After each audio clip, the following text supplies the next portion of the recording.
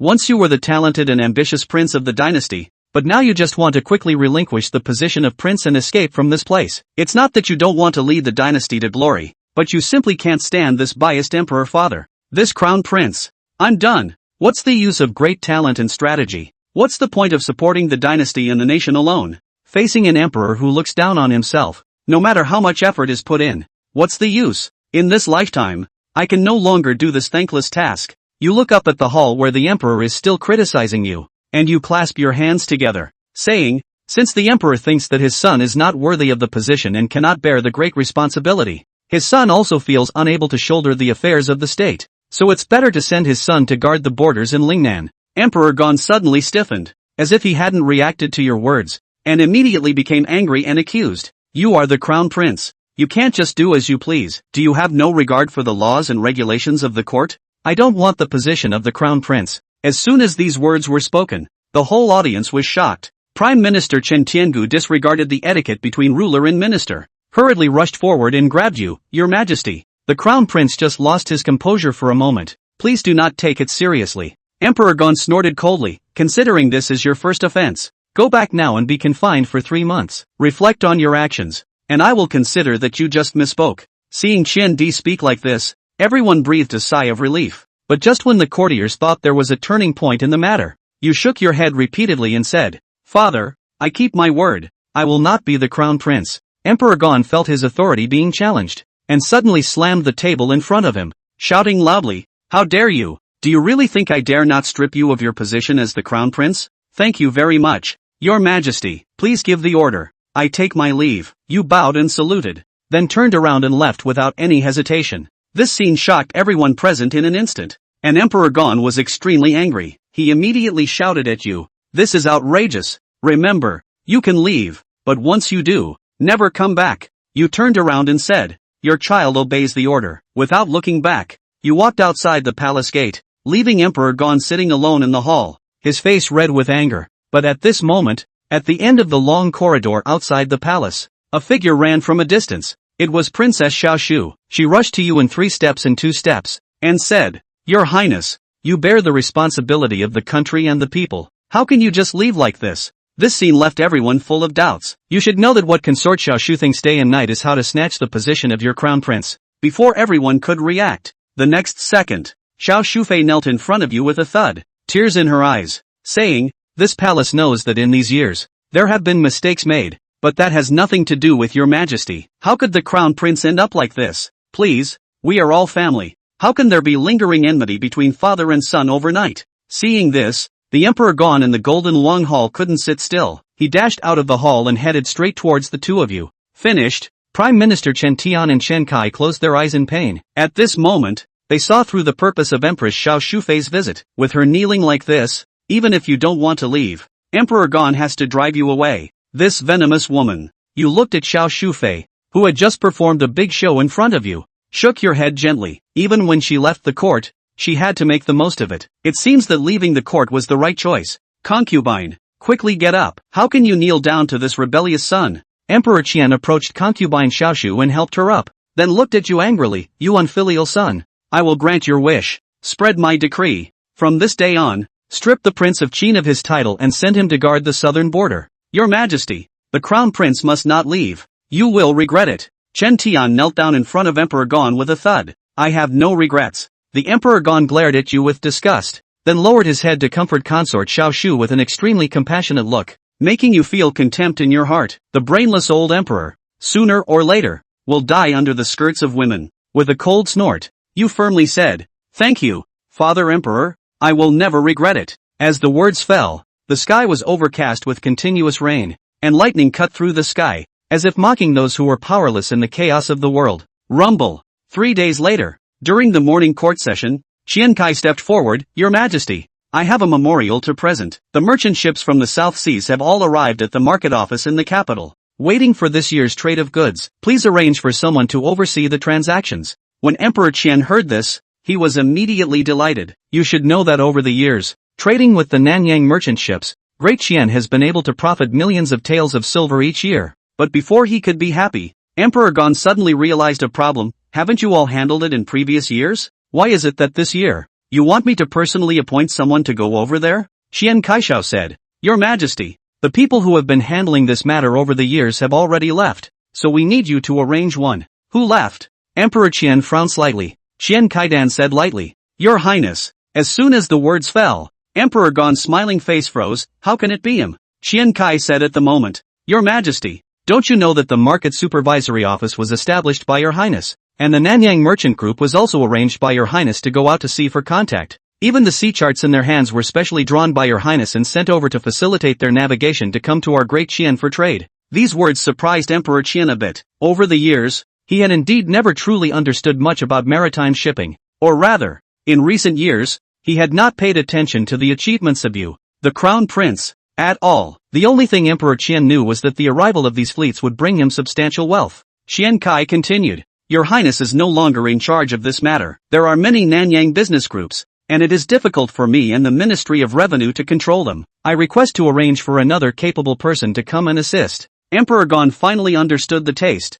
snorted coldly, Are you saying that without this kid, your entire household department wouldn't be able to manage the trade in Nanyang? Then what use are you? Qian Kai said calmly, Your Majesty, we are just following Your Highness to do things. The Southeast Asian merchant groups only recognize Your Highness's face. The reason why Your Highness needs to negotiate in person is because the Southeast Asian merchant groups have entered the territory of Great Qian for trade before, but they have encountered too many extortionate demands during that time. This made them think that the business environment of the Great Qian dynasty is too harsh. It was not until Your Highness appeared that the various countries' merchant groups had a backbone. Since then, it has been a fair trade, with no unfair practices occurring again. Joke. The Chen Emperor slammed the table. I don't believe it. Without Qin Ming, the Southern Ocean countries won't do business with us, to Qian? Looking around, the Qian Emperor placed this task on the head of the Ministry of Rights. Zhao Shi, you take the people from the Ministry of Rights and go negotiate with them. The Ministry of Rights was also supposed to manage the dynasty's foreign trade. It's just that I don't know when it started,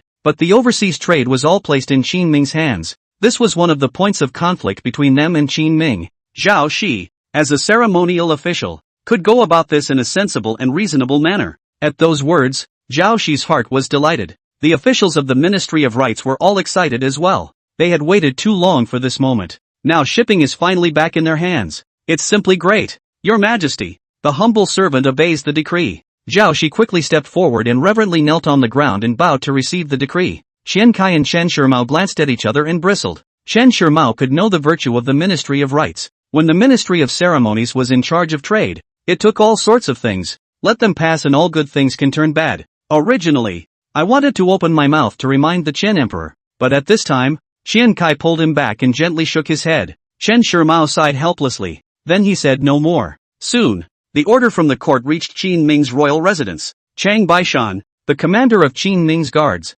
walked up to Qin Ming with a document from the imperial court, full of indignation. Your Highness, the court wants to cut your 3 guards. How important the 3 guards were to a vassal king. Chang Baishan naturally knew well. The Chen Emperor's hand was clearly intended to let Qin Ming go to Lingnan to start a business with nothing. This is as difficult as reaching the sky. Oh, surprisingly to Chang Baishan's expectations, Qin Ming had nothing to be upset about when he heard these words. Instead, clap your hands. It's good to chip away, just in time to replace the Wu Wei battalion. Your Highness, it's cutting down the 3 guards, not replacing you with the Wu Wei battalion. We are left with nothing. Chang Baishan was as anxious as an ant on a hot pan. However, Qin Ming was still sitting in his seat making tea. A sip of tea went down, and he continued to close his eyes, organizing the memories of his predecessor. Through the last 2 days of organizing, Qin Ming realized that there was surprisingly nothing wrong with his predecessor except that his temper was too soft. The political offices are all first class. This also gave Qin Ming an initial understanding of how this empire was and how it operated. Looking at Shang Baishan who was bawling up in front of him, Qin Ming stood up and pressed him to his seat in a serious tone. What's the hurry? Let the court wait a little longer. 2 more days and they will come to me. Chapter 6. It's easy to send God, but hard to invite God. On the second day, the river port outside the capital, hundreds of ships of the Southern Ocean merchant fleet docked here. The distance between each ship was only about 10 feet, and they hated to stick together. Zhao Shi looked at them from afar and was afraid that they would accidentally scrape. So many people? He muttered and stepped forward, frowning as he held up the list of this year's goods and opened his mouth. The few men beside him hurriedly said, My lord, there have always been such numbers. Let them come over, and I will discuss with them the price of the goods required. Yes, The official in charge of the canal transportation was called Lu Yu, who nodded respectfully at the words and told his men to hurry and informed the stewards of the merchant fleet to gather. Looked at the price list twice. Zhao Shi's eyes rolled back in his head, and a plan came to him, so he asked Lu Yu, I ask you,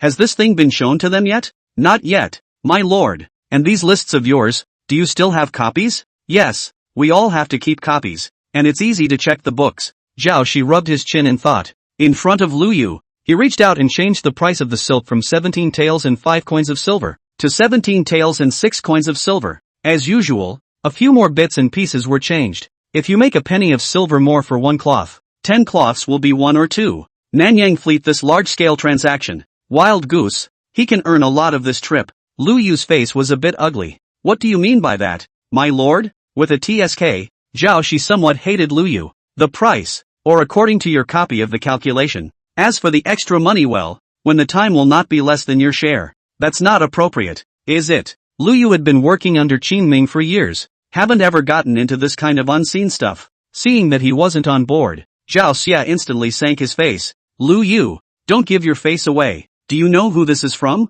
Am I the only one who eats this money? Zhao Shi, doesn't it still have to honor the top? With a brain like yours, it's no wonder you're still just a canal traffic controller after all these years. Lu Yu was displeased in his heart by his admonition, but the official is a big man. Clenching his fists, he looked up. My lord, the merchant caravans of the Southern Ocean countries are not stupid. What if they are discovered? Find out what? You're a funny one. What can they say about $1 or 2 of silver? Zhao Shi pushed him aside with one hand. Waving his hand, he addressed the people below. Send Lord Lu down first. He is not feeling well. I will negotiate this deal myself today. Yes, Lu Yu was escorted down like this. Soon, a group of emissaries from various countries dressed in strange costumes arrived in front of Zhao Shi. Welcome, everyone. Zhao Shi stood up from the main seat and opened his arms with a warm face, but the scene was surprisingly quiet. All were staring at him with a scrutinizing gaze. After waiting for half a day and seeing that no one had been paying attention to him, Zhao Shi smiled dryly.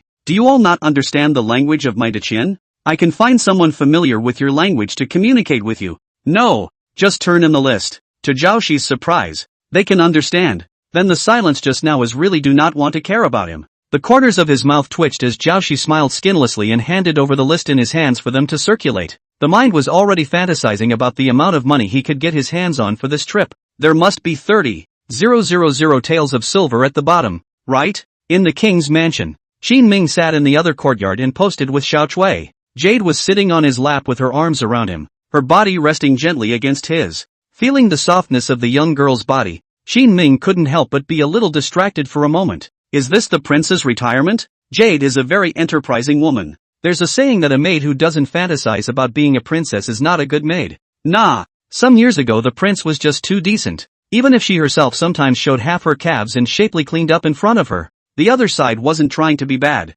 But these days the prince seems to have let himself go after being deposed. It's also much more proactive with Xiao Chui. There were times when Xiao Chui could even feel Qin Ming's gaze all the way down when he looked at himself, aiming for something odd. Catching the opportunity, she just wanted to continue rubbing her thighs against Qin Ming's little tummy. But suddenly his ears twitched and he stood up with lightning speed. Your Highness, it looks like someone is coming. Just come. The corner of Qin Ming's mouth twitched. It was obvious to him all that Tue seemed to be getting the hang of it. Who knew that someone would come along and stir up trouble at a critical time? Qin Ming turned his head angrily. Chang Baishan hurriedly pushed open the courtyard door and walked in. Your Highness, the Southern Ocean Fleet is here. Yes, I've counted the hours and they really should be here. What's that? Qin Ming looked at Chang Baishan suspiciously. At this time, however, Chang Baishan hurriedly said to him, after you left, the court was left with no one who could subdue them, and now His Majesty has arranged for Zhao Shi to go over there. Him? He laughed at who he thought was going to be there. Qian Di really doesn't carry any vision at all. Arrangements were made to go over a most pulled. Those people over there can be tough folk, and they're going to fight at the drop of a hat. The reason why Qian Kai didn't want to go over there in the first place. One, because he knew he couldn't hold down the scene. Secondly, those people are hard to get along with. If you're not sure, it's best not to go there. Yes, Chang Baishan said in exasperation. You don't even know. Zhao Shi this. Just passed the first day to change the price. Want to use the difference in price corruption. People from the merchant fleets of other countries in the South Seas have long since entered the capital's market to learn about the prices of goods every day. This asshole is not a class act. An official who has never been in charge of this matter is playing smart with the people who do business when it comes to trade. A little humor. Qin Ming asked again as he recarried Xiao Chui in his arms. And then what? Now he's been beaten to death and thrown in front of the capital. It's quite a big deal. Qin Ming was now out of politics and was only waiting for the end of the court's deployment to leave the capital. It's natural not to know much about what's going on in the courtroom, but things had gotten to such a point that it was impossible to know even if you didn't want to. What did the caravan say? They said they must make the imperial court give them an explanation. Otherwise they will never set foot on Great Qianland again in this life. Chang Baishan had come over today because he wanted to persuade Qin Ming to make a move. Your Highness, step forward. You're the only one who can talk them down now. Over the years, only Qin Ming in the transaction with them all processes from simple, extremely rapid, and never had to eat, take and ask for money. That's why he was trusted enough to be a collaborator in the eyes of these Nanyang merchants. The Great Qian can let the Southern Ocean countries trust only one person. It's pathetic. In the face of Chang Baishan's statement, Qin Ming, however, continued to play with Xiao Chui's jade feet and said indifferently, I'll step in? I'm out of chicken feathers. I'm going to let them know what it means to say that it's easy to send God but hard to invite God. Chapter 7. A full court is not as good as the King of Qin. Your Highness. Your Highness. Chang Baishan froze. Well,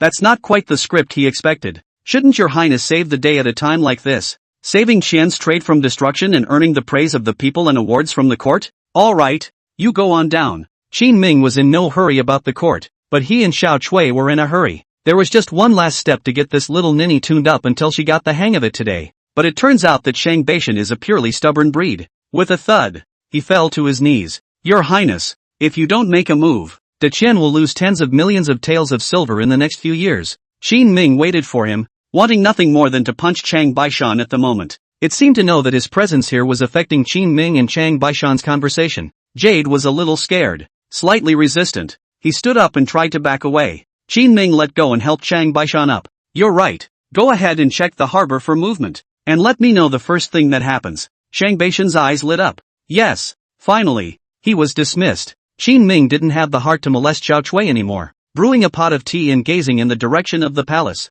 Chang Baishan is right, but he was in too much of a hurry. The palace hasn't made any moves yet. What's the point of licking your chops and rushing there yourself? In the palace, several eunuchs carried a stretcher with the unconscious Zhao Shi on it, followed by Lu Yu. A group of people hurried towards the Hall of Supreme Harmony. The Qian Emperor has been here discussing matters of state with his ministers since he retired from the court today. But now, the entire Taiha temple was dead silent and a pin could be heard. This scene appeared because of the news that came from the harbor just now. Zhao Shi's first day on the job and the trade talks fell apart. The other party gave an ultimatum to demand an explanation, and he himself was seriously injured. When the Qian Emperor heard this news, he only found it unbelievable. How could this be possible? Zhao Shi had no grudges with others, just talking about business. He was beaten unconscious, and even thrown in front of the south gate of the capital by others. It is simply outrageous. Chen Shirmao's eyes below flickered as if he had guessed something. However, after looking at the Qian Emperor's face, he ultimately did not dare to say more.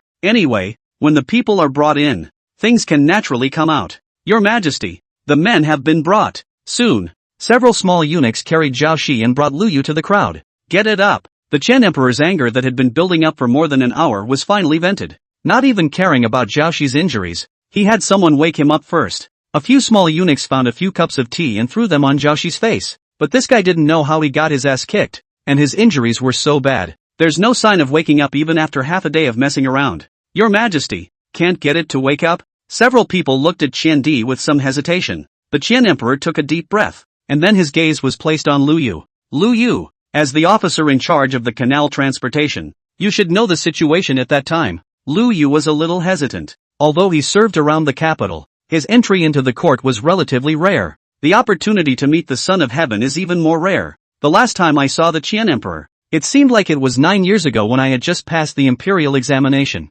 It's natural to be a little terrified to see it again, but in the spirit of skimming off the top, he opened his mouth. Your Majesty, this morning Lord Zhao went over and changed the prices of the goods, raising the prices of quite a few things slightly. What? This? The Qian Emperor was furious, but then a question immediately came to mind. And you didn't stop him? My subordinate advised Lord Zhao, but he didn't listen, and in the end, he arranged for someone to rack him away. This statement was made without much guessing. Everyone already knew why Zhao Shi had become like this. Nothing more than being sanctioned for secretly raising the price of something that fell through. Your Majesty, the solution for today is to stabilize the Southern Ocean merchant fleet first. For Zhao Shi, Chen Shimao hadn't expected much, but they must not let go of the Nanyang merchants. Qian Di also knew this. What does the Prime Minister think? How should this matter be remedied now? Acknowledge the mistake, give some allowance for taxes, and then reschedule someone to go over and negotiate trade with them. What Chen Shimao said is the most conventional method, and also the most effective method at this stage. The Minister of the Six Ministries as well as several key members of the court were talking below. That's a good point. Who else can be scheduled now? Zhao Shi is truly a success and a failure. Your Majesty, why don't you put Zhao Shi to death to calm the anger of the Southern Ocean merchants first? Enough! The Chen Emperor was even more distracted for a moment as he listened to the fact that they couldn't speak a single serious word but kept interfering with his own mind from below. Prime Minister, come and find someone. Hurry up and get this done. Chen Shirmao's heart moved, but he shook his head slightly. Your Majesty, I can't find it. Then you said you'd get someone to do it? What? The Chen Emperor felt like he was being teased and was about to get angry. Chen Shirmao hurriedly stood up and respectfully said, Your Majesty, this man can only be called out by you. You mean that kid? At this moment, no matter if it was the Qian Emperor or the ministers present, they had all realized who he was talking about. Naturally, it's the former Crown Prince. Today's His Highness, the King of Qin, but Qin Ming's identity is too sensitive. He had just fallen out with the Chen Emperor, and both sides had agreed that there would be no more dealings between them. The Chen Emperor also slashed Qin Ming's 3 guards and punished him with several years' salary. Now something goes wrong and you have to go to him with a thick skin. Not to mention that the Qian Emperor couldn't do it. The officials present couldn't do it either. By no means. I have said that the court will be able to dispose of the matter without him. The Chen Emperor slammed the table, blowing his beard and eyes in anger. Though no one argued with him, but he emphasized it in a voice that sounded like a quarrel. As if he were trying to hide his weakness, Chen Shimo couldn't help himself. Your Majesty, this is the business of tens of millions of taels of silver in the future. So you should think twice. I think it's useless for anyone but your highness to go. In a dynasty full of people, the only person who can make the Southern Ocean merchants believe is King Qin. This was one of the few times Chen Shimao had contradicted the Qian Emperor. He was once the Crown Prince's companion and later the Crown Prince's major. It was someone who had watched Qin Ming grow up. It is natural to know that his abilities are second to none. Unfortunately, this kind of talent was buried by this father. When he first watched Qin Ming leave from the palace, Chen Shirmao's heart was dripping blood. Like Qian Kai, why wouldn't he want to reveal his heart's dissatisfaction with the Chen Emperor? So today, he took this opportunity to say a few heavy words. The Qian Emperor's face was as gloomy as a pool of black water. For some reason, he himself felt his face burning and a frenzy in his heart. After a long period of silence, the Qian Emperor finally spoke. Let him enter the palace. Chapter 8. I want all of them when the Qin King strikes. Yes, the Grand Eunuch Sun Lianying answered. Immediately turning around and taking small steps, he led people out of the palace to invite Qin Ming. As the Crown Prince, Qin Ming's residence should have been in the Eastern Palace. But some years ago because of Xiao Shufei's ears, the Chen Emperor then favorably cited the fact that the Crown Prince was older and did not need to study in the palace. Let him vacate the East Palace. First to the still young 9th Prince, King Jin Qinyu to live. Said it was to make it easier to read. But everyone knows that even if the prince needs to study when he is young, the royal family has some specialized residences. Why do we need to take the Eastern Palace again? The discerning can see that this is just that narrow-minded Princess Xiao Shufei and the group of ministers to do a test just. The Crown Prince at the time was really generous and didn't care about the red tape, graciously ceded the Eastern Palace. He himself has placed a mansion within the capital. It was the place where Qin Ming lived after he came to this world. It was this arrangement that made today's wait extraordinarily long. The group of ministers are sitting here straight up sleepy, close to 2 hours or so later. It was dark. It was only then that Qin Ming finally wobbled into the hall with the Grand Eunuch Sun Lianying. But when he came in, he didn't say a word. He just stood aside, arms folded over his chest, a look of unconcern. Seeing that the atmosphere was a bit awkward, Sun Lianying took the initiative to walk forward. Your Majesty, His Highness the King of Qin has arrived.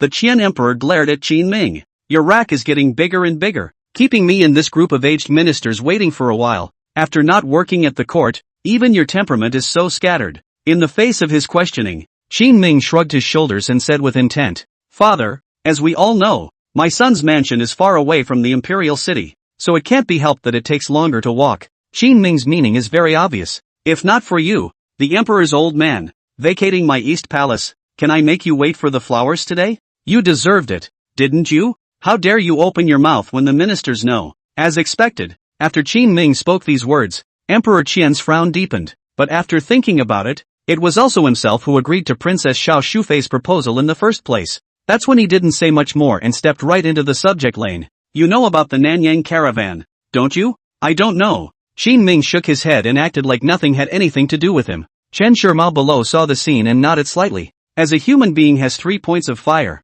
Qin Ming was obviously dissatisfied in his heart and didn't want to pay attention to Qian Di. It looks like I can take advantage of Qin Ming's hand today and take it out on the guys. Sun Li Ning, you tell him. When Qian Di talked to Qin Ming, he could clearly feel that he could easily get on fire. So he was not going to continue to talk to him and replaced the eunuchs under him. Yes. Sun Lianying went over the details. After comparing and adding to what he knew, Qin Ming clapped his hands. How come Zhao Xie, this guy, hasn't been ed to death? Unbridled. How to talk. The Chen Emperor slammed the table and angrily rebuked Qin Ming. The few surrounding ministers also looked at Qin Ming in dismay. When has His Highness been so mean? But before they could continue to speak about the South Pacific caravan, Qin Ming himself first took out a zhengbiao from his arms. Father, 2 days ago Zhao Xi slandered my fiancé, insulted the majesty of the royal family, and fought with my son in the street, causing the streets of the capital to be difficult to navigate. After and then went to the temple to backtrack and slander the child minister, causing you to wrongly drop the punishment. But also please can you redetermine? You, Chen Di's face turned ugly. He hadn't finished his business yet. Qin Ming came to sue the defense first? Chen Shimao immediately spoke. Your Majesty, based on today's events, this Zhao Xi is indeed impure in heart and corrupt in virtue. His Highness attaches the utmost importance to the face of the royal family and has always acted in a measured manner. If it wasn't for the fact that Zhao Xi was harboring a grudge and had provoked the Guan family's young lady multiple times, His Highness wouldn't have acted in such a manner. Now that I think about it, this Zhao Xi should also be blamed. The officials below were all more supportive of Qin Ming at the moment. It couldn't be helped that Qin Ming had not budged on anything but some matters of principle over the years. A lot of other things are about a generosity to people, which has accumulated a good reputation. There aren't many of Princess Xiao Shufei's party members sitting here. It's natural to help out and say a word if you can. Qian Di opened his mouth, but he didn't know where to start. It just felt as if things had gone beyond their expectations, together with the guilt of screwing up the trade today. Father, I also ask you to smite Zhao Xi. After thinking about it, Qin Ming continued. The sentence of decapitation is not excessive for several offenses. Stop. Seeing that Qin Ming was counting further down, he could bring in all 9 clans of people. Qian Di immediately stopped him. Your business. Afterward, now that the Southern Ocean caravans have raised a ruckus, go ahead and pacify them and end this trade. Look at him trying to fool himself. Qin Ming is happy. Old piker, really think that little master is your free labor? Other people have salaries as officials, but I have nothing. What the? Father, my son is sick. Qin Ming opened his mouth without blushing. Are you sick? Right. Qin Ming said sincerely and earnestly. Then his body swayed and suddenly he couldn't support himself and sat down on the ground with a thud. It's been really hard on my body for the past 2 days, so you'd better hire someone else. Everyone was silent. This person in front of me, which is the prince isn't that pure hooliganism? What he meant was understood by those present. If you don't give to solve things, then you're just going to spend it. Seeing that the matter had come to this point, Qian Emperor took a deep breath and said, Sun Li Ning, the slave is in. Send Zhao Xi to the Ministry of Justice for trial and revoke the punishment of the Qin King. Yes, Zhao Xi had already become like this and made such a big mistake. There's no point in putting any more effort into bailing him out. Might as well let him finally shine and relieve Qin Ming of his anger so that he could hurry up and get on with his business. Hey, this will be much better. Qin Ming sat on the ground covering his chest and stood up without panicking. It's good to go, isn't it? The Chen Emperor coldly grunted and asked with disgust. Anyway, the father-son relationship has gotten to this point. Qin Ming is not afraid of ticks and still has a thick skin. Father, I'm not the crown prince. I'm just a vassal king. I shouldn't be in charge of this. What do you mean? Don't give an inch. The Chen Emperor slammed the table and glared at him angrily. Chen Shimao was delighted in his heart. Could it be that the prince has figured it out? You want to take this opportunity to get the crown prince back? The Qian Emperor and the other ministers thought the same way,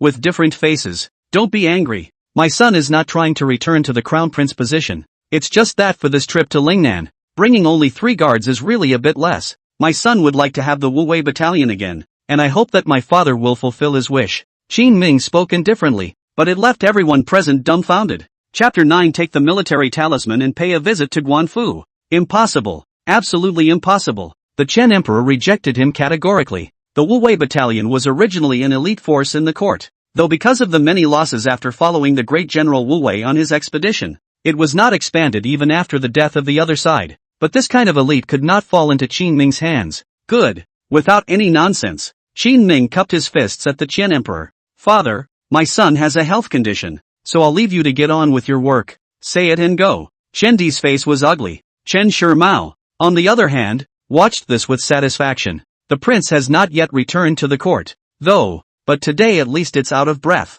The Chen Emperor had indeed treated Qin Ming too favorably some years ago. This is for everyone to see. Now Qin Ming no longer had the kind of nature that was so generous as to accept everything. That's a good thing. Stop. Seeing that Qin Ming was about to leave, Chen Di immediately called out to him. Father, anything else? What do you want with Camp Wu-Wei? My son is not asking for it. He is taking it back. It was meant to be the Guan family's army. Qin Ming corrected. Raise it yourself. I'll give it to you. The Chen Emperor spoke coldly. The Wu-Wei Battalion is indeed elite, but it's not that easy to raise any elite. The reason it hasn't been expanded over the past few years is because the Wu-Wei Battalion is so depleted. They were all heavily armored with iron, with 3 horses rotating for 1 person. The forage would need to be countless. Soldiers wearing dozens of pounds of heavy armor and training with weights every day ate twice as much rations as ordinary soldiers, plus their weaponry, all of which consumed a lot of resources, and had to be forged by artisans who spent a tremendous amount of time on it. It's not that the court doesn't want to re-expand the Wu-Wei Battalion. It's that it simply can't afford to do so. It's a bottomless pit. The current remnants alone have made the court feel like a hot potato. If it wasn't for the fact that they might be counted on in future wars, the Qian Emperor would have long ago removed the Wu-Wei Battalion. I can raise it myself. Can you give it? Qin Ming nodded his head indifferently and smiled as he looked towards the Qian Emperor. If you want it, I'll give it. Chen Di snorted coldly. It seems that this kid doesn't know his own weight. Chen Shimao immediately frowned. Your Highness, 3 guards are already enough. More than 1 Wu-Wei Battalion. You can't afford it. There's no harm in it. Lingnan is big and full of people. There's always a way. Qin Ming smiled and spoke, his heart already settled. When will you settle the matter of the South Seas caravan? The 3 guards gave it, and so did the Wu-Wei Battalion. If Qin Ming refused the Qian Emperor again, it would be a bit unreasonable. Tonight, as the words fell, Qin Ming excused himself and left. Back at the entrance of the royal residence, Chang Baishan received news from somewhere. A group of people had already been brought here to wait for Qin Ming. The man standing beside him was Lu Yu. Just after seeing Qin Ming return, Lu Yu rushed to Qin Ming's side with an arrow step. He flung himself on his knees. His voice was miserable, and he complained with a handful of snot and tears. Your Highness, I really didn't mess up this time. It's all because of Zhao Shi that Qin Ming helped him up. I've heard all about you, and it's got nothing to do with you. Your Highness is wise. Your Highness is wise. Shang Baishan came up from behind and said, Your Highness, let's go take a look. Go. The 3 came together and rode a fast horse through the city gates to the canal harbor outside the capital. The prince is here. Just after seeing Qin Ming, quite a few people from the merchant fleet who were sitting and chattering on the ship immediately clamored. Guys, I'm sorry about today, but I can't help myself lately. Knowing what you guys did, I made a special trip to the court to get this deal back on the table. Walking up to the crowd, Qin Ming spoke his situation in a couple of words. Your Highness, it's best that you're back. Trading with someone else is not something we feel comfortable with after all. We also know your difficulties. Since you're back, let's trade normally. They all knew that Qin Ming had recently been unseated as the crown prince. Years of business cooperation had also allowed them to accumulate a lot of affection for Qin Ming. It was natural to be very sympathetic to him now. Thanks a lot guys. Qin Ming was a bit surprised. I had prepared a lot of words in my mind and wanted to explain to them, but it didn't occur to me that my face really works. There was hardly any impediment to renegotiate the business. Your Highness! Your Highness! At that moment, a voice came from the distance. It was Qian Kai who had been hiding in the distance, and only finally ventured out when he saw Qin Ming coming over. Why are you pussyfooting around here? Ha ha, I thought you'd come over. I've said all this in the courtroom. I can't do it without you, but His Majesty doesn't believe me. It didn't end up inviting you back. Qian Kai was going to banter a few times, but thought about it. It's a bit crowded here. Just don't say anything flirtatious. Where are your people? You're not the only one who came, are you? Then how? Qin Ming looked toward the back. The first thing he noticed was that a number of other people were poking their heads in and out of the room on the far side. Seeing himself, more people came out at once. Your Highness! Your Highness! They were all from the Ministry of Households, and they came over to give Qin Ming a hand as well. Seeing so many helpers coming, Qin Ming said with a big wave of his hand, Action. Yes. Separating out a few tables, Qin Ming, along with the people from the Ministry of Revenue, walked the accounts with the merchant fleet in the harbor overnight. The next morning, the room was filled with Qin Ming as he straightened up from his desk. Seeing a few people sleeping around, Shen Kai and Liu sprawled out around him. Without disturbing them, Qin Ming turned around and walked out of the room. Shang Beishan was already waiting outside. When he saw Qin Ming get up, he quickly came to his side. You go to the Ministry of War and take the military talisman of the Wu Wei Battalion. Ha! Shang Beishan stared, somewhat unresponsive to what was really happening. Qin Ming smiled. Just bring it to me. That's fine. In the afternoon, Qin Ming appeared at the entrance of the Guan family compound on time after eating. Qin Ming seeks an audience. Please inform me. Your Highness. Wait a moment. Several of the guards at the door were startled. 2 days ago, after Missy went out angrily, not even half a day had passed before she came back quietly. Nor did it say anything about withdrawing from the marriage, much less consummating it. It seems that the engagement between the two was put on hold, just when they all thought it was over. Instead, Qin Ming came over. A few people were worried all the way to Chen. Whispered, "My lady, His Highness the King of Qin is here." Chen hadn't asked anything from her daughter in the past few days. Just know that the marriage contract has not been broken. At this moment, when he heard the news of Qin Ming's arrival, he also looked a little stunned. Did he bring anything with him? Is he here to propose marriage? Nope, came empty-handed and alone. This kid. Chen frowned slightly. Let him in and bring him to the front room. I'll meet him first. Yes. Chapter 10. Women are all liars. Mrs. Chen. Qin Ming entered the interior of the Guan mansion and politely greeted Chen. In fact, according to the custom of Dakian, Chen married a chicken and followed the chicken, married a dog and followed the dog, and now it is time to call Guan. But now the one from the Guan family is already dead. Chen braced herself for the portal and claimed her name. Is your highness here today for something? Chen spoke faintly. She had long heard about Qin Ming. Know that this is a capable child. But when she saw Qin Ming today, she was a little skeptical of those rumors in the first place. The kid in front of himself looked hungover. Despite the pretense of covering up, the roguish temperament of the eye of the beholder and the boss of the sky still came out. Is this the crown prince who ruled the country so well and was loved by his subjects? It's hard to get the elders to like it when it looks like this. Chen also had a few more opinions about this His Highness who might be the Guan family's son-in-law. Yes, but this is something I probably can't talk to you about yet. Is Ms. Quan here? Qin Ming rubbed his hands together and opened his mouth with a smile. Chen glanced towards the inner courtyard. She knew her own daughter. Willing to see Qin Ming, Guan Yu had probably come out a long time ago. It's not out yet, and the meaning is self-explanatory. My daughter has recently contracted a wind cold, and it is not convenient for her to be a guest. Everyone was an adult, and Qin Ming could naturally hear the implication beyond the words. I wanted to meet the girl who was like a fairy from heaven today. If the other party was unwilling, Qin Ming would naturally not come along. Nodding slowly, Qin Ming took out a small box. It's fine if it's inconvenient, bothering you to give this to her. What is it? Gifts. I'll pass it on to my little girl. Chen nodded slightly, but there was some suspicion in her heart. He came all the way here, didn't propose marriage, didn't say anything about marriage, sent a small box and left. His Highness the King of Qin's errands are truly inscrutable, or rather, a bit unreliable. With your words, I'm relieved. There's still something to do, so the late generation will take their leave first.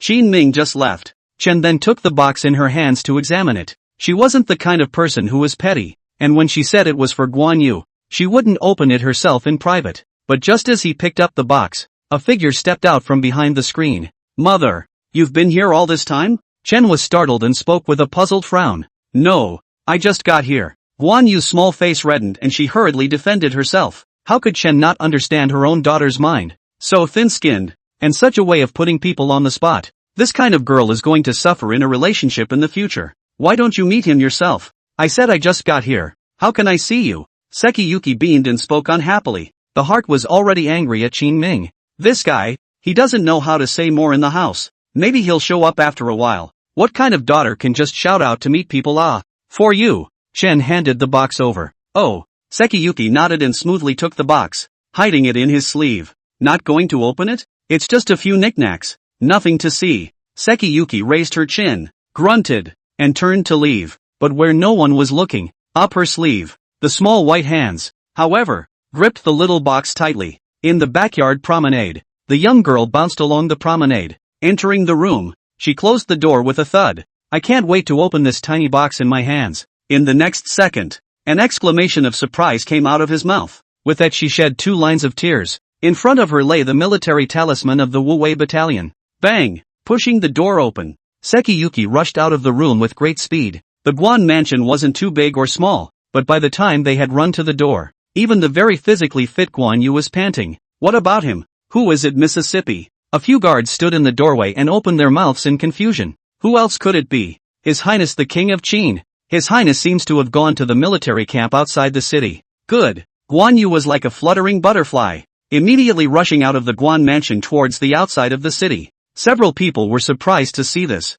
What's going on with Missy? Wasn't she scolding His Highness in private a few days ago? You don't understand. That's how women are. Sometimes only when they think of someone in their heart will they curse a little with their mouth. Yeah, my wife just yells at me every day for not being able to do anything, so I guess she loves me more. That's different for you. It's a real scolding. The outskirts of the capital. There are several campgrounds here. The camp at Camp Wu was located in a relatively remote location. Mainly because the Wu battalion has been in a downward spiral for the past few years and is showing signs of fatigue. The level of importance also drops again and again. Even the location of the barracks is now placed in the most remote area. Qin Ming came over today in order to incorporate the Wu battalion. The fact that the court has given the military symbols is just one piece of the puzzle. As the future administrator of this place, Qin Ming definitely had to come and take a look in person. Now that he was no longer the crown prince, there were no officials traveling in front of him. Qin Ming then took the time to come and talk to them all by himself. Call your general. Walking into the barracks,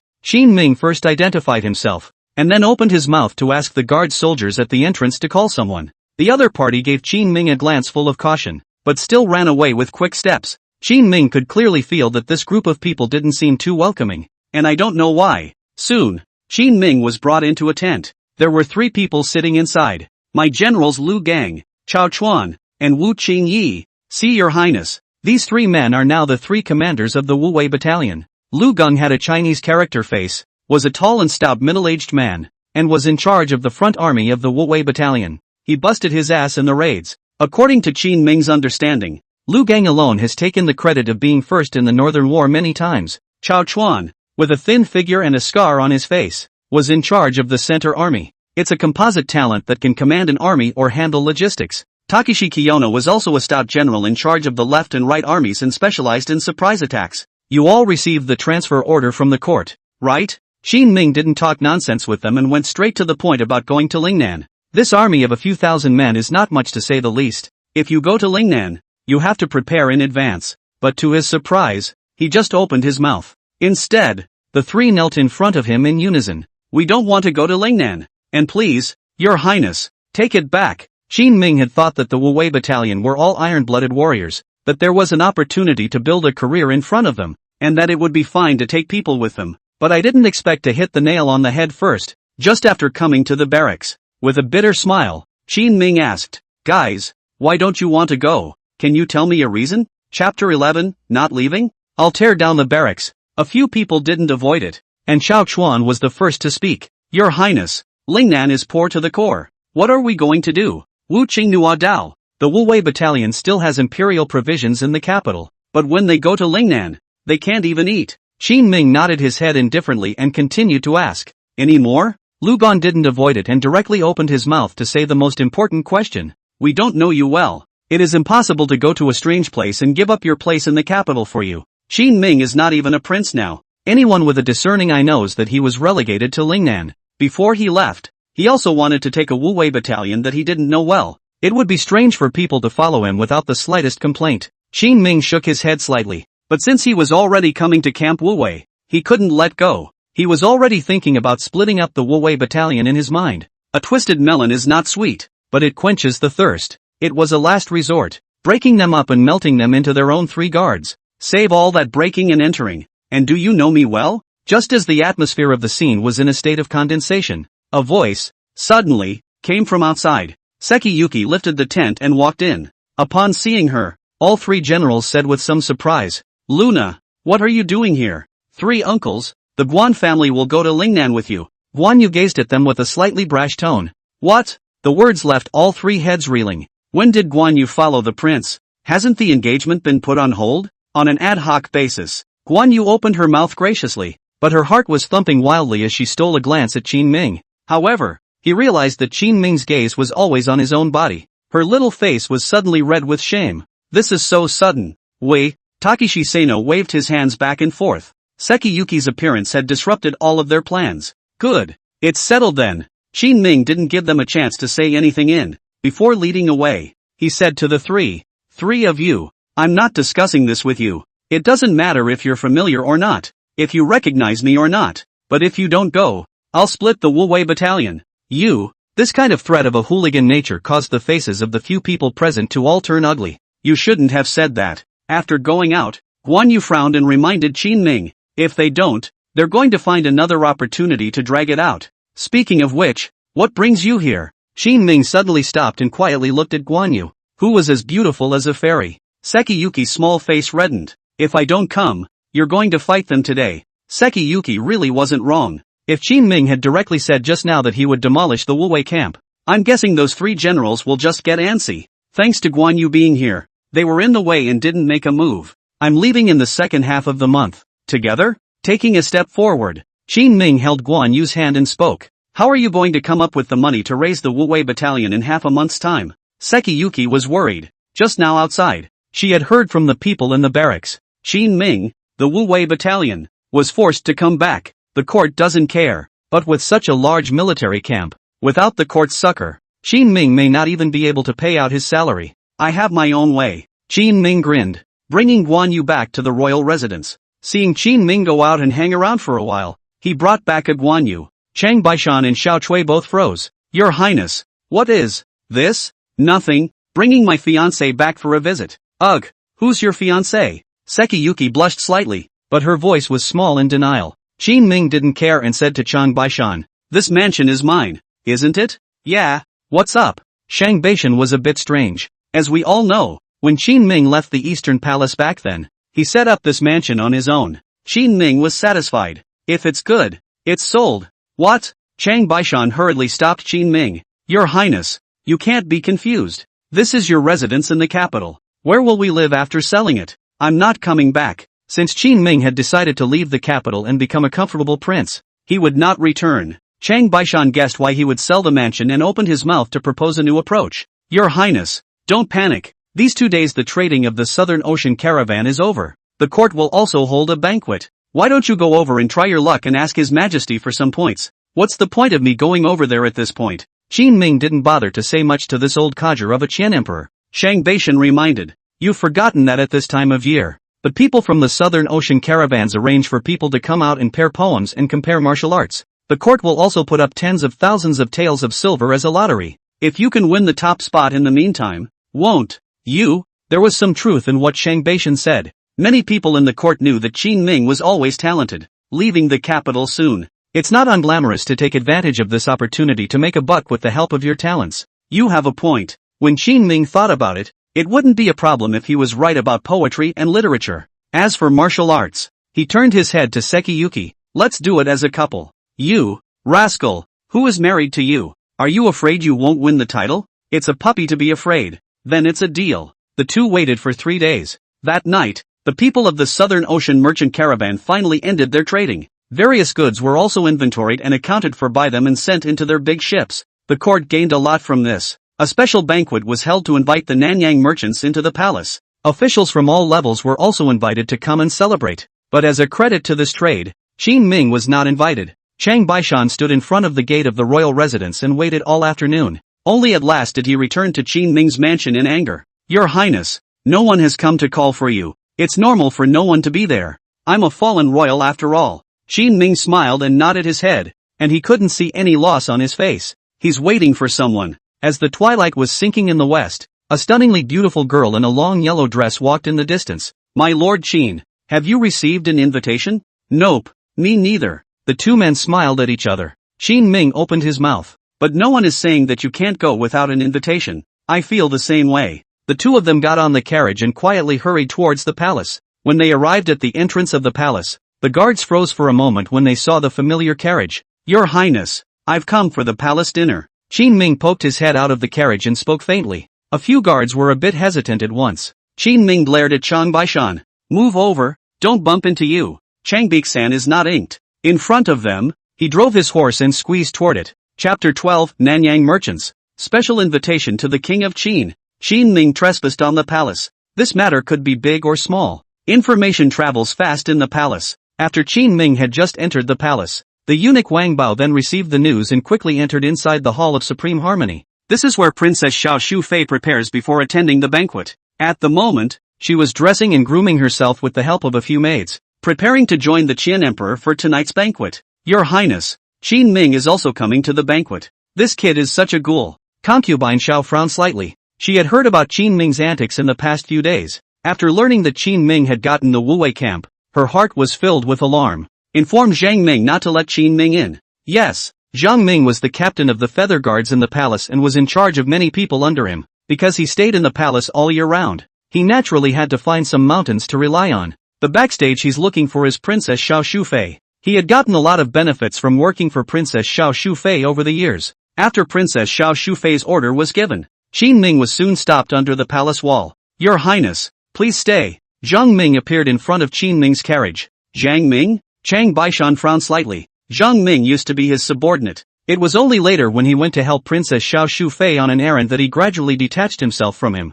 General Chang, long time no see. Zhang Ming slightly owed his body and arched his hand. This mannerism no longer had the slightest bit of respect for Chang Baishan. Looking at this henchman who was drifting away from him, Chang Baishan said in a cold voice, "We're here for a party. What are you stopping the car for? The banquet is fixed. It's just those tables. Did you guys get an invite?" This time, the trade of the Southern Ocean caravan was negotiated by His Highness, and in all reason His Highness should be allowed in. Chang Baishan argued his case. Zhang Ming, however, was full of disdain and faintly said, "We all know that your Highness has left the court, and at a time like this you still have the cheek to come back and ask to attend the banquet. Aren't you afraid of people gossiping?" Unbridled, Chang Baishan roared in anger and was about to rush down and hit him, but the surrounding soldiers had already rushed up and surrounded Qin Ming's carriage. Zhang Ming stood in the middle of the crowd and spoke in a condescending manner. "General Chang, you and His Highness are both decent people, and I don't want to make things too ugly. Go on your own, and I'll pretend neither of you were here, okay?" Chang Baishan was surrounded and faced the gawking crowd, gritting his teeth. "Zhang Ming, you're such a white-eyed wolf. It's just that to each his own. That's a petty thing for you to say." Zhang Ming didn't think there was anything wrong with this and instead educated Chang Baishan with a sneer on his face. Chang Baishan was furious to the extreme, but at this moment, there were dozens of armor-clad guards standing around him. Couldn't move for a while. "Zhang Ming, you're such a good dog. Princess Xiao Shufei gave you a lot of favors, didn't she?" At that moment, a voice suddenly came out from the carriage. Qin Ming lifted the curtain of the car and jumped down. Zhang Ming was scolded in front of so many of his men, and his face went green and white. The atmosphere around them was at freezing point. "Your Highness, we are just following orders to maintain peace in the palace." Zhang Ming gritted his teeth and opened his mouth, already calculating in his mind how to mock Qin Ming after expelling him in a while. "Under orders?" The corner of Qin Ming's mouth lifted into a disdainful smile. "How about this king's preference to enter today? If you want to make a scene at His Majesty's, Zhang Ming has nothing else to offer, so I'll accompany you. Go!" Qin Ming beckoned and led Chang Baishan to continue walking towards the interior of the palace. This provocative appearance was obviously to make a scene with Zhang Ming to the temple. Zhang Ming snorted coldly, laughing in his heart that Qin Ming couldn't figure out the situation. The crowd couldn't be clearer about what the Qian Emperor's attitude towards Qin Ming was. How dare he go to the Qian Emperor's place? As long as it went over, it wasn't just Zhang Ming and Shen Di. Princess Xiao Shufei is also there, designated to make him no good. "General, let's." A few of his men came up somewhat hesitantly and asked Zhang Ming if he wanted to make a move. Zhang Ming waved his hand. "Alright, don't worry about it. Since he wants to make a scene, let's accompany him. It's better to make a big scene." In this way, Qin Ming was escorted by Zhang Ming and quickly arrived outside the hall. Concubine Xiao, Emperor Qian and a group of officials had long been here waiting for the Southern Ocean caravan to enter. But before the Southern Ocean merchant fleet came, they saw Qin Ming's figure first. The Qian Emperor frowned. Who sent him over? Chen Shimao and Qian Kai and the others were also a bit surprised. Consort Xiao Shufei stared at Zhang Ming with a bad expression on her face, as if she was blaming him for his incompetence. Zhang Ming hurriedly walked forward and whispered, "Your Majesty, His Royal Highness the Crown Prince has to come in. The last general has already blocked it repeatedly, but he can't stop it." Consort Xiao Shufei raised her eyebrows and seemed to have sensed Zhang Ming's intentions. Immediately, he gave a wink to Tai Chang Maester Qiu Bingyun. Qiu Bingyun walked up and said, "Your Majesty, Your Highness, the King of Qin's participation in this banquet is not considered appropriate by the humble servant." The Qian Emperor thought the same thing. Qin Ming, what are you doing here? The ministers all looked at Qin Ming curiously, wanting to hear what he would say. Qin Ming said indifferently, Father, the business of the Nanyang merchant fleet is still negotiated by my son. Why did you open the banquet and instead no one shouted at my son? When these words came out, everyone's faces were extremely odd. Do we need to say this kind of thing explicitly? Qin Ming was no longer the crown prince, and the matter of the Nanyang merchant fleet had given him enough benefits. It is reasonable to say that the court and he owe nothing to each other. Appearing here at this moment, could it be that he wanted to continue to claim credit? Then this was done in a most unseemly manner. Concubine Shao opened her mouth. Your Highness the Qin King is joking. Today is the imperial court's banquet for the Nanyang merchant caravan, as well as the relevant officials. You are about to leave for Lingnan to garrison the border and have nothing to do with this matter. So I'm afraid it's a bit inappropriate for you to come to the banquet again, isn't it? Qin Ming nodded. Still, you're right, and it's true that I'm not here because of the court this time. What? The crowd looked at him quizzically. By this time, hundreds of representatives from the Southern Ocean Merchant Fleet had already arrived. They opened their mouths. Your Majesty of the Great Qian, His Highness the King of Qin was invited to come along by us for today's poetry recitation. We should have no problem asking King Qin to help out a bit, right? Both Emperor Qian and concubine Shao were silent.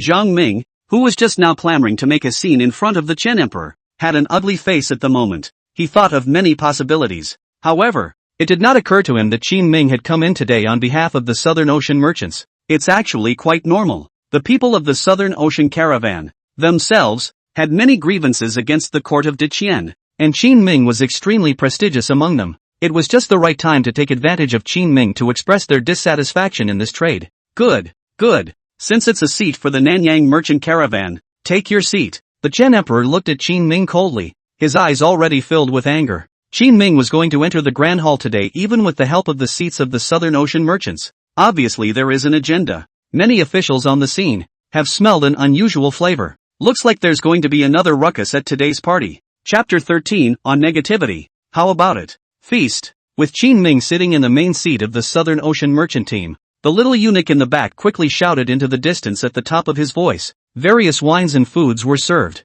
Originally, after the feast, it was to be the Qian Emperor summarizing the gains of this time. In passing, he complimented the Nanyang merchants, said something about the scene, and looked forward to the next time he continued to work with them. But today the atmosphere had been wrong for a long time. Qin Ming was sitting on the main seat of someone's Southern Ocean merchant team. It was also impossible for the Qian Emperor to open his mouth to praise it again. With a cold snort, he spoke directly. Let the poetry session begin. Yes. Sun Lianying immediately stepped forward. Today is a day of great joy, and the trade between the Southern Ocean caravan and my great Qian has come to a successful conclusion. Since we're hosting a banquet, it's only natural to have a little bit of color and competition to help cheer up everyone's drinking. Today, the court will pay 50,000 taels of silver. Everyone will recite poems and compete in martial arts. And those who win the literary and martial arts championships will be rewarded 25,000 taels of silver each. 50,000 taels. Qin Ming was a bit surprised that this was going to be a bit more than previous years. It seems to be that the court also knows that this year's affairs have been dishonorably conducted, so they wanted to follow up on this opportunity to organize a banquet and get a little face back. Sun Lianying had long been prepared and continued to speak. Everyone, today is the big day of completing the trade, so why don't we improvise a poem on the topic of the wedding banquet? Seeing this, Taichung Bachelor Maester Chiu Bingyun immediately walked up. My humble self is not talented. Today I also offer a piece of my humble work. I also hope that you can taste it. Lights shine brightly in the night sky. Laughter fills the hall. Wine and food were served. And friends from the South Seas gathered together. Dancing music. Singing in all directions. Raise a glass and drink together to celebrate. Laughter and joy. Since Chiu Bingyun was able to become a Taichung bachelor, he naturally had some strength. The people around us applauded as they listened. Great poem. Chiu Bingyun had come with a mission to subdue Qin Ming. Before Qin Ming had a chance to react, he took the initiative to order the Southern Ocean merchants. The Nanyang merchant caravan has invited His Highness the Qin King this time. I wonder if His Highness has any instructions? Qin Ming put down his wineglass and said indifferently. I can't speak of instruction. It's just a little better than a limerick like yours. Stronger? A flash of anger surfaced on Chiu Bingyun's face. To be able to make a poem in such a short time. He thought that his talent had already surpassed that of the 100 officials. The surrounding officials were also talking. Lord Chiu is one of the leaders of the literary world in Deqian. Isn't it a bit too hurtful for your highness to say that? You forget that His Highness is also literate and has been studying under the Prime Minister since childhood. and I wonder what poetry your highness will use to beat him. At the highest place, Emperor Qian narrowed his eyes and seemed to have guessed the meaning of Qin Ming's visit today. This kid is trying to get money out of the court's pocket. Coming over today on behalf of the Nanyang merchant fleet is a lie, and participating in a civil and military competition is the real thing. Seeing Guan Yu sitting beside Qin Ming, a wave rippled through Emperor Qian's heart. How did that wench get to him? Sun Lining didn't know what was going on either. Your Majesty, it may have been brought out early by His Highness because of the imminent marriage. Nonsense. Within Dakian, most men and women are not allowed to see each other until they are married. Although Qin Ming was married to the royal family, he had to abide by the rules. As soon as he saw that Qin Ming was so ill-mannered, Emperor Qian's view of him worsened. But it was at this time that Qin Ming walked even more openly in front of the people. Pleasant feast. Ha! The corners of his mouth lifted. Qin Ming casually said, red candles shine high and joyful. Songs and laughter fill the hall of China. Raise your glasses and drink 1,000 cups of wine together. Laugh and celebrate 10,000 years together. The table is filled with delicacies and the fragrance is overflowing, and the jade tree and flowers reflect the moonlight. This scene should only be found in heaven, and it is rare to taste it a few times on earth. How? Turning his head, Qin Ming looked at Xiao Bingyun. This poem was a blend of his own memories, and the memories of this prince. Not only are the dialogues neat and popular, but the images described are extremely beautiful. It is indeed much better than Xiao Bingyun's limerick just now. Chen Shirmao was sitting down, and an excited glow was already bubbling in his eyes. 1,000 cups of wine for 10,000 years. A few tastes in heaven. Great poem. Great poem. Shen Kai shouted to the officials around him. What are you waiting for? Applaud. Wow. Many officials immediately applauded. The several captains of the Nanyang merchant fleet were also extremely satisfied at the moment as they gave Qin Ming a thumbs up. Not bad for your highness. It would have to be your highness to have such a literary talent. The corners of Xiao Bingyun's mouth trembled. For a moment there was some inability to accept the situation. In fact, he wasn't just now learning about the theme of the wedding feast. On the contrary, in order to be able to keep them on the same path of poetry and literature, Sun Lianing had told him the first question before the banquet had even begun. Xiao Bingyun sat there and thought for half a day before coming up with that poem. However, the poem which was originally a self-effacement called a humble work has now become a humble work. Eunuch Sun, it's my turn to give the title next, isn't it? Qin Ming did not continue to pay attention to Xiao Bingyun, but instead opened his mouth and inquired to Sun Lianing.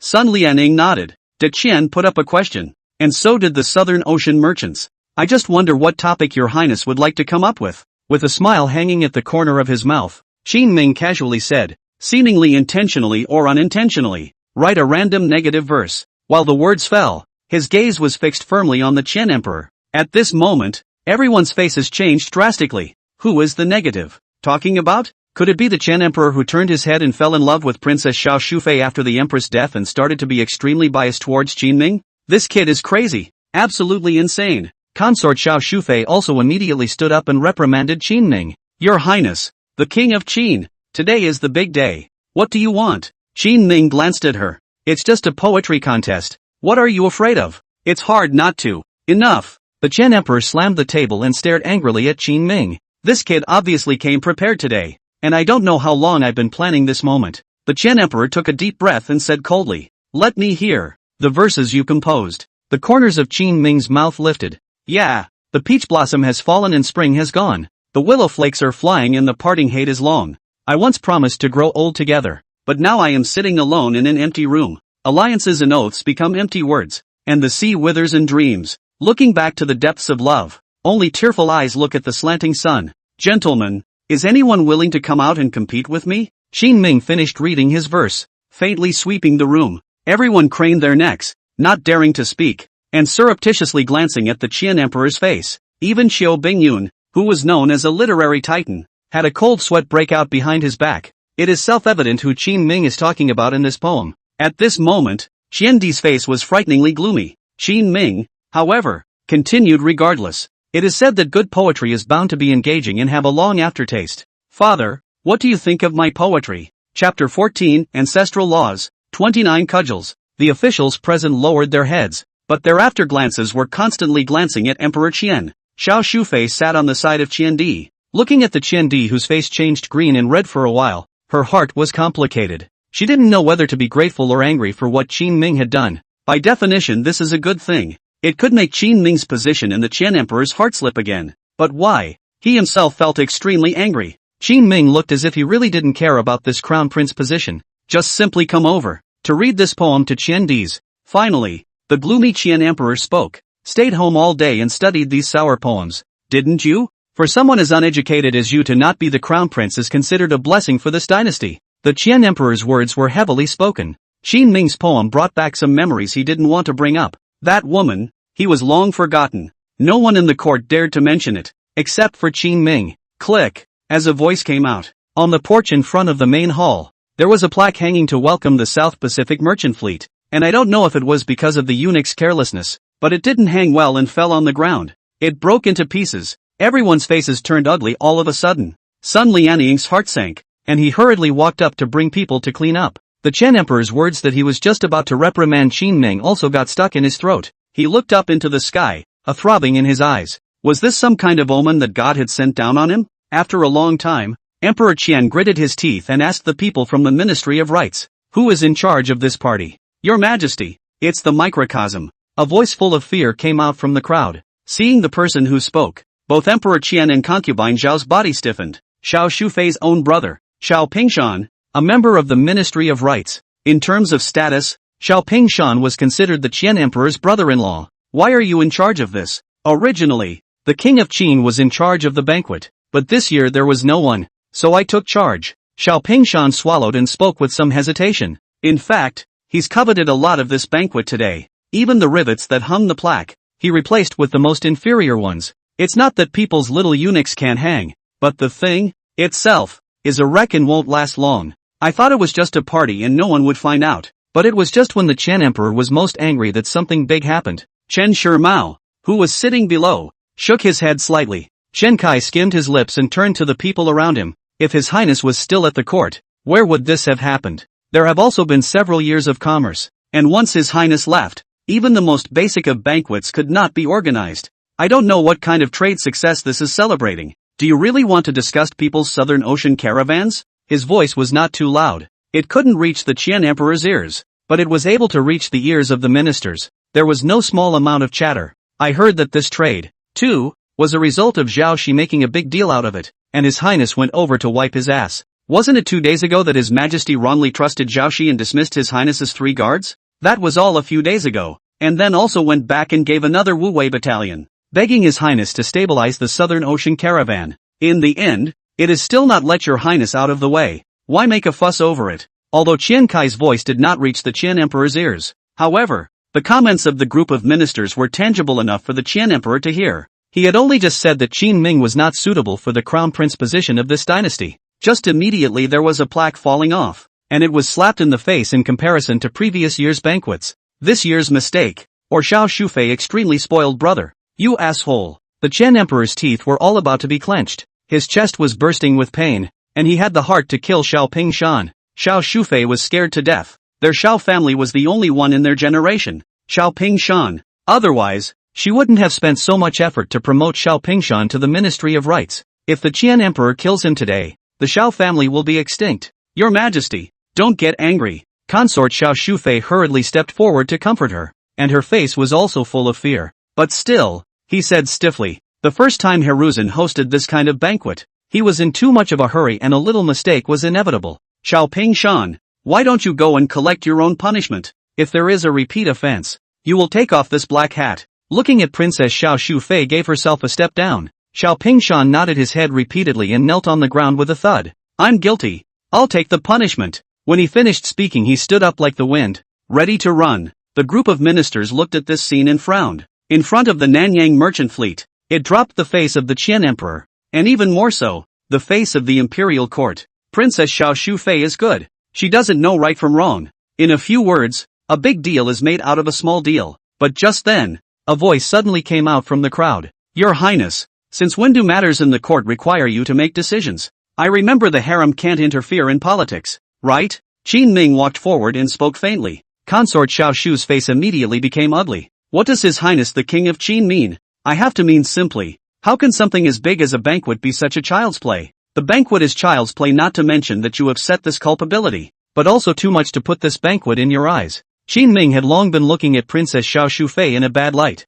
Naiha Chen Di fell head over heels into this woman's crotch and couldn't get out, protecting her tightly. This made it hard for even Qin Ming to straighten her out. But it doesn't matter. It's okay to catch the opportunity to screw her Xiao family's only child. Qin Ming remembered that this Xiao Pingshan had also tripped himself up quite a bit some years ago on the basis of his own sister's favor. Your Majesty, it is unseemly for the King of Qin to be so uptight. Seeing that the situation was not right, Princess Xiao Shufei hastened to seek help from Emperor Qian. The Qian Emperor took a deep breath and glanced at Qin Ming with disgust. All right, that's the way it's going to be for now. Chen Shimao and the others frowned. In front of so many people, favoring consort Xiao Shufei so much, I'm afraid that after going down, there will be countless officials pointing at Princess Xiao Shufei's spine and cursing. But when it comes down to it, it's actually pretty much the same thing. Just as Xiao Pingshan indignantly glared at Qin Ming and prepared to leave, Qin Ming, however, suddenly stopped him. Father, Your Highness Xiao doesn't know the laws of our dynasty. You wouldn't have forgotten, would you? My Dakian is a state of etiquette, and those who break the etiquette and cause serious consequences will be given a 30-stroke caning. Considering that Xiao Pingshan is a first offender, my son will spare him a bit and cane him for 29. How about that? The lower officials sniffed and the corners of their mouths twitched. If you don't want to spare it, you can spare it. Just spare a rod. Isn't that purely disgusting to people? Don't you go too far. Princess Xiao Shufei was in a hurry. This court cane of theirs is a particularly vicious one. A few strokes of the baton can knock a man out of bed for half a month. 30 strokes of the cane can cripple a man straight away. Chen Di was also racked up at this time. It was then that he realized that he had never paid much attention to his son. Surprisingly, I know the court's laws like the back of my hand. The law of the ancestors is here. How should I save Xiao Pingshan? Chapter 15, Get on your stomach. I'm gonna hit you. You have left the court, so you should not meddle in its affairs.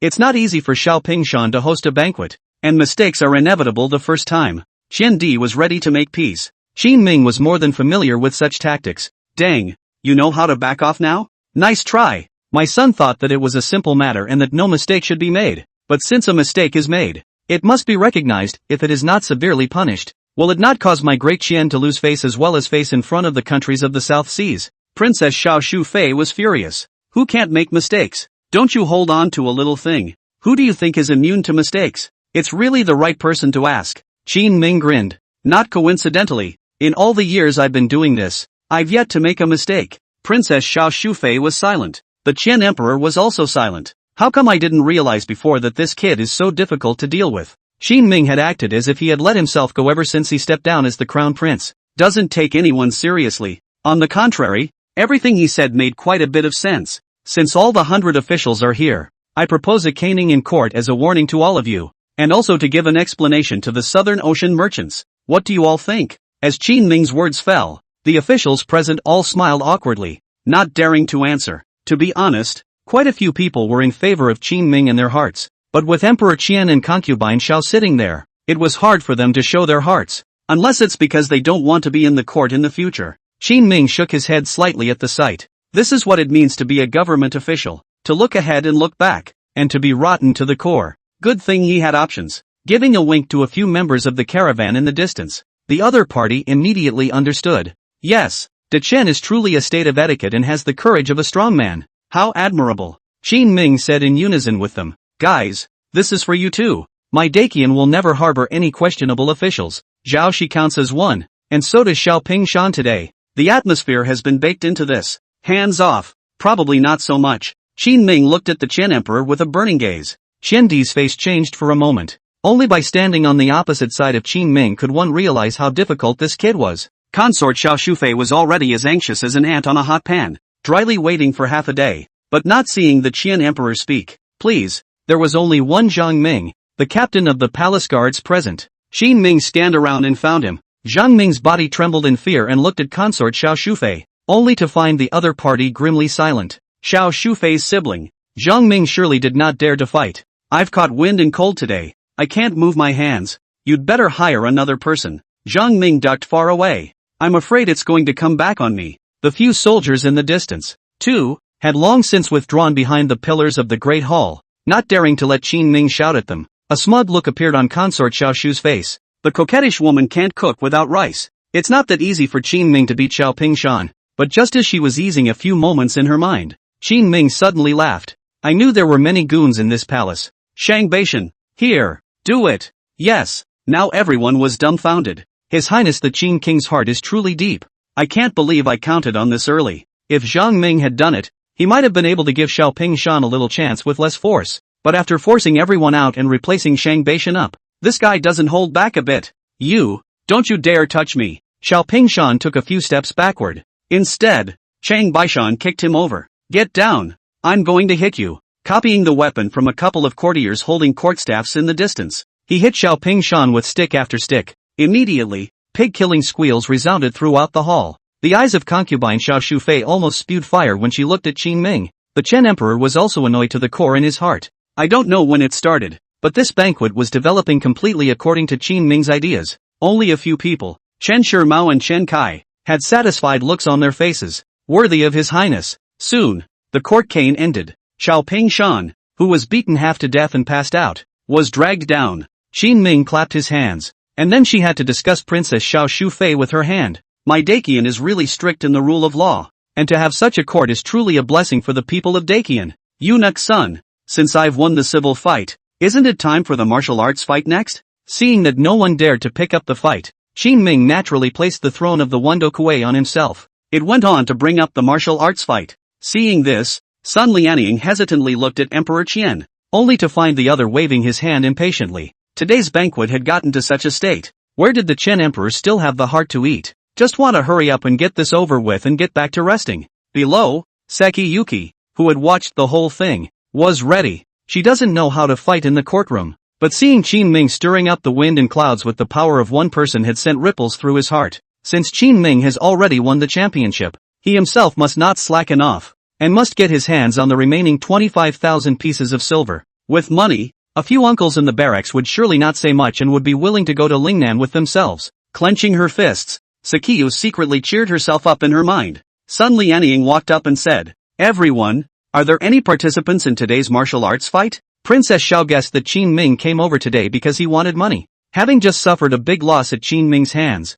she immediately eyed Zhang Ming and told him to go up and fight. Zhang Ming, not to mention anything else, is still ranked among the top few in the palace in terms of boxing and kung fu. Otherwise, it would not have been possible for Princess Xiao Shufei to see and cultivate it. However, as her gaze rested on Zhang Ming, she realized that Zhang Ming was filled with hesitation. Twisting and turning didn't go up. Frowning, Xiao Shufei glared at Zhang Ming. Having no choice, Zhang Ming had to walk up to the road. Please enlighten the South Seas merchants. Guan Yu just wanted to come up, but Qin Ming pulled him back. He stood up with a smile and asked Zhang Ming, Commander Zhang, what's wrong with you? Weren't you sick just now? It couldn't be that she knew about the relationship between Princess Xiao Shufei and Xiaoping Shan, and was afraid of offending someone, so she purposely said she was sick, right? Qin Ming's words were like uncovering the last layer of Zhang Ming's cover. It made Zhang Ming's face turn red before he even made a move. I'm not. We are all officials, and we are talking about a style. Usually do a little dirty work, pander to the top and bully the bottom. We just do not know what to do. But now in front of so many people, Zhang Ming was dissected by Qin Ming's psychological activities. He couldn't wait to find a crack in the ground right now. It was at this time that Princess Xiao reacted to why Zhang Ming did not come on just now. If not, then why drag your sick body into battle? Wouldn't that make the Southern Ocean merchant caravan win? Qin Ming spoke faintly. Zhang Ming panicked and defended a few words, but he saw the way the others were looking at him. He was instantly more flustered, and finally dawdled around for a while, but walked on. Seeing that Qin Ming was going to have the advantage again, the Chen Emperor coldly grunted and directly started naming his generals. Great General Zhengde, you're on. Hearing what the Qian Emperor said, the crowd sucked in a breath of cold air. Qin Ming also frowned slowly. This old thing, Qian Di, really doesn't stop for a moment. You just don't want to let yourself take the remaining 25,000 taels of silver? Chapter 16, As expected of the prince, I lost. How is it Great General Zhengde? At the sound of this name, a touch of shock surfaced on everyone's face. Great General Yi Shoujiang of Zhengde, a top general who guarded the Western Pass. The status and position of all of them are no weaker than the Great General of Wuwei. Guan Jinshan, let someone of that caliber come out and take on the Nanyang merchants. What does this mean? Is it still a cut? Everyone could see that this was Chen Di gambling with Qin Ming. Your Majesty, I'm afraid it's not quite appropriate for a micromanager to go up there. Why not? The Chen Emperor snorted coldly, his face showing displeasure. Yi Shaojiang's face shifted for a while, but in the end, he couldn't argue with the Qian Emperor. He could only look at Qin Ming with a full of apologies and spoke helplessly. Please enlighten the South Seas merchants. Below, Chen Shimao and Qian Kai shook their heads helplessly. With Yi Shaojiang in the ring, Qin Ming no longer had any chance of winning this matchup. What kind of person is he? Yi Shaojiang? It was an existence that was known as the enemy of 10,000 men on the battlefield. A series of credits such as the credit for breaking the enemy and the credit for being first on the board were taken in countless ways.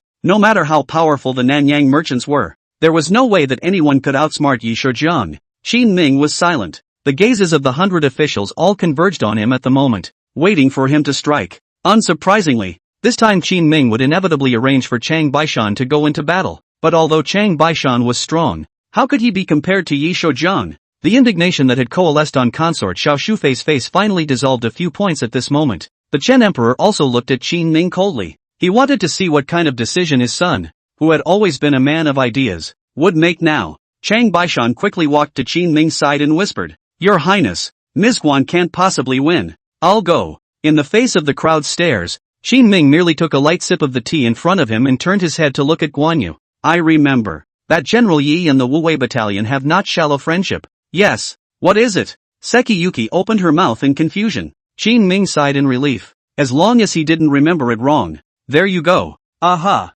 Without the slightest hesitation, Seki Yuki immediately stood up. Seeing this, the ministers were in an uproar. Chang Baishan pulled Qin Ming and Guan Yu with him. "Your Highness, are you confused? Listen to me. It'll be fine." Qin Ming seemed to have a plan in place and suddenly turned his head to Guan Yu and asked, "Afraid to lose?" "The Guan family, both men and women, are not afraid to lose and die. Don't worry, I won't let you die." Qin Ming gently took Guan Yu's hand. "And you're going to be my daughter-in-law." "Rascal, so many people are watching." Guan Yu hurriedly shook off Qin Ming's hand, her small face red. Chen Shimao and Qian Kai glanced at each other, both of them looking odd. This is too flirtatious for the king of Qin. Hundreds of officials, plus representatives of dozens of merchant caravans from the South Seas are here. He actually took someone else's girl's hand and preened. This is a bit of a game. "Your Highness, King of Qin, please send someone." Yi Shaojiang had already waited for a short time and couldn't help but open his mouth to urge. Qin Ming nodded. Seki Yuki walked up quickly. Seeing this, everyone was puzzled. Yi Shaojiang also frowned. "You, what are you doing up here to add to the chaos?" "Uncle Yi, I want to win. Please enlighten me." Guan Yu's gaze was firm as she spoke decisively. Yi Shaojiang, however, ignored her. Instead, his eyes were on Qin Ming. "Your Highness, do you have to pull these dirty tricks?" Yi Shaojiang and Guan Jinshan were on good terms. Both were generals in the town and sympathized with each other. Knowing the Guan family's current situation, he wasn't willing to make it worse. But Qin Ming favored putting Guan Yu up. How can Yi Shaojiang make a move? "General Yi, aren't you curious as to why Guan Yu is here?" Facing Yi Shaojiang's questioning, Qin Ming didn't feel the slightest bit of shame and instead opened his mouth to ask him a question. Yi Shaojiang's heart sank as he thought of the 25,000 taels of silver. And then he remembered that some time ago there was news in the court that Qin Ming had taken over the Wu-Wei battalion, but that he had to raise it on his own. Combine that with the fact that Sakiyu was standing here today. It seemed like everything was clear. "Xiao Yu, let me ask you, what do you want when you come here today to ask for that money?" "Camp Wu-Wei." Guan Yu's vermilion lips lightly opened and slowly spat out 3 words. Yi Shaojiang's movements then froze, but contempt in his eyes had disappeared when he looked at Qin Ming once again. In its place, there was a strong sense of awe and shock. He made such a big deal out of raising that long ago crippled Wu-Wei battalion. This is a real hero. The Wu-Wei battalion, which had fought for the country for many years, was finally remembered. Worthy of being the prince who carried the great Qian dynasty with his own strength in the beginning. Yi Shaojiang sighed slowly. "Take a shot." "Aha." Seki Yuki nodded and took the lance he received from the guards. Taking a step forward, he took a stance and prepared to strike. Qin Ming suddenly froze at this point. "No, is this Yi Shaojiang stubborn?" "Told him everything. This bout is to save Camp Wu-Wei. Why is he still fighting?" Qin Ming's heart gradually sank. The heart was ready to lose 25,000 taels. Meanwhile, Yi Shaojiang,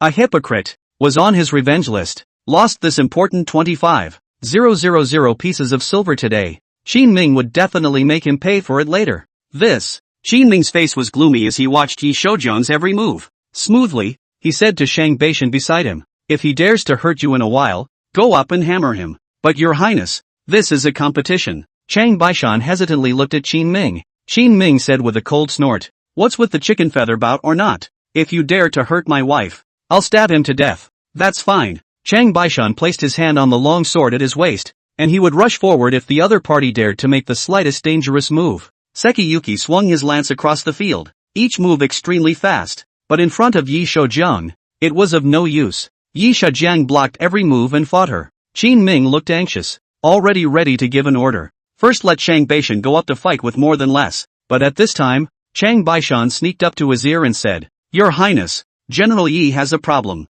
"What's the problem? He shouldn't be this strong. I've trained with him before. His stance, his marksmanship are rare in the world." Speaking of this, Chang Baishan frowned slightly. "Just don't know why, but today's General Yi did not use any strength at all. Strange, is it sick?" Qin Ming's eyes lit up. He was just about to say something, but he saw Sekiyuki suddenly draw his gun back. A backhanded stab. Surprisingly, it was solidly rooted on Yi Shoujiang's shoulder. Tick-tock, tick-tock. Blood flowed down the tip of the gun, dripping halfway to the ground. Sekiyuki was filled with shock and let go of her hand. "Uncle Yi." Yi Shoujiang pulled out his gunblade and smiled helplessly and bitterly. "It's still Koyuki who's more skillful. I lost." Chapter 17, I'll die for you. On the stands, both Emperor Qian and consort Xiao Shufei's faces were ugly to the extreme. It was impossible for Yi Shoujiang to lose against a tiny Guan Yu, unless he wants to lose himself. Like them, Qin Ming also stared blankly at the scene in front of him, amazed in his heart.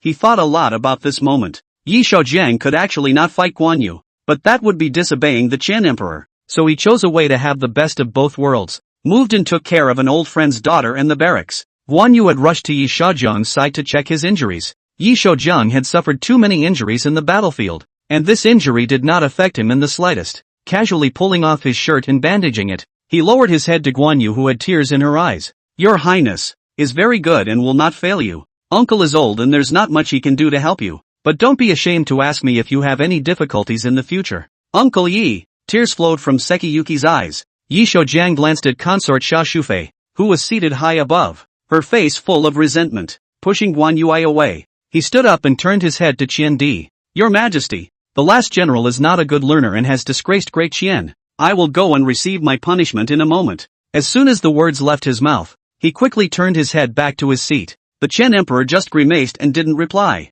Princess Xiao Shufei saw that Qin Ming was going to obtain the martial arts championship again. Immediately, he gave a wink to Qian Di. The Qian Emperor's gaze swept, trying to pick another one out. But then Yi Shoujiang suddenly coughed. All the military generals present lowered their heads. They had all just heard what Sekiyu was here for today. This is the silver the court owes the Wu Wei battalion. Long overdue. So, none of them went on. Seeing as how things have progressed pretty much, Qin Ming walked forward and arched his hand at Sun Lianying. "Eunuch Sun." No one responded to the battle. "Is it a win for the Nanyang merchants?" Sun Lianying's throat was dry. Half a day later, he didn't dare to reply and kept looking at Qian Di's face. The Qian Emperor didn't say anything either. The atmosphere seemed to freeze. Seeing this, Chen Shimao walked out and said, "Today is the big day. Why are people making the atmosphere so stiff? The process is over. It's the South Seas merchant team that wins. Guys, keep eating the bar." That's a pretty raw turn by Chen Shimao, but it's the best appeasement for the current situation.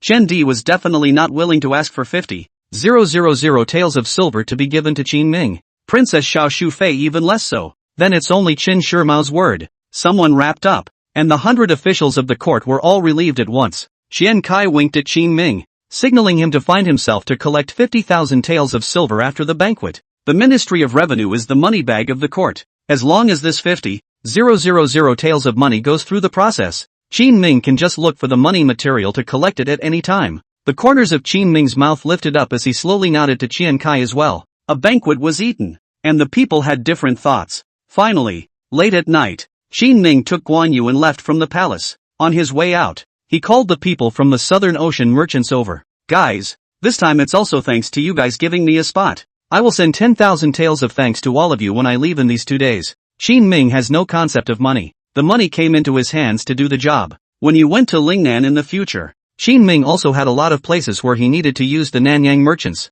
It's natural to maintain a good relationship with them. There's give and take. "Your Highness, you are too kind. It's just a matter of giving you a place, but you've given us a lot of face. It's a double blessing. How can we still have the nerve to ask you for money? Alright, just don't push me around. I'll take the big head, and the brothers have to have soup." Qin Ming pushed them away. He took Guan Yu to the carriage by himself. It was late, and he was going to send someone to collect the stuff from Qian Kai tomorrow. Sitting inside the carriage, Guan Yu was still feeling guilty for hurting Yi Shoujeng.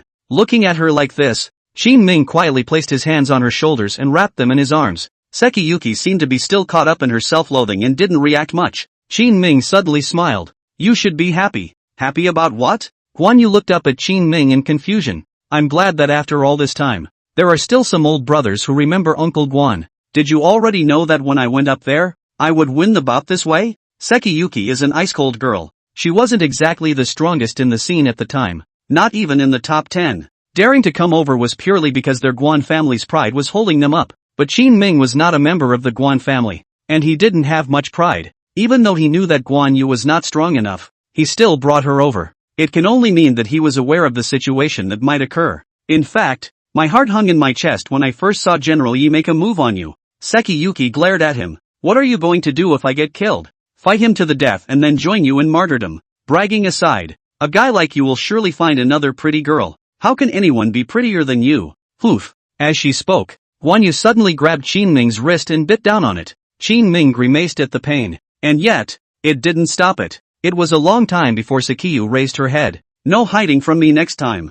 Hide what from you? Hiding a favor from me to use the Seki family. I don't like that. Sekiyuki is a very proud girl. If it wasn't for the Wu Wei camp, she wouldn't have taken the initiative to ask Yi Shoujeng to help her with anything until today. Got it. While the two were fooling around, the carriage had arrived in front of the gate of the Guan mansion. Shang Beishan poked his head in and took a couple glances first. He was a little disappointed to find that there was nothing special on the screen, and that's when he said, Your Highness, Miss Guan, it's time to arrive at the Guan mansion. I'll walk you back? Qin Ming took Guan Yu's hand and asked with a smile. Sekiyuki straightened her clothes in a bit of a panic. No, lift the curtains of the car. Looking at the color of the sky, Guan Yu walked quickly into the door of the mansion with some apprehension in her heart. It was the first time she had gone out alone and come back so late. A drum was beating in her mind at the thought. Go. Qin Ming didn't stay and opened his mouth to Shang Beishan. Good. The carriage moved slowly away. Guan Yu tiptoed around and finally stepped inside the Guan mansion.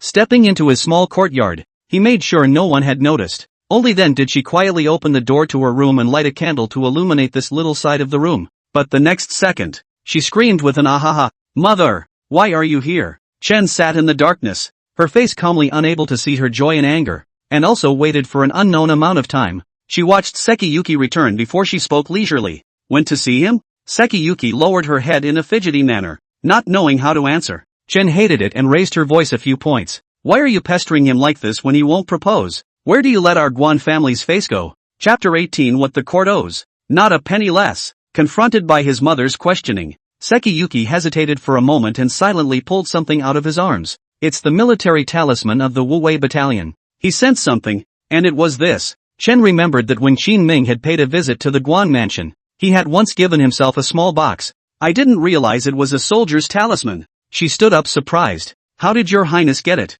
She didn't know too much about the affairs of the court as a woman. You can only catch some of it and listen to it. Only a few days had passed since Qin Ming had pacified the Southern Ocean merchant fleet. A lot of news that hadn't reached her until now. Guan Yu sat down and told Chen about Qin Ming's situation in the past few days. After listening to Qin Ming's actions, the expression on Chen's face was also wonderful. The original anger dissipated. And what does his highness mean now? He wants me to come along to the ridge. What do you mean?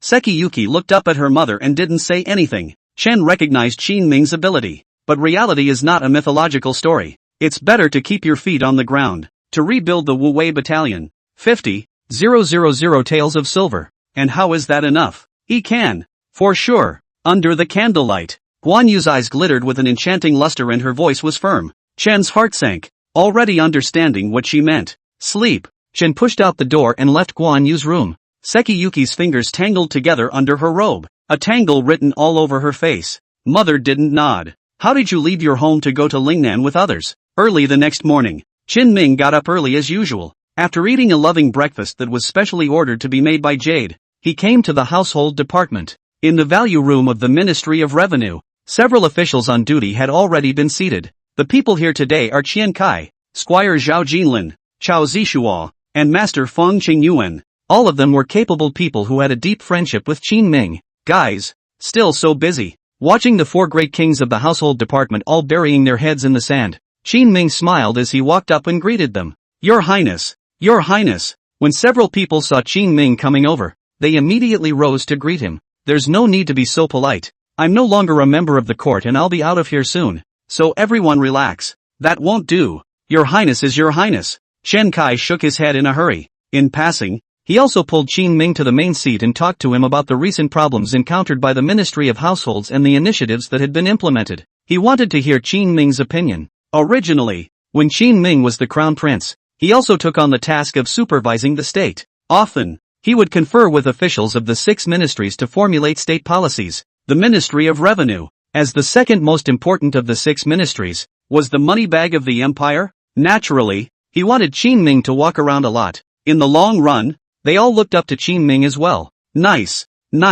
After Qin Ming heard Qian Kai's report, he just smiled and praised twice. Zhao Jilin said somewhat despondently as he saw that Qin Ming did not make any response. Your Highness, do you really want to go to Lingnan and never care about the affairs of the court again? Yes. I came over today to ask the Ministry of Revenue for the 50,000 taels of silver. How can that be? And when will you be back? Zhao Jinlin's nose was about to fall into tears. Qin Ming smiled and patted his shoulder without answering. Inside the Big Four, Zhao Jinlin was the most sensitive at heart. Also because of this characteristic, Zhao Jinlin wrote the most acidic poems. There was even an anthology of Zhao Gong's writings, at his own expense. Unfortunately, it didn't sell very well and was said to have lost several years of salary. At the end of that year, it was only thanks to Qin Ming's charity that I was able to have a peaceful year. Qian Kai sighed slightly at the sight. There have been some rumors in the court lately, saying that Qin Ming traveled to Lingnan was just a way to retreat, actually want to stay in the court. But those who know His Highness know that His Highness never engages in such bluffs.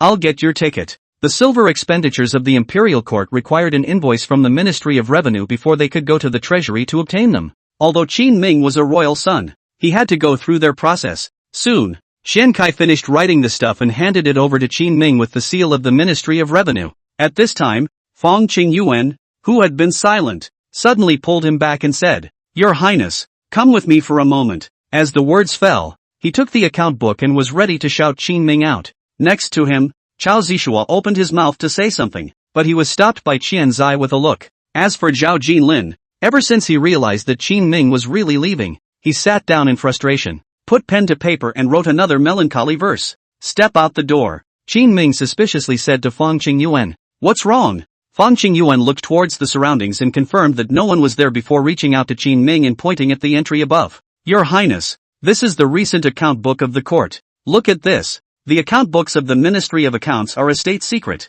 It's not supposed to be leaked except to the people involved, by definition. But they were all very close friends with Qin Ming. There were some windy movements, and even if they were not in line with the rules, they wanted to inform Qin Ming. Qin Ming looked down and his face changed. When did the Wuwei Battalion owe 3 months' pay? The ledger clearly states the deficit of the Wuwei Battalion. Qin Ming realized that from very early on, the Wuwei Battalion had only been giving rations and grass, while the military pay had been delayed for various reasons. Fong Qingyuan gritted his teeth. It was like this a long time ago. I wanted to tell you when His Majesty promised you the Wuwei Battalion, but I never had the chance. And when I went to pay you a visit at your annex, you were still missing. Qin Ming remembered that since he had returned to the mansion, in order to make a clean break with the court, he then declined many visits from officials who had befriended him. It's been a couple days and a lot of rejections. If I hadn't come to the Ministry of the Household today, I wouldn't have known that the hole in the Wuwei Battalion was this big. Fong Qingyuan continued to look towards the surroundings and said to Qin Ming, The army owes a total of 75,000 taels of silver, a sum you must not pay. That's for sure. Qin Ming nodded. It was hard to get 50,000 taels of silver. I've just gotten my hands on it and it's all going to be used to pay the army. What the court owes, let the court pay. I know about this matter. You go back. Don't be found out that you stole the account book out and fall into the mouth. Your Highness, I'm not afraid of all this. I'm afraid of something happening to you. Don't worry. I'll think of a thoughtful solution. Qin Ming said to him in relief. When Fong Qingyuan was a local minor official, he secretly took the stock of grain from the county treasury to provide disaster relief, and was discovered by the imperial court. When Qin Ming learned of this, he personally went out to contact the Chamber of Commerce and borrowed grain to help him put a lid on the matter. Since then, he has also promoted him regardless of previous suspicions, and eventually helped Fong Qingyuan become the head of the Ministry of Households. This made Fong Qingyuan always have the utmost respect for him. Look at Qin Ming preparing to go to the court for money. Fong Qingyuan was silent for a moment and suddenly said, I actually have a way to help you get your arrears of military pay. Chapter 19 The Crown Prince will also eat, take, and ask for money? What way? Qin Ming looked at Fang Qingyuan curiously. As far as he knew, Fang Qingyuan was a very cautious and careful person, and didn't talk much on weekdays. In particular, he was not involved at all in the struggles within the court. Knowing his temperament, and knowing that he is capable, when Qin Ming usually dealt with matters of state, he deliberately allowed him to avoid many of the battles within the court. But I didn't expect that today he would take the initiative to talk to himself, and to help himself to the arrears of military pay. Taking a deep breath, Fang Qingyuan whispered, the money wasn't actually withheld by the court, it was misappropriated. What? This news shook Qin Ming's heart. The army has the audacity to misappropriate the payroll. The officials of Deqian are really fierce. Aren't you afraid of a mutiny in the capital? Who misappropriated it? Zhao Jin, the right minister of the Ministry of War, and Xiao Pingshan from the Ministry of Rights. Fang Qingyuan's words caused Qin Ming to frown slightly. Zhao Jin is an official who has only recently been promoted, and has been unobtrusive in the Ministry of War. This Xiao Pingshan, Qin Ming was familiar with. It's Princess Xiao Shufei's own brother who was beaten by herself yesterday. Fang Qingyuan continued. They misappropriated this silver and used it to purchase additional war horses and weapons for the capital's military camps, but they were all much more expensive than the ones they bought on weekdays. Fang Qingyuan as the head of the household department. What has what price? He knows by looking at it. With this clue, Qin Ming came to a realization. It seems to be another one of those goods that, just like Zhao Shi, borrows from the barracks to make a difference in purchases. I know. Go back. Your Highness. I can help you with the petition, and I'm sure we can find out what's going on. Fang Qingyuan did not go and stood fixedly in the far ground and said to Qin Ming, don't need you. Go back. Qin Ming turned around and waved his hand with his back to him. Fang Qingyuan called out a few times from behind and saw that Qin Ming was ignoring him. It was only then that he finally sighed and went back to the household duty room. Chen Kai had been waiting at the door for a long time. Seeing Fang Qingyuan come back, he looked downcast. He chuckled. What? The word didn't get handed out? Said His Highness wouldn't let me do it. It wouldn't be Your Highness if I let you do it. Back at the royal residence, Qin Ming counted the time and his 3 guards had already assembled. Military food and weaponry have also long been sent to Lingnan. In a few more days, he would be leaving the capital. Before you leave, it's important to do what needs to be done. Come on, come out with me. Thinking of this, he first found Chang Baishan and asked him to bring a group of guards to go out with him. Seeing this, Chang Baishan gossiped. Your Highness, going to the Guan residence to propose marriage? He was concerned about Qin Ming's emotional problems. When Chang Baishan was Qin Ming's age, he was already the father of several children. Go my ass. I'm going to Camp Wuwei. Should I call on Miss Guan? She's going over with you and can help with the conversation. Chang Baishan thought about it. Qin Ming approved a note from the Ministry of the Household, and took silver bills from the treasury. And with the money, he naturally had to go to the Wuwei camp to support around. But the relationship thing needs to be pushed forward as well. Otherwise you won't have an heir when you get older. It's a joke, isn't it? Qin Ming realized when he came back last night that Chang Baishan was very uncouth and a bit of a looker, racking the wagon in front of it, and looking 3 times toward the inside of the wagon. Just expect something to happen to you and Sekiyuki. Ignoring him, Qin Ming led his men quickly to the Wuwei camp. Your Highness, you're here. Lu Gang received the news yesterday. It says that Qin Ming got 50,000 taels of silver in the court.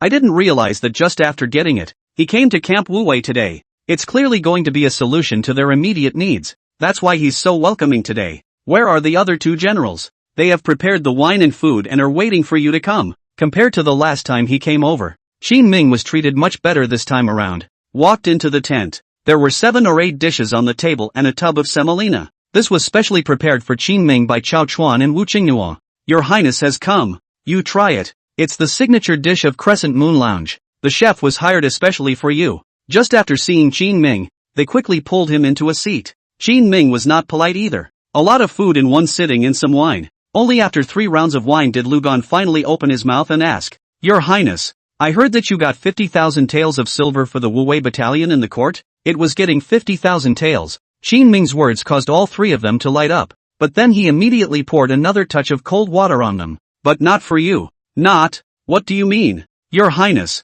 the Wuwei battalion can't even spend money now. If you don't have this 50,000 taels, maybe we'll have to break up in a few days. Lu Gang's trio had specialized in putting in the effort today, and had also spent a lot of money on buying wine and food. It's just to ease the relationship with Qin Ming and take the opportunity to get the money. The money from the court they don't want. I begged my grandpa and grandma the other day and spent a lot of money, but I cried to no avail. No one pays any attention to them at all. and the military pay has always been delayed. Now it's hard to get a chance. But Qin Ming is not willing to give money either. This made the three extremely angry. What are you doing here if you don't pay? Could it be that this kid deliberately came over to take revenge because he bumped into Qin Ming last time? Look at them get a little angry. Qin Ming explained. Three of you. I'm trying to raise a group of artisans with this money to supply the 3 guards and the Wu battalion. So I really can't give it to you. Building an army takes more than money and food. And weaponry. Qin Ming went to Lingnan to develop on his own. And if he wanted weaponry,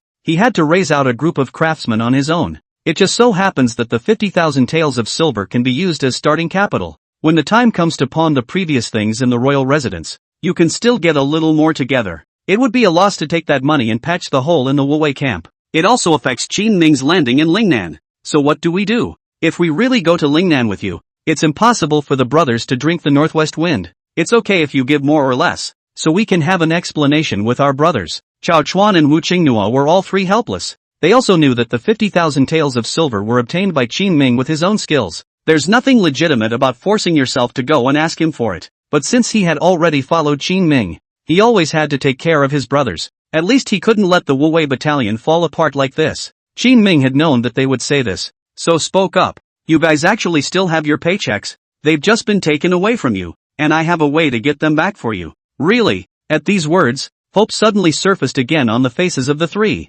Yes, but after I help you guys, I'm going to withhold 30%. Qin Ming opened his mouth with a smile and made his request. Since you are raising an army, you need to establish your authority first so that they can listen to you. Otherwise they will give them whatever they want and raise a bunch of arrogant soldiers who will be of little use on the battlefield. 30%? You might as well rob it. Lu Gang drank a little too much. Seeing that Qin Ming was all about to buckle, he slammed his wine glass down and his temper flared up. Chapter 20, 3 strong men surrounded and sneaked away. More than 70,000 taels of silver. Even if 30% is deducted, it will solve your immediate needs. Consider it. Facing the furious Lu Chong, Qin Ming only opened his mouth faintly to advise him without the slightest fear. Chao Chuan and Wu Qingyi stopped Lu Chong and pressed him into his seat. It was Chao Chuan, who was also in charge of logistics, who was more patient and spoke up. Your Highness, is it a certainty that the money will be returned? Sure. Qin Ming nodded seriously. That's fine. 30% for 30%. Unlike Lu Barge and Wu Qingyi, Chao Chuan managed the logistics. It was clear to him that the barracks had long since been uncovered. Qin Ming was their last chance. If he was willing to lend a hand, the barracks would still have a chance of survival. Good. Bring the men with me in a moment. Where to? All three froze. Qin Ming said indifferently. Capital camp. Arrest. Xiao Pingshan is the brother of Princess Xiao Shufei. The background needless to say. Zhao Jin was promoted up. There must be backers behind him as well. And I don't know who he is working for. But Qin Ming could confirm one thing. Zhao Jin's money is definitely not something he can eat by himself, since they have so many people involved behind them. To avoid a long night, Qin Ming took them both down first. An investigation will be launched later for a preemptive strike. Things are just fine. Takeshi Seno was a little hesitant. When he goes into battle to kill the enemy, he can definitely be at the front of the line. But the forces in the court are intertwined and involved in countless ways. Even they wouldn't dare to run roughshod over things like that. Your Highness, the Wu battalion is now like this. How can it dare to go to the capital camp to arrest people, if it offends the Ministry of War? Qin Ming interrupted. Whose ministry are you under now? Yours. Will the king let you take the fall? It won't. Then what's there to say? Take the men and follow me. Yes. Soon. Lu Gang, Wu Qingyi, and Chao Chuan assembled hundreds of soldiers from the Wu battalion. Chang Baishan, who was waiting outside the barracks, was a bit curious when he saw this scene. Your Highness, what is this going to be? Going to the capital camp to do some business. Come here, I'll explain something to you. Chang Baishan listened closer and his eyes widened. Isn't it too much of a bully to do that? The guy couldn't get out of bed from the beating he got earlier. Isn't the Wu battalion being bullied for not having rice in the pot? Just as well. I'll go carry the grandson out. Chang Baishan nodded, rolled up his sleeves and headed towards the capital. Taking advantage of the night, Qin Ming and he split into two. Less than half an hour later, he led his men to touch the capital's camp. It's all lit up in here. Zhao Jin, who had just joined the Ministry of War not long ago, would often stay here to run the affairs of the army in order to perform more. Your Highness, a few soldiers at the entrance of the barracks saw Qin Ming arrive here with a large group of people from afar. He was alert and stepped forward, stopping him outside. Do something, make it easy. Qin Ming stepped forward with a smile and a friendly tone. but this imposing group of several generals behind him was suspicious. Running into the barracks at night doesn't seem like a good thing in any way. A few soldiers hurriedly said, "You need to do something. A few of us will go to the barracks to inform and confirm. Where is the need to go to so much trouble? This king has come in person. And you still don't believe me?" Qin Ming's words caused them to hesitate. This former crown prince, his prestige in the court was there for all to see. Lu Gan was short-tempered and impatiently walked up and shoved them. "Get out of here, all of you. If you delay His Highness's great event, you will be held accountable." A few soldiers smiled sarcastically and had to retreat to the side. Qin Ming did not want to fight them. A disturbance within the barracks that reached the court would likely escalate the conflict. It's best to moisturize and bring out Zhou Jin. On the way here, Qin Ming also told Lu Gang and Xiao Chuan about Zhao Jin's situation. This also led to Lu Chang's righteous indignation. Entering the barracks, they quickly found the tent where Zhao Jin was staying. "Zhao Jin, you asshole!" Lu Gan was the first to rush in. Zhao Jin opened his eyes from his sleep in a daze, and before he could react, he saw a sandbag-sized fist slam down. Bang! Blood splattered as the punch went down. "You mother asterisk asterisk asterisk asterisk her." Zhao Jin climbed up with a carp.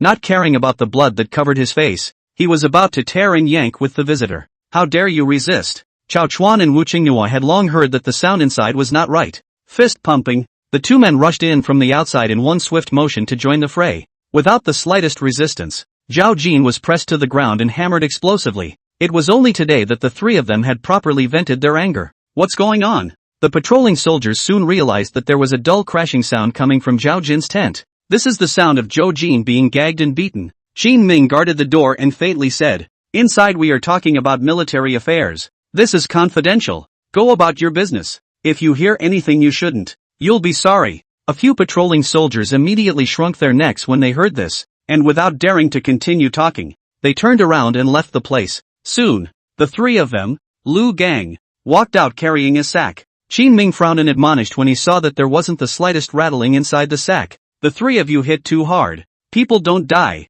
do they?" "Don't worry, Your Highness. It's just fainted. Not even close to death." "That'll do." Just like that, the group of people left the capital camp in a big way. The few guards at the entrance even greeted Qin Ming as they were leaving, and did not notice the slightest abnormality. Back to Camp Wuwei, Qin Ming had someone take Zhao Jin down for interrogation. At this time, Chang Baishan also returned with Xiao Pingshan, who had been captured in the mansion in the capital. "Your Highness, it's quite a big mess. I guess we won't be able to hide it tomorrow." Qin Ming noticed that Chang Baishan came back with his face covered in color. "I think it should have been a fierce fight. Time is a bit tight. You go and interrogate with Xiao Chuan overnight." "Yes." Take a deep breath. Qin Ming slowly looked in the direction of the capital. Tomorrow is expected to be a huge storm in the capital. Today, when Chang Baishan said that he shouted for Guan Yu to come and Qin Ming refused, there was actually another layer of meaning, because what he did could bring about a shock to the capital. Qin Ming didn't want to involve the Guan family, nor did he want to bring Shang Qingyuan and the others. Then he arranged for his own men to dispose of the matter. As long as the confession is complete tomorrow, the person will be transferred to the Ministry of Justice. There would be no danger. Having thought of this, Qin Ming closed his eyes in the tent and thought about tomorrow's response in passing. It was just that at this time, he didn't know that the shocks within the capital had come faster than he had imagined. After Xiao Pingshan was taken, a group of people then quickly came to Xianing Palace and found Xiao Shufei's personal eunuch Wang Bao. "Eunuch Wang, it's bad. The king of Qin has taken Lord Xiao away." Chapter 21, Xiao Shufei called the door, came and was not allowed to enter. When Wang Bao got the news, he got up from the bed with a jolt of fear. "When was that?" "Just now." "Not good. You guys go to the city defense battalion now and look for Chao Zhengyang. Make sure he brings the people back." After thinking about it, Wang Bao still didn't feel safe. Another account. Arrange for a few more people to find Huang Yuzhong, the Minister of War, to approve a note to Chao Zhengyang. Only after explaining that they left the place did Wang Bao rush towards Xianing Palace. "Your Majesty, something big has happened." Wang Bao quickly reported the situation. Consort Xiao Shufei couldn't be bothered to listen to the whole thing, so she immediately asked the palace maid to dress herself. "This maniac, what does he want? This palace will personally go and ask for someone. Have Chao Zhengyang bring someone here." "Yes." Wang Bao had followed Xiao Shufei for many years and had already guessed that she would do this. That's why it's done in advance. Before leaving, Xiao Shufei left Wang Bao in the palace to explain. "You will go to Sun Lianying now and ask him to inform His Majesty of this." "Yes." At the time when the sky just appeared fish belly white, Princess Xiao Shufei then rushed outside the Wuwei camp. "This is a warrant from the Ministry of War. Everyone get out of the way. Consort Xiao Shufei aggressively yelled at the soldiers guarding the outside of the barracks. At this time, Qin Ming, who had been waiting here for a long time, slowly walked out of the barracks. Noble Consort Xiao is so interested in visiting my men's barracks today. Before the day is over? King of Qin, this palace doesn't want to say anything else to you. Release Xiao Ping Shan. Princess Xiao Shu's tone was urgent. She knew that Qin Ming would definitely retaliate against her. However, he did not expect that he would bite Xiao Ping Shan and not let go. It wasn't enough to beat him up, but even to bring him in for torture. Xiao Pingshan and Zhao Jin owe the Wu Wei battalion more than 70,000 pieces of silver. Why should I release them without asking for this money? Qin Ming was not afraid of Princess Xiao Shufei. This woman has done some disgusting things over the years. Today is kind of her comeuppance. Do you have a warrant? What gives you the right to arrest someone? Xiao Shufei took the military warrant in her own hand and loudly scolded. Chao Zhangyang, who was eager to perform at the back, could no longer hold back. A command was given to the soldiers around him. Push them out of the way. Let the queen in. I'll see who dares. Qin Ming stopped outside the barracks with a roar. At this time, Lu Gan led a group of people to quickly walk out from the barracks. Is your highness trying to disobey the court's orders? Chao Zhangyang threatened in a low voice. Anger already written all over his face. Obviously, Qin Ming's failure to give him this chance to get credit made Chao Zhangyang angry. The order of the court? Who gave it? A piece of paper with a warrant from the Ministry of War wants to take someone from this king. The Ministry of War's face is a bit too big. Don't forget, Your Majesty, that the missing 70,000 or so pieces of silver flowed out of the hands of those in the Ministry of War. Qin Ming's words caused both Xiao Shufei and Chao Zhangyang's hearts to sink. Without giving them a chance to speak, Qin Ming continued. This king has reason to suspect that there are officials within the Ministry of War who are corrupt, and since they've been working in collusion, the warrant is naturally useless with this king. Lu Gang stood aside and listened to Qin Ming, secretly feeling in his heart that it was still his highness who had the means. He's coming out now, all holding hands. After all, the interrogation of Zhao Jin and Xiao Pingshan was related to their military pay and innocence. There must be no mistakes. Luckily, with Qin Ming standing here, they wouldn't make a scene today. Thinking about this, Lu Gan gained a few more points of admiration for Qin Ming, worthy of the crown prince. Compared to Lu Chong, Chao Zhangyang, who had followed Xiao Shufei here, had been extremely eager. Your Highness, King of Qin, you are lawless. If this matter reaches His Majesty's side, punishment will surely be meted out. If you stop now, there's still room for salvation. Listening to his retarded speech, Qin Ming didn't even raise his eyelids. At this point, he was so naive as to ask himself to surrender? Princess Xiao Shufei, a woman, really doesn't have much vision. Surround yourself with drunks. Say a couple of words and it shows. Is King Qin really going to make trouble with His Majesty? Concubine Xiao looked at Qin Ming coldly. On the Qian Emperor's side, no matter what went wrong, she was winning. Correction, I didn't make a scene. Someone else really did. Qin Ming looked at Princess Xiao Shufei with intent. The other party's face shifted green and red for a while, and he said with a cold snort, don't let the palace find out that you tortured a confession. Don't worry, they'll laugh and explain. Qin Ming spoke faintly. By this time, Shang Beishan had come out. He also clutched a long feather in his hand. It should be some kind of avian. This was a special torture technique taught to him by Qin Ming, tickling the hearts of his feet. It hadn't even been half an hour before everything had been asked. Your Highness, it has been asked out. The money has all been exchanged for silver bills. In the capital's Shangjing Chancery, most of it has not yet been transferred. 3 months wasn't really enough time for them to move such a large amount of silver. Qin Ming's heart was relieved. Looks like the dust has settled on this one. The only obstacle left now was a Qian emperor who couldn't tell right from wrong. It was dawn. Just as they were frozen in place, a figure suddenly came from the distance on a fast horse. The person who came was Sun Lining. Your Highness King Qin, His Majesty has asked you to attend the court. Eunuch Sun, does His Majesty know about what happened here? When Princess Xiao Shufei saw Sun Lining, a look of surprise appeared on her face. Hastily, he walked up and opened his mouth to ask. Sun Lining nodded. It was after His Majesty learned of what happened last night that he asked His Highness to attend the court.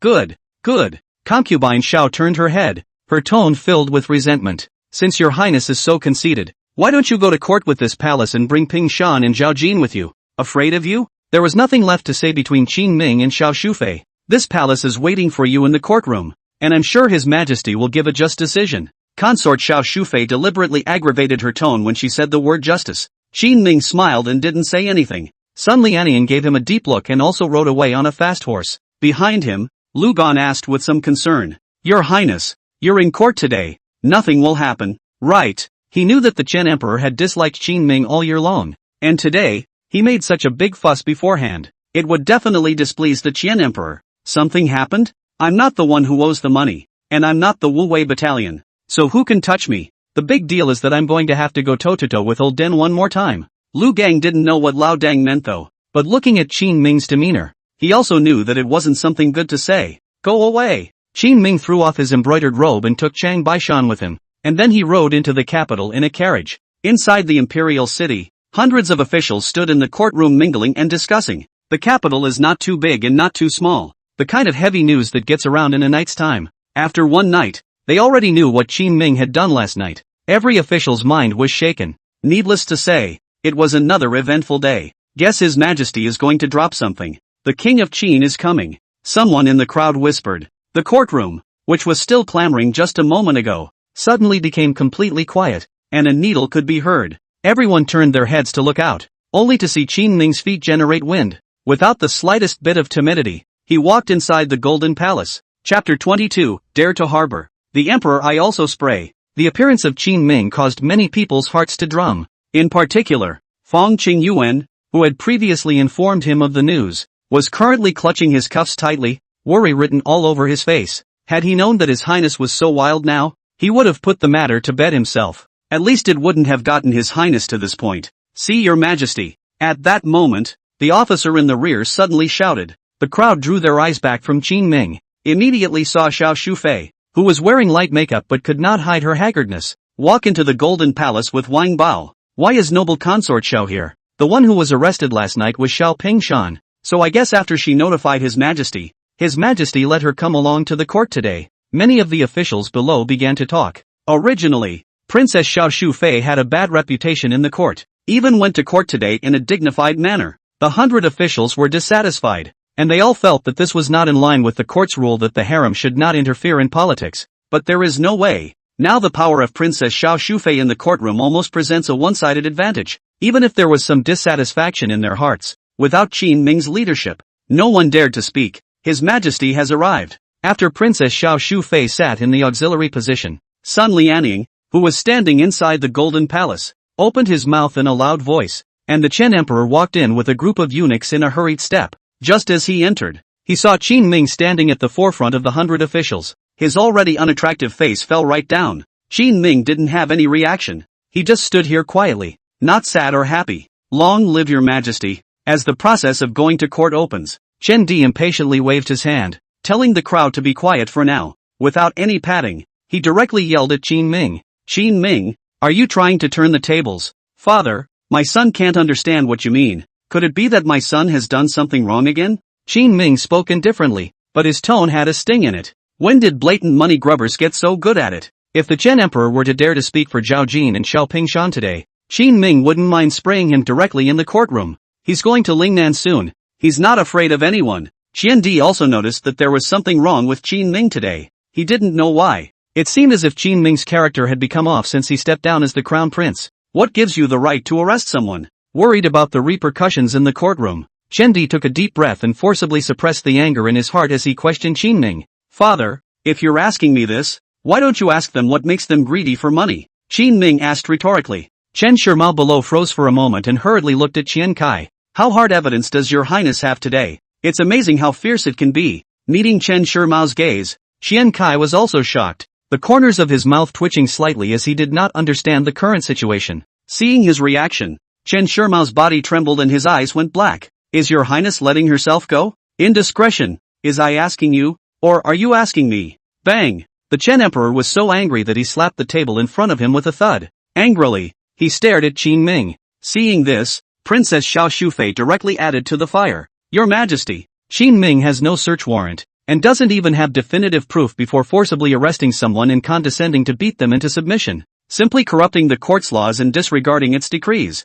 They must be severely punished. The Qian Emperor agreed with consort Xiao Shufei's words. Just about to say something, Chen Shirmao immediately walked up. Your Majesty, this matter is official corruption, and although there are problems with the steps Your Highness took to deal with it, since it has been investigated clearly, the micro-minister thought that it shouldn't be counted as a fault. Lu Yunbua, the right minister of the Ministry of War, laughed coldly and stood out. It's really biased for the Prime Minister to say that. Who says Zhao Jin and Xiao Pingshan are corrupt officials? The left minister, Huang Yozhong, also stood out and said, even if there is corruption happening, this case should also be investigated by the Ministry of War in conjunction with the Ministry of Justice and the Dalizi. Your Highness, this is indeed lawlessness, and the means of handling the case is extremely impolite. Qin Ming narrowed his eyes and sized them up carefully. The traitor has jumped out on his own. Huang Yozhong is one. Lu Yunbua is another. Qin Ming's words caused the 100 officials to talk. Many people started pointing at them. Your Highness,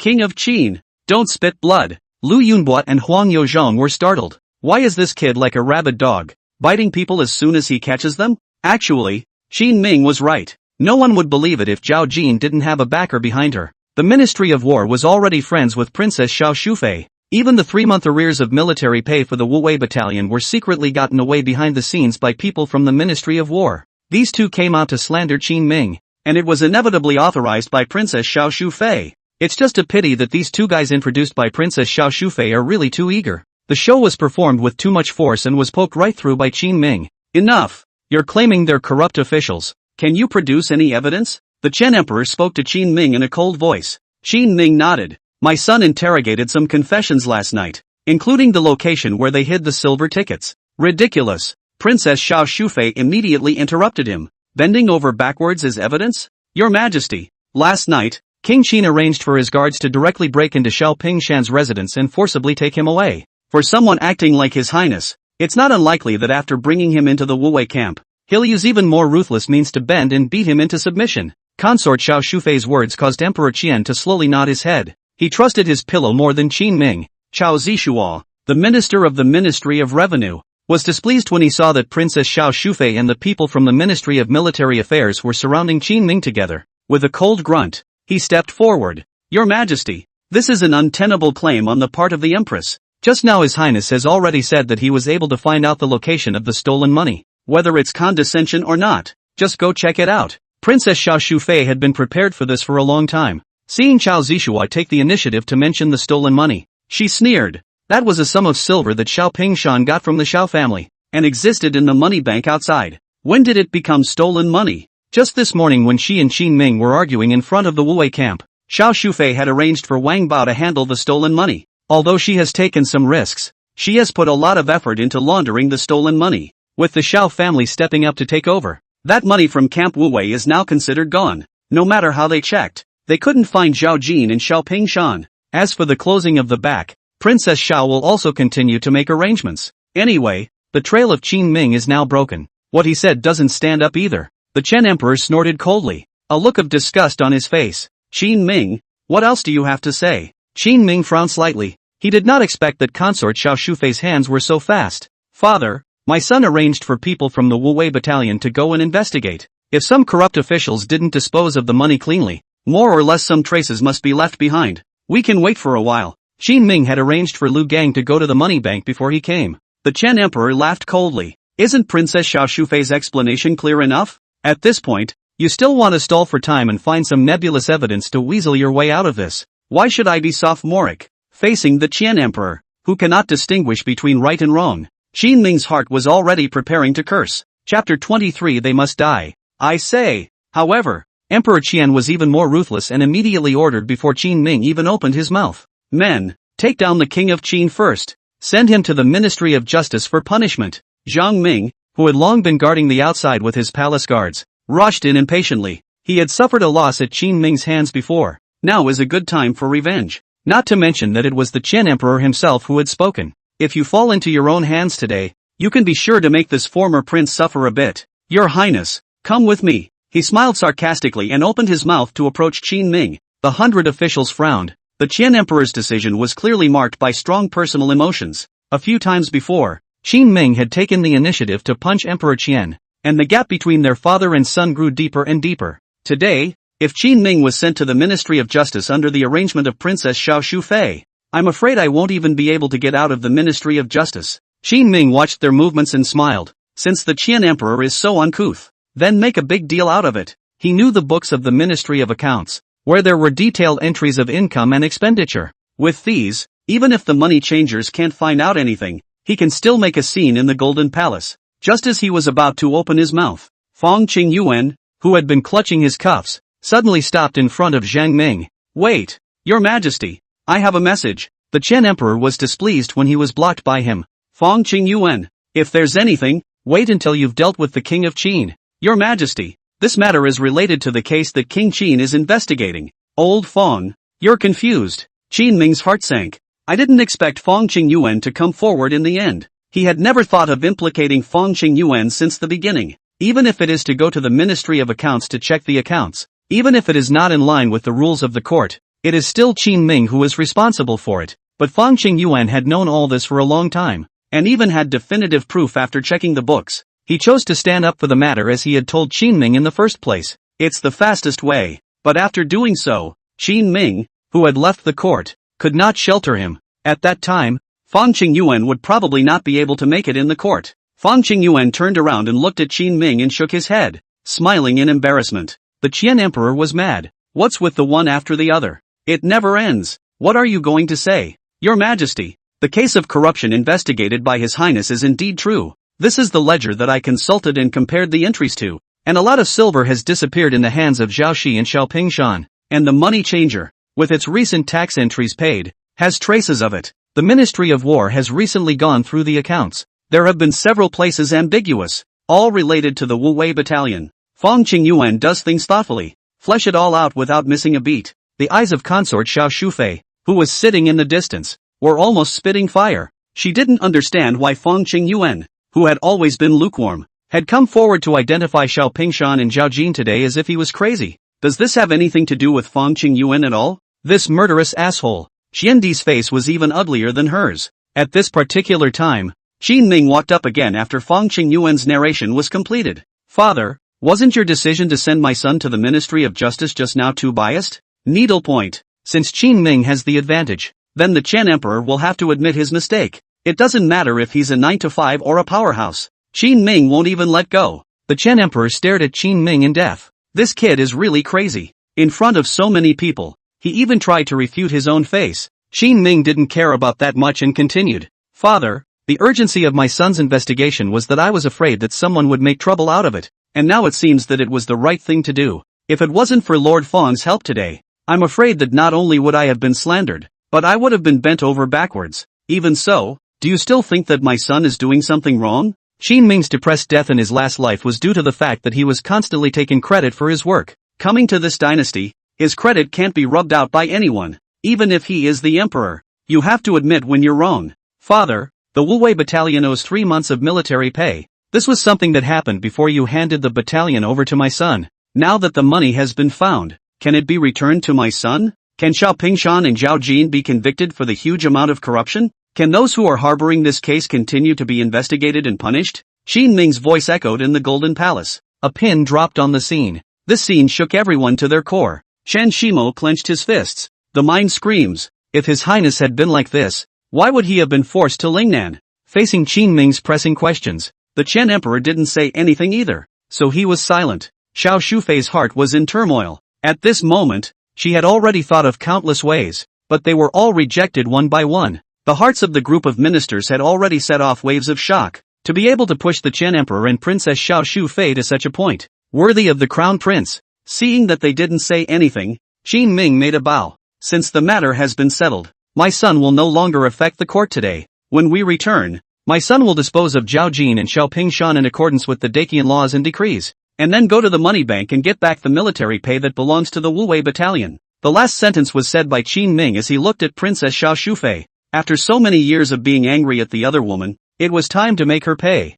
Concubine Xiao was truly flustered. Her face pale as she looked towards Emperor Qian with a prayerful look on her face. Xiao Pingshan was her only brother, the only child of the Xiao family. None have left an heir to this day. He can't die. Turning around, Qin Ming finished what he wanted to say and prepared to leave. The Qian Emperor's lips trembled as he suddenly called out to him. Wait, what else? This case is not yet fully finalized. Do not move them yet. Even Emperor Qian was out of breath when he uttered these words. The gazes of the courtiers were like sharp swords that pierced his heart. It made him look like a deflated ball. This case, Fong Qingyuan plus Qin Ming, 2 people said. The evidence is completely sufficient. At this point, it's still not willing to admit it. One could only say that the Qian Emperor did favor the pillow people. Is there no fairness in the courtroom? Chen Shirmao's heart was annoyed. and his eyes were filled with unwillingness and disappointment when he looked at the Qian emperor. Fang Qingyuan froze and raised his head, incredulity written all over his face. He's been preparing for this day for a long time. Chen Di was such an attitude.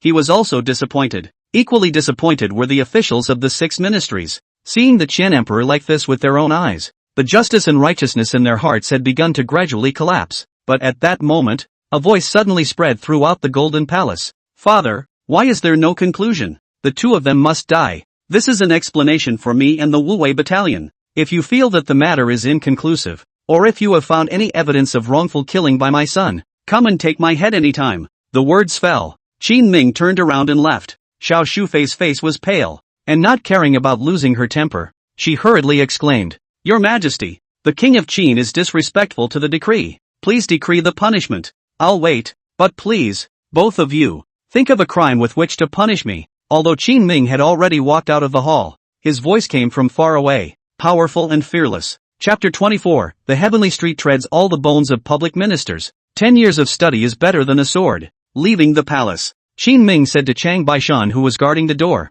Come with me to the barracks to raise the men. Where are we going, Tijin? Shang Baishan was full of doubts. Surprisingly, His Majesty didn't argue with His Highness today and released him so quickly. Something's not right. At this point in time, he didn't know what had just happened in the courtroom, but all the officials of the court knew that a storm was about to break out in the capital. Dare to kill Princess Xiao's own brother, with a high official from the Ministry of War on the outside. Qin Ming this before leaving. Hard to make a grand revenge.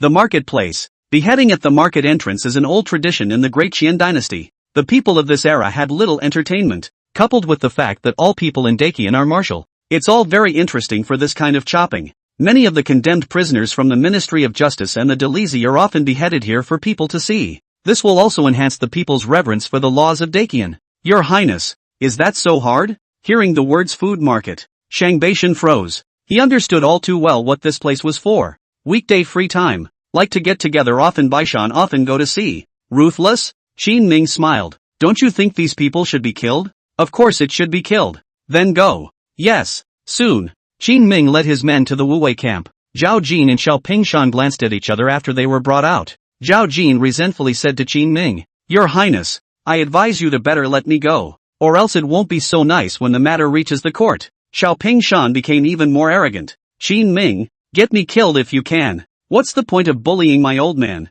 Why don't you go to court and play hardball with His Majesty and my sister? These two have been in custody since last night. Doesn't really know what's going on out there? Lu Gang and Xiao Chuan all ran to Qin Ming in small steps to inquire about the situation. Lu Gan said, Your Highness, what did the court say? You don't need to care about the court. Have you done what I told you? Qin Ming chose Lu Gang, who had the most violent temper, to go to the money changer to verify. Lu Gan scratched his head. There is no evidence. They insist that this is the silver of the Xiao family. You go now, and ask for the money. Qin Ming glared at him. He realized that Lu Gan was a bit limber and simple-minded. Once the other side reasoned with him, he couldn't talk past the money changers. Things would be hard to get down. If Chao Chuan and Wu Qingyi were to go over there, not to mention anything else, they would at least control the money first. Oh, then I'll go again. Don't you go. Let Chao Chuan go over. Yes, Your Highness. Chao Chuan nodded his head and led his men towards the capital. Wu Qingnua frowned. Your Highness, what did His Majesty say? The talk fell apart, and I said I'd dispose of them both. Both Wu Qingnua and Lu Bao's bodies stiffened. Whatever. Let's get it over with. Lu Gang had just been reprimanded by Qin Ming. He also felt that he was not doing a good job and had a bad face, so he was ready to prove himself. Let's kill the man first. Wu Qingye gave Qin Ming a deep look, already guessing quite a few things. Your Highness, if you take this step out, you won't be able to turn back here at the court. Qin Ming grinned as if he had heard the most humorous joke of the day. The court? Back? When he left the position of supervisor, this king never thought of returning to the court. Wu Qingnuo was dumbfounded. Lu Bang said as he fist pumped in the back. Him. The trio finished totaling. Let Shang Baishan go ahead and set up the torture chamber. Wu Qingyi and Lu Chun led the soldiers and escorted Zhao Jin and Xiao Pingshan into the capital. Along the way, Zhao Jin and Xiao Pingshan were still yelling. The closer they got to the capital, the more the two men's bottom line grew. Qin Ming, you're a dog that's been kicked out of the house. Qin Ming, I tell you, when we go to Lingnan, I can play you to death with one hand.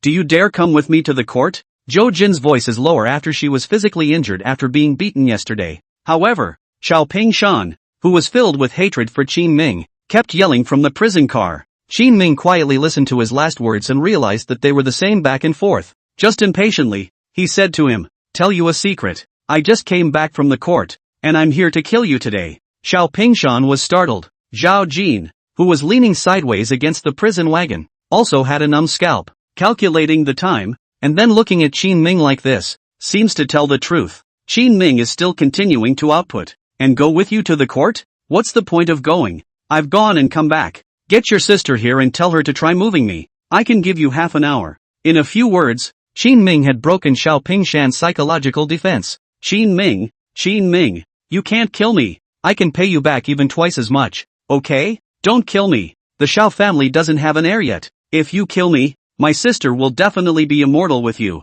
Xiao Pingshan howled all the way. Compared to him, Zhao Jin just had a gray face and lowered his head without knowing what he was thinking. Soon, Qin Ming entered the capital. The people saw the prison wagon heading toward the market entrance, and they followed it. But 3 blocks away from the downtown entrance, Qin Ming's group was stopped. The person who came was the young secretary of the Delizi, Gu Hongyang. He stood on the street with a group of Delizi officials including Delizi Secretary Lu Taisheng, Delizi Zhang Fengxiao, and others. "Your Highness, the Delizi has come to take over the case, so please stop." Obviously, this was authorized by the Qian Emperor. Qin Ming swept his eyes and skimmed his lips with a light smile. "Lu Chong, what if someone robs the court? Him." Lu Gang jumped off his horse with an arrow step, one in each hand, grabbed a few officials from the Delizi and threw them into the crowd of bystanders. The path was cleared in 3 or 2 tries. Qin Ming shook his head. The civil officials are really not good. Lu Gan mounted his horse, ignoring the several people lying on the ground and wailing,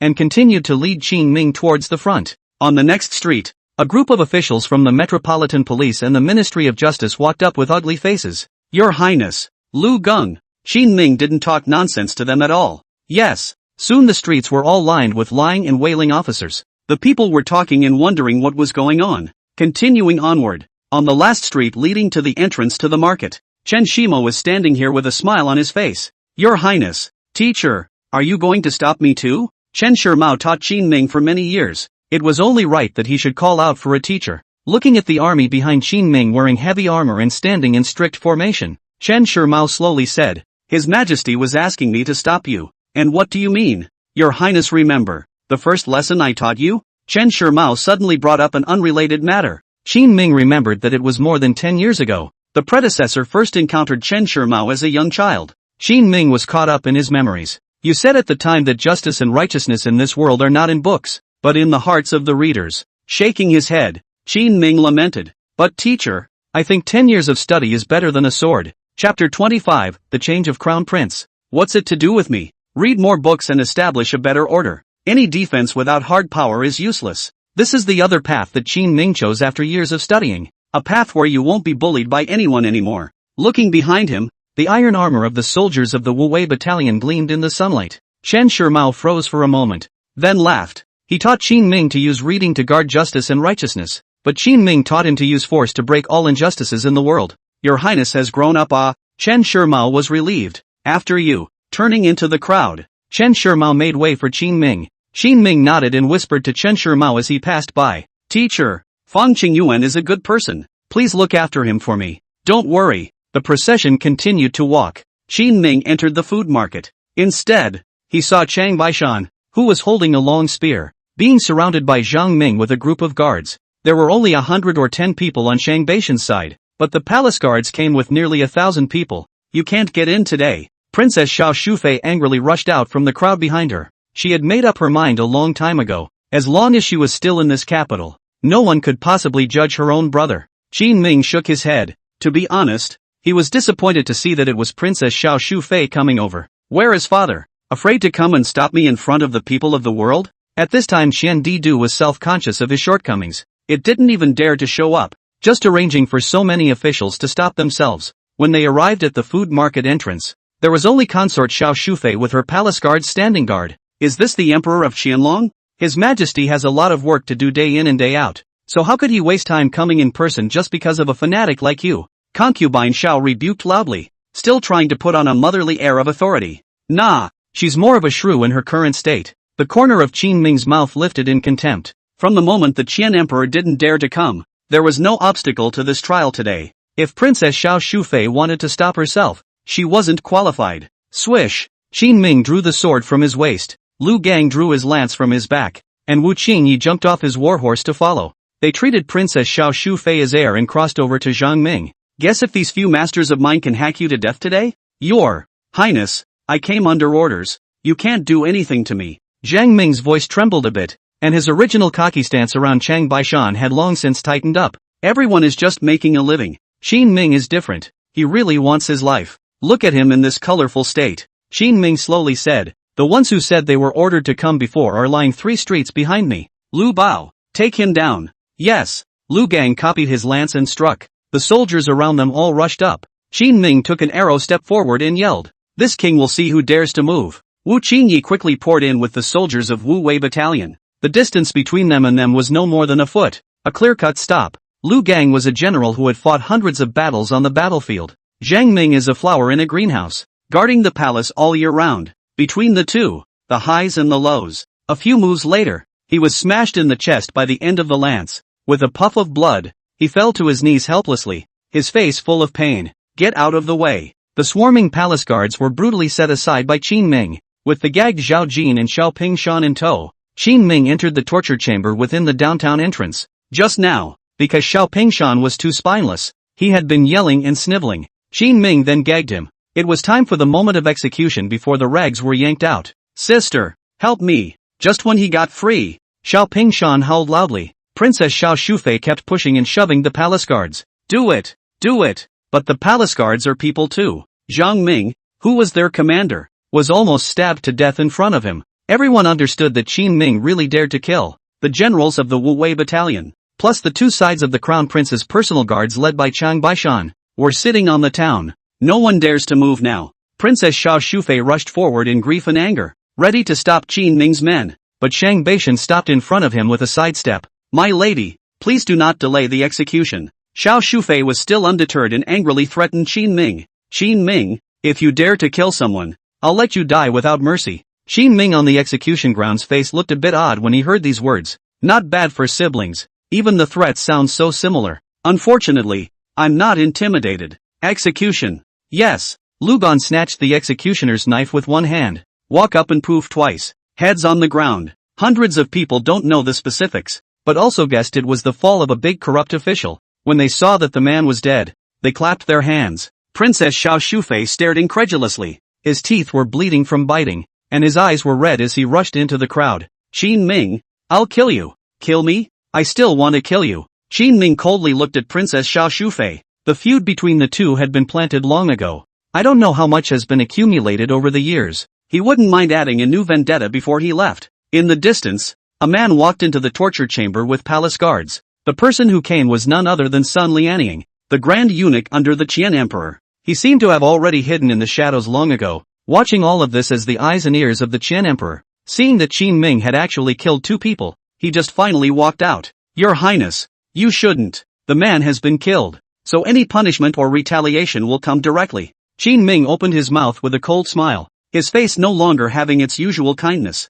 Sun Lianying shook his head. His Majesty has no punishment for you, but I have a message here for you. Qin Ming frowned slightly. This old eunuch didn't know what kind of drug was in his gourd. However, what he said now should also represent the Qian Emperor's attitude. Sort of a message for this cheap father of his. Qin Ming shrugged. By this time, he was fearless. You say. Sun Lianying looked deeply at Qin Ming. His Majesty has decided to make King Qinyu of Jin the crown prince. So go to Lingnan with peace of mind. What? When these words came out, Chang Baishan, Lu Chong and Wu Qingye all screamed in shock. Xian Di is really ruthless. Anyone who hears it can't help but feel a chill in their heart. The establishment of a new crown prince meant that Qin Ming no longer had any relationship with the court, plus his conflict with Princess Xiao Shufei. It looks like it's going to hand Princess Xiao a knife in the future. Let her personally kill Qin Ming with her own hands. Sun Lianying was full of pity and said quietly to Qin Ming, actually, you didn't have to go this far. Now that His Majesty has moved on, there's no turning back for anyone.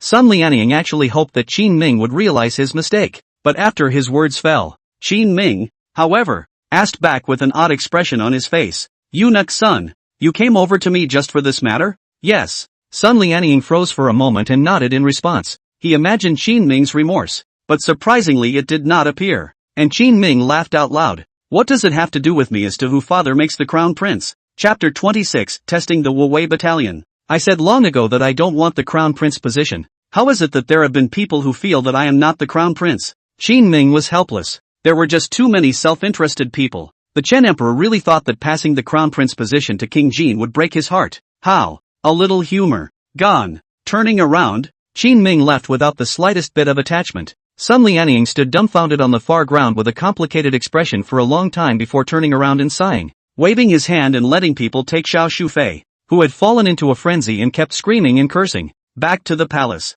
Soon, the news of the prince's change of position spread throughout the capital. Qin Yu was only 7 or 8 years old, yet he became the crown prince. The ministers were talking and speculating that this was the Chen Emperor's revenge on Qin Ming. The unresolved throne of the crown prince has been replaced. Since then Qin Ming is considered to be completely abandoned. Princess Xiao Shufei also became the final winner of the battle for the crown prince. This is, of course, from the results. In terms of process, Princess Xiao was the one who lost the most. The murder of his own brother. Pawns at the Ministry of War were killed. The money was confiscated. Several top officials at the Ministry of War have begun to be scrutinized and have broken their wrists to survive. It is foreseeable that this storm will last for a long time. In the palace, Sun Lianying walked into the imperial study and reported the situation to the best of his ability. Qian Di coldly listened to everything. What's his reaction? Not much of a reaction. His Highness the King of Qin said that he doesn't want the crown prince position, and that you can give it to whomever you want. Upon hearing this,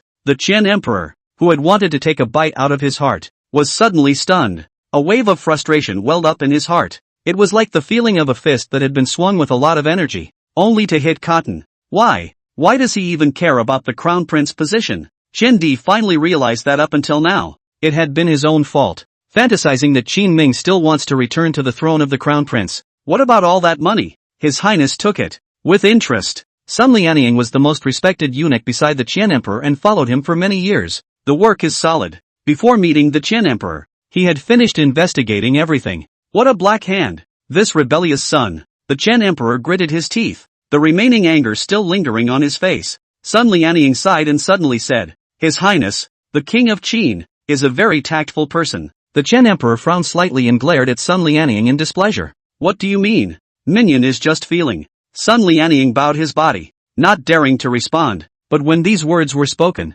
how could the Qian Emperor not understand? The only one within the court who could have the means and the courage to make such an action was Qin Ming. Anyone who knows the whole process will give it a thumbs up in private. Praise the Qin King for his sagacity, resistance to heavy pressure and punishment of corruption. But the Dryad will not praise him. For almost 10 years, he had never praised Qin Ming. Go down. Chen Di impatiently picked up the brush whose ink had already congealed in his hand and pressed it hard on the paper. The ink within the brush slowly printed out, coloring the zhengzhua in front of him black. Sun Lianying answered, bowed his head and left the imperial study quickly. When the capital was in chaos, Qin Ming had already told Lu Barge and Wu Qingyi to go back to Wuwei camp, and he himself went back to his mansion to rest first. He was also busy last night arresting Zhao Jing and Xiao Pingshan, but just pushed the door open. He then saw a playful figure, standing in the sunlight, smiling at himself with pearly whites. What brings you here? Seeing a beauty of Guan Yu's caliber, Qin Ming immediately felt that last night's exhaustion had been swept away.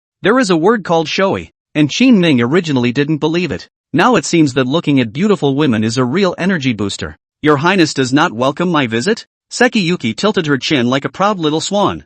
Who comes to visit empty-handed? And who gets engaged just to give this? Sekiyuki beamed and held out her hand. On the ring finger, there was clearly a finger ring that Qin Ming had made from the military flag of the Wuwei battalion. Eat with me. Qin Ming pointed at the lunch Xiao Chui had prepared. Whether Sekiyuki ate or not, she took her hand and sat at the table. Sekiyuki didn't refuse, but after sitting down at the table, she rested her chin and watched him quietly. Looks like it's been eaten. The Wuwei camp is getting its money back. I know. The corners of Guan Yu's mouth lifted, and tenderness shone in her eyes. She had just gotten up this morning when she learned the news. You go to the Wuwei battalion and watch over their payroll. Am I going to go? Why should I watch them pay the army? Sekiyuki asked in disbelief. Qin Ming smiled. I want to see how much they'll send down. Qin Ming has been in contact with them since he took control of the Wuwei battalion though, but have yet to build a strong emotional foundation. It's not so easy to command. This time, It was arranged for Chao Chuan to get the money and go straight back to the barracks afterward.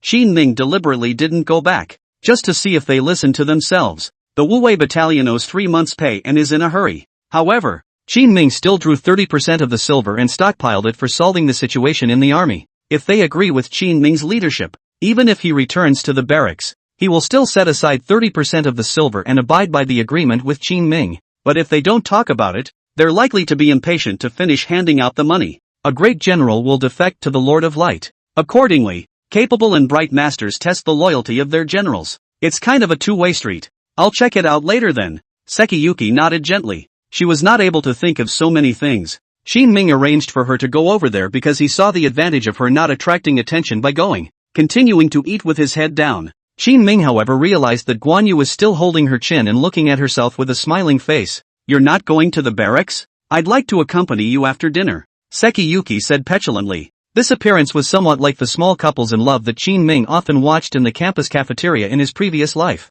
However, in this feudal era, Sekiyuki's actions seemed a bit rebellious. She's a brave girl, both in her actions and in her approach to love. That's good, Qin Ming shrugged. It was only after dinner that Guan Yu was sent out of the mansion. Before leaving, Sekiyuki was rare and somewhat shy, as if she had something to say. This kind of gesture naturally could not be hidden from Qin Ming. What's wrong? When are you going with me to see my mother? Qin Ming froze for a moment, immediately recalling that dignified and virtuous elder figure who gave off a bit of pressure. Before I go to Lingnan, I'll take the initiative to visit our mother in the next 2 days. You took advantage of me. That's my mother, not yours. Sekiyuki's face swished red and her mouth snapped, but the joy in his tone was still unmistakable. Qin Ming has been a man of 2 lives, and he can handle little girls with ease. After coaxing a couple of sentences, Guan Yu left the royal residence with her hands behind her back in a beautiful manner. Humming. Seeing her leave, Qin Ming turned to Chang Baishan, who had been peeking from the side to see how he and Guan Yu were getting along,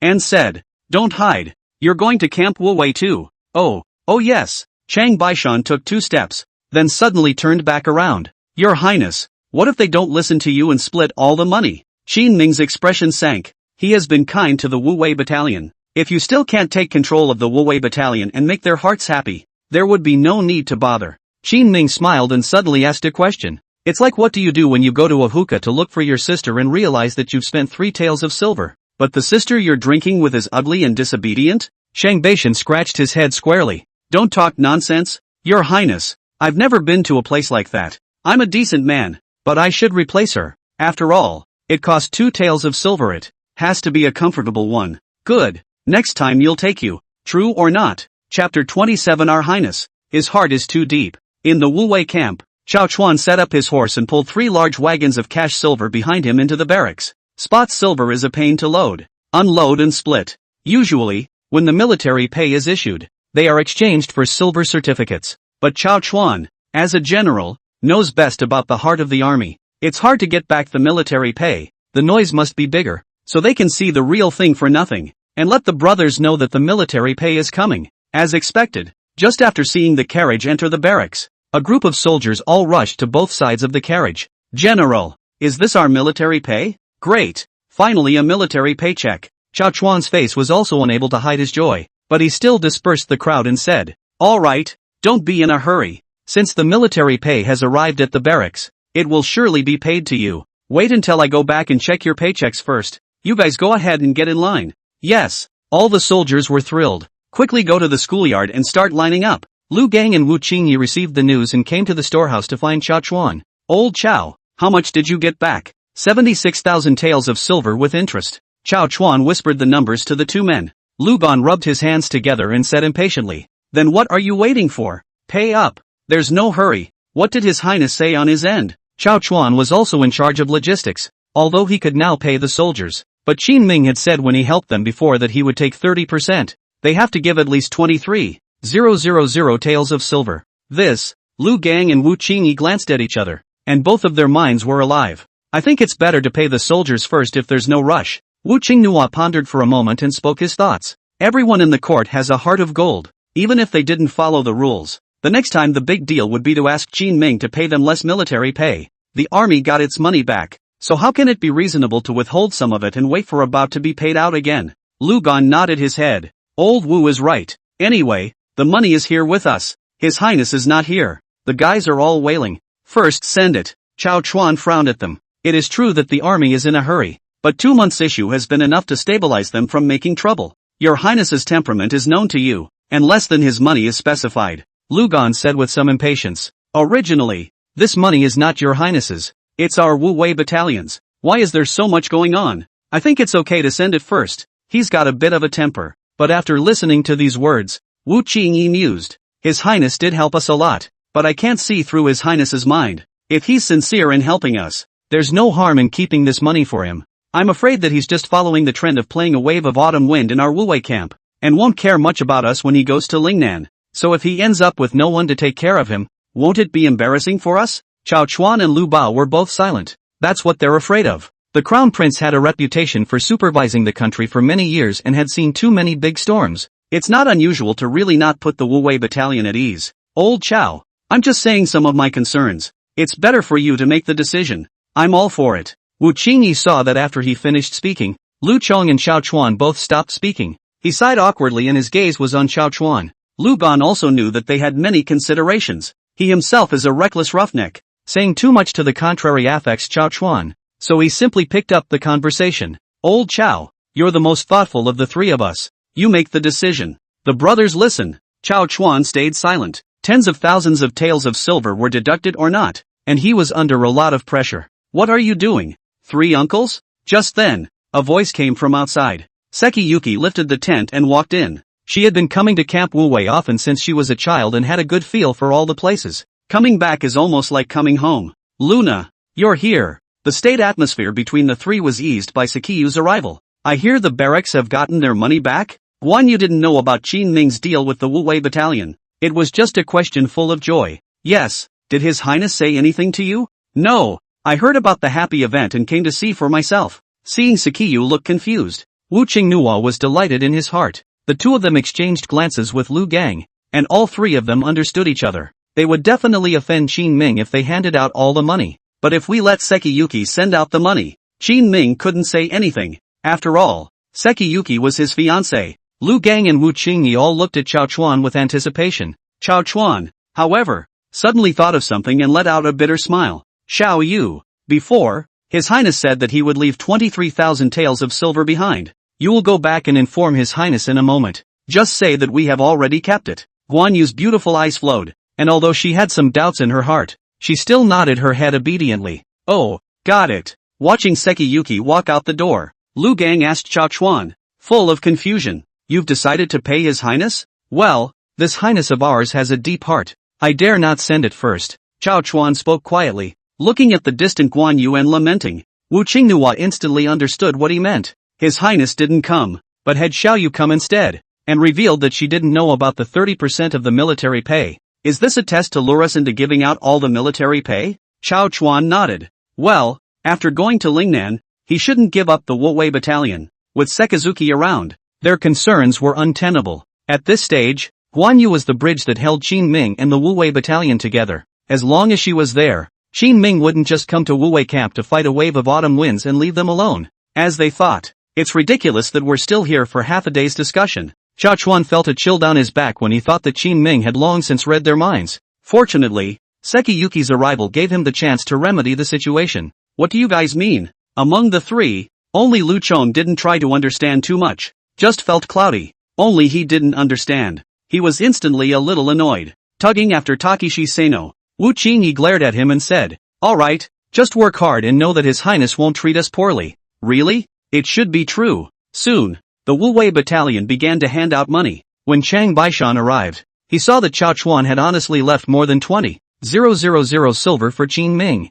There was a sigh of relief. Guys, you did a great job. He was the second preparation made by Qin Ming. If Camp Wu Wei had really taken the liberty of dividing the money up, we wouldn't have been so harmonious today. Record the silver on the books of the Wu Wei camp before returning to the royal residence with Guan Yu. Your Highness, the money is in. Aha. Qin Ming nodded his head indifferently, not seeming to think that this was anything. Since the Wu Wei battalion had followed him, it was only natural to listen to the command. His mind was now all on the invitation that lay before him. Get ready and come with me to this the day after tomorrow. Chang Baishan and Guan Yu suspiciously stepped forward and poked their heads at what was in front of them, then froze in place. His Majesty has asked you to attend His Highness the King of Jin's Crown Prince's investiture ceremony? Deception. Chapter 28, Is it wrong for me to like beautiful women? Yes. Qin Ming nodded slowly. To Qin Ming, it didn't matter at all who the Crown Prince position went to. Soldiers and money are what's important to him. If the Qin Emperor still didn't know his mind,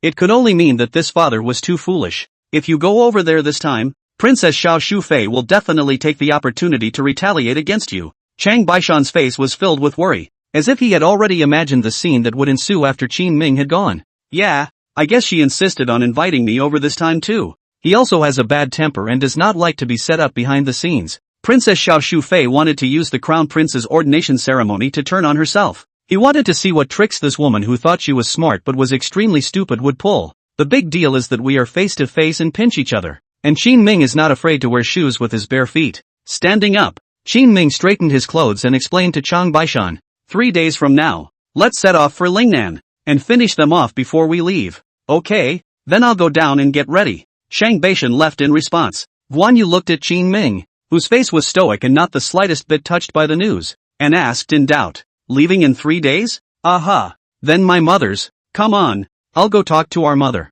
Qin Ming knew that he would always have to face the marriage between himself and Guan Yu. Really? Hearing that Qin Ming didn't push back and even took the initiative to mention it, Guan Yu's eyebrows arched in a smile, happiness written all over her small face. Leaning her soft body against Qin Ming, Guan Yu took his arm and was about to go out. If you go out like that, people on the street will see you and say you've been indiscreet. Qin Ming smelled a scent that only belonged to a young girl, and smiled as he snickered at her. I'm not one of those sycophantic grandma's girls, so let them say what they want. After a pause, Guan Yu, who was sitting on the carriage, continued. Besides, I didn't say you were indiscreet when you were so intimate with Jade. Qin Ming's old face blushed. Doesn't this world support 3 wives and 4 concubines? Laozi is just fooling around with Xiao Chui. He hasn't done anything yet. Thinking of this, Qin Ming casually babbled. Xiao Chui is the previous work fell back pain. This king also know a little bit of medical skills, since it is unshirkable to help her. Humph. Then I have a backache too. Let me see your healing skills.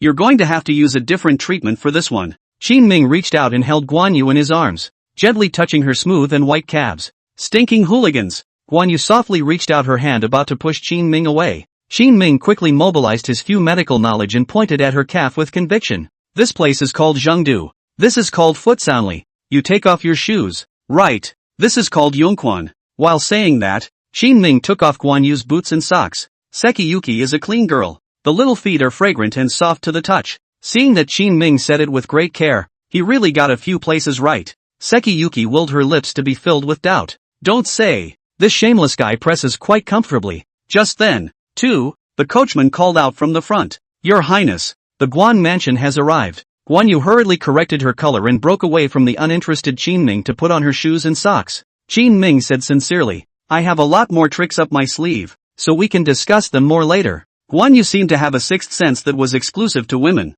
and after blankly glancing at him, she suddenly asked in a puffed-up manner, How many girls have you said that to? Just you. Qin Ming responded firmly without thinking. Really? Fidelity. Humph. Let's go. Despite putting on a haughty face, it occurred to him that he was the first person to say these words to Qin Ming. There was still some small joy in Sekiyu's heart. The crown prince has also not been rumored to be close to women over the years, so what he said should be true. In fact, she didn't know that Qin Ming had used the same words to massage Xiao Chui 2 days ago. It was also the case that in his second life, he had accumulated too much thick skin to be able to coax people's girls like this. Walk into the Quan house. The return of Qin Ming and Guan Yu caused the atmosphere of this place to become quite heavy. Chen was sitting in the compound and didn't seem surprised to see the two come over. Your Highness is here. Sit down. Mother. Guan Yu walked forward and took Chen's arm. Qin Ming smiled and asked the carriage driver to put the gifts he had brought aside. Smoothly, he sat down in front of Chen. Is your Highness here today for something? To tell you the truth,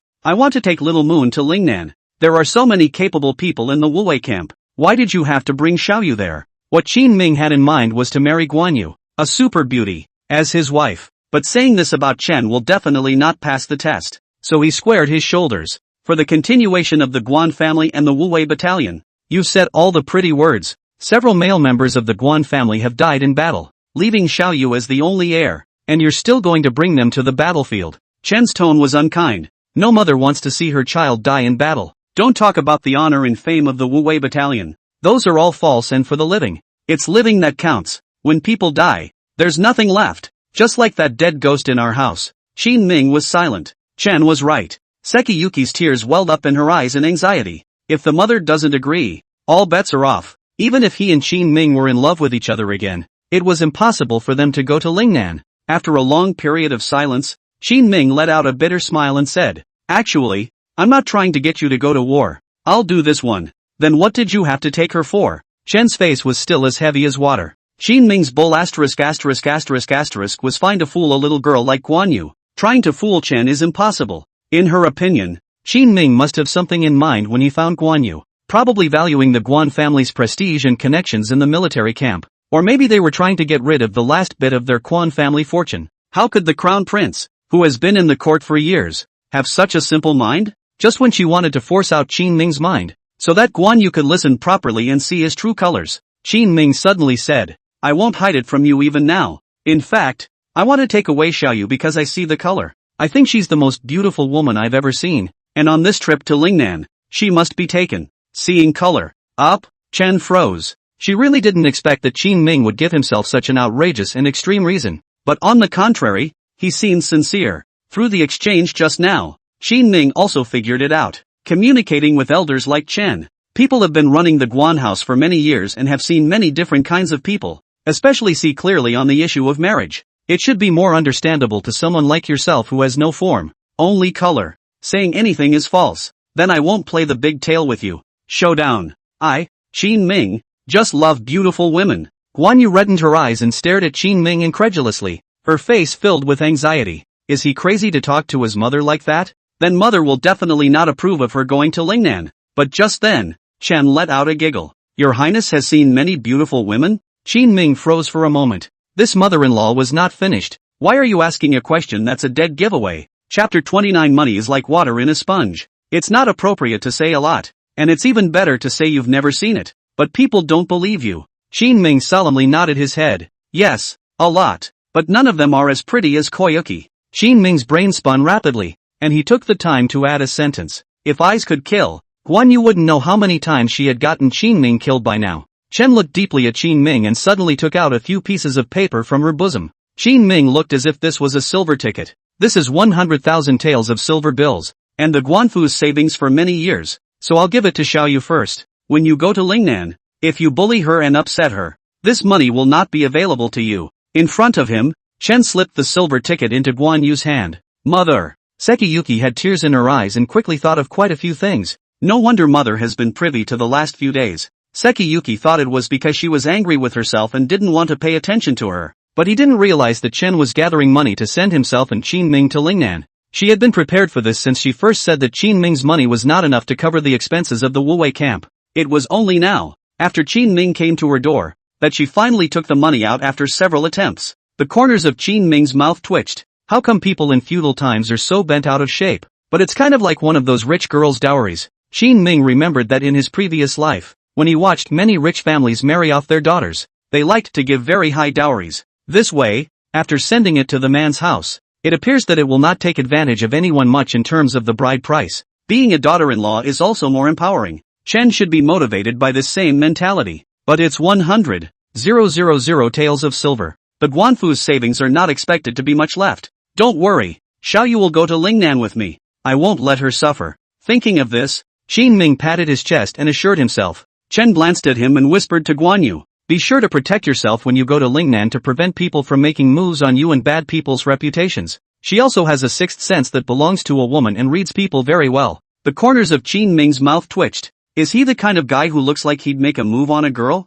It's not. Definitely not. Got it. Mother. Guan Yu and Chen hugged each other with tearful eyes. Look at the mother-daughter bonding they're doing here. Shin Ming thought about it. It's kinda embarrassing for him to keep standing here, so he's still ready to run away. Before he left, he also explained that Guan Yu had packed up her things, so that it would be convenient to leave with him when the time came. But Guan Yu and her mother were talking, and she didn't know if she heard Shin Ming's words. Pity the parents. Walking out of the gate of the Guan mansion, Shin Ming let out a sigh of emotion. Instead, he saw officials from the Delizi and the Ministry of Justice scattered on the street. Was hurrying from store to store? Think it should still be investigating the corruption case. There was no telling how many people were involved in the deaths of Xiao Pingshan and Zhao Jin this time, but these no longer had much to do with Qin Ming, who was separated from the court. Riding on the carriage, Qin Ming led the people to the blacksmith store in the capital. How much would it cost to buy all of you artisans? Immediately going to Lingnan. Qin Ming now had less than 100,000 taels of silver in his hand.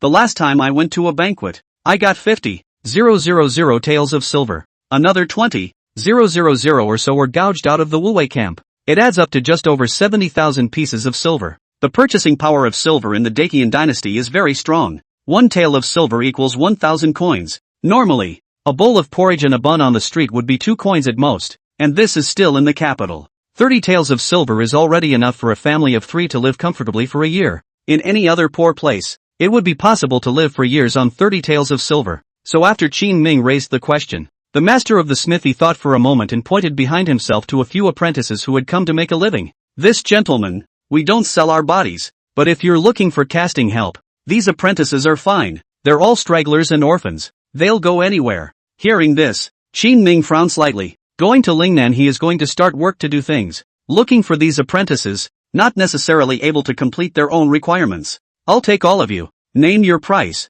and come work with me elsewhere. I really can't. Our house is right here and it's not going anywhere. The man at the blacksmith store was in a difficult position. Several of the teachers here have been working here for quite a few years, taken care of by the owner in many ways. In this day and age, when you come out to make a living, you do what you can with the favors you've accumulated over the years. Alas, it seems you are still straining your faces. Qin Ming shook his head inside, but did not leave. 10 taels of silver a month for a master teacher.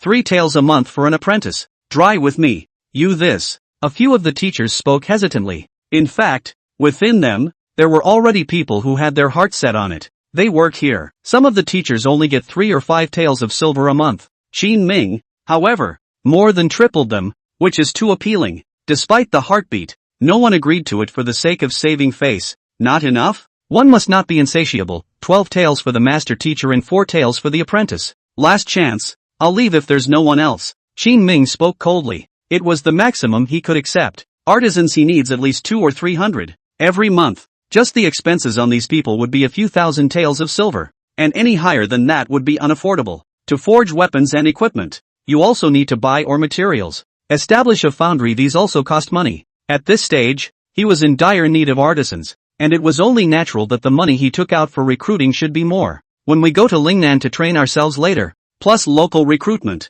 the cost will be lower. I'll give it a go. Watching Qin Ming turn around and prepare to leave, a master teacher couldn't help himself. There's no way around it. He's paying too much money. I'll go too. Add me. The money given by Qin Ming was completely enough for them to move out with their family. Soon, Qin Ming used the same method to recruit away the masters of some other blacksmith stores and carpentry stores in the capital. Let them take their families first and report to the Wuwei camp. Only after finishing this did Qin Ming drag his tired body back to the royal residence. Sitting in his study, he counted the expenses. His face changed for a moment, and the corners of his mouth twitched slightly. Still not enough money. Old Chang, come here for a moment. Walking out the door, Qin Ming yelled from the porch to the front yard at the top of his lungs. Chang Baishan quickly arrived in front of Qin Ming. What is it, Your Highness? Where are my land and field deeds? In a moment you go to the treasury and look for them, and bring them all. What are you doing? Get some money together, Grandma, it's too poor. Qin Ming smashed his mouth in displeasure. It really wasn't that he didn't want to marry Guan Yu, but he didn't have any hair right now. Marriage is always a banquet, and the predecessor had been clean and charitable for many years. It led to the fact that after Qin Ming came to Dacian, this amount of money he couldn't take out. Shang Baishan stroked his forehead and sighed. Finally the day has come. Your Highness, the last time Qin Ming said he wanted to sell his house and land, Chang Baishan took over and discouraged him, but he also understood. Since Qin Ming had made a decision, it was not something that would be changed so easily. Sure enough, within a few days, he was back to his old tricks and ready to pull this one. Qin Ming patted his shoulder and firmly said, my mind is made up. It's on sale tomorrow. A guru once said that money is like water in a sponge. There's always some when you squeeze it. Chapter 30. This king wants to sit in the first row. While Shang Baishan was arranging for people to sell their stuff, Qin Ming also arrived at the imperial city the next morning to attend the crown prince's ordination ceremony. Because today is the big day that Qin Yu, the king of Jin, takes over the throne of the crown prince, Xiao Shufei, who was already extremely favored in the palace, arranged for Wang Bao, who arranged every ritual specification to the highest level. Qin Ming arrived in front of the palace gates. Into the eyes is the scene of flowers opening the road. Hundreds of palace maids and eunuchs guarding both sides of the road. Rather, they are willing to make a row. And all the people's fat and wealth that the imperial court has searched for has been allowed to be squandered by this vixen. The making of the making of the making of the making of the making of the making of the making of the making of the making of the making of the making. Qin Ming stood at the entrance of the palace and was in no hurry to enter. Like a village grandfather, you have to critique something when you see it. These are words that only he would dare to say. Some of the passing officials heard only half of the sentence in passing and turned white with fear. Hurriedly and quickly, he ran away, fearing that these disobedient words might get on his head. Qin Ming, however, looked happy. One by one, they screamed, "Lord Zhang, do you think this is wasteful? Is my review of the word vixen on point? Lord Sun, don't run, running so fast at your age. You're not afraid of flashing your back." Soon the officials who came to the ordination ceremony heard the news. Everyone who entered the palace quickly moved away when they saw Qin Ming. If I can't mess with you, I can't hide from you. It could also be that Qin Ming's ramblings were just too harsh. Wang Bao quickly rushed to the palace gate. Look at Qin Ming with an idle face, wandering around like a street hooligan in front of the palace gates. He rushed forward, his head aching. "Your Highness King Qin, why don't you go in? The ordination ceremony will begin soon. Follow me." What's the rush? King Jin being crowned prince is a big deal. As an elder brother, this king naturally has to help him control the details. It was only at this time that Qin Ming slowly entered the palace gates. He had long expected this to be a hongmen banquet, since Princess Xiao Shufei was specifically making trouble out of it. She sent the invitation to the Qin Wangfu to disgust herself. Then before he leaves, he will do the same to his own people. Along the way, Qin Ming opened his mouth all the way to put pressure on Wang Bao. It made Wang Bao, Xiao Shufei's beloved, almost unable to hold back from speaking out in return a few times. But Qin Ming's words were on the level. Even though Wang Bao's heart was getting more and more upset, it was always difficult to tear his face off. Are all of you eunuchs so good-tempered? In the end, it was Qin Ming who couldn't help himself and asked him with a smile. Wang Bao gritted his teeth and had an ugly smile on his face. "Your Highness, we're at the place." Turning his head, Qin Ming realized that he had already arrived at the square in front of the Qianqing Hall. It's a nice day. The ceremony of the prince's enthronement was also held in this place. The eunuchs and palace maids in the palace moved a small table with a cushion behind it early. Every official is either sitting or kneeling in a cross-legged position to observe the ceremony here. Because of the close proximity, everyone was mingling. "Did you guys see when you came over today? The king of Qin seems to be here as well. Isn't he not in the palace? And isn't it a bit awkward to invite his highness the king of Qin with this kind of ordination ceremony? Xiao Pingshan just died 2 days ago. Xiao Shufei is still holding her breath now, catching the opportunity to definitely want to. Shu, keep your voice down." A few sharp-eyed officials had already noticed Qin Ming's figure appearing in the distance. "Where do I sit?" Eunuch Wang. Qin Ming scanned the room and realized that at least 3 rows of seats in front of him had been filled by officials of all levels. With a twitch in his heart, he had guessed the first of consort Xiao Shufei's tactics. Wang Bao smiled and pointed to the seats a few rows back. "You are invited only because you are a member of the royal family and are qualified to observe the ceremony. Since it's the royal family, it wouldn't be appropriate to sit with the officials. So let's just pick a random seat in the back first." Qin Ming sniffed and shook his head slightly. Xiao Shufei was too tender. What this pair of master and servant did was not at all different from what he had imagined. "Eunuch Wang, I'm going to criticize you here. The etiquette is not well thought out." Qin Ming patted Wang Bao's shoulder. "Criticize me?" The corner of Wang Bao's mouth twitched. Qin Ming had been specially invited over today, and there had been nothing to say about whether or not it was in line with etiquette. Throughout the dynasties, there has not been a case of a crown prince resigning his position and then replacing the new crown prince. So no matter how you see Qin Ming, it makes sense. "I'm going to sit first. Go and carry a table over to the king." Qin Ming pointed to the position in front of Chen Shimao and the officials of the 6 ministries. "That's not good." Being backhanded by Qin Ming, Wang Bao immediately shook his head like a rattle. What a joke. If Qin Ming had gone over, the seats of the officials, which were originally 4 square, would have suddenly sprung up in one section. The rules don't apply. When His Majesty and His Majesty saw Qin Ming taking the lead alone, they would have to be straight up pissed off. This king is a member of the royal family, or a former crown prince. It is reasonable that he should be one step ahead of the 100 officials and give congratulations to King Jin. What's the point of sitting at the back? How else can I send my blessings? Qin Ming spoke in a serious tone, talked Wang Pao out of his ass. While he thought about how to respond to himself, Qin Ming had already called out to a few small eunuchs. "Hey, come here. Take this table and put it in front of the Prime Minister." Yes, Yes, yes, that's the raised spot. The little eunuch knew Qin Ming's identity, and after nodding his head numbly, he followed Qin Ming's instructions and set up his position. All right, you go down and get busy too, Qin Ming explained to Wang Bao. Ignoring him, he sat himself down in front of Chen Shimao, and politely turned around to ask, Teacher, if I sit here, will I block you from observing the ceremony? No harm done. Chen Shimao smiled and gently opened his mouth to respond. Qian Kai smashed his mouth and said to Qin Ming, Your Highness, you're really getting bold. This is a mountain of swords and fire today. I was thinking before that you wouldn't come over. What a mountain of swords and fire. It's not like I'm going to get killed directly, so naturally I'm going to come to the banquet and have some fun. Behind Qian Kai, Chao Zishuo, the minister of the Ministry of Revenue, who was one row away from Qin Ming, poked his head in and said, Your Highness, you're not afraid of making a scene again like the other day. That depends on how much a certain vixen wants to make a scene, but it's useless to make a scene anymore.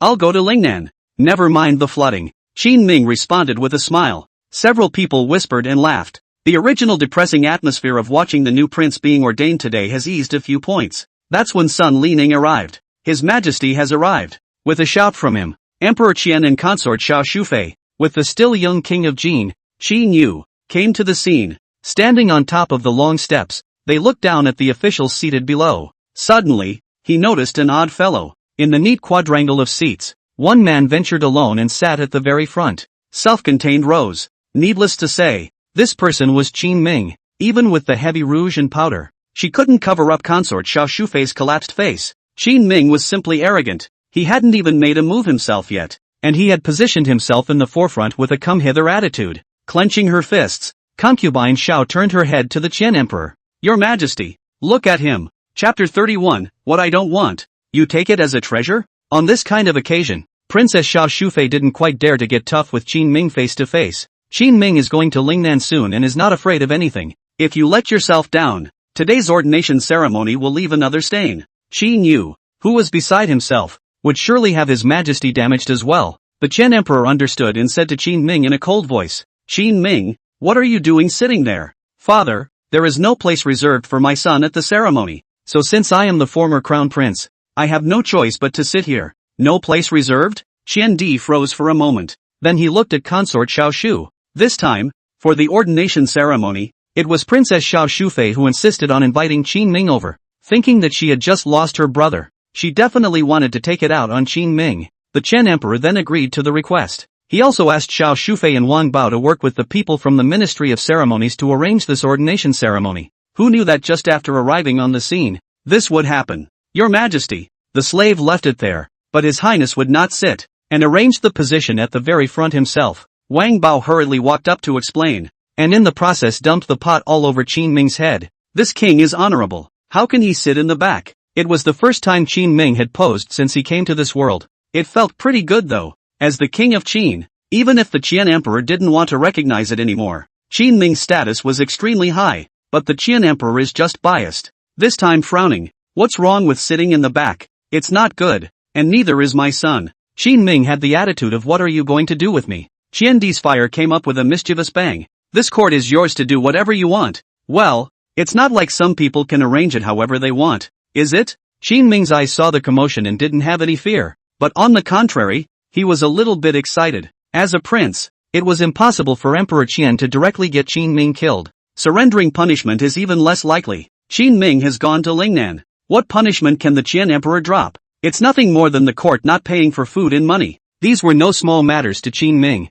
who had taken tens of thousands of taels of silver from the imperial court. You rebellious son, are you trying to throw people to the court? The Qian Emperor pointed at Qin Ming, his fingers trembling as he roared sternly. Father, I'm not ashamed. It's the people who don't arrange for a good position and don't follow the etiquette and our royal status that will embarrass you the most. Qin Ming spoke faintly. Anxious, the Qian Emperor must have been in a hurry. Like Qin Ming, the surrounding officials were in no hurry and looked as if they were eating melon. In their eyes, this ordination ceremony today is quite ridiculous. The king of Jin was crowned, and the Qian Emperor's change of crown prince was really nothing interesting. That is to say, hanging someone else's Jin king first has no significance to the dynasty. What the hell can a kid this age do with a dynasty? This operation down the line, just make Xiao Shufei's power become a little bigger. That's all. Of course, the couple might also have a bit of revenge on Qin Ming, but when Qin Ming came over today, Where did he look half angry? He just came over to stir up the archfire. It even got funnier as it went on.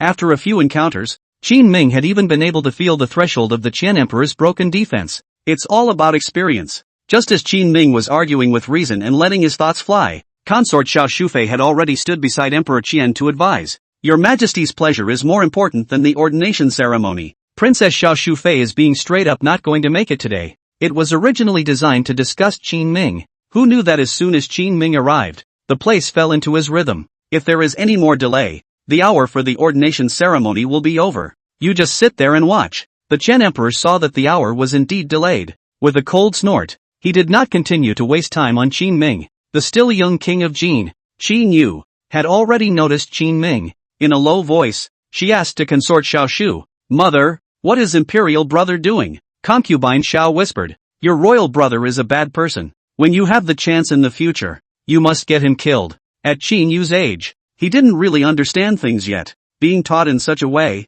the eyes that looked at Qin Ming suddenly had a few more points of hostility in them. "I know, mother." Chen Di did not hear the conversation between the mother and son, nodding slightly to Sun Lianying in the distance. Sun Lianying received the signal and immediately walked up with the royal list. By the grace of God, the emperor decrees, a reading. It is a series of complicated processes such as bestowing costumes and bowing to heaven and earth. Concubine Xiao looked at Qin Ming with a face full of resentment, and a few hints of smugness flashed across her face from time to time. It was as if he was the one who had snatched Qin Ming's crown prince position away from him. Qin Ming watched all this with boredom, when Chang Baishan suddenly leaned down from behind and ran to Qin Ming in a half-crouch. "Your Highness, it's sold." "How much?" "Because it was to be cashed out directly for money. The price was discounted a bit. The mansion was sold for 150,000 taels of silver. The fields were 71,000 taels, and there were 54,300 taels of literature and paintings. It adds up to make a whole 280,000 taels. This figure filled Qin Ming's face with black lines.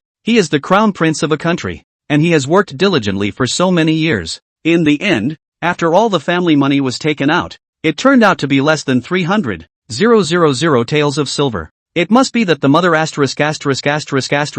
ing emperor was too biased to get himself any oil for so many years. Thinking of this, Qin Ming raised his head and glared at Chen Di. Chen Di also looked towards Qin Ming here from time to time, and suddenly he noticed Qin Ming glaring at himself. He froze for a moment, realizing that the kid was really growing into his abilities, but with that came disbelief. Why did Qin Ming suddenly hate himself so much? Just then, Qin Yu, who had finished the process, had just stepped down from the high platform in front of him. Xiao Shufei, who had a victor's look on her face, also stepped forward and spoke to the crowd. Yuer was able to be crowned prince, or thanks to His Highness the King of Qin taking the initiative to go to Lingnan. For this reason, both this palace and Yuer are also trying to thank His Highness the Qin King. The officials below heard such disgusting words, and they all bellyached below. Xiao Shufei's hypocritical speech at this time, saying thank you is false, declaring victory is true. Your Highness, in the future, your garrison will also work hard, so I guess you won't have much time to return to the court.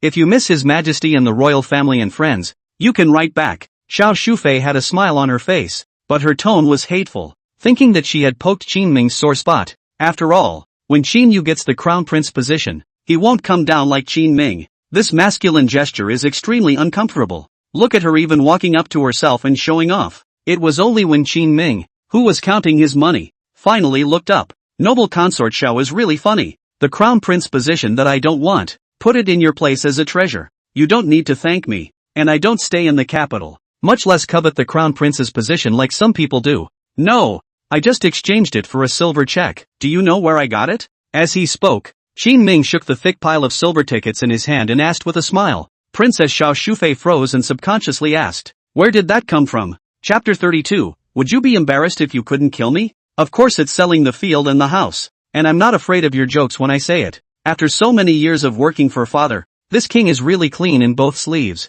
scattering his family's wealth for only 280,000 taels of silver. Such a calculation. Repair a palace are not enough. I remember that. What? Oh yes, Yangxin Palace. The first 2 years of repair when not a breath of more than 700,000 taels of silver spent? Qin Ming spoke to himself. However, the target was not aimed at Princess Xiao Shufei, who was not yet worthy. The person Qin Ming was referring to was the Chen Emperor. This old dang, who has been squeezing himself for years without giving a single benefit. He was also scheming and trying to send the crown prince position to King Jin. now that he finally got his way. Qin Ming disdained the position though. But get over it while you can. The officials of the court know it. That Yangxin Hall is for Xiao Shufei to repair. It was still a special grant from the Qian Emperor. A number of officials had advised him at the beginning that the expenditure was too great. But the Qian Emperor is still bent on the beautiful people to smile. Repair this palace. Qin Ming, with this flurry of yin and yang and rehashing of old events, had pushed Chen Di in front of the crowd again. Unbridled. Who taught you to talk like that? Don't think you can be lawless now that you've gone to Lingnan. The Chen Emperor was furious and slapped the table. From the time he came to the ordination ceremony, Qin Ming had explicitly and implicitly ordered himself. Chen Di was used to yelling at Qin Ming all these years, and he really couldn't stand him like this. See that he's in a hurry again. Qin Ming continued to chuckle. Father, if my son was lawless, he wouldn't have had his family's wealth dissipated to have only this 280,000 taels. But don't worry, my son doesn't mean to ask for money with these words, and I won't ask you for it when I go to Lingnan. The Chen Emperor sniffed and laughed disdainfully. Ridiculous. I hope you still have this kind of backbone when you go to Lingnan. Whether it was raising soldiers or building fiefdoms, the court had to subsidize a lot of money. But Qin Ming didn't put the court in his sights at all. He also made wild statements and frequently pushed his relationship with the Qian Emperor into the abyss. This makes a lot of officials worried in their minds, especially the Chen Shimao few. They were worried that if Qin Ming was so arrogant and went to Lingnan without the support of the imperial court, he would really be stoned. The point is that he's stoned and it doesn't work. Princess Xiao Shufei has an undying grudge against him. If Qin Ming is really sinking in Lingnan, it is estimated that in a few years, when Qin Yu grows up, he will find an opportunity to get him killed. But unlike what they thought, Qin Ming was confident. Shrugging his shoulders, Qin Ming smiled. As you wish. The Chen Emperor snorted coldly and didn't speak again. Princess Xiao Shufei stood in place awkwardly. I don't know if I should continue to provoke Qin Ming or not. She was thinking that she had robbed the other party of the crown prince's position, and now she was coming out to show off. It's sure to piss off Qin Ming. Anything less than that would be a disgrace to him. But for some reason, after she came out to show off, many officials, however, looked at Princess Xiao Shufei with strange eyes. Officials who knew Qin Ming's temperament understood that he was certainly not lying when he said he was leaving. He really doesn't want the crown prince position. Taking what Qin Ming threw away and didn't want, he ran over and put on a smug victor's pose. It's weird and a little awkward. This Xiao Shufei doing business, not at all polite. Ugh. In the distance, Sun Lianying's gaze had taken on a few moments of pity. He forgot to tell Princess Xiao something. It was the attitude that Qin Ming had displayed before. In fact, he had long since become indifferent to whether he was the crown prince or not. This was known to the Qian Emperor in addition to Sun Lianying. Princess Xiao Shufei, however, was very foolish and naive, and still wanted to use this tactic to provoke Qin Ming. Qin Yu, who was still young, was also confused at the moment. They say that when you become the crown prince, you can be honored by all the people. But why did nothing change when he became the crown prince himself? Instead, there's a sense of being looked at funny all the time. Right. One more thing. Consort Xiao Shufei suddenly thought of something and announced to the crowd. Since His Royal Highness the Crown Prince has been ordained, it is only natural that he should participate in the affairs of state. His Majesty now orders Xiao Qinian, governor of Huguang, to assist the Crown Prince in handling the affairs of the two cantons and learning how to rule the country. Two canton? Chen Shimao frowned slightly. This arrangement is very strange. There is so much overlap between the two provinces in Lingnan. It's still too far from the capital. Arranging it down was purely targeting Qin Ming. This is the final card of Princess Xiao Shufei. Even if Qin Ming went to Lingnan, the biggest official over there, Xiao Qinian, would obstruct him in every way. Xiao Qinian being placed with the crown prince was equivalent to joining consort Xiao Shu's lineage. In that case, it seemed that Qin Ming's life wouldn't be too good when he went to Lingnan. Thinking of this, Chen Shimao directly stood up. Your Majesty, I think this is not a good move. Not to mention the fact that Liangguang is far away from the capital. His Highness the Crown Prince has many choices when it comes to learning how to rule the country. The court can think long and hard about picking a neighboring region for the Crown Prince to participate in governing, and the results will certainly be better than the two provinces. Before the Qian Emperor could speak, concubine Xiao immediately jumped out and said, the two Guangzhongs are located in the Lingnan region, which at this stage is a barren land with a wide range of people. So even if the Crown Prince is allowed to participate in the management of the area,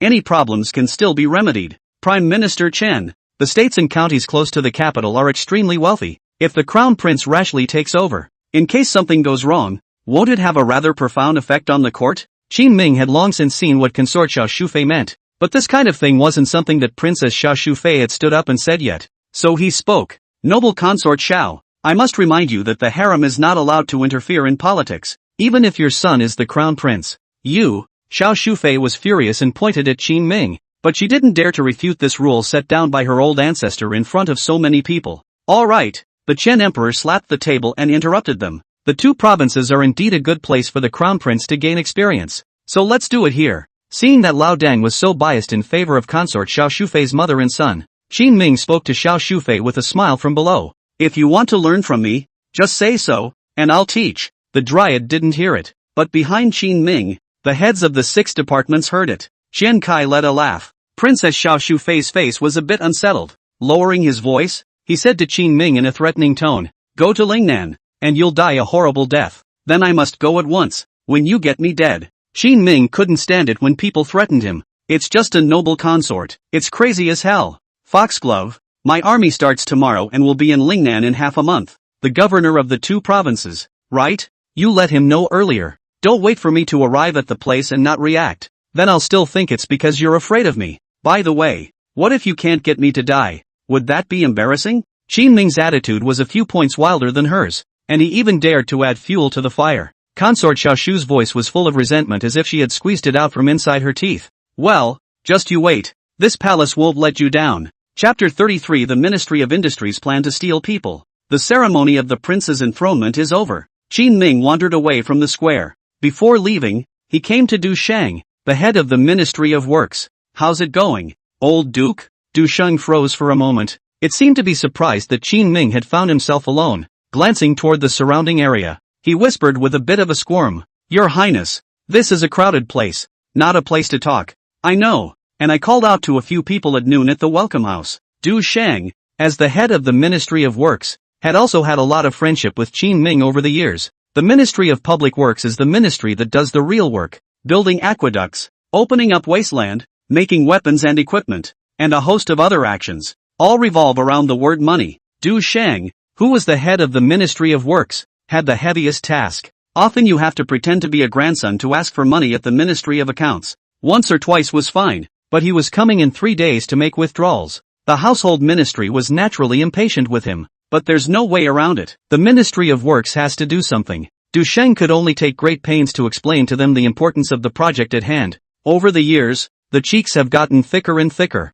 although it was able to get the money out with that shamelessness of his. However, whenever it is late at night, Du Sheng thinks about the contempt of those people in the Ministry of Households and still repents. Du Sheng, you've worked hard for years. Why are you sitting in such a position of aggravation? It was a good thing that this situation had eased a lot since Qin Ming had become the crown prince. No, they're suffering. Many of the Ministry of Industries expenditure notes were directly approved by Qin Ming, and no hard feelings for them. With Qin Ming, Du Sheng felt respect. It was one of the few times he could stand up straight and be a man. "Waiting for you." Qin Ming patted his shoulder and said gently. Du Sheng nodded seriously. "Okay, I'll be there." He was already heartbroken when he knew Qin Ming had left, but after all, the Ministry of Industry is full of factions, and he does not dare to show it, only to toss and turn in the dead of night. He wanted to help His Highness, but he was a man of few words, and he didn't know where to help yet. Today, Qin Ming took the initiative to approach him, and Du Sheng suddenly had a sense of mission. This is the best chance to return the favor to His Highness himself. At noon, in the Yingchun building, Qin Ming didn't shout too many people. The charge of party affiliation is a heavy one in the Dacian dynasty. The officials are paying attention. Qin Ming didn't care much about it today. He just declared to the public that it was his farewell banquet. "I just don't have the money, so I don't invite many people." For this reason he even reported to the people of the Metropolitan Police and the Delizi. Of course, facing a former prince who was already going to Lingnan, neither the capital nor the Delizi gave too much face. It didn't even come back. Alas, the king has truly lost his power. Sitting on the carriage, Qin Ming listened to Chang Baishan's report and lamented. The feeling of falling did not sadden him, but rather he found it somewhat amusing. Chang Baishan hurriedly comforted. "Your Highness, the Delizi and the Metropolitan Police Office rely on their power and are dog-eyed, so you mustn't rest easy. It's okay, I won't see them again anyway." Through a dozen streets of the capital, he came to the Yingchun building. The hustle and bustle just doesn't stop in your ears. Finally arriving at the place, Qin Ming entered the room and saw both Chen Shimao and Chen Kai sitting here. Beside them sat Du Shang and Fang Qingyuan. Why just a few? Chen Kai had doubts in his mind, but he quickly brainstormed about Qin Ming's isolated situation. Without even thinking about it, he just started cursing. Are they not coming? These snobs. No, I only called out to a few of you. Qin Ming didn't need much help from his connections when he went to Lingnan now. The most important thing is to recruit a group of artisans to build Lingnan first. He called out to few people. Naturally. In fact, there were only 3 people, Chen Shimao and Xian Kai and Du Shang. However, he did not expect that Fang Qingyuan had come as well. Oh, so, Xian Kai froze for a moment, then laughed to hide his embarrassment and didn't continue cursing. Qin Ming asked to Chen Shimao, "Teacher, why did you bring old Fang with you?" At the moment, it was an eventful time, and Fang Qingyuan had already been targeted by Princess Xiao Shufei, so it was easy for something to happen. Qin Ming was worried that Fang Qingyuan would be implicated and targeted for seeing him. Chen Shimao and Xian Kai didn't matter. The relationship between the two and Qin Ming was known to everyone. Besides, they hold important positions, and anyone who dares to touch them will have to think for themselves. Chen Shimao took a sip of tea and slowly said, "Qingyuan can't stay in the capital lately. You take it away." These 2 days at court, a dozen or so impeachment memorials against Fang Qingyuan kept appearing in front of the Chen Emperor like a rainstorm. Luckily, Chen Shimao argued with reason and helped Qin Ming keep Fang Qingyuan. But there's a saying, don't be afraid of thieves stealing, be afraid of thieves thinking. According to Chen Shimao's understanding, Princess Xiao Shufei has now begun to make connections and look for people from the Metropolitan Police Department to settle old scores. Fang Qingyuan that year privately opened the warehouse to release grain. Relief of the victims of the matter Qin Ming also know. Sniffing had to be a sigh. Old Fang, the commission is going to come with me. The mute Fang Qingyuan suddenly stood up with a prancing sound. Your Highness, it is most reassuring for me to go with you. There is really nothing to stay at this court. Alright then, you can report to my barracks in a little while, and I'll find you something to do in a couple days. Got it. Watch them talk half the time. Du Sheng sat awkwardly where he was and had already drunk 3 cups of tea. He didn't have a deep relationship with Chen Shimao, the minister of the household. Xian Kai, because of Du Sheng's demand for money for many years, is even more lazy to take care of him. Your Highness, what about me? Du Sheng didn't hold back and opened his mouth to ask Qin Ming. How about you? Help me steal some people? Steal from what? Artisan. I need 1,000. What? Du Sheng, who had learned the news, now had a numb scalp. Your Highness is truly amazing when you don't open your mouth. Prime Minister Chen will help you. Qin Ming patiently explained. After searching around the capital, Qin Ming ended up targeting the craftsmen at the Ministry of Industry. It can't be helped that the artisans on the market are a mixed bag of quality. It is still the Ministry of Industry's people. Qin Ming knows the routes and uses them. Xian Kai said with a cold snort from the side. Help your Highness to get this done. And for 3 years approve whatever I can of the expenses of your Ministry of Works. If you don't do it, without the Crown Prince, let's see if you old boy can still ask for money. The corner of Du Sheng's mouth twitched slightly. He was still a bit abashed when he saw Xian Kai here. The other side of the conversation has come to this point. Is there any need to talk about it? One doesn't even seem to have much of a choice. That's all. This was His Highness the King of Qin who had helped him for so many years. Being a man with a conscience. Taking a deep breath, Du Sheng whispered. Your Highness, how are things organized on your end? It's very simple. Prime Minister Chen will visit the Ministry of Works recently and find some problems to criticize you. You'll go along with it and put the fault on the artisans. Fire these people, and I'll just send someone else to recruit them. As he spoke, there was a sound of footsteps outside the door. A burly man pushed his way in. Qin Ming introduced himself to Du Sheng. This is General Chao Chuan of the Wuwei Battalion. He'll stay in the capital after I'm gone and be in charge of transporting people privately with you. Chapter 34 Establishment of the Lingnan Construction Corps.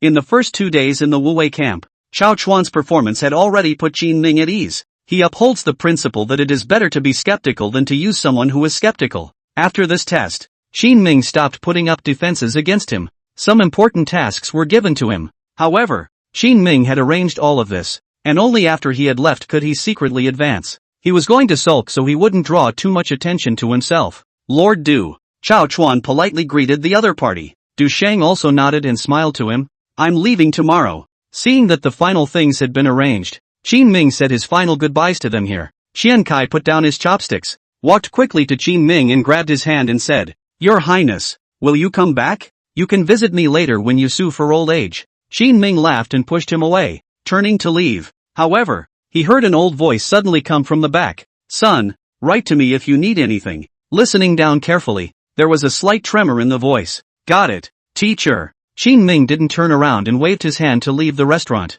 Downstairs, Shang Baishan had been waiting. Qin Ming had just gotten on the carriage when he poked his head in and said, 6 waves of scouts came when you saw these men today. Normal. Now that this king is a man of the people. Many people are afraid that I'll turn over old scores with them before I leave. Qin Ming knows many secrets of the court. That is, he didn't want to make it public some years ago for the sake of the stability of the court. If you have the mind to do so, you can get a book of 100 officials' behavior in 3 or 2 days. Where to next? Go buy some seeds. You'll have to fend for yourself from now on. When Qin Ming went to Lingnan, food was a big problem. Aside from having craftsmen carry out construction, it's a return to the staples of this small farming era. Cropland. It's just that this plowing, there is something to be said for it. After working around and having the men continue to move things into Camp Wuwei, Lu Gang and Wu Qingyi suddenly came to Qin Ming's residence. Your Highness, what are you two doing here? Wei wanted to come and see you. Lu Gan tensed his face, but he still couldn't hide his embarrassment.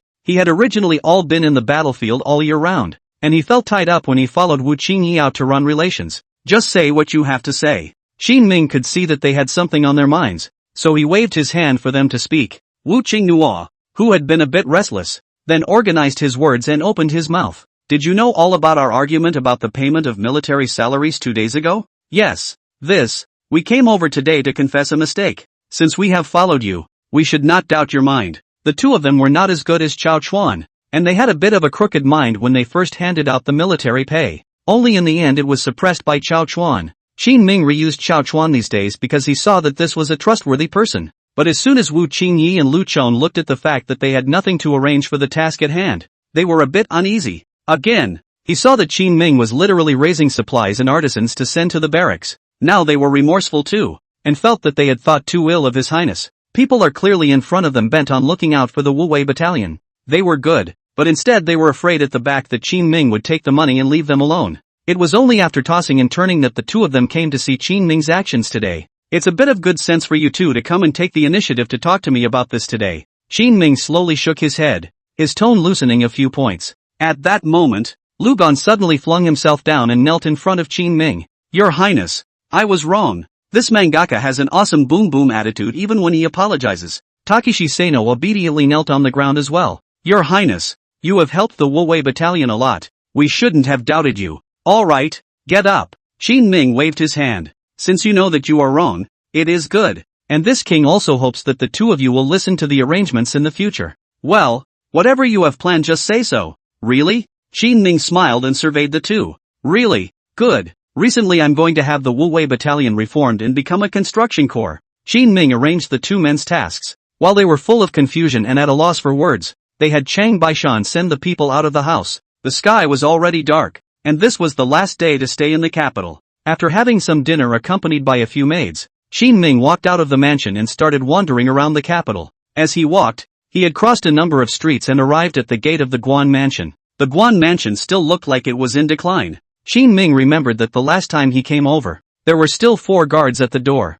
Today there were only 2 left, still crouching and dozing under the doorway. Hey, wake up! Qin Ming patted one of them on the shoulder. With a jolt, the other man hurriedly sat up straight. Oh, Your Highness, are you going in? Yes, help inform us. Oops, no need. There's not much left in the mansion, and a large portion of the people are gone. So who to inform? The guards hurriedly waved their hands. Qin Ming's identity was here, so there was actually no need to inform. Qin Ming nodded his head slightly. Then he entered inside the Guan mansion. Chen is a good person, and before she left, she scattered her family's wealth for her daughter. This led to the fact that inside the Guan mansion, there weren't even many valuable objects left. The large Guan mansion was cold. Qin Ming walked through the corridor with his memory as he walked into the backyard. In the courtyard of Guanyu, a candle flame was swaying by the window, and a slender figure was reflected on the window. Seductive. The door was left open, and Qin Ming bowed his body and lightly walked into Guanyu's room, only to find a pair of bright eyes staring daggers at him in the dimly lit room.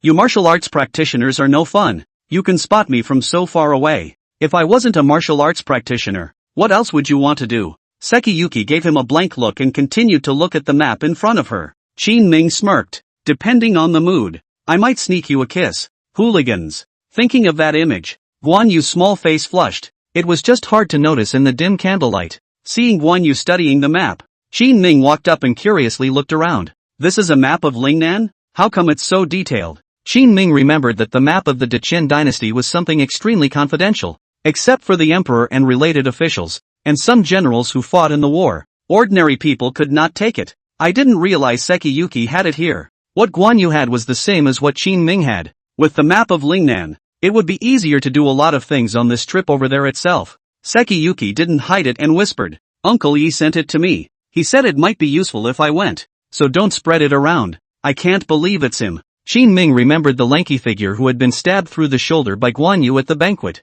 The corners of his mouth involuntarily lifted into a smile. Can I get a topography? Chapter 35, How to Worry About the Road Ahead Without a Friend. Sure, you can just take it. Guan Yu didn't know Qin Ming's plan, but no matter what, being a vassal over there, maps are definitely important. Worthy of my sage advice. Qin Ming was delighted in his heart, and holding Guan Yu's hand, he smiled and spoke. Who's your wise wife? You haven't even come to my door in a palanquin to marry me. This is not urgent. When I stabilize Lingnan and earn money, I will definitely marry you. Qin Ming, whose small hands weren't very clean, secretly took Guan Yu's shoulders. Sekiyuki struggled for a few moments and then stopped moving. After a long period of silence, Guan Yu suddenly said, I've heard that Xiao Qinian, the governor of the 2 cantons, is a distant cousin of Princess Xiao Shufei. Is it still necessary to guess? After that vixen gained power, even if it's a dog in the yard of the Xiao family, she wants to arrange for a share of the imperial food in the court. When he heard that the other party's surname was also Xiao,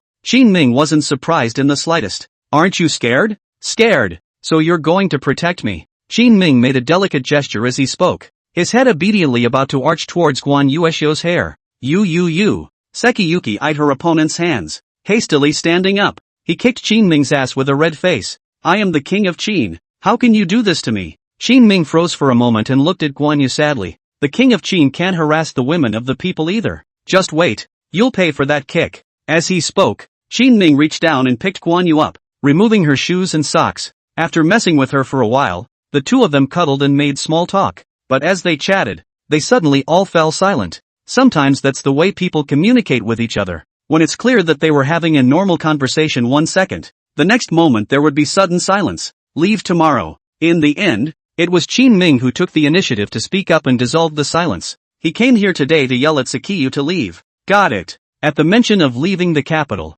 Guan Yu's mood was a bit low. Is our mother asleep? I don't know. She's been sleeping late the last couple days. Okay, I'll go talk to her. Qin Ming stood up, toward the outside. Sekiyuki was puzzled, wondering what he was trying to go on about. But Qin Ming quickly followed his memory and arrived in front of Chen's courtyard. This used to be where Guan Jinshan and Chen lived together. Mother, I've come to see you. Qin Ming cheekily poked his head inside and shouted. The candle flame in the room flickered gently, but Qin Ming didn't see any silhouettes. But it can't hurt. Qin Ming took out 2 packets of pastries from his arms and walked into the gazebo in the courtyard, unwrapped the packet and ate it for himself, while the other packet was put on the side. I recently reorganized the Wu Wei battalion and recruited quite a few artisans. The army rations are also ready, and many seeds have been brought over. So do it yourself and have plenty of food. Being a vassal king is good. It is said that the mansion is several times bigger than the capital city, which is inches of gold. There had been no talk in the room. Qin Ming didn't care and bragged about himself for a while before he finally stood up. I'm leaving tomorrow, so if you miss you, write to us and I'll bring her back to see you. There was a flickering of the candle flame in the room, but there's still not much of a crowd. It seemed that the other party really didn't want to see him. Qin Ming mumbled a couple of words in a low voice and finally left. He and Chen were definitely reporting the good news. There's a saying, don't complain to your mom. She can't help and she can't sleep. Qin Ming felt that Guan Yu's mother would definitely be his own mother in the future as well. Might as well say something nice to cheer up the elders. After Qin Ming left, the door to the room creaked open. Chen reluctantly glanced at Guan Yu's yard next door. Sighing, he walked into the gazebo, only to see 2 packages of pastries. One packet was open and the other was still sealed intact. As you can tell from this open packet, these are your favorite pastries. When Qin Ming had come over to visit a few times earlier, he had once secretly noted down the flavors that Chen liked to eat. I brought it here specifically today. Brat, count your heart. Chen mumbled under her breath as she gathered up the crumbs on the table. Early the next morning, Qin Ming got up early, because today is the day the money changers come over to collect the mansion. From today onwards, all his fields and mansions in the capital will be handed over. Chang Baishan had long ago brought hundreds of guards and waited for Qin Ming at the entrance. The next process was simple. Go to the military camp and lead the army of the 3 guards and the Wu Wei battalion, and head to Lingnan. Today was not the time for the court, but no one came to see Qin Ming off either. This was because the Chen emperor had ordered that there was no need to send each other off. riding down the streets where the early morning sunlight spreads down. Qin Ming yawned and arrived at the Guan mansion in person. In front of the Guan mansion, Guan Yu was the only one waiting with a large bag. Seeing Qin Ming, she smiled sweetly and waved at him. I'm sorry for the aggravation, but there's not much of a row for the big miss of the Guan family to travel. Qin Ming asked Chang Baishan to bring someone to help Guan Yu carry her luggage onto the carriage, smiling and teasing Guan Yu. You're still the head of the kings,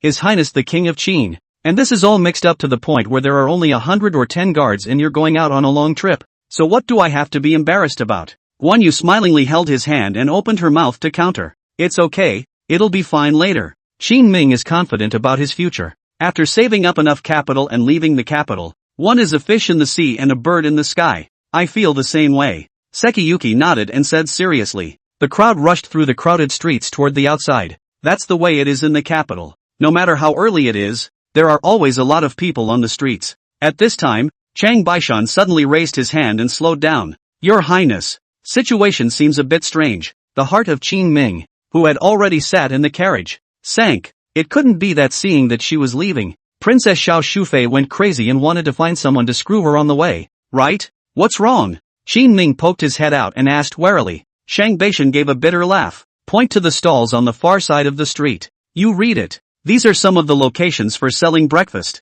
drinking tea, listening to music and listening to commentaries. Originally, there were not many people in the location in the morning except for some stalls for breakfast, but today it was occupied. Qin Ming swept a general glance. He, who had just been lamenting the fact that he was far from having much of a row, suddenly froze. There is no court today, only to see that among the officials of the ministries, many people do not know when to wait here, because the Chen Emperor did not nod his head and say that he would send them to each other according to etiquette, so they just dressed in their regular clothes and casually found a street stall to sit in. Someone had a bowl of cold porridge and half a bun left in front of them. Some people hold a cup of tea in front of a tea house. Others were sitting at the mouth of the street with small benches, and standing beside them were sellers who had just arrived to sing songs. Seeing Qin Ming's convoy coming over, they unanimously put down the things in their hands. Good morning, Your Highness. Such a coincidence. What a fate to meet Your Highness over a cup of morning tea. For the record, we're not here to see you off. We really just happened to run into each other.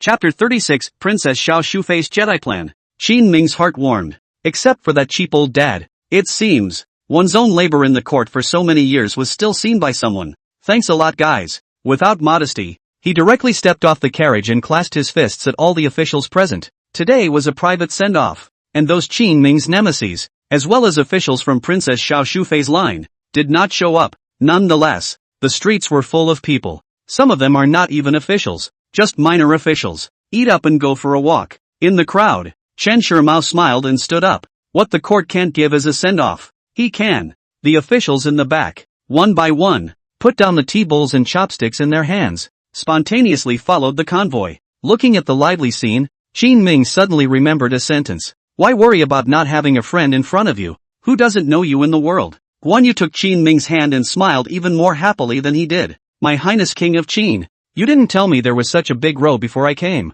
The crowd slowly walked towards the outskirts of the city, where they couldn't see. Wang Bao stood in the crowd with his head bowed, watching all of this in puzzlement. This kid is all garrisoned and won't even be able to return to the capital in the future. A man without a shred of value, and come to see him off? I don't know what these people are thinking. Aren't they afraid of His Majesty's chastisement? No wonder he couldn't figure it out. These eunuchs live in the collusive palace gates, where the whole day is a tangle of interests. But some real readers are different. It is not profit that comes first in their minds. In life, there are always some things that are more important than immediate benefits. It's hard for Wang Pai to understand all this. All he knew was that the group of ministers were again defying the court's resolution. Turning around, he quickly rushed towards Consort Xiao Shu's chambers. Qin Ming's group traveled at a not-so-slow pace, and when he stepped out of the southern gate of the capital, he came to the carriage. Turning to the crowd behind him, he spoke. I thank you all for seeing me off, and I bid you farewell. Your Highness, the officials are out of the capital,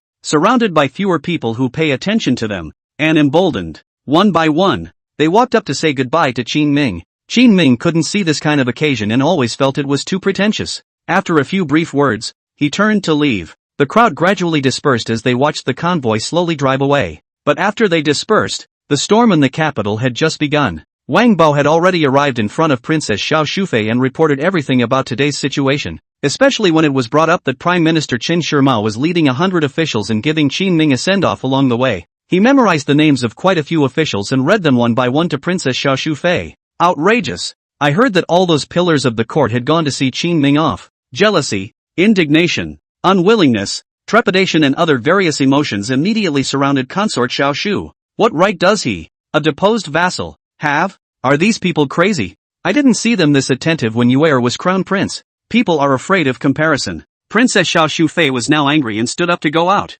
She was prepared to report the matter to the Qian Emperor's side and punish these unruly bastard bureaucrats. Wang Bao hurriedly stopped it. Your Highness, calm down. If we make a move to punish them at a time like this, we're siding with a lot of high-ranking officials. What then? Concubine Xiao frowned. Wang Bao was her loyal lapdog. Since she said these words, she had a way. He took a letter out of his arms. Look at this. It's intelligence from Lord Xiao. Xiao Qinian, the governor of Huguang, was a distant cousin of Princess Xiao Shufei. Xiao Shufei took the letter and scanned it twice. Her heart was even more puzzled. There's a plague in the Huguang region under his rule? What's the use of talking to this palace about this kind of? Let the court allocate funds to suppress it for him. No, my lady, this plague is spreading. As he spoke, Wang Bao spoke in a gloomy tone. You mean spreading the plague within Qin Ming's fiefdom? Princess Xiao Shufei quickly understood. Xiao Qinian specifically sent the message over to see what consort Xiao Shufei meant. Doing so, after all, would amplify the plague.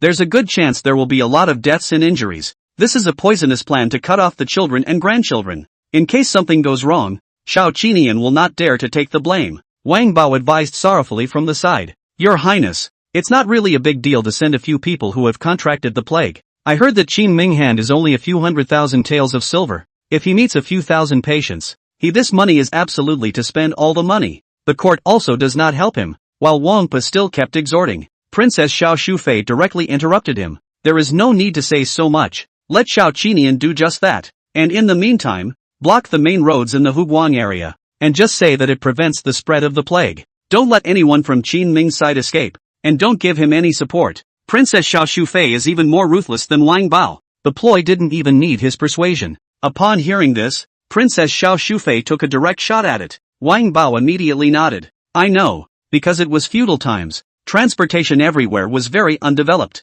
Many of the official roads are dirt. When it rains it is muddy and difficult to walk. It took Qin Ming more than 2 months to bring his army to the Lingnan region. The time is already the end of the year. It's a good thing that this is a southern region where the temperature isn't too low even when it's cold. Although the temperature was relatively pleasant, Qin Ming realized it as he walked all the way over. It's not just backward. It could almost be called uncivilized barbaric territory. Qin Ming's royal residence was located in Linjiang City in the Lingnan region. I don't know if it was because of the authorization of consort Xiao Shufei and Xiao Qinian. There wasn't even a greeting official along the way. It was good that no one answered. Qin Ming was happy to be at ease. Save yourself from having too much contact with the local officials, and then they'll have some kind of crooked idea. However, since he had come to Linjiang City, he was prepared to enter the royal residence. It's not going to make sense if an official doesn't come out to greet them again. Qin Ming raised his eyes. Outside the city of Linjiang, it was in a state of depression. There were only a few scattered officials, followed by a middle-aged man standing in thin clothes,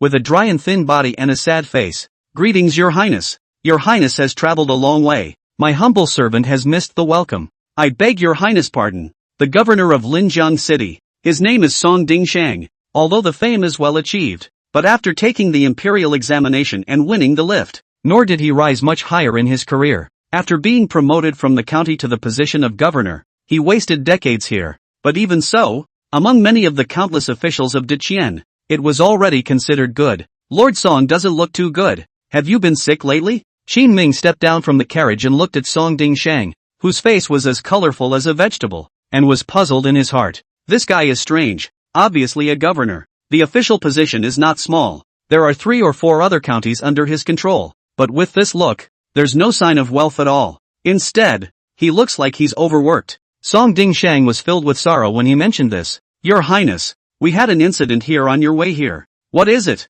The plague has broken out, and more than 30 villages have been affected, and even Linjiang City, as well as several of its subordinate counties, have been contaminated. According to our investigation, the number of people who have contracted the plague around Linjiang City has now broken 1,000. Chapter 37. Whoever is not convinced comes to me. The words came out of his mouth. Qin Ming was immediately shocked. The army hasn't settled outside the city yet. The plague came first. It's still such a large area that it's too much of a coincidence. It was still off to the side and within Qin Ming's fiefdom. If he hadn't calmed the situation down, he was afraid that if he came to Lingnan, he would be plagued to death at the first hurdle. How are those people doing now? All the villages everywhere that had the plague were blocked off, and they weren't allowed to step out. Song Dingsheng still follows the old methods of the feudal era. When a plague comes out, it is contained first. If it were to spread again, the only way would be to kill all of these sources that would spread the plague, and then burn the bodies in flames. It's cruel, but it's the easiest and least expensive way. After all, in times like these, people's lives are the least valuable. If we keep this up, we'll just have to kill someone. Song Dingsheng clenched his fists, his face filled with pain. This is his hometown. Some of the village elders, who had even watched him grow up, he now went back and could still call by name. It's because of such a layer of relationship. It made it impossible for Song Dingsheng to make a move, and it was impossible for him to make a move. Qin Ming turned around and explained a few words to Chang Baishan. He was told to first take the army and find a clearing to settle down in and forbid all outsiders from approaching. Only then did he come to Song Dingsheng's side with a grave expression. When did the plague appear? Just last month in the middle of the month. What is this plague? Smallpox. Hearing those two words, Qin Ming's heart snapped into relief. Being a high school student, he knew quite a few means of guarding against smallpox, but then a hint of confusion grew in his mind. Have you no means of protection against smallpox? Song Dingsheng shook his head. No, it's usually just a matter of waiting for the person to get through it, then detaining them for a few months and releasing them when they're okay. And then when people are done dying, they gather the bodies together and burn them. This is indeed a tactic that the Dacian court would use. Safe and efficient. Just too little regard for the lives of the people. I'll take care of this, but I want 3,000 acres of land that can be plowed. After thinking about it, Qin Ming made a request. They have military fields, but that's not enough. Qin Ming wanted to raise an army that would be invincible in the world, and rations were the foundation. Since they are filling holes for them local officials, we don't know each other well, and after helping them, it's only natural that they should be allowed to give some benefits. 3,000 acres? I can't report this to the top. 300 acres is more like it. A look of difficulty appeared on Song Dingsheng's face. He knew that Qin Ming had just come over and must be the new king, but it is a bit difficult to ask for so much land at the drop of a hat. Qin Ming was a little impatient. I don't want more from you. Look at the Lingnan territory yourself. It's all uncultivated open land. What's so difficult about 3,000 acres of land?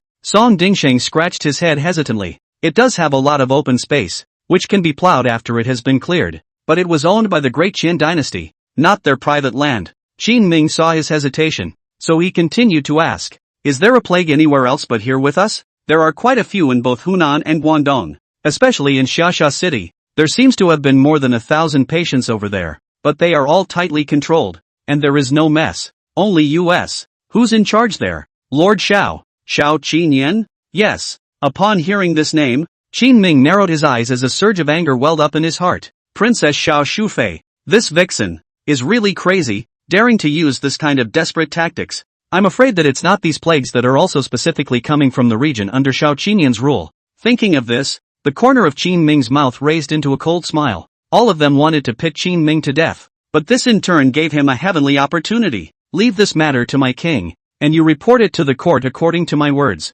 What's the word? Let's just say 3,000 acres. All of it is under martial law as a quarantine area, so that whoever they have a problem with, they can come in and find me directly. This, Song Dingsheng stared incredulously. And such rogue tactics? Today he had really opened his eyes. If the words are like this, but it is estimated that even if Qin Ming circled the land, no one in the court would dare to come over to verify it. After all, no one wants to catch smallpox. Did you get it? Your Highness. I know. Song Dingsheng's heart crossed, and the dead horse was treated as a living horse. Except he had one final quandary. Your Highness, can you really fix smallpox? Sure, smallpox is not an extremely deadly plague. In general, the more widespread a plague is, the less pathogenic it is. Many sick people in this era died frequently because of poor healthcare. But if there are vaccinated people, look them over carefully. Most can pull through. As far as the vaccine is concerned, Qin Ming remembered that there was a record in the ancient book he had read earlier. There are 4 ways to prevent a plague like smallpox. They are the pox clothing method, the pox paste method, the dry seedling method, and the water seedling method. The first 2 were more primitive and he had discarded them since. The last 2 are not bad. It's either taking a pimple scab and grinding it up and blowing it into your nostrils or mixing it with clean water and dropping it into your nostrils. Wait for a few days. The body is feverish. And the vaccination is considered complete when you get through it. Pre-vaccination vaccines are highly toxic and can easily cause problems. However, if you use a pox scab that has been inoculated many times, the toxicity will slowly decrease. That's the safer vaccine. What about those patients? All cordoned off from outsiders. Song Dingxing pointed to the seals affixed to the various houses on the street in the distance. In fact, he didn't need to tell me that no one came on this street just by seeing the seal. Lu Gang. Qin Ming shouted to the back. The end of the line. Lu Gang jogged all the way to Qin Ming. Are you well? Qin Ming looked at him with a smile. Lu Gang thought about it and said naively, definitely good. Since I was a child have not been very sick. My mother as a child called me Iron Ox. Then it's up to you. Call out a few more men from the barracks and let's go pick up the smallpox patients and find a place to converge on them. Ha! Lu Gan was startled. A few soldiers in the back were also scared and took a few steps backward. Scared? It's the grandson who's afraid. Lu Gang still remembered the promise he made with Qin Ming earlier. Though he was indeed afraid, his mouth blew harder and harder with all its awesomeness. Sung Din Sung stared at this in disbelief. Your Highness, you're going in person? No, that's too fierce. What if you get smallpox and die in their Linjiang city? In fact, he didn't know that if Qin Ming really died here, Princess Xiao Shufei would probably give Song Dingsheng a big credit. His promotion will be just around the corner then. You're going if I'm not? Qin Ming glanced at him and shouted at Lu Chong. Go and call in some more men. And call in the medic who will accompany them. Okay, I just have to get back to some writing. Write what? Write a letter to my mother. Explain the aftermath. If I really die here, you have to count me as having died for my country. Lu Gang lowered his head and said with pathos. Chapter 38, Ancient Vaccine Research. Trying poison on yourself. Look at your demeanor. Well, at least you've taken the first denominations. Xin understood him. Lu Gang is a fierce man who once took first place. A few of the biggest feats in battle are first to board, break formation, cut down a general, and capture a flag. The meaning of the merit of being first to mount is to be at the front of the line when fighting a battle. The one who climbs the citadel without dying is the one who can take the credit for first boarding. It's the fastest way for a pawn with no background to get promoted, and it's also the most dangerous. Those who ascended first, after ascending the citadel, were greeted by countless chaotic spear thrusts, and this was still the lightest of all. Some pour boiling hot water or gold juice directly on them, or take a wooden plank full of nails and smash it down. So it's hard for anyone to survive. But just surviving would be a huge credit. Lu Gang took it several times before he was promoted to one of the generals of the Wu Wei battalion. In this way, he is naturally much bolder than normal. I'm not scared. It's filial piety. Lu Gan was still defending himself. Qin Ming didn't bother to listen to his nonsense and waved his hand, telling him to go find someone. Are there any local bone setters willing to help? Get some people over here who know how to heal. Turning around, Qin Ming opened his mouth to Song Dingsheng and commanded. Song Dingsheng nodded blankly. Your Highness, my men here can get a dozen or so, but I don't think I can find more. Such a great thing has happened that the healer cannot be found? Qin Ming was a little angry. At first glance, Song Dingsheng is still a parent official who works for the people, but after really getting in touch, he realized that the guy seemed to be cringing at things. It makes it unpleasant. But this time, Song Dingsheng really can't be blamed. He sighed slowly. Your Highness, all of our major roads here have been blocked by Lord Xiao for the reason of preventing the spread of the plague. Since you entered Lingnan, no one has come to the rear to support you. When he said that, he couldn't hold back the tears of sadness. He's a scholar and has a good head on his shoulders. How could one not see that this plague was deliberately spread against Qin Ming? But there is no way. The slightest person Song Dingsheng in front of the governor of Hunan and Guangdong Xiaoqinian. Even a sweat hair on the thigh of others course. It was even less likely to help Qin Ming too much. Do you want revenge for the death of so many folks? Seeing how he covered his face and cried, Qin Ming's attitude was a little gentler. Song Dingsheng still had some bloodlust, and immediately raised his head at the words. Revenge how? Qin Ming said with a faint smile. It's simple. As my vaccine rolls out, those who have been vaccinated will be plucked out and a group of medical squads specialized in smallpox patients will be formed. With this group, it will be possible to take care of smallpox patients and help them heal. Once we've resolved the local situation, we'll go and lift Xiao Qinian's stall. Qin Ming sees the status quo very clearly. He had the vaccine on hand, along with details on how to make it, but not in the hands of Xiao Qinian, going to stir up the people in his isolation. The area under Xiao Qinian's rule was going to be a real mess. At that time,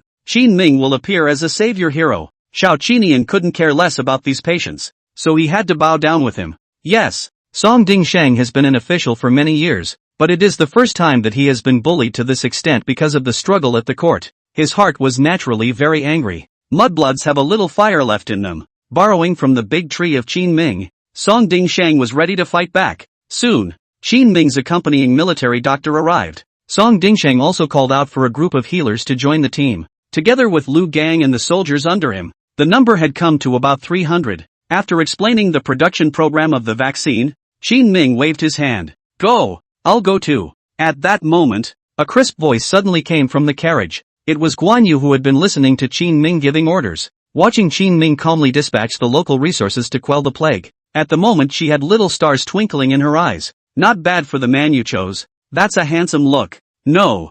Qin Ming refused without thinking. Anyone can die smallpox first, but not Seki Yuki. Why? Seki Yuki beamed. She was a proud girl and didn't like being a burden to others. While everyone was working feverishly to set up camp and quell the plague, if she sat on the side and did nothing, she would feel unworthy to stand beside Qin Ming. No means no. Qin Ming said impatiently and gave Lu Gang a wink. Lu Gan scratched his head and walked up to try to advise Guan Yu. Seki Yuki, however, said stubbornly, they all can, and so can I. Tell you what, you'll come back when the third batch of vaccines is ready to be administered. Qin Ming thought about it and proposed a compromise. The third round of vaccine toxicity would surely be much lower. It was also safer for Sekiyu to come over then. Oh, Sekiyu seems to be angry, but she knew how to sympathize with Qin Ming and didn't make a scene. Quietly, they left in a carriage and traveled to the camp where they were stationed. Qin Ming led his men into the city, preparing to first centralize the sick within Linjiang City. Doctors, I'm counting on you for the vaccine,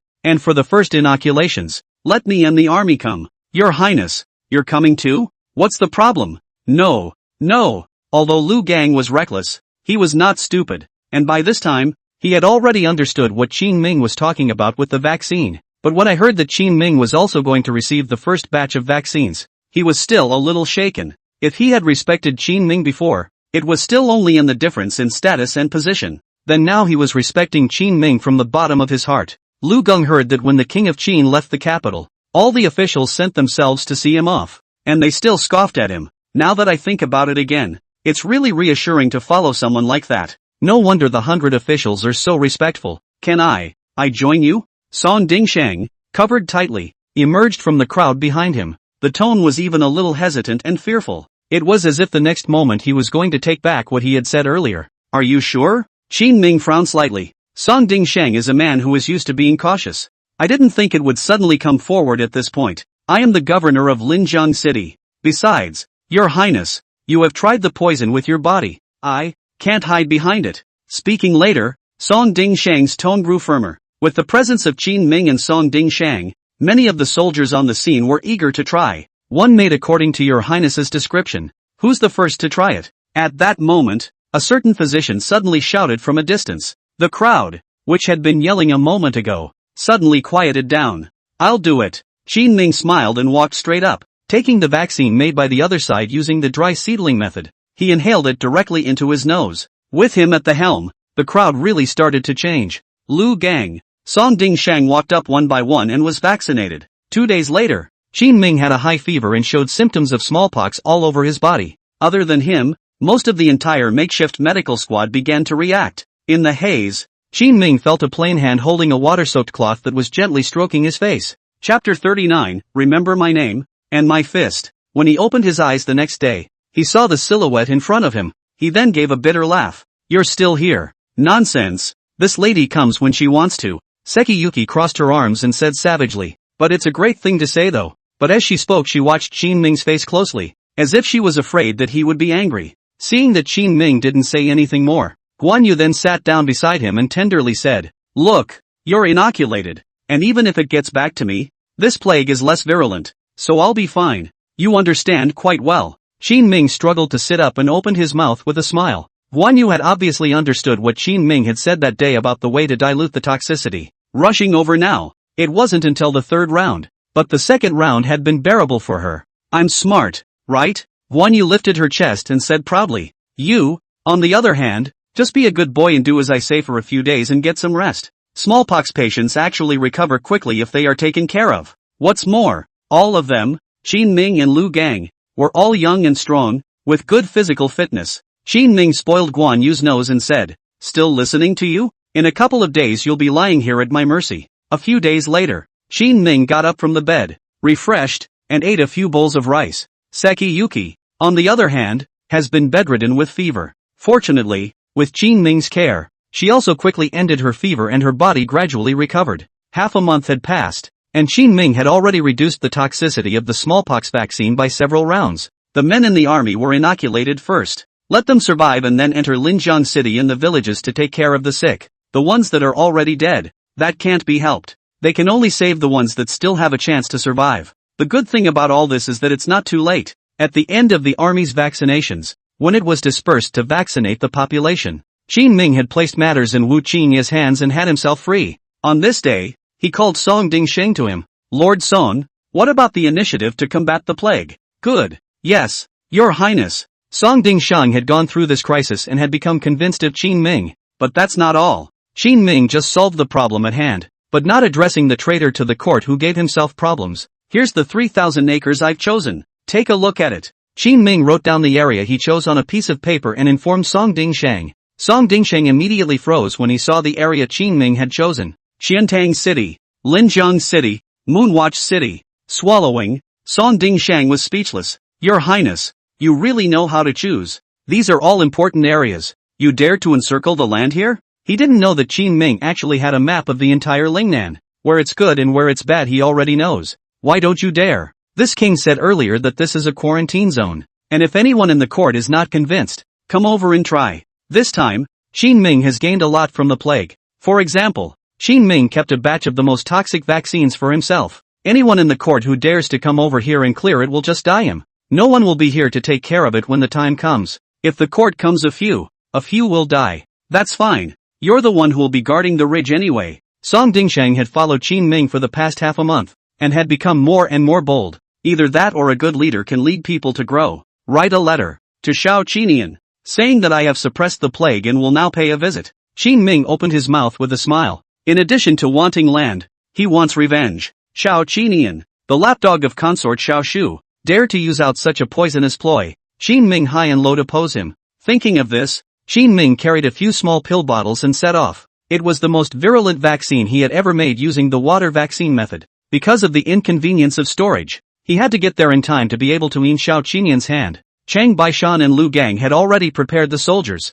After Song Dingsheng sent a letter over, he set up a carriage and took Qin Ming on a day and night journey towards the city of Shasha in the Huguang region. Stop. Arriving at the junction of the two provinces, without any surprise, Qin Ming was stopped by the army guarding the town. "You dare to stop the king of Qin's carriage?" Shang Baishan jumped off the carriage and shouted at them. The clearance paperwork was then produced. This was a required formality when running around in feudal times, because the rulers in the feudal dynasty did not like these people running around. That would breed a lot of stragglers and cause chaos. This leads to many of the people who will live in their place of origin for the rest of their lives. If you want to go to another region, you need to have official clearance paperwork. Of course, these things were simple for Qin Ming. After seeing the great seal of the court, the few soldiers present were also all a bit hesitant. "What are you waiting for? Release them!" Shang Baishan snorted coldly and growled at them. Hearing this, all the people present were a bit hesitant. "General, a plague has appeared around Linjiang City, and now there is no passage between the two provinces.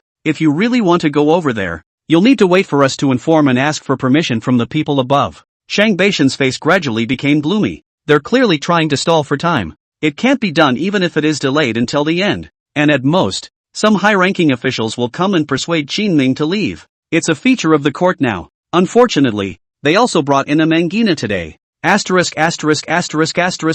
A few soldiers had just finished their words when a thick figure rushed over from the distance. With a single punch, the soldier in front of him was dry-humped to the ground. The one who made the move was naturally the irascible Lu Chong. "What has become of the plague in your lower Sand City? Still have the nerve to stop our highness? Going is giving you face. Don't be so ungrateful. Do you really think you can help quell the plague by stopping this? Get out, all of you." Lu Gon is indeed fierce and amazing. Charge into the crowd and punch one. Anyone who received his punch fell to the ground in agony, covering his face and struggling, unable to get up for half a day. "My name is Fong Wanliang. Remember well who is beating you today." On his way out, Lu Bao did not forget to spit on them and pull a wave of hatred. "Who is Fong Wanliang?" After Chang Baishan mounted his horse, he asked Lu Chong suspiciously. "I don't know. Your Highness taught me. Lu Bao scratched his head. He was still satisfied with his performance of hitting people and pulling hate today. Qin Ming leisurely said as he sat in the carriage. Fang Wanliang is another of Princess Zhao's lapdogs, the guardian of Chentang City. When I went to collect the land 2 days ago, this grandson dared not to give it to me. Qin Ming is not made of clay, so he will find an opportunity to help Fang Wanliang make a name for himself today. After he had gone, the soldiers at the pass had been furious. Fang Wanliang hit someone. Quickly go find the governor. Fang Wanliang is crazy, daring to strike at his own people. In the court, the offense of one's own people beating up one's own people can be great or small. This guy is arrogant as hell. Beat up a soldier from another army and have the nerve to leave a name. After reporting it to the governor, their army would definitely go to Fang Wanliang to get a statement. As expected, a column of troops headed toward Chentang City that night. Chapter 40, What are you doing here? To you up. Of course, after running all the way. A few days later Qin Ming finally arrived at the gates of Shasha City. Along the way he saw a number of closed villages. It seems that Xiao Qinian, the governor of Hunan and Guangdong, is not good. He himself is a buttload of bad debts, and he still dares to spread the plague intentionally within Qin Ming's fiefdom, and I'm not afraid that I won't be able to wrap it up in the end. Xiao Qinian, this bastard is AWOL. Where are the soldiers guarding the city? Chang Baishan was originally the captain of the palace guards and later followed Qin Ming, extremely familiar with the standards of guarding various areas. However, after arriving at the city of Shemusha, he looked at the desolation of the city, with even the guards at the entrance cut in half. He was instantly enraged. Compared to His Highness's fight against the plague, Xiao Qinian directly adopted a policy of non-resistance. When there is a plague or disease, they are arrested and thrown into the mountains and left to fend for themselves. As for himself, he had long been hiding behind closed doors in his mansion. He valued his life. Unless the plague passes, it's unlikely that anyone else will be found for a few months. Looks like he's pretty scared. Qin Ming was not angry. The more he did, the better the situation became for him. Your Highness, what the hell? Shang Baishan ran to the front and looked at it. It was found that many people were stopped and not even allowed to enter the city, so he ran all the way back to Qin Ming to inquire in a low voice. Straight in. Okay. Chang Baishan and Lu Chong set up the carriage and took out the high-level clearance documents within the imperial court. When the soldiers guarding the city saw the scene, they immediately waved their hands and refused. Your Highness King of Qin, His Excellency has orders that you outsiders are not to be seen until the plague is pacified, and you are not to be allowed to enter the city. Several days had passed since Song Dingsheng had sent the letter. Xiao Qinian must have already known about Qin Ming's arrival. He also notified the city guards in advance to stop Qin Ming. This king came over to quell the plague. The plague in Linjiang City has been cleared. Next is your Lord Shou here. Qin Ming spoke slowly, explaining his situation. When many of the surrounding people heard that Qin Ming was able to solve the plague, there was a flash of anticipation in their eyes. The plague in Linjiang City is solved? The words came out of his mouth. The guards of Lower Sand City also froze. The plague was the first to break out in their area, and only reached Linjiang City later. But Linjiang City is also too fierce. It's just that His Highness, the King of Qin,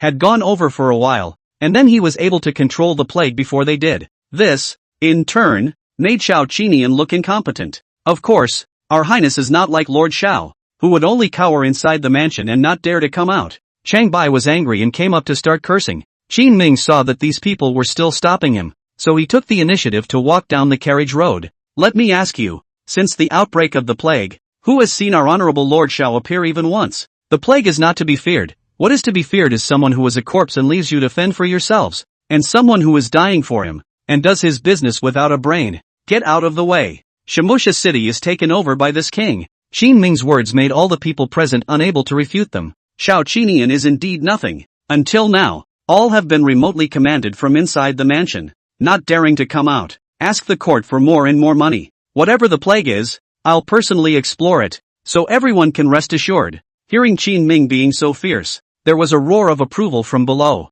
After thinking about it, Qin Ming spoke again. By the way, remember my name. My name is Qin Ming. I am the king of Lingnan Qin. It really wasn't that Qin Ming was being petty in doing so. Mostly, in my last life and this one, the credit was always taken by someone else. In that case, let's get it out of the way ahead of time. Don't get to the point where people can't find anyone to thank. Looking at Qin Ming calling out his friends here, the situation was as if he was trying to bring down their city walls. A few of the guards were scared. Lu Gang had already dismounted and came to them, mortaring his sandbag-sized fist viciously. I've realized that you guys are really Listen to Xiao Qinian, and you'll all wait for death. Get the hell out of here. Lu Bao said as he was about to rush inside. Hundreds of people were in favor of it. It wasn't as if there weren't guards trying to stop it, but just as he approached, he was knocked to the ground by a direct punch, and he couldn't get up for a while. Just like that, Qin Ming brought a group of people into Lower Sand City. In the city of Shimsha, the plague will soon be out of control.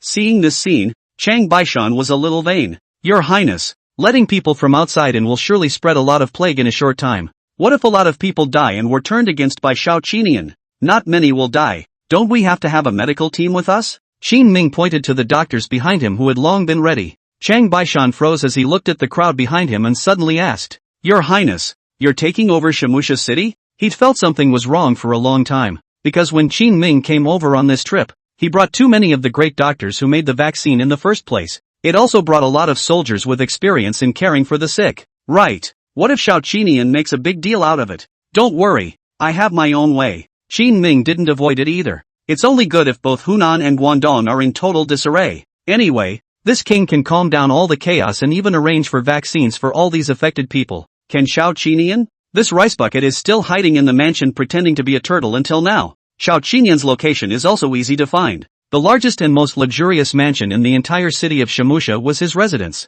Arriving in front of the vermilion door that was decorated with a pair of stone lions, Qin Ming nodded at Lu Barge and Chang Baishan. The two charged right up to the guards and punched them in the stomach. You guys, puke. Before the guard could react, he lay on the ground covering his stomach in pain. Qin Ming nodded his head as he watched from behind. This Lu Barge is really good. He needs to be promoted. Soon the door was smashed open. Qin Ming led a column of soldiers and rushed into Xiao Qinian's home with a crash. The yard quickly became crowded. Your Highness, the King of Qin, you're crazy. Xiao Qinian had received the news long ago and rushed over from the backyard in a hurry. Seeing that Qin Ming really dared to rush through the door with his men, a wave of anger shot through his head and he roared angrily. Of course, as he roared, still standing a dozen feet away, he maintained a safe distance from Qin Ming. Xiao Qinian, you didn't expect this king to come, did you? Did it also not occur to you that the king's plague was handled much faster than yours? Qin Ming was given a big gift when he thought that he had not even started his construction in Lingnan.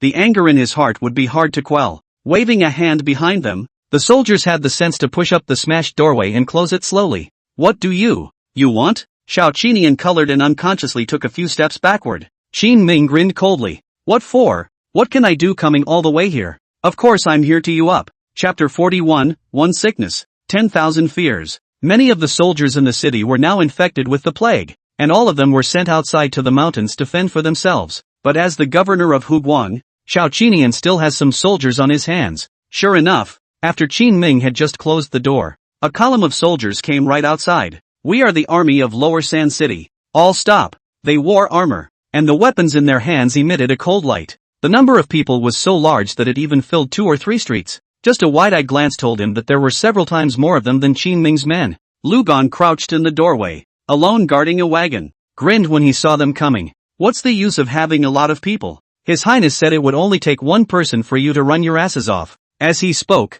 he pulled back the curtain of the carriage behind him. A frail patient lies inside. Is it my turn? Watching Lu Gan nuzzle, he immediately struggled to sit up straight from the carriage. The soldiers who were just about to go forward to calm down the chaos were so frightened that they kept retreating backward. Shameless! How dare you bring a smallpox patient into the city? Lu Gan ignored them, helped the patient out of the carriage, and pointed to the steps behind the 2 stone lions in front of him. Just sit here and rest for a while. Good. The 2 just sat down on the steps. A few of the soldiers holding the door at the back looked at it and whispered to Lu Chong and asked, General, we'll go ahead and close the door then. Close yours and make some room for His Highness to move around. Okay. With a creak, the smashed door was closed a little more. In the courtyard, Qin Ming stood in the long corridor and walked slowly towards Xiao Qinian, Chang Baishan and Lu Gang, one outside, the other inside. He was responsible for controlling all the hundreds of people in the mansion and sending them to the backyard. Lord Xiao, there's no one else here now, right? Qin Ming's voice slowly approached, and Xiao Qinian kept retreating, fear written all over his face. But a few soldiers from around the area felt up from behind the flower beds and held Xiao Qinian down as soon as they could. Come on 3, 4, 5, 6, 7, 8, hit me. Okay. Chang Baishan led the men and hanged Xiao Qinian, and sweetly stuffed a rag in his mouth. Xiao Qinian whimpered an odd. Too bad it's not much use. After half an hour of fighting, Qin Ming tore off the blood-stained rag from Xiao Qinian's mouth and took out a confession. Right what? Xiao Qinian looked at Qin Ming with a face full of confusion. Right, what? Right, about how you spread the plague across hundreds of miles to my fiefdom. I didn't. Don't you accuse people wrongly. Xiao Qinian wasn't stupid. It's okay to take a beating today. Stirring up Princess Xiao Shufei would be a big deal. Even though the people involved in the plague incident could see that this was Xiao Qinian tripping up Qin Ming, but no one dares to report the past to the court without concrete evidence. But just because they didn't dare, it didn't mean that Qin Ming didn't dare. Qin Ming didn't talk nonsense to him, and after giving Xiao Qinian a punch that knocked out 2 teeth, he continued to command his men. Fight to the death. This don't know how many unrelated people have been victimized. Xiao Qinian saw that Qin Ming really wanted to get himself killed. There was a whimper and a shout again. There were even tears glistening in his eyes, and before long he was crying, big snot even dripping down his chin. After he fainted 3 times, Qin Ming poured a pot of cold water on it. To write or not to write? Your Highness, I. Xiao Qinian raised his head, tears still flowing from his swollen eye sockets. Just as he wanted to open his mouth to defend himself, Qin Ming gagged him. Go on. Yes. Keep typing if you don't write. I'm going out. Qin Ming waved his hand and prepared to go out to take over the plague incident in the next Sand City. Shang Beishan asked from behind. Your Highness, what if you kill them? He deserves to die. He was a corpse in my king's fiefdom and did nothing to cause the plague to expand. Who will die if he doesn't? Qin Ming had already thought of a way to say it. Even if the court investigates, he can still defend himself. Okay. Woo-woo. Woo-hoo. It was also at this moment that Xiao Qinian, who was being beaten, hurriedly shouted. He was really a little scared. Ben thought that Qin Ming was scaring himself, but look at him. He's really trying to get someone killed. Chang Baishan pulled off the cloth and said impatiently. What for? Stop fighting. I'll write. Say yes early. Then there's all this. By the way, Shang Beishan thought of something. At this time, he suddenly took out a small lime green porcelain vase. After opening the seal, he shoved it into Xiao Qinian's nose and wiggled it. You have contracted smallpox. If you want to live, listen to our Highness. Otherwise, I guess no one would dare to save you. Chang Baishan's words caused Xiao Qinian's eyes to go black. You, he fainted outright with fear. What a wimp. Shang Beishan bristled. A few of you, wake him up, while there is still no fever. First let him account for things, and by the way, write some more about his corruption over the years. What forcibly robbing the people's women? Raping and pillaging, write it all out. Let's keep it as evidence. If Qin Ming were here, he would probably be praising Chang Baishan for citing one example. Yes, in front of the luxurious vermilion door, Qin Ming stepped out, saw Lu Barge and the patient he brought with him sitting on the stone steps. In front of them was the army of Lower Sand City, which had already stalemated with them for half a day. What are you doing here? Come with me. This king will take you to cure the plague and eradicate your problems within a month. Qin Ming walked up to the guarding general and spoke indifferently. The defending general's name is Li Yozhong, and he's scared right now. It was because Qin Ming had just touched the patients around Luchong. Taking a few steps backward, Li Yozhong's gaze glanced towards Xiao Qinian's mansion. Where is Lord Xiao? Being confessed. I'm taking over Lower Sandown. Qin Ming's tone was one of taking things for granted. Li Yozhong hurriedly waved his hand. No, we only listen to the court. Lord Xiao is the governor of Huguang. Can he represent the court? That's natural. Li Yozhong nodded and looked at Qin Ming with suspicion. Okay, wait then. Qin Ming didn't argue with him either. Returned to the mansion and waited a while. Then he took out Xiao Qinian's own book. This works, right? It says that Xiao Qinian is suffering from smallpox and is unable to officiate. So the army of Lower Sand City was first given to Qin Ming to look after and suppress the plague. Li Yozhong's face had a look of having seen a ghost. How is this possible? As far as he could manage not to admit it, but he could recognize that it was Xiao Qinian's handwriting. What else is wrong? Qin Ming waved at the soldiers behind Li Yozhong. Everyone, come with me. Get them vaccinated so they can go take care of the sick people. Someone to take care of it, plus constant vaccinations. Within a month, Qin Ming would be able to quell the plague around the city of Xiaxia. As for Xiao Qinian, the corner of Qin Ming's mouth lifted up in a smile. In these few days, he would be able to take Xiao Qinian down. The other party is now so scared out of his wits that he could fill 2 or 3 pages with just his own admissions of guilt. Chapter 42, It's not misappropriation if you don't spend all the money. I've written, is there any way I can be saved? Hurry, help me. In the luxurious mansion, Xiao Qinian looked at Chang Baishan and the others in fear. I don't know what it was that Chang Baishan poured in just now, but he said he would catch smallpox. These words were clearly heard by Xiao Qinian. Xiao Qinian was the most afraid of death. There is no fear of being left without wood. No matter what, one can or cannot die. Shang Beishan thought for a moment.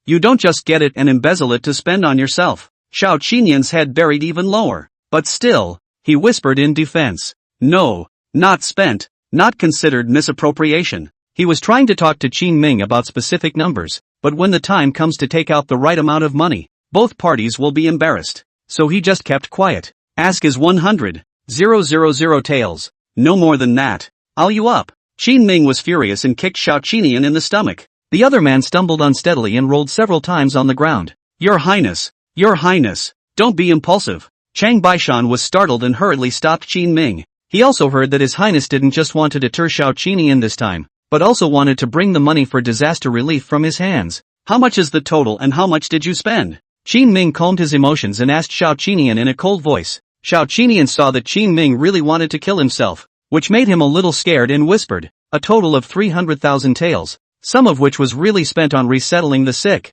and a bit more. When he said that, he stammered again, not wanting to talk. Your Highness, look at that. Chang Baishan pointed to the long corridor in the distance at this time. Qin Ming turned his head and saw the red paper that hadn't been uncovered cleanly remaining in the long corridor in the distance. Within Dakian, only at weddings would this be posted in the house. You married another house? Aha! Xiao Qinian answered in a small voice. Looking at Qin Ming's expression, he took a half step backward in some fear, maintaining a safe distance. I'll kill you. Qin Ming couldn't hold back any longer. Bang! Bang!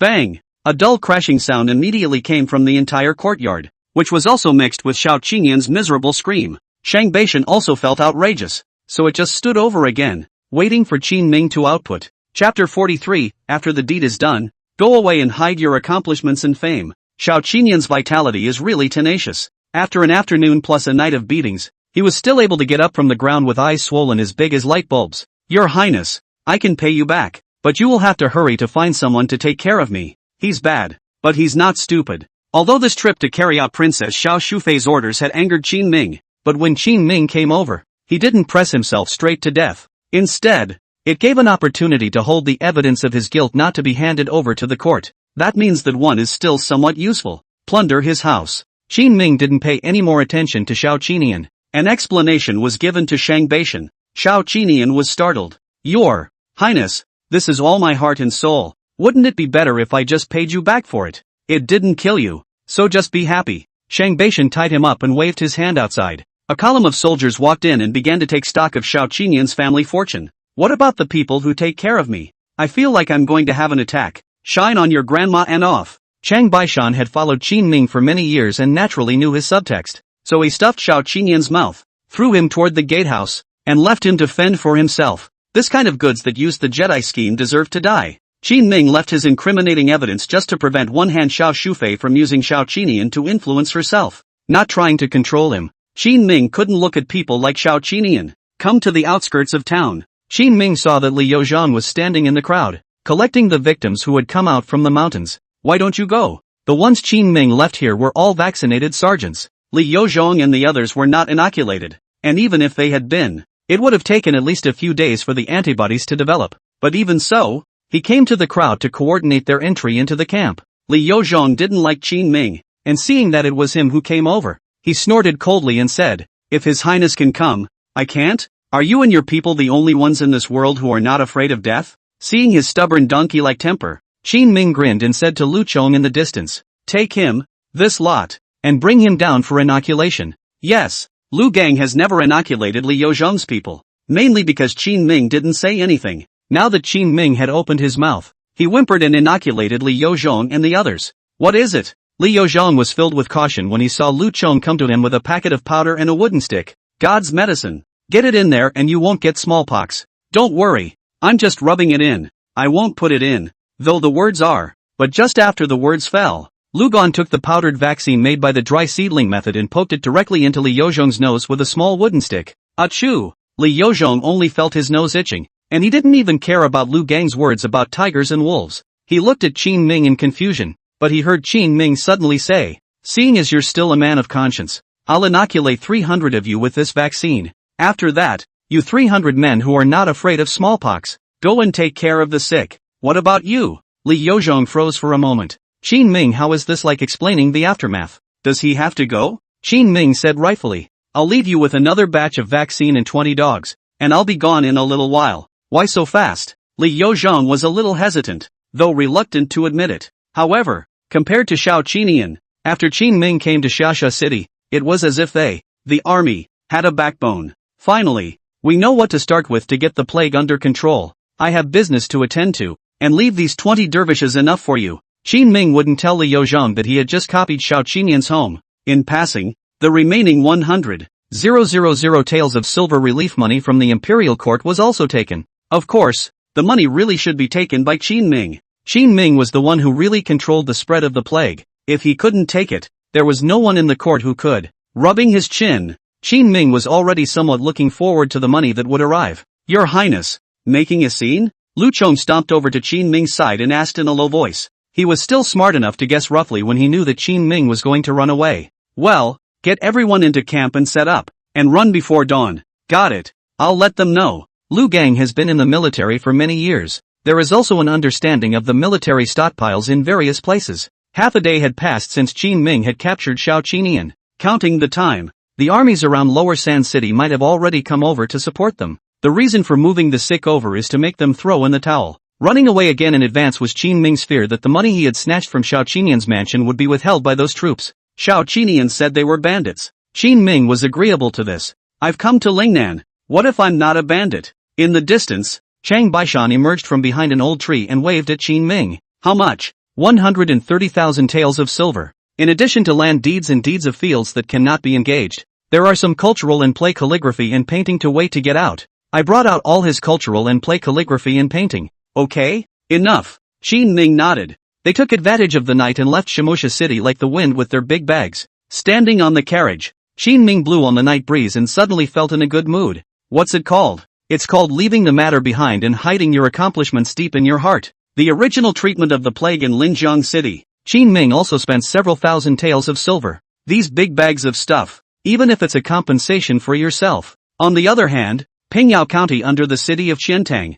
on the open field outside the county town, Wu Qingnua was leading his team, crouching in a thick patch of trees, waiting in boredom. The military camp in Linjiang City was left in the care of Guan Yu and Song Dingshang. He had set off back and forth after Qin Ming from the day he left. This is within their newly zoned 3,000 acres. It had been well said that the land would be taken and subsequently handed over to His Highness for construction. But there seemed to be a few tenacious types within the city of Qiantang who didn't appreciate it, especially a general named Fong Wenliang. The little shrimp with just a few hundred soldiers in his hand has always been in the middle of it. So Qin Ming thought of a way to fix him. Just as Wu Qingyi was crouching in the bushes to rest, stationed in the distance suddenly ran up to him. General, there seems to be a group of soldiers coming. Oh, Wu Qingyi raised his eyebrows. After waiting for so long, he finally came. Go, stop them. Okay, soon. The team that came from the military camps of the two worlds of Lake and Canton to investigate the break-in and beatings were stopped on the road by Wu Qingnua. I am a garrison within Pingyao County.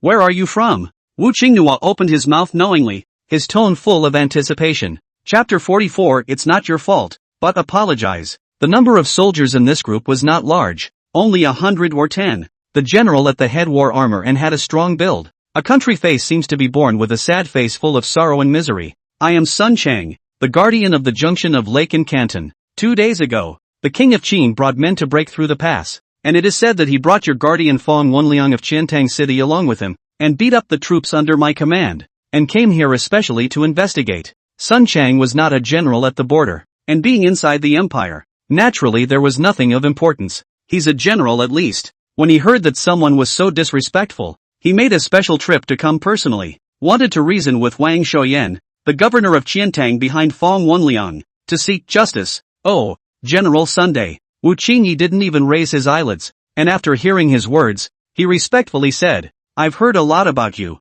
and 2 days ago, Lord Wang had already received the news and specially told me to wait here. Are you? Sun Chang swept 2 glances at Wu Qingnua's dress. It also looks like a local general. Wu Qingyi didn't answer him and said with a change of words, General Sun, Lord Wang has been busy with business lately and has no time to see you. You can come back in a few days when General Fong, who followed His Highness to Lower Sand City, returns. Unlike his good brother Lu Gang, Wu Qingnua is a man of culture. Speech can be barbed, but it's also so that people can't pick it apart. Sun Chang was already cursing in his heart, but face had to be passed, and he suppressed his anger and asked, This general, with my status, do I have to report to you in advance when I go to see Lord Wang? According to the ranks of military and civil officials in the Dechen dynasty, his rank was not low. At least it's not as bad as meeting a governor and having to look around 3 times, waiting for someone to be available. Wu Qingnuo waved his hand. General Sun. That's not the way to put it. We're not bullying you either. The main thing is that Fang Wenliang and Lord Wang are cousins, so this isn't a very good thing for you to do. Before he came, Wu Qingye had specifically investigated the relationship between Fang Wenliang and Wang Shouyan, just in time to use it now. Although he was advising, when he said this, it was like Wang Shouyan was pulling the plug and deliberately hanging Sun Cheng out to dry. Deception. Sun Cheng raised his eyebrows and shouted angrily, "Are you guys even trying to apologize? Seeing that the effect you want has already appeared." Wu Qingyi continued to add fuel to the fire and said, "Not for nothing. Someone on your side was injured. Lord Wang must have given something symbolic. Listen to the words. Symbolic and give a little." This look down on people has not been hidden in the slightest. But Wu Qingnua hadn't finished speaking. But then again, even if we were to negotiate, we'd have to wait for General Fang to return. And no one's word can count right now. Seeing that he had met a troublesome goods, Sun Chang roared with rage. "I've injured a dozen of my men, and you call that one-sided? Wang Shouyan can be really tactful, arranging for someone to come and stop me early on. Isn't this his own weak heart? Mother asterisk. Get the hell out of here. I'll cut you first if I don't see him." Sun Chang swished out his lance, and the blade swung violently in his hand as if it pierced through the air with a sharp sound. Under the night, Wu Qingyi just looked at him faintly, not even meaning to make a move. "General Sun, I have to remind you that Pingyao County is not only within the boundaries of Qiantang City, but also within the fiefdom of King Qin. It doesn't matter if I die, but if Lord Wang finds out, or if His Highness the King of Qin learns that you've crossed hundreds of miles to kill someone across the border, then it's a big deal. Of course, you could do it. After all, we do have the potential to be justified." "Indeed, is it possible? At this point, don't they want to admit it?" Sun Chang was furious, his chest rising and falling like a bellows. A rush of hot blood went straight to his head, but his chest was stuffy everywhere. "General, calm down. They are provoking you." A few of his minders behind him hurriedly approached and advised him in a low voice. Sun Chang naturally understood that this was a typical agitation. Taking a deep breath,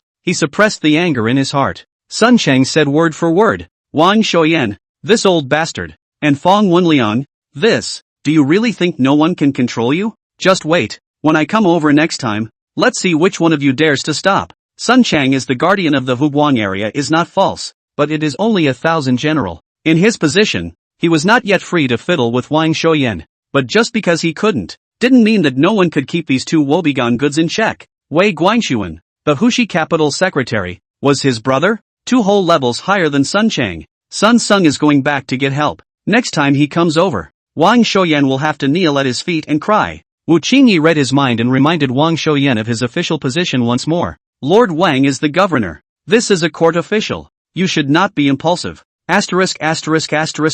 Off. Sun Chang spat, turned around, and drove his horse away. Although he was scolded, Takeshi Sano was cool. "Hey, comfortable today." Turning to his men, he said, "You guys go over to Fang Wenliang and say that His Highness wants him to apologize to Sun Chang." Fang Wenliang definitely didn't go to Shimusha City. He would have been in Chandni Chowk without moving. As for waiting for him to return from Lower Sandown, it's nonsense. To wait would be to wait for His Highness the Qin King to return from the Hushi region in a few days. Soon, a few soldiers came to Fang Wenliang's barracks. "General Fang, the Qin King's men are here again." "Why again?" Fang Wenliang was a relatively young general in his 30s. At this point he had just fallen asleep and was listening to them reporting outside. At the moment his mind was filled with confusion and impatience. As early as half a month ago, Qin Ming had arranged for someone to come over to discuss the land enclosure with the people of Qiantang City. But Fang Wenliang and Wang Shouyan both disagree. So Qin Ming arranged for people to come and harass him 3 times. It hasn't stopped until now.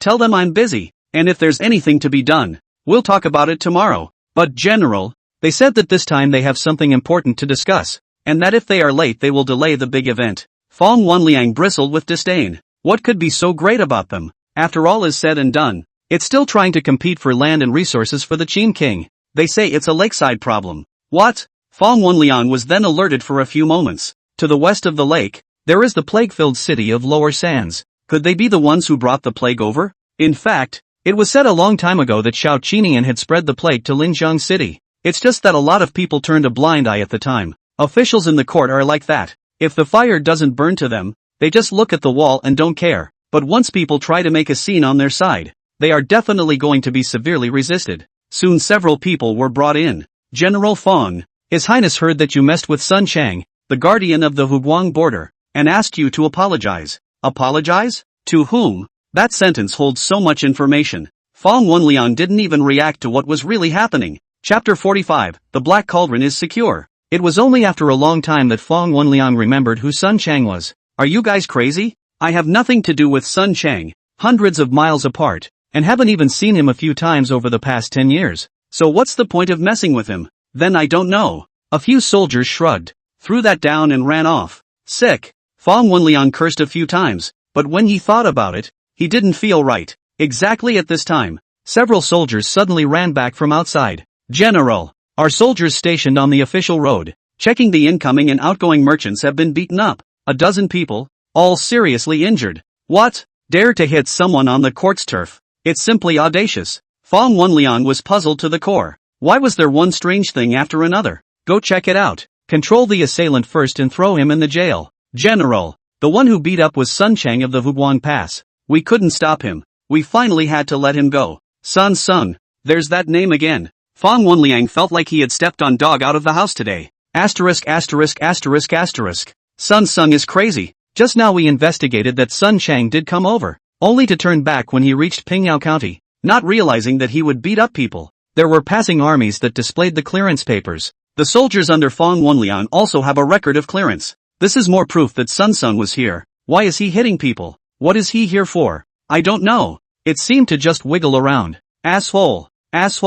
Fong Wenliang remembered what Qin Ming had said about apologizing. He apologized my ass. A tiny thousand chief dares to come to Qiantang City and piss on their heads? Inform Lord Wang of what happened. Tell him to write a letter over to Sun Chang, and make sure he gets justice. Yes. On the other hand, Wu Qingnua in the wilderness was running humbly. It was a great performance today though, but it's still a bit of a rush to wrap things up. Almost exposed himself when he hit the group of soldiers. Luckily, he ended up leaving Sun Sung's name behind. It was also considered a successful completion of Qin Ming's explanation. A day later, Qin Ming returned to Linjiang City. Chao Chuan, who had been stealing artisans in the capital, and Fong Qingyuan, the former head of the Ministry of Households, who had assisted him, had not yet arrived. Although they had Chen Shirmao's help on their side, the matter of stealing people from the Ministry of Public Works wasn't too good. There should have been some delay, but Qin Ming trusted Chen Shirmao. What he promised to do, he will absolutely do. As for this stage now, Qin Ming only had a few hundred artisans in his hands, and the quality was still uneven. They could only do some infrastructure on the land that Qin Ming had circled. With the help of Guan Yu and Song Ding Shang, the craftsmen bought a lot of wood and iron ore. 2 carpenters' workshops and 3 blacksmiths' workshops were built. Basic carpentry and forging, both of which are ready to go, just not quite as productive. How's it going? Is My Highness the King of Qin still satisfied? Guan Yu stood in front of several workshops with her arms crossed, her small face full of self-satisfaction. It was close to writing "hurry up and brag about me" in big letters. Not bad. They say that behind a successful man stands a woman who strategizes, and it looks like I've found it. Qin Ming stroked Guan Yu's head and said in a doting manner, "What's this? I can still lead troops. Why don't you let me try?" Guan Yu arched her head into Qin Ming's embrace and pampered him. She would love to lead the troops, but Qin Ming didn't seem to have considered her when he let the 3 guards take over the local defense. This naturally caused Guan Yu to have a few grievances in her heart. When we have the chance later, we'll definitely let you lead the troops. Qin Ming was not willing to let Guan Yu go to the army. He had promised Qin before he came that he wouldn't put Guan Yu in danger. Liar. The girl's mood was always cloudy. Just now, she was still hugging Qin Ming and pampering him. After hearing what Qin Ming said, Guan Yu directly bit him, turned around and ran away angrily with her small boots. After inspecting the situation of his workshop here, Qin Ming beckoned to Song Ding Sheng in the distance. "What is it, Your Highness?" Song Ding Sheng jogged all the way to Qin Ming. Having carried the plague together, he was now considered half of Qin Ming's people. Qin Ming told him, "How's the money going these days, Your Highness? I spent some during the plague. Building these workshops I was looking for familiar merchants and purchased a batch of supplies at cost, only spending 8,000 taels, and now there are still 330,000 taels of silver on the books." Song Ding Sheng is a wimp, but that's not a bad thing. When it came to doing things, this character of his was able to refrain from greed and take, which was something Qin Ming was very satisfied with. Not bad. You're a workable man. Qin Ming's compliments fell on Song Dingshang's ears as simple praise. He had heard many such compliments. Unfortunately, even after hearing more, he is still only a governor after all these years. I had thought that Qin Ming would just say this and call it a day. Who knew that Qin Ming wasn't lying when he said he was a makeable talent? I've decided to give you a chance to make money. The scale of the workshop that Qin Ming had anticipated had not yet been reached. Although there is a lot of money on this side. When Chao Chuan and Feng Qingyuan arrive with all the craftsmen and start the large-scale construction, it will truly become spendthrift. Add to that army expenses, the casting of weapons and equipment. At that time, even if Qin Ming had 300,000 silver in his hand, together with the $100,000 to $200,000 of silver looted from Lower Sand City, it was still not enough either. How do I earn it? Get a pen and paper. Yes. Song Dingshang brought Qin Ming a pen and paper, and Qin Ming neatly began to draw the design. Being a master in physics, Qin Ming's drawing skills are not bad.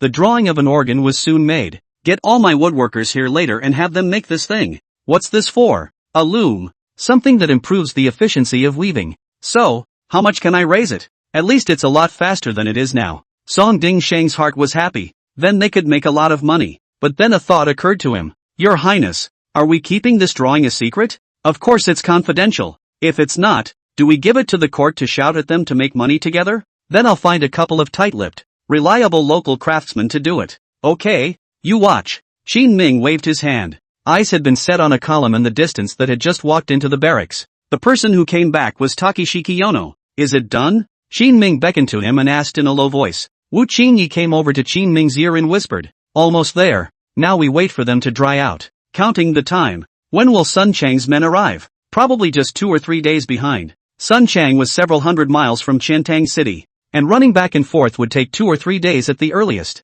Qin Ming nodded slowly. Let's go. I'll personally meet Wang Xiaoyan this time. Your Highness, is this the time to go over? Sure. Just in time to watch the show when we get over there. Qin Ming set them up. If he hadn't gone over to look after them himself, it would be bad if something went wrong and they teamed up to deal with themselves. Chapter 46, Fight with me. Do you have the strength? In the afternoon of the next day, Qin Ming entered Wang Xiaoyan's mansion in Qiantang City. Wang Xiaoyan was almost in his 50s, and his body, under his official uniform, was corpulent to the naked eye. Unlike before when he had arranged for someone to come and negotiate, Qin Ming had actually come over in person this time. This also allowed Wang Xiaoyan to only hurriedly walk out to respond. He had heard of this former prince's reputation. Although Wang Xiaoyan is considered to be an official of Xiao Shufei's lineage, he is a man of few words and does not dare to pose to Qin Ming. Lord Wang. Qin Ming walked into the mansion and smiled as he opened his mouth to greet him. Wang Xiaoyan was full of helplessness. Your Highness, are you still here today to discuss the matter of the enclosure?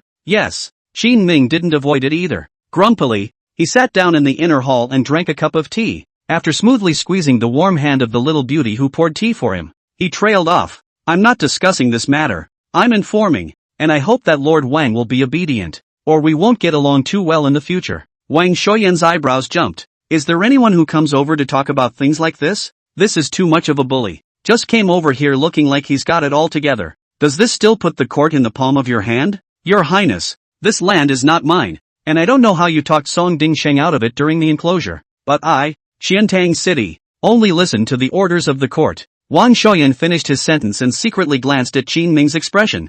Instead, he found that his gaze was deep and was looking out into the courtyard. This added to the doubts in his mind. And thinking that Qin Ming was angry, he added, I beg your Highness pardon. Qin Ming still didn't say anything. At the moment, to an outsider's eyes, he was gazing deep into the distance, but only he knew that he was actually locking his eyes on the bodies of a few maids in the distance, watching their pale ankles and wiggling little asses exposed as they walked around. Qin Ming smacked his lips, and there was a pang in his heart. Wang Xiaoyan is also not a thing. An old man, gets so many beautiful maids for what? Do you also want to have a sick tree in front of you? A pear tree pressing down on the begonia? I haven't even enjoyed it yet. Does he deserve it? When he thought of this, Qin Ming's eyes turned ferocious when he looked at Wang Xiaoyan. What did you say? Say it again. Ha? Wang Xiaoyan didn't know that Qin Ming really didn't hear it. Thought that was a threat. Your Highness, if you are like this, I can only report the matter to the court. You go ahead and report it. According to my king's knowledge of the court,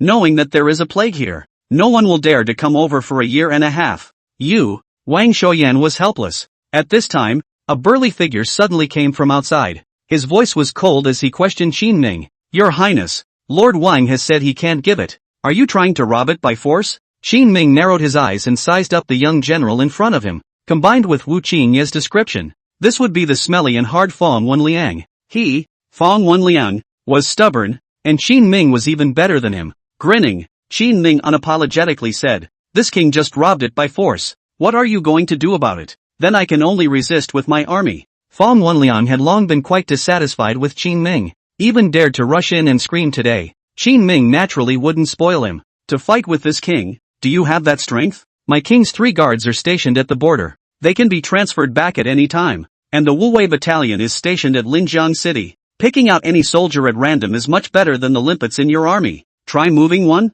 Eyes on the two to argue. Wang Shoyan hurriedly stood up and said, "Let's talk about things. Don't fight. It's not good to get carried away." Despite what he said, he was adamant. It just won't give Qin Ming the land demarcation. Lord Wang, you can't turn the other cheek. Qin Ming took another sip of tea and turned his words to Wang Shoyan. Wang Shoyan froze. What's wrong with me? This king has managed the plague and it hasn't spread towards you yet. Shouldn't you thank this king? Wang Shoyan smiled faintly and shook his head. You are making nonsense of this. The plague in Linjiang City has never spread. Even if you don't come, there is still Song Dingshen. He was originally an official who had been in the court for many years. In a few words, he shrugged off the credit that Qin Ming had shown. Forget it. It doesn't make sense to you. Let's just use some real skill. Qin Ming waved his hand and didn't get angry. Both Wang Shoyan and Fong Wenliang's hearts sank. Fong Wenliang said angrily, "Does your highness still dare to bulldoze my Qiantang city? How violent that would be. The king has come over on this trip to seek friendly consultation with you, and to help you with a problem in the meantime." There was something in Qin Ming's words, but neither of them understood them. Trouble? Fong Wenliang didn't know where to begin. It was the first time he had met Qin Ming. It was also the first time for Wang Shoyan. What kind of trouble can there be? You'll find out soon enough. Turning the teapot in his hand, Qin Ming spoke faintly. Under the two men's suspicious gazes, they unexpectedly stood up directly and left the place. What does he want? Fong Wenliang was alert. He felt that things were not that simple. Soldiers come to the defenses, water comes to the earth to cover it. I'll write a letter to the queen first. As a person of Xiao Shufei's lineage, Wang Shoyan here encountered Qin Ming personally at the door. In fact, the heart is still very panicked. Walking out the door, Takeshi Kiyono, who was waiting nearby, immediately greeted him. Your Highness, do they not agree? Definitely disagree. These two just aren't the goods that can be simply negotiated down. So let's go wait outside the city. Okay. Soon a column of their army left the city of Chantun in this manner.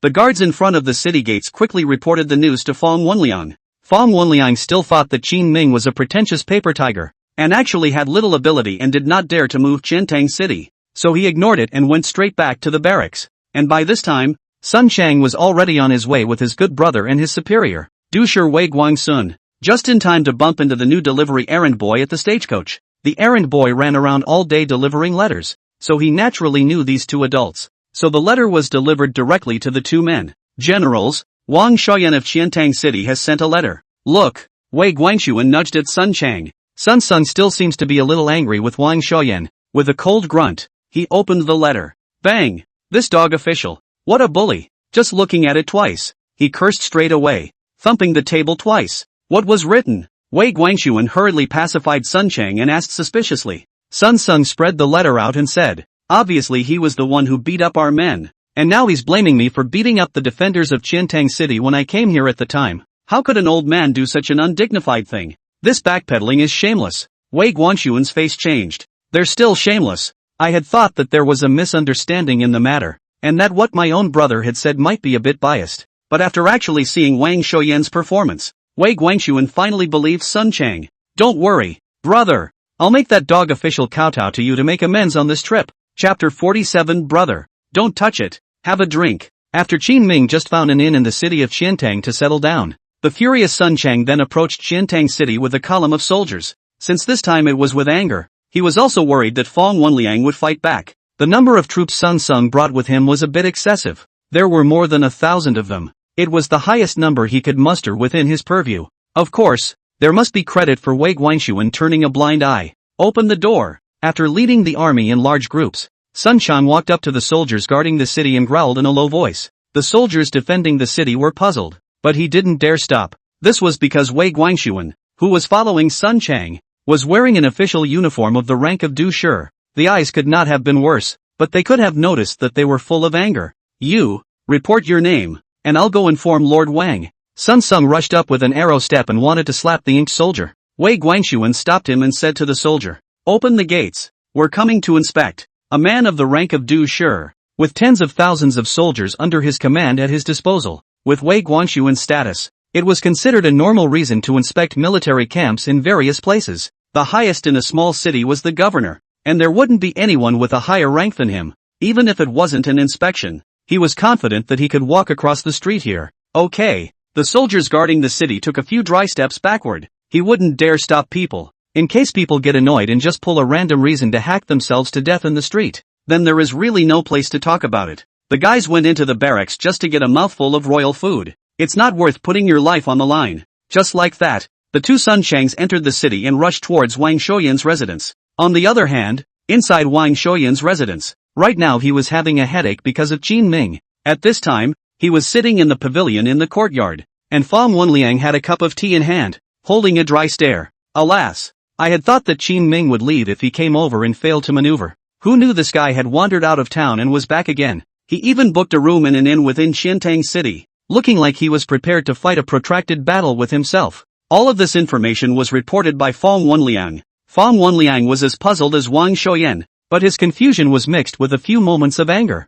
The king of Qin wants to go rogue. We must not give him a chance. Fang Wenliang saw that Wang Shoyan didn't do anything, so he took the initiative to open his mouth to break the silent atmosphere. I've already planted hundreds of eyes around his inn in the past 2 days. It's not just this inn. All the wind and grass in the 3 streets and 65 alleys around it can't escape my eyes. Fang Wenliang was confident. Qin Ming is very mad, but what right does he have to come to his own place and act like a fool? But Wang Shoyan wasn't as optimistic as Fang Wenliang. He was weak inside. If the king of Qin showed a little bit of emotion or tactics, Wang Shoyan wouldn't even be so scared. But on the contrary, Qin Ming casually stayed in Xiantang City as if he was out for a stroll. Didn't even do anything. That makes it scary. There is a saying that you are not afraid of thieves stealing, but you are afraid of thieves thinking about you. Sipping a mouthful of tea, Wang Shoyan smashed his mouth and timidly said, when the king of Qin was in the position of the crown prince, he was able to make all the officials not dare to make a move. Even if they had conflicting political views,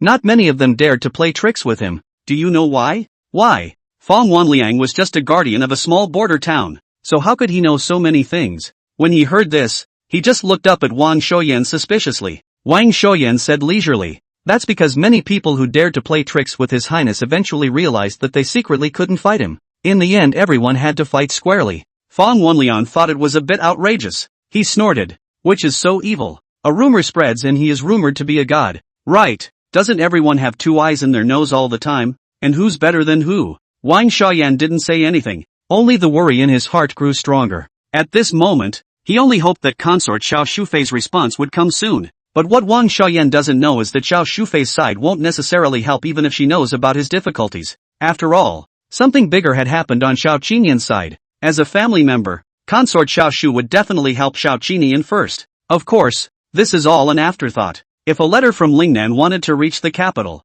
under the transportation conditions of this era, it was estimated that it would take 10 days and half a month to travel. By then the dust would have settled on what Qin Ming wanted to do. In a certain inn in Xiantang City, Qin Ming sat on the first floor and asked Shan Baishan to go to the opposite side of the restaurant to call a few beautiful women to drink with him. Your hands are so small. Let's compare. Grabbing a girl with a pretty face, Qin Ming held his hand and opened his mouth with a smile. Wow, how are you so much whiter than me? Your wrists are so thin. Have some wine. It's not intoxicating. Hello lovely. It's okay to get drunk. You can rest at my place for the night. A few young girls were amused by Qin Ming's plain and simple chatting skills, and their cheeks flushed. Wu Qinghua sat across from him, like a Buddha statue, but his mental activity was intense. He wondered where, exactly, His Highness had picked up this unpretentious little chatting trick. It's pretty straightforward, but it does work. Gotta make a note of that. Go home and use it on your wife, and you might be as dashing as your highness. Wu Qinghua thought darkly in his mind,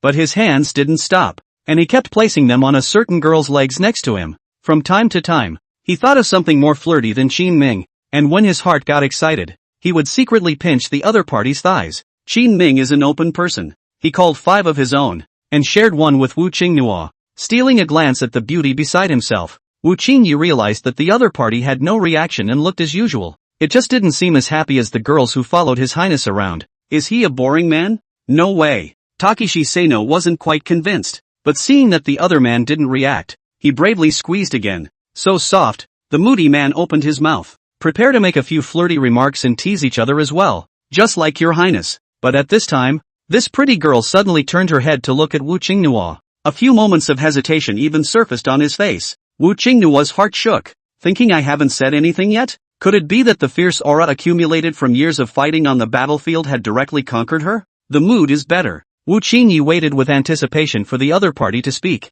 The hand unconsciously squeezed the girl's thigh again. Instead, he saw the other man's body stiffen as he took the goblet and poured a full glass into the tiny wine glass. Serving it in front of Wu Qingyi, the girl said timidly, "Big brother, don't touch it. Drink some." Chapter 48, The Exasperated Fong Wenliang. Oh, good, good. Wu Qingyi's old face blushed as he picked up his wine cup and drank it down. A couple of teasing lines that came to mind just now. At this point, they were all stuck in their throats, unable to say a word. People pretend they're busy when they're embarrassed. Takeshi Sano did just that, reaching around the table, had a piece of meat and a peanut. Toward the end he noted the return of some henchmen who had gone out to spy. Solely standing up, he hurried to the door with his hands behind his back. Ahem, anything going on inside the city? General, Sun Chang is here, and he's brought a doucher with him. Doji? Oh, it's Wei Guangxuan. Right, do you recognize it? Heard that. When Wu Qingyi had something to do, he put the embarrassment of earlier behind him.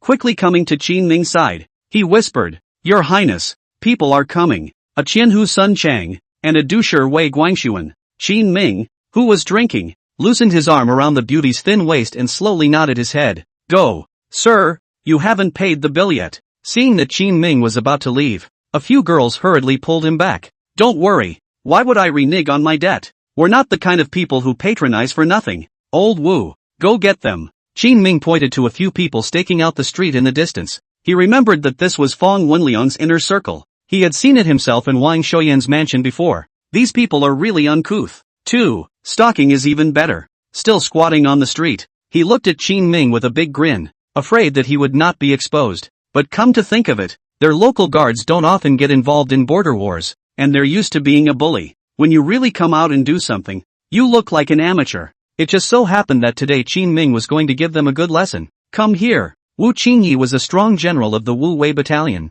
carrying them like they were little chickens. He quickly caught them in front of Qin Ming. Your Highness, the King of Qin, what are you doing? What am I doing? Are you guys spying on me? Qin Ming snorted coldly and directly punctured their actions. The crowd pulled out the wording they'd thought of long ago and rushed to say, "No, we are escorting you to safety." Unfortunately, they thought they were on the second level. Qin Ming, however, had long since reached the atmosphere. Oh, who sent you for protection? General Fong. It's something they don't have to hide. Qin Ming nodded slowly. It wasn't too easy for this king to make a trip to your place, and General Fong has a heart. Where? A few people smiled dryly and didn't dare to answer more. Qin Ming continued. Since you are so concerned about the king and want to do your duty as landlord, the king is deeply touched. The sudden arrival of a set of such compliments froze them a bit. Still, he cupped his fists to Qin Ming. This is all we should do. It's nothing, you don't have to be too polite. Qin Ming smiled faintly and pointed at the girl beside him, as well as the wine and food in front of him.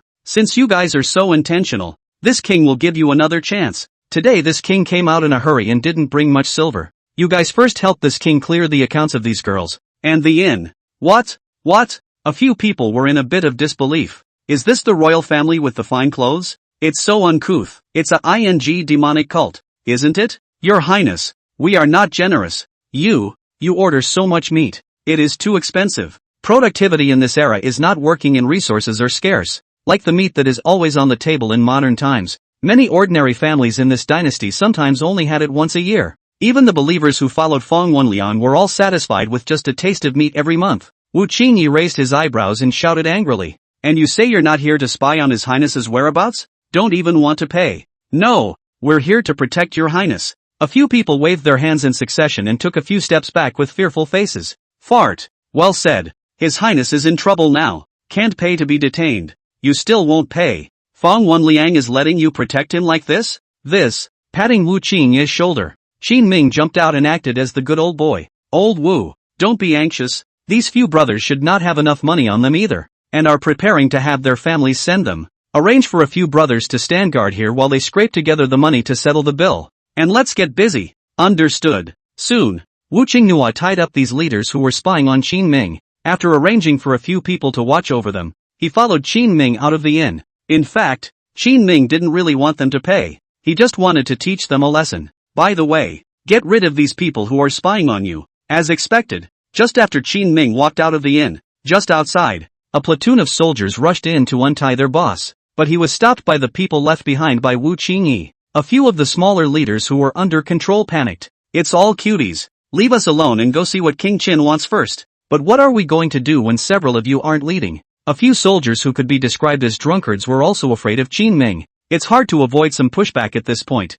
Asterisk asterisk asterisk asterisk off. Hurry up and go. If you delay General Fang's business, I'll kill you all. Good, good. On the other side, Sun Chang and Wei Guangshuan had arrived in front of Wang Shoyan's mansion and began to bang on the door. Again? It's never ending. Hearing this voice, Fang Wenliang slammed his teacup heavily on the tabletop. Turning his head, he looked angrily at the distant door that was being pounded on heavily. Go out and look. Wang Shoyan stood up. He wanted to see what exactly Qin Ming wanted to do. With the help of a few houseguests, the heavy door creaked open. Wang Shoyan and Fang Wenliang had originally held their fire, but after opening the door and seeing the person in front of them, they suddenly froze. Are you? Wang Shoyan stepped forward and surveyed them curiously. At first glance was Wei Guangshuan's official uniform. It's a doji. It's half a level higher than even yourself. My humble servant sees the lord of the capital. Wang Shoyan clasped his fists and saluted first. Wei Guangshuan waved his hand coldly with a look of rejection on his face.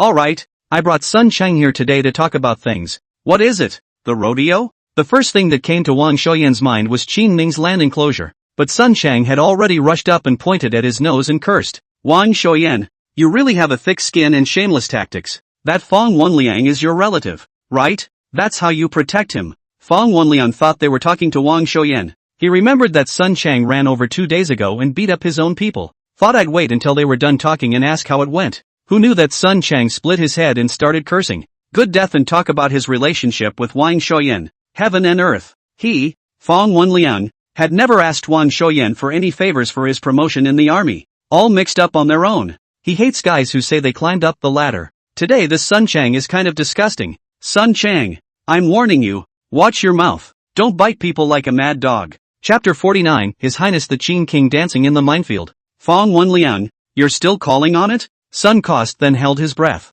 It was clearly Fang Wenliang who was at fault first, and he still dared to clamor with himself that he could put up with. That was pure grandson. What's that I'm still calling on? Sun Chang, who do you think you are? Pointing out this and that, I'll you up. Fang Wenliang was originally the age of blood and vigor, and said that he was going to make a move. Wang Shoyan and Wei Guangshuan each pulled one. That's what kept them from fighting. You hit someone first and you're still mad at me? If I don't you up today, I'll take your name. Sun Chang yelled and was about to tell what happened in the first place. Qin Ming, who was hiding on the street corner, had a movement in his heart. That's no way to keep him talking. It wouldn't be good if they got together and reasoned things out. It's just that it's better to play this pussy on your own. You cat here. Don't let them see you. The king himself will go there. Before leaving, Qin Ming gave an explanation to Wu Qingye. Wu Qingye saw Sun Shan last time. If he comes out this time, he will definitely be exposed. At that he also immediately nodded. Okay. In front of Wang Shoyan's mansion,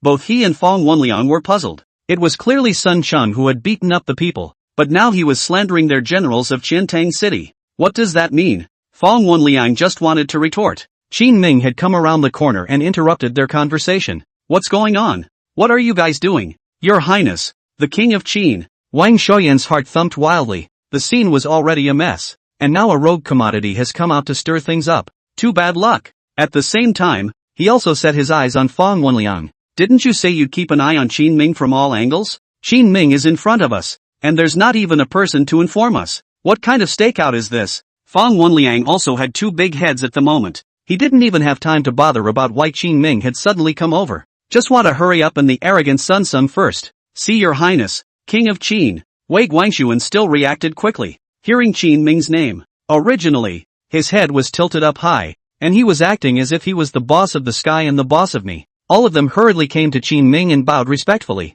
In passing, he also tugged on Sun Chang's sleeve. Sun Chang reluctantly gave Qin Ming a bow. This also brought out the doubt in his mind. Your Highness, Fong Wenliang beat up my soldiers at the Huguang Junction. Won't you give an explanation? He thought Fong Wenliang and Qin Ming were in cahoots, because it was with Fong Wenliang that Qin Ming had beaten up his own soldiers in the first place. Now even as soon as he himself had arrived here, Qin Ming quickly rushed over as well. This look was clearly an attempt to protect Fong Wenliang. Qin Ming smiled faintly and said vaguely, the hitting thing is indeed a problem, so you're here because of that. It's good that you know. Sun Chang snorted coldly, holding his chest as he spoke unhappily. What beating? Wang Shoyan and Fong Wenliang were confused. It was Fong Wenliang who reacted faster. Pointing at Sun Chang, he cursed. Good. You guys are colluding together to mess with our Qintang city? Your Highness is truly a good tactician. How dare you join forces with Wei Guangxuan and plant evidence to frame me? Sun Chang thought Qin Ming was Fong Wenliang's backstage. Fong Wenliang, however, felt that Qin Ming was Sun Chang's backstage. Qin Ming continued to trick him at this time and said, don't talk nonsense. Who planted you? Wasn't it just a fight with you earlier? What's the point of messing up like that? Qin Ming immediately drew back, leaving the problem to Sun Chang and Wei Guangxuan on the side. Shunshur also reveals that he had a fight with them earlier. Wei Guangxuan coldly grimaced, having already brainstormed quite a few stories. It seems like they should have originally wanted to take the opportunity to give themselves a hard time, but there was a dispute over the interests and the talks fell apart. Eventually it turns against you and you can't find fault with yourself. You've come at the right time yourself. It just so happened that while the two had a gap, he himself helped his good brother Sun Chang to avenge Fong Wenliang's death by taking him down. Your Highness, isn't this a plant? Isn't this all on you? Fong Wenliang is just a low-ranked martial artist. Naturally, I don't know so many curves, and I don't understand what it means to say more than you can say. At the moment he still feels like a victim. Ugh, there's no way to tell you. You're too stubborn a bastard. Qin Ming made a helpless look. Turning his head, he looked at Wei Guangxuan. I can prove in this case that it was him who did it, and Lord Wei can dispose of it as he sees fit. Fear that he won't handle walking away. Qin Ming also specializes in retreating from the road. For those who really don't have the authority, the king can call the local metropolis to do justice to the group. Use it? It's just a little guard. Wei Guangxuan still wants to save face. Coldly, he grunted. Lord Wang, the evidence I have in my hand is all related to Fong Wenliang, and I also judge that he is the one who beat up the people. So let's remove him recently and wait for his release. A few moments of hesitation appeared on Wang Shoyan's face. Lord Wei, shouldn't this matter be investigated further? Although the authorities were confused, but after years of being an official in the court, he was no cutie pie, could clearly sense that something was not quite right. But Wei Guangxuan wanted to seize this opportunity to hurry up and do Fong Wenliang. Sun Chang, who was next to him, also snorted coldly. What else is there to find out? Or do you want to leave enough time to cover up the evidence? Fong Wenliang was also a rash person. His eyes glared and he directly said angrily, well, Ta Jinwei, you're pulling the strings? He dared to dislike a dignified prince like Qin Ming, and when faced with Wei Guangxuan, he naturally dared to angrily spray him as well. What did you say? Wei Guangxuan's voice went cold and he looked at him angrily. Okay, cut the crap. Wang Shoyan hadn't even reacted to what was going on, and things had already turned out this way. His heart thumped wildly in fear and he hurriedly pulled Fong Wenliang back. Qin Ming looked at Fong Wenliang being pulled back, and thought that things weren't big enough, and so it spoke. General Fong should listen to Lord Wang more. Sometimes, not listening to the words of the old man. Suffer before your eyes. Lord Wang has been in the court for so many years, he can still more or less lift you up. Just now, while standing on the street corner and listening to Sun Chang and Fong Wenliang cursing at each other, Qin Ming then noticed that Fong Wenliang seemed to be a young general with high self-esteem. What he hates most is when people say he's nepotistic. Now that he had found his breaking point, Qin Ming was going to dance hard on it. Unsurprisingly, Fong Wenliang jerked his head up, his eyes staring dead at Qin Ming. What do you mean, Your Highness? Pray make it clear. Who has lifted me up? I earned this position of guardian all by myself. If any of you help, I will be struck by heaven. I'll die a horrible death. He was touched by the reverse scale and almost roared in anger as he corrected Qin Ming. Qin Ming hemmed and hawed, backing off with a more exasperating remark. Gee, I understand. I'm just kidding. It's all your own effort, okay? The implication is that they still don't believe it. But for the sake of Lord Wang and you, I'm willing to coax you. This was a very disgusting way of speaking that Qin Ming had learned from someone in his past life. I didn't expect to be able to use it to disgust Fong Wenliang in this life. Seems like it's really right to learn more. You, meet a hobnail like Qin Ming. Fong Wenliang was truly angry to the point of fainting. pointing at Qin Ming, his finger waved halfway in midair. Pust! A mouthful of blood suddenly spurted out of his mouth. His body slumped, and Fong Wenliang just fell straight to the ground. Chapter 50, Enforce the law impartially. Don't give me face. Wenliang. Wang Shouyan rushed up to support Fong Wenliang. A few soldiers around him also came up and helped him pinch him with 7 hands and 8 feet. But Fong Wenliang was too anxious and angry, and he didn't wake up for half a day. Alas! If I had known, I would not have done it. Qin Ming looked at his miserable state and languidly lamented from the sidelines, as if he knew him well. Wei Guangxuan and Sun Cheng thought that Qin Ming was talking about beating up their army soldiers, but what Qin Ming was talking about was Fong Wenliang coming out to act like a bully and blocking his own land collection. How dare you challenge me? If I don't let you know why the flowers are so red, I'll take your name. Qin Ming thought darkly in his mind. The face, however, made a look of pathos, and the rabbit died to Wei Guangxuan. Wenliang, is a good man, only his temper is too hot. Just when Wei Guangxuan thought that Qin Ming would help him plead for mercy, Qin Ming suddenly turned his words around and said, but this is also his own problem. You should not fall behind in his punishment. Remove him from his post and investigate him. This king is not a man who can ask for favors just because he can make connections through the back door. I hope that Lord Wei, too, will be able to enforce the law with impartiality and one word. Watching Qin Ming ramble on and on, the corner of Wei Guangxuan's mouth twitched slightly. How come it feels as if you don't have any thrill of revenge? Sun Cheng actually felt the same as Wei Guangxuan. Just as they were standing around, at a loss for words, Qin Ming suddenly let out a soft eep. Speaking of which, why have you brought so many troops here? This number is overstaffed, isn't it? Have you reported to the king for traveling back and forth within his fiefdom? Oops. Wei Guangxuan's heart went cold. I thought I was okay with slightly violating military rules. After all, there was no one in the entire city of Qiantang who could hold himself down. Even more so, no one dared to mention it. But no one expected His Highness, the King of Qin,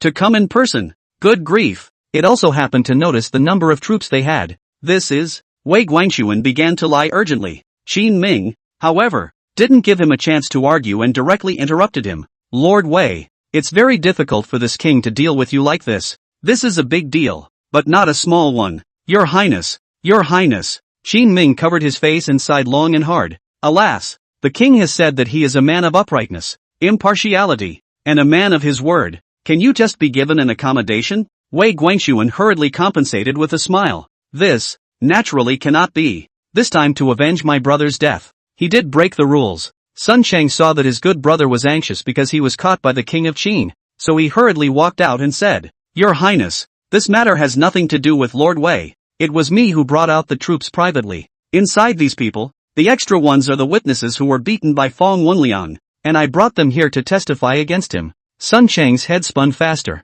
Wei Guangxuan looked at Sun Cheng with gratitude. Good brother, very righteous when it counts. Looking at his reaction, Qin Ming only felt amused. If there were real witnesses, Fong Wenliang would have been cleared long ago. That was Lu Bao's personal hand. A punch down to beat the person to the ground. It is estimated that half a month cannot get out of bed. And follow you here? This guy is a good liar. But Qin Ming is a tough nut to crack. In other words, Wei Guangxuan knew you were here with more than the standard number of soldiers and the so-called human witnesses? Qin Ming opened his mouth indifferently and asked Sun Cheng. Cold sweat broke out behind Sun Cheng's back. Qin Ming is not ashamed to be a cultured person for asking this question. If the response says that Wei Guangxuan knows, it is sure to implicate Wei Guangxuan again, and Sun Cheng himself cannot escape. Lord Wei doesn't know. With this thought, Sun Cheng immediately shook his head, plucked Wei Guangxuan out again. Hearing this reply, Wang Shouyan beside him had closed his eyes helplessly. Can you be good when you're haunted by Qin Ming? Regardless of how Sun Cheng responded, Qin Ming would not let them leave easily. As expected, Qin Ming coldly turned his head and continued to ask questions to Wei Guangxuan. You didn't know, and you agreed to him bringing so many people? Is it true that you didn't know, or did you deliberately conspire with him to pretend you didn't know? Sun Cheng, this king tells you, regardless of whether or not you brought the so-called witnesses, running from a foreign land, the number reaches this size. You, and you, none of you will escape. Qin Ming's words filled Wei Guangxuan with bitterness. I thought that by taking down a Fong Wenliang and giving face to the military camp, things would be over. I didn't realize I was the one who lost the most. Wang Shouyan stood quietly watching, slowly shaking his head. Fong Wenliang, this accomplished goods. It was after listening to him that he thought that the king of Qin was new to the country and had insufficient roots. That's why they don't want to step in, much less give land. In hindsight, It was a horribly wrong decision. People like that can't be dipped. If I had known, I would have hastened to allocate the land to the king of Qin. Where else is this? After threatening Wei Guangxuan and Sun Chang, Qin Ming thought about it and made an arrangement. Take your men and return to the barracks with this king to be investigated. And Lord Wang, you shouldn't let Fong Wenliang do it these days. Yes, both sets of men responded breathlessly. Wang Shoyan first arranged for someone to take the fainting Fong Wenliang to the medical center. Qin Ming, on the other hand, told Wei Guangxuan's men to wait for him outside the city. See that the people are almost gone. Qin Mingkai smiled and walked to Wang Shoyan. Sir Wang, have you had dinner yet? Would you believe me if I said I ate it? Wang Xiaoyan spoke helplessly, a resigned expression on his face. Nonsense, it's just getting dark. What did you eat? Come, follow me to the inn. Let's drink and talk about life. Qin Ming pulled Wang Xiaoyan affectionately and smoothly put his hand on his shoulder. If people who don't know what's going on inside come over and look, thought the two knew each other well, even kind of old friends for years. Wang Xiaoyan was very reluctant to eat this Hongmen banquet, but the situation is stronger than the people. The guards of Qiantang City have all been taken out. Wang Xiaoyan, who was alone, didn't have the guts to refuse Qin Ming. Go, stammering for half a day. In the end, Wang Xiaoyan let out a long sigh and was still ready to follow Qin Ming away. However, Qin Ming looked as if he had suddenly remembered something. Stopping in his tracks, he looked seriously at Wang Xiaoyan and said, Lord Wang, go and shout to the house elves to bring some silver. The king still has a meal, and the lodging of a dozen people left to settle. You've just come to Lingnan. You have a bright future ahead of you. Your hands are still generous. Can't you pay for this meal? Wang Xiaoyan is considered to be convinced. Even if he is honest, he cannot be bullied like this. How could he expect Qin Ming to nod his head seriously? The king does have a great future ahead of him, yes. But tight hands, tight frowns, tight clothes, and tight time are the four tights. And you've got to loosen them up for me. Chapter 51, You volunteered. I didn't ask for it. Arriving at the inn, Qin Ming didn't mention today's events. Just a few more of the original wonderful girls were called forward from the opposite tavern. There were a total of 7 girls who came, and after having the foundation of their previous relationship, Qin Ming also knew some of their stories. These 7 beautiful girls as a few headliners of the restaurant across the street, known as the 7 Fairies of Qiantang. Qin Ming and the 7 fairies ate while chattering about the things in Qiantang City. A few girls were very understanding of men and good at chatting, and talked to Qin Ming about a lot of news about Qiantang City. For example, where the streets are busier, or which place has been doing well lately, and the owner there comes to the restaurant for a drink and says how much he's made. Although Qin Ming had a good time chatting with them, Wang Xiaoyan, however, was not involved. The doubts in his heart grew thicker and thicker, not knowing what Qin Ming was up to. It's a good thing that Qin Ming is a hothead. All eating at one table, Qin Ming also generously shared a beauty with Wang Xiaoyan. Lord Wang, have a drink with the beauty. Don't be polite to me. Not much of an appetite. Wang Xiaoyan's face was gloomy and the corners of his mouth twitched slightly. Why does it look like your home turf? Don't you want to be polite?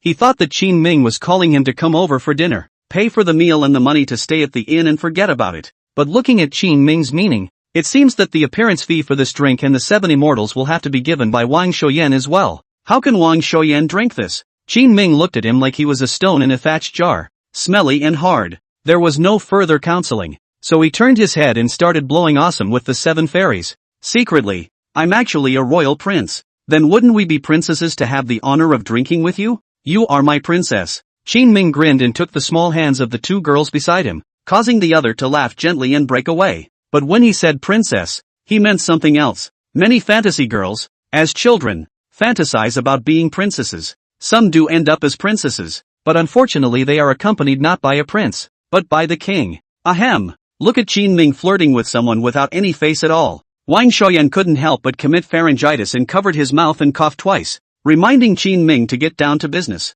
But Qin Ming didn't react and continued to chat with others. The gaggle was filled with the silvery laughter of young girls. Cough, cough. Wang Xiaoyan coughed for half a day, and his throat hurt a little. Still no one cares about themselves. Even the girl that Qin Ming had just separated from the others had moved a stool on her own, joined in the small chat group of Qin Ming. Suddenly he had the feeling of being isolated in a crowd. He poured himself a cup of tea before Wang Xiaoyan took the initiative to mention the matter of Fong Wenliang today. Your Highness, Wenliang didn't mean any harm. It's just that the person is a bit too naive. Qin Ming didn't open his mouth first because he wanted to ensure the initiative of the negotiation. It is up to the other party to make the claim so that he can prescribe the right remedy. Fondly, he released his grip on the young girl's thigh. Qin Ming asked him with a smile, Does Lord Wang mean that he and I have no grievances and do not know each other, and that after we meet we should make a point of tolerating Fong Wenliang because of his naive character? Why don't you build a temple for this king? A compassionate man like this king, sit in it as a statue of Buddha,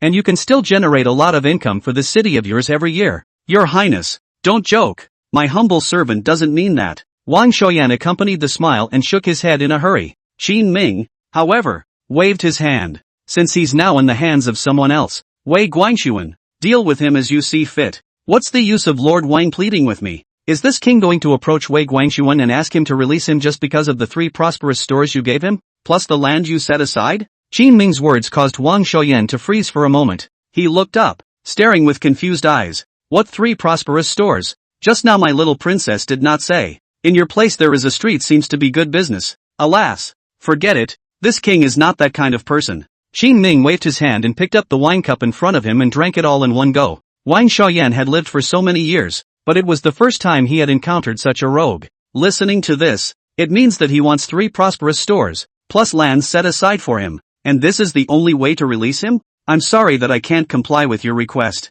These prosperous stores of family to be tens of thousands of taels of silver. Every year is able to pay a lot of taxes to the city of Qiantang. If it is given to you, the city of Qiantang is afraid. He hadn't finished his sentence. Qin Ming then waved his hand to cut it off. Stop. What are you talking about? The king has said that he is a clean, honest and law-abiding man. Wu Chongyi, here, because of Wang Shoyan's arrival, Wu Qingye, who had not been able to eat at the table or sit with the little beauty, was already in a bad mood. Seeing the opportunity coming, he immediately rushed forward to stare viciously at Wang Shoyan. Being looked at by him like this, Wang Shoyan was startled, but he heard Qin Ming order. You go and tell Wei Guangxuan that this offense of Fong Wenliang's is better communicated directly to the Senator General. Such scum shall be executed by all. Our military camps in Dakian are to hold the attitude that it is better to kill a mistake than to let it go, and give these unruly generals severe punishment. This is how we can clean up the atmosphere and make this big ship of Daqian go farther and farther. At the end of his words,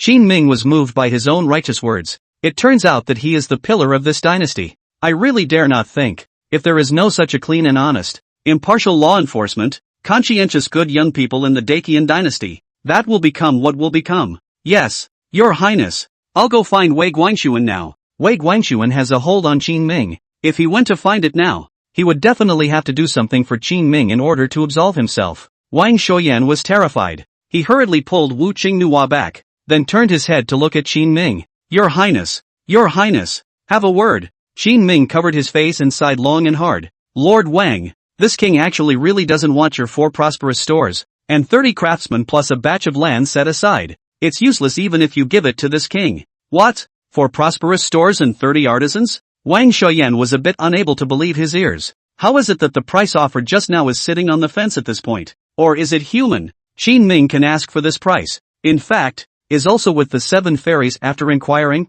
came to a conclusion. Although this part of Lingnan is poor, but all the major cities under the jurisdiction of several counties still have a lot of savings. Relatively speaking, asking for a couple stores is really nothing. It's just that this Wang Shoyan is like a brave man, don't want to take a penny out of it. Then Qin Ming will sit on the ground and watch how long the old boy can break with himself. I didn't say I wanted it. It's all from Lord Wang, who saw that it wasn't easy for me to come to Lingnan and voluntarily donated to the barracks. Qin Ming shook his head, reaffirming his white lotus flower persona. Of course, if Lord Wang insists on giving it, this king will not take it for nothing. You are. Wang Shoyan's heart fluttered, and he did kind of look forward to Qin Ming's return. But Qin Ming opened his mouth in the next sentence. How about this king will send you a banner in the name of the military camp, recognizing the outstanding contributions you've made? Chapter 52, I'm with you from the heart, but you're playing with my brain. Wang Shoyan was helpless. In fact, Qin Ming guessed correctly that he did have money, but as a veteran who has been mixed up in the officialdom for so many years, he is also a pure hobnail. As long as they don't put a knife to his neck and force him to take the money, he sure as hell isn't going to give it. I wanted to make a difficult look and grind the price with Qin Ming little by little, but he was wrong, because he met the famous former prince, the present king of Qin. Qin Ming had seen too many officials like him and naturally knew how to solve it step by step. Your Highness, I make a voluntary contribution. Seeing that Qin Ming had already pushed himself to such a point, Wang Shoyan had to compromise in order to save Fong Wenliang. However, this bean was also considered to be tied up with Qin Ming. When he returned, he would definitely report everything in Qiantang City to Princess Xiao Shufei. He himself couldn't defeat Qin Ming, but the combined efforts of Princess Xiao and the crown prince of the current dynasty would definitely be able to subdue him. Good. I like your kind of talent that is loyal to the country. Qin Ming patted his shoulder in satisfaction. He knew in his heart what Wang Shoyan thought. Doesn't matter though. Water from afar does not quench the thirst of the near. A twisted melon is not sweet, but it quenches the thirst.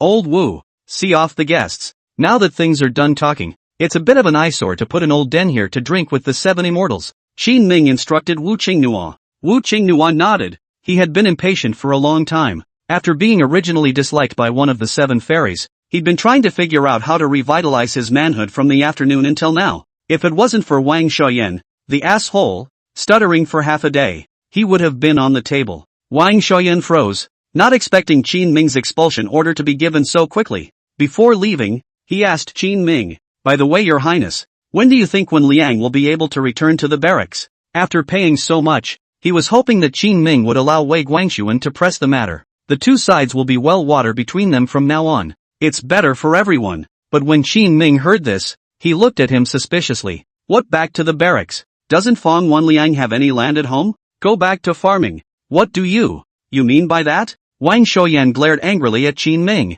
How can you still take money and not do anything? Qin Ming put down his chopsticks and said leisurely, "This crime of Fang Wanliang, a mortal sin can be waived, but a living sin cannot be escaped. Having committed such a great offense, it is the greatest of leniency to go back to farming. What's on your mind? Get going, and remember to pay the bill before you go." Wang Shoyan clenched his teeth. Even though he had studied for many years and had a deep culture, he was about to explode with anger at this moment. "Still, Your Highness has done the math. I'm impressed." Gritting his teeth and throwing down these words, Wang Shoyan settled the bill and left the place in disgrace. It was too late to mourn him. Next out was Takeshi Sano. Finding an empty seat, Wu Qingnua hurriedly sat down. Rubbing his hands together, he looked at Qin Ming with anticipation. "Your Highness, that..." When he said that, he blushed in his old face. Instead, his eyes kept glancing at the girl beside Qin Ming. The 7 immortals looked at the bear-like man and turned their heads in disgust. Holding Qin Ming tighter, Takeshi Sano was hurt. He was known as a battlefield wise man back then, and he was a general who had been successful in the battle of surprise attacks and had a great deal of scenery. Now it would be disliked by a couple of little girls. The sky is so long. Why is it so thin on me? In the end, it was Qin Ming who knew his subordinate's state of mind and said to the 2 girls sitting on the far side, "This is General Wu. Very rich. Go and have a drink with him. And later on, this king will give you 2 an extra 10 taels of silver." It was only now that the 2 girls finally sat down next to Takeshi Sano. A few moments of gratitude appeared in Wu Qingye's eyes as he looked at Qin Ming. Even hastened to learn Qin Ming liked the left embrace, but the hand just reached over. The other side is like a slippery fish. Directly break free. "General, drink, drink." The 2 of them gave cup after cup to Wu Qingye and started pouring wine. Bitter wine in the throat makes the heart ache. Takeshi Sano could only go along with the drinking gap now to be able to touch the other party's small hand. Qin Ming looked at it and secretly lamented. "It's a good thing I don't practice martial arts. Otherwise, if it really turns into this big, thick body, no little girl will like it." In fact, this is not to blame Wu Qingnua. This era of battle-hardened generals are all this big bladder and waist. People of this stature swing their weapons not only with gusto, but also with power, and are all highly skilled in combat. After finishing the drink, Qin Ming asked the 7 immortals to leave. Next he would have to explain a few words to Wu Qingye alone. So soon. Wu Qingye was still a bit attached to the idea, and Qin Ming glared at him before giving up. "Stay here for the next few days. Carve out the land and take those prosperous stores." Wei Guangxuan's army remained outside of Qiantang. At a time like this, Wu Qingnua definitely couldn't meet up with Sun Chang. The 2 of them had met before. Now that things are done, wearing out Qin Ming will not be affected, but it will be a bit embarrassing. Solely, I'll leave Wu Qingnua here for now. "Your Highness, what use is there for our military camp to take the want shop?" When it came to the matter of the prosperous store, Wu Qingnua looked at Qin Ming curiously.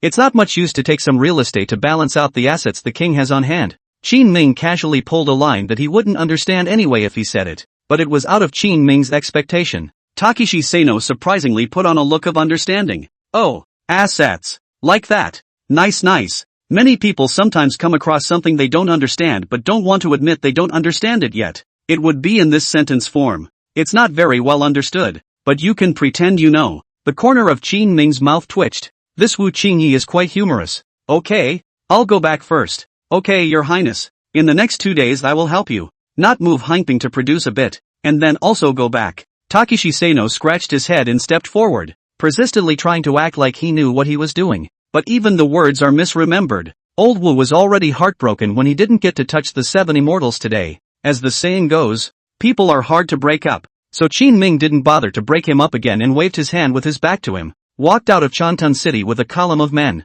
These cities close their gates to traffic every night. However, Qin Ming's identity was here. And after speaking to the guards watching the gate, he walked out of Qintang City. Outside the city was a vast wilderness. The moon and stars were sparse, and the breeze was blowing freely. It is also a tone unique to the still unbuilt ridge. Almost all of the wilderness looks like this, except for Chandni Chowk. Your Highness, you're out. Wei Guangxuan had long been squatting outside the city, waiting. Qin Ming turned his head and looked around, noticing that the number of soldiers he had left here to repair seemed to be partially missing. Soldiers who could have been bunched up were now scattered or standing or lying outside the city. Narrowing his eyes, the corner of Qin Ming's mouth lifted up as he said, Old Wei, you're not honest. You have no trust in this king. Your Highness, what is the reason for this? Wei Guangxuan obviously did something wrong, dryly laughed and began to play dumb. In fact, he had just arranged for someone to go to his superiors to make connections. As long as the site of the military camp does not dispose of Wei Guangxuan,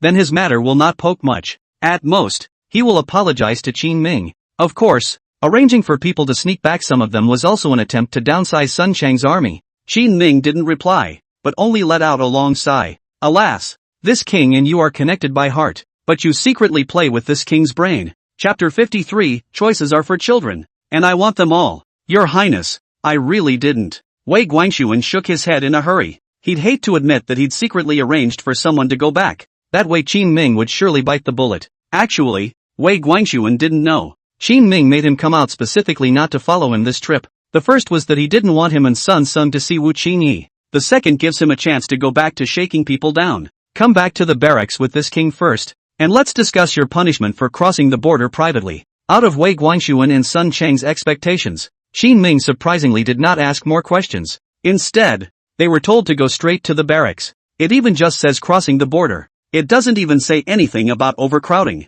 That's good. Wei Guangxuan was puzzled in his mind. After following Qin Ming for 2 days, he finally returned to the Wuwei camp outside Linjiang City. A busy scene at Camp Wuwei. Qin Ming's 3 guards were directly arranged to be stationed at the border and would not follow him at all times. The Wuwei battalion was different. This was an army that Qin Ming had gotten permission from the Qian Emperor to raise on his own. Although many people in the court, including the Qian Emperor, did not expect him to be good. Unfortunately, Qin Ming was the grass underneath the concrete. It's always possible for the chrysalis to emerge. Your Highness, who are these two? When he was governing the plague before, Song Dingshang had long since gotten acquainted with Qin Ming, and when he saw Qin Ming return, he came up to greet him. Arrange for the 2 of them to rest in the barracks, and I'll explain it to you after a while. Have Fang Qingyuan and Xiao Chuan returned yet? Those 2. Ah, here they are. Find someone to take me there. Qin Ming casually dropped Sun Chang and Wei Guangxuan, and the 2 of them followed Song Dingshang away with a confused look on their faces. I had thought that Qin Ming would just criminalize them. Now it seems as if all is quiet. But underneath this calmness, there are a few worrying flavors hidden. Just as they were slightly panicking in their minds, a middle-aged man in civilian clothes walked over. Alas, His Highness is good at everything, just that he doesn't do things very well and is a bit impulsive. So I hope you'll forgive me if I've offended you at times. The person who came was naturally Shang Beishan. He's a bit of a gossip and loves to ask about everything. Seeing 2 generals he didn't recognize coming over, and learning that Qin Ming was going to arrange for them to go and rest. So Shang Beishan, who was hanging out and had been very idle for the past few days, took the initiative to come running. But as gossipy as he was also very capable of carrying himself. Things about Qin Ming could always be held very tightly and not revealed at all. This was also the reason why Qin Ming had never replaced him, but kept him around. Is it suffering to follow someone like him? Sun Chang and Wei Guangxuan sized up Shang Beishan, looking at him as if he was just a small soldier who had brought himself to rest. He also seemed to be a bit displeased with Qin Ming. You can't say that. Anyway, Your Highness is very smart. Let's not talk about it behind your back. Where are you 2 from? After Chang Baishan had drawn close, he didn't continue to talk to them about Qin Ming. The topic of who the 2 men are was cleverly passed on. This is a somewhat complicated matter, and our identities will not be revealed. Sun Sung was a little wary. After all, they were from Qin Ming's military camp. Neither of them wanted to say too much. Seeing this, Chang Baishan however took a few steps closer to him. It's alright, my mouth is very strict, tell you ah. In fact, we Wu Wei Battalion and His Highness is not a heart. This is His Highness just took over. There is no emotional foundation. He walked along, blowing awesome with the two the whole way. In order to ask for something, he even consciously categorized himself as a soldier of the Wu Wei Battalion. Hearing that they were all from the army, Sun Chang and Wei Guangxuan's wariness was slightly lowered. In the distance, Qin Ming looked at Chang Baishan, who had pulled up Sun Chang and the two of them to talk about their lives, and the corners of his mouth twitched slightly. This Chang Baishan guy is good at everything, but he's just too curious. Why? Your Highness. Xiao Chuan came from the back and looked at Qin Ming suspiciously. It's fine. Let's go. Let's go to our workshop. After Xiao Chuan brought the artisans over, he handed them all over to Fang Qingyuan. Now Fang Qingyuan, the head of the Ministry of Revenue, was finally able to leave behind the treacherous nature of the court. Rest assured that your talents will be utilized here. In a few days, he had planned the construction of the subsequent workshops, and had also arranged the group of craftsmen extremely well. After Qin Ming's arrival, they all couldn't help but lament in their hearts. Old Fang is a talented man. Why is that Fang Wenliang such a loser? Your Highness. Fang Qingyuan received the news in the afternoon and waited early to greet them. When will the dust settle on the construction of artisans and workshops? In half a month. Fang Qingyuan thought about it. There was actually nothing difficult about this side of the construction. Since Qin Ming had turned the Wu Wei Battalion into the Lingnan Construction Corps,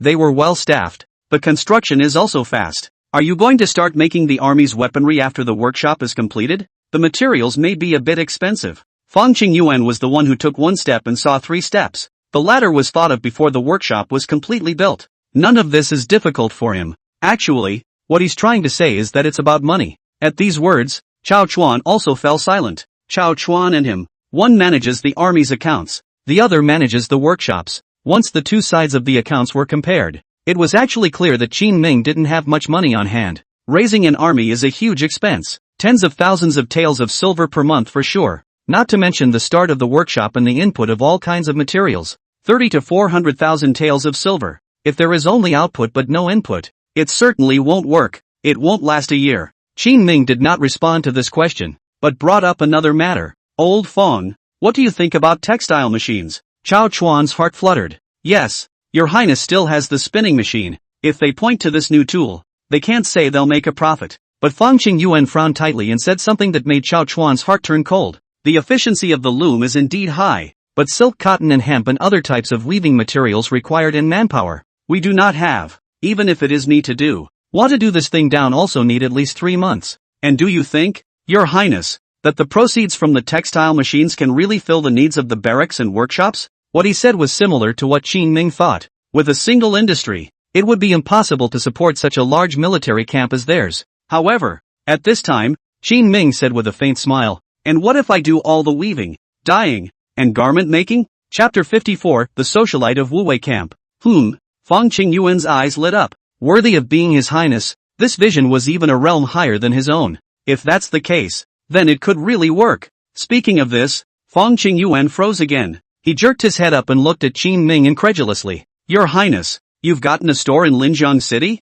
Fang Qingyuan knew Qin Ming very well. People always talk before they act, but not this highness of his own. Many times he says it after it's done. This is no longer a realm higher. Your Highness is standing on a cloud. Linjiang City's good to say. Xiao Qinyan's antique calligraphy and paintings have not been sold out, and so on exchange out of money, and Song Ding Sheng to buy it on the line. And where did you get the store? Xiantang City. Ah, got a few prosperous stores? I guess in a few days Wu Qingye will bring back the land deed. Qin Ming told Wu Qingye that he got the store to balance the allocation of his assets, but in fact, he was fooling him. What he really wanted to do was to maximize the effect of the loom. That's how you make more money. Your Highness, has the land in Xiantang City been taken as well? Xiao Chuan knew that Qin Ming went to Xiantang City to talk about land, but I don't know when he got a couple other stores out along the way. Yes, if he didn't mention it, Qin Ming had even forgotten about the 3,000 acres of circled land, because he would have felt that he did deserve these lands. Awesome. Xiao Chuan gave a thumbs up.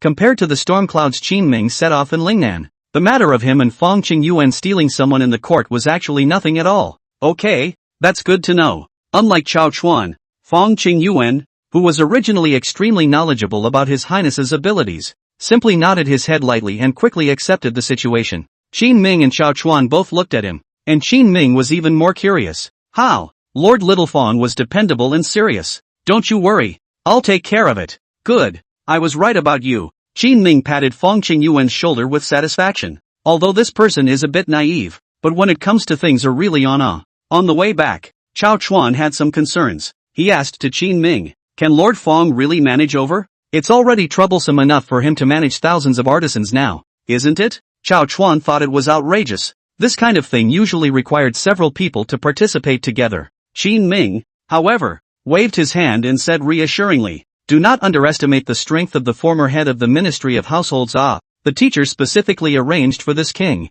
can be so water? Fong Qingyuan has character problems, yet he still managed to be promoted. For one thing, he was sheltered by Qin Ming. The second is that he does have the ability. Okay. Chao Chuan scratched his head. Following the trail all the way west, the two strolled back to the barracks. An amazing sight to see. Chang Baishan and Sun Chang and Wei Guangxuan have gotten acquainted. They even hooked up and sat around the campfire, cuddling and drinking. Qin Ming looked at Chang Baishan somewhat incredulously. Thanks to the fact that he was a man. If he were a beauty, I guess the capital would have had one more social flower in the early years. What's he doing? Chao Chuan was equally surprised. At this time, Song Dingsheng ran to snitch with Qin Ming and said, Your Highness, just now Chang Baishan ran over and asked me for 2 taels of silver, saying that he wanted to do an errand for you. I thought he was really out on an errand. Who knew it was to drink with those 2 guys you brought back? Weren't they the ones you arrested? I don't know. Qin Ming held his forehead and frowned, his face full of helplessness. Based on his knowledge of Changbai Mountain, this pussy must have gone on a gossiping spree. Maybe the more he talked to people, the more he ended up drinking. It's a disgrace to the barracks. It's shameless. Chao Chuan was a bit annoyed when he heard that Chang Baishan still dared to reach out and ask for money from the military camp. Qin Ming casually pulled out a silver ticket and said, Take it and make it up. I know this guy's temperament. He won't go that far out of his way, and it's unlikely that he'd buy them both a drink specifically unless there was something he felt he had to know. What could it be? While the two were talking, Shang Baishan also noticed the situation here. He said to the 2 good brothers, 2 brothers, I'm going to put on some water. I'll be back in a bit. Okay. The 2 men didn't think much of it and waved their hands and continued to drink. Chang Baishan patted the dust on his ass and hid in the corner of a distant camp tent after rising from the ground. Another wave to Qin Ming. Qin Ming and Chao Chuan, Song Dingsheng came together in front of Chang Baishan. Chao Chuan just wanted to spray it in anger. However, he heard Chang Baishan say with a face full of dejection, Your Highness, I have inquired quite a bit. You're really good at this. You've subdued both of these goods, but you have to be careful. They've gone to get to tip off Senator General Han Mingrui, and the people are expected to come tomorrow. And Xiao Qinian has already reported the news to the court, but after the court's reply came down, he didn't make much of a move, and said that it was all a misunderstanding, as if he was afraid of you. By the way, recently, Princess Xiao will arrange for a group of people to come over to inspect. Hukuang is the place controlled by people from Princess Xiao's lineage. As people over there, Sun Chang and Wei Guangxuan knew a lot. Plus, Wei Guangxuan was an officer of the rank of Du Shi, so his understanding of the situation must have been even deeper. After Chang Baishan had inquired about the rank of the 2 of them early on, he took the initiative to be the host and treat them to a big drink. By the time a few people were giddy, it was only then that the words finally came out. You're pretty talented. Qin Ming's judgment is good. Chang Baishan is the military camp socialite. A little gossipy, but certainly no mistake. Qin Ming's assessment was accurate. And that was what Chao Chuan and Song Dingsheng wanted to say. Chao Chuan, who had wanted to scold him a moment ago, also caved in at this moment. The court is coming to inspect. How can we explain that we have circled 3,000 acres of land? Song Dingsheng was the most afraid. This thing started with him. If it really comes down to your head, it's a death sentence. Qin Ming saw his hesitation and patted his shoulder comfortingly. They're checking my ass.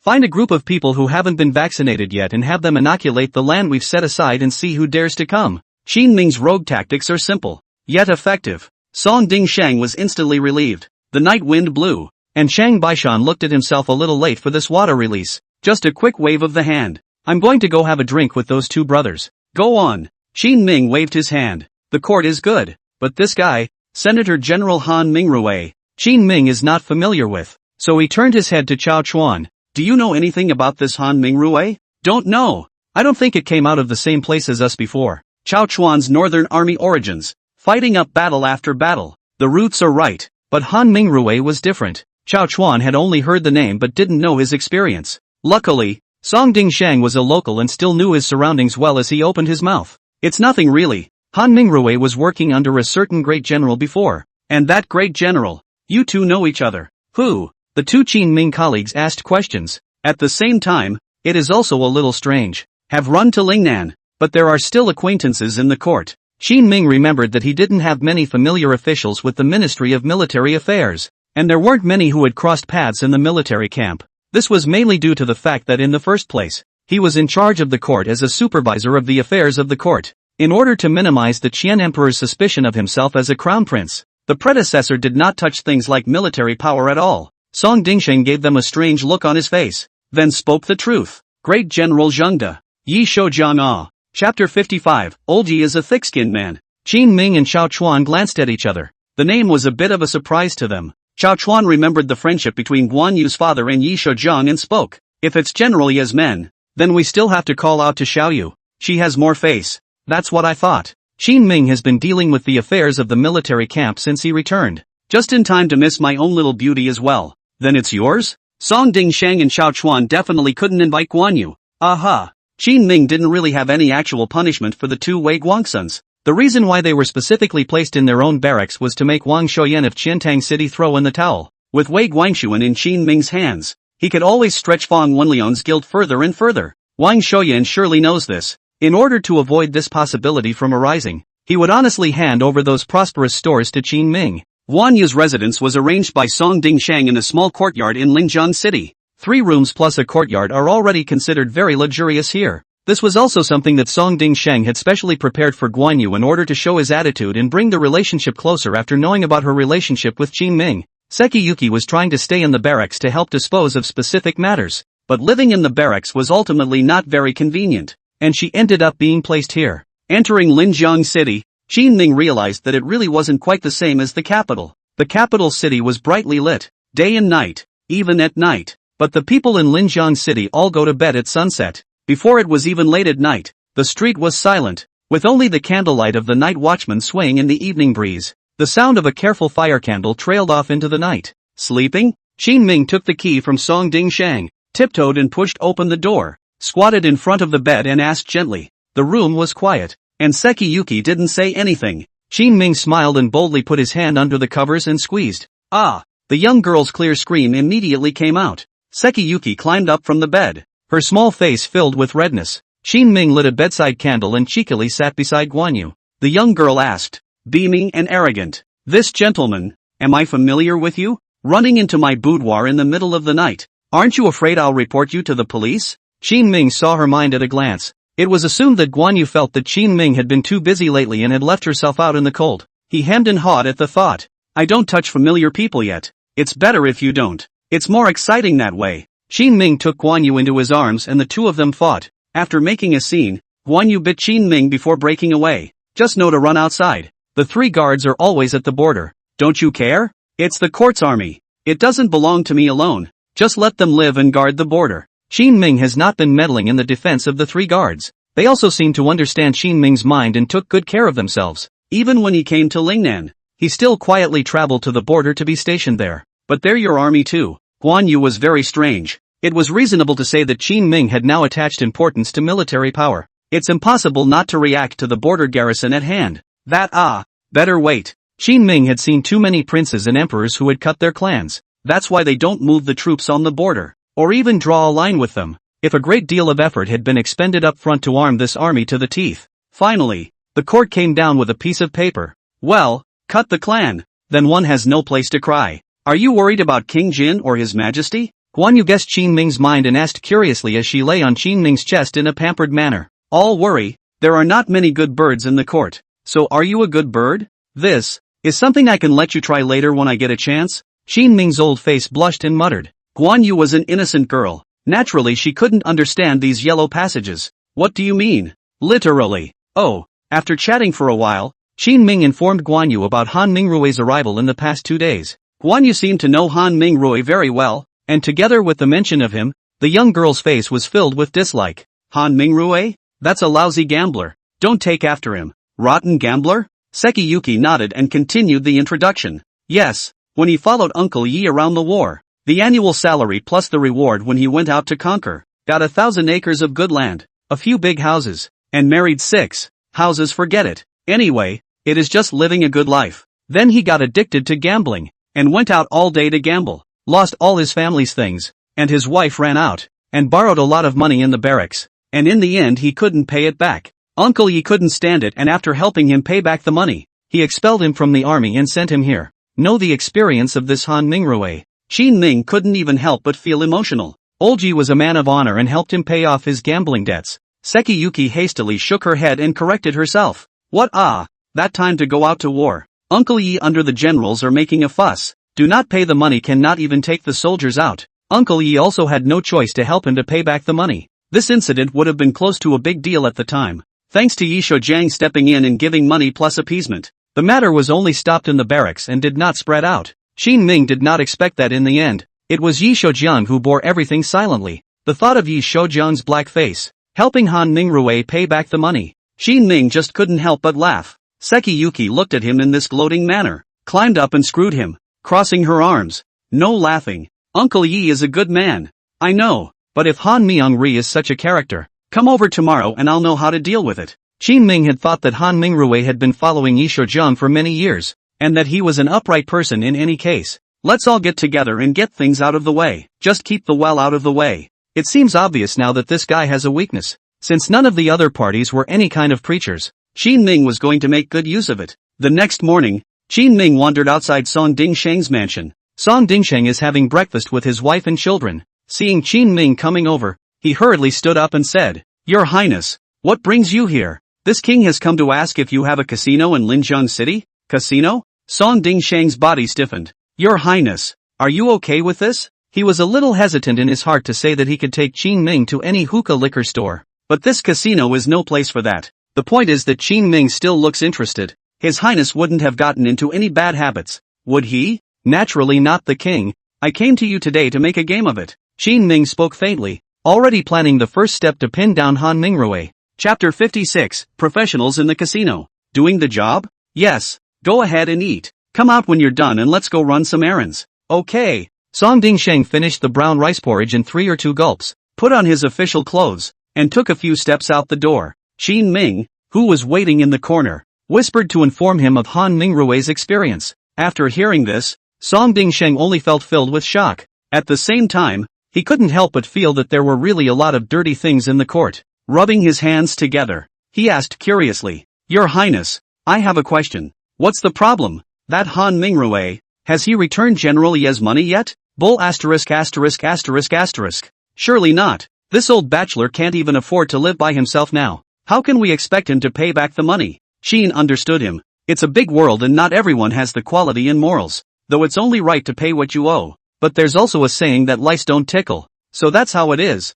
Then wouldn't it be unethical if we still screwed him like that? Old Song, are you so tired from working too hard with your wife yesterday? Qin Ming patted Song Dingsheng's shoulder with a few disappointments in his tone. I didn't realize that old Song had been with him for a month and hadn't made much progress. There's a reason this elm has not risen through the ranks in years. Han Mingrue owes money and does not pay back. Itself has no moral bottom line. We talk about quality with people like him. They are not purely at a disadvantage? When you meet this kind of uncaring person, especially when there is a dispute of interest, make an early move and get him before he disgusts us, so that you won't lose out. Qin Ming's words opened the door to a new world for Song Dingsheng. He also felt that what Qin Ming said made sense, so he nodded and pointed to another street. Come, Your Highness. I'll take you there. There are 2 casinos in Linjiang City. It was all started by local gangsters. It's a mixed bag, so you're basically just going to win small and lose big. There are not a few people who go in and hang around all day with dreams of getting rich, even though people lose their homes in it every day.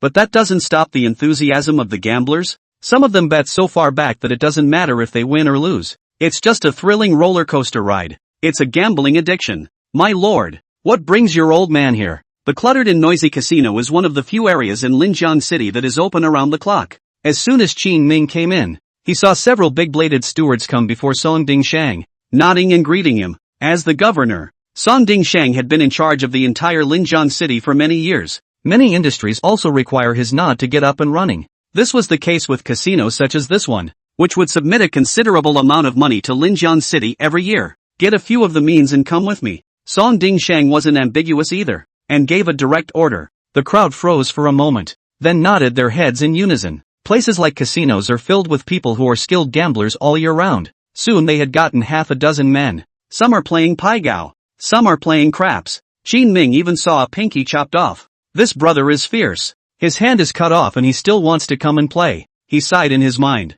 With that, he beckoned and began to give them their assignments. Just let a guy win a little bit at first, then let him lose. Qin Ming was just about to tell them about his slight knowledge of psychology techniques. Several people, however, looked up at him with puzzled faces. This lord, you mean to let him lose more? But in the end, he won't let go, right? Yeah, that's the idea. Ha, that's good to know. A few people waved their hands as if it was a perfectly trivial matter. Song Ding Shang walked over to Qin Ming and said, Your Highness, you don't have to teach them. It's a bunch of old-timers. If they're setting up a game, they'll just do it themselves, and play it better than you can probably guide them. So it is. The corners of Qin Ming's mouth twitched, and he wanted to remind them how to play. Now it seems redundant. Let's go then. And in a moment you'll give them the benefit of the doubt to keep a tight lid on things. Okay. Back at the Wu Wei camp, Qin Ming had them put on army clothes and sat in a prominent position waiting for their prey to take the bait. At the same time, Qin Ming also called up Lu Gang.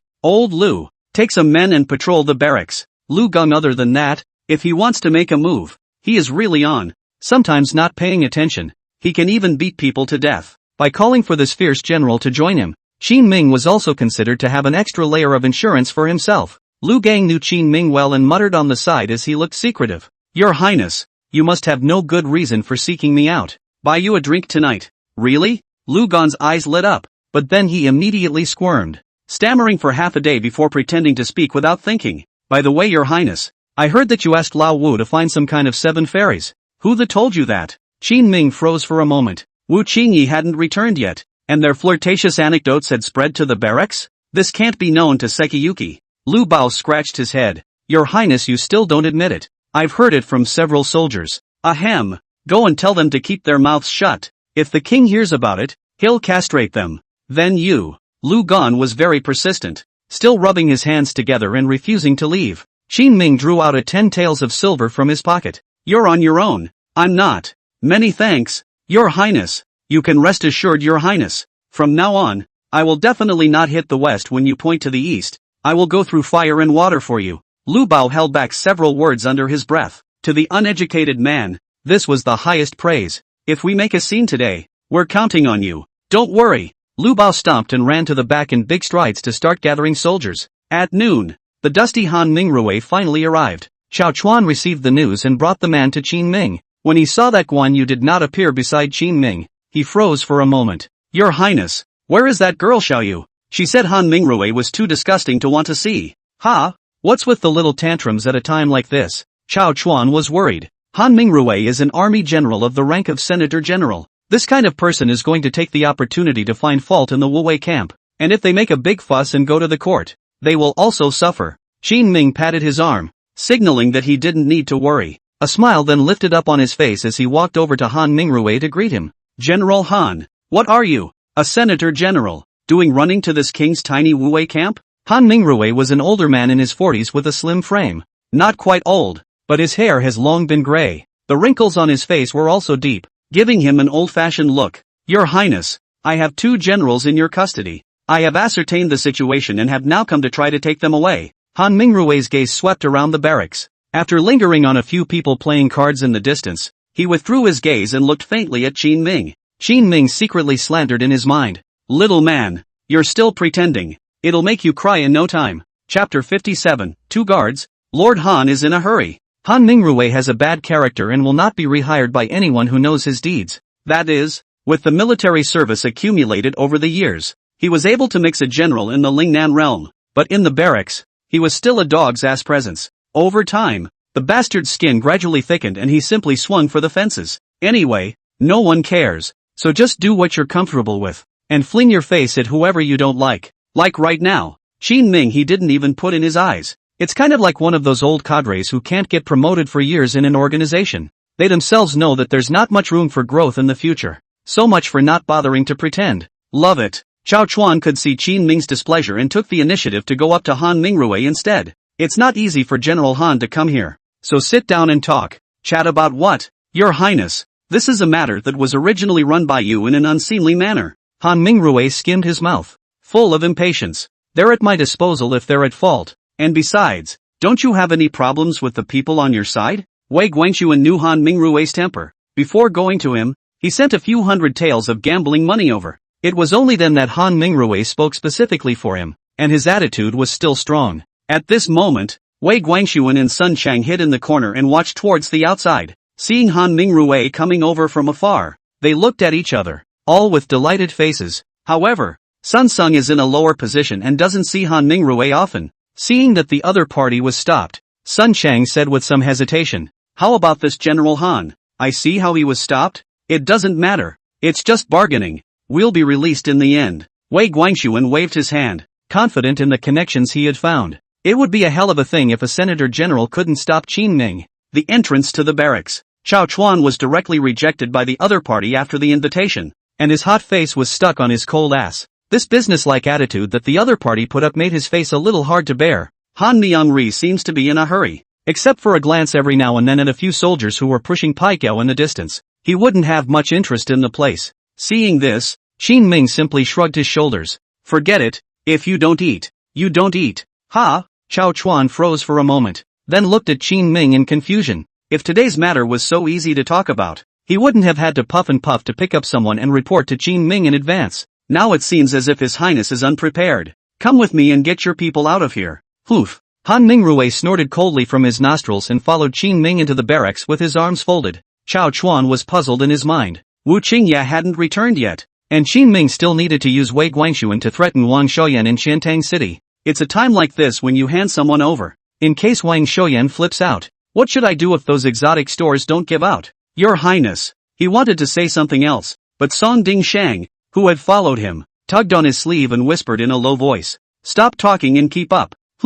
Chao Chuan was a smart man, and when he heard these words, he instantly had a flutter in his heart. Turning his head, he saw Song Ding Shang scowling at himself from the side. "What are you guys up to?" "Don't worry, you'll find out soon enough." Song Ding Shang had a mysterious look on his face. Since following His Highness, he felt that his life was really colorful. It even gets a little fancy. Just like today, he was looking forward to Han Mingrue being fixed up by His Highness. "I'm sure you'll be crying by then." As soon as he thought of this, Song Ding Shang's face was covered in an expectant smile. This smile, however, looked somewhat obscene in the eyes of others. Just like that, the few people passed through one simple tent after another, and Qin Ming specifically brought the pretentious Han Mingrue past a few of their casino personnel. They were dressed in army clothes and disguised as soldiers who were resting to push Paikiao here. Seeing Qin Ming come over, a few of the old greasers sitting cross-legged on the ground were very facetious. "Hey, take that, double 128 times, pay up." Han Mingrue really did stop,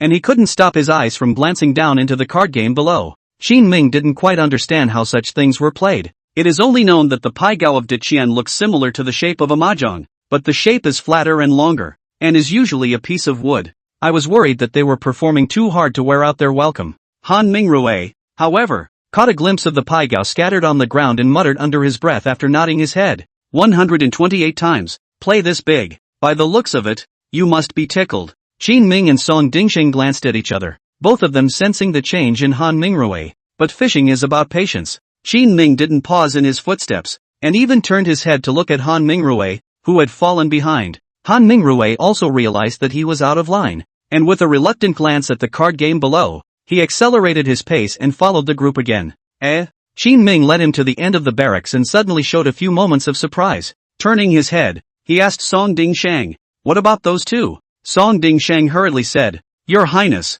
it may not have been arranged here. We probably ran to the wrong place. It's all my fault. I didn't tell you clearly yesterday." "TSK, old Song, you're not right. At least you're the governor, so not careful. Pay attention next time." Qin Ming admonished Song Dingsheng twice with a serious face. Song Dingsheng hurriedly smiled to express his apologies. Find a soldier and ask for a good location before turning back towards the exact opposite. Chao Chuan was dizzy. Are these two doing a duet? Aren't you tired of hanging around? Soon they turned back and passed by a couple more old actors who were pushing Paikiao.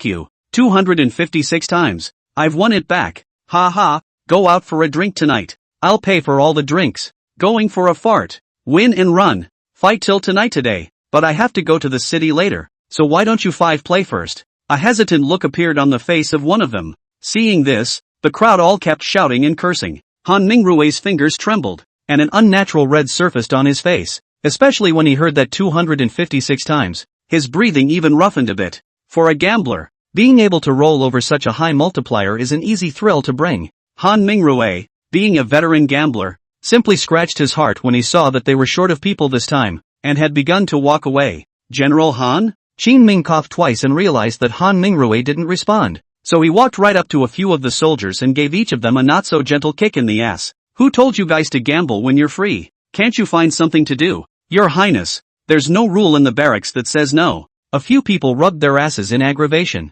Which military camp says it's okay? What are the rules of the military camps on this side of Lingnan? Do you guys understand, or does this king understand? Qin Ming glared at them. In fact, inside the army are all taboo. After all, we all have to go to war from time to time, and we may have to lose our lives one day, so the court didn't restrict them much. Qin Ming naturally knew all of this, and he said this just to give Han Mingrui a talking point. Ahem. Sure enough, Han Mingrui cleared his throat after hearing this. Your Highness, gambling in the barracks is nothing, and everyone is understandably stressed. Chapter 58 Brainstorming Duo. King Qin is too powerful. Han Mingrui is one of the local senators. What he says must represent the official attitude. Qin Ming didn't argue with him and smiled. So that's how it is, but it's my king who doesn't understand the situation. No matter, your intention is good, but soldiers in the army also need to combine work and rest. Han Mingrui was now speaking to Qin Ming a few times better because he wanted to gamble. It's like me. I usually like to play a couple of games. A little gambling is good for the soul. Han Mingrui wasn't considered famous, and not many people knew about what had happened in the first place. It's like Chao Chuan and all these people. They don't know much about it. Thanks to Guan Yu, their family and Yi Shoujiang are old friends. Usually, it was only when people at the level of great generals like them chatted idly that they would reveal some news. Therefore Han Mingrui still felt to this day that not many people here should know about his affairs. He himself was able to put on a moralistic appearance in front of Qin Ming and the others. In that case, why don't we stay here for dinner and let's talk things over? And along the way, General Han will look for some guidance from the soldiers under my command as well? Seeing that he was gradually revealing his true thoughts, Qin Ming guided him in a gentle manner. This isn't quite right, is it? Han Mingrui rubbed his hands together. Instead, there was a gleam of anticipation in his eyes. Dog, still pretending to be your father? Qin Ming slandered up in his mind, while resolving that he would ruthlessly give him a lesson in a while. Gee, gotta have it. Qin Ming pulled Han Mingrui. This old man resisted and excused himself for a couple of moments before finally agreeing. Before leaving, Qin Ming also said to a few people, empty out that seat, no one is allowed to add. You guys play first, I'll bring elder brother Han over to guide and instruct you later. Oh, got it. Several of the actors also put on a look of resistance. It seems that he doesn't want to play with Han Mingrui. Han Mingrui, however, didn't care that much. He felt that a few small soldiers were nothing in front of his experienced self, who had been gambling for many years. As soon as he landed himself, it must have been a big kill. Doubling 256 times was easy. The thought put him in a good mood. Even looking at Qin Ming, I feel much more handsome. At the same time he even had a little more guilt in his heart. Your Highness is a good man. How is it that I was able to throw off my face with His Highness when I first entered the barracks? This is not good. Not good. This is it. Finally turning back, Qin Ming brought Han Mingrui to meet Wei Guangxuan and Sun Chang. Wei Guangxuan just met and quickly rushed up to pour out his bitterness, and in the process, asked Han Mingrui to help him take revenge. General, His Highness was, 2 days ago. Unfortunately, Wei Guangxuan hadn't even finished half of his sentence before Han Mingrui quickly interrupted. Han Mingrui waved his hand and righteously admonished him. Come on, today is the day to put the ice on the ice. Don't talk nonsense. His Highness, the King of Qin, is a generous and merciful good man, and that little matter you had before, let bygones be bygones. We are all men who serve the court for the sake of their bare hearts, so what problems can't be solved between good men like us? Wei Guangxuan was silent. It felt as if my head was filled with lead and I couldn't turn it at all. What had happened that could make the extremely bad-tempered Han Mingrui suddenly be so kind to the Qin King? Sun Chang, a big smart guy, had long since realized that something was wrong. In a flash of lightning, a possibility occurred to him. While the crowd was laughing and preparing to go to dinner, Sun Chang hurriedly pulled his brother behind him and whispered, Old Wei, General Han and His Highness should know each other. We've made a mistake. What? When Wei Guangxuan thought about it, it was really possible. Originally, Han Mingrui was relegated from the imperial court. It's not surprising that he knows the king of Qin. Surprisingly, Sun Sung continued to speculate. Do you still remember that the last time the king of Qin found out that we were moving for help? He didn't panic at all. Yeah, so they've known each other for a long time. Wei Guangxuan's heart fluttered. Dare I say that they are the only two brothers who are being played. Don't mention this matter again. In the future, let's pretend that we haven't suffered from King Qin. Wei Guangxuan quickly responded. Sun Chang also nodded heavily. The original dissatisfaction with Qin Ming was quickly hidden from them. After conjuring up quite a few stories, they both dutifully followed at a quick pace. No more fooling around. As the leader of this incident, Qin Ming was unaware of what had been talked about between Sun Chang and Wei Guangxuan, only to see the two men come over and all look at themselves with smiles like flowers. No semblance of resentment could be seen on his face. I thought it was these two that had turned the tables, but it doesn't matter. Under Chao Chuan's arrangement, they simply ate something. A few drinks put a lid on the conflict. It's just that Han Mingrui was addicted to gambling and stood up after a few bites. Your Highness, I have fully felt your kindness, but I have not had a good appetite recently, so I had better go out and sit down. After saying that, he even deliberately acted as if he had eaten a lot. Wobbling around, he inadvertently sat down next to a few people who were pushing Pai Gao outside. General, you really fight. A few of the men had wary faces and looked as if they didn't want to play poker with a stranger. But when it came to gambling, Han Mingrui's thick skin was no different from a city wall. He hemmed and hawed. I'm kind of half of your general in charge, so it helps the barracks to have some fun with the soldiers under me and exchange some feelings. But General, we're playing big. A few people retreated in order to advance. Hard to involve Han Mingrui in this trap. Who knew that Han Mingrui's excitement grew even higher once he heard that the play was great. A little gambling is good for the soul. A little gambling is good for the soul. Although his mouth was cloudy, his gradually ragged breathing had revealed his identity as a veteran gambler. A few of the veterans of the game had to put on a few helpless looks when they saw this. Ugh. Okay then. Soon the sounds of yelling and playing cards began outside. Even if this Han Mingrui is a lousy gambler, he's a terrible card player. Catch a good hand and hate that everyone loses to you 256 times immediately and immediately. When you catch a bad card, you are pointing at the sky and killing your father and mother, and you want to just lift the table. Qin Ming sat at the dining table and frowned straight away as he listened to the sounds outside. Poking his head out, he glanced outside and realized that several of the people he'd been playing cards with were also filled with disgust. Serving such a master, it's thanks to the high quality of the few actors they have. If anyone else had come over, they might have stopped fighting him a long time ago. Song Dingshang moved his stool and whispered after moving closer to Qin Ming. Your Highness, look at that Han Mingrui's ghostly appearance. It's too hard to serve. Is it necessary to give a few of them some extra hard work?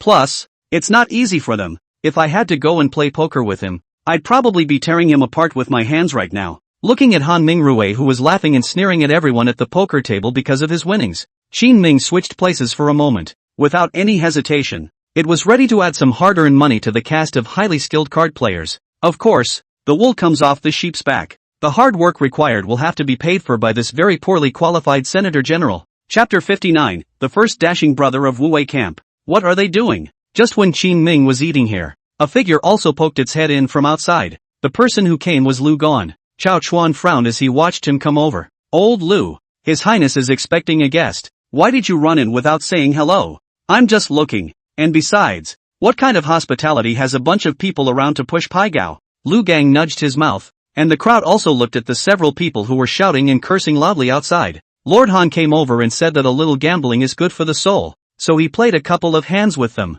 Qin Ming smiled and waved his hand, signaling that Chao Chuan didn't need to be angry. Oh, so, in the face of Qin Ming's explanation, Lu Gon did not have too much heart. It was just about time for the barracks to eat, and many of the soldiers were idle. Quite a few of them were hanging out or sleeping like Lu Gon, because it is playing Pai Gao, or play bigger. Not a moment later, more than 10 taels of silver went down. On Han Mingrui's side, he quickly attracted over a lot of people. What a stinking fight. Lu Gong nature is more straightforward, watching Han Mingrui lose and win, throwing in more and more money, so couldn't help but mumble a couple of words from the sidelines. Han Mingrui was not angry, and the wooden Pai Gao in his hand was snapped and slammed on the table, making a crisp ringing sound. This kind of wide-open winning and losing was his favorite. Wei Guangxuan and Sun Chengdu, who were sitting dryly inside the tent, were filled with embarrassment and fidgeting. We said we'd come to save lives. Why are you playing? Compared to their desire to return, Qin Ming and Song Dingsheng were in no hurry, just quietly watching a few of the older actors play cards back and forth with Han Mingrui.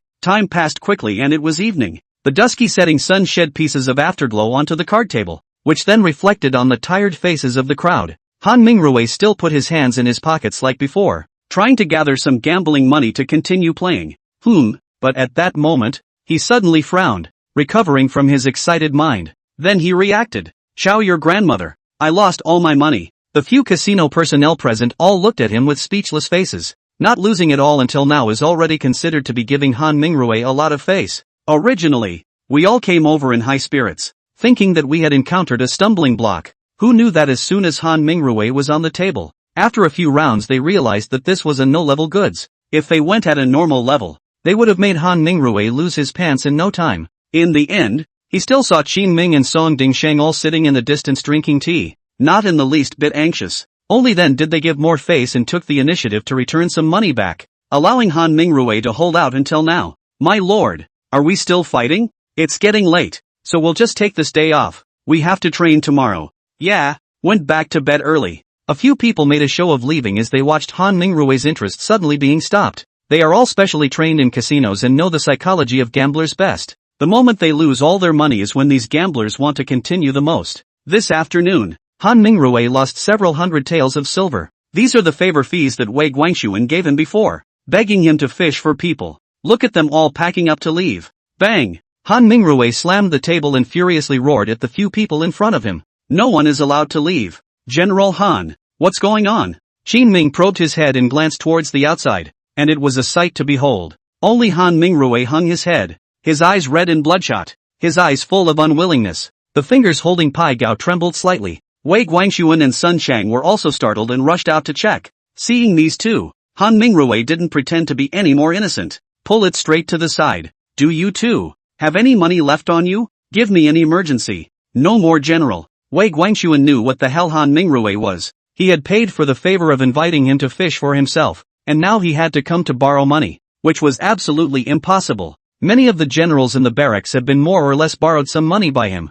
but none of them get their bills back. Sun Sung knew his brother was righteous. Even he didn't want to lend Han Mingrui money, so there must be a reason. So he wouldn't borrow it himself. So Sun Chang also said with both hands, "The two of us have been out on business. Plus we've been captured for a while now, and we don't have much left in our hands." Han Mingrui also did not squeak. This side cannot borrow. He did not discourage. Instead, he turned his head and looked around. A few of the soldiers who had gambled with him instantly covered their money bags tightly. It's so hard to play so big and win so much money. They don't give. "Drink up." Just then, a naive voice came from the side. It was Lu Gang, who had already changed into his regular clothes and was passing by beautifully. Today Qin Ming gave him some silver and invited him to drink flower wine. Old Lu is also a man of honor. He also took out some of his own personal money and scraped it together to make sure his experience was perfect. Prepare to order the service of a beauty who is ranked high in Linjiang City. Listening to the clanking sound coming from Lu Gan's waist, Han Mingrui immediately put on a smiling face and walked forward to stop him.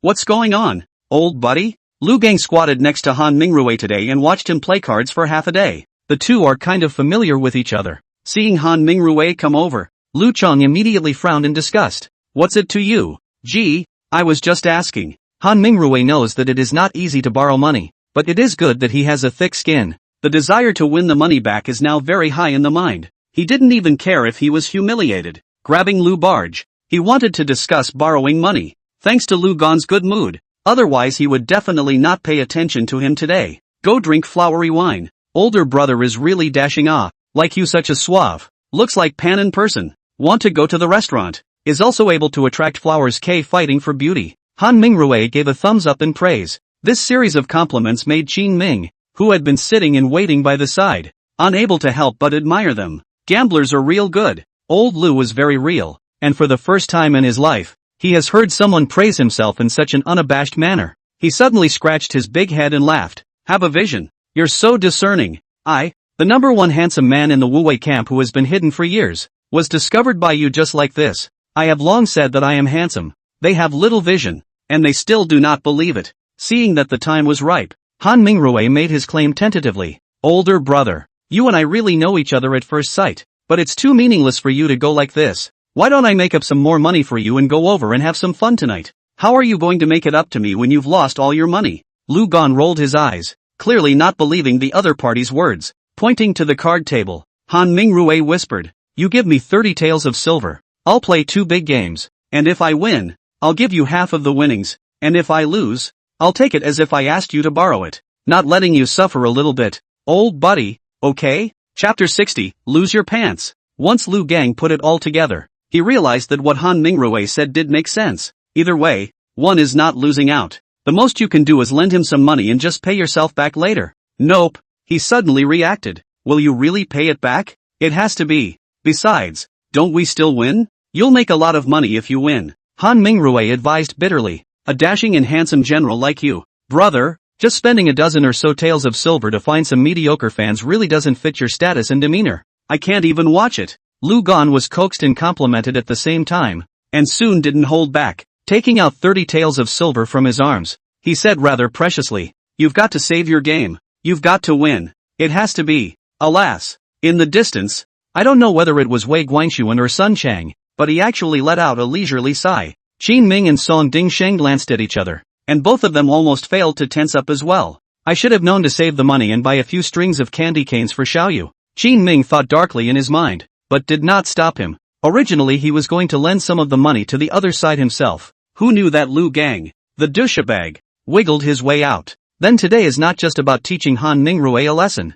It's also time to teach old Lu's classmates who trust random people a lesson. Ahem. Qin Ming's eyes signaled the few people in the distance that they could make a move. It was then that a few of the soldiers heckled and returned to the card table. General Han, 30 taels of silver isn't much. How many rounds do you want to play? Just triple play. I'm in a hurry too. Han Mingrue sat on the poker table with a dark face, already fantasizing countless winning positions in his mind. Okay. Several people nodded and immediately sat down in their respective seats. Lu Bao squatted next to him, clenching his fists, his face full of seriousness, and seemed to be infected by the atmosphere of the scene as well. At the same time, he prayed in his heart that Han Mingrue must win, because this 30 taels of silver was something he had saved up for quite a while before finally coming up with. If he lost, Lu Gan would probably be heartbroken for a long time. Wow, the paigao starts getting scrubbed on the table. Han Mingrue's gaze was like a torch, staring intently at the cards he had been dealt. Just punched out 2. Snap. One of them flung something in his hand and directly laughed out loud.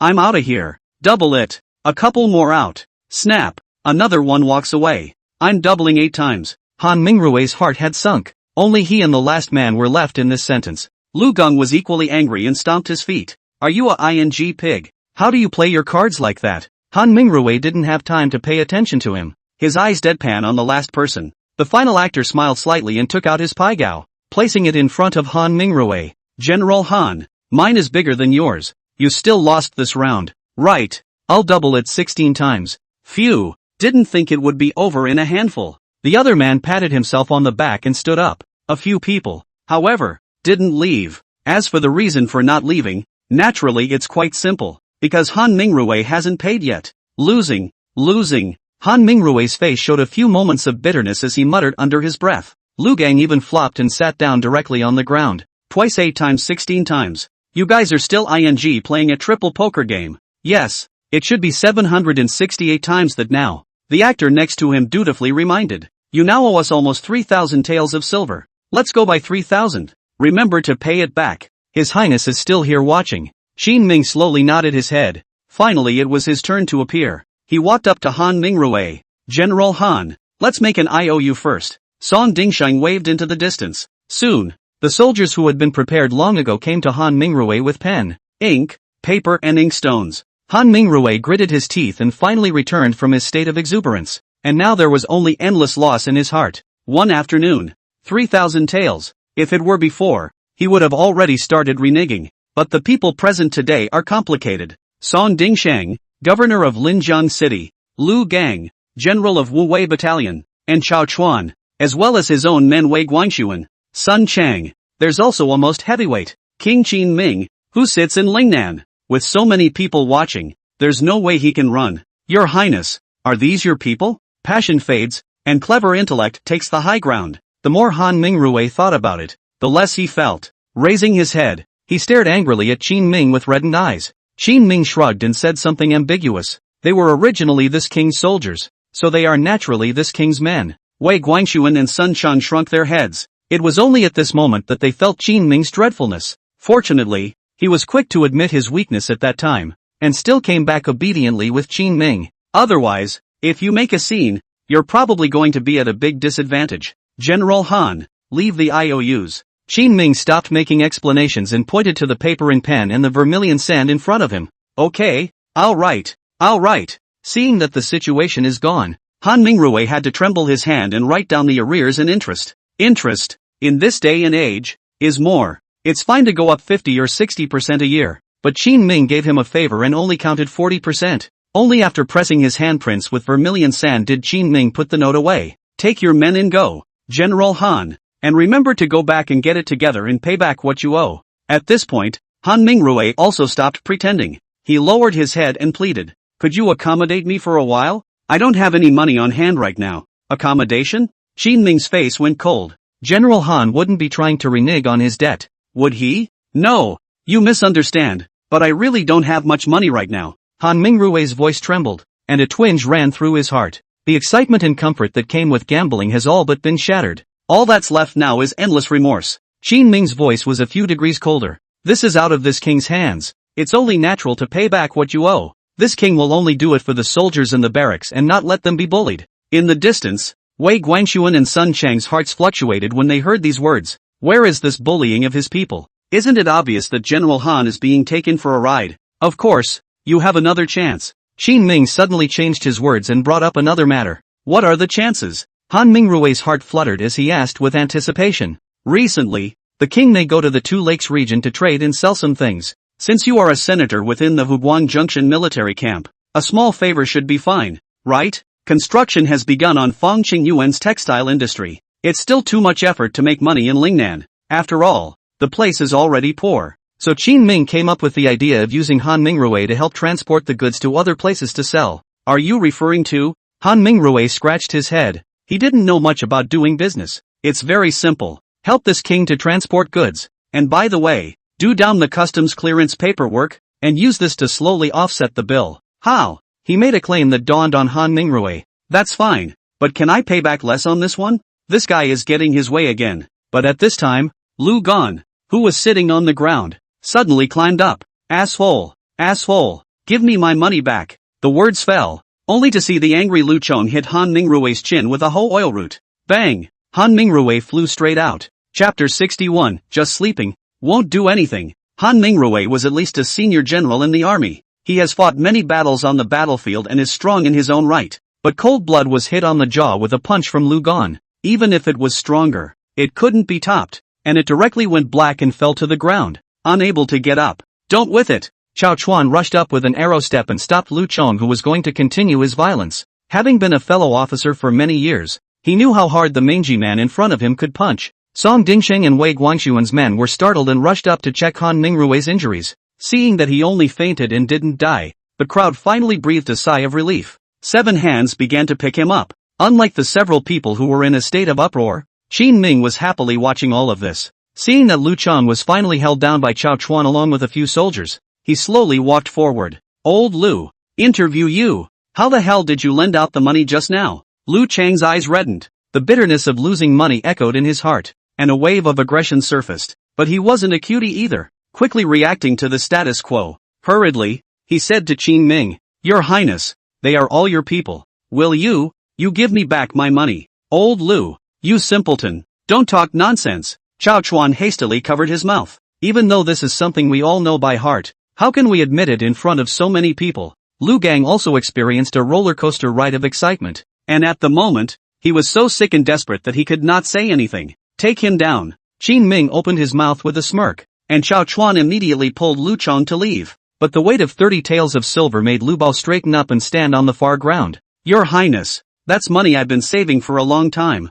Qin Ming glanced at him and said meaningfully, Don't you want to go drink flower wine? It just so happens that in a moment, this king is going to reward a few brothers in the barracks who have been performing well lately to go drinking, so go and serve as a companion. What am I, a general, going to drink with them? Lu Gang stalked his neck, still wanting money. Chao Chuan could hear what it meant. Tugging Lu Gan was about to leave. What the hell? Let go of me. Alright, come on. If Lu Gang didn't leave, the scene would definitely be more chaotic when Han Mingrui woke up in a while. Although His Highness the King of Qin would not pay Lu Bao back in the open, He would also shout at Lu Bao to drink with him in passing as he rewarded these casino people. That was much more worthwhile than the 30 taels of silver he used to spend on drinks himself, and the girls he called were pretty. This was another kind of compensation Qin Ming had given him. Unfortunately, Lu Bao's muscles have been practiced to the brain, tenacious and powerful. Froze and couldn't understand the meaning. Alas, rotten wood cannot be carved. Qin Ming nuzzled at Chao Chuan and continued, dare to hurt Lord Han, then tie up this simpleton and take him away to Linjiang City for punishment. Yes, Chao Chuan had followed Qin Ming for some time, so he could naturally hear what he meant. Punishment was impossible, meaning it was meant for Wei Guanshuan's few people. As for Lu Chong, he was quickly bundled up and taken away. Both of you wait here until Lord Han turns awake and then leave. Turning around, Qin Ming naturally brushed off Han Mingrui's beating. Okay. Wei Guanshuan had sort of seen Qin Ming's methods and didn't dare to have an opinion at all. Smiling like a flower, he nodded in response and stood in the corner with his head down, acting as a transparent person. Lord Son, you go and arrange them to be a little more strict with their mouths. Qin Ming was referring to those casino people. They were aware of Qin Ming's plan. Although Han Mingrui IOUs have been written, it's okay to expose them, but this bright and magnificent image of himself still needs to be maintained. Understood. Song Dingsheng quickly left. Qin Ming also returned to Linjiang City. Recently he was pondering how to get close to Sakiyu. Although they came to Lingnan together, the two have never been married, nor have they been able to share a room. Even the two of them now rested at night in two separate rooms. This distressed Qin Ming. With the bright moon in the sky, Qin Ming, who was standing in the courtyard, looked up. It was another night of flowers and moonlight, and all of my own shadows were stretching outward from my feet and splitting into two. Alas, am I the only one so lonely? Qin Ming stood with his arms folded, the thief's heart undefeated. Still quietly, he pushed open the door to Sekiyuki's room. The room was silent. Recently, Guan Yu had been helping out in the barracks, and there was still a lot of preparation of all sorts for the Wu Wei battalion to integrate into the land of Lingnan. For example, the preparation of military food, the supply of forging materials for weapons and equipment, and the distribution of military pay in the barracks. It was a good thing that Guan Yu was originally raised in the military and handled these things with ease. There were even a few moments of nuance that the reckless men didn't have. Back, even though the sound of Qin Ming pushing open the doorway was slight, the creaking sound, if any, quickly touched Guan Yu. Raising his eyes, Qin Ming discovered a pair of brilliant star-like eyes that were silently gazing at him in the darkness of the night. There's 3 parts complexity and 7 parts tenderness in there. Ha ha, still awake. Qin Ming smiled awkwardly and gently sat down at the head of Guan Yu's bed. How's Han Mingrui doing? Guan Yu stretched out her feet and playfully reached out to Qin Ming's stomach for warmth. It was only late fall, but her little feet were already a little cold. Qin Ming played with the little beauty's jade feet and informed her of what happened today. Sekiyuki listened to everything as if she were listening to a story. Final comment. You're bad. She didn't go on, though, and said with a twist of words, tomorrow I'll go write a letter and tell Uncle Yi about this. Han Mingrui shouldn't mess around. That's great. Qin Ming was worrying that after letting Han Mingrui go back, the other party would backtrack. According to him, it is to arrange for Lu Gang or Wu Qingyi to go over at that time, blocking the door to personally ask for the bill. Anyway, under Qin Ming's leadership, the Wu Wei battalion is more than rogues and is not afraid of Han Mingrui reneging on his debt. But if Yishou Jiang could speak up and help say something, it would definitely have a greater impact on Han Mingrui. In the short term, this guy should be able to help transport their craft products in peace as well. Just like that, Qin Ming and Guan Yu had a chat. Both sides are getting more and more excited. Qin Ming took advantage of the other party's inattention and was also secretly moving his body closer to the beauty in front of him. Look at Sakiyu in a good mood today. Qin Ming also felt that the time was ripe, and suddenly took off his outer clothes and lay straight on the bed. What are you doing? In the darkness of the night, Guan Yu smelled a unique scent of a man's body, and immediately her little face turned red, struggling to push Qin Ming down. I want to rest with you. Qin Ming stubbornly straddled the bed, his face as thick as a city wall. Let's just get together and talk. Don't worry, I'm sure I won't do anything to you. Chapter 62 Letter from the Court. Arrival of the dog legs. It seems that every man, at one time or another, utters these words when coaxing a little girl into a room. Next, I guess we'll be talking about just rubbing it in. But, we're not married yet. Helplessness was written all over Sekiyuki's good-looking melon face. Willow's eyebrows twitched slightly, as if she was scared. Just resting together. I want to sleep with you so badly. Qin Ming swore to God that he did at least mean the second half of this sentence. Then you're not allowed to touch me. Guan Yu hesitantly looked at Qin Ming, who was full of sincerity. In the end it was a compromise. Qin Ming lay on his bed, thinking carefully about what he was going to do next. But at that moment, there was a sudden knock on the door. "Your Highness, I'm back." It was Wu Qingnua's voice. "You stepped on a horse." Guan Yu was so agitated that she directly kicked Qin Ming off the bed. Qin Ming rolled up his sleeves and was about to go out and this asshole Wu Qingyi to death. Once he went out, he found Fang Qingyuan and Wu Qingyi all standing outside. "It's obviously something." Ahem. Qin Ming coughed twice and adjusted his emotions. "What for, Your Highness? Wang Shoyan has already handed over several prosperous stores to us,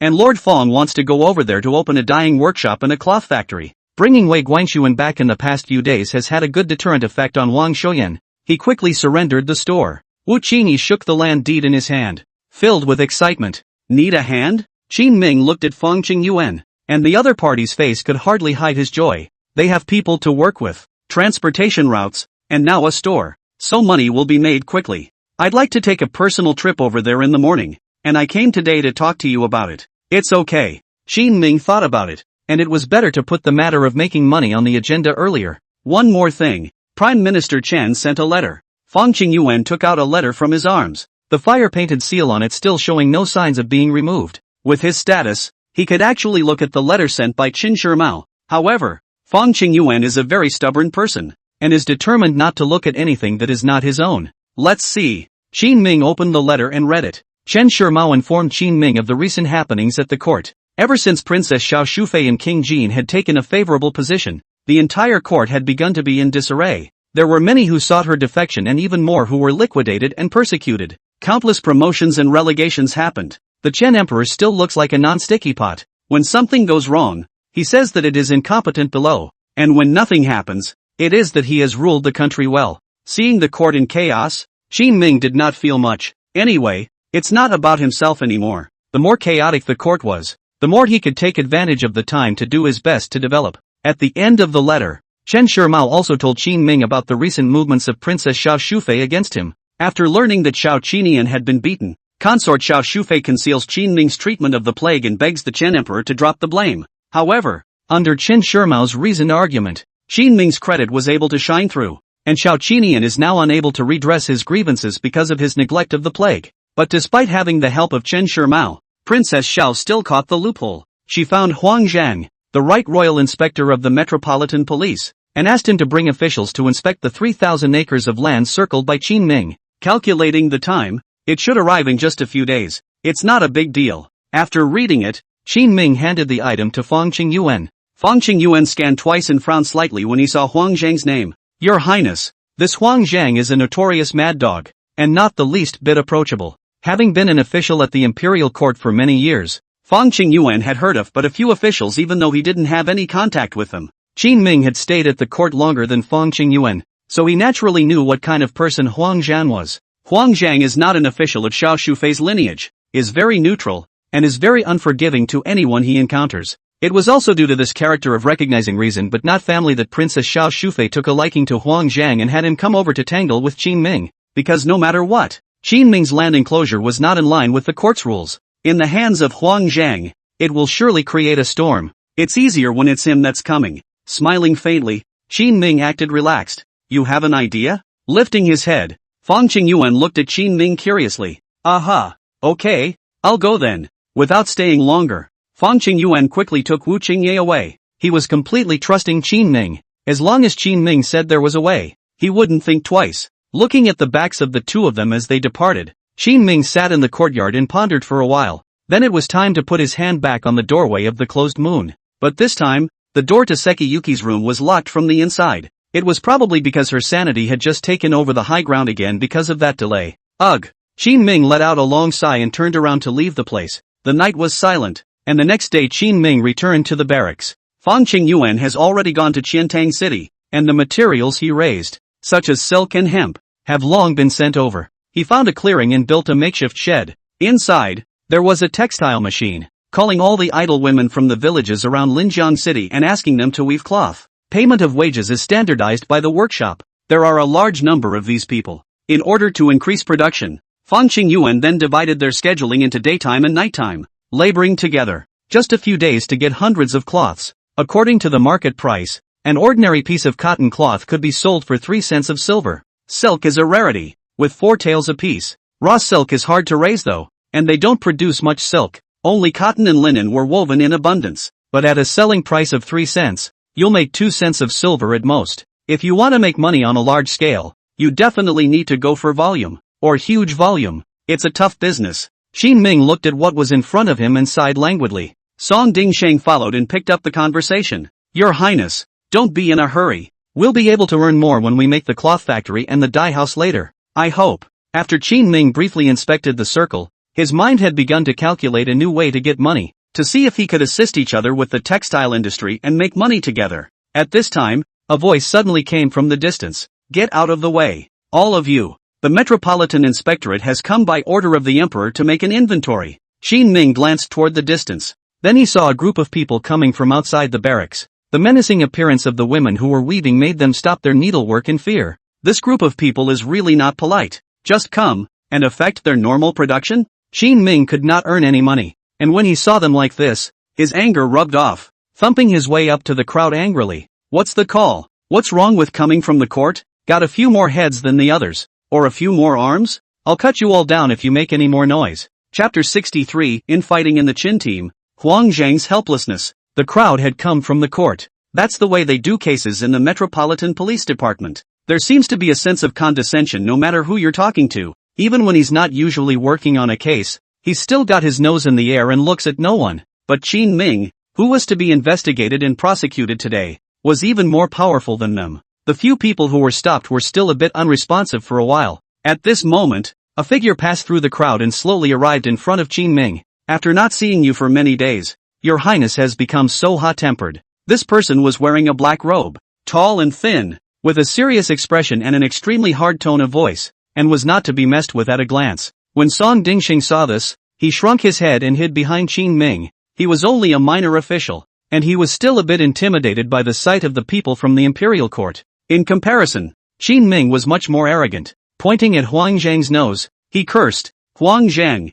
who let you into the barracks? This king's barracks. You can enter whenever you want? I'll kill you for delaying the defense of this place. Qin Ming knows Huang Zhang very well. This is a guy who eats hard, but not soft. Sure enough, Huang Zhang wasn't angry and just nodded lightly. Your Highness, I heard that you circled 3,000 acres of land in Lingnan and have come to investigate. Whenever you have time, I'll wait for you and we'll sit down and talk. Qin Ming waved his hand impatiently. Then you can investigate on your own first, and when the king has time, he will talk to you. Okay. Huang Zhang remained stoic, but instead of leaving, he opened his mouth and continued. Please bear with me if I may have offended you quite a bit lately. The words fell before he left with his men. Song Dingsheng observed this appearance of the other party not being afraid of Qin Ming in the slightest, and hurriedly asked Qin Ming, Your Highness, this man is not coming from a good place. Should I arrange for someone to follow him? In case anything is found out. Although his official position is very small, Song Dingsheng feels that he is at least an official of the court.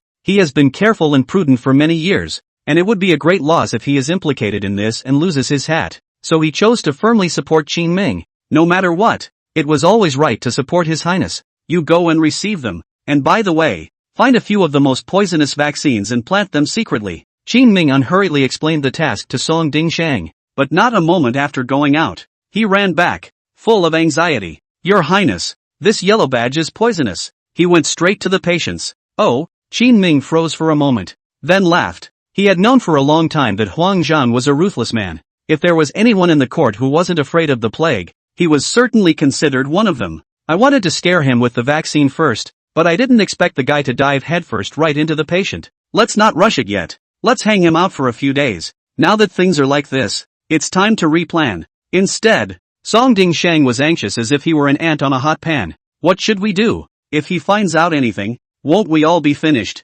Don't worry, the boat will be straight. Qin Ming patted his shoulder. The other side. Huang Zhan was currently standing in a village. This is the periphery of the 3,000 acres of land that Qin Ming has circled. It was also a quarantine zone set up by Qin Ming. The few officials who followed beside him all had resistance written all over their faces. Lord Huang, there's really no need to go in. There's no rule for smallpox. What happens when you die here? Once we catch smallpox, it will definitely affect the progress of the investigation. His Highness will definitely not care about us. They were talking and exhorting. It was just as Qin Ming had expected. After arriving here, Huang's greatest pressure did not come from Qin Ming. Instead, it came from a fellow traveler who arrived with him. That was why Qin Ming had specifically given Huang Zhang a period of free time out to let fear fester in his ranks. Enough! Huang Zhang looked at the officials who had followed him and roared with huffing anger. Qin Ming scolded him, but Huang Zhang wouldn't get angry. But the fellow officers are all this kind of dragging goods, which makes Huang Zhang very angry. Among them, the attitude of Du Mingxian, the number 2 person of the Qintai group who was responsible for assisting, was the most resolute. Old Huang, there's no fear of not having wood to burn when you've left a green mountain. What if you catch smallpox now that you're in there? It's really not that we don't want to go in. I propose that we can go to Linjiang City first to ask about the situation. Anyway, the matter of His Highness's private land enclosure is definitely something that can't be covered up. Du Mingxian is a person of the Delizi. The official position is not high, but it is a party of Xiao Shufei. The reason for arranging for him to come over was another insurance policy on Princess Xiao Shufei. Huang Zhang can't bring down Qin Ming, and Du Mingxian is about to go up. But what Xiao Shufei all did not expect is that these two people do not have the same personality. Just in the investigation of the time on the frequent occurrence of conflicting views, Huang Zhang stared angrily at Du Mingxian. Du Mingxian, aren't you just afraid of catching smallpox? I can go by myself. Just leave one of you to come over and contact me to send out the findings. Huang Zhang knew who was behind Du Mingxian. It was already considered a concession now, but now Du Mingxian was very life-thirsty. He wanted to cut off any possibility of smallpox infection, so he turned to the crowd and made a show of addressing them. Lord Huang sacrificed his life for his country. It's truly awe-inspiring. Is there anyone who would like to stay here and help Lord Huang deliver the message at the end of the investigation? There was a long silence in the crowd. After Du Mingxian scanned a few circles, he spread his 2 hands and looked at Huang Zhang. Lord Huang, it's really not that I'm deliberately tripping you up. The problem is that no one wants to do that. You'd better return to Linjiang City with us first. Everyone has traveled so hard. It's time to find a chance to rest and relax. Huang Zhang's face was ugly. Because of his personality, he could only serve in the capital for many years, and he did mess with a lot of people. In the face of the crowd's ostracism, he would have cared little about it on a normal day. But on the contrary, at such a time of investigating the case, they were constantly at odds with him internally, led by Du Mingxian. This gave Huang a feeling of strength. Taking a deep breath, Huang Zhang knew that there was no point in tangling with them here, so he frowned. Then go back first and investigate the case according to Lord Du's method. Du Mingxuan's face showed a few moments of triumphant sneer, but that's when he said something even more disgusting. How can you say that? Ta Zhen Huang. This time, the imperial official is you. Of course I will listen to you. Let's go back and discuss it again. People like Du Mingxian are great at stirring up trouble, and they can't do anything at all. After screwing things up and asking him for a solution, he'll act all innocent. Blame it all on your peers. He didn't lead this investigation anyway. Good. Then go back and discuss it. It was as if Huang Zhang's chest was holding a breath that he had been unable to exhale. He even thought that he might as well get smallpox and infect all of this group and be done with it. And before he knew it, he had this idea that was soon to be realized. Chapter 64 Observations and Summaries of Qingbai Mountain. The pampered group of court officials soon arrived in the city of Linjiang. Just after arriving here, Du Mingxian pinched his nose, his face full of disgust. This county is just like that raggedy town. Where does it look like a county? The dog leg behind him, Su Ruahai, an official of the Ministry of Criminal Affairs from the 6th rank, hurriedly picked up the conversation. That's right, it's far worse than our capital. It's really not easy for us to make this trip over here. Lord Du and Lord Huang, the two of you have also worked your asses off for the court. Su Ruahai is Princess Xiao's man. After so many years of hanging out at the court, he was best able to weigh the order of the majors and minors on the winks. Even when it came to compliments, Du Mingxian was placed first. Ostensibly following along this time, the number 1 person was Huang Zhang before Du Mingxian, but in reality, with consort Xiao Shufei's connections here, everyone looked up to Du Mingxian. Song Dingsheng had already received word to rush over to greet him, in the face of Du Mingxuan's gesture of pointing out the mountains and talking in a high-flown, nostril-gazing manner along the way. He had already made up his mind. When we feast on them tonight, we must secretly give this mother her Du Mingxian a dose of the fiercest vaccine. What's that white strip of cloth hanging up there for? As he walked, Huang Zhang noticed some of the white strips of cloth hanging in front of the doors of the households on both sides of the streets of Linjiang City fluttering in the wind. At first when he saw this, he thought it was someone's family in a period of mourning. But you see more and more of it in the back. There's no pattern to this white cloth strip. Sometimes it's hung by several families in a row. In some cases, there are 2 or 3 hanging inside a family. That. Song Dingsheng looked at it and said flatly, it's when there are a couple of sick people with smallpox in the house. A couple of white rags. A couple of sick people. They have a plague here that hasn't completely dissipated, but many people aren't afraid of it when they are vaccinated. It can also be used to take care of your family. The latter is biding time, and in a couple of months the plague will have faded completely. So it is. Huang Zhang's face was as usual, nodding lightly. It seems that the plague in this Linjiang city has indeed not yet been resolved. Although the area set aside for the gathering of the sick is large, things like plague are just a bit of overkill. That's how you don't make a mess. However, although the two spoke well on this side, when the words fell on Du Mingxuan's ears, it was a different picture. His body shook with fear. Almost couldn't help but sit on the floor. There's a plague here, and you brought us here? Smallpox. It'll pass. Song Dingsheng glanced at him, his tone flat. He couldn't wait for this dog official from the court to die in Linjiang City. It's none of your business if you get sick and die anyway. Put your mother's ass on the line. My life is much more expensive than these untouchables. Can you afford to die? Du Mingxian already didn't dare to take a step forward. Standing on the street, he pointed at Song Dingsheng's nose and started screaming and cursing. Song Dingsheng's temples throbbed with anger, but the other party's official position was higher than his own, and he didn't dare to contradict him, just lowered his head and stood fixedly on the far ground, showing a look of love to go or not to go. His Highness isn't even afraid. He even personally dealt with the plague here. It's not even an outbreak right now. It's all under control. What else is Lord Du afraid of? By this time, Chang Baishan, who had arrived with the city's guards in the distance, was already in place. He was familiar with many people in the capital and had the courage to say some things. I'm not afraid, but if we get sick, won't it jeopardize our investigation? Du Mingxuan's face was a bit ugly. Behind him, Su Ruohai and the others, who were naturally all shy about their lives, all began to whisper. A couple of people even suggested going out and setting up camp, and living outside would insulate them from the plague. Huang Zhang frowned straight away as he listened to what they were saying,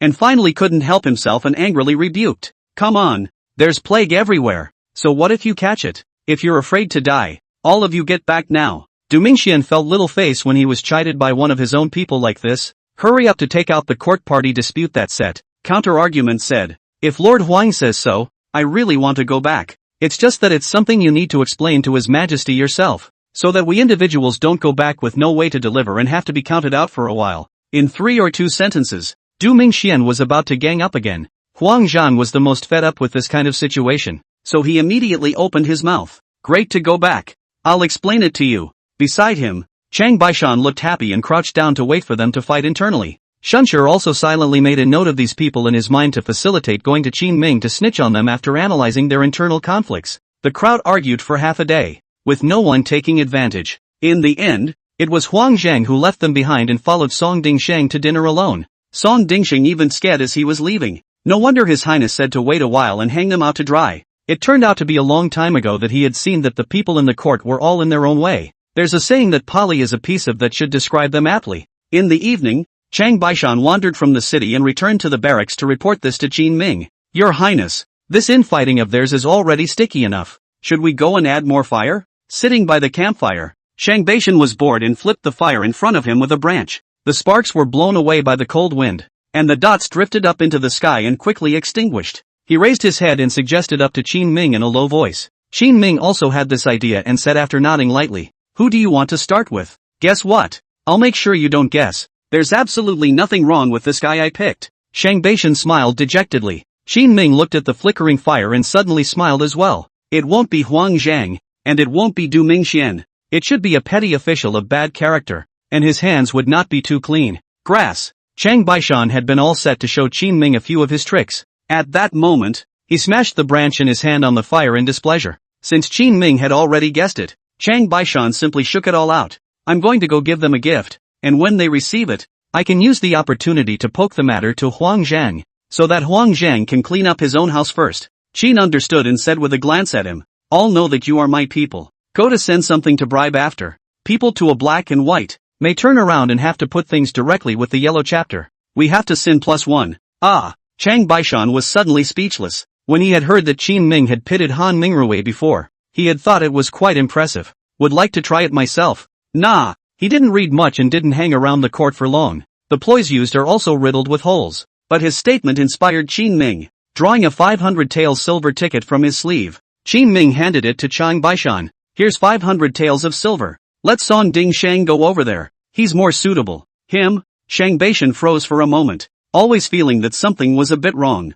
Chapter 65, Breaking Defense Late at Night, Lord Su's Complaint. Let's just say he wants to clear the air with us. Qin Ming saw that he wasn't thinking straight, so he reminded him. Song Dingsheng is indeed more dangerous now. Spending a bit of money to save her own life and siding with Princess Xiao Shufei along the way is definitely a good choice. What's the point? It doesn't feel as good as what I just did. What if we add news about us? You are asking for his help in assisting the investigation? Chang Baishan froze for a moment, then immediately gave a thumbs up.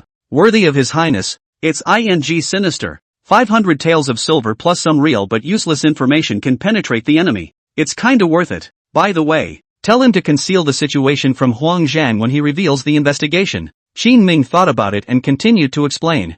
Huang Zhang is the most likely to launch an investigation, but his fight with Du Mingxian won't stop. At this time, if Du Mingxian, who had been swinging for the fences, was quicker than his Lord Huang's investigation and dug up valid information, Huang Zhang's heart is difficult to know. At least Du Mingxian will show off to the sky, and won't give him old Huang any face when the time comes. This will inevitably intensify the conflict between them. It's possible to fall apart after a fight. Awesome! Chang Baishan clenched his fists in shock. What party disputes? What internal contradictions of the court are a little later? The old silver coins still have to look at your highness. I'll run it down now. We must support Du Mingxian fiercely in these 2 days. Chang Baishan was too eager to see this pair fight each other. It's going to be more fun than a cricket fight. So immediately he stood up and was ready to leave. As he was leaving, he suddenly remembered something and asked Qin Ming, Your Highness, are you not doing anything these days? Should you step in and mess with them as well? Qin Ming smiled mysteriously and said meaningfully, Of course I'll do it, but not yet,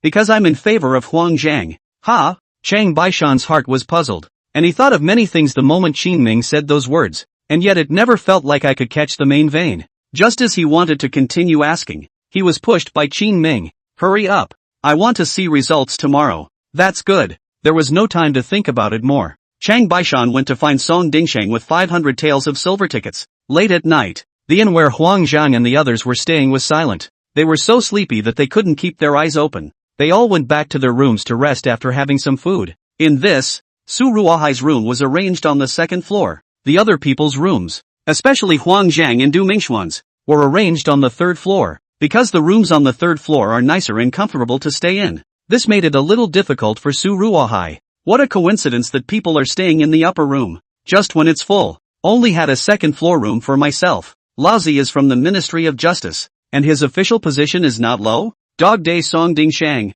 Dog-eyed. Don't fall in my hands later. Lying in bed, though everyone else had rested. But Su Ruohai, who had been treated differently, had been tossing and turning, so angry that she couldn't sleep. Officials in the court are the most pie-eyed. Who stands in front when walking together, when riding in a carriage? What official position can arrange for a few horses? And when wearing clothes, some wear cloth, while others are able to wear satin. There is something to be said for all of this, but Song Dingsheng is like a brainless simpleton. He kind of invisibly offended himself today. The key is that today, Su Ruohai saw that he was living down there, and he even explicitly and implicitly mentioned a couple of things to Du Mingxian, trying to get him to help put in a word to move himself to the upper room. Who knew that Du Mingxian ignored him and didn't treat him as a human being at all? It was a waste of time to slip up on him along the way. Su Ruohai could even clearly recall the derisive look on the faces of the accompanying officials when they saw themselves staying in the next room. Grass your grandma. Grass. The more Su Ruohai thought about it, the more angry he became.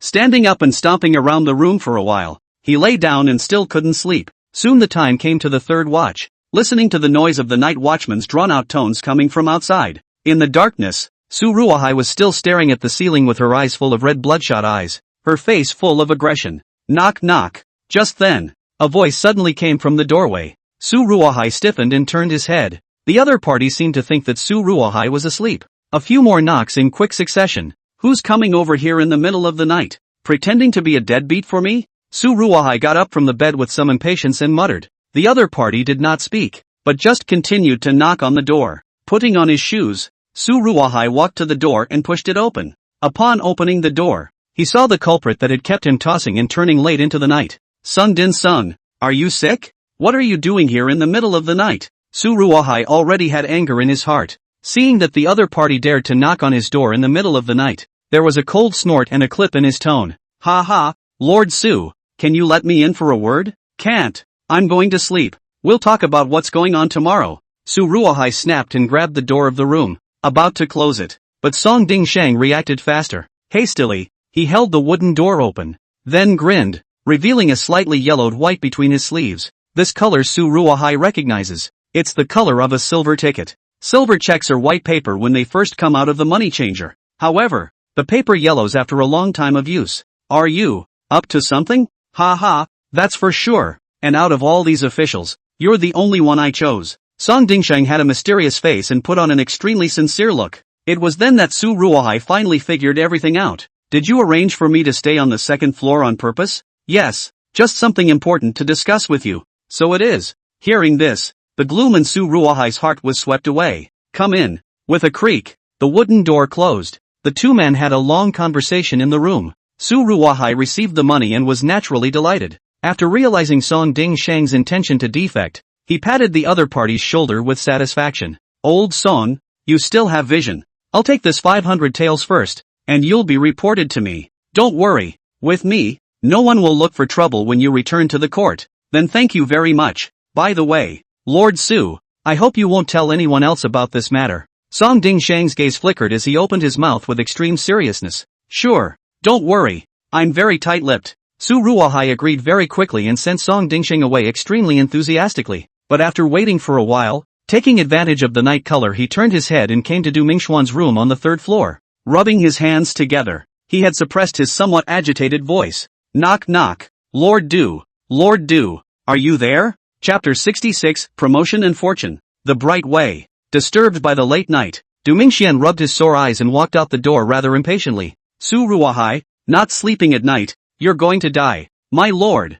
I have something important to report. Su Ruohai would definitely be angry if he knew that Du Mingxian was disturbed late at night, but he couldn't help it. He didn't have time to talk to Du Mingxian about this during the day. Once Huang Zhang found out that he received money, he was also prepared to help Song Dingsheng get rid of Qin Ming dry. By the time people upright Lord Huang plague thing has not yet been investigated. Will have to take their own knife first, purge the internal worry. Come in and talk. Du Mingxian swept a glance at Su Ruohai. The experience of mixing with the court for many years allowed him to detect a hint of an unusual flavor. But outside is not the place to talk. And even if you do talk about things, you have to be wary of ears through the walls. So he pulled Su Ruohai into the room. Su Ruohai pulled out a 300 taels silver ticket and said with a fawning face, "This was sent by Song Dingsheng just now. He said he didn't want to get too deeply involved with His Highness and wanted me to help put in a good word. But on second thought, where can I speak better than you? So I came to you." Du Mingxian was someone who had seen a lot. Seeing the 300 taels of silver, he skimmed his mouth in disdain. A bumpkin is a bumpkin. It's only 300 taels. Normally, if he casually collected a piece of calligraphy or painting, he could go to a pawn shop in the capital and exchange it for 1,000 taels of silver. But a mosquito leg is still meat even if it's small. Du Mingxian disliked it while he obediently collected it into his sleeve. Sort of answered the call on this. After a moment of silence, he spoke. This thing is actually said to be good to do is good to do, but said difficult to do it is also a little difficult to do. After all, there is a yellow chapter in the block. The person in charge of the investigation this time down here is Huang Zhang. Even if Du Mingxian wanted to set Song Dingsheng aside, they were still at their wits' end if Huang Zhang didn't nod his head. Su Ruohai hurriedly nodded his head and compensated with a smile. It's still you, my lord, who has a keen eye and sees through the point at a glance. In fact, this time Song Dingsheng came over, not just took the money. He also said he wanted to help us testify and find evidence that His Highness violated the court's law and forced the enclosure. Getting this good news, Du Mingxuan's breathing became ragged. This was the last straw that crushed Huang Zhang on its own. If he could get Song Dingsheng's help, Du Mingxian believed that this time he would definitely be able to make a great achievement and gain favor in front of Princess Xiao Shufei. Is that true? Of course, my lord. He also said that if necessary, he could even step in and help us as a witness. But of course, that would be riskier. Unless it was necessary. No, tomorrow we will start grouping for investigation. You go to find Song Dingsheng. Tomorrow with me and go out in accordance with his road to check down. Huang Zhang sighed. Let him casually bring a few. Du Mingxian began to actively arrange for tomorrow's investigation. A bright road to promotion and wealth seemed to have unfolded in front of him. On the other hand, Song Dingsheng took advantage of the night and sneaked to Qin Ming's royal residence. Lingnan is very poor. Qin Ming's royal mansion is said to be the royal mansion. But in fact it is Guan Yu and in this 3-room small courtyard that he lives in. Your Highness, it's done. What will I say if Su Ruohai comes looking for me tomorrow? Qin Ming didn't rest at night either, but sat waiting for Song Dingsheng. After thinking for a moment, Qin Ming smiled. There's no need to rush first. Tomorrow their smallpox may be about to strike. Leave them to dry for a few days. If Su Ruohai really wants to ask anything, just reveal some painless news to him. That's it? Song Dingsheng looked at Qin Ming in confusion, somewhat puzzled. Qin Ming, however, said with an air of calmness, during the illness, there won't be that many opportunities to investigate, and Lord Huang, who loves investigating cases, is probably going to die of anxiety. When the time comes for Du Mingxian to find out something during his illness, and there's a gap between the two sides then underneath, he'll go and show off a bit more, and piss Huang Zhang off a bit, so guess what he'll do? This, Song Dingsheng gulped and swallowed. Your Highness is really ruthless. Do you have to push people to the edge? I know. One more thing. Don't come over here for a few days. The next time we see each other, it'll be you giving as a tainted witness. Before Song Dingsheng left, Qin Ming called him back to give an explanation. What is a tainted witness? This word was a bit new, and Song Dingsheng was not quite able to understand it. Qin understood and said with a glance at him, it's the people who come out and help correct them. Okay, I get it. Song Dingsheng lifted his official clothes and glanced toward his surroundings after pushing the door open. Then it was a sneaky way out of here. The next morning, more than half of the chinchilla team had a high fever, including Huang Zhang and Su Ruohai and Du Mingxian, who stayed up most of the night. Song Dingsheng was kind enough to find some people to take care of them. Despite the help, Du Mingxian was scared. Kick off. Is there an idol of the pox god here? I want to worship the pox god. A pox god is a deity in folklore. Because of the emergence of smallpox, a plague that killed many people, so the pox god came out of nowhere, and some people who were sick and desperate began to believe in this god. Hopefully, the other person will keep them safe. It's kind of a placebo effect. Not to say it doesn't help at all. It's better than nothing. Where am I going to fix this for you? Song Dingsheng was quite helpless. Just when he was at his wit's end, one man arrives but breaks the status quo. The person who came was Su Ruohai. He dragged his sick body, gasped for breath, and climbed to the third floor with a whimper. It just so happens that both of you are here. Why don't we talk about that incriminating evidence? I heard that Lord Huang is also sick. This is a good opportunity. People like Su Ruohai, although they have bad character and pander to the top and bully the bottom, but he has an exuberant career and is the best at drilling. We still have a few people who haven't contracted smallpox. They can go over. Su Ruohai braced the breath in his chest and reluctantly spoke his thoughts. Upon hearing this, Du Mingxian reacted at this time even though he was already burned and weak. That's fine. Call out a few trusted people in a moment and follow Song Dingsheng's arrangement to investigate the case. I'll pass. Song Dingsheng displayed a look of difficulty, as if he was afraid that Qin Ming would find out. The way he was so deeply into the movie, even Du Mingxian and Su Ruohai didn't notice the abnormality. It's okay. Neither said much. Soon after following his dictation, arrangements were made for several other officials who were not yet sick to investigate. In the evening, the group returned all full of excitement. The news of the few villages at the very edge that were free of the plague was informed to Du Mingxian. There's no plague over there at all. The king of Qin is just using the opportunity to encircle the land. What quarantine zone? It's just a lie. Their tone was sure and serious. Du Mingxian had been recuperating from his illness for a day, and now the fever had subsided and his face looked better. Nice. Nice. Suddenly, as if he had thought of something, he stood up and commanded, bring me my official clothes and let's go for a walk. Chapter 67 with evidence in hand. Showdown with your highness. Out for a walk? Several officials froze for a moment, but now Du Mingxian was still infected with smallpox and had not recovered. Though I don't know why he contracted smallpox and recovered faster than an ordinary person, but they still didn't dare let him run around the place. After all, it is an official of the court.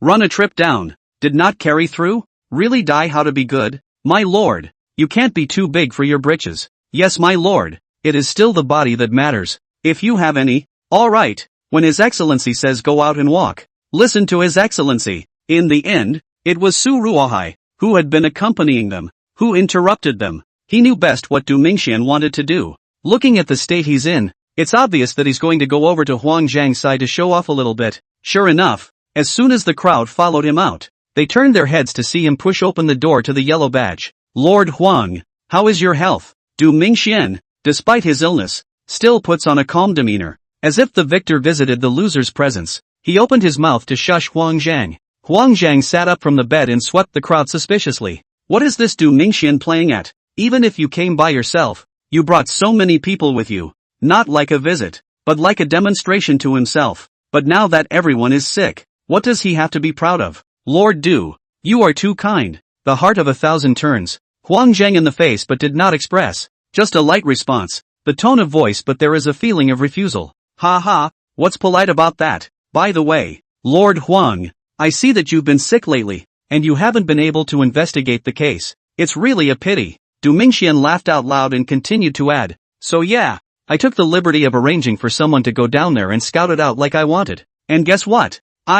What a coincidence. Surprisingly, based on the clues, we have found evidence that His Highness land enclosure violates the court's laws. What's the old saying? It's true that many hands make light work. His comment was clearly a jab at Huang's pretentiousness. No one comes to see me when I'm sick now. Even his men have no command. They all follow him. Du Mingxian, just follow it and make a mark. Instead, it's you, Lord Huang, who keeps pretending to want to investigate the case. And you're at odds with the group. In the end, nothing came out. That's the difference between people and people. Hey, who's to blame for this? You went on a case. Huang Zhang's beard twitched as he braced himself and stood up. Obviously, he did get a little anxious, or a little in his face. Show me the proof. Seemingly forced to his feet and still a bit dizzy, Huang took a deep breath and made his request. Unsurprisingly, Du Mingxian rejected it outright. Look at the evidence? That's no good. We're still investigating. But Lord Huang, you can rest assured that you'll get well. Just leave this matter to us. The body is most important. After Du Mingxian finished showing off, he suddenly walked forward and reached out to pat Huang Zhang's shoulder with extreme abandon. Huang Zhang's face was suddenly as gloomy as water. That's obviously an attitude that only comes when a superior treats a subordinate. Du Mingxian just found out something and his tail is about to go up to the sky. Good. Or Lord Du has the means. But I will continue to investigate as well. Gritting his teeth, Huang Zhang opened his mouth in an extremely unwilling manner. Of course you can investigate. Du Mingxian was already in a victorious stance. Today's lead made him raise his eyebrows. Turning his back and waving his hand, he strides out of the area. Back in the room, Du Mingxian excitedly patted Su Ruohai's shoulder even though he still had a low fever. The name has also changed to Old Su. Old Su, you're really the biggest contributor to this case. When we get to the court and our brother and sister are rewarded, I'll be sure to put in a few good words for you in front of Princess Xiao Shufei. Thank you, Lord Du. Thank you, Lord Du. Su Ruohai was instantly excited. He had done so much just to move up the ladder. Now that he had gotten Du Mingxuan's promise, it instantly made him feel that it was all worth it. In the next few days, you'll continue to have them investigate according to Song Dingsheng's claims. Yes, time passes quickly. Half a month has passed since the turn of the year. During this half-month period,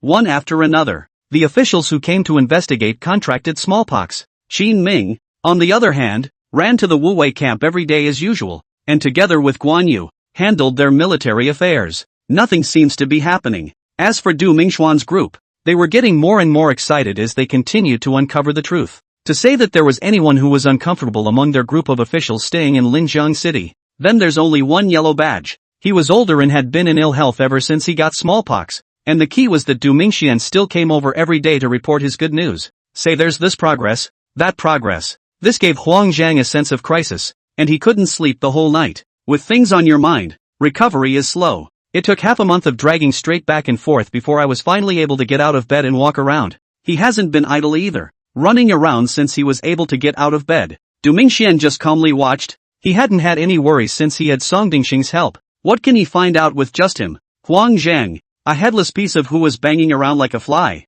counting the time. It's time to showdown with His Highness in the next 2 days, isn't it? This morning, standing by the window, Du Mingxian spoke faintly to Su Ruohai behind him. His eyes were firmly fixed on Huang Zhang, who had just left the house. Huang Zhang's routine hadn't changed much in the past few days. As long as he got up in the morning, he was alone, riding a fast horse and running around the circumference of Linjiang City. With this lone wolf look, even Du Mingxian pitied him a bit. Tomorrow, there doesn't seem to be much preparation on His Highness's end lately. Su Ruohai felt that Song Dingsheng had arranged all of this, and should have escaped Qin Ming's eyes and scrutiny. That's why Qin Ming hadn't noticed too many things during this period of time. That's fine. Come back tonight and talk to Huang Zhang first. Cut him off from investigating the case before it's too late. The credit can only be ours. Yes. In the evening, Huang Zhang returned to the inn after a day of running around, but had just taken his seat and didn't even have time to take a sip of water. Then he saw Du Mingxuan several people, calmly waiting for him. Something wrong, Lord Du? Huang Zhang frowned at them and opened his mouth warily. Du Mingxian raised his eyebrows and said lightly, "It's no big deal. Just wanted to let you know that tomorrow we're going to go to His Highness about the results of the investigation. You also take care of your health." Lord Huang, You don't need to work on the investigation all day. I would have thought that by uttering these words, Huang would have gotten even more agitated, but at least is also more than half 100 years of human essence. Huang Zhang at this time did not show any impatience. Instead, he frowned. Can I tag along for the ride? And, of course, it's time to show you the results of our investigation. Du Mingxian was quite confident. I happen to want to see what Lord Du has found out as well. Huang Zhang gave them a cold look and went upstairs on his own. Chapter 68, Investigation Inconsistency. Lord Du has a seizure. Early in the morning of the next day, all of them met and left the city, and rode the carriage 7 times to Qin Ming's military camp. Plowing has recently begun at Camp Wuwei. 3,000 acres of land had been reclaimed, and the subsequent cultivation was enough for them to labor for a while.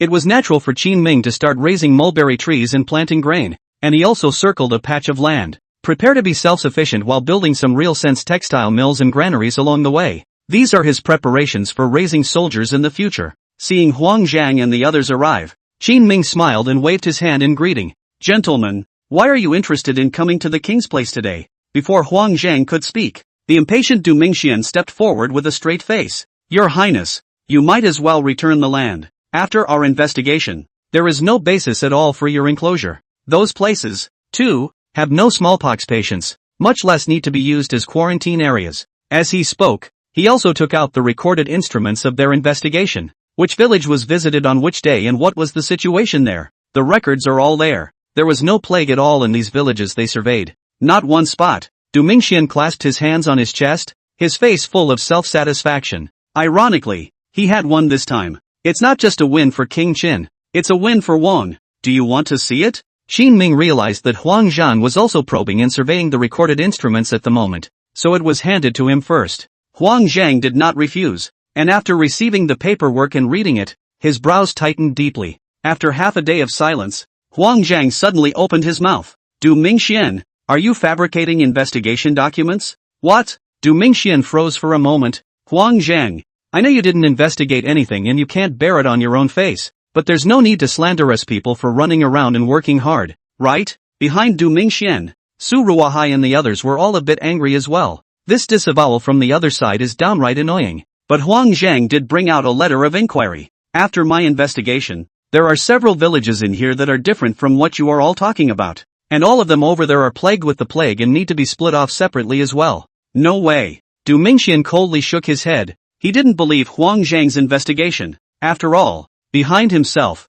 there was Song Ding Sheng helping out. If you don't believe me, you can check it out. Huang Zhang wasn't a wimp at all. And Qin Ming clapped his hands. Okay then, let's go together. Leading this large group of them, Qin Ming quickly arrived at the outermost part of the 3,000 acres of land. This is called Yung's village. Just after arriving at the place, Du Mingxian immediately walked in and looked around. Soon, however, he saw white strips of cloth tied to several of the families at the entrance of the village. This kind of white cloth he had seen before in Linjiang City. It is only hung up if there is a sick person in the family. At the thought of this, incredulity suddenly appeared on his face. No way. Can smallpox still be colored wherever you want? Under the deliberate guidance of Song Dingsheng and Qin Ming, they did not know about the vaccine. Not to mention the fact that Qin Ming could inoculate them at any time and start a fever in a day or two. Only the smallpox is so low in virulence that the younger ones will pull through in 2 or 3 days. Am I right? Huang Zhang grunted coldly, finally allowing him to get back some of his face.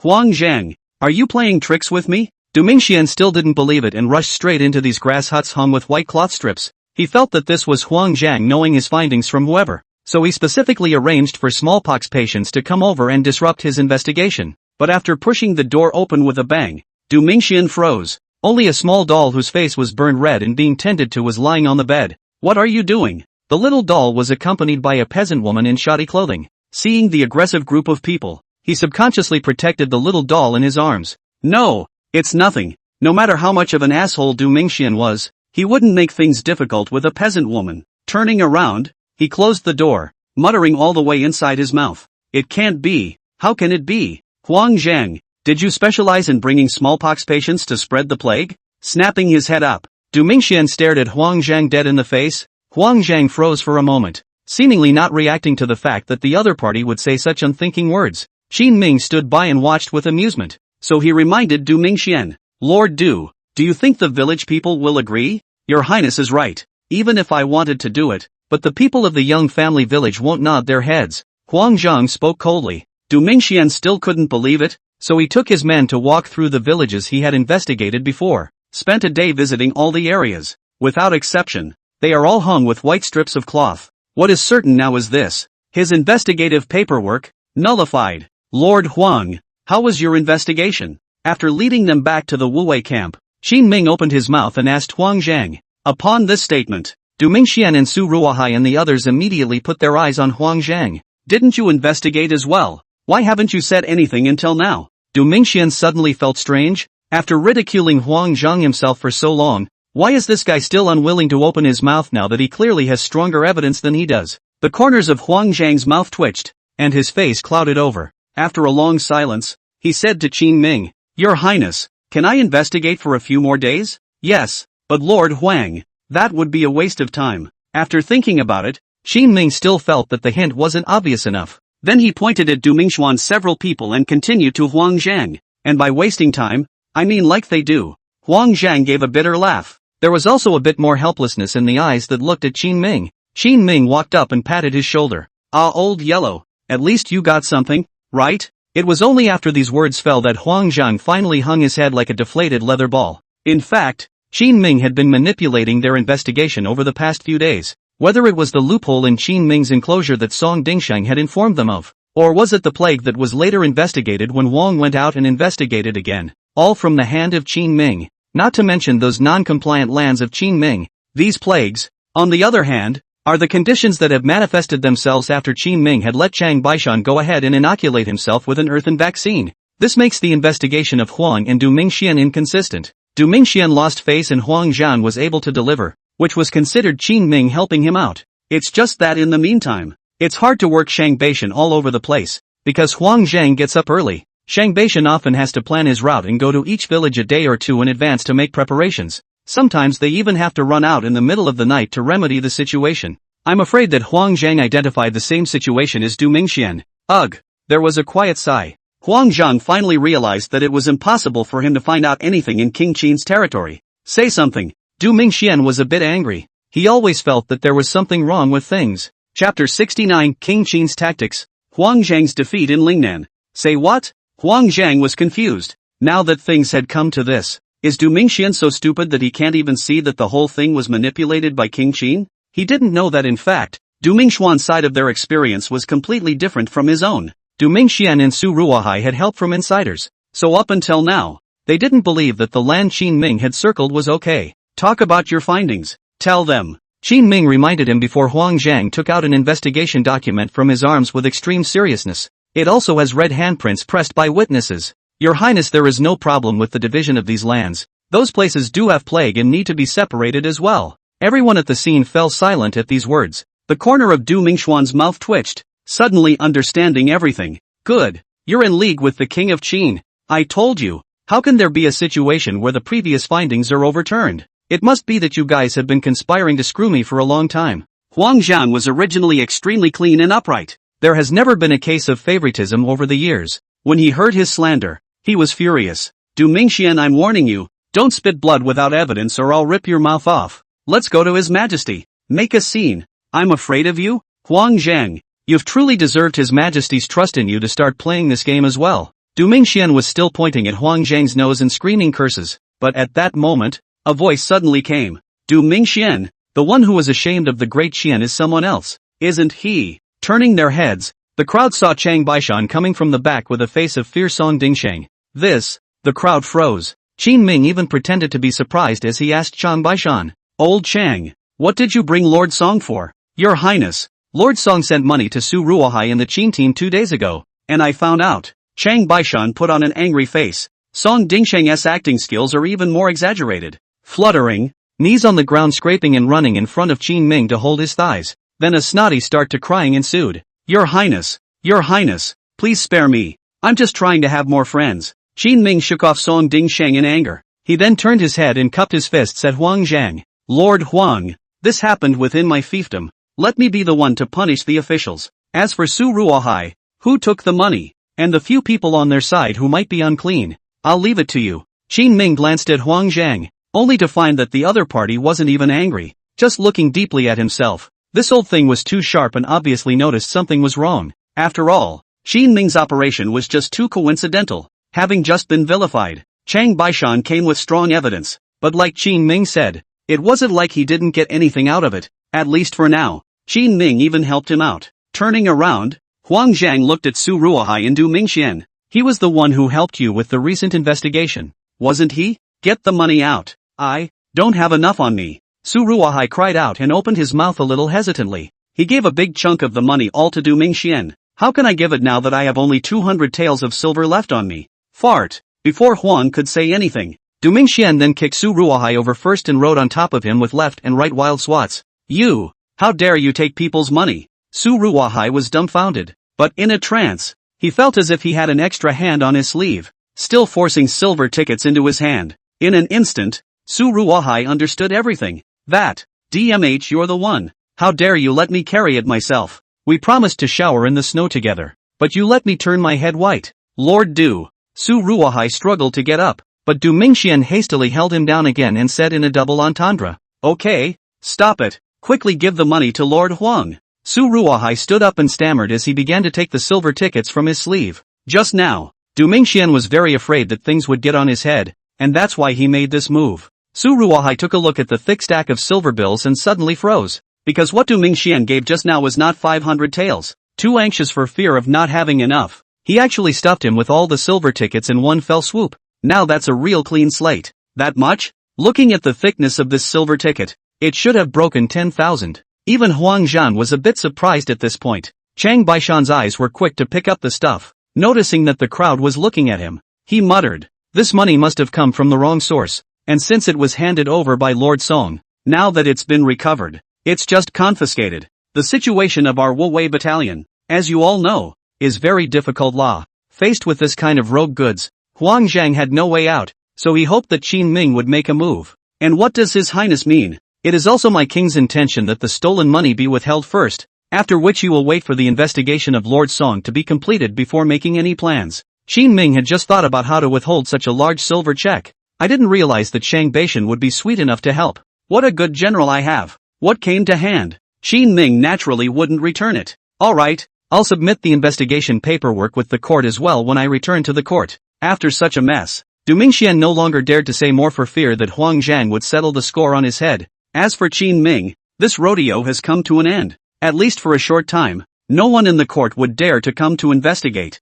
The barracks are still a bit busy. Lord Huang leave on his own. It's inconvenient for me, so I won't see him off. Looking at the sky, Qin Ming waved his hand and spoke to Huang Zhang. Huang Zhang froze. Just now I was expected to do my job. What's with the whole get out of here thing? In fact, he didn't know that although Qin Ming hadn't shown his face in the past few days, but the effort spent on their group was not at all small. Finally the matter was resolved, and Huang Zhang was able to go back and deliver the message, and also saw Qin Ming's means. Continuing to stay here serves no purpose other than to be obnoxious. Okay then, I'll go. After thinking about it, Huang Zhang still took Du Mingxian back to Linjiang City and prepared to leave. Looking at their departing backs, Qin Ming snatched the silver ticket that Chang Baishan had gotten, complimenting him and Song Ding Shang. You two have worked hard. 1,000 taels each. Thank you, Your Highness. Song Ding Shang patted his ass and climbed up, excitedly receiving the silver ticket with both hands, his face happy. His salary is only a few dozen taels of silver a year.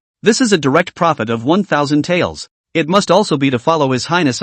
Song Ding Shang seems to see a better tomorrow as beckoning to himself. Chapter 70 Clothiers West, Lingnan Chamber of Commerce. Waited a few more days. After getting the news from Han Mingrui's side that Huang Zhang had completely left Lingnan, Qin Ming called Chao Chuan to him. How are the stores within Linjiang City prepared? Ever since Fang Qingyuan brought Wu Qingye, the two of them went to Qintang City together. All the big and small affairs over here started to be run by Chao Chuan. However, the barracks were large in number, and Chao Chuan not only had to manage the barracks, but also the construction of 3,000 acres of land, as well as the cloth factory and dyeing workshop in Linjiang City. He's a little busy with distractions. Even when Qin Ming asked him, Chao Chuan froze for a moment. If you don't say it, I'm going to forget. This matter I'll leave it to Xiaoyu. Okay, I'll go check it out. Recently, Qin Ming did notice that Guan Yu often went outside to do things, but he was just too busy to ask more questions in order to deal with Huang Zhang. Now it looks like Seki Yuki has been working hard down there too.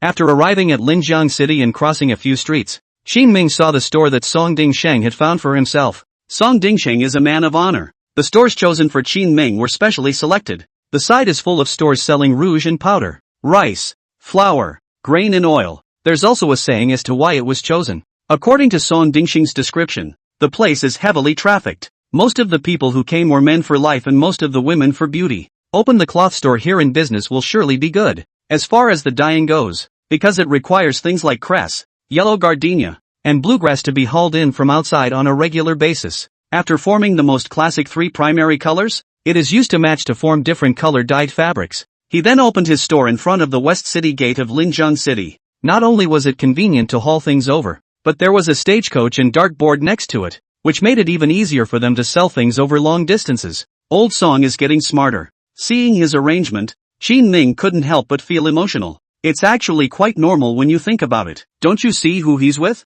He defected to the king of Qin who will sit in Lingnan and shake the 4 directions in the future. Qin Ming thought as he walked, quickly approaching towards the cloth store. At the entrance of the cloth store, there were quite a few people who would look towards the inside more when they passed by, not for any other reason, but just to take one more look at the recently rumored Buzhang Shisha in Linjiang City. It's beautiful. If she were to make me a wife, I'd be willing to lose 10 years of my life even if it meant making me lose 10 years of my life. Come on, this beauty seems to be connected to the army. Supposedly some person in the army. Watch what you say. Don't let the wind flash your tongue later. What? Still not allowed to say? A woman throws her head. The old man said 2 sentences. Ouch. Soon, a slap was thrown directly on the head of the person who spoke. Get out. Let me see you chewing on this again and your mouth will rip. A few passing idlers saw that Qin Ming was dressed in brocade garments and was obviously not to be messed with. After muttering a few words, he hurriedly left in disgrace. In the cloth shop, Guan Yu was carrying 2 bundles of cotton cloth to set up the goods. The dark strands of hair swayed slightly with the movement, and were gently brushed back again as she did so. Moonshine Flower's white-side face was on display, and upon closer inspection, a layer of crystal and fine sweat could be seen, making her look even more clear and beautiful in the daylight. Carrying 2 loads of cotton cloth, she stood on her tiptoes and wobbled as she tried to place them on the 3-tiered shelf next to her, but the movement was so great that the object in his hand was unsteady and was about to fall to the ground. In the next moment, Qin Ming but walked behind him, but instead of holding the cotton cloth, he held Guan Yu up. What brings you here? Guan Yu's small face blushed. In fact, this was a scene that many young girls had fantasized about. I just didn't expect it to be accomplished by Qin Ming right here in this inadvertent moment. The rag house is open for business, and I'm going to see how it goes. Look at it this way. These cloths are dirty. I'll take them and pat them down. Sekiyuki nodded, and with a chicken feather duster in hand, she swept the dust off of it. Only then did he hand the ledger to Qin Ming. There are still a lot of people who come here to buy cloth,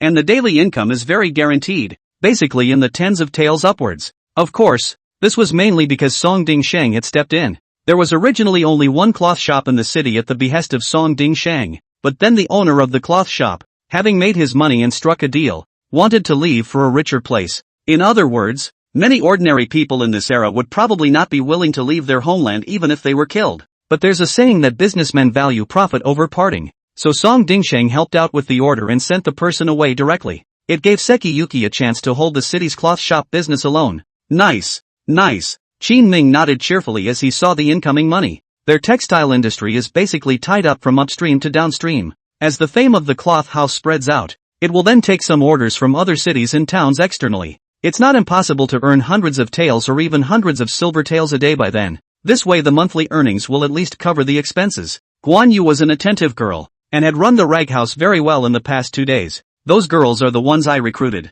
She pointed to a few young girls in the backyard who were cutting clothes and introduced them to Qin Ming, because she needed manpower to help cut and make clothes. She also brought in some handy women from the local area. That way you can still make an extra handful of dollars. Many people of this era bought cloth and the more virtuous would go back and cut and make their own clothes. Those who want to save a little effort will simply make them here. Convenient and also quick. You're so business-minded. Qin Ming was a bit surprised. Originally he wanted to come over and arrange these specific matters himself. Sekiyuki gave him a blank look and said, once these things are done, it's natural to know what to do behind the scenes. That's good. After the subsequent stabilization, I'm going to start purchasing ores and adding things to the Wuwei battalion. That fast? Sekiyuki was a little agitated. The 3 guards that guarded the border to prevent the southern tribes from attacking didn't bother them much. But the Wuwei battalion was Qin Ming's own army, so surely he had to put the best in there. It's not fast enough. Qin Ming looked at the sky. It was now winter. Although being in the south,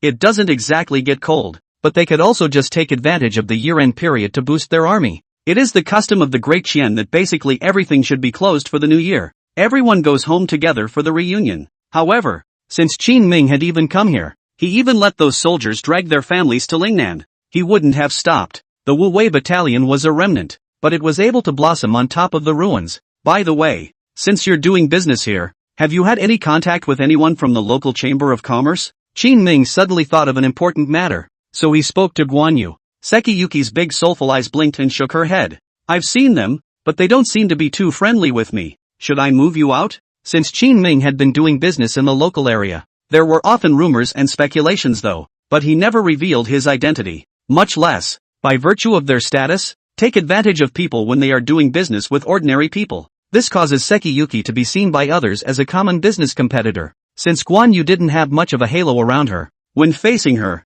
these businessmen in the Chamber of Commerce would naturally be extremely hostile to this overgrown dragon. Chapter 71, Quite Deep Grudges. Grumpy Lord Fong. It's fine if you've seen it. Let's go discuss the purchase of the ore in a moment. Qin Ming is trying to open a few mines. This stuff comes to money huge fast. It can also supply workshops for metallurgical production of weaponry. But the enclosure fiasco alone has been spreading for a long time, and it's not exactly completely resolved by now. Want to take the mine from the court to their own use? On the Qian Emperor's attitude towards himself like a stepfather, Qin Ming feels basically unlikely, so he's ready to buy first. Once you have the strength, see where else there are mines on the outskirts of the border. If you can't, rob the ore. When he just had this thought, Qin Ming himself was shocked. The world is so beautiful and I'm so violent. It's not good. It's not good. It must have been infected by this reckless man Lu Chong. While Qin Ming was thinking about this, he suddenly noticed that there were hands reaching into his sleeves. It was warm to the touch and a little cold. Let's go then.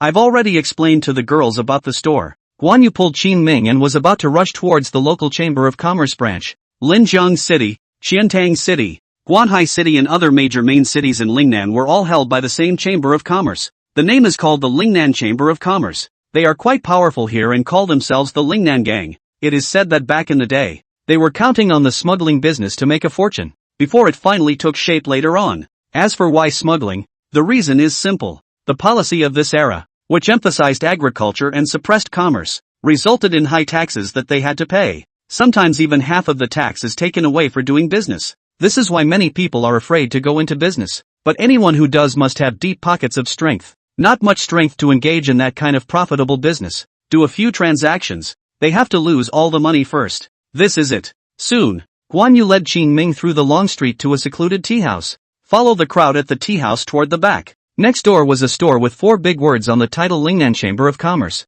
And there weren't many people inside. This is a good choice of place. The most rowdy thing is the tea house and theater. And it's convenient to exchange all kinds of news here. Qin Ming commented as he walked. The people in there are mean. You don't want to argue with them. Guan Yu played with Qin Ming's hand and whispered a reminder. Though when she was at home, she often played a little tantrum with Qin Ming. But when facing the stranger, it is another gentle white rabbit appearance. Qin Ming muttered in his mind. Are women all like this? Still, he put his hand on the back of Sekiyu's hand and comforted with his mouth. Don't worry. Upon walking in, several people from the Lingnan Chamber of Commerce immediately noticed Guan Yu and Qin Ming. Isn't that the lady who owns that cloth shop on Powder Street? Is this gentleman? When the few people present saw Qin Ming, they first sized him up for a few moments before finally opening their mouths to ask questions. In fact, it was already said a long time ago that the beautiful owner's wife of this cloth shop was just the surface. The real big man is someone else. A few days ago, Guan Yu came over to pay a special visit,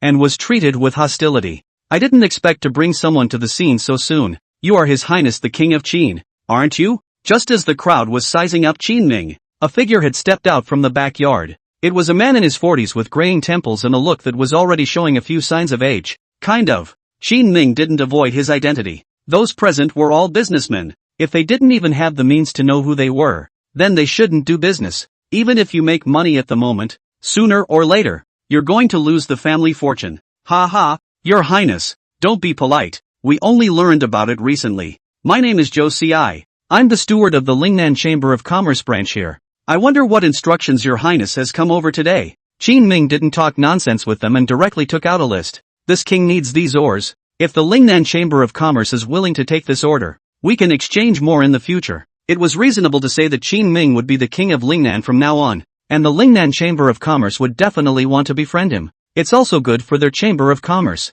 However, upon hearing what Qin Ming said, Zhou Xi waved his hand. Your Highness, we cannot trade with you. Why is that? You broke the rules, and now the Chamber of Commerce is less certain of its relationship with you. Shuzi's words were more conservative, but Qin Ming had heard him. What? Does the Chamber of Commerce side feel that this king is meddling with the cloth farms and wants to swallow the entire weaving industry in Lingnan so that you can't make any money? Zhou Xi didn't say anything, just remained silent. Qin Ming is the vassal king of Lingnan, and he can slowly master some of the things here later in a gradual manner. But he doesn't. Just arrived in Lingnan is the enclosure of land, large-scale construction of workshops, their own planting mulberry silkworms, and a large textile. All of these things, one after another, were infringing on the interests of their Chamber of Commerce, though that's a price they can afford. But it didn't mean that they could just let Qin Ming continue to develop recklessly without saying a word. Got it. What do you guys want? Your textile machine drawings. Money for everyone. Zhou Xi's men had previously wanted to find a chance to sneak into the barracks and write down the textile machine to go back and make it themselves. But Qin Ming's workshop was protected in the depths of the fiefdom. Trying to bring things out is difficult. Plus it was someone else's stuff, and it would definitely be inappropriate for them to steal it and use it with fanfare. It might even be targeted by Qin Ming. So this time, Zhou Xi wanted to use this opportunity to spread things out with Qin Ming. We all make money together and make peace, so that the Chamber of Commerce can truly accept Qin Ming. I'm not putting too much pressure on you guys right now to have to trade you for a textile machine. Am I? Qin Ming frowned slightly. The other guy is indeed a businessman. Greedy as hell. The textile machines were given out, and their own newly established textile advantage was lost. Not too much pressure? Zhou Xi frowned and looked at Qin Ming with some dissatisfaction. A few of the chamber members next to him also had anger written all over their faces. Your Highness, let me ask you also. Linjiang City, this small cloth house is not to be talked about first. Xiantang City there has already made a fuss. Do you know? Chantun City? Qin Ming's face stiffened. He was still thinking today why Fang Qingyuan hadn't returned after being gone for almost a month. Did he do something amazing? Fang Qingyuan's bullish personality. When he encounters injustice, he might actually straighten out the Chamber of Commerce over there. Even Guan Yu covered her small mouth. What happened? Seeing that they really didn't know, Zhou Xi frowned. Half a month. Just half a month. Xiantang City and the subordinate counties. All the cloth stores all replaced with your goods. The original delivery of goods by post. Dart boards were all kicked out by your people. Replaced by the army transportation. On top of that, Guanhai City, Sichuan City, Shuxiong, Lei, Guanping and other counties can't even get our goods in. Even Zhou Xi's voice trembled when he said this. Qin Ming was silent. It's really not my fault. Chapter 72. After thinking about it, Qin Ming opened his mouth. I'll go back and find out. But you'll have to send these materials first. The barracks can't afford to wait. Your Highness, it won't work, and I can't go back and talk to the top. Zhou Xi shook his head slightly. Business is hard these days, so any Chamber of Commerce has strict rules to follow.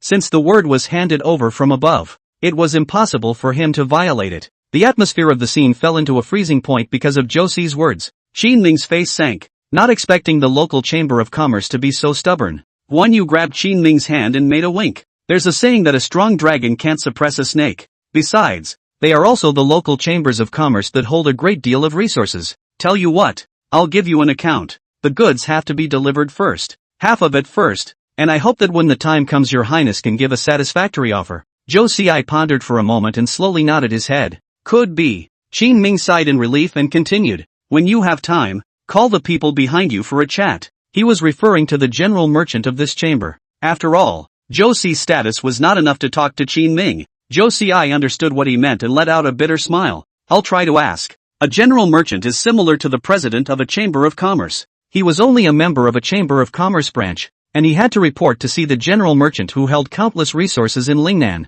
not to mention calling the other party to meet with Qin Ming. Tell him I can teach him the ways of making money if the man comes over. After a pause, Qin Ming emphasized, make a lot of money. Okay. Turning around, Qin Ming left the place. According to Zhou Xi, within 3 days, the ores ordered by Qin Ming would be delivered in batches. It's just the right time to go back and ask Chao Chuan and Lu Gang what their armies need. On the way back, Guan Yu and Qin Ming walked down the street, and quite a few people couldn't help but give sideways glances towards them. What a handsome pair. However, Sakiyo had her head lowered and some worry on her face. Lord Fong made such a big fuss in Xiantang City. How are we going to give the Chamber of Commerce an explanation? And you promised so easily. As she spoke, she even gave Qin Ming an angry look. Account? What account do I give them? Qin Ming went back to the cloth shop and found a chair to sit on, saying roguishly, but those places, aren't they their territory? Yeah, it's mine now. Qin Ming shrugged his shoulders. People in this era still couldn't reach the height of their thinking.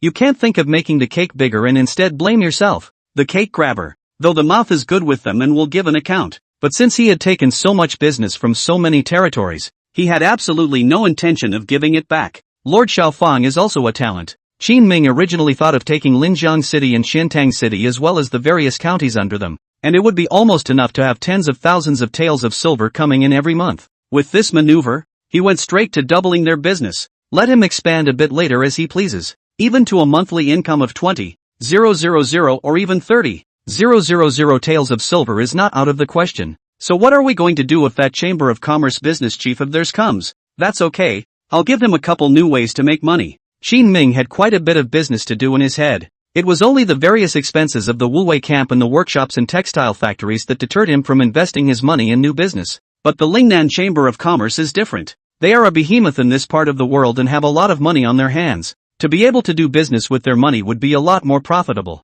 You don't have to exert much effort yourself yet. This idea was born when Qin Ming was talking to Zhou Ci just now. Time passed quickly, and after a few days, half of the chamber's ores had been delivered. Qin Ming also began to arrange for people to give birth. The two Fong Qingyuan finally wrote back to Qin Ming. That morning, Chao Chuan came to Qin Ming with a letter. Your Highness, this is a message for you from Lord Fong. Qin Ming briefly looked around, and Fong Qingyuan and the two of them had no intention of returning now. According to their description, everything is missing in this area. As long as it's good and it's produced, people will want it. The main reason why it sold so well is because of the low productivity of this era. Supplies of all kinds were in short supply except for some affluent areas on the capital's side. Also seeing this, Fong Qingyuan was prepared to use Xintang City as the foundation to make money and then spread out in all directions. Old Fong is a real talent. Putting down the incoming letter, Qin Ming lamented. If it was placed in the latter days, a person like Fong Qingyuan could be a big boss in any case.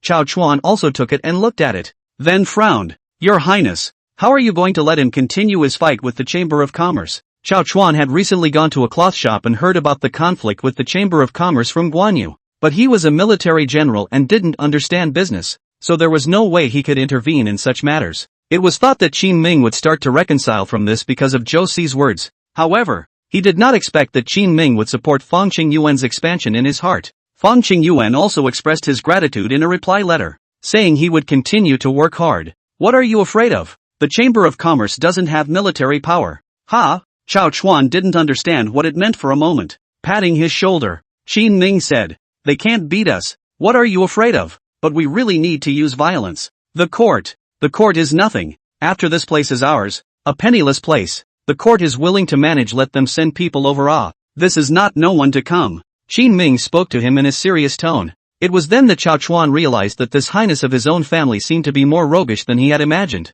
One thing that had to be admitted, though, was that Qin Ming's rogue tactics worked well. Now, for example, their workshop is in action. Dozens of blacksmith workshops smelt iron around the clock. The carpentry workshop has been working alongside, making water wheels, plows, shovels, hammers, and various other tools. On top of that, the textile mills were producing hundreds and thousands of cloths every day, which were sold in all directions. Food for the barracks, and raw silk and cotton and flax for the textile mills, were also on the agenda, just waiting for next spring for a new harvest. It's awesome that this was all done in just a few short months. Qin Ming walked out of the tent and looked at the soldiers who were training outside and asked Chao Chuan, what are you guys missing now? Your Highness, we can get all the weapons and equipment, but we don't have enough war horses. Heavily armored armies need to have good war horses in order to be considered true heavily armored iron cavalry. Elite, heavily armored troops, each with at least 3 horses to rotate. But the price of an old horse that can pull a load comes to 5 taels of silver upwards at the fair. It's not even for the battlefield. If you want to use it on the battlefield, you have to buy at least one of those medium horses that cost more than 10 taels of silver. Once the Wuwei battalion was stationed in the area, it took in some physically strong young men. The number has now reached 6,000. If they were to spend money to match the war horses to them, it would not be enough for Qin Ming to hemorrhage money. Thinking of this, Qin Ming hastily interrupted him. Okay, enough is enough. I'm off. Contact me if anything happens. Chapter 73, Strange Woman. Emperor Qian's Anger. On the way back, Qin Ming felt that the warhorse wasn't really a big problem. Lingnan is mountainous and watery, and it doesn't matter if you have warhorses or not when fighting in a place like this. Weaponry is fine. As for the warhorses, at best they are a defense against the court. Thinking of this, Qin Ming shook his head and gathered his thoughts. When I looked up, I was already in town. Inside Linjiang City, it was still a backward scene compared to the affluent areas. After dark, all the families put out their lights and lie down to sleep. But there were still some places on the street that were lit up. For example, a fabric store, such as a Chamber of Commerce branch. As Qin Ming passed by the Chamber of Commerce branch, he glanced sideways towards the inside. Zhou Si's eyes were half open as he sat dozing inside. Sensing footsteps outside, he raised his eyes slightly and swept them. Realizing that it was Qin Ming, he immediately closed his eyes and stopped talking. Qin Ming understood that it appeared that his own tactics of openly cultivating a secret place had caused the other party to hold a grudge. There was just something else strange about him. The Lingnan Chamber of Commerce is rumored to be so powerful in the outside world. Why is it that up until now, Fang Qingyuan has exhausted his means, and the other party has yet to retaliate against himself? Not wishing to make a fool of himself, Qin Ming did not ask Zhou Si. Instead, he bought some snacks and brought them to the still busy fabric store. The candle shades inside the cloth shop are specially made so that they won't rot when dropped on the floor. This is to prevent the candlestick from tipping over and igniting the buchin. You're here. After entering the door, Qin Ming did not see Guan Yu. Instead, several female workers warmly greeted him. Qin Ming smiled and nodded, his eyes suddenly noticing a girl with a gentle face. Around her early 20s, the other party was extremely well built and had excellent posture. Although it was not comparable to Guan Yu, she could already point to her looks to go to the city's Linjiang house to eat a bowl of youthful rice. My lord, you are. Being looked at by Qin Ming, the gentle girl lowered her head a little shyly, and her small hand covered her mouth obediently, not daring to look at him coyly. But I don't know if there was something wrong with Qin Ming's senses. It always seemed that this woman seemed to understand herself very well. Even her unintentional movements seemed so flavorful. With just a small lift of her hand, the perfect curve of her waist was visible. Is this a natural charm? Qin Ming thought as he walked into the backyard. Guan Yu was at that moment leading an inventory of the storehouse, counting the cotton and linen they had on hand. Silk was the best seller, and in this idea of a scarcity of supplies, it basically sold out as fast as it was delivered. Usually what they store here is cotton and linen. How dare you come back? Guan Yu saw the pastry in Qin Ming's hand, walking up to receive it, intimately holding it, smoothly placing her small face on Qin Ming's shoulder, smiling and asking, "Can anyone else get in the way of me coming back to see my wife?" "Who's your wife? It's not her, is it?" Sekiyuki pointed at the gentle and lovely girl next to her. "Just not herself." The other immediately reddened and sheepishly hid behind the counter. Qin Ming and Guan Yu flirted for a few moments before closing the door and preparing to leave. Before leaving, Guan Yu pulled the girl with a rather high face value and introduced her to Qin Ming. "This is my new female laborer named Wan Shu." Wan Shu. Qin Ming raised his eyebrows. In an era when they liked to call their families cheap names for good breeding, many farmers like to name their families Tsuhua, Oriole, Bigfoot, and so on. It is rare for Wan Shu to come up with such a cultured name. What does the family do? Enlighten your son. The slave family's family was originally in business, and then the family fell. Are your parents still alive at home? All gone. How did it go? Had a serious illness a couple years ago and couldn't afford medical care. When were the first couple years? Wan Shu was very organized in her speech. Quite a bit better than the kind of girl who came out of an ordinary village, though the reasons she gave were common in this day and age. Qin Ming scrutinized the other woman carefully. In the end, it was Guan Yu who couldn't look away and pulled Qin Ming. "What are you doing? It's hard enough for people. Stop asking." "Aha." Qin Ming nodded and glanced at Wan Shu's white collarbone and delicate arms on his way out. That's not very much like someone who's been out making a living for a couple years. On the way back, Guan Yu screwed Qin Ming. "Say, do you have your eye on someone and want her to be your main house?" "No, it's just a little weird." The first time Qin Ming saw Wan Shu, he thought the woman was strange. A lot of it. It's like a deliberate display. It wasn't just that good behavior. It was her shyness and some of the subtle gestures of relaxation when she spoke. All signs point to an insightful woman. He himself was now being watched by many people. And Guan Yu still had a lot of account books here for doing business in Wu Wei camp. If something happens here, it will probably have an impact on his business. So after seeing the gentle and lovely Wan Shu, Qin Ming wanted to test it out some more. However, Guan Yu and others are low to the ground. So let Qin Ming bully. Not to help to say a word is also too much. Solely Qin Ming left it at that, ready to go back and let Chang Baishan check it out. Strange what? She's not like the other female workers. We're just spreading our business now. A lot of the paths are secretly negotiated with Fengqing Yuan, and we don't dare to make deals in front of the Lingnan Chamber of Commerce yet. You have the account book there. It has records of our cloth delivery routes and freight charges. If the people from the Lingnan Chamber of Commerce find it, it might be a bit troublesome. Qin Ming trusts Guan Yu, and it just so happens that Guan Yu has read books and can do math. That's much better than the big old men in the barracks. So he kept the ledger here, and usually Guan Yu could help with the accounts. The two of them work well together inside and out. Yes, oh. Then I'll bring the ledger with me when I come back later. Guan Yu was also cautious, turning around and preparing to go back with Qin Ming. Tomorrow. There's no rush. Qin Ming waved his hand. Today it was just a casual test of Wan Shu. Whether the other side has ulterior motives or not, they don't specialize in screwing up at times like this. That way Qin Ming would easily suspect her. On the other hand, on the official road outside the capital, Huang Zhang has returned with Du Mingxian and the others. Just this trip they came back with the report of the investigation submitted. The Qian Emperor was furious when he learned of this. Going out for a trip did not take back Qin Ming's land even if it is, but even went to the book to help him round. The one who did this is even still Huang Zhang. This is something no one expected. What's predictable is that this trip back is likely to get Huang and others a bad rap. Now everyone's face is full of worry. Before they even got close to the capital, they were all sighing and wondering what to do. Wang Bao, the big eunuch beside Qian Emperor, had already received the news waiting in front of the city gate. All of you have finally returned. His Majesty has been waiting for a long time, so please follow me. When they saw Wang Bao, the crowd's faces changed. It was thought that things could be trivialized, but looking at this situation, it seems that things are going against their imagination. Chapter 74, Targeted Clan Reduction. Despite their reluctance, the crowd quickly followed Wang Bao to the Palace of Nurturing Heart. Inside the Hall of Nourishing Heart, beside the angry-faced Qian Emperor sat Consort Xiao Shufei. Looking at this, it was obvious that just now, before they arrived, Consort Xiao Shufei had added another fire.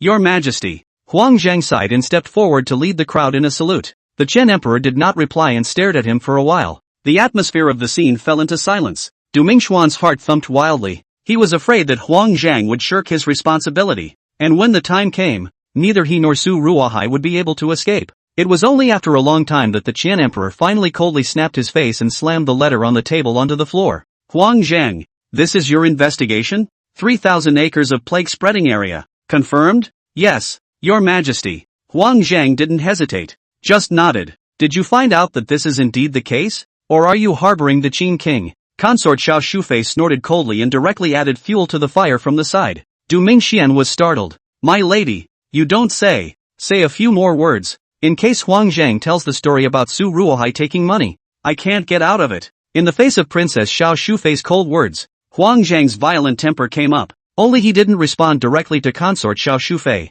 but opened his mouth and said to Emperor Qian, Your Majesty, I'm just sending what I've seen. If you think there's a problem, you can arrange for someone else to come over. If one of them finds out that it's not right, they can take off their microcosmic hat before they are convicted.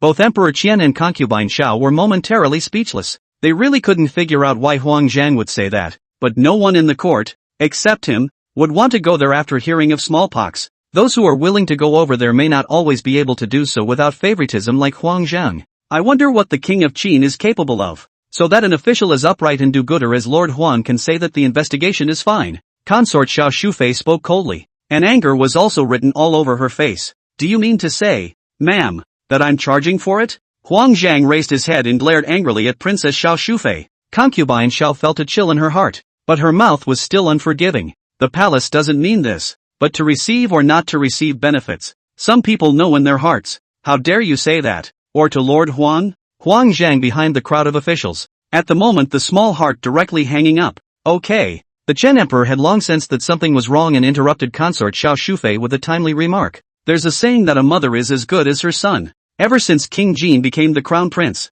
Princess Xiao Shufei has become increasingly arrogant and domineering in the dynasty. Not even a pillar minister of the empire like Huang Zhang. Keep letting her talk like that, and sooner or later there's going to be a rush today. Go down. This matter will be discussed tomorrow. Yes. Huang Zhang nodded and whisked his sleeve away. As for these officials behind him, they were relieved. Especially Su Ruohai, who had been very apprehensive. Go. Du Mingxian should be the most relaxed as he patted Su Ruohai's shoulder, signaling him to hurry up and leave. Originally, according to the usual practice, after going out to do business, Du Mingxian was required to report his situation to Princess Xiao Shufei. Not so convenient today though. Huang Zhang still has a handle on them that isn't too big or small. To fling it out at a time when the Chen Emperor was so angry would be adding fuel to the fire. When things gradually stabilized in a few days, he would come over to talk about it himself, so that he could also have some peace of mind. Thought it would end like this, but the next morning at the morning court, Qian Di, however, laid things out in the open.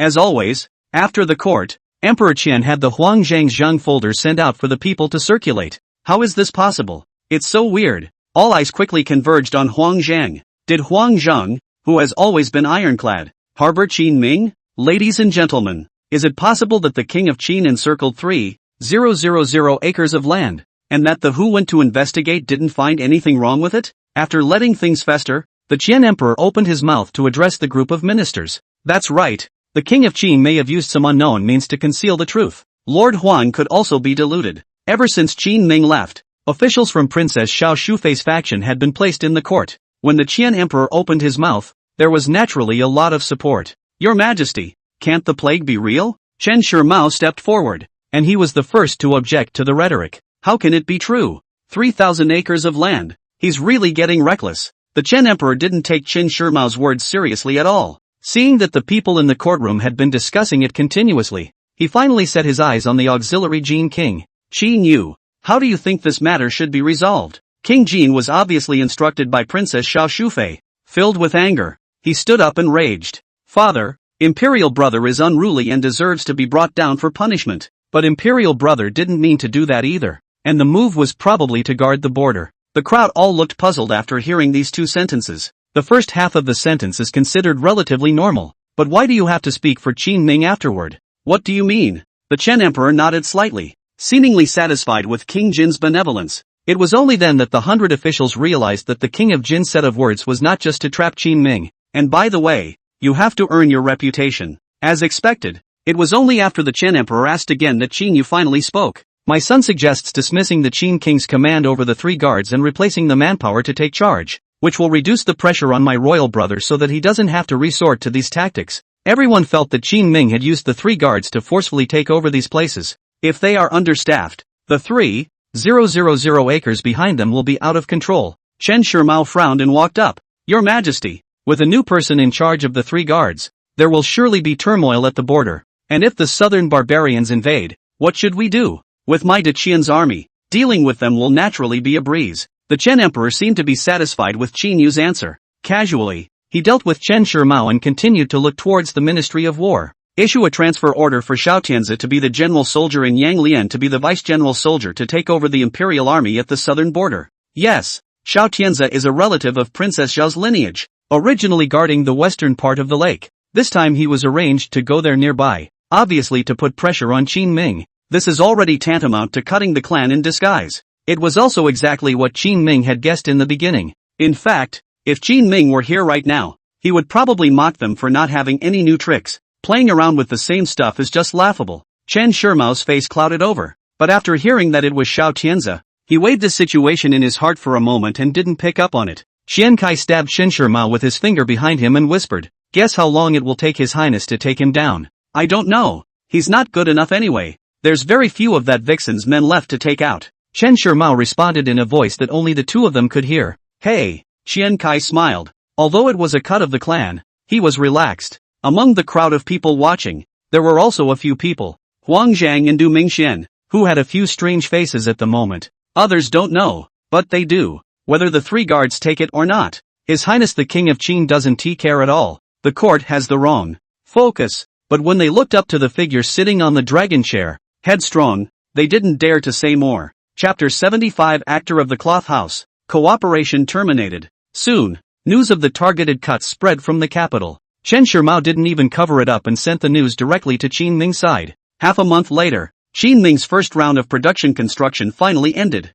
But trouble ensued. The court is going to arrange for someone to come and take over the 3 guards. On this day, Qin Ming placed the message in front of Chao Chuan and Lu Bang. The 2 men looked at it and just owed and didn't make much of a move. Aren't you guys in a hurry? Qin Ming suspiciously sized up the 2 men, and Lu Cheng patted his chest. What are you afraid of? With us here, this southern border is still afraid of not being able to hold it? Your Highness, our weapons and equipment are almost fully equipped. The three guards side has always eaten royal food and has little to do with us. Chao Chuan also picked up the conversation and explained. The court did get the focus wrong, but they really can only do it from the three guards, because besides the three guards, it's the Wu Wei battalion. The Wu Wei battalion had always been self-sufficient, and now that its numbers had surged close to 10,000, it was a huge expense. If the court took over, it would mean that they would need to pay a lot more in military pay and imperial food. That's a definite no. So they had to look across the border for a third guard who was guarding the border. This had even less effect on Qin Ming. You guys are right, but that's not why I called you here today. Qin Ming smiled and casually put the letter from the court aside and took out another letter. Fang Qingyuan sent a letter back saying that the soldiers who went to transport the cloth trade have all returned with their goods. What? If the original news from the court could not touch them, then this news did affect their minds. Lu Gang and Chao Chuan's hearts snapped. The cloth farm was their lifeblood. Business doesn't work, and you can't maintain it back there. Why? Could it be the Lingnan Chamber of Commerce? Chao Chuan quickly thought of the reason. Qin Ming nodded slowly. Our private collaborators have all been found out, and the Lingnan Chamber of Commerce has begun to put pressure on them. What should I do? Or should I kill them all? Lu Ba thought about it and gave an extremely violent approach. That's a last resort. Qin Ming did not deny Lu Gang's idea of a big cleanup if it really doesn't work. Money he was sure to make anyway, but it really came down to that. Qin Ming estimated that after killing all the people in the Lingnan Chamber of Commerce, the economy of the entire Lingnan region would simply collapse. Not yet. I'll go find someone. Qin Ming was ready to go to Zhou Xi and see what the Lingnan Chamber of Commerce had to say. However, upon arriving at the Chamber of Commerce branch, he saw that there was no figure of Zhou Xi here. At this time, Song Dingshang brought Fang Qingyuan to Qin Ming. Your Highness, Lord Fang said he was looking for you, so I brought it here. Why are you back? Qin Ming glanced at Fang Qingyuan in surprise. Fang Qingyuan frowned. Those shipments were rejected so quickly, almost all at the same time, that I suspect there's a problem on your end. It can't be. Don't talk nonsense, Lord Fang. Song Dingshang was startled. Fang Qingyuan is really some straight. Really something happened. He even dared to doubt Qin Ming. Qin Ming did think that what he said was quite reasonable. How's the situation on your side? Can Shantung City still be stabilized? No, it's closed, and all the stores are now used as warehouses with piles of cloth. Fang Qingyuan frowned. It's like he's suddenly been idle lately, and he doesn't have much to do. He could only return to Linjiang City to discuss with Qin Ming first. Can you ship it to other rich places to sell it? Let Han Mingrui help you. A batch has already been sent over, but water from afar won't quench the thirst. I know. You go back to the barracks first. Qin Ming slowly nodded his head, allowing Song Dingshang to lead the people away first. His worst fears had come true. If it was said that one could, in a short period of time, get a list of all the merchants who were secretly working with them behind the back of the Lingnan Chamber of Commerce, that would only be from Guan Yu's cloth shop, where there were many of Qin Ming's ledgers placed in the cloth shop. Guan Shu pronounced the name word for word. Qin Ming walked in the direction of another street. Guan Yu had been running the store peacefully for the past few days without any problems. She was still sitting in the store when Qin Ming arrived, wearing clothes made from the store's cloth. This was an approach she had come up with under Qin Ming's guidance. After all, she was pretty, and with her figure, it was easy to make the cloths look pretty. Usually, she often wears beautiful clothes and works as a bushranger. It's easy to get the ad out there. There you are. Seeing Qin Ming come over, Guan Yu looked up dully, a little puzzled. Normally at this time, Qin Ming was in the military camp. What about Guan Shu? Without much explanation, Qin Ming directly opened his mouth and asked. Gone. A few days ago it seems that you bullied her, so that she has a lump in her heart, and she left after staying here for a few days. Is there anyone else going? No, she's the only one who's come and gone lately. Sekiyuki doesn't seem to have it all figured out yet. Qin Ming sighed slightly. Sure enough, this woman can act so well. Put on a gentle, well-behaved face and blend into the cloth shop. At first, Qin Ming was only skeptical, but now it seems that Guan Shu is really an undercover agent arranged by Zhou Xi. Business competition in this day and age is pretty straightforward in its tactics. No wonder Zhou Xi also ran away. Why? Is something wrong? Guan Yu looked at Qin Ming's serious face and immediately stood up with some worry and asked. She may have memorized our ledgers and know who the merchants are who deal with us privately. What's going on? I'm going to find her. Except for a little temper sometimes. Sekiyuki usually treats the people around her with gentleness and is not deliberately wary of them. In the past few days when Guan Shu entered the fabric store, because he was a newcomer, Guan Yu even took care of what she could, as much as she could, but I didn't expect to raise a white-eyed wolf. I'll get Shang Beishan to look for it. You take the ledger and seal it up afterward. Qin Ming figured everything out and immediately turned back towards the Chamber of Commerce. As soon as he entered, he saw Zhou Xi, who had received the news, standing at the door waiting for him. Your Highness, you're here. Are you waiting here specifically for me? Qin Ming narrowed his eyes and stared at him quietly. Zhou Xi smiled faintly, and on his face was a smugness he couldn't hide. Sort of came by to let you know on behalf of the Lingnan Chamber of Commerce. Because of your recent unruly behavior and failure to give any explanation, the general merchant has decided to temporarily stop supplying ore to the Wu-Wei battalion. Upon receiving this news, Qin Ming frowned slightly. If you have the time to go out and deal with the Wu-Wei camp and the cloth store, why don't you dare to talk to me face to face? You still want an explanation just like that? Qin Ming waited for half a month, but in the end, he even just waited for the full pressure of the Lingnan Chamber of Commerce. It wasn't just the clothiers that were restricted and the goods piled up. Even the workshops in the Wu-Wei camp were difficult to maintain. It sure doesn't work. He wants to fight for a chance. Chapter 76 Negotiation. Southern Barbarians Invasion. Zhou Xi's face was a little hesitant. In fact, Qin Ming's request to see Mr. Shang had already been reported to him. But their godforsaken Mr. Shang is running around all day long. Who knows if it will come over? Until now, Zhou Xi hadn't even received a reply. It was only the merchant managers of a few halls who, after deliberation, decided to cut off the supply to Qin Ming. On the general merchant's side, intelligence had come in to intimidate the local merchants who were secretly trading with Qin Ming, paralyzed Qin Ming's cloth shop. Now they can claim total victory. Zhou Xi thought about it, still unwilling to offend Qin Ming too hard,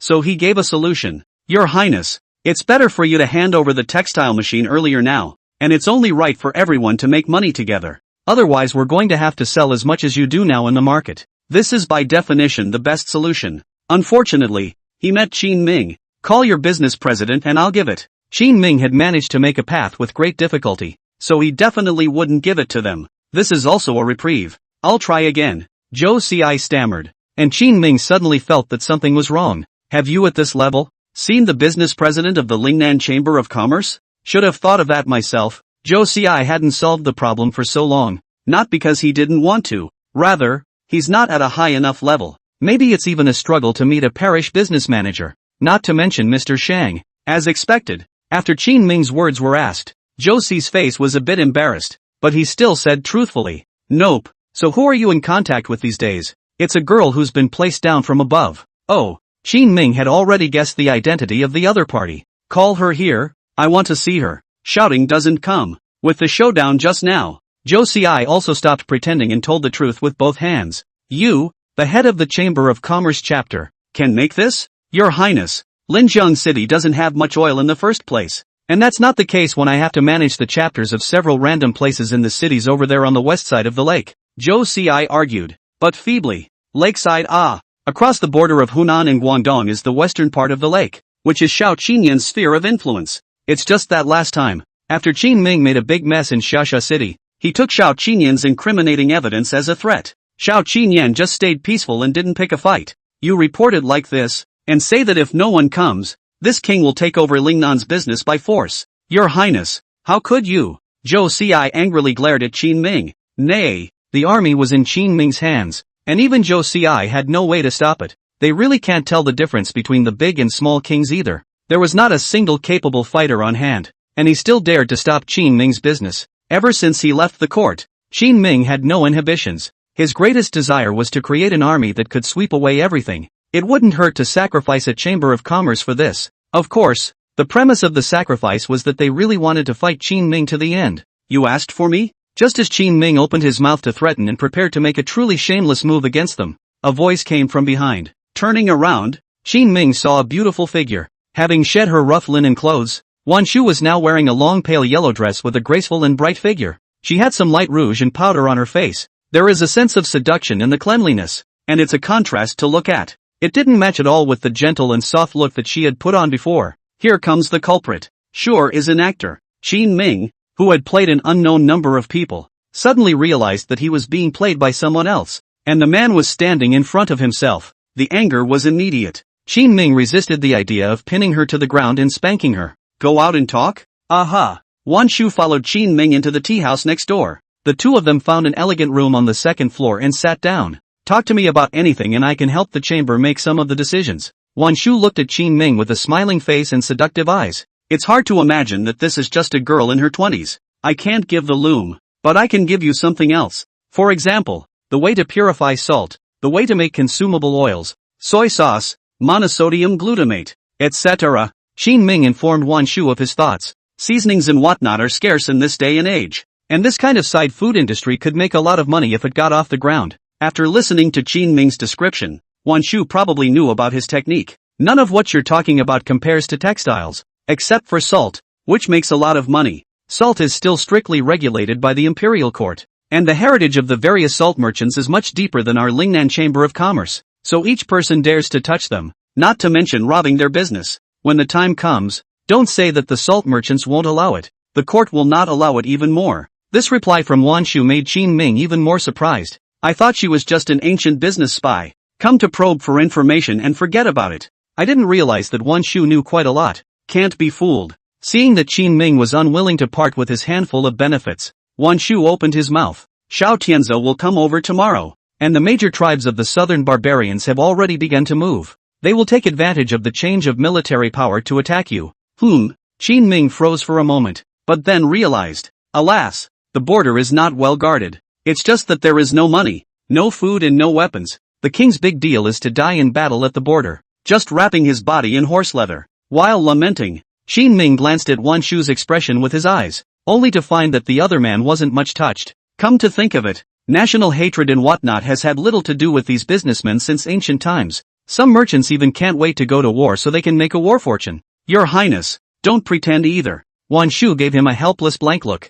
Compared to himself, this Highness sympathy-boosting act is so clumsy. If there is any other good way, just say it directly. If it can satisfy Mr. Shang, this battle will really be fought. Lingnan Chamber of Commerce can still help you. Is your transportation great? After thinking the news of the advancing southern barbarians over carefully, Qin Ming suddenly asked a clueless question. It's okay. It's okay? It's okay, my ass. Qin Ming dipped his hand in the tea and like a salesman enthusiastically began to introduce a new idea of his to Wan Shu. I can make you a tire that will slow down the shock even when driving on bumpy roads and will reduce the wear and tear on your cargo. It's a good thing to do in the present and a good thing to do in the future. With Qin Ming's burst of explanation, Wan Shu finally understood the benefits of tires. With a wagon, not only can you improve the grip to run faster, but also reduce the loss of goods on the traveling road. To be honest, Wan Shu was a bit moved. The increase in transportation efficiency is a temptation no businessman can resist. This is in line with the saying that if you want to be rich, you have to build roads first.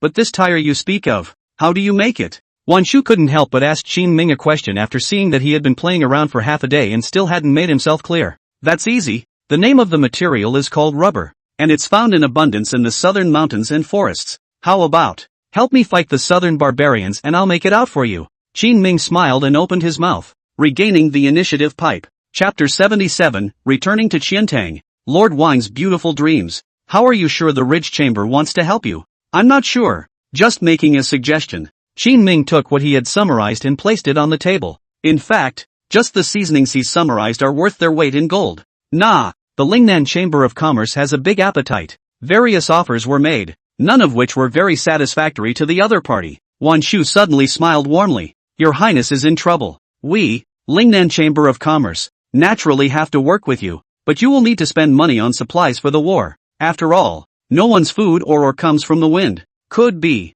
Qin Ming suddenly realized that this Wan Shui was shrewd. I can't believe he expects himself to go to war and make the Ridge Chamber of Commerce rich in war. You're not afraid of having your ancestors' graves dug up if you do something like this? The desire to spank her ass just got stronger. Qin Ming had wanted to yin and yang her a few times, but Wan Shu's next words froze him in his tracks. We can also do without the textile industry, but I've heard a little about the kind of rubber you're talking about, and if we help you, all that rubber will be owned by the Lingnan Chamber of Commerce. How about that? A share of what the barracks need must be taken. Okay, the rest is from the Ridge Chamber of Commerce, including the technology for that tire of yours. Wan Shu seemed to have sensed Qin Ming's thoughts. The corners of her mouth lifted as she began to gently move closer to him. The tip of his nose smelled a warm fragrance, and Qin Ming glanced at her, cursing in his heart. What a burnout! Is the Ridge Chamber of Commerce transformed out of a hookah? The rest of my or there. Send it in a hurry in 3 days. Okay. While Wan Shu seduced Qin Ming, she reached out and sneaked the list Qin Ming had prepared.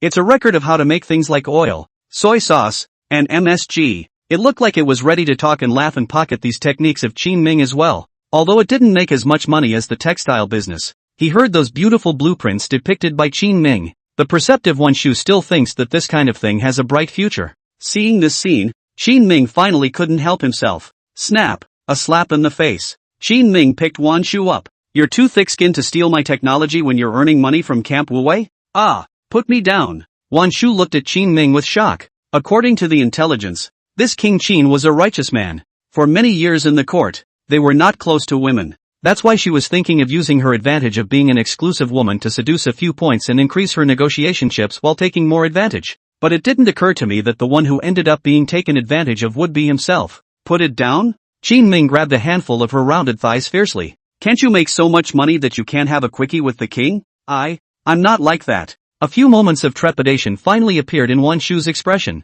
She could feel as if the other person really meant it. Tomorrow night, I want to hear about the reopening of the Chantun City clothiers. I can't promise by tomorrow night.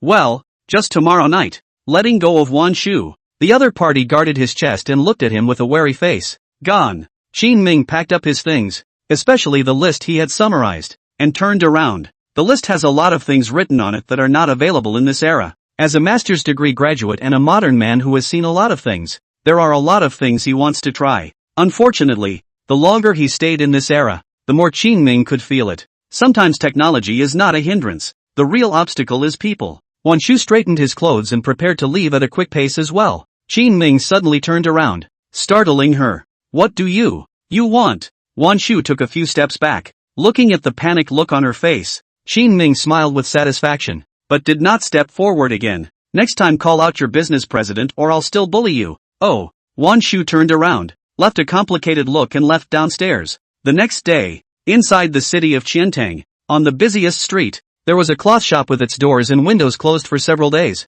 These were the several prosperous stores occupied by Fong Qingyuan. There were quite a few carriages gathered outside at the moment. Pedestrians came and went, bypassing the carriages, taking it all in stride. It's just that the original gathering of horse-drawn carriages here were basically carrying goods out. It's strange these days, not to mention the fact that the cloth store is closed. But every day there are still many carriages rushing in, moving the cloth in little by little. How many days? At the end of an alley in the distance, Wang Shoyan, the governor of Qiantang, watched all this with a smile. Ordinary people don't know, but he knows a lot of things. For example, the conflict between Qin Ming and the Lingnan Chamber of Commerce. Then there's Fong Qingyuan's departure. Wang Shoyan had been hoping that Qin Ming would fall down while doing business ever since he handed over the stores. Better lose your ass. Nah, I waited for a month, only to find that the other side's business was getting better and better. It even has a tendency to vaguely envelop the entire Lingnan. All of this was because of the arrival of that person called Fong Qingyuan. At that time,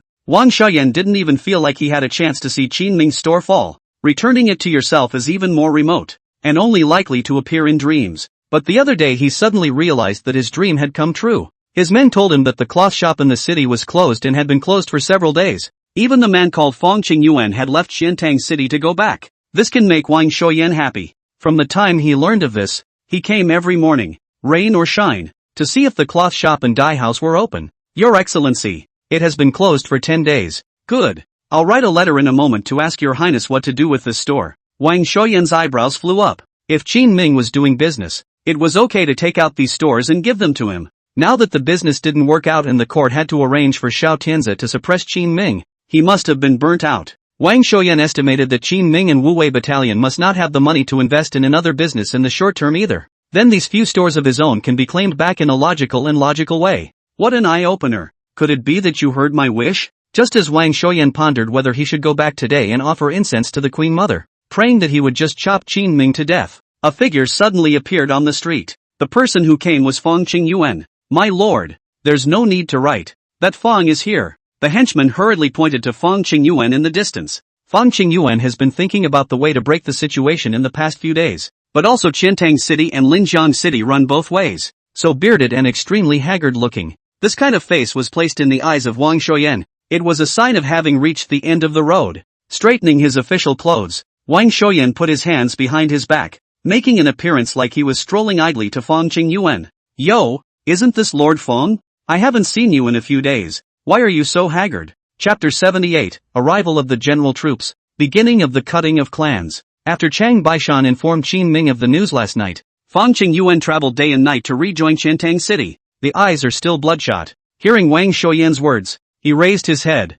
his slightly confused eyes finally focusing. Something wrong with Lord Wang? There's nothing much, it's just that I've heard that you've closed down recently. It's been 10 days, right? What happened? You can tell this official about it. We will definitely help if we can. Wang Shuoyan's false politeness did not speak into Fang Qingyuan's heart. He slowly waved his hand. No trouble. After saying that, he turned around and was ready to go back to the cloth shop. He's too busy today to hang out with Wang Shuoyan here. How's that for trouble? Seeing that he was about to leave, the cunning Wang Shuoyan immediately stopped. Elder brother Fang, have you guys lost your business recently? No. Fang Qingyuan frowned and impatiently bypassed them, taking the key he had with him and opening the door of the cloth shop. Then how can you close the door for 10 days? You stores are all prosperous stores, and closing the door for 1 day will make an unknown amount of silver less. I am a few years older than you. It is not too much to call you an old brother. In fact, old brother I want to take some silver for you to cash in, to buy these stores back.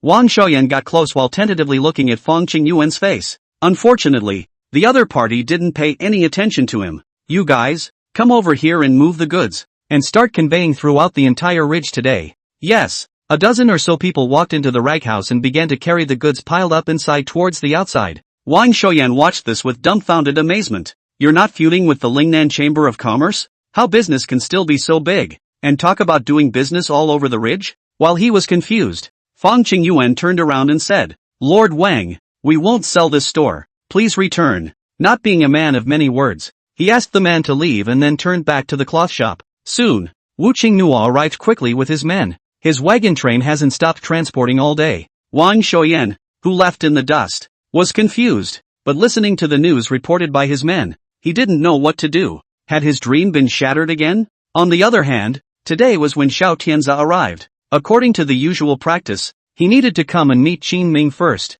Qin Ming and Shang Baishan, Chao Chuan, and Lu Bao stood at the entrance of the Wuwei camp and waited. By mid-afternoon, a large group of people were seen arriving. See your highness, Xiao Tianza was Xiao Shufei's man, and the only character in the Xiao family's generation that could be ranked in the military camp. His face was cold, his eyes were stern, and he wore a black armor. When he came to Qin Ming, he just faintly clasped his fists. Seems to know exactly what his mission is, so just as soon as he dismounts, he quickly draws a line in the sand. The news of the invasion of the southern barbarians. Did you know? Qin Ming didn't talk nonsense with him and stepped into the topic by opening his mouth indifferently. I know. I came by to talk about it too. The court recently sent a shipment of supplies, so I won't leave them for you. I'm taking them with me. Xiao Tianza nodded his head, then pointed at the supplies behind himself and reminded Qin Ming. In comparison, Xiao Tianza, the people arranged by the court, were like pro-life. Qin Ming is rather like a child raised by his stepmother. This is not leaving anything for the Wu Wei battalion at all. Xiao Tianza also meant this, and the reason why he had just dismounted his horse was specifically about this matter. It was to give Qin Ming a head start. By the way, he determined his military power and prestige in the whole Lingnan. No matter what, the most important things for these soldiers are supplies and pay. Xiao Tianza was authorized by the imperial authority to personally control the resources of Lingnan and raise the 3 guards at the border. It's a cutback in disguise. Qin Ming just smiled faintly and did not say anything. Behind Xiao Tianza, Deputy General Officer Yang Lian walked up and explained. Your Highness, don't have any emotions in your heart. We are now resisting the attack of the southern barbarians. Besides, the court has only allocated supplies and pay to the 3 guards, not to you. If Xiao Tianza is righteous, this Yang Lian is just a soft knife to disgust people. His words were another reminder of the attribution of supplies. In passing, he told Qin Ming that the court would not give him support. If Lingnan wanted to be stable in the future, it would definitely still need to listen to Xiao Tianza's opinion. This situation was actually expected by Qin Ming. After his own demotion, the next step was to cut the clan. That was why he had just landed in Lingnan and was eagerly looking for opportunities to make money to feed his army. All to guard against the court.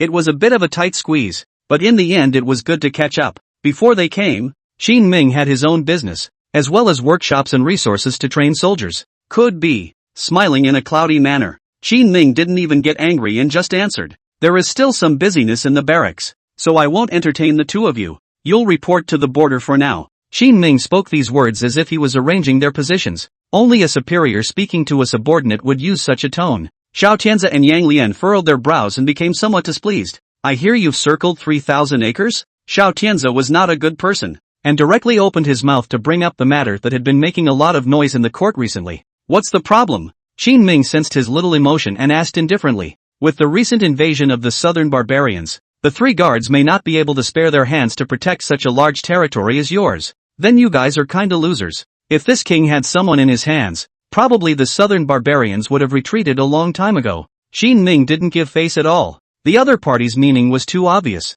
just wanting to use the matter of the southern barbarians as an excuse. Perhaps a group of people would be deliberately let in at that time, posing a threat to Qin Ming's workshop and military camp. In their opinion, Qin Ming had no military pay or supplies, and the Wu Wei battalion under his command was his only card. Combat must be low. Unfortunately, you have nothing in your hand. The court has really buried your talent. Yang Lian sneered loudly from the sidelines, his face full of the look of a joke. At this time, the soldiers standing behind them were also very hilarious and laughed out loud. It was only natural for their elite group of soldiers to taunt a group of armies that had been marginalized. Yang Lian, did you have any chicken feather merits on the battlefield before? With the skin you two have, I don't know how many military merits you've risked to get in. How dare you come to our Wu Wei camp full of asshole? Lu Geng was angry and pointed at Yang Lian and cursed. The two of them knew each other, but had different factions in the military, so there had been quite a bit of animosity before. Although Chao Chuan was also angry, he was very stable and directly pulled Lu Chong.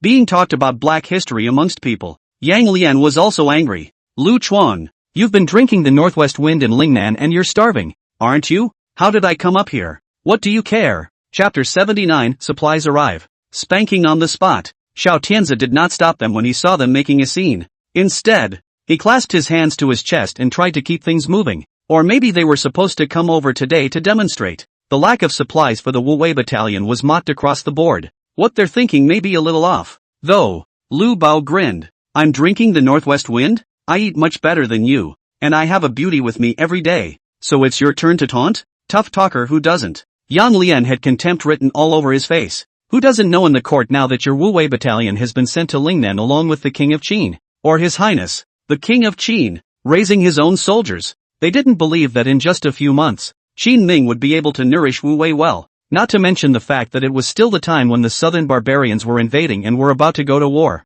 without counting on the 3 guards stationed at the border, not to mention these 3,000 acres of land in the hands of the Qin King. Even other towns and cities in Lingnan could be affected. What? Does the king have to be poor when he raises his own soldiers? Qin Ming glanced at Yang Lian, and Xiao Tianzi directly stood out and said, Your Highness, of course we don't mean this. It's just that Lingnan is a place where we've led our army all the way, and looking around, it's really poor and destitute. Although he said on his lips that this was not what he meant, Xiao Tianzi was explicitly and secretly making a big deal out of the supplies. Looks like right and wrong are picking a fight. At this time, Chao Chuan, who had been being bullied, couldn't stand to watch. Walking up to Qin Ming's ear, he whispered, Your Highness, the carriage delivering supplies will be here in a moment. Oh, it seems like that time. Qin Ming is still in the honeymoon period with the Lingnan Chamber of Commerce these days. Once the negotiations between Wan Shu and Qin Ming were completed, they began to collect supplies every day and send them in regularly. When Lu Chong heard this, he immediately pointed at Xiao Tianzi's nose and cursed, Ratty thing. You can't even imagine how rich Grandpa's barracks are. There's no need to beat around the bush. Yang Lian sneered. In his opinion, Lu Geng just couldn't wipe his face and was still holding on. But then, the sound of chiding suddenly came from the distance. On the official road in the distance, a line of carriages was slowly approaching. Move over, move over. The person at the head of the group was Sekiyuki. She shouted as she stood up from the wagon to look inside. Upon seeing so many people standing at the entrance to the barracks, she suddenly froze. Because it's a complete station. Not only was there Qin Ming, but there was also Chao Chuan, Lu Chong, and Xiao Tianzi. It's you guys. Although they didn't belong to the same faction in the army, Guan Yu knew Xiao Tianzi. The Guan family, naturally, did not need to give Xiao Tianzi any face. His own team had come, but Xiao Tianzi's army remained motionless. Guan Yu was a bit angry and pointed at Xiao Tianzi. Get your men to the side. Can't you see I were transporting something? Behind her, there was a clanking and crunching of ore from the wagon. In addition to the ore, there's grain and stuff like that in the back. Ever since Wan Shu revealed his identity, Qin Ming had informed Guan Yu of the matter. Guan Yu is angry, but the next day Qin Ming sees an outrageous scene. Wan Shu surprisingly returned to the fabric store and joined Guan Yu, sitting behind the counter like a glue. Guan Yu tells Qin Ming that Wan Shu came back to apologize to him. Qin Ming was puzzled as to why she even came back. Wan Shu's explanation is that she likes Guan Yu a lot and that she only has problems with Qin Ming, not with Guan Yu. Coupled with the fact that Guan Yu had been kind to himself before, Wan Shu came back specifically to apologize. After explaining the matter, Sekiyuki knew that their conflict had been resolved and didn't take the previous incident to heart. The two became good sisters again. In response, Qin Ming could only lament that women were truly magical creatures. Ever since Wan Shu came back, it seemed that in order to show her sincerity, she had even specifically given the supplies to Guan Yu to control. That was why Sekiyuki came over every day to deliver things.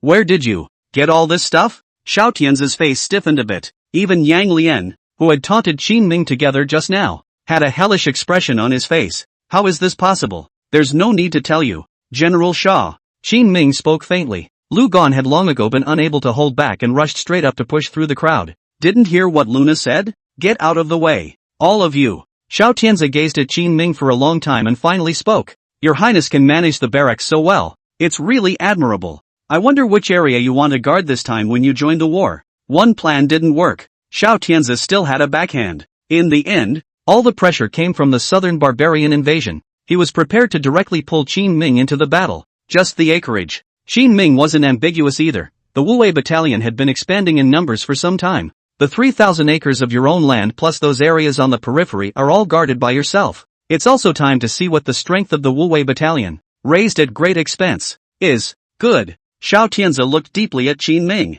Today's events had been unexpected, but the overall general direction hadn't escaped his grasp at least. Go. After giving an explanation to his deputy Yang Lian, Xiao Tianzi turned around and left without looking back. Yang Lian beckoned to the soldiers around him and quickly followed him, asking suspiciously, just go back? Don't worry, as soon as the battle starts, this remnant of his army won't be able to withstand it. Xiao Tianzi's gaze flickered as if he had his own intentions. Seeing that Yang Lian was still a bit upset, he continued to speak. Don't forget that His Majesty's side of the family means to cut the clan, so as long as the soldiers in his hands are worn out, what else can he do? At all times, military power is paramount. Xiao Shufei hit the snake to beat the 7 inches, so that the king of Jin, after becoming the crown prince, directly said in the courtroom to cut the clan. As long as Qin Ming's military power is slowly worn down, not even the Wuwei camp will be left for him. Xiao Tianzi believed that the Qin king would soon be held down and would never be able to rise again. At that point, they can naturally do whatever they want. Understood. Yang Lian slowly nodded his head and turned his head to look indignantly in the direction of Wuwei camp. Only then did he take the men and travel all the way farther toward the border. They came over and are taking over the 3 guards? Guan Yu had the supplies transported inside the barracks, and after settling the bill, she came to Qin Ming's side and asked, aha. On this point, Qin Ming did not hide it. He figured it was only a matter of time. You're a good guesser. Sitting beside Qin Ming, Guan Yu rested her hands on her cheeks and sighed softly. By the way, Wan Shu said to lower your price by another 10%. Why suddenly? Lowering the price? Qin Ming naturally welcomed it with both hands, but he did not expect that a shrewd businessman like Wan Shui would take the initiative to lower the price. Probably feels indebted to me. Sekiyuki smiled. Qin Ming was a bit surprised, having thought that Wan Shu approaching Guan Yu again should have some plans. Now it seems as if that's not the case. Have they really become the legendary BFFs? Just as Qin Ming was pondering how he should treat Wan Shu in the future, Sekiyuki suddenly asked, do you think she's pretty? Chapter 80, Sending Troops to the Border. Plan of Attack. Qin Ming remembered Wan Shu's delicate and seductive figure, and how it felt when I spanked her earlier. The old man's face reddened as he said firmly, not pretty. With women, it's all about coaxing. Sometimes telling the truth won't get them to be genuine with you. Instead, they will take the opportunity to find fault and add to the heartache. Really? Of course it's true. Alas, I was thinking of marrying her as well, to be a second wife for you, so that the two of us could see each other every day. But I didn't realize that you were so discerning. Sekiyuki sighed softly. Qin Ming's heart moved and he immediately said, what did you just say? I said the second house, not that one. I asked you if she was pretty. Beautiful. Qin Ming hurriedly seized the opportunity with an expectant glint in his eyes. But the next moment, a hand quickly pinched viciously towards his arm. I knew you were craving someone else's body. No, it was your word to marry her as a second wife. Can't I just test you? Guan Yu was furious and bit Qin Ming hard again. Qin Ming sort of figured out that in the future, he still can't tell the truth, and he has to be a little firmer in lying to women. Otherwise there are not a few cases of cartwheels like your own. After making a scene for a while, Qin Ming finally sent Guan Yu away. From his bosom, he took out the map of Lingnan that was extremely valuable to him. Qin Ming waved to Chao Chuan and Lu Gang. Come over for a meeting. Yes. Walking into the tent, Qin Ming spread out the map and drew a range on it with his finger. Xiao Tianzi definitely won't care about us. We have to deal with the invasion of the southern barbarians on our own this time. You're right, but our line of defense is fine. The plains are connected to the mountains. Chao Chuan looked carefully and confirmed the terrain first. Their border area, on the outskirts of the mountains. It is close to the tribes of the barbarians in the mountains. The original 3 guards looked after the place, but in the future, the 3 guards that originally belonged to Qin Ming would probably have to be reorganized. In time, it would become Xiao Tianzi's army, so naturally it would not do Qin Ming any favors. It's okay, just give me 3,000 men and hold it there. Lu Gang was looking at it very openly. It's just a line of defense, not a big deal. They didn't even need to collide with the frontal army of the southern barbarians. It was perfectly sufficient for the Wuwei battalion to divide some of its strength to deal with it. You can go over there, but it won't be that simple. Chao Chuan thought about it and slowly shook his head. Lu Gang's men were considered the fiercest vanguard in the Wuwei battalion. It's usually used when attacking a city. If you really want to go on defense, it's best to leave it to Chao Chuan's middle army. They have the best coordination and are also suited to go for a static approach. You want to go? Qin Ming looked at Chao Chuan. Chao Chuan nodded. It's been a long time since I've been in battle, and those old brothers, they say farming is no fun. Okay then, you go over there. Like his judgment, Qin Ming also felt that it was more appropriate for Chao Chuan to go over there. At those words, Lu Gan was a bit offended. Your Highness, you look down on our vanguard army? No, you have more important tasks to do. What mission? Lu Gan was a little excited. Qin Ming thought for a moment. If you face a frontal attack from the southern barbarian army, how many people will be needed to hold it off? A frontal assault? Me, Lu Gan, who was full of excitement just now, immediately calmed down and looked at Qin Ming in surprise. It's you. How many can block it? Lu Gan was silent, looked at Chao Chuan and then at the map. A possibility occurred to him, followed by a grin and a determined grin. It's all 3,000, and it's 3,000 even if the King of Heaven comes. Good, you go and fix the army. Chao Chuan stays. Aha. Lu Gan nodded heavily and turned to leave. Only Qin Ming and the 2 of them were left in the tent, and Chao Chuan suddenly said, I don't need many men. 3,000 is enough. Our army of over 10,000 men. You can even out another 2,000 to Lu Chong. Is that okay? Chao Chuan was more meticulous and knew that Lu Chong wanted to keep some of the soldiers for himself, so he only asked for 3,000 people from the beginning to the end. Qin Ming glanced at him and smiled. You guess what I'm guarding against? Chao Chuan hesitated. In fact, as a subordinate, he shouldn't speculate Qin Ming's mind like this,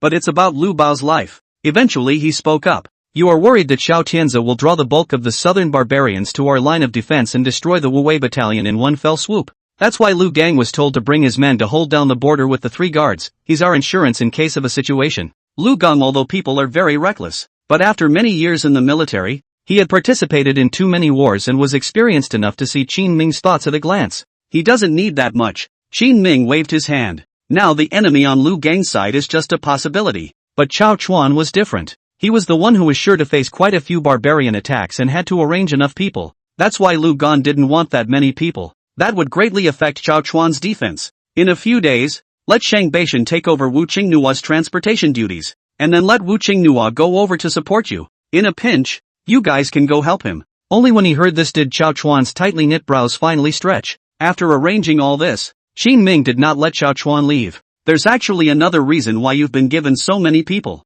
Qin Ming informed Chao Chuan of his dealings with the Lingnan Chamber of Commerce. Chao Chuan frowned straight away as he listened. Do you mean that our defense is not enough? And that we must fight our way in to occupy enough territory to get hold of rubber and at least 2 mines? The barbarians numbered in the tens of thousands, not to mention. They were very experienced in fighting in the middle of the mountains and forests and were very difficult to deal with. Even if he occupied an area, Qin Ming wouldn't necessarily be able to defend it. Chao Chuan thought it was an impossible task. Yeah, I'll catch up with you guys when I'm done here. Qin Ming patted his shoulder and acted extremely calm. When you get into the mountains, let me know directly. Got it. Chao Chuan didn't know what Qin Ming wanted to do, but then nodded. There are so many things going on right now that we can only take one step at a time. That night, both armies departed from the barracks. Qin Ming stood at the entrance of the barracks with Guan Yu to see him off. After the silhouettes of the crowd dissipated into the night wind, Guan Yu said with some apprehension, a few uncles suddenly went to the border to fix the defense. I am a bit sad to see them go.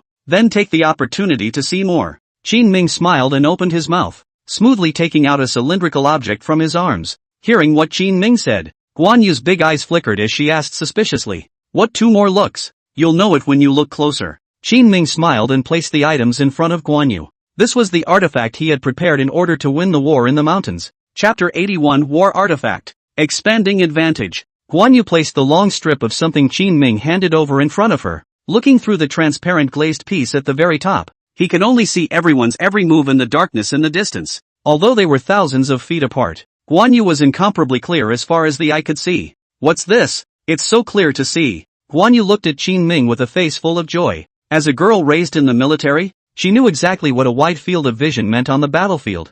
Qin Ming explained, "It's called a telescope, and it's made using the principles of concave and convex lenses." The level of production in this era was limited, and even if Qin Ming knew how to make a telescope, the materials were difficult to search for. In the end, Qin Ming managed to find a few transparent ores with excellent texture. "It took a couple days of hand sanding by myself to finally make a couple scopes out of it. The roads in the mountains and forests are complicated, and with binoculars in place, those southern barbarian tribes that are good at utilizing the terrain to fight won't have a chance to call our bluff before we hit the southern mountains. This can also help us save for a rainy day and observe enemy movements in advance." This was one of the war artifacts Qin Ming had prepared. Before leaving, he specifically gave one to Chao Chuan and Lu Gang. Awesome! Guan Yu's heart was relieved, and the few worries that had originally remained were all gone at this moment. On the other hand, there were already rows and rows of warriors wearing animal skins in the southern mountains and forests, continuously coming out from the deep mountains. They were stationed in the outlying hills opposite the 3 guards.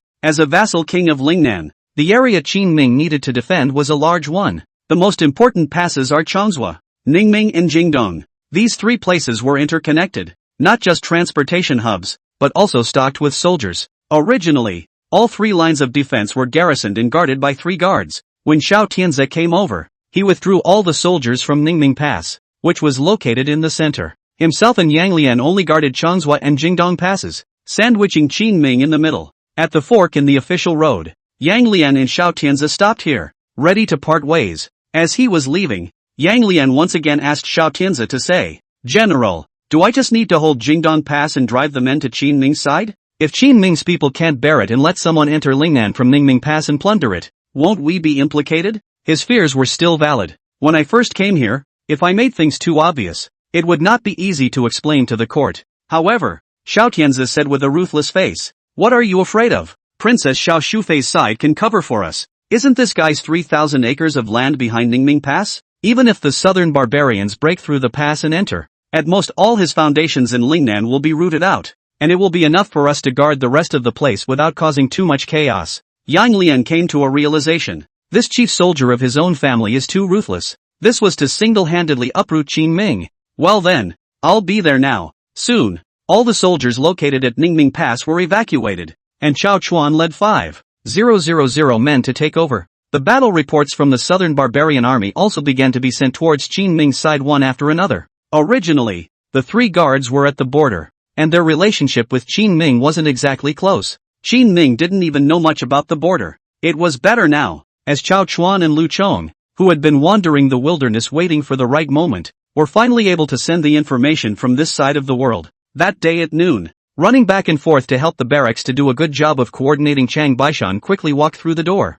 "Your Highness, half a month ago, the 3 guards were already over 1,000 dead or wounded, and in the half-month since Chao Chuan took over the defense, he's been raided 3 times, with hundreds dead or wounded." He rambled on about the front lines. Qin Ming just sat quietly, not rushing, letting him speak in as much detail as possible. "Where are Xiao Tianze and Yang Lian? The 2 of them are doing well, taking manpower from the 3 guards, each leading a fine army of over 10,000 men, and resisting under false pretenses. Lu Bao told me. According to his observation of those 2 that way, it seems that they are trying to bring the trouble to the east." When he said this, Chang Baishan was furious and violently hammered the tabletop. "Xiao Tianze, this son of a is really not human. On top of the battlefield he's even playing tricks. Your Highness, let me bring someone there as well." As the commander of Qin Ming's guards, Chang Baishan himself was highly skilled in martial arts and had several hundred guards under his command. They were used to guard the royal palace on weekdays, but lately on the battlefield running around sending messages.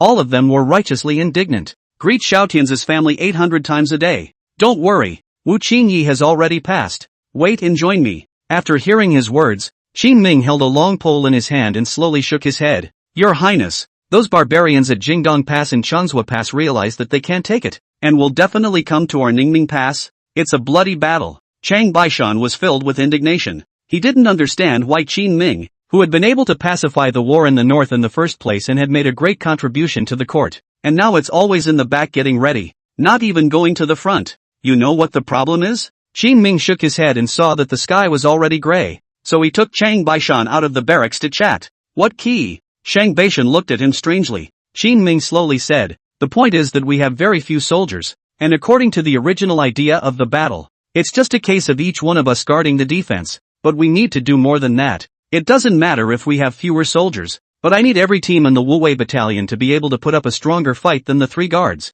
As he spoke, Qin Ming pulled the pull ring of the long rod-like object in his hand. A greenish-colored firework then surged up into the sky. Chang Baishan looked up in awe at the light that flew up into the sky, something he had never seen before. Some of them are similar to firecrackers, but they come with colors and also give off a fascinating light in the night sky. So pretty. Unfortunately, Chang Baishan was not in the mood to appreciate it. Your Highness, I know what you mean, but we've already given them twice the rations, twice the wound medicine, military pay, and accompanying physicians, according to the highest standards. What else can we do? Recently, Chang Baishan was helping Qin Ming arrange these supplies. Thanks to the blessing of Feng Qingyuan, the textile business in Lingnan is quite successful at this stage. Together with the original continuation, it was enough to settle the silver and supply the Lingnan Chamber of Commerce. Stabbing. Seeing that he still didn't understand, Qin Ming took another firework and pulled the pull ring. This time it's red. Isn't it pretty? Pretty. Your Highness, what are you doing?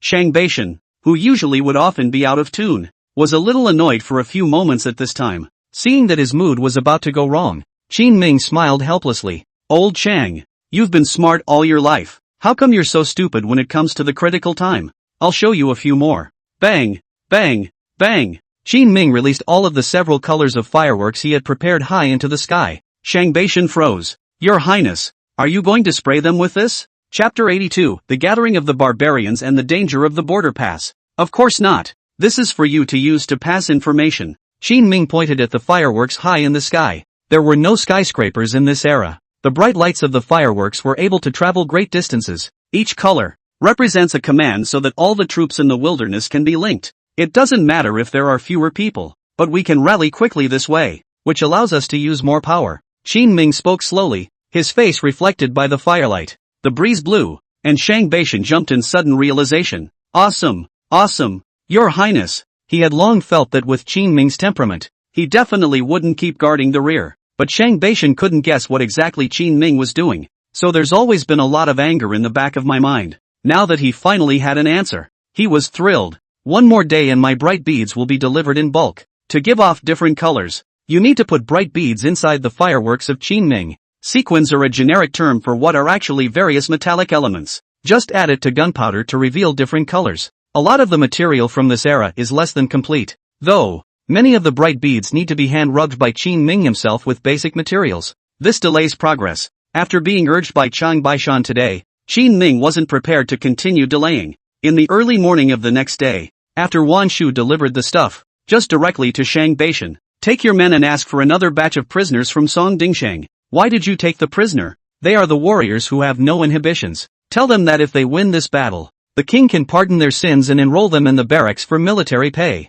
Qin Ming sighed helplessly. Xiao Tianzi's tactics are indeed good. The withdrawal of the 3 guards brought tremendous pressure on Qin Ming. This trip was almost emptied by this dog money. If he really couldn't beat the southern barbarians on the battlefield, Qin Ming would have recognized it. It was favored that the great Xian had struck out from within and had obstructed himself 3 times. He would properly settle this account with Xiao Tianzi and the Xiao Shufei behind him. Assuming, of course, that the battle can be won. Got it. Chang Baishan immediately nodded his head. Soon, Qin Ming had put together an army of more than 1,000 men, and they paraded in the barracks in great numbers. Before leaving, Qin Ming found Wan Shu, who had come to deliver the supplies. Can I get credit? The barracks were now emptied, and he didn't have much silver to pay Wan Shu. It's like the last batch of troops was sent out today, and Qin Ming hasn't yet settled the silver for Wan Shu. And, of course, he deliberately didn't give it. Look at your debt out. No wonder Xiao Yu called you a rascal. Wan Shu gave him a blank look. Waiting all morning,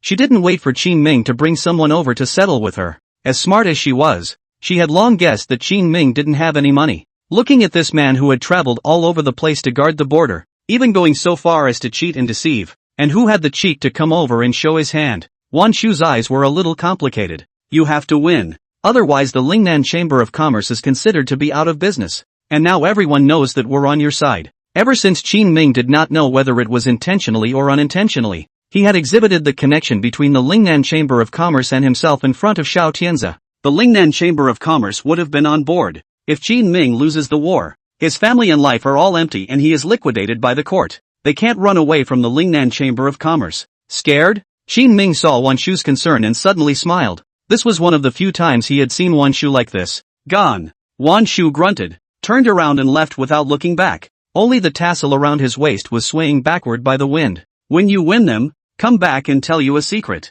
The gentle voice came. The corners of Qin Ming's mouth lifted slightly. Just as well. Win the battle and come back and I'll tell you a secret too. Just as he finished the sentence, he thought to himself that something wasn't right. He said this himself, as if he were the same as a TD protagonist. And usually people who say things like that don't come back. Depart. Qin Ming returned to the schoolyard and led his men out of the barracks in the direction of Ningming Pass. On the other hand, outside Ningming Pass, close to 30,000 barbarian warriors, clad in animal skins and sitting on the ground, were sort of stationed here. Leading this horde was a warrior of their first great division named Tuchi. Originally, he had only brought 10,000 men with him and was going to try to attack Ningming Pass, but after real contact, he realized that Ningming Pass, as the most important of the three passes, had the smallest number of defenders. Within a few days, their other two large units all sent letters as well. It says that Jingdong Pass and Changsha Pass are heavily guarded, but they heard the news that there weren't many defenders on Tuchi's side here, so just prepare to converge at Ningming Pass and take your chances. In fact, the three passes are far apart. It would take 2 or 3 days for the news to get through. However, with Xiao Tianzi's deliberate spreading of the news that Ningming Pass was defenseless, the news was soon revealed to the major forces of the barbarians. This gives them the opportunity. The leaders of the three forces are sitting together at the moment. Tuchi, as the lead offensive team on this side of the ball, knows this place well. He spoke slowly. I'm going to attack from the flanks. First arrange for a part of my men to enter their rear in batches. They are extremely few in number and will surely be exhausted. You two can then press the soldiers up from the front. How about it? Tuchi has been fighting Chaochuan back and forth on offense for a few days now. Sichuan's walls had been smashed to pieces, yet he still defended the pass like gold, with very little attrition. It was continuously wearing down the southern barbarian soldiers. At this rate, Tuchi won't be able to fight at all. After all, attacking a city means taking several times the number of troops and piling them on hard to take it down. The southern barbarian tribe originally did not have this in mind, but it was only after hearing about the change of guard at the Dacian border that he arranged for someone to come over specifically. When they came, they failed to capitalize on the change of guard and were quickly beaten back. There is no way but to gather in one place, crush the weakness of Diqian, grab something, and not come here in vain. No, what if some other soldiers come to support us? The other two warrior chiefs shook their heads. They thought Tuchi's solution was stupid. After all, it's deep behind enemy lines and there's still no backup, so if you get caught in the past, you're dead. But Tuchi smiled slightly at this time, shaking his burly body and whispering, do you know why I'm doing this? In fact, I recently arranged for a few spies to enter Lingnan specifically to investigate the situation and learned a shocking truth. What? The other two looked at him with some surprise. At this time, Tuchi slowly said, this Ningming Pass has a saying, the one who guards this place is the Wuwei battalion under the Qin King, not the same way as their court. Chapter 83, Attacking the City. Stray vectors falling from the sky. Tuchi told the story of Qin Ming's life, as well as the love-hate relationship within the Dacian court. The other two generals were all ears. How naive. We can't even snatch this kind of dynasty. In the end, it was a thin and tall barbarian general next to him, whose name was Hulan, who spat and said unwillingly. Another general with a round, extremely burly body named Gray Ming shook his head. They're just taking advantage of their large territory. If they continue to fight like this, we'll be able to take their place sooner or later. That's right. Tuchi held in his heart a strong desire to build a career. How's that for dry? Must go. That's all. That night while it was night, Tuchi, as a pioneer, took Hulan with him and touched the sentry post on the edge of Ningming Pass. They were hidden in the darkness of the night and quickly broke through the defenses of the edge post. With a column of troops, he quickly ran wildly towards the back of Ningming Pass. Report. We've had a few passes breached, and a group has slipped into the back end of the defense. Inside Ningming Pass, A messenger soldier quickly came to Chao Chuan and reported the situation with a panicked face. Running behind the lines? Chao Chuan was slightly stunned and quickly realized what Tucci was thinking. This guy is giving me a hard time. This area is difficult to navigate except for the Ningming Pass. Even if it was fast-tracked, it would be a few teams of 1,000 people at most. Once Chao Chuan turned back, they would surely die. But Tucci was gambling. He was betting that Chao Chuan wouldn't dare to move. And it is true. As the least numerous guardian of the 3 passes, he experienced a series of great battles. Despite his best efforts to break up one man for 2, casualties are just inevitable as long as it's a war. He had less than 5,000 warriors left on his hands at the moment. The other side still had at least 20,000 or more troops stationed outside the pass. As long as Chao Chuan dared to make a move, the barbarian soldiers would absolutely do whatever it took to seize the vacant period of Ningming Pass and take it down in one breath. Need backup, General? The soldiers under his command quickly opened their mouths, but Chao Chuan waved his hand. No, just wait. Lu Gang's whereabouts have always been erratic.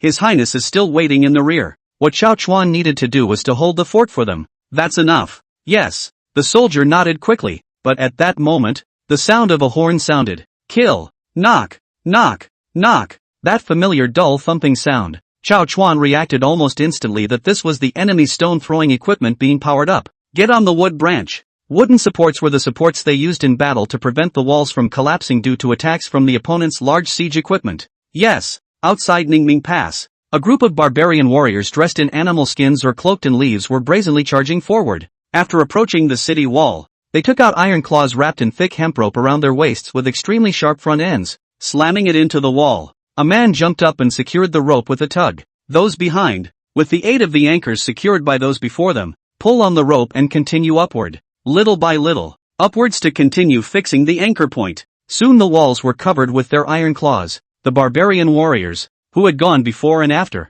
began to step on the fixed iron claws and kept climbing closer to the edge of the wall. When Chao Chuan ascended the city wall, he saw the scene and immediately commanded his men to start counterattacking. Fill it with kerosene. Yes. One by one, barrels were passed up from behind the walls on ropes and pulleys. Wow. Bucket after bucket of sticky kerosene had just flowed slowly down the walls. Quite a few of the fixed iron claws then unhooked and fell off. Dozens of feet up in the air, many barbarian soldiers who were climbing slammed down to the ground viciously, falling into a bloody mess, not knowing whether they were alive or dead. But the general who had organized the battle, Grey Akira, did not react in any way and continued to wave his hand. Make it up. Yes. Stepping on the corpses of their companions, countless barbarian warriors were like ants. Using the corpses of your companions as stepping stones, you keep going up. Chao Chuan took out his fire folders and the moment it touched the city wall, a heavenly fire leapt up. It spread throughout the entire wall in the blink of an eye. The man hanging on the wall falls off and replenishes, yet still climbs tenaciously and hard. Chao Chuan, come out for me. Seeing that the city walls were scorched by the flames, they had turned charred black. Gray Ming suddenly waved his hand, motioning a group of warriors carrying boulders behind him to come forward. Behind them was a group of men carrying wooden parts and assembling them quickly. In the blink of an eye, there were several more stone throwers on the battlefield. This is uniquely southern savage wisdom. Large siege equipment in the mountains and forests is not well transported, so they specialize in dismantling it, assembled on site when needed for use. It was only when the walls were scorched and their sturdiness was reduced that Greymind used this backhanded move. Bang on! The boulder smashed down. Chao Chuan frowned but did not leave from the city wall. Behind the walls, there was a creaking sound that came from the wooden frames they used to support the walls. Each boulder attack seemed like torture. Drizzle of golden sauce. Looking at the number of dead and wounded already under the city wall, Chao Chuan calmly continued to command. The golden juice is the filth they collect from the outhouses. Works very well in these days of poor medical care. It can easily become infected and fester when it gets on. Those wounded southern barbarians who went back could easily lose their lives. Gold juice used as a weapon has the added benefit of being cheap and works wonders in defensive battles. Gray Ming saw that the 2 rounds of offense could not be entangled, and the other party wanted to play a dirty trick, and immediately shouted at the people on this side. Withdraw. He's in no hurry. Close to 30,000 soldiers, although a few thousand were split out for disrupting Chao Chuan, but the number of southern barbarians in the army is still high now. Front and back, constantly exerting influence on Chao Chuan. This guy won't be able to take it anytime soon. Each time they wore down a portion of the soldiers at Ningming Pass. If the other passes don't come to support them, it's a foregone conclusion that they, the southern barbarians, will take Ningming Pass and enter Lingnan. Click. Chao Chuan took out the binoculars that Qin Ming had given him and stood on the city wall with his face pressed against it to observe the southern barbarians' army. Despite the darkness, he had a clear lock on Grey Akira's location. The guy was hidden in the crowd, and it would have been hard to get his bearings without binoculars. After confirming Ash Ming's location, Chao Chuan shouted into the distance, "Grey Ming, if you're here, what's the point of walking so fast? Get my bow." The words were spoken to the soldiers under them. Soon, the special longbow that Chao Chuan used exclusively was brought over. Below, Grey Ming was sulking and leading his troops away. Half a month's worth of sparring. Well, at least you're an old rival. Why are you still saying these childish things? Listening to Chao Chuan's shouts, Ash Ming only felt ridiculous. He himself was only feinting today, aiming to just take the pressure off the two Tuchi men. Just as he was muttering away, suddenly, a sensation that made one's scalp tingle came from behind. Chapter 84 Vanguard Army breaks the enemy. Captures Tuchi alive. Whoosh! In the night sky a bow and arrow, even the arrowhead was black, fell in a parabola with an ear-piercing cracking sound. Grey Amin sidesteps it hastily. Bang! The bow and arrow penetrated Grey Mine's shoulder, leaving a bloody hole. Blood spurted wildly. What's going on? The personal guards clustered around Grey Akira froze. With such a dark day and such a long distance, it's even better to be able to shoot in the daytime. How come you're so mean at night too? Go first. Grey Ming was equally puzzled. But at this time it was no longer possible to talk about this, and he must first lead them away quickly. Phew! Chao Chuan let out a long sigh of relief from the crumbling city walls. Looking down at the crumbling walls below, which had already accomplished their mission, Chao Chuan arranged, take the men out to fortify the walls, get the strong crossbowmen in position, and don't let them near the walls next time. Yes, Chao Chuan had utilized the city walls to the limit. Next time it's going to be a long-range defense. Looking at the 300-strong crossbows sent by Qin Ming, he felt a little more at ease. It was good to have your own workshop, saving up enough efficiency to provide the equipment in such a short period of time. I just don't know how much silver His Highness actually spent this time.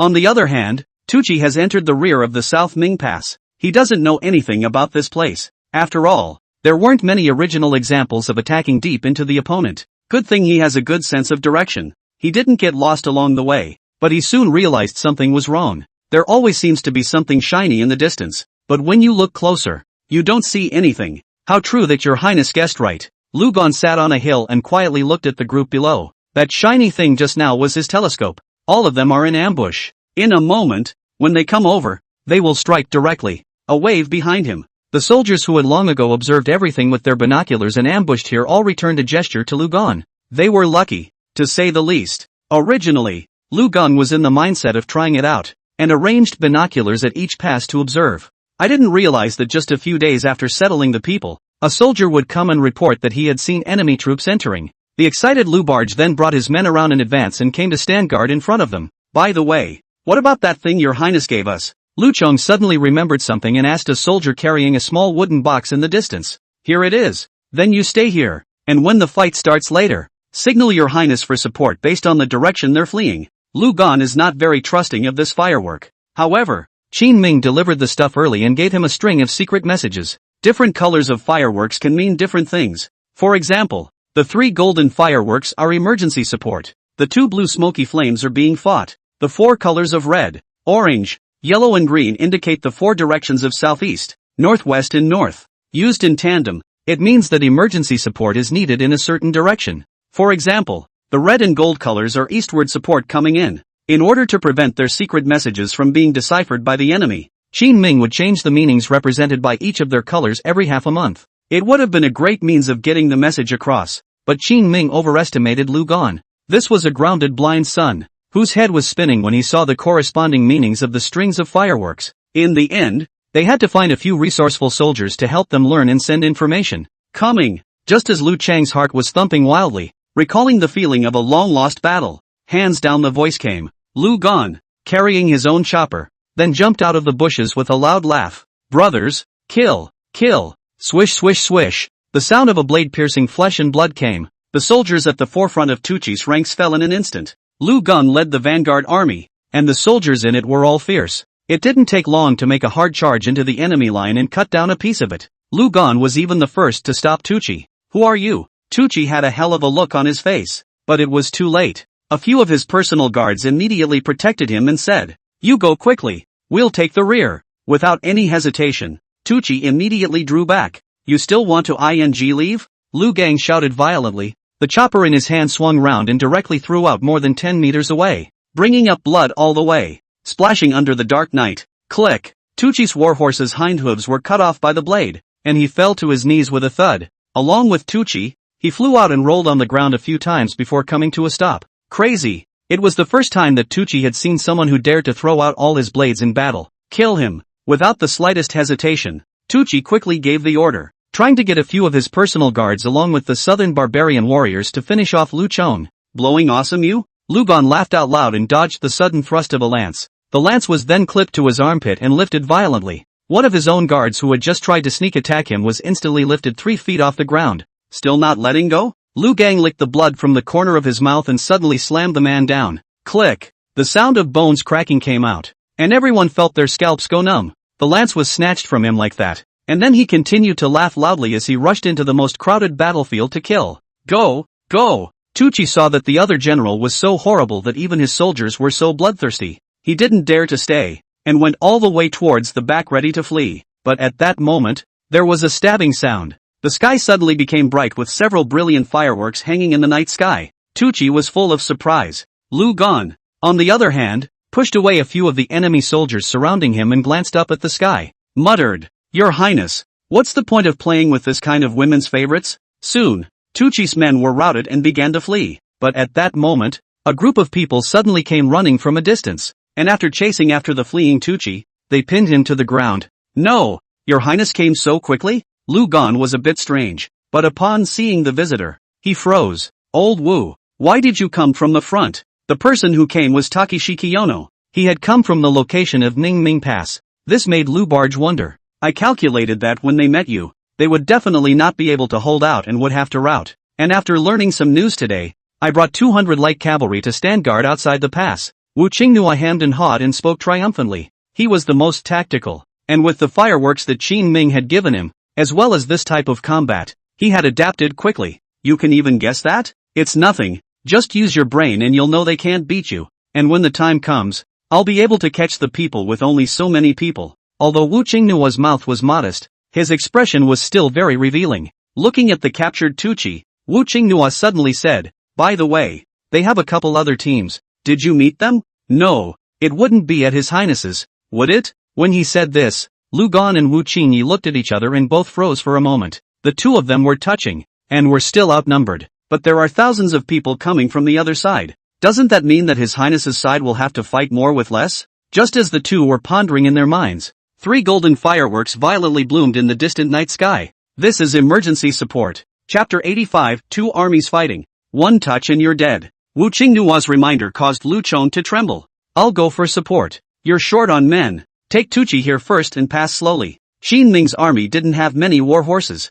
Earlier, basically all the war horses in the Wuwei camp were given to Lu Chong, who was wandering around outside. Now these war horses just came in handy. Despite the fact that he had just experienced a great battle, Lu Chong couldn't care less about his fatigue, and led his men in a wild run towards the rear. Under a small hill, there are their remaining war horses down here. Originally, in order to hide it, they had kept a part of their men unified here to take care of the war horses used for replacement. "Go back up in the direction of the fireworks just now." "Yes." The crowd rolled over and changed horses, quickly galloping wildly toward the distance. Meanwhile, Qin Ming has been in contact with Hulan. For insurance purposes, Hulan had more soldiers on hand and went deeper than Tucci. With a force of more than 2,000 men, he surrounded Qin Ming's force of more than 1,000 men as much as he could. "General, this man seems to be the king of Qin." Among the southern barbarian troops, someone quickly recognized Qin Ming's identity. Hulan's eyes glazed over as she looked at Qin Ming in surprise.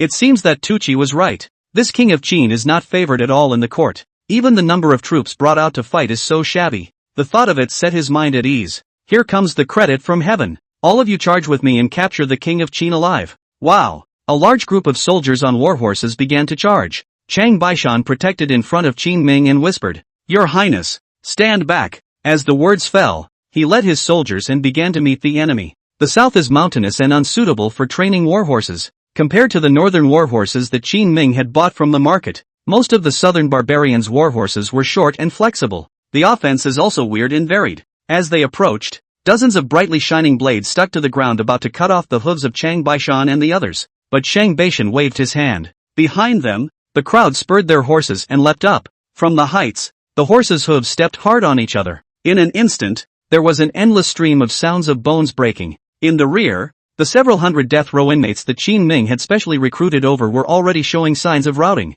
This scene caused Qin Ming to frown slightly. Death row inmates were originally brought to the battlefield by him, ready to be used when he fought the other side. And forgetting that these people have little moral ground to stand on, much less keep their end of the bargain. Taking advantage of the chaos of the battlefield, they tried to flee. Fortunately, Qin Ming reacted quickly and shouted at Chang Baishan after pulling the pull ring of the fireworks. "Hang in there, guys, 2 teams of backup are on their way." These words were not only spoken to Chang Baishan, but also to Hulan and the death row inmates present. As expected, many of the death row inmates present reacted when they heard what Qin Ming said. It turned out that Qin Ming's actions just now were actually a signal to summon support. Once there's support, it's going to be hard for the death row inmates to run away. Clanging their bells, the death row inmates quickly drew their knives and turned their heads back to begin the fight. They remembered Qin Ming's original promise. Either way, you're going to die, so you might as well go for it. And in case you make it into the barracks, you won't have to worry about dying. Hulan and Chang Baishan's troops had just engaged when they saw a group of soldiers,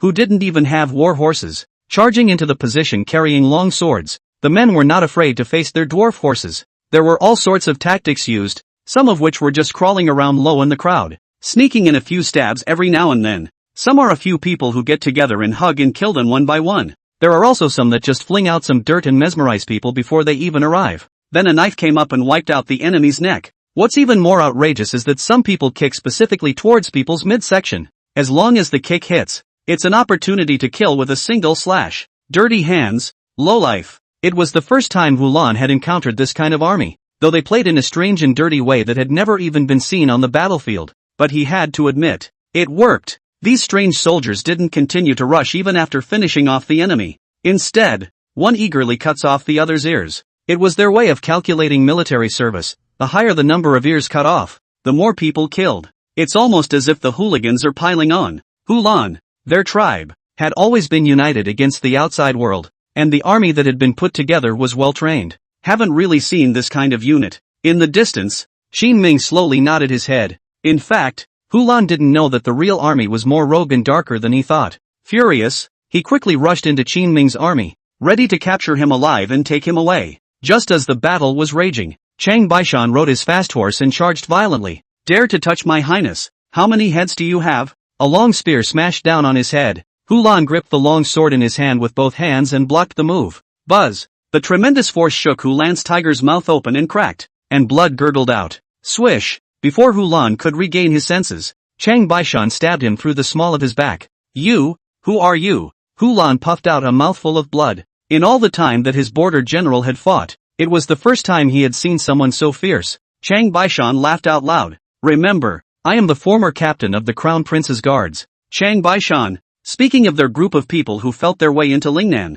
they really didn't catch the good times. Lu Geng is the first fierce general of Wu Wei Battalion, and this fierceness is not only the character, but also the strength. When he comes out, chopping Tucci is like chopping a watermelon. As for Chang Baishan, the person who can be Qin Ming's first guard is naturally unique in martial arts. Although there were few people, each of these few generals of Qin Ming's was a top fierce general when put outside. As for why there aren't many powerful generals in the southern barbarians, it was mainly because they were already small in number, and it was only after gathering the strength of the entire tribe that they had only managed to put together an army of more than 30,000 men. The intensity of the general is, naturally, predictable. Of course, if this were an unusual time, it would still be possible to have a back-and-forth fight with the army at the border. Just not now. Withdraw! The terrified Hulan swung out his sword, forcing back Chang Baishan. The next moment he turned his horse around and prepared to run for his life. Just because his strength is not good doesn't mean his vision is not good. It's kind of a kick in the teeth today,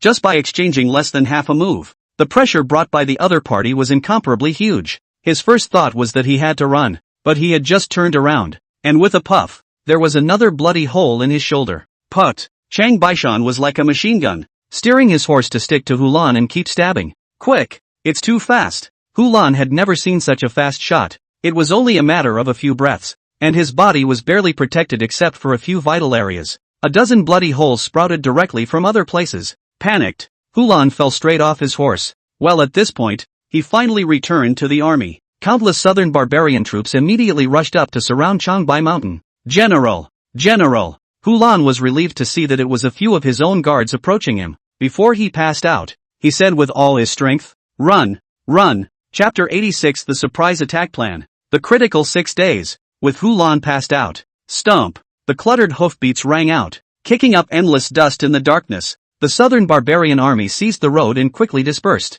Chang Baishan wanted to chase after him, but at this time, he saw the fire in the distance. "Your Highness, Lu Chong is here." Qin Ming stood in the crowd and took out his binoculars to have a look. Nodding slowly once he was sure that it was Lu Gon, he said, "There's no need to continue chasing. Join up with Lu Bang and see what's going on his side." When Qin Ming set off the fireworks just now, he noticed that Lu Barge had also sent out support for needing fireworks. "Old Lu, didn't you say in the beginning that with 3,000 men, there was no need for support when the King of Heaven came?" Just after seeing Lu Chong approaching, Qin Ming opened his mouth and teased. Lu Gon froze for a moment. "Your Highness, when did I say support?" Quickly, he reacted by tugging at the collar of the soldier beside himself. "What the are you signaling for support? Shame on the old man, isn't it?" The yanked soldier hastily explained. No, General. I sent that as a signal that the enemy has been sighted and is engaging and can be supported. Being available for backup is not the same as asking for backup. The fireworks Qin Ming had given them could send out several levels of distress signals when combined.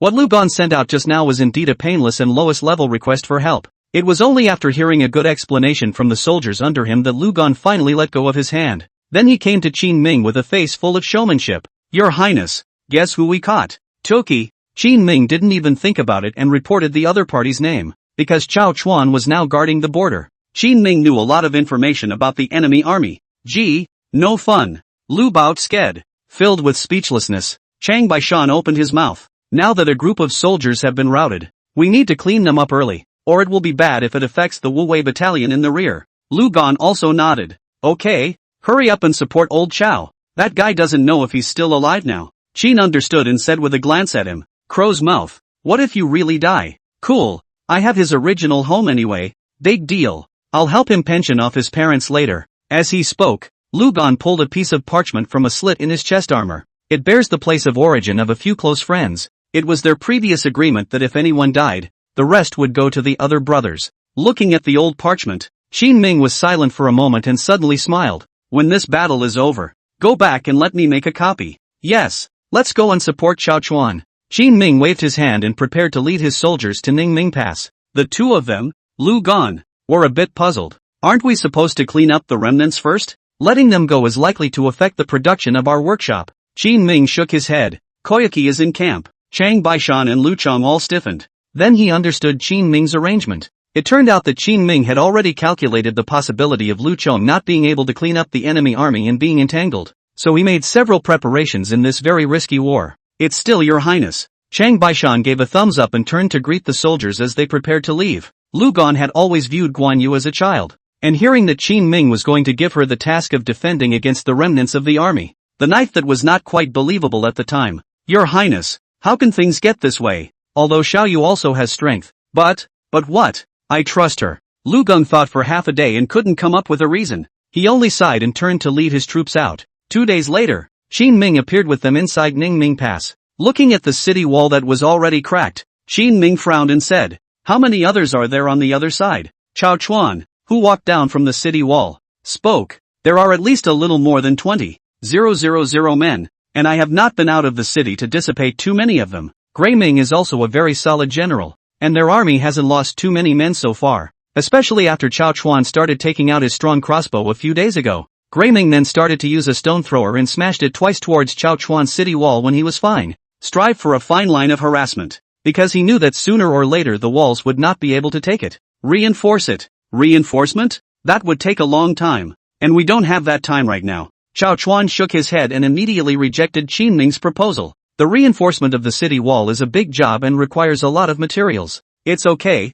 just wait for the workshop to send the materials. Qin Ming used cement they hadn't seen before. Lime plus sand plus iron filings make cement. Qin Ming counted the time, and it would take 3 weeks for the cement to fully harden. But it would only take about 3 days to harden a large portion of it, and as soon as they got out the cement to reinforce the wall, they could make that wall impenetrable again. After informing a few people about the cement's plan, Chao Chuan's people were all extremely surprised. How long will it take? Qin Ming probed towards the surrounding walls and opened his mouth. Delay about 5 days. 2 days to pour the walls. 3 days to wait for the wind to dry. 6 days then. Lu Gan rubbed his hands together as he prepared to go out and meet the battle himself. Just hold out for 6 days to free up space in time for Qin Ming to reinforce the walls. After the cement air dried, there was no way for Greymine to breach it, at least at this stage. It's useless even if they have stone throwers. Who goes? Qin Ming swept a glance at a few people. I'll go. Just as Lu Gan was about to speak, a voice suddenly came out from behind him. The crowd turned their heads to see that it was Wu Qingnua, who was crouching at the back. All of you have made your mark, and I'm the only one with itchy hands from following Lord Fong in his business. But the soldiers under you are not fit for this battle. I'll do it. Lu Gan quickly stopped him. Originally, Wu Qingya's armies were very flexible and maneuverable as they carried out surprise attacks on the battlefield. He was also a good surprise attack general. But these days the hold is different. If Greyming saw Qin Ming reinforcing the walls, he would certainly attack extensively without giving a chance. When the time comes, we can only let Lu Gang lead people out to fight them hard, and the deaths and injuries are bound to be very high. But Wu Qingnua waved his hand at this time. I've figured out what to do with them, and I'll show you tonight. Let's not talk about 5 or 6 days. 10 is a breeze. As he spoke, he picked up a branch and spent a few lines on the ground. Both Qin Ming and Chao Chuan recognized that this was the terrain outside the Nanning Pass. What are you doing? Qin Ming suddenly thought of a horrible possibility. Wu Qingnua faintly said, Your Highness, I'm going to go into the mountains and go straight for the hills like Tuchi and the others. These days I have not been idle. I have long since figured out the way into the mountains. Chapter 87 Caravans and Bandits. I'm with you. Lu Gan was immediately interested when he heard about this delaying program. If this run worked, they would never have to worry about the chase behind them again. Wu Qingyi glanced at him with a face full of disgust. Old Lu, don't go. Your soldiers aren't suited for surprise battles. He had a point. The paths in the mountains and forests were complicated and suitable for soldiers with strong physical strength and fast running speed. Lu Gang's vanguard army was strong, but its ability to sustain combat was certainly no match for Wu Qingyi. Qin Ming opened his mouth after thinking. Use both methods together. You go for a surprise attack, and Lu Bang attack out of the city at Ningming Pass. Okay. At this, several people from Chao Chuan nodded their heads. After discussing the subsequent battle plan, at lunchtime, Qin Ming pulled Wu Qingnua to the side. On this trip over, you look for mines in the southern barbarians and something with the name of rubber. What's rubber? Unsurprisingly to Qin Ming, Wu Qingnua really didn't know what a rubber was. Taking out a piece of paper and handing it to him, Qin Ming explained. It's on here. That's fine. Wu Qingyi nodded, although he was still unaware of the deal between His Highness and the Lingnan Chamber of Commerce. But when he saw the mines and the rubber, he guessed that Qin Ming's goal might be more than the success or failure of this war. The sun was low in the wilderness outside of Camp Wuwei. Sekiyuki's tight little face led a convoy full of supplies forward. Accompanying them were a number of soldiers in regular clothes with battle armor underneath their clothes. Dressed like this was not wanting to draw attention to himself, disguised as a merchant caravan to facilitate his business. With the recent war at the border, she had been at the rear teaming up with Wan Shu to provide supplies for the front line, but staying long enough to be in the back was boring for her. Take advantage of this delivery of supplies and soldiers. Guan Yu then brought along more than 700 heavily armored soldiers configured with warhorses and prepared to head to Ningming Pass with the supplies Qin Ming needed to make cement, because he was rushing to the front line for support. Guan Yu was very fast and didn't dare to delay along the way, but while on the march, the soldiers she led quickly realized something was wrong. Ms. Guan, there's a group of bandit-like guys that are staring at us. In times of war, it's normal to have gangs of bandits. Sekiyuki glanced at the bandits peeking out from the distant hills and didn't react much. Although they appeared to be a merchant caravan, if they really treated themselves as an ordinary merchant caravan, they would definitely suffer a great loss. On a gentle slope at the back of a distant mound, the severely wounded Hulan was lying on the grass, listening to the reports of his men. General, there's a merchant caravan over there. We can loot a batch of food and leave this hellhole earlier. After suffering a big loss at the hands of Chang Baishan a few days ago, Hulan was in a coma for several days before finally waking up. But just as he opened his eyes, he was confronted with an even trickier situation, because it's a hasty march to fight a surprise attack. They came over with only 5 days worth of food. The food had been eaten long ago, and the soldiers under his command had suffered heavy casualties. There is also a group of routed soldiers that have not yet been recovered. Hulan is now considered to be at the end of his rope. There was no choice but to take up banditry, robbed 2 small caravans and took some of the grain, but they were left with an army of over 1,000 men. and that food was gone in 2 portions. Just when Hulan was so disheartened that he thought he would never walk out again, Sekiyuki's caravan arrives. Repair your troops and prepare to strike. Without further hesitation, Hulan licked the corners of his dry and cracked mouth and stood up with strong support. After you've done this big job, you'll break into the gate and go back to base camp. Yes. A few of his personal guards quickly began to fix the soldiers. Soon, they rushed down the hillside, riding a herd of shorthorn horses in a great rush, bringing up a cloud of flying dust. This kind of noise was already not covering his tracks in the slightest. Ms. Guan, people are coming. A few of the soldiers in front of them immediately twisted their heads back to yell at Guan Yu. Sekiyuki frowned slightly, looking down at the goods on the carriage at her side. These were several large wooden crates, covered with straw, and as the wagon traveled slowly, a metallic clanking sound could be heard from inside. After briefly estimating the rough number of people on the other side, he determined that there were only about 1,000 people. Sekiyuki wasn't the least bit flustered, and raised her chin at the box at her side. I wanted to get along with you as traveling merchants, but I didn't think you'd dare to come up here to die. Mount the crossbow. Yes. Dozens of soldiers quickly jumped off their war horses, picked up the hammers that were ready next to them, and bam, bam, bam. The wooden case quickly shattered, revealing the crossbow inside and the crossbow that Qin Ming had recently ordered the workshop to produce. It is not uncommon for a crossbow to fire 1 shot and release 1 arrow, but Qin Ming's crossbow was different. He had put a rebound device in it. It can automatically spring back after a crossbow shot has been fired and recock the preloaded crossbow. This allows for excellent lethality on the battlefield. The key is that you can fire more than 30 rounds of crossbow in a short period of time. Of course, there was the small problem that the thing was a bit heavy. It was loaded with dozens of stout crossbow bolts. After all, it's hard to maneuver it well without special training. Even Guan Yu had only trained a few dozen people up to this point. What are they doing? Looking at the merchant caravan that was getting closer and closer in the distance, Hulan was filled with doubt. He hadn't figured out what the other guy was doing. It was clearly just a group of merchants, and when they saw themselves coming they didn't even run, but instead were drumming up their goods. That's when a nearby proctor suggested a possibility. General, I know. They're probably taking stock of their goods and trying to trade their lives for money to buy their way out. At that Hulan sneered and said with disdain, then their math is wrong. We're not bandits. No amount of money can buy your life in our hands. In order to prevent his whereabouts from leaking, Hulan had directly killed everyone after robbing those small merchant caravans of their supplies earlier. Although there were a bit too many people in this caravan in front of them, Hulan wasn't worried. There was a world of difference between the strength of some merchant guards and a specially trained army like his own. The corner of his mouth raised a cold smile. Hulan disdainfully rushed up the hill. Little ones, kill for me. As the words fell, the sound of gold and iron clashing rang out. Before Hulan could react, the foremost soldier who walked into the range of the crossbow was shot into a sieve. What is going on? Hulan all took 2 arrows. As the crossbow arrow pierced his skin with great force, he was acutely aware that it was not a bow and arrow. Bows aren't that thick. New wounds were added to the body before the old ones were healed. Pust. A mouthful of blood spurted out, and Hulan collapsed helplessly to the ground. Sekiyuki looked down at the butchered bandits below in confusion. Up until now, she'd thought it was just a bunch of ordinary roadblock bandits. In order to hide his identity, Hulan, like Guan Yu, arranged for someone to change into ordinary Daqin people's clothing and hide his armor under his body. It really looks a bit like a regular gangster. Chapter 88, The Great War Begins. Countdown to the walls. That's weird. I'm armed and you guys are still coming. That said, he makes an awesome crossbow.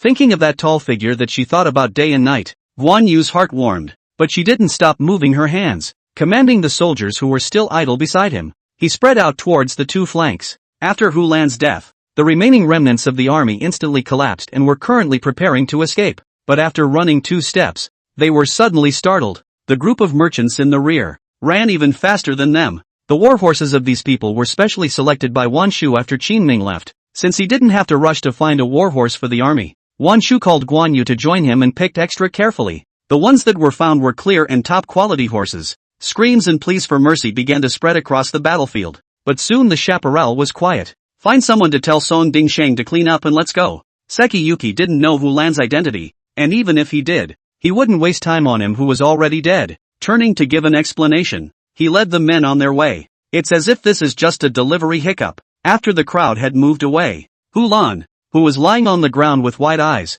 gradually lost his voice as well. His face was full of resignation and doubt. As one of the main generals of the southern barbarians, he probably couldn't have imagined that he would end up dying in silence like this. 2 days later, Guan Yu arrived at Ningming Pass with her things. The southern barbarian army was still in force, only because of 2 wrong decisions and raids. 2 of their key executives were captured and 1 died without a trace. None of this Greymind knew. He was still attacking every day. Only these days he found himself under more and more pressure. Why don't you come back? Standing on the upper post, Greyming looked at the disfigured Ningming Pass wall in the distance and guessed what was happening behind the wall. Could it be that it has already disturbed the Qin king? Then why are they still setting up heavy troops here? No, the king of Qin is bound to be at the end of his strength now. Looking after his head, Grey Akira thought extremely optimistically. The mind was already looking forward to the triumphant return of Tuqi and Hulan. It's best to stir up Qin Ming's big backyard. Inside Ningming Pass, the war had been going on for a month, and exhaustion was written all over everyone's faces. But all of this exhaustion was converted into surprise when they saw the supplies being delivered. Many have heard that if a new shipment of supplies arrives, the war will quickly come to a close. This is the IOU that Wan Shui asked me to give you. Make a handprint. Inside a simple thatched hut, Guan Yu sat in front of Qin Ming and took out a piece of paper from her arms. It was written in small, elegant lines, all recorded advances from the rich Chamber of Commerce. During this month of fighting, Qin Ming and the others had indeed made a lot of achievements, but it cost a real fortune, not counting the previous savings spent, but also owed Lingnan Chamber of Commerce 170,000 taels of silver. As he watched the new supplies arrive, Qin Ming, who was in just the right mood, suddenly had 2 big heads. Owe her for now and ask her if she'll take a flesh payment. Stinking hooligans! Guan Yu reached out and pinched Qin Ming. However, she had underestimated the thickness of Qin Ming's face. After being pinched, Qin Ming licked his face and held her to tease her for a while before suddenly opening his mouth. When you get back you ask Wan Shui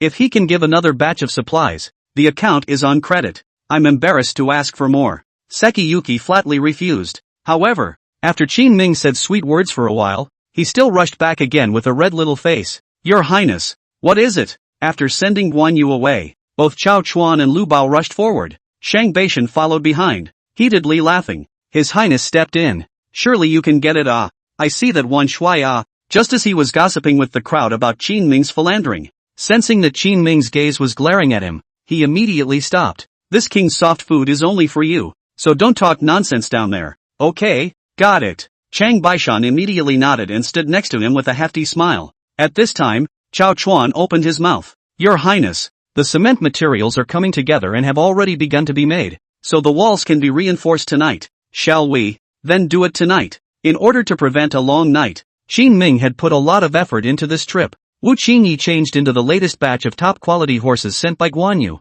Traveling through mountains and forests, the role of war horses may be limited, but Wu Qingyi took on the most important task. Qin Ming naturally would not treat him poorly, and everything was given to the best. All those crossbows, give them all to Wu Qingyi. Once the wall is built, we won't need this to defend against their attacks. Yes, soon. Wu Qingnua launched a surprise attack with a group of hundreds of people. That night, the gate of Nanming Pass, which had never been opened, was suddenly opened. Then a tidal wave of soldiers began to pour out. General, the Dakian army is coming over. Ash Ming, who was sleeping, got up from his bed and recalled the news with a face full of incredulity. How is that possible? Take the troops and attack with me. He didn't think about it that much and didn't see it as a soundbite. Directly leading the army, he began to rush towards the outside of the barracks. Soon, the Southern Barbarian Army and the Wu Wei Battalion officially collided together. Lu Gang and Chao Chuan killed countless enemies on the battlefield and blood splattered. Both sides committed troops regardless of damage.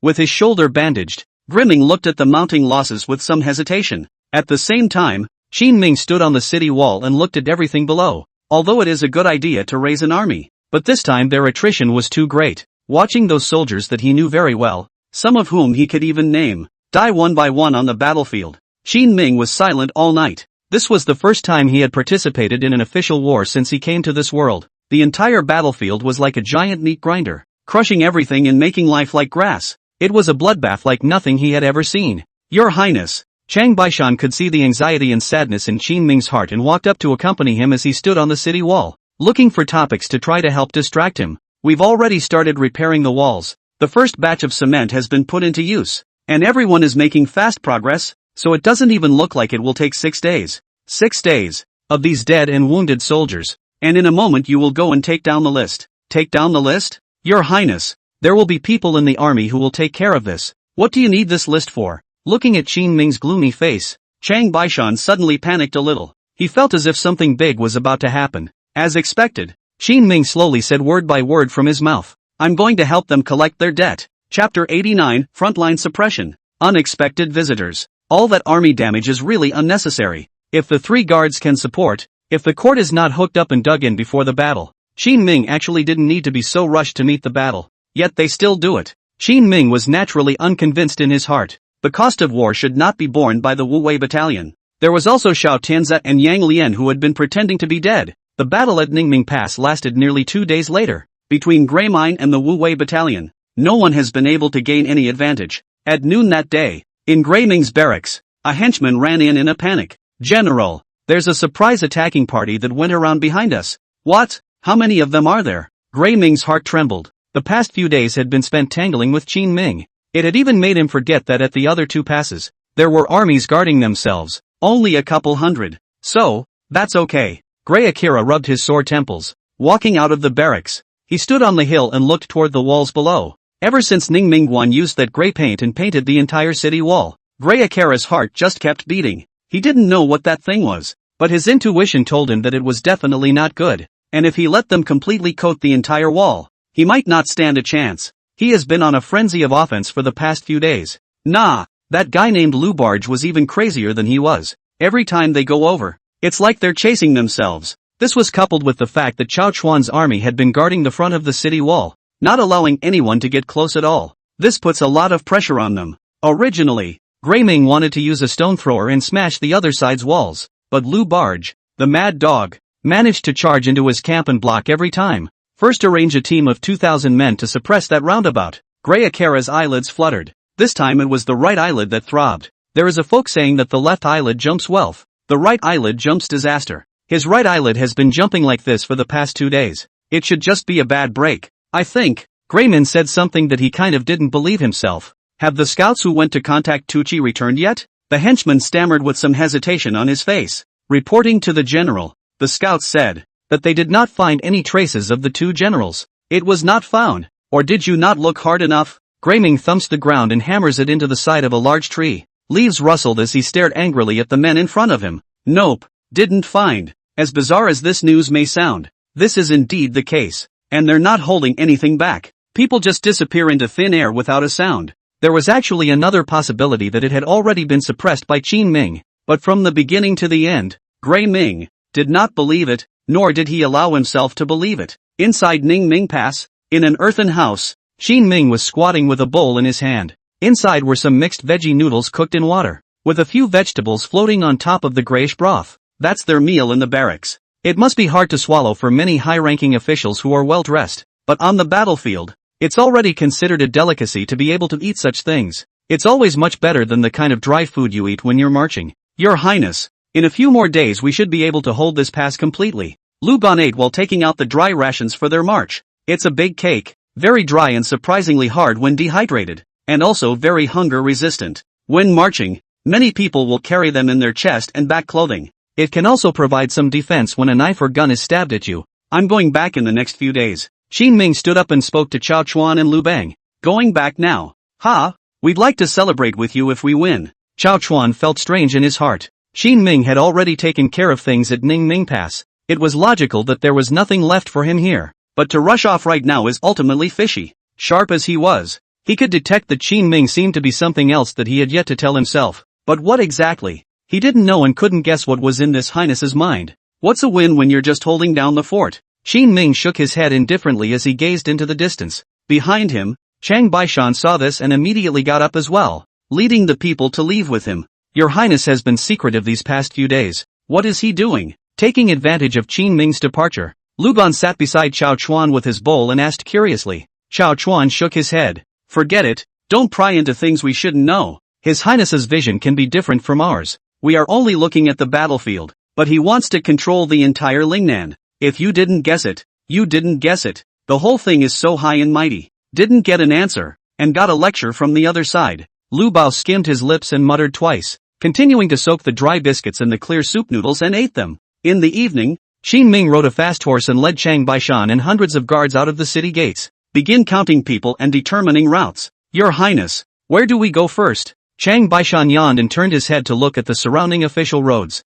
Jingdong Pass. Qin Ming slowly spat out 3 words. The group quickly rushed towards the distance. 3 days later, a quiet Gingdong pass. Yang Lian was sitting boredly at his desk, casually flipping through the war reports sent from the border. As he watched, his face grew more and more somber. That's not good. We need to find a way to get them killed. These southern barbarians are so incapable. I should have known better than to put my hopes on them. The information he had in his hands was naturally about Qin Ming. Now out of the 3 passes, only Qin Ming's side was fighting all the time. As for the passes guarded by Yang Lian and Xiao Tianze, they weren't even harassed because of their superior numbers, and sufficient weaponry and provisions. Plus the news Xiao Tianze spread out. Many people knew about the conflict between Qin Ming and the court, and knew that no one would come to their aid. This makes them even more idle. Yang Lian had previously written to Xiao Tianze. He wanted to take advantage of Qin Ming's resistance to the end and lead his army to attack after wearing down all the soldiers of the Wuwei battalion. Take out all those southern barbarians. Not only would it only cause Qin Ming to lose a great deal of money, but it would also rob him of all the credit. This was also why he had always been concerned about the battle situation on Qin Ming's side, just as he was pondering when he was going to strike. Today, however, something seems to be wrong. A soldier came to him in a hurry. General Yang, His Highness is here. Oh, Yang Lian stood up in surprise before a look of disdain appeared on his face. Is it hard to come over to me to get help? When he thought of the other party's attitude that didn't put him in the least bit when he was heading to the Wuwei camp earlier, Yang Lian's face then revealed a look of great revenge. Go meet him. Chapter 90. If I kill you, the court won't dare to kill me again. Inside the Jingdong Pass, a column of soldiers was walking back and forth in the barracks. They are not in the war, but they are in good shape. Make sure that you can be the first one to get into the fray once the war starts. They were all soldiers originally arranged by the court for Qin Ming. After the cut, military power was handed over to Yang Lian. After seeing Qin Ming's figure appear in the barracks, there were immediately many soldiers talking about it. They still felt some guilt towards Qin Ming inside. After all, a lot of people knew about what happened in the barracks. They failed to go over to support them when it was time to go to war. There wasn't much face-to-face Qin Ming now. It was supposed to be that we would never see each other again, and that we would be fine. It was at this time that Qin Ming came to Jingdong Pass. Your Highness, our general is having a little affair outside right now. Can you wait a little bit? The soldier who was responsible for leading Qin Ming brought him to a tent and opened his mouth extremely politely. Tell him to hurry up. Chang Baishan frowned and snorted coldly, not giving the other party the slightest bit of face. Young Liam's mind is simply unabashed. Something's wrong. Trying to hang them out to dry is real. This was sort of his way of giving Qin Ming and the others a downward spiral. Yes. The soldier hurriedly bowed and saluted. Then he turned and walked quickly away. Qin Ming waited over here until evening. The sunset was dim, and the figures of many soldiers at the end of their training in the barracks were stretched out. They have returned from the schoolyard. Humming a tune, he grabbed his bowl and prepared to go eat. It was only after a late arrival that Yang Lian finally showed up. Your Highness, why did you come without telling me in advance? I didn't even make preparations on my side. Yang Lian stood beside Qin Ming with a false sense of humor and casually made a perfunctory remark. The mind was already thinking about how to humiliate the 2 people in front of him. Only before he could finish his words, Qin Ming suddenly shook his head. Since you're not prepared, don't bother. Take him down. As Qin Ming's words fell, Chang Baishan, who was on the side, violently rushed forward. Before Yang Lian could react, he subconsciously swung his hand to block. The next moment, he went black and was flipped straight to the ground. It took a long time of confusion before Yang Lian finally slowed down from his bleary-eyed state. He stared at Qin Ming angrily, and many of the soldiers around him also noticed this scene. All gathered around. Your Highness, how do you beat our general? A few of Yang Lian's doglegs rushed forward and tried to stop them. Shang Baishan turned and glared at them. Their steps stalled. The king has come today to discuss the offense. Qin Ming faintly opened his mouth. Hearing this, Yang Lian directly raised his head and angrily said to Qin Ming, what is my crime? Qin Ming had already prepared his words a long time ago. Is it enough that you have not supported the army that is pressing on you, but instead you are lingering here and delaying the battle? Yang Lian said with a cold snort. How can it be based on your mouth? We can go to the court and argue about the sins in this barracks, but you cannot judge me now. He had the backing of Princess Xiao Shufei behind him, and the cutting of the clan was also the emperor's intention. Sentiently and rationally, he was not afraid of Qin Ming. This was the reason why he was able to discuss Qin Ming for so long. I really do have a say in this. If I hadn't been prepared today, do you think I would have come over? Now that there are still more than half of the southern barbarians' army, you and Xiao Tianze will be executed for your crimes first, and with no one at the border, the court should be sympathetic to this king, right? Qin Ming's words made everyone fail to react. But Yang Lian suddenly froze. You're going to kill us and then take control of the military and threaten the court with the southern barbarians?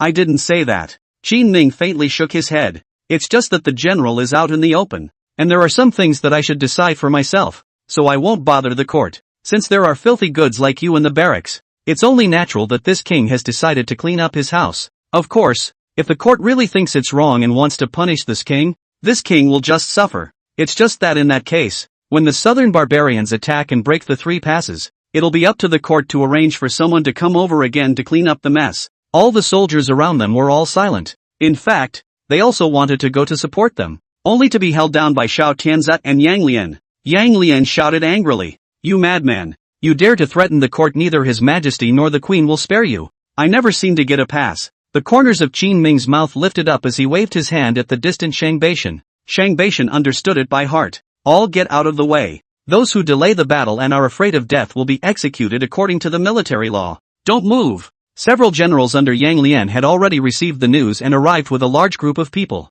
watching them about to escort Yang Lian towards the schoolyard. Everyone immediately drew their swords. Yang Lian had become extremely angry and pointed at Qin Ming's nose and cursed loudly. "Qin Ming, these are all my people here. If you dare to kill hands today, I guarantee you won't even be able to leave the barracks." "Stop!" Many of the surrounding soldiers, too, all surged forward. A human wall was formed, blocking Shang Beishan's path. Seeing never to walk again, Shang Beishan turned his head somewhat helplessly to look at Qin Ming. "Your Highness, why don't I do it and kill them?" But just then, there was a buzz. The sound of a sword being sheathed came. Qin Ming rushed towards Yang Lian in 3 steps. Swish! Blood spurted out. Unbelievably, Yang Lian covered his neck and fell to the ground. Shang Beishan froze for a moment. All the people around them were quiet too. Everyone looked at Qin Ming incredulously. "Can't stand it when people provoke me." Taking out a handkerchief and wiping off the blood on the blade, Qin Ming reinserted it back into the scabbard. "Well, who won't let the king out of the barracks? You may do it." There was dead silence in the barracks. Shang Beishan shoved away a few generals and faced the crowd in a loud voice. "Your Highness led the Wu Wei battalion in a lone battle and resisted an enemy army several times our size for more than a month. Behind the back, but also behind the back of the villain to play some sinister means of victimization. Men of honor, are you willing to be complicit with this kind of bastard? To be a shrinking violet? If you ask me, your Highness killed well. Wonderful kill." His words echoed in the ears of the crowd, and no one had any reason to refute them. "Take a few of them down, and the rest of you send the message to the court." Qin Ming spoke faintly, and Shang Beishan immediately stepped forward. With this group of highly skilled martial arts guards under his command, he took down several of Yang Lian's lapdogs who were present. On the bright side, almost all the people Yang Lian had planted in the military camp were cleared out. In 2 days, someone will come and take over the barracks. When he was leaving, Qin Ming left his last words to them. Then it was off on a fast horse, toward the distance. He had another man waiting who had to be killed. Chapter 91 The Price of Ignorance. A serious one. Jingdong Pass is far from Changzhou Pass. Qin Ming ran both ways and spent a little more time. Upon returning to Ningming Pass, Qin Ming specially arranged for a few people to inform Guan Yu. Let Guan Yu guard the Jingdong Pass. The young girl who had always wanted to go to war finally got her chance. Think it should arrive soon. In passing, all the official roads were blocked to prevent the news of Yang Lian's death from spreading. After spending another 3 days, Qin Ming went back to Ningming Pass to confirm the effect of cement air drying. It was only slowly that they arrived at Changzhou Pass. "What brings you here?" Seeing the suddenly appeared Qin Ming, Xiao Tianzi's face was filled with incredulity. He couldn't imagine what Qin Ming was doing even if he thought about it. "Won't you invite me in?" Qin Ming stood at the entrance of the barracks and faintly asked a question. Xiao Tianzi's heart was suspicious and his face was cloudy. After thinking about it for half a day, he couldn't even guess why Qin Ming had come. Since those who didn't understand the situation could only bring Qin Ming into the barracks first. Unlike Yang Lian, Xiao Tianzi had a lot of believers in his military camp. Walking on the road, Qin Ming could feel many lines of sight, all converging on himself. This is outright hostility. Shaking his head slightly, Qin Ming sensed that his plan to cut Xiao Tianzi might be a bit difficult. "Your Highness, all their men are gathered here." Sensing that the atmosphere was off, Shang Beishan walked up and warned Qin Ming in a low voice. Qin Ming could be ruthless, and the soldiers on their side could be equally so. Just snap him up and take him away later. Be flexible. You don't have to kill him in front of all the sergeants. Qin Ming responded in a low voice. Shang Beishan raised his head and swept his eyes, quickly imprinting all of the several experts around Xiao Tianzi in his mind. This kind of impossible task would be tricky for anyone who came over. But Changbai Mountain is different. He was the head of Qin Ming's guards and the top expert that Qin Ming had spent many years training. It was only stronger than those fierce generals on the battlefield. Found an empty tent. Xiao Tianze frowned and snapped at Qin Ming. What is the purpose of your highness visit today? It's nothing. It's just that I want you to hand over your military power. Qin Ming smiled kindly, but the words that came out of his mouth shocked everyone to no end. Xiao Tianze snorted disdainfully, seemingly somewhat unable to understand why Qin Ming would speak in such a manner. Your highness, do you think it's possible? I have killed Yang Lian, and have been taken over within the Jingdong Pass. Qin Ming's calm voice echoed in everyone's ears, like a stone thrown into a calm water surface. It set off ripples. You're crazy. At this moment they all directly stormed up. Everyone drew out the weapons in their hands and faced Qin Ming intently. It's justifiable to kill him for not going to war. The killing of him has been reported to the court, but his business is settled. And yours? Why don't you send troops? Facing the might of a group of generals, Qin Ming was not afraid and instead opened his mouth to ask Xiao Tianze. Mordecai has his own ideas, and since the entire 3 guards don't have to listen to your highness, is your highness minding things a little too broadly? Xiao Tianze took out the rhetoric he had prepared long ago. Compared to Yang Lian, he seemed more subdued. All the generals and soldiers present were his close associates. If Qin Ming dared to make a move at this time, he was confident that Qin Ming would never be able to walk out of this military camp again. Originally, there were many people in the court who wanted to put Qin Ming to death. Owners take advantage of today's great opportunity. Even if he beheaded Qin Ming, someone from the court would help him with the aftermath. What's your idea? Expand on it? As Qin Ming spoke, Chang Baishan also drew his longsword and slowly took a step forward. He was well versed in a variety of weapons, and was more comfortable with a sword than a lance in the melee and confined space of a military camp. Calculating the distance, Chang Baishan frowned. 2 steps to go. As long as he took 2 more steps forward, he would be able to take down Xiao Tianze himself, no matter how strong he is. Qin Ming noticed Chang Baishan's footsteps. Seeing the 2 fingers stretched out beneath the hem of Chang Baishan's coat, he instantly understood. I don't need to tell your highness about my decisions and tactics, do I? On the contrary, your highness has done too many wrong things now. Although you are a royal relative and your crime is not punishable by death, but beheading a general in front of the battlefield is a big deal. So why don't you wait here with me for a while and see how the court sentences you before you make any plans? As he speaks, the surrounding generals also immediately stepped forward and surrounded Qin Ming, their faces flashing with a fierce light. What are you doing to his highness? Chang Baishan took the opportunity to take 2 steps forward once again, and when he was finally sure, he gently nodded to Qin Ming, even though he was already surrounded by the group.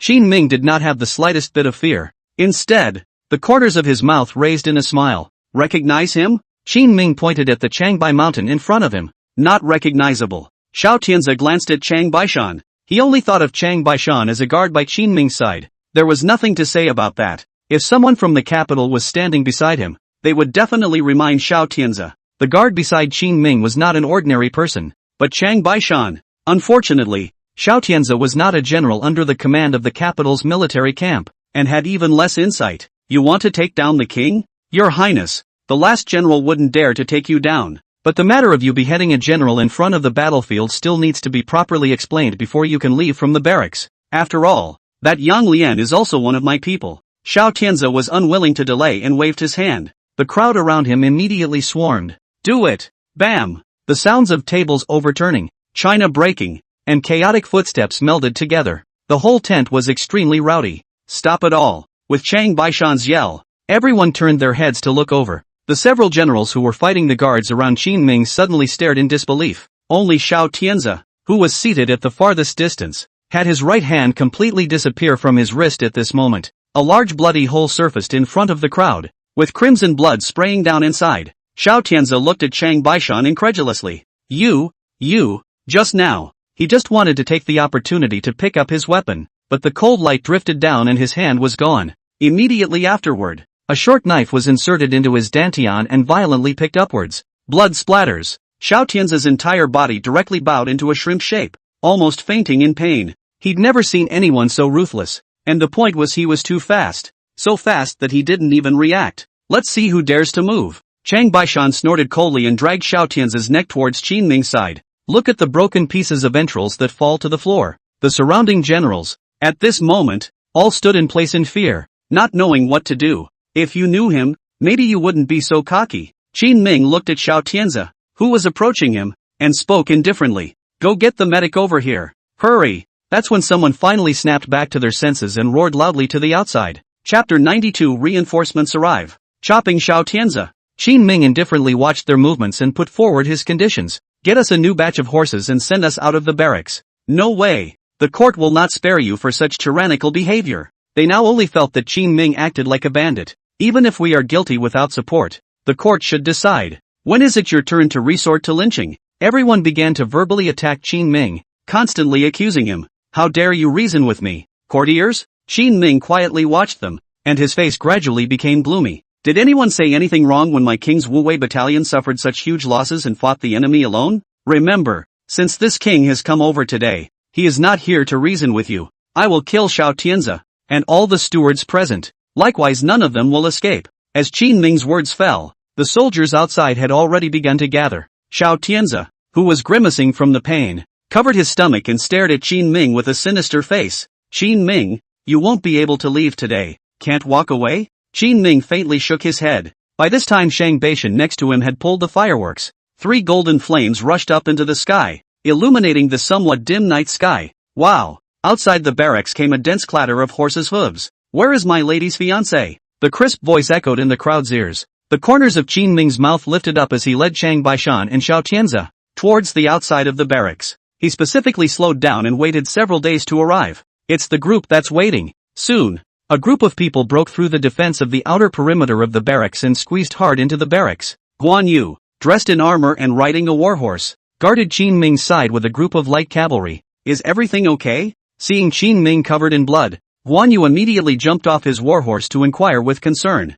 Qin Ming froze and looked down before realizing that it was Xiao Tianzi's blood that had sprayed onto him. It's okay. Qin Ming, are you trying to cause a war between the two armies? If you lose Lingnan because of this, you'll become a 1,000-year-old sinner. Xiao Tianzi angrily yelled at Qin Ming. Snap! Qin Ming suddenly slapped him across the face. Engage? Are you worthy? Qin Ming picked up the dagger and stabbed him in the stomach. At this moment, everyone around them roared in anger. Don't you dare! Why wouldn't I dare? Qin Ming wiped Xiao Tianzi's neck with his backhand. Bang! Shang Beishan let go of his hand, and Xiao Tianzi just collapsed helplessly to the ground. Covering his neck, he leaked a crimson red. It was soon silent. The scene terrified all the soldiers present. Pointing at a few of Xiao Tianzi's inner circle, Qin Ming said indifferently, "This is the feud between this king and Xiao Tianzi. All of you put down your weapons, and when I kill all of his traitors, you can still continue to defend this place. Those who do not follow are the remnants of Xiao Tianzi, and this king will not show any mercy. Madman, don't you dare!" Swish swish swish. Everyone drew their swords and quickly began to engage Qin Ming, who at this moment stood in the center of the battlefield. The Changbai mountain at his side immediately rushed out and began to tangle with them. In the blink of an eye, 2 of the several great generals were killed. Seki Yuki, on the other hand, commanded the soldiers and began to engage them. How many men did you bring? Qin Ming took advantage of the chaos to ask at Guan Yu. Seki Yuki smiled shyly and held out a finger. 1,000? Not quite enough. I didn't think it was quite enough either. So I brought 10,000 men. Seki Yuki smiled even more shyly. Qin Ming's body froze, filled with shock. What about Jingdong Pass? He remembered that the entire Jingdong Pass only had an army of 10,000 men. It's fine. The main forces are all at Ningming Pass now, and they're not worried about you. It was then that Qin Ming finally realized. Seki Yuki seems so much more terrifying than he thought. She's got a big heart to bring them all. But if you think about it, Jingdong Pass was only empty for a few days, so it really wasn't a big deal. The southern barbarian army was led to Ningming Pass. There won't be any main force in a short period of time, specifically running to Jingdong Pass. Tough or own mother is tough. Then aren't we sure to win today? Qin Ming still had the feeling of dreaming. Originally he wanted to go back and move for help after killing Xiao Tianzi. The real inaction is the use of force. Take this barrack step by step. I didn't expect Sakiyu to come up and zoom right in. Dare I say that in her eyes, there were no normal attacks at all. Did I do something wrong? Seki Yuki stared accusingly with wide eyes, and her voice was a little low. No, done right, done so right. Excited. Qin Ming barked and kissed Guan Yu's cherry mouth. Oops, what are you doing? I'm the general of Jingdong Pass now. Guan Yu hurriedly pushed Qin Ming away, her cheeks blushing. In less than half an hour, the battle here was over. The main reason it was so quick was because many of the soldiers present had not wanted to fight in the first place, except for Xiao Tianzi's direct lineage that was stubbornly resisting. The others, seeing how hard Qin Ming's strength was, just threw their weapons and surrendered as they fought. In the end, Qin Ming cleared out all of Xiaotian's direct lineage before the matter was settled. You stay here. Qin Ming patted Chang Baishan's shoulder. Now that he didn't have much talent on hand, the only ones he could trust were Chang Baishan and Guan Yu. Sekiyuki is definitely going back to Jingdong Pass. Chang Baishan has the ability to lead troops, and holding down the fort is enough. But your highness, this will soon reach the court, and I want to follow you. Chang Baishan was silent for a moment and suddenly spoke. This time, though, the battle was won in a big way, and even managed to completely resist the invasion of the southern barbarians. But the fact that Qin Ming killed two of the main generals, if it reached the court, the Qian Emperor is bound to drop an extremely severe punishment, and Chang Baishan wants to protect him by Qin Ming's side. Don't worry, it's nothing. If they had their heads on straight, they wouldn't have made a move on me at this stage. Qin Ming spoke faintly, already having an idea in his mind. At this moment of southern barbarian invasion, only Qin Ming was left to control the situation on the entire battlefield now. Even Qian Di, that old man, must break his teeth and swallow it in his stomach, unless he doesn't want the ridge. Isn't it too underhanded of us to do this? Guan Yu looked at Qin Ming with some hesitation. There was no need to doubt that as long as Qin Ming got this done, the court would be filled with curses. But Qin Ming's side was relaxed. Morality is only good for those who are equally moral. Is there any bottom line for those in the court? After being disgusted for so long, it was time for Qin Ming to return the favor. Took Guan Yu back to Ningming Pass. Qin Ming took out a batch of supplies for Guan Yu to replenish. She was then instructed to go back first. He himself returned to the Ningming Pass, told Chao Chuan and Lu Gang all about his actions. Sitting in the dimly lit hut, both men's faces all looked wonderful. Awesome. Lu Gan gave a thumbs up, which was the latest exclamation he had learned from Qin Ming. Haven't used it much in my day, but those were the only two words that would help him get straight today. Chapter 93, ask for money or food, or give it away. Your Highness, what about the court? Chao Chuan's reaction was quick and immediately thought about how things should be wrapped up. Worry was written all over his face. Others didn't know, but since helping Qin Ming with his military affairs, Chao Chuan could clearly feel the court's bias and targeting. This time Qin Ming had committed such a great sin. If the news reaches the court, even if Qin Ming can't be moved in the short term, after a while, the Qian Emperor would also definitely not let an unstable factor like Qin Ming remain in Lingnan. When this battle is over, we won't be afraid of anything. Qin Ming spoke indifferently, as if he had already thought of a solution. In these 2 days you have stabilized your defenses, so you don't have to continue fighting with the Grey Mings. Find an opportunity to free up some manpower and integrate the 3 guards into the Wuwei battalion. Ha! Lu Gang and Xiao Chuan were both startled. If the original first Qin Ming or from the court standing secretly to get some benefits, so now it's open robbery. It's just this one chance. After thoroughly mastering the army in this area, Qin Ming had countless ways to integrate these people into the Wuwei battalion. There was absolutely no way that the imperial court could do anything to stop Qin Ming at a time like this. They can't reach the whip. And at this moment, with the southern barbarians pressing down on them, the imperial court will have to throw in the towel even if they want to take action against Qin Ming. Ugh, it's just stressful later. After Chao Chuan thought about all this, he let out a leisurely sigh of emotion. Their armies were originally gold-swallowing beasts that consumed enormous resources every day.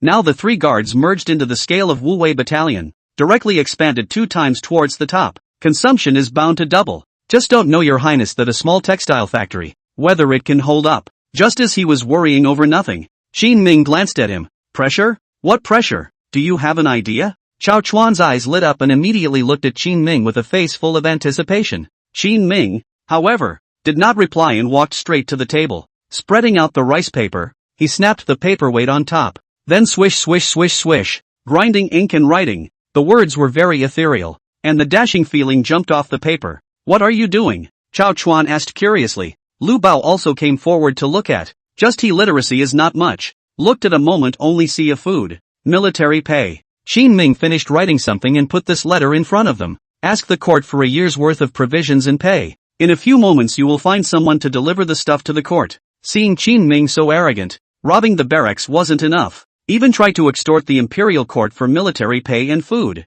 Chao Chuan's scalp went numb. It's too extreme. This is getting bigger and bigger. He also saw that Qin Ming wrote on the letter that if he could not deliver Lingnan within half a month, the 3 passes would be broken. It's already a naked threat. If I don't give something, I'll quit. This was also the price they had paid for laying their hands on Qin Ming before. After Qin Ming's explanation, Lu Gan clapped his hands. It has to be so right. I'll deliver the mail. Although Chao Chuan is a little afraid. But think about it or feel quite cool. After all, the court side improper people for a long time.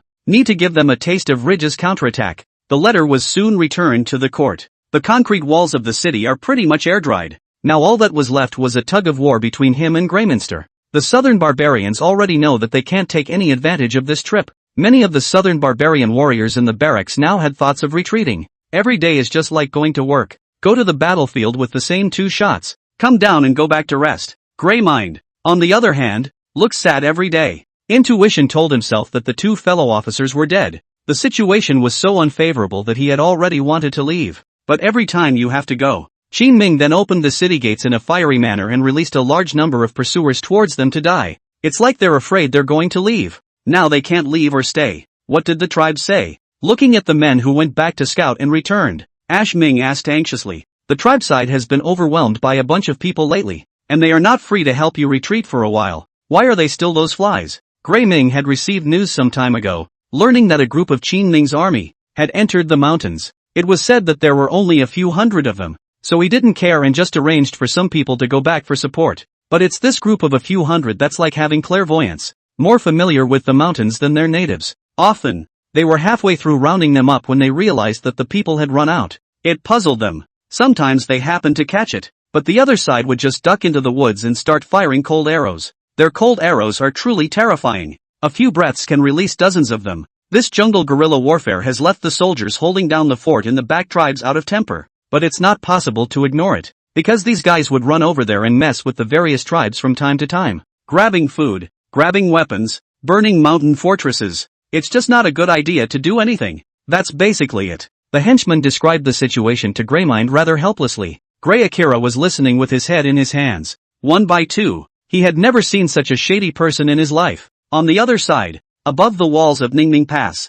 Qin Ming moved a Taiji chair and just sat here shaking it with a big grin. After the walls on this side of the city had been reinforced, the defense capability of Ningming Pass had been improved quite a bit more. It's kind of pretty sturdy right now. So Chao Chuan and Lu Barge left. They found Guan Yu and Shang Baishan and prepared to secretly dismantle all the armies and integrate them into the Wu Wei camp. As for the grain and pay originally given to Shao Tianzi by the imperial court, all of them were also moved away. Surely this can't be the Wu Wei battalion moving away. Instead, they were taken by the southern barbarians. That way you can continue to ask the court for money. Qin Ming's entire army was now all thriving. But this goodness, in the end, was short-lived. On this day, a fast horse came from outside the steward's post in the capital. The other had just entered the post when he spoke with the letter in his hand. The barracks intelligence. And please take the trouble to submit it. What kind of bull ****** intel? The postal clerk put down the bowl of tea in his hand and glanced at it, realizing that it was only a piece of the most ordinary intelligence.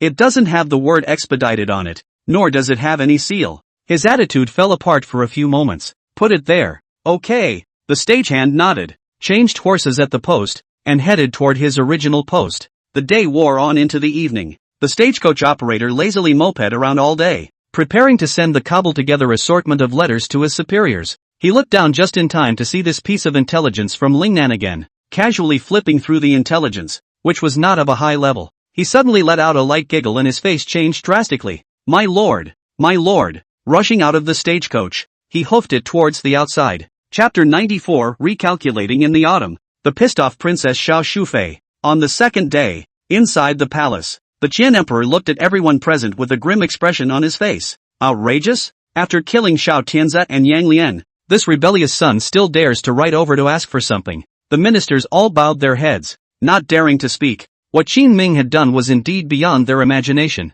but for the life of him, no one dared to propose punishment for him at this time. Below the throne, Crown Prince Jin Wan's face was also ugly at the moment. He was already almost 10 years old and had some ability to tell right from wrong. It seemed to him that cutting the clan was a necessary step that his mother had told him must be the right one, but this older brother of his is constantly getting in the way. This made him, who was still young, extremely dissatisfied in his heart. However, it is preferred that after he put forward the idea of punishing the king of Qin yesterday, none of the people in the courtroom, but none of them agreed with him, not even his father, who favored him, answered. Obviously, he agreed with his proposed policy of cutting the clan, so why is he silent now? Qin Yu didn't understand. When he saw the letter sent by Qin Ming today, his lack of understanding gradually transformed into confusion. How dare he? Unfortunately, no one in the courtroom could answer his question. Even the always wild mother, when she learned of Shao Tianzi's death, She was so angry that she was bedridden until now. Are they all deaf or dumb? Seeing that no one was present to speak, Qian angrily slammed the table. This look of blowing his beard and eyes. If Qin Ming were to stand below and see it, he would probably burst with joy. Minister Chen, you speak. Scanning the circle, the Qian Emperor finally dumped this burden on Chen Shimiao's head. Chen Shimiao walked forward with great righteousness and bowed. Your Majesty, what His Highness did was indeed excessive, and I feel that he should be severely punished. I ask Your Majesty to cut off the position of vassal king and remove His Highness from military power. Punish him with 3 years' salary and 3 years' confinement. Everyone around them froze. It was known that Chen Shimiao's elbow always turned toward Qin Ming's side, but I didn't expect him to come right out with the toughest punishment today. But soon, the crowd reacted. This old fox is so slippery. Up came several kinds of punishments that could not possibly be directly descended on Qin Ming right now. Not only did he put himself in the right position, but he also dumped the decision on the Qian Emperor. As expected, Qian Di didn't say anything. Right now, Qin Ming is the only one guarding the southern barbarians. To take him down is to let in the southern barbarians. The lesser of the two is known to all. But while he didn't speak, Chen Shimiao didn't stop. With a fluttering sound, Chen Shimiao directly knelt on the ground. His voice pleadingly said, Your Highness' behavior is tyrannical and sensationalized. I also hope that Your Majesty will give the order now. Punish the King of Qin. In the back, Minister of Household Qian Kai saw that the situation was almost the same and immediately ran out of the crowd as well. Your Majesty, I second the motion. I second the motion. The logic of their behavior is brilliant, forcing the Chen Emperor to convict Qin Ming. If he didn't have the courage to convict Qin Ming at this point in time, in his heart he still wanted to hold on to the great Qian River and mountain. It would be difficult to convict Qin Ming of a felony in the future. After all, you won't have as good a chance as you do now in the future. When Qin Ming repelled the southern barbarian army some time later, even if he was reluctant, the Chen would at least reward the soldiers on his side. Bringing up old issues and killing their feudal lord in front of all the soldiers when they are being rewarded for their achievements? That's absolutely impossible. Below that, no matter if it was some who deliberately wanted Qin Ming to die, or some who had seen through Chen Shimiao's mind, all ran out in confusion in favor of this decision. Chen Di's face was ugly. Once again, Qin Ming had pushed him to this point. He felt as if Qin Ming was in conflict with his destiny. Every single time, bring everyone into the game and press their heads to oblige. The Chen Emperor once again felt that his status as the 9-5 king who commanded the world was not working well. No, it must be given. Just when everyone was screaming over here, honest man Yi Shoujian walked out. As one of the top pillars of Deqian, he stood in front of everyone and roared loudly. If food and wages are not given at such a time, and the front line collapses, who can bear the responsibility? It's also true that Xiao Tianzat and Yang Lian don't support each other. And even if Your Highness is too hasty in what he does, it has nothing to do with the war. And even less to do with all the soldiers. Your Majesty, give all that is due. His appearance was tantamount to giving the Qian Emperor a step down.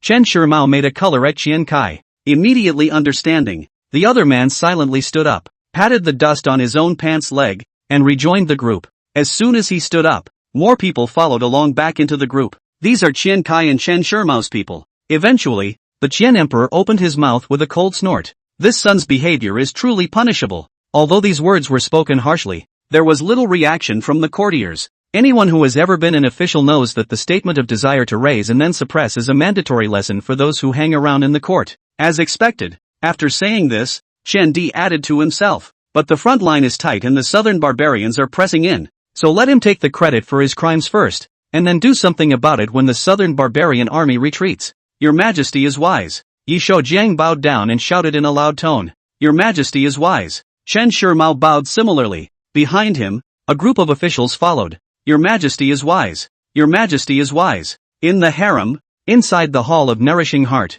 a sickly-looking Princess Xiao Shufei was lying on her side on the couch. The palace maids and eunuchs beside her went back and forth to take care of them. Thumping footsteps came. The young Qin Yu ran into the hall, his face full of anger. Mother, I don't understand. I don't understand. What's wrong? Seeing that it was her son coming over, Princess Xiao Shu immediately sat up from the bed and inquired with concern. What's wrong? Qin Yu informed consort Xiao Shufei of what had just happened in the courtroom. What? Princess Xiao Shufei screamed loudly in anger. The intense anger even made her features start to distort. With a thump, Princess Xiao suddenly lay down on the ground. This scene startled everyone around. Even Qin Yu quickly rushed up. Mother! Mother! Go get the imperial doctor. Hurry! Don't scream. The furious and bloodthirsty Princess Xiao Shufei immediately stopped them. Don't let others Look at us as a mother and father. She struggled to get the words out before she finally collapsed limply to the floor. The scene froze everyone in their tracks. The palace maids and eunuchs who were familiar with her were also standing in place at the moment,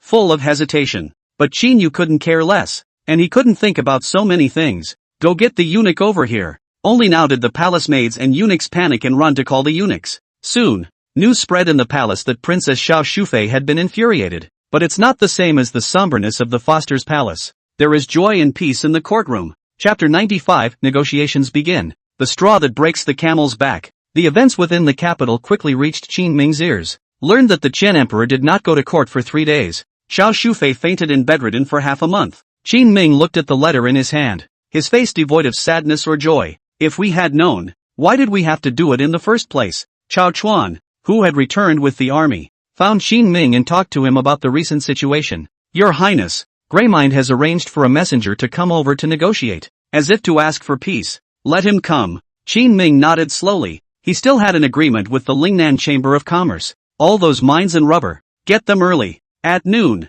the gates of Ningming Pass opened and Qin Ming walked out with Chao Chuan and a column of soldiers. Outside stood Grey Ming and his men. Have your men withdraw and return the tribe to us? And I will withdraw as well. Just after walking up to Grey Ming, what the other party said made both Qin Ming and Chao Chuan freeze for a moment. It's a headless sentence that's hard for them to understand. What makes our people withdraw? That's the same force that made the surprise attack. They've taken over 2 very important tribes. And you're pretending you don't know? Is that even possible? Qin Ming had been busy lately with matters within their own military camp. Whether it was the replenishment of the Wuwei battalion or the reception of the quartz rations, he needed to do it himself. Seeing that the war was almost over, they forgot that Wu Qingyi was still in the mountains. This guy seems to be mixing it up like a fish out of water and not even showing signs of coming back. Every now and then a few men would arrange to run back and ask the barracks for some provisions to carry into the mountains. A few hundred people's rations. Qin Ming naturally didn't even care too much. But I didn't expect this guy to be so fierce. Your Highness, Old Wu has probably already led the men to smash the back.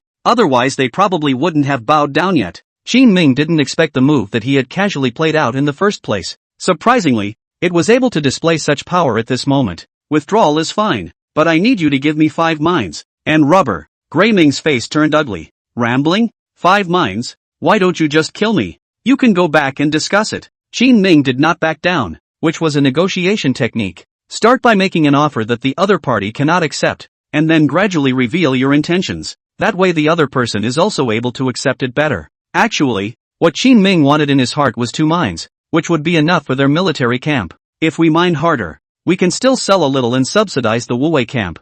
3 seats, and the rubber is fine for you, but you have to pay for it. Grey Ming didn't go back to discuss it, and he couldn't. They are now 100,000% desperate in the back. Wu Qingye's army was stationed at the main heavenly dangers, setting up dozens of crossbows and preventing anyone from passing through. Grey Ming is also very smart. Although Qin Ming took the mines, their rubber was a very large output. Grey Ming offered to let him pay for the rubber. It is to find an opportunity to do business with Qin Ming and make silver from him in the meantime. Buy? No way. If you're asking for everything, what else am I going to buy? We can negotiate a constant price. How about? Grey Akira thought about it and played a little more. The constant price, at eye level, looks relatively low, but their rubber is extremely productive. Once a large number of them flooded into Qin Ming's hands, it was likely that they would be priced lower and lower in the market. When that happens, this constant price he has set will help them take advantage of the situation. Snap! You're a spooky kid, and you haven't been honest until now? Qin Ming slammed the table and shouted at him. At this point in time, Ash Ming even dared to play tricks on himself. Grey Akira's eyes glared and he blew his beard as well. Scream what? Big sound? Do you really think we are afraid of you? Swish swish swish. The group of soldiers behind Grey Ming quickly drew their weapons. Both sides had their swords drawn, and the atmosphere was a little scorched. I'm not negotiating with you. I'm informing you to hand over your stuff. Qin Ming looked at them without the slightest fear. Suddenly he opened his mouth as if remembering something and brought up another matter. Tucci is alive and can be returned to you. The other one, Hulan, is dead. This had been kind of the last straw that had crushed Greyminster. In fact, he had originally thought about it. Qin Ming was not hindered in any way for such a long time. Maybe those 2 colleagues of his own are already dead. But he wasn't convinced yet. After all, there had been no news. But today Qin Ming shattered his illusions. I'll give you 3 mines, but the rubber ones need to have a constant price. 3? Qin Ming was ecstatic in his heart. Things seemed to be a bit simpler than he had imagined. His face, however, did not show it. Instead, he shook his head lightly. Gray Ming, you're a smart man. Since you know that I've come over today to make so many demands, have you guessed why this is? Because you're greedy. Gray Ming spat, full of contempt. But Tucci is still going to be traded back regardless. Looking at him with a prickly look, Qin Ming leisurely said, I tell you what, the 3 guards are in my hands, and you've lost once and for all. What? If Qin Ming had mentioned Tucci just now, it was the last straw that crushed the camel. Then the camel was crushed right off the camel when that statement came out. How is this possible? How is that impossible? Qin Ming stood up, his eyes glaring at him. Introduce yourself. This king is the first sinner of Great Qian who killed Xiao Tianze and Yang Lian, destroying the discipline of the army and damaging the reputation of the court. Just recently became one. He added a final word. Gray Ming's face was filled with horror as he took a few steps backward, and his heart was even more shocked. So that's why I'm not here to discuss it with you, but to inform you. Rubber you can bring and sell to us, but the price will be according to the market price in Dakian. And those mines, I hope the major tribes will turn them in sooner. After the discussion, Qin Ming left the negotiation table and left on his own, not caring whether he agreed or not. It took a long time for Gray Akira to stand up. General, do we promise him? The few remaining soldiers rushed up. Gray Ming said with a cold snort. What if I don't agree? This man has a problem with his head. Don't bother with him. A few days later, the southern barbarians withdrew their troops. Wu Qingyi returned with a detailed map of the southern barbarians with several mines obtained from the southern barbarians. Qin Ming left a portion of the Wu Wei battalion soldiers to guard the border. Let the rear continue to deliver cement materials to the walls of the various passes. He himself brought the Wu Wei battalion back to Linjiang City. After not seeing each other for 2 months, this night when he had just stepped into Linjiang City, Qin Ming saw that the place was brightly lit. Standing in the street, facing a peaceful scene, he suddenly froze. That's not right. Doesn't Linjiang City turn out the lights all over the city at night and sleep well? Chapter 96, New Changes in Linjiang. The Method of Interception. Welcome your highness in triumph. Just as Qin Ming stood in front of the city gate looking out at the long street in the distance, Song Dingshang led a group of people to quickly come before Qin Ming to greet him. How has Linjiang City changed? Qin Ming looked at Song Dingshang and spoke with difference. Song Dingshang said triumphantly, recently, the workshops have gathered a large number of craftsmen, and the textile mills have also recruited a large number of laborers. A lot of artisans come down for the late shift with the laborers, and when they don't have a place to eat, they stop into town for a little drink and fun. Originally there were only a few street stalls, but the Lingnan Chamber of Commerce Group directly bought a few stores and converted them into restaurants, and in this half-month alone, 3 restaurants have risen in Linjiang City. He rambled on to Qin Ming about the changes in Linjiang City. In a little more than 2 months, Linjiang City has absorbed residents from many surrounding counties and the main city. They say you can make money here, just to work as a laborer in the textile mills. You get a few dollars of silver a month. That was fast. It's still thanks to Lord Feng. He recently ran to Hushi to do business again, and in one breath, he took over 300,000 taels of orders. And now there are hundreds of fabric houses cooperating with us, Song Dingshang said while bringing up Feng Qingyuan. Speaking of which, since coming to Lingnan, even Qin Ming hadn't seen Feng Qingyuan several times. One good thing about this person was that there were a lot of things that didn't even need to be said by Qin Ming. You can just whimper and run it yourself. Talent. Qin Ming couldn't help but admire him a little. If Feng Qingyuan hadn't taken the path of the imperial examination, he might have been able to break out of the world by becoming a businessman. Returning home, Qin Ming immediately froze when he looked at his gilded royal residence. What is it, Your Highness? The small courtyard of the 3 rooms that you lived in before was too broken, so I took the liberty of making the decision to widen it into 2 large courtyards with 3 open doors for you, so that it is also convenient for your 2 rooms. Stop. When did it become 2 rooms? Qin Ming interrupted and asked suspiciously. Gee, I understand. Feng Qingyuan opened his mouth with a smirk, his face all looking like I know what I'm talking about. Like Qin Ming is a vassal king, reputation is important. Sometimes it's just a matter of marrying into several houses and not being able to vocalize it. Forget it, this king is tired from traveling. Just rest and rest these days. Don't come to bother me if there's nothing to do. Qin Ming waved his hand and told him to go down first. As for himself, he pushed the door open and prepared to find a room to sleep in. Song Dingshang responded and left with a clear understanding. With a creak, Qin Ming walked from the front yard to the backyard. Suddenly, he saw 2 figures sitting in the gazebo, seemingly coming together to whisper. After seeing the identity of the 2, Qin Ming turned around and left. What are you running for? Wan Shu's voice came from behind. As if he hadn't heard, Qin Ming quickened his pace, but at that moment, a jade hand suddenly took his arm. The person who came was Guan Yu, who had long since returned to Linjiang City. Qin Ming, who had never practiced martial arts, naturally could not carry Guan Yu, who had a rock-solid lower body. He was yanked. "You negative man. In vain we sisters often mention you. How to meet and run away. It's not a run. I just suddenly remembered that I have some business to attend to. I think you don't want to pay back our Lingnan Chamber of Commerce, right?" Wan Shu followed up from behind and asked Qin Ming with a teasing expression. "Definitely still. A few more days of grace." Qin Ming's silver was used to fill military needs. Fang Qingyuan's side of the order has not yet been completed. The court gave a number of them, but Qin Ming needed to build his own mines and pay his army, so he definitely couldn't give them. He had to keep dragging his feet on the money from the rich Chamber of Commerce. "Never mind. Why don't you tell me about how that penicillin is made? I see you have it under that list." As expected of someone from the Lingnan Chamber of Commerce, Wan Shu immediately thought of a new quid pro quo. In fact, just the various trimmings such as monosodium glutamate, consumed oil, and soy sauce that Qin Ming had taken out recently had already made the Lingnan Chamber of Commerce a lot of money. This was why Wan Shu would tolerate Qin Ming's failure to pay back the money he owed. Hearing the other party ask for penicillin, Qin Ming bitterly laughed. Worthy of being the general merchant of the Lingnan Chamber of Commerce, his vision is really poisonous. "Thanks for the compliment, Your Highness. What did you call me?" Wan Shu's gentle expression suddenly stagnated as she raised her head to look at Qin Ming incredulously. Qin Ming shrugged.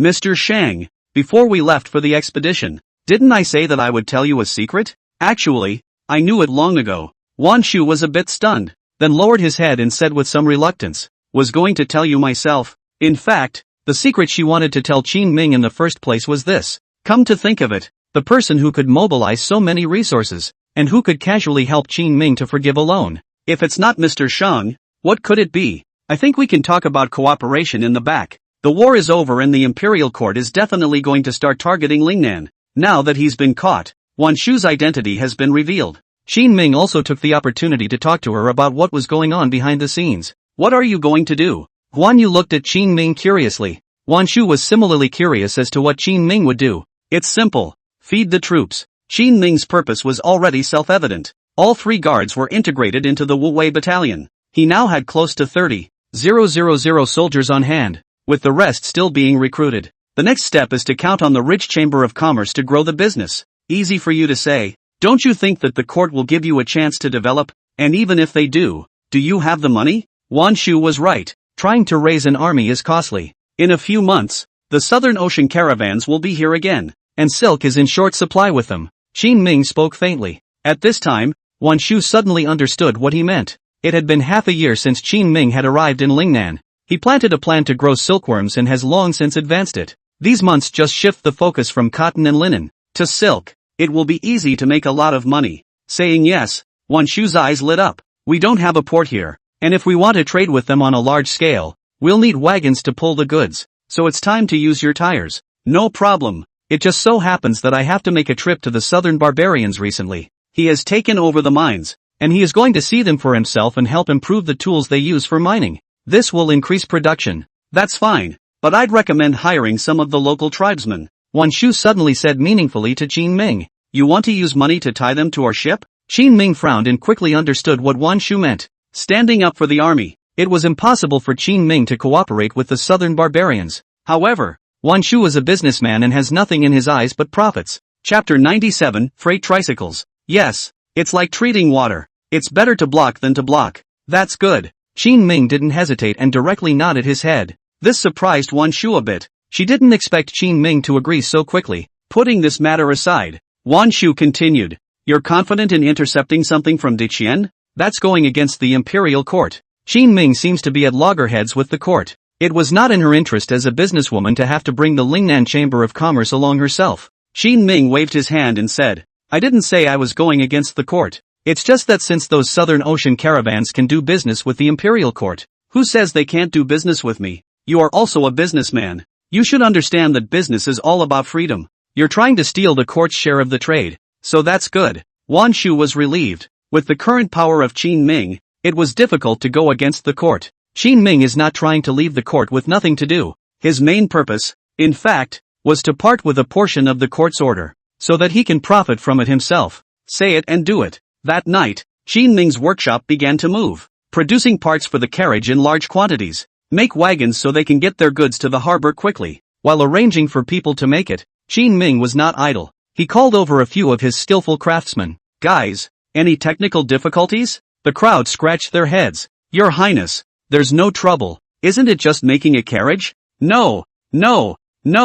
Your current perceptions are still too superficial. As he spoke, Qin Ming gave them the knowledge of pulleys and bearings. This is a common tactic on some shifter bikes. Put these pedals, too, inside the wagons, and make some tricycles, so that in the future, for freight transportation over close distances, there will be no need for wagons. The endurance of a man is greater than that of a carriage. One of Qin Ming's moves was to pave the way for the popularity of those tires afterwards. The second is to save money. It can't be helped. It's so poor and bubbly right now. But the war horses in the barracks have to be arranged. For this reason, he had to hold all the horses that carried goods in the stagecoaches and cloth stores. This will at least enrich the horses in the barracks in the near future. Hearing Qin Ming speak in this manner, the craftsmen beside him first had a shocked look on their faces. Then they all twitched at the corners of their mouths. Half the time you still need someone to pull it. This has to be exhausting, right? Your Highness, people can't be used as animals. They all looked displeased. A tricycle that can be shifted, with different gears and gears corresponding to up and down hills and flat bottoms,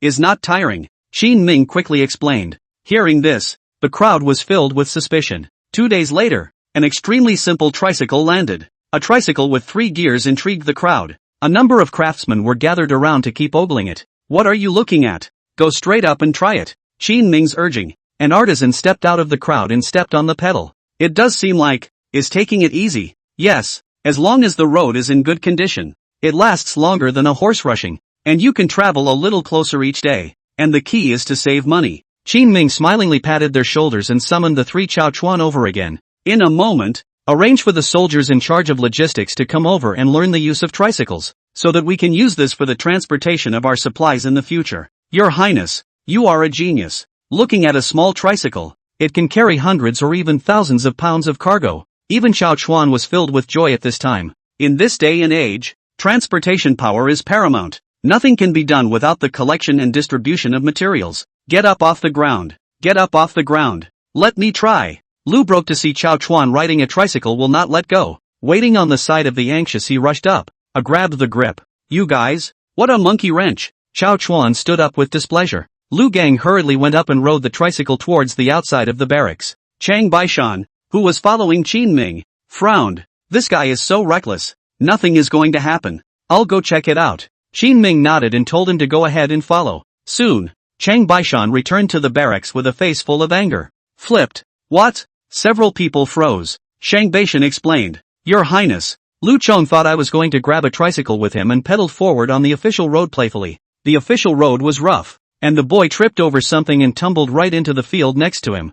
I came back to take a couple of guys to move the car. Hearing this, Qin Ming's face suddenly looked ugly. How did this happen? Seeing this, several people were scared. Chao Chuan hurriedly spoke for Lu Chong. Your Highness, this man Lu Chong just has too big a heart and is too curious. It's not intentional. You mustn't take it to heart. When I come back in a while, I'll help you teach him a hard lesson. Qin Ming snapped back from his contemplation before he casually said, let's go and get that guy and the tricycle out of the paddy first. Soon, the crowd walked out of the barracks. It was then that Qin Ming realized that the official road outside was extremely rugged. Many affluent places in Dakian might build some stone roads, but the remote territory of Lingnan was different. Many of the official roads were dirt roads, all of which were uneven and gravelly. Usually riding a carriage is bumpy, and now Lu Chong is excited to ride a tricycle on the spur of the moment, even directly over the field. Your Highness, what's wrong? Returning from fishing, Chang Baishan keenly sensed that Qin Ming seemed to have something on his mind. Qin Ming opened his mouth.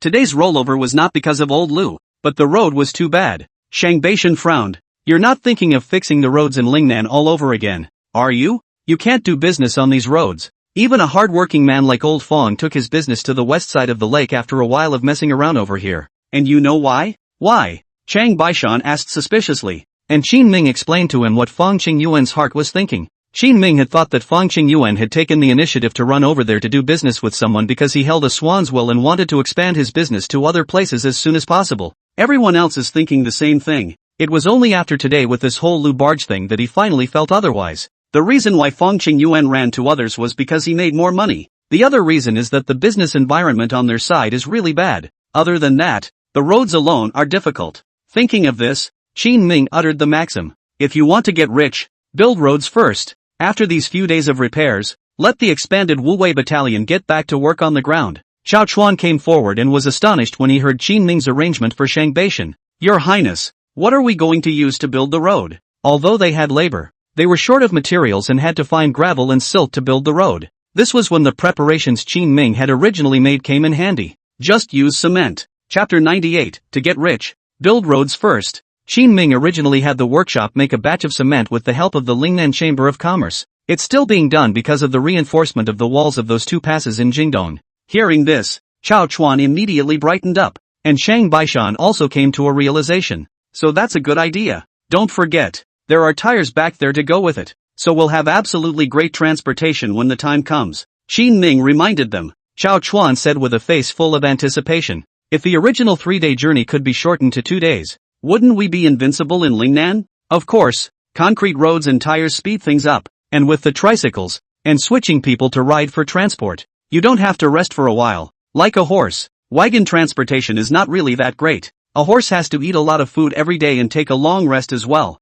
If and when the trike is replaced, they can rotate people to ride it day and night. A tricycle with 2 or 3 people can definitely be replaced. Just as they were taking advantage of the night to ponder the wonders of the tricycle, Song Dingshang brought Fong Qingyuan to the military camp. Your Highness, I heard you made some new transportation. Having just arrived at the place, Fong Qingyuan did not talk nonsense at all and immediately asked about these things. He now has a constant headache because of the traffic. When he came back today and just learned of the news, he hoofed it to Qin Ming's barracks. Yes. Qin Ming smiled and opened his mouth to introduce the wonderful use of the tricycle. The idea of building the ridge was then brought up with him, although it would cost tens, if not millions of taels of silver. But Fong Qingyuan nodded lightly. I agree with you, HM? Lord Fong, I remember that you are usually very frugal. Why did you agree so easily on such a matter? Song Dingshang looked at Fong Qingyuan in surprise. It's a big deal. Fong Qingyuan said simply before turning his head to Qin Ming. Your Highness, within 3 days I want 300 tricycles to be distributed to all parts of Lingnan.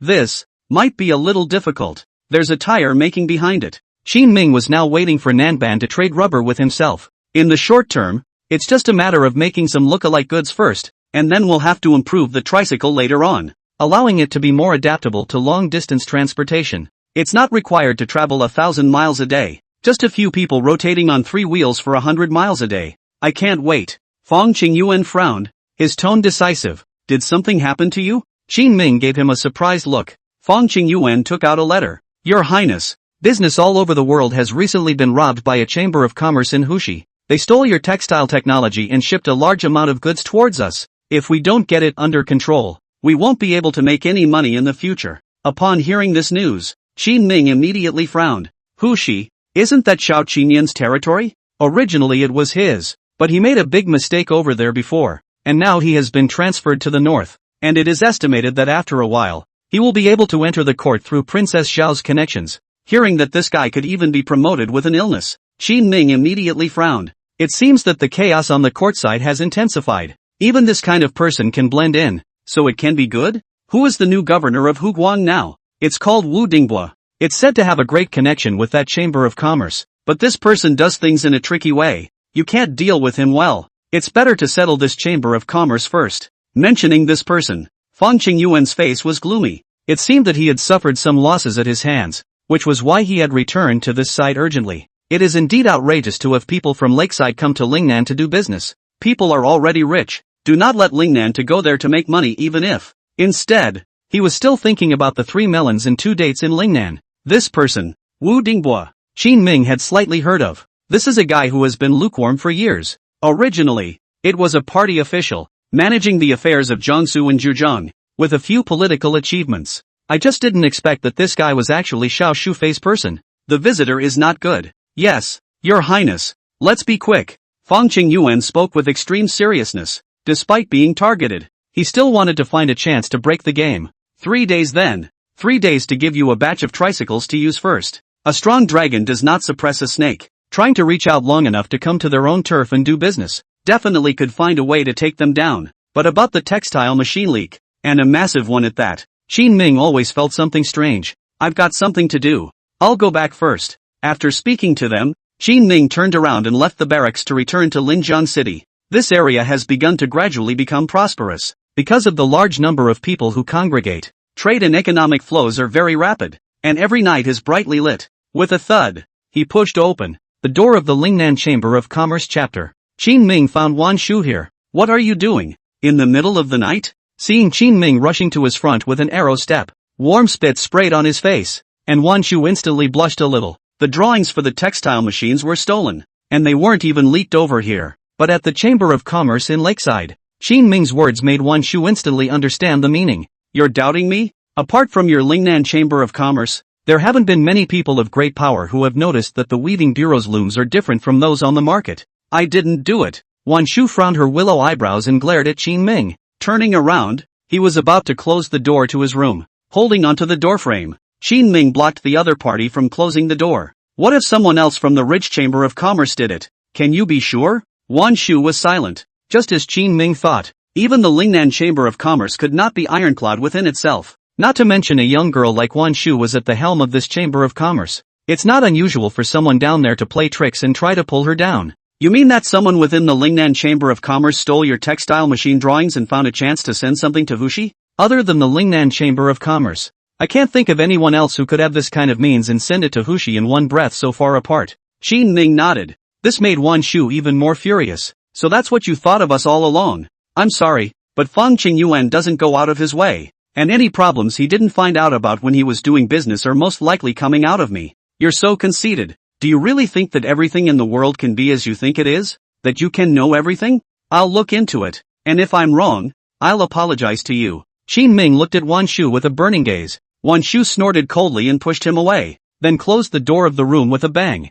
Standing outside the door, Qin Ming sighed helplessly, but then a voice ghosted from the room. I'll check it all the same, but remember, if nothing is found out, the Lingnan Chamber of Commerce will be done with you in the future. Chapter 99, The Rubber Arrives. Under the night, Wan Shu sat on the bed curled up with her hands on her knees, and her eyes were also red. I thought I was on good enough terms with this group, but she didn't expect that after the incident, Qin Ming would be the first to actually suspect herself. Asshole. Wan Shu clenched her silver teeth as a small curse escaped her lips. After returning to the mansion and resting for the night, when Qin Ming woke up the next day, he heard Guan Yu's puzzled voice. After she pushed the door open, why isn't Xiao Shu here? She said she was going to go with me to the cloth shop. Don't wait. Maybe she's busy. Qin Ming walked up and comforted. Guan Yu immediately shook her head. It won't. She said that being a businessman means being honest, and that she will do what she promised. At those words, Qin Ming shook his head and continued to the military camp. He was supposed to make a trip to the mines.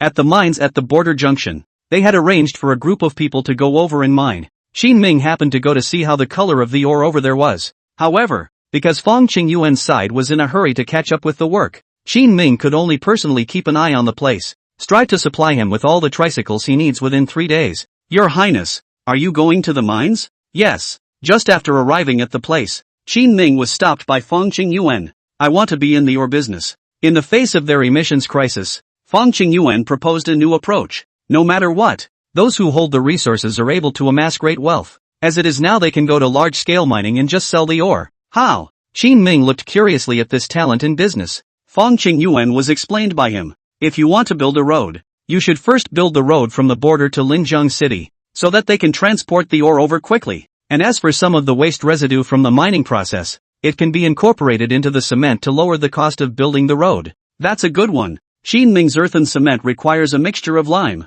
iron filings, and mud and sand. The strength of the made is considered high for this day and age. A two-pronged approach to paving, from the head and tail end, should get this road through in no time. Where are you going to sell this ore? Soon Qin Ming thought of another problem. Hussy. Hearing Feng Qingyuan's voice filled with anger, Qin Ming knew that he was going to fight Wu Dingbua. Thinking about it, after all, Feng Qingyuan appeared to have suffered a great loss at his hands. Plus, Feng Qingyuan himself was a nature that liked to take the bull by the horns. It's natural to get your revenge back at a time like this. Running into business in Lakeland West with tons of ore can definitely stir up a storm. Stir up the market over there. That's fine. You don't have to worry about the ores. The barracks won't have too many battles lately. All the ores will be supplied towards your side. Thank you, Your Highness. I'll watch this side for you. You can go to the mines first. Got it. Qin Ming thought about it, but in the end, he didn't tell Feng Qingyuan about the Lingnan Chamber of Commerce. Intuition tells Qin Ming that things are likely to come out of the Lingnan Chamber of Commerce, but not necessarily related to Wan Shu. Hopefully, when he returned, Wan Shu would have investigated the matter. Get on a fast horse. Qin Ming went prepared to leave with Chang Baishan and a group of guards. Instead, he saw a line of soldiers gathered around the barracks gate, who had come from far away with a number of things. What do you do? Qin Ming was surprised as he walked up and opened his mouth to ask. At this time a few videos saw Qin Ming immediately and eagerly walked up. Your Highness, we've sent back a shipment of ore and rubber. Please check. Rubber sent back? Hearing the two words rubber, Qin Ming's heart burst with joy. With this kind of stuff, they can start working on tire making. As Qin Ming pondered these things, Fang Qingyuan and Xiao Chuan beside him all rushed up as well. Your Highness, are the tires ready for me? In the past few days Fang Qingyuan had also discovered that the tricycle was a bit bumpy. With tires, at least they would be much more stable on such uneven surfaces. It doesn't take too much effort to ride. Otherwise just those bumps from walking. It's a lot of work for a person to sit on it. This may take a few more days, so you can use the basic version for now. Qin Ming wasn't ready to leave even after a moment of contemplation. Waving his hand at Shang Baishan to stop, he then turned his head. I'll stay in the barracks for the next few days. I won't go to the mines first. Let's talk about the rest after we've taken care of things here. Okay. The crowd nodded. Soon Qin Ming had gathered all the artisans present. Gentlemen, the tires for the wagon are ready to be made, and next I will teach you how to make them. Qin Ming quickly told them about the situation. So it is. We can try to do that first, but that's probably going to take quite a bit of strength. They are all making tires for the first time and are new to rubber as a material. It's still difficult to get started. Qin Ming was in a bit of a hurry right now, so he just pulled out 300 taels of silver from his sleeve. This is 300 taels of silver. Everyone try to get things done as quickly as possible, and if it can be done within 10 days, these 300 taels will be divided among you. Hearing these words, everyone in the room breathed heavily. 300 taels of silver was already a huge sum of money for them. After explaining things down, Qin Ming turned around to count the inventory. At this time, Chang Baishan asked suspiciously beside Qin Ming, Your Highness, when did you become so rich? Casually giving several hundred taels of silver. He remembered that most of the money on Qin Ming's side had been put into the barracks. Now they're buying rubber from the southern barbarians. The entire barracks was poor, so it was reasonably impossible to come up with so much silver in one breath. Who told you I had money? Qin Ming glared at him. Those were all I had just now. He really needs to get tires out fast now and steal business from Lakeside, in order for them to be inspired, more motivated and not confused about the future. It was only then that Qin Ming decided to play this pussy a little more mellow. On the surface, he was breezy, posing as if he was inscrutable and would be able to give them so many rewards at his fingertips later on. In fact, that only remaining 300 taels of silver bills had been taken out by Qin Ming through gritted teeth. Hey, I told you. Chang Baishan nodded with satisfaction, which was in line with what he expected from Qin Ming. Go, change some silver. The penniless Qin Ming's heart moved,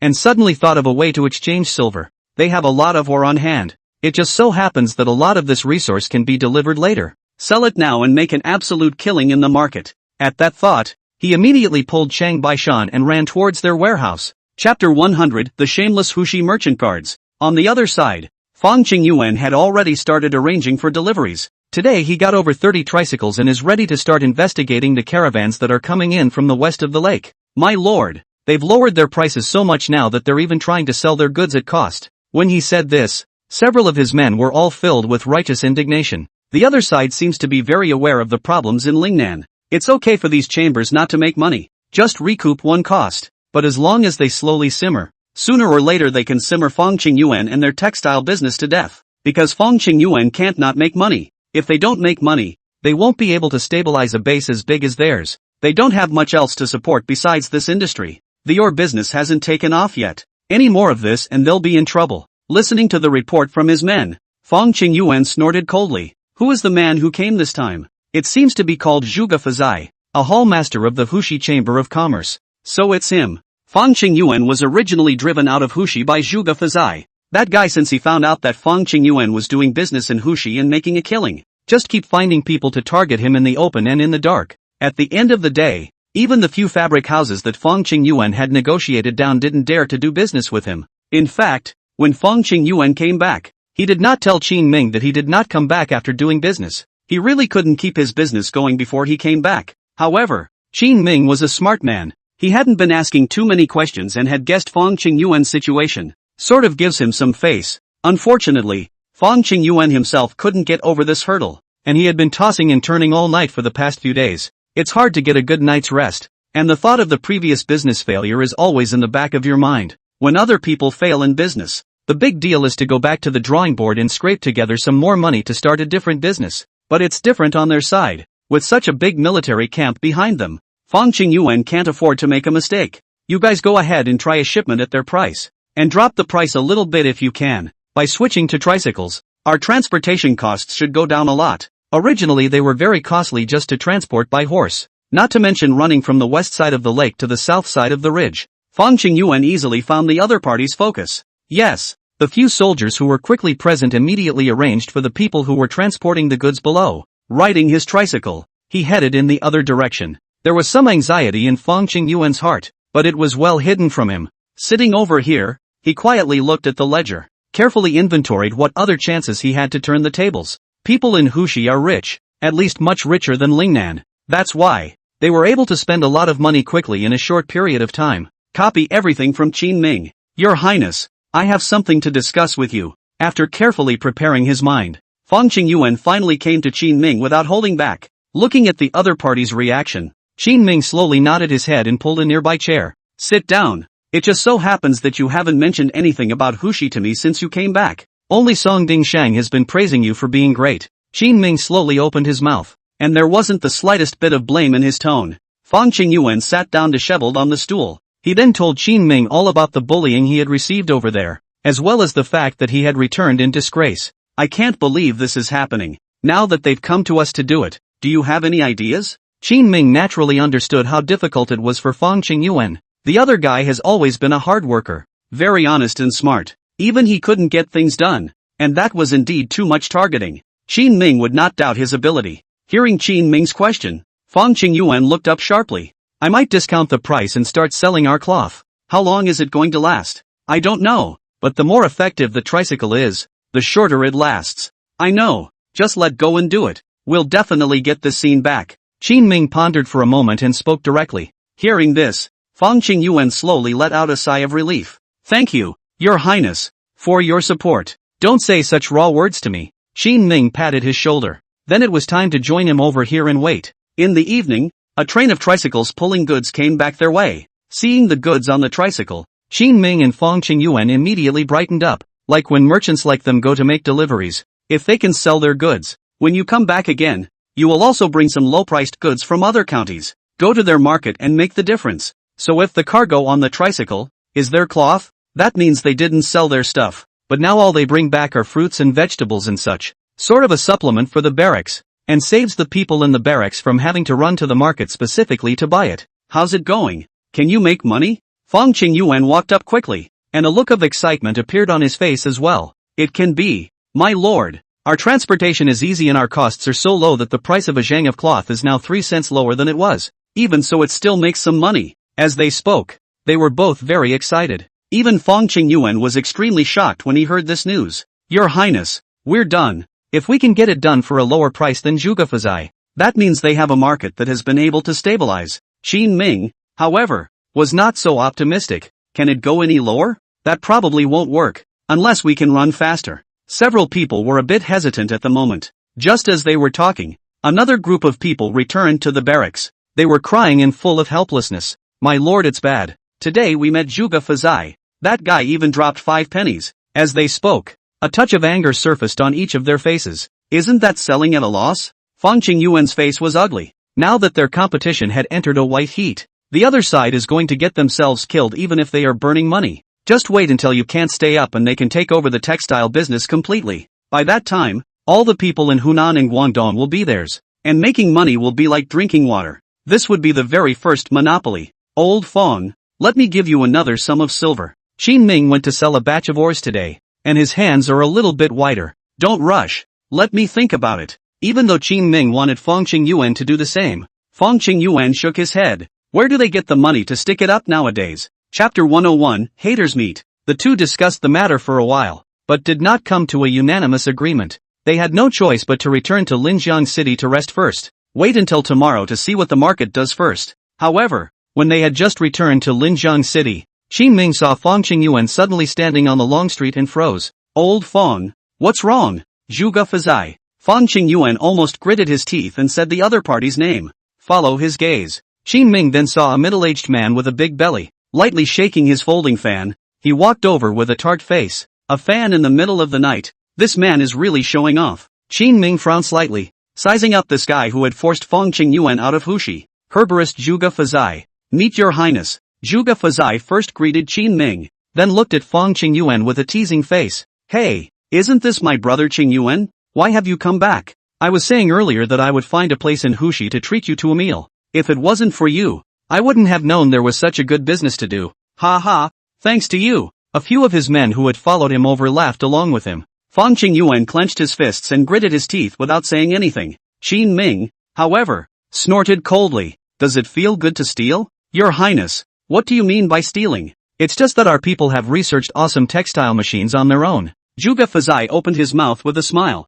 Inside his eyes, both Qin Ming and Fang Qingyuan did not dare to move themselves, because now the entire textile industry in Lingnan is in his hands. As soon as he gives the word, all the cloth stores on this side of the country will go straight into the bag. It has nothing to do with Qin Ming and the others anymore. Just as he was showing off his strength, suddenly a grunting voice was heard from the side. Damn, I'm sick of this kind of pretender. What's a petty thief who steals? Stinking in front of our highness? Lu Gon, who was drunk from the restaurant, suddenly appeared in front of them. Just now he sat by the window of the tavern and listened for half a day. It was finally determined that this Zhuge Fazai in front of him was an enemy of his highness. Remembering that Qin Ming had once given himself some money to drink before, although he was later cheated away, he still remembered Qin Ming's kindness. So Lu broke into a big bowl of wine and stomped out the door from the restaurant. Is this brother? I'm your father. Bump! The sandbag-sized fist slammed into Zhuge Fazai's face. Zhuge Fazai's entire body fell straight backward. At the sight of this scene,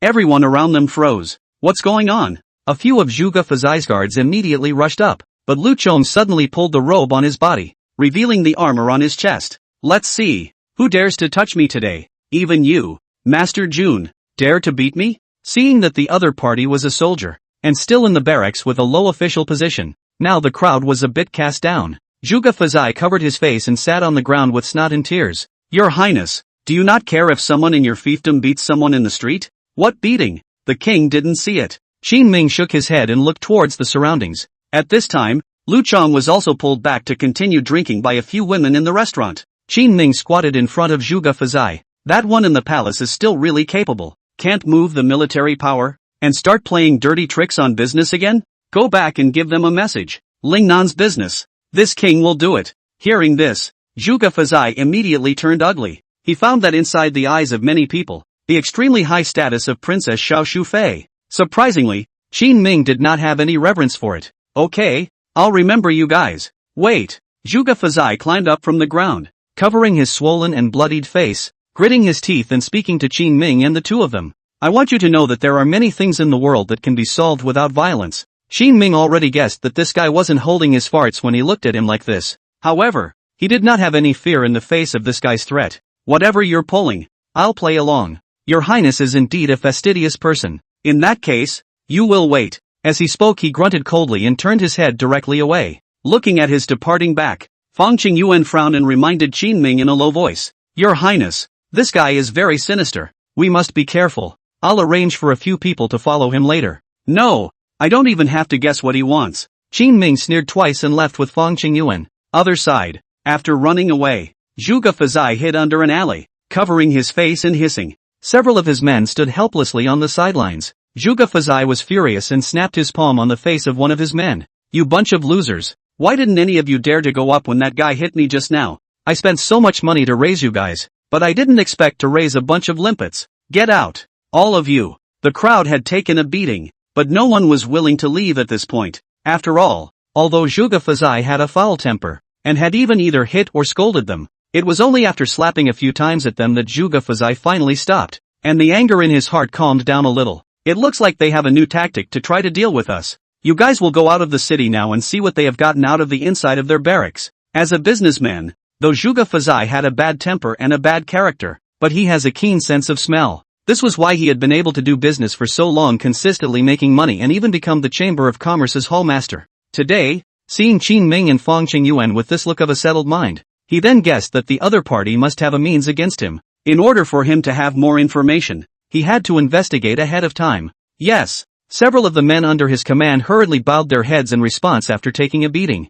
quickly running towards the outskirts of the city. Early in the morning of the next day, Fang Qingyuan arrived early in front of Qin Ming's mansion. Shouting at Qin Ming, he rushed towards the outskirts of the city as usual. They're going to see how productive the workshop is. What is known now is that there are also many workshops on the west side of the lake, and their production efficiency is only faster than their own. Fang Qingyuan felt that since the barracks had made a tricycle, they should step up their efforts, take advantage of the tricycle as early as possible and deal a blow to the Lakeside Chamber of Commerce and Business. Otherwise the advantage of the tricycle will be stolen by them as well, and then all bets are off. After the two rode a fast horse to the barracks, he saw Chao Chuan, who was tugging at a soldier's collar with an ugly face, loudly reprimanding something. What's going on?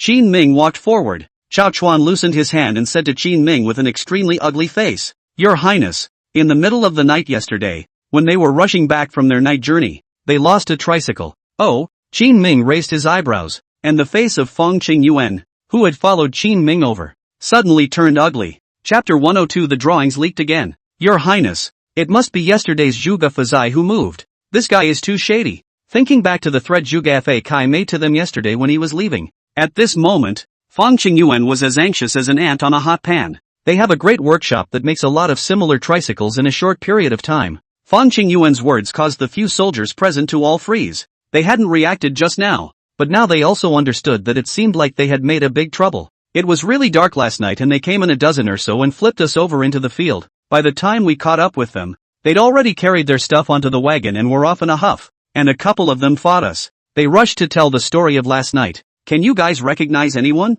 Qin Ming frowned slightly as he looked at a few people. I can't recognize them, Your Highness. Yesterday they all covered their faces with black veils and ran fast, plus it was too dark to tell who they were. What an old fart. Hearing these words, Qin Ming let out a long sigh. Chao Chuan and Fang Qingyuan both fell silent. Could it be that this business of theirs was really out of the question? Fang Qingyuan sat on the ground disheveled. Yesterday there were some embers of revenge kindled, which were instantly extinguished. As long as the other party also mastered the technology of the tricycle, when the time came, it would definitely bring a huge blow to Qin Ming, and their freight rates would be lowered, and the price of cloth would have to be lowered as well. Just when they were all disheartened, they realized that Qin Ming, who had sighed, had suddenly raised the corners of his mouth with a playful expression. Luckily I have other means. What do you mean, Your Highness? Fang Qingyuan and Chao Chuan's eyes both lit up. What kind of tricycle did he move yesterday? Qin Ming didn't reply, but they opened their mouths and asked. Several soldiers immediately explained.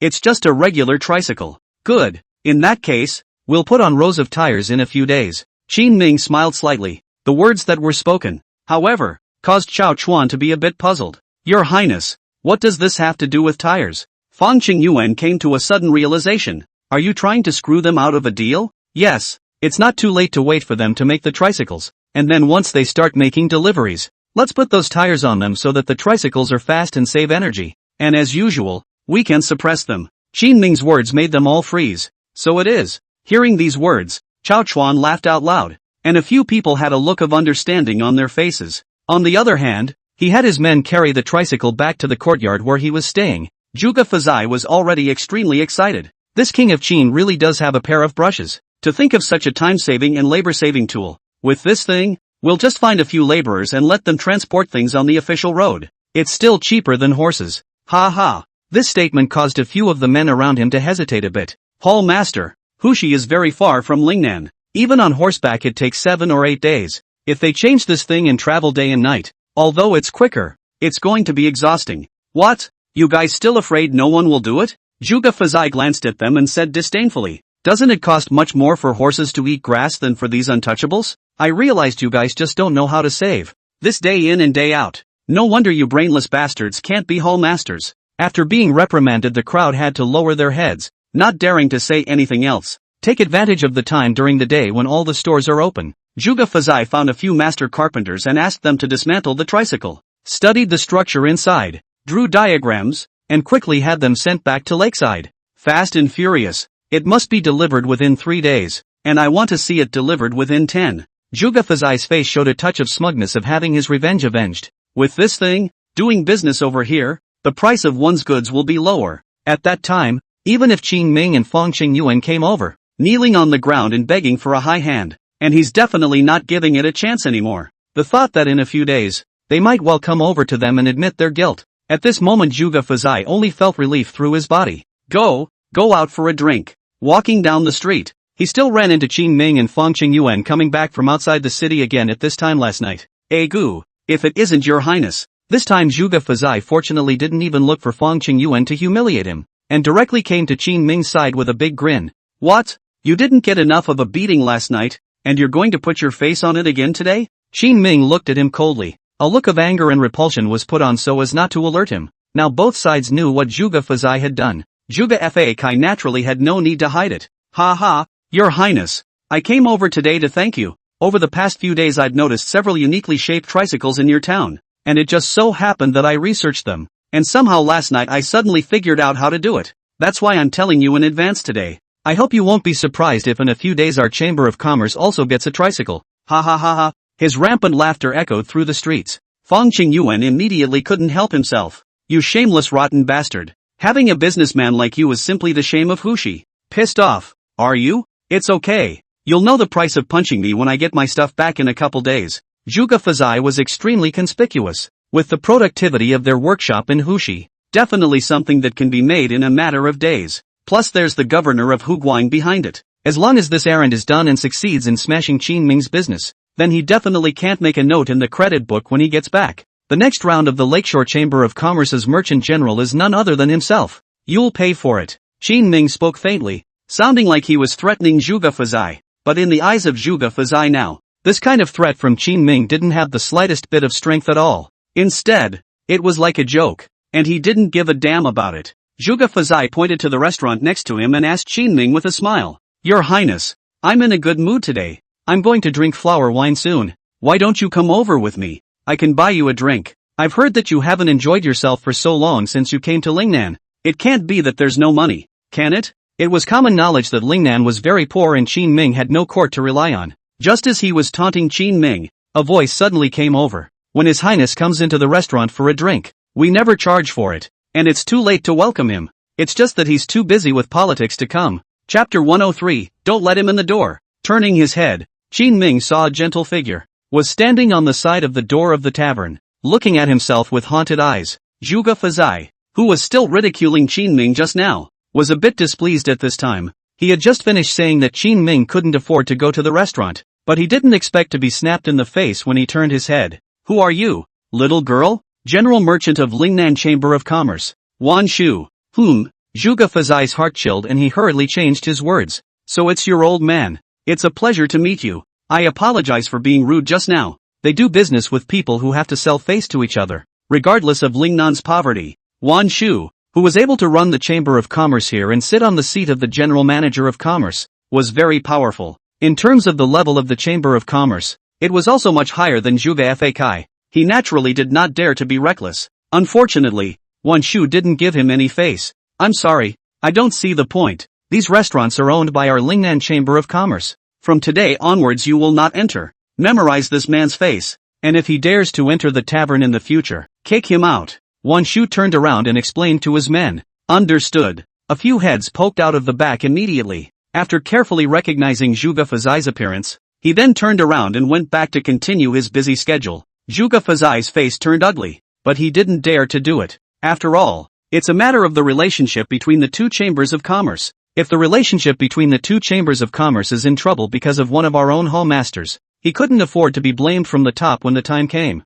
Smiling somewhat stiffly, Zhuge Fazai clasped his fists and said, It's normal for you not to forgive the villain. In that case, I'll leave you alone and take my leave first. After saying that, he, who was originally in a good mood and ready to come over for a drink, turned his back to the restaurant and left in ashes. Thanks for helping me out this time. After Zhuge Fazai left, Qin Ming walked up and opened his mouth to Wan Shu about the events of the previous 2 days. He was trying to get things off his chest with Wan Shu. He did seem a bit impatient at that time, and the way and manner in which he asked Wan Shu was not very decent. Who relieved you? Don't talk to me. Wan Shu, who had a calm face just a moment ago, saw Qin Ming walking over. The little face fell and turned around, ready to go. Qin Ming gave Fang Qingyuan a look, telling him to go back first. Although Fang Qingyuan was a relatively straightforward person, he saw that it was an emotional issue on Qin Ming's side, very eye-catching and quick to leave. Qin Ming quickly caught up with Wan Bailout. It's true that I was wrong about what happened yesterday, and I've thought carefully since then that I should have invited you to investigate with me. That can never be allowed. I'm a suspect. In case you guys leak any more information in the past, it will definitely be on my head again. Wan Shu clasped her hands to her chest and stomped forward with her back to Qin Ming. The high-raised ponytail made it so that Qin Ming could only see the back of one head. Looking at the other party with this playful little temper, Qin Ming sighed helplessly. When a woman is angry, many men in modern society will coax. Of course, in the eyes of some rich kids, this actually doesn't even need to be coaxed. Just buy some bags, some lipstick or something. And the most thing Qin Ming possessed in this era was some modern knowledge. All of these contraptions can help Wan Shui make money. After thinking about it, Qin Ming was also prepared to make amends to Wan Shu, so he opened his mouth. Don't be angry. If this matter can be resolved this time, this king will teach you the way to make penicillin. It was only then that Wan Shu finally turned around. With a gleam in his eyes, he asked Qin Ming, "Really? That penicillin? By the way, doesn't it take care of a lot of diseases?" "Yeah, antibiotics will take care of most of it." Qin Ming asked Wan Shu to produce this stuff. It's not really just about making money for manhwaresumen. Another idea was to have manhwaresumen supply the barracks. That way Qin Ming's soldiers would be able to have a much higher survival rate when they went out to fight. Like in ancient wars, except for the soldiers who died outright on the battlefield. There is also a large percentage of soldiers who will die because they were not treated in time after the war and problems such as wound infections occurred. That would be a very bad death. With penicillin, Qin Ming could have avoided this problem to a great extent. Well then, let's make a deal. Now, Wan Shu finally smiled. Just as Qin Ming was breathing a sigh of relief, Wan Shu suddenly took his hand. "Follow me to my room." Feeling the soft body fragrance of the young girl's body, Qin Ming's heart suddenly went wild. Hearing the words of tigers and wolves coming out of the other party's mouth, Qin Ming was even more shaken. Is it possible that one spring, just like that, has come? Just as he thought of this, Qin Ming had already been dragged into the room by Wan Shu. At this time, Wan Shu took out a small bamboo tube from his room.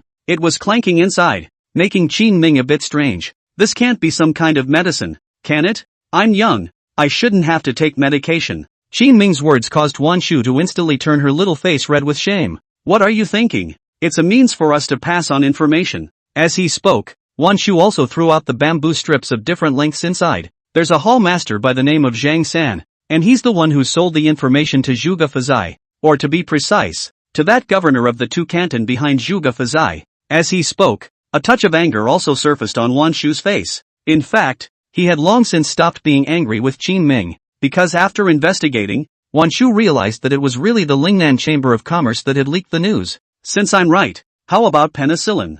As soon as he heard the news, Qin Ming was immediately ready to withdraw his deal with Wan Shui. That won't do. You promised me. The most important thing in business is honesty. Wan Shu immediately tugged on Qin Ming's arm and shook it. Feeling the softness of the other's body, Qin Ming had no choice but to sigh, and then spoke. What about this guy? I'll kill him and give a portion of his estate to the barracks as a token of my good faith. Wan Shu was the head of the Chamber of Commerce, so he naturally had to set an example. For example, at a time like this, Qin Ming's stuff since they leaked it out, there must be some compensation given. That's fine. For now, Qin Ming was just about to leave, but Wan Shu pulled him back. Your tricycle was taken by Zhuge Fazai. Aren't you afraid? What's the panic? The rubber has been delivered and I can still make tires. He'll never catch up with the barracks. Qin Ming was speaking rather arrogantly now. But there are several technologies they now have at their disposal. All of them can be used on the tricycle. Even if Zhuge Fazai drives forward step by step, he also won't be able to catch up with Qin Ming's iteration of their tricycle, and in turn will continue to lose money. Hearing this, the corner of Wan Shu's mouth suddenly lifted at the side. I see what you're thinking, but can you go get another batch of rubber? If you can send it to me, I guarantee that Zhuge Fazai will suffer a big loss this time. Chapter 104, The Mantis Catching the Cicada. The yellow bird in the back. You want to sell them rubber? Qin Ming is also smart. It quickly caught on to what Wan Shu meant. If Qin Ming used the tricycle with tires to make a delivery when the other party just brought the tricycle over, the cost in shipping will definitely be lower by then. And then Zhuge Fazai will probably go back to stealing it again. There is no rubber in Lakeside. If he were to steal and make it, the raw materials would have to be bought from Lingnan. And the rubber on the Lingnan market, more than 90% of it was all provided by Qin Ming. If someone does a favor can manipulate the price of the market, in just this small period of time, it was possible to sell for several times the amount of money for what turned out to be a very worthless piece of rubber. And Zhuge Fazai they had to buy. After all, They make a lot of trikes for a lot of money. It would be a big loss for them to just leave it here without matching tires. As soon as you buy it, you have to get into the game and accept the price of that rubber skyrocketing. Wan Shu is no less than a business wizard. Qin Ming had never really seen many people who could have such a vision at this age. I'll give you as much as you want if you can get it done. Qin Ming happened to be worried that his tricycle wouldn't come in handy. If Wan Shui wants to buy in large quantities now, Qin Ming could take most of the tricycles and send them to the border first for them to haul the goods back. Of course it can be done. Wan Shu's mind's eye was very small, and Zhuge Fazai had just spoken to Wan Shu extremely indiscreetly. Let the guy keep track of it until now, and even go so far as to outright screw the other guy's business. Seeing this attitude of the other party, Qin Ming was also secretly lamenting in his heart. One should not make an enemy of such a woman in the future. Well, I'm going to go first. Qin Ming saw that it was getting late, so he was ready to leave. At this time a jade hand suddenly held his sleeve. Did you have something bad in mind just now? Want to try? I can't understand what you're saying. After the apoplexy of earlier, after calming down, Qin Ming reverted back to his saintly state. Why are you so desperate? At least we are firm allies. Friends don't share many beds together. Qin Ming smiled and squeezed the other party's small hand that reached out, felt the soft, cold touch that was tickling his palm. Qin Ming smiled and turned to leave from this side. Looking at Qin Ming's departing back, Wan Shu stood up and stretched. It's not a good choice to go back now. Qin Ming's figure was already far away. Wan Shu's voice, on the other hand, was very small, so Qin Ming didn't hear the other party's muttering. Back at the mansion, Qin Ming took off his clothes and prepared to rest. Guan Yu also walked up and took Qin Ming's clothes ready to help him put them aside. But at this time, Guan Yu suddenly tugged on Qin Ming. What are you doing? Qin Ming suspiciously turned his head to look at Guan Yu, who was filled with anger. Did you just go to see Wan Shu? You came back so late. What did you two do? Didn't do anything. Qin Ming looked at the tunic he had taken off and immediately understood everything at this time. Wan Shu's body smelled of some expensive cosmetics. This scent is able to get on your own clothes. Being from a great lady's background, Guan Yu naturally quickly smelled and recognized it. Sensing all this wrongness, Qin Ming also immediately explained a bunch of things, but that wasn't what Sekiyuki cared about. You're so shameless. You might as well marry Wan Shu and me together. As good girlfriends, Guan Yu and Wan Shu are very close. He had been hoping that Qin Ming would take down Wan Shu. In this day and age it was supported to have 3 wives and 4 concubines, but many government officials, after marrying 3 wives and 4 concubines, those ladies don't get along too well with each other. Many of them may fight for each other's favor and make a mess in the house, but it certainly wasn't like that between Sekiyu and Wan Shu. The two of them are close, not to mention that they even get tired of each other all day and hang out a lot. We'll talk about it later when we get a chance. Qin Ming's mind was now constantly preoccupied with what was going on over at the barracks. Lately the barracks have been counting on the proceeds from the sale of ore to sustain them. Now there are close to 30,000 mouths. It's not that Qin Ming doesn't want his wife and children to have a hot bed, but now every day when he just opened his eyes, he thought of the wailing soldiers in his barracks. It's natural to not have your heart set on your children's love at this time. Only after softly comforting the other party for a while did Qin Ming finally send him back to his room. A few days later, the soldiers stationed at the pass quickly ran to Qin Ming's barracks. Your Highness, 2 days ago we observed that some tricycles had already entered the country from Wuxi, and it is estimated that they will arrive today. Qin Ming explained to them 2 days ago. If you see a tricycle coming in at the pass, just talk to yourself. Okay, you guys go down. Qin Ming slowly nodded his head, then the corners of his mouth lifted. Turning his head, he waved at Fang Qingyuan, who was squatting in the workshop in the distance. Fang Qingyuan had been waiting for too much these past few days. He was a man of a very straightforward nature, and he would never hold back if he could get his revenge. But it was Qin Ming who had to make him wait. Your Highness, has anyone come? It's already here, and from today onwards put all the tricycles that come back with goods, all of them on tires. Got it, Your Highness. Upon receiving Qin Ming's order, Fang Qingyuan immediately arranged for people to start mounting the tires. They had made a batch of tires the other day, just waiting for Qin Ming to give the order to start loading. After giving the order down, Qin Ming didn't have to bother too much. Then he brought Fang Qingyuan back to the tea house in Linjiang City. The two of them sat on the street, sipping their tea one sip at a time. At this time, a Zhuge Fazai wandered over on the street. These days he'd often be wandering the streets. He knew his moment of triumph was near, but for some reason, he never saw Qin Ming. It seemed that Qin Ming and Fang Qingyuan had been avoiding him all along, which made his thoughts even more certain. He felt that Qin Ming and Fang Qingyuan must be afraid of themselves. Unfortunately, today his illusions are about to be shattered. Your Highness, our tricycle is here. When Zhuge Fazai saw Qin Ming, he impatiently walked up to show off. Only today Qin Ming is no longer pretending. There wasn't the slightest bit of anger after hearing his words. Surprisingly, he just nodded faintly. It's coming. It's good that it's coming. But you've invested so much in it that you might be disappointed. What disappointment? Zhuge Fazai's heart immediately alerted. He knew that Qin Ming was not a simple person. Today, Qin Ming's reaction made him notice a few things were wrong. It's not much. It's just that our tricycle has gone through some more improvements lately. And it's probably a little stronger than the one you have. And it's cheaper on deliveries. Your cloth. It's still not as cheap as ours. It's natural to be disappointed when you can't make any money. Am I right? Qin Ming's smile was wide. But at this time, Zhuge Fazai's face was extremely gloomy. You guys tricked me. Chapter 105, Shamelessness and Harboring. Shameless. Simply shameless. Zhuge Fazai pointed at the two men and loudly accused them of their behavior. However, Qin Ming and Fang Qingyuan just drank their tea indifferently. And only after he finished his performance did Qin Ming open his mouth and said, "If you want to talk about shamelessness, it's still a bit more shameless to steal from the master, isn't it?" Zhuge Fazai gritted his teeth and looked at Qin Ming with indignation. Qin Ming's tactics had brought his assurances with the Chamber of Commerce to naught. Now that he can't make any money, the Chamber of Commerce is bound to hold him accountable. Just thinking about it made his head spin. Solely not pretending. He growled angrily. So what if I stole it? Do you really think you can hide such a good thing? I'm telling you guys, isn't it just some new tactics? If you guys are capable of it, just cover it up. Let's see whose it is in a few days. The words came to him, and he simply showed his cards. Qin Ming couldn't defend himself anyway. There is a saying that you are not afraid of thieves stealing, but you are afraid of thieves thinking about you. Besides, he's a thief with a lot of power. The workshop behind it did not care about the investment, and it would soon be able to reach the same level as Qin Ming. It's true that if a person is shameless, the world is invincible. Qin Ming lamented and stood up smoothly, his mouth continuing to be sarcastic. Zhuge Fazai, with this trifling skill of yours, you'd better leave Lingnan earlier. You're not worthy of fighting us yet. In my opinion, this Chamber of Commerce hall master of yours,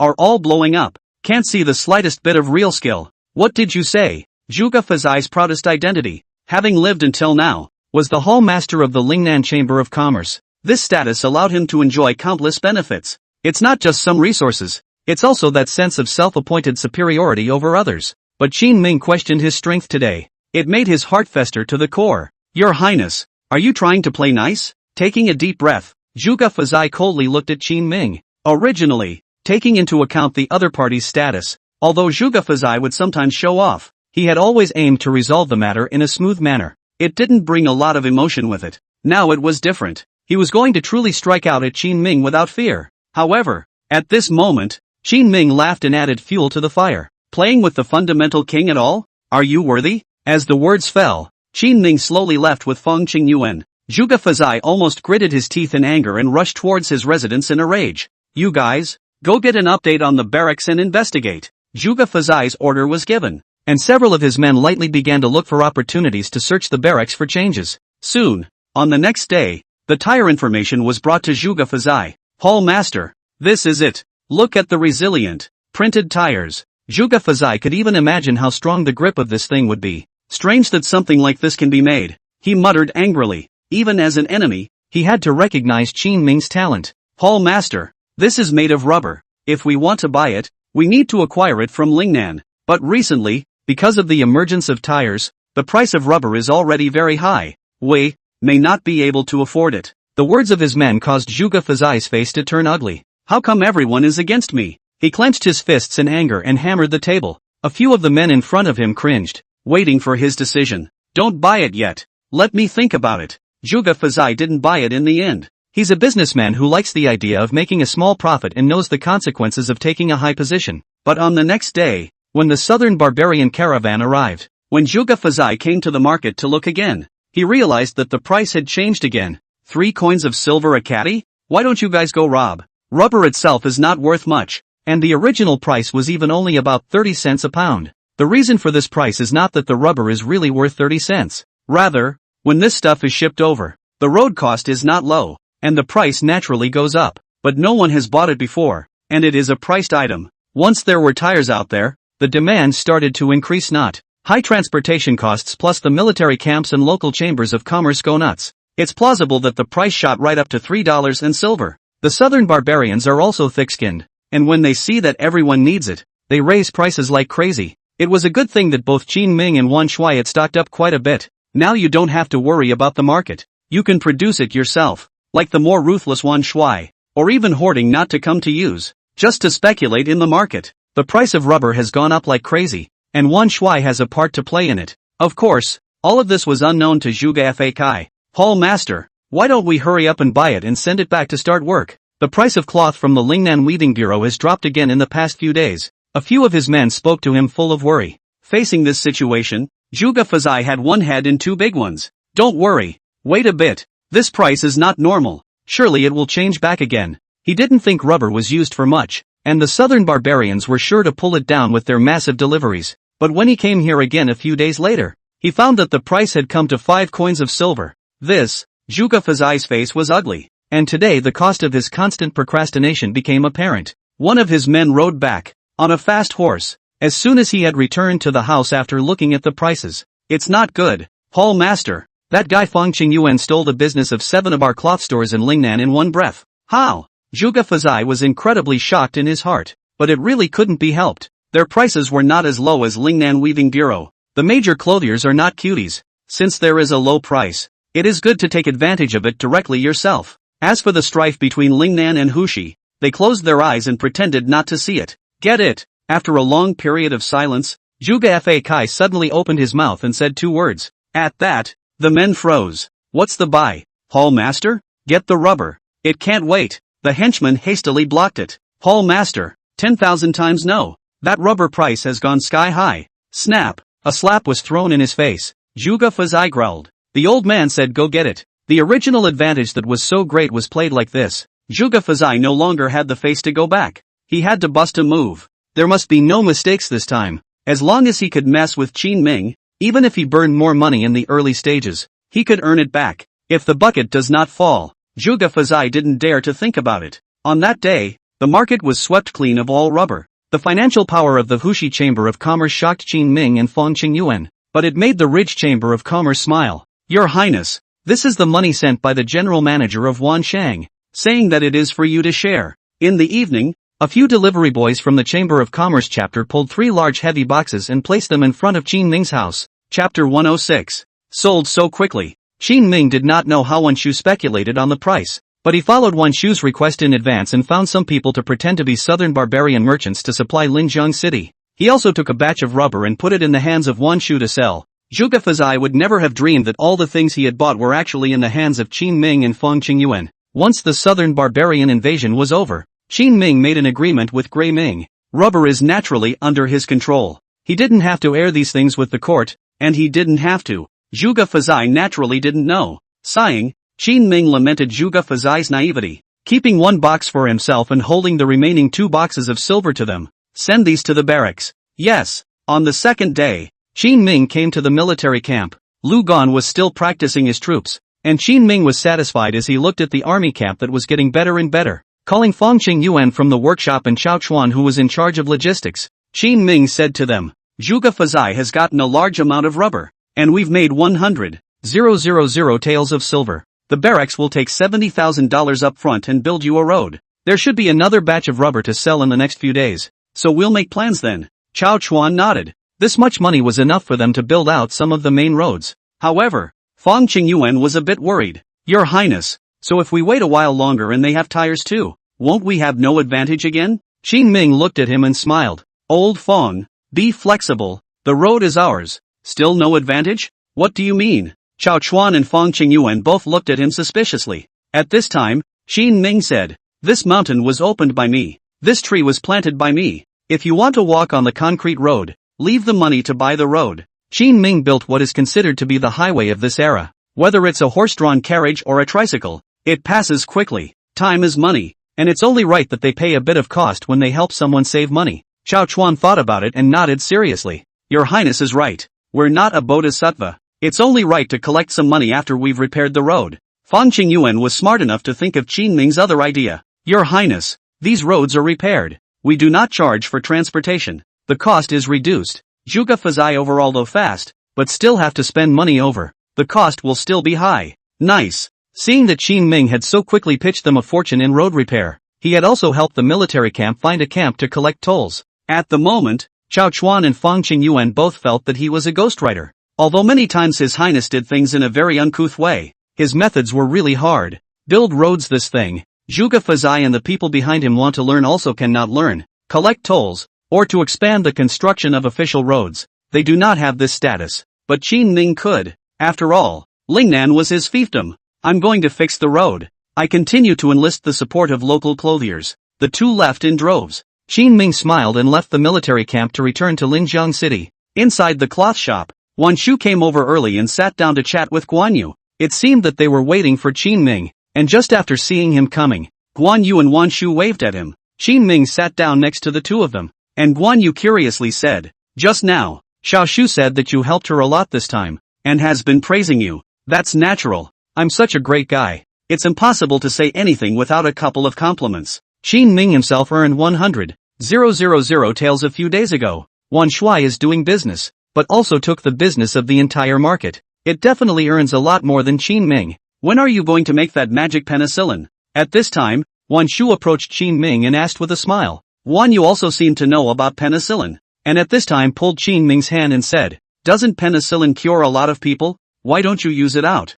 This one. It's a little complicated. Penicillin strains are a pain in the ass to find and cultivate." This series of processes would require Qin Ming to finish his work for a while before he could find Wan Shu to do it. Zhuge Fazai was personally sending the goods back to Hushi this time. On the way back, he was apprehensive, worrying that the Lord Merchant General of the Hushi Chamber of Commerce would find himself in trouble. He hardened his heart and personally went to the Chamber of Commerce workshop to supervise the work. 5 days were done quickly, and he quickly left with the tires when no one was looking, sneaking along like a thief. It also made his heart hold an anger that burned hotter and hotter. Standing on the carriage, recalling the humiliation he suffered all the way to Lingnan, Zhuge Fazai clenched his fists and muttered, "King Qin, Fong Qingyuan, you two wait for me. This time when I return, I'm going to take back everything I've lost, and I'm also going to trample all of you two assholes under my feet." Fong Qingyuan's actions continued. He took steps to use Linjiang City as a stronghold, and snatched many of the surrounding cloth shops back from the Hushi Chamber of Commerce.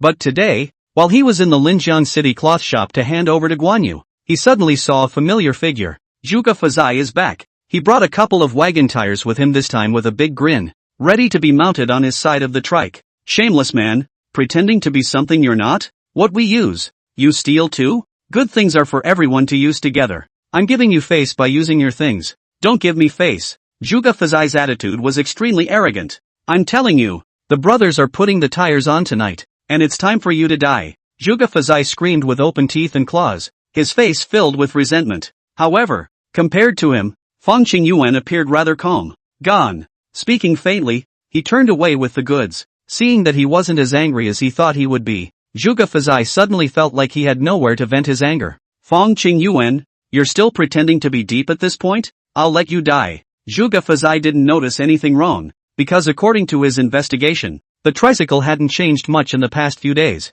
One can immediately reduce the cost to the same level as them. The next day, walking on the newly constructed road, sitting on the tricycle, Zhuge Fazai personally led the group, humming a little song as they moved away from Linjiang City. This Qin King has done something good by coming to Lingnan. At least he has repaired the road. Yes, these days the brothers said that the roads to several other big cities are riding to save a lot of energy. The key is that the speed is also quite fast. The crowd walked and chatted at the same time, not noticing in the slightest that the distant fork of the official road had been guarded by a few soldiers at some point. When they saw someone coming, they walked up and stopped the person. "What for?" "Doing business. This is our clearance paperwork. The Husi Chamber of Commerce has special authorization from the government." Zhuge Fazai walked up and waved the item in front of a few soldiers, but there was a snap. The soldier, however, knocked his hand away. "You guys, get up there and check it out." "Yes. What's this for? Master Army?" Zhuge Fazai's face became a bit ugly. A couple of soldiers ignored him and went up and rummaged around for a while.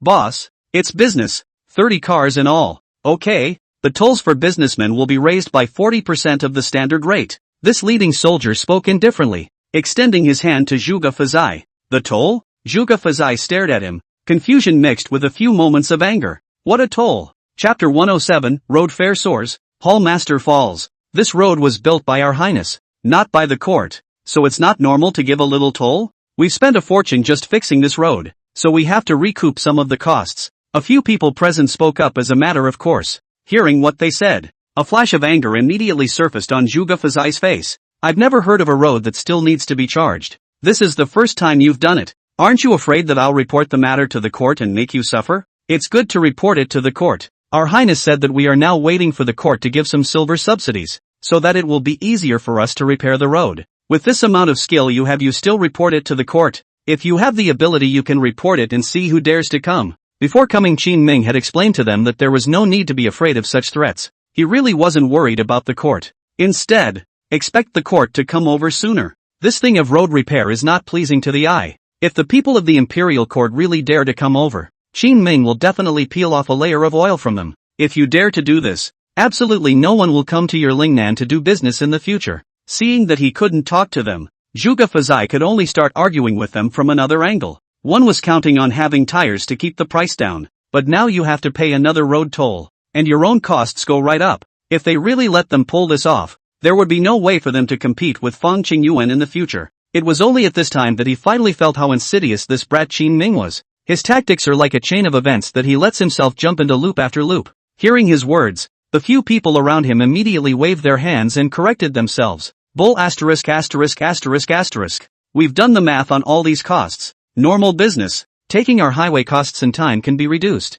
They'll be begging to go this way by then. Obviously these highway tolls and costs and other things are strictly calculated. This is Qin Ming and Fang Qingyuan discussed for several days after the results. It's a win-win situation for anyone in business, no matter what, except for Zhuge Fazai, who wanted to subvert Qin Ming's business. Those who like to engage in vicious competition would suffer. Hurry up. Are you paying or not? If you don't pay, don't dawdle here for a while. We have to go and line up the other caravans. Zhuge Fazai was standing in place, frowning with a face full of indignation as he pondered. The impatient urging of the soldier had come from the side. In addition to these people, there was quite a cacophony of voices behind him. As soon as Zhuge Fazai turned his head, he realized that several merchants had gathered behind him at some point. They're all lined up to get on the highway from this side. The cloth seller in front. Why are you so slow? What the hell? If you can't afford to pay, get the hell out of here. There's a couple of paths off to the side. Enough for you. Grandpas are still waiting. If you delay our business, I'll beat you to death later. Behind them were several local businessmen who seemed to have acclimated to the highway over the last few days.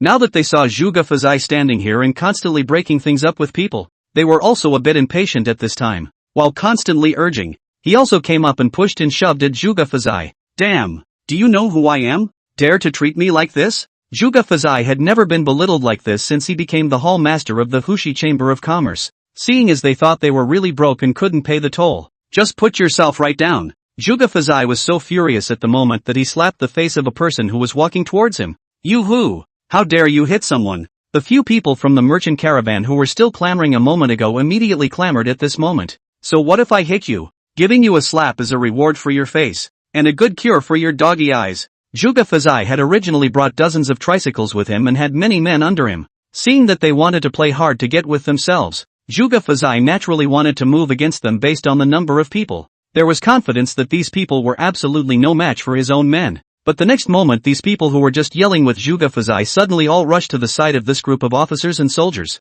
Master Jun, he hit someone. Against the gods. In broad daylight. Dare to beat up people in the place where our army is stationed. Somebody, hold these guys. Zhuge Fazai watched this with dumbfounded amazement. It's like a fight between kids. The other guy had just cursed at himself for a while, and he was so angry that he just touched him. But people run right over and sue their teachers. Zhuge Fazai was now confused. We agreed on a martial arts fight. How did things turn out like this? You're all businessmen. Don't you have any integrity at all? The soldiers guarding the official road didn't give a damn. Zhuge Fazai hadn't yet reacted to what had actually happened. It was just pressed right down to the ground. Be honest. These goods are dirty. Withhold them first. Coming from Hushi to do business with us in Lingnan. How dare you beat up our local merchants in Lingnan? You really can't tell the difference between big and small kings. Listening to what they said, Grasshopper sort of understood today why Qin Ming and Fang Qingyuan didn't have any reaction to their return. They were probably already here waiting for themselves. You assholes will pay sooner or later.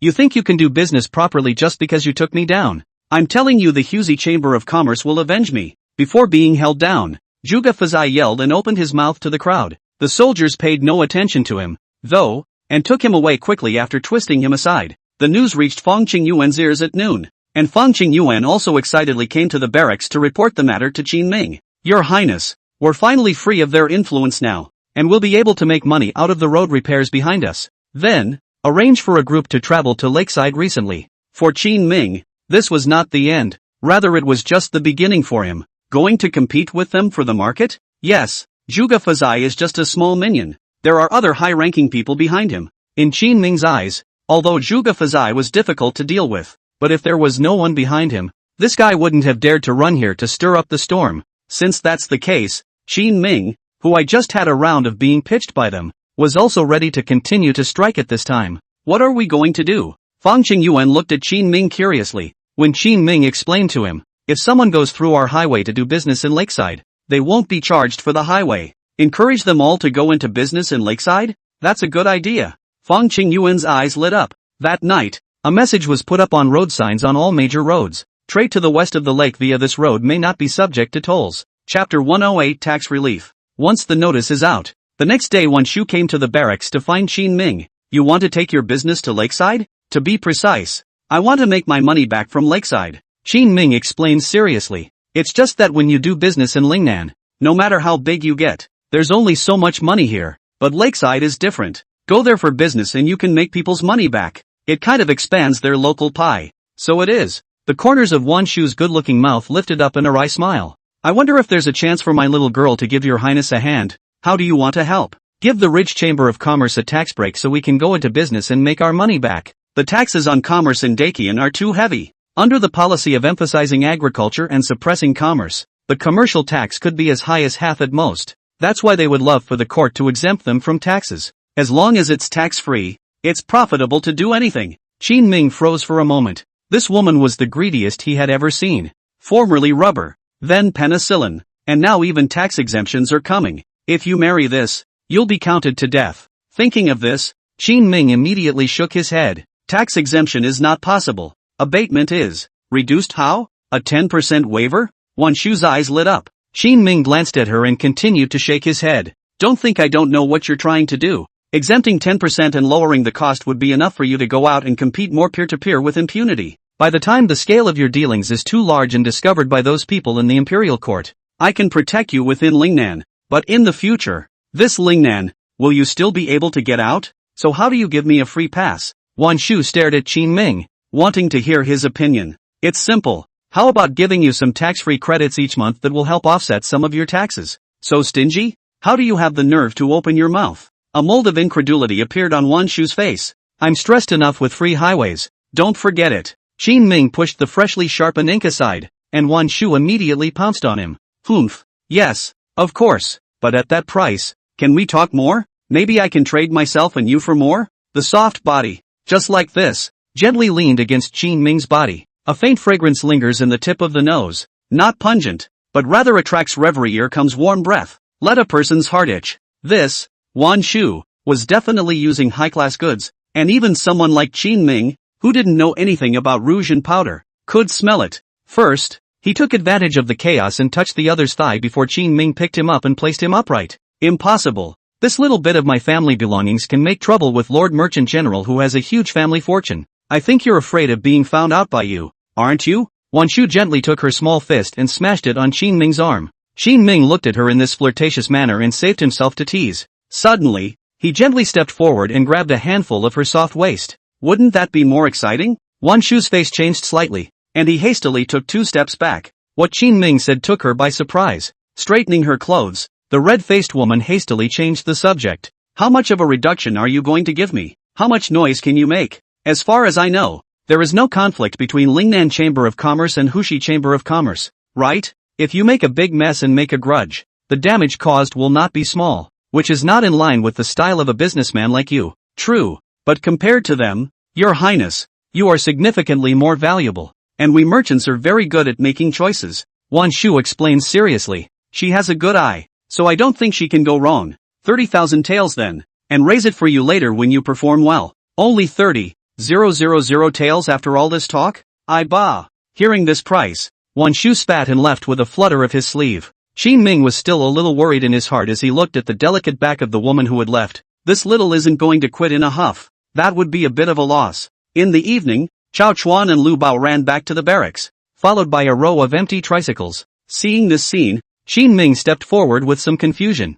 Where did it come from? You robbed Zhuge Fazai? No, the Lakeside Chamber of Commerce quit and we lowballed it. That's not right. Even if there's no more Zhuge Fazai, the tricycle can be used for them just the same. Qin Ming frowned as Chao Chuan laughed. This is something that the Hushi Chamber of Commerce probably doesn't know yet. Zhuge Fazai is as timid as a mouse, and a lot of things are done secretly with the convenience of his position as a hall master. So when we found those tricycle drivers, because Zhuge Fazai was arrested, they all have nothing to do now. Even the tricycles are hoarded over there. We had just come up with the idea of buying a tricycle when they eagerly shoved the stuff into our hands and went home with the road money. After hearing their explanations, Qin Ming couldn't help but be dumbfounded for a while. In fact, it is understandable when you think about it. After all, they are just people who work. And Zhuge Fazai, this kind of employer, naturally does not have a bit of camaraderie. What's more, Zhuge Faizhen Bitter Zen went not to treat them as human beings. Now that the tree has fallen, it's only right to sell your stuff and leave yourself with running money.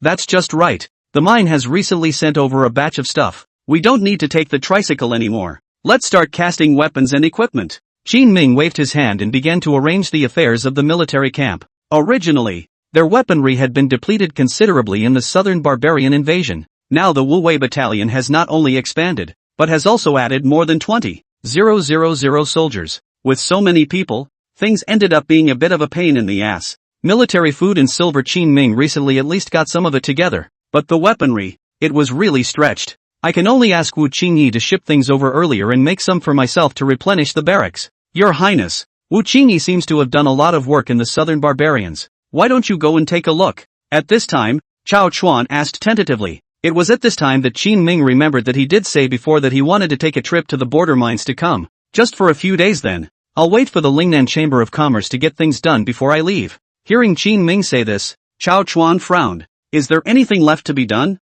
Your Highness? It's hard to say, and I'm not sure what they'll do. The Lingnan Chamber of Commerce is going to do business in Lakeside, and this trip is a mammoth one. The Lakeside Chamber of Commerce has suffered a big loss and will definitely not sit still. If he wasn't there, Qin Ming was worried that Wan Shuweiping wouldn't be able to calm the matter. That's fine. Chao Chuan didn't dwell on it. A lot of things weren't for him to meddle with, and left the place with a salute. Qin Ming looked at the sky and rushed towards Linjiang City. He's looking for Song Ding Sheng to discuss the tax exemption. Chapter 109, Robbery of Goods. On the busy streets of Linjiang City, Qin Ming traversed the streets and alleys, with the sounds of vendors hawking around him from time to time. A group of children giggled and ran past him at a fast pace. The city's growing prosperity and splendor had already caught the attention of the Lingnan Chamber of Commerce. This is located in the center of the Lingnan region, which was originally centered around the city of Qiantang. The latter was due to Qin Ming's arrival, causing many things here to all change. Wan Shu also told Qin Ming earlier that he was considering arranging the Chamber of Commerce headquarters here.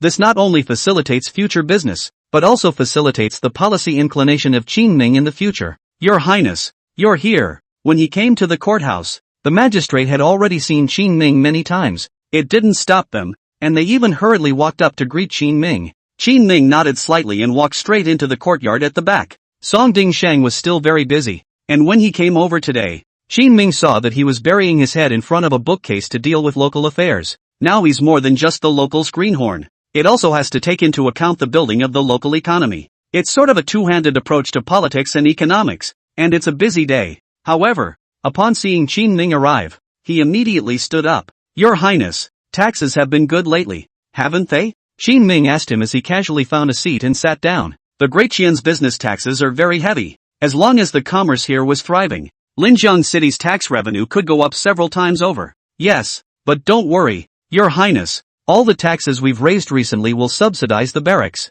And on the court side I'll just pay about the same taxes as I originally did, and that will be enough. Many of the local finances of the Great Qian are self-supporting. Letting them govern themselves was mostly too much trouble for the court. Most of these small counties, with little steady source of income, are slow to develop. Once linked to the court, a lot of bad things all have to pile up in the court. So much for just decentralizing some of the money side of things. And to put it nicely, letting them find their own way. To put it mildly, it's self-seeking. As for the court, a yearly calculation is made based on a combination of their numbers, number of stores, amount of land, and other things. Let these counties surrender a bunch of silver and grain and leave the rest. County officials and governors everywhere knew they could not count on the court. Only some officials who are not too old and are expected to be promoted will pay more for political achievements. Most of the other officials just pay something at regular intervals every year, earning as much or as little as they want. Song Dingsheng is like that now. Okay, but you set aside a sum of silver recently. I have some use for it. Qin Ming informed Song Dingsheng of the deal between himself and Wan Shu. Hearing this, Song Dingsheng pondered for a moment and said, Your Highness, I have an idea that will help you make this time a little more thorough. Oh, what do you have in mind? Qin Ming looked at the other party curiously, waiting for Song Dingsheng's statement. Song Dingsheng whispered, It's like this. Although the Lingnan Chamber of Commerce is powerful, their ability is limited. So why don't we give some more money and let those scattered merchants put in some effort together? We don't need to give too much. Let's pick out a few scattered merchants and give them some tax exemptions, so that we can get everyone outside of the Lingnan Chamber of Commerce and the Chamber of Commerce to participate. Qin Ming's eyes lit up. That's a good one. As he spoke, Song Dingsheng also whispered, Your Highness, I've heard that this year's Southern Ocean caravan seems to be coming. What? You have an idea too? Qin Ming had spoken to Wan Shu and Xiao Chuan and the others about the Southern Ocean merchant fleet before. Their silk was also prepared early, just waiting for the arrival of the South Pacific caravan to make a fortune in anger. No. I was just wondering if I should give some of the tax exemption to the South Seas merchant fleet as well. Song Dingsheng hastily denied it. As a court official, he could clearly put himself in the right position. At his own age he is no longer thinking about promotion. He was already satisfied to have made Linjiang City rich so quickly. It was good enough for Qin Ming to help himself so much. If even the Nanyang merchant fleet wanted to get involved, it would definitely cause Qin Ming's displeasure. Why do you say that all of a sudden? The corner of Qin Ming's mouth lifted up and he didn't directly agree. Instead he wanted to hear Song Dingsheng's thoughts. At this time, Song Dingsheng also slowly explained, Your Highness, many of our things are not competitive at all compared to the competition. It's either that or use money to tie them up. Otherwise those people definitely won't keep selling you face. Not bad. I do think so. Old Song, it seems that you have indeed learned a lot from following along in business these past few months. I don't dare. It's all because Your Highness taught me well. The two men discussed the matter and determined the subsequent tax exemption program. It was only then that Qin Ming finally left the. In the evening, Qin Ming returned home to see both Wan Shu and Guan Yu sitting in the courtyard. They're off. Seeing Qin Ming return, Wan Shu directly reported the trip to him. Tomorrow their Chamber of Commerce is going to take a large shipment of goods directly into Lakeside. It's bound to set off a storm of bloodshed at that time. All set? It's okay, they've been squeezing the life out of us lately too, and seem to have figured out that we're in the same pants. Wan Shu didn't shy away from the threats he encountered. There was already a state of alliance between the Chamber of Commerce and the Wu Wei Battalion. A lot of things definitely need to be known to Qin Ming. Did Wu Dingbua make a move? No. This governor of Huguang seems to be very cautious and has been hiding behind. Wan Shu had gotten a lot of information from Qin Ming recently and knew about Wu Dingbua's situation. However, in the course of continuous probing, Wan Shu realized that the other party seemed to be a veteran. Although he had done quite a few things to target Qin Ming, he had managed to keep himself out of it every single time. Like this battle for cloth against the entire Lingnan. He himself never even showed up. This old fox. Sooner or later I'm going to bring him out. Qin Ming snorted coldly. The ones who can survive the longest among the court are such non-sticky goods. But then again, they are the most insidious. Mixed up for years, they stand against themselves. The threat posed would be great. How about killing him? At this time Guan Yu, who had long been aware of the situation, suddenly spoke up. This startled both Qin Ming and Wan Shu. Your idea is too dangerous. Some people can't simply be killed to put things right. Wan Shu's words caused Guan Yu to frown slightly. As the daughter of a military general, she didn't like this kind of bending. Just as they were about to continue chatting for a couple of minutes, a few people suddenly ran in from outside, and the person at the head of them was none other than Zhou Ci from the Linjiang City chapter. Your Highness, Mr. Shang, it's not good. They've detained our stuff too. Chapter 110, Inviting the King into the Urn. Qin Ming frowned slightly as Zhou Ci explained. It's the army of Hushi. They seem to have learned that we've withheld the goods from Zhuge Fazai, and are now holding back their retaliation. Our stuff was just delivered to the border between the two places when it was seized by a group of soldiers. Come on, let's go over there. Without the slightest hesitation, Qin Ming went out and prepared to go and see for himself. At the same time he was glad in his heart. It was fortunate that he hadn't gone to the mines yet, or else it wouldn't have been easy to fix what had happened. As for this time in the past, Qin Ming didn't even ask them about the reason for the seizure of their goods. Since they're targeting themselves, they're sure to have all sorts of reasons for doing so. Qin Ming was also too lazy to break bread with them here. Just get the stuff back directly. Going over there now? I'll join you. When his own Chamber of Commerce encountered problems, Wan Shu naturally could not just sit back and wait for them to happen. While walking, he explained something to Zhou Ci. It seems to be looking for connections to get this thing squared away. That night Qin Ming brought Wan Shu along to the military camp. Call out Lu Chong and have the soldiers gather. Soon, Lu Gang walked out of the military camp with 3,000 elite soldiers. What happened? Your Highness. Qin Ming quickly described the situation to the other party. Lu Gang angrily waved his fist and beckoned to the people behind him. Guys, grab your stuff and go out for a walk. Yes. The soldiers under his command responded loudly. They mounted their war horses and quickly made their way toward the border with Lakeside. In less than a day's time, taking the highway, they arrived at the border. Where is Sun Sung? Qin Ming came to the pass and frowned as he spoke to their soldiers. General Sun has been transferred. Where's Wei Guangxuan? Neither is. According to you, Han Mingrui isn't here either? General Han is still there. Tell him to come and see me. Qin Ming had given Han Mingrui a lot of favors in the past few months. This lousy gambler also pointed to Qin Ming for some good times. Eating people's mouths was soft, and he knew how to give back, and had always been able to do a favor when Qin Ming came over to do business, but now even he was silent, which meant that someone was behind it. Yes, out of Qin Ming's expectation, the soldiers on this side quickly went over to inform Han Mingrui. Not long afterward, Han Mingrui arrived here on a fast horse. Your Highness, may I borrow your carriage to speak? Raising his head and looking toward the surroundings, Han Mingrui opened his mouth somewhat sheepishly.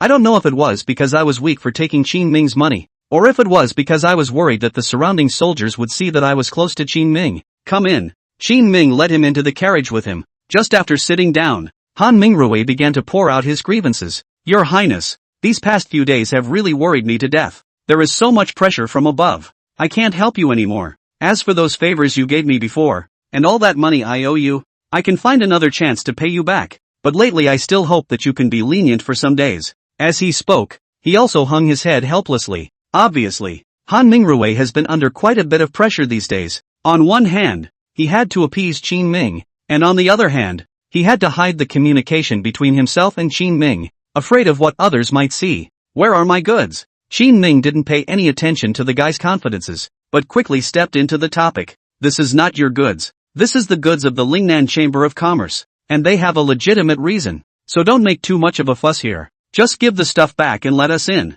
That won't do. The Hushi Chamber of Commerce has been moving a lot lately, and there's been a lot of exchanges with the military. If you take someone over there, there's no coming back. Qin Ming's safety was still guaranteed when he was in Lingnan. After all, he still has so many troops with him, but if he enters Lakeside, by then Qin Ming would be a lamb to the slaughter. The others couldn't help even if they wanted to, and Qin Ming would probably lose his life. You mean to tell me that if I go in there and do business this time, those same troops will come and get in the way? Looking at the other party with this look of wanting to say something, Qin Ming sensed that Han Mingrui obviously knew something. I can't speak to that, but you were right to bring someone here. What do you mean? Just as Qin Ming was about to pursue the matter, a voice suddenly came from outside. Lord Han, I've never heard of you having such a personal relationship with His Highness the King of Qin. Han Mingrui immediately changed his face when he heard the voice. Tang stood up from Qin Ming's carriage. I didn't. Gai Jinyu. Don't talk nonsense here. Qin Ming had heard of this name, and the other party also seemed to be a senator in the Hushi military camp. It's on the same level as Han Mingrui. Poke his head out of the wagon. Qin Ming then saw a middle-aged man with a stout figure and a sword hanging from his waist, standing in the distance on a fast horse, staring at the carriage with a smile on his face. To be able to come on such short notice and catch them red-handed, it was obvious that he was keeping an eye on Han Mingrui. Needless to say, the soldiers who had just passed on the order must have been on their way to find Han Mingrui. He'd already told Gai Jingashi the news. It's not for me to say whether you have it or not. I'll report upwards later. After a proper investigation, he has your goods. I'm leaving. Han Mingrui's face was very ugly. Quickly jumping off the carriage, he whispered in Qin Ming's ear before leaving, then immediately straddled a warhorse and leave the place. Everyone in the court now knew what Qin Ming was like. Get too close to him and there's a good chance you'll get in trouble. Even Han Mingrui, who was a lousy gambler, didn't dare to stay here for more than a few days for fear that he would really leave a message for Gai Jinyue. After the other party left, Qin Ming jumped off the carriage. You're the one who held up our goods.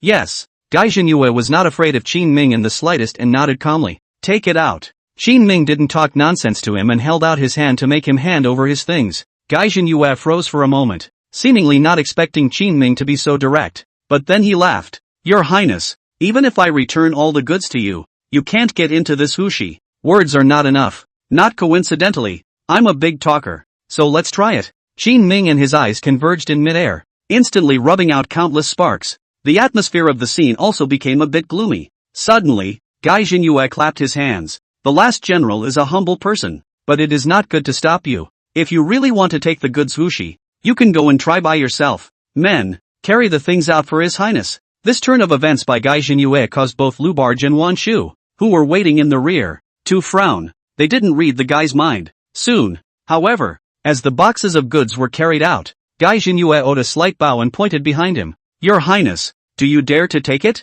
Chapter 111, Killing Opportunities in Every Direction. In the face of Gai Jinyue's provocation, Qin Ming, however, smiled faintly. If the king takes it and still enters Hushi, is someone going to make a move on us? So who knows? Let's just say it's possible. Gai Jinyue didn't shy away from his arrangement in the slightest. Or perhaps behind him, someone had already been preparing to make a move against Qin Ming. No matter from what perspective, Qin Ming has been developing like this in Lingnan, always a huge threat to those in the court. It would be better for everyone if we could get rid of him sooner rather than later. A number of people then bared their fangs and even tried to make a move against Qin Ming. Wan Shu walked forward and whispered in Qin Ming's ear, "Take the goods and go ahead. There's no need to argue with them here." But hearing these words, Lu Gan was very dissatisfied. Your Highness, I can beat them, no matter how many of them come. Armies like this one in the interior of the Great Xian are paper tigers that can't do anything but play the bully. Even though his voice was small, Gai Jingyu heard him. What did you say? I say you're a paper tiger.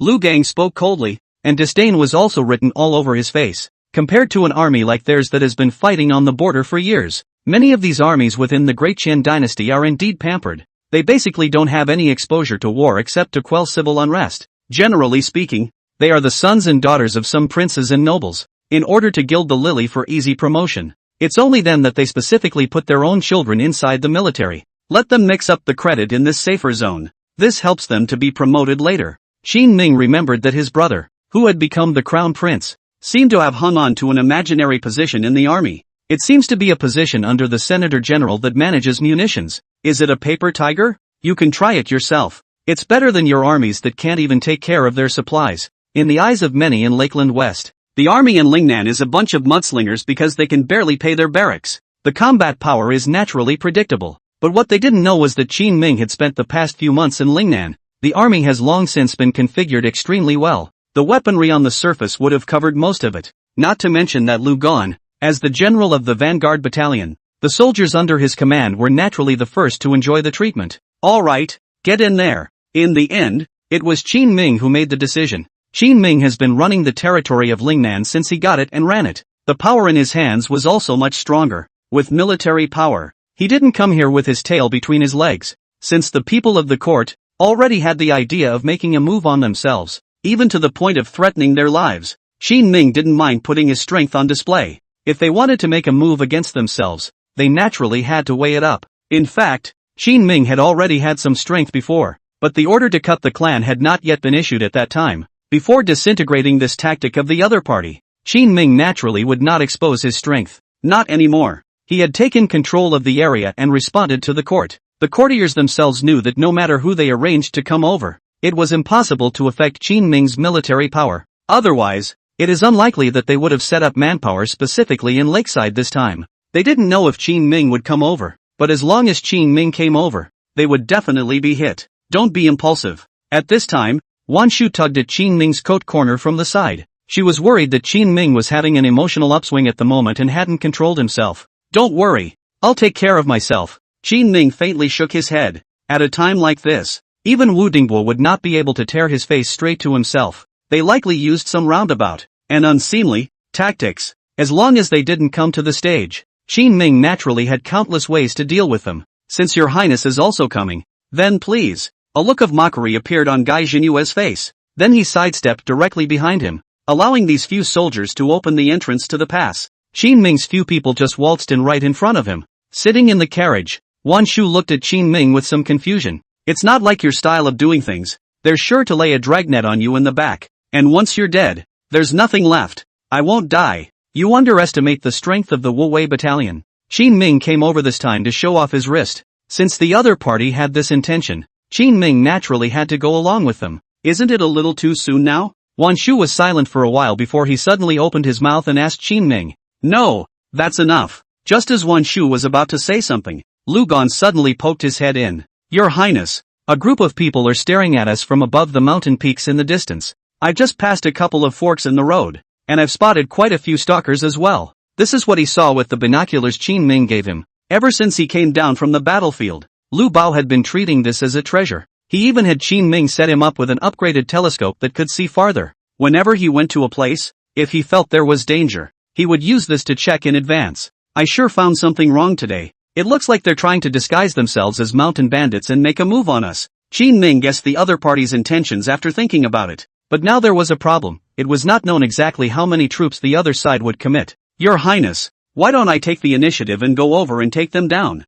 At this time, Lu Gan asked Qin Ming tentatively, just as he was waiting for Qin Ming's reply. Qin Ming had already seen the fire in the distance. No need to go. They're already here. Qin Ming was not expecting the people of the court to wish for his death so much. Copy that. Lu Gan reacted quickly and jumped off the carriage with a sideways movement. Swish! The bright blade was drawn by him. Fighting among the mountains and forests, this weapon was better than his wide-open chopper. The reaction of the soldiers at the back was also quick to quickly spread out and stand. And the group of three met them in all directions. They couldn't see exactly how many people were coming now, but even so, the combat quality of all the soldiers of the Pioneer Battalion was very high. Deployment was accomplished in the blink of an eye. Kill them. A group of people dressed like mountain thieves quickly rushed down from the mountain. At the same time, a group of people emerged from the official road before and after Qin Ming. They were deliberately disguised as mountain bandits though, but this well-coordinated, well-trained look was clearly not so simple as a greenhorn. Looking at the other party with a murderous look, Lu Bao spat viciously. It's really an army cutoff. Hushi's people really have guts, daring to play hardball with our Wu Wei battalion. Brothers, do it! Chapter 112, The Human God of the Year. Knock. Soon. A stout man with a black veil over his face rushed out of the mountains with a large sword. His sword blade rose upwards and made contact with Lu Barge's long blade, rubbing sparks and flashing under the dark night. Lu Gan was not afraid at all, and his powerful sword pressed down a little bit. The extremely blasted muscles on his arms bulged violently, and in the blink of an eye, he gained the upper hand. The opponent lifted his leg and took a step back, his left hand releasing from the hilt of his greatsword and drawing the short blade at his waist. The short knife that flashed with a cold aura stabbed towards Lu Chang's waist, like a viper spitting out a letter. Hey! Under the moonlight, Lu Gan suddenly grinned. He didn't make any defensive gestures, and the force in his hands increased. The blade pressed down and cut into the opponent's left arm. The masked man's body shortened, and a pained look emerged from the eyes revealed on the black veil. And the moment the short sword in his hand touched Lu Gan's body, the sound of clashing gold and stone came out. You? He looked incredulously at Lu Gan. Underneath his scratched clothes, Lu Gan was actually wearing a layer of soft armor. Look at the hardness. It's still premium. Die for me. Lu Gan did not respond to him, but yelled. The long knife was raised violently and changed to a flat slash, slicing hard towards his neck from the left side. Dang! The greatsword was erected to block Lu Gan's attack. However, the tremendous force still caused this masked man's hand to go numb from the shock. As soon as he looked down, he saw that his tiger's mouth was cracked and blood had begun to drip from it. This horrifying scene caused him to stare at Lu Chang with extreme shock and take a few steps backward. To be honest, Lu Chang's battle power was no different from a heavenly god in the eyes of them. The garrison troops in the Diqian territory. ******Q. The next moment, an even more terrifying scene appeared. Lu Gang took a step and stepped on his opponent's sword. Bang! The greatsword came off. The opponent could no longer hold the sword, but Lu Barge used it as a springboard and jumped straight into midair, gripping the greatsword in his hand and slashing downward violently. Swish! The image of a split in two shook all those present who were engaged in battle for a short period of time. Even Qin Ming swallowed and the corners of his mouth twitched. Truly a Taiyujin on earth. Wan Shu had already covered her eyes and turned her back to them, not daring to look at the cruel scene. Ha ha! Lu Gan laughed while charging into the enemy line. He was reckless, but that didn't mean he wasn't smart. He chose the easiest way to break the game, chopping in front of the battlefield. After the opponent's general was split directly in half, many of the soldiers around him, who were posing as mountain bandits, stepped back when they saw him. In less than half an hour, the battlefield was cleared. The mountain bandits died and fled. Your Highness, keep going? Lu Gan looked at the corpses all over the place, turned his head and wiped a handful of blood from his face, and opened his mouth to Qin Ming to inquire. Go! Qin Ming saw Lu Barge's shocking killing methods after the battle started though, but he quickly calmed down. Since he wanted to establish authority, Naturally he could not run halfway and go straight back. What about the bodies here? They'll take care of it themselves. It's these people who wouldn't dare let those mountain bandits appear before the world. Qin Ming was not worried about Lu Gan's doubts. Compared to himself, Wu Dingbo's side was definitely more anxious. The people who arranged it didn't kill Qin Ming, but instead, such a large number of people died. He'll probably come over soon to clean up the mess and minimize the impact. These would not be something that Qin Ming needed to worry about. The aim for them now was to walk safely to Shimusha City. Declaring that he could come and that he wasn't afraid of anyone was the point of Qin Ming's visit. Yes, soon. Qin Ming and the others were once again on the road after resting for the night. Everyone looked exuberant. They also realized that they seemed to be targeted by many people this time they came over. But with their strength, why should they be targeted by a bunch of guys who don't have much strength at all? This left many of the soldiers in the barracks puzzled and feeling offended, because in their eyes, any more of these guys that came were just sending them to their deaths. On the second night, there was indeed another group of people who came next to Qin Ming's camp. This time there were significantly more people coming than yesterday, but without any surprise, Lu Gan drew his sword and cut the opponent's general at the waist. The soldiers disguised as mountain bandits broke up and fled. On the third day, hundreds more were added to the number. The general was stabbed through the heart and died, adding another feather to Lu Gang's war record. On the fourth day, 2 generals were beheaded and died. Lu Gang was so happy that he was discussing with Qin Ming on the way back about giving himself a reward. Qin Ming naturally agreed to all these things. It's just that a few people are happy and a few people are sad. Qin Ming was able to clearly notice that along with the growing excitement on Lu Gan's side.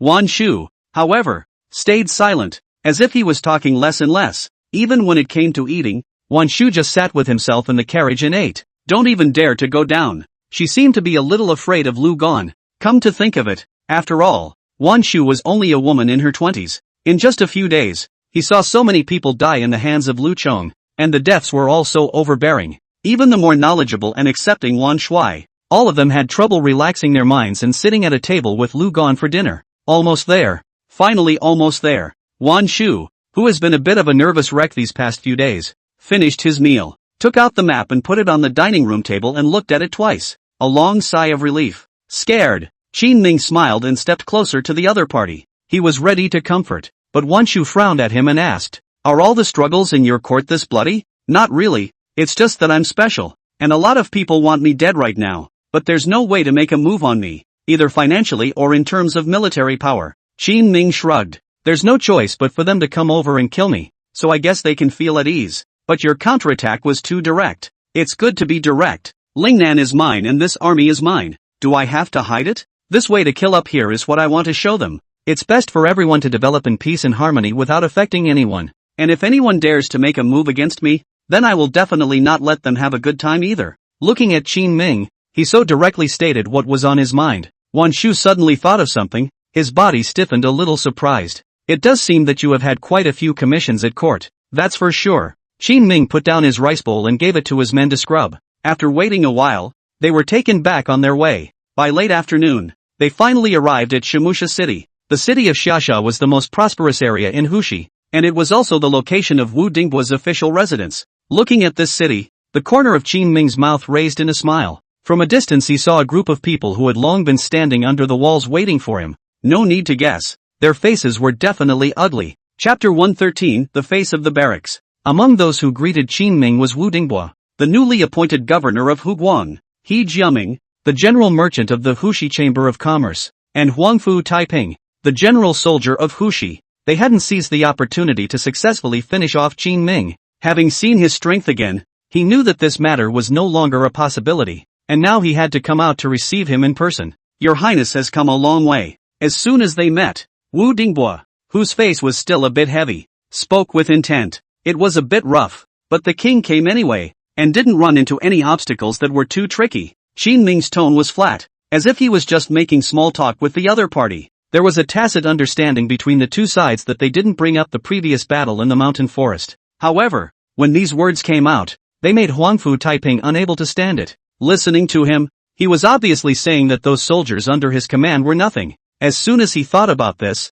Huangfu Taiping felt that his face couldn't hang on. He was about to open his mouth for something, but was quickly stopped by Wu Dingbo with a look. When Qin Ming saw this look on their faces, the corner of his mouth lifted up as he continued. "Can you do me the favor of letting the king lead the team in for business?" "Could be." Wu Dingbo looked at He Jiaming who was on the side. although it was okay to talk about it, it was obvious that this time, if Qin Ming wanted to do business, he still had to look at this general manager of Hushi business. Then let's go. Qin Ming beckoned to the side, and a few soldiers immediately walked over to the carriage and picked up Wan Shu. Seeing Wan Shu walk out, He Jiaming's pupils shrunk. You're here too? Not welcome here on business? Once at the mall, Wan Shu shows his dominant side. Seeing this, He Jiaming laughed coldly. It's possible, but the rules of doing business here are something that Miss Wan might not quite understand. I can learn slowly. I'm just afraid no one will teach me. Wan Shu opened his mouth smilingly, but his meaning was clear. She's going to get Ho Ka-ming to give a business path. You want to be taught, but you have to pay tuition. Ho Ka-ming still hasn't budged. Wu Dinghua and Huang Fu Taiping stood on the side, saying that they could let Qin Ming in to do business, but neither of them moved out of the way. There was some change in the atmosphere of the scene. Wan Shu quietly gazed at He Jiaming and suddenly said, "We've come a long way. I wonder if brother he could join us for a casual meal." "Of course you can. It's quite hard for you guys to make the trip. This meal should be hosted by me. Let's go. Have a catch-up at Spring Wind House. Go." Between these two men, it seemed that they were going down to talk some business. Seeing this, Wu Dinghua and Huang Fu Taiping looked at each other and both prepared to leave. Before leaving, Huang Fu Taiping glanced at Lu Chong behind Qin Ming with extreme indignation. "I've heard that your highness has a General Lu by his side, who is known to be a man of the world." "That's me." Lu Gan walked out from behind Qin Ming without feeling the slightest bit out of place. "He's also really fierce." Qin Ming nodded slightly. "Why? Does General Huang Fu have any instructions?"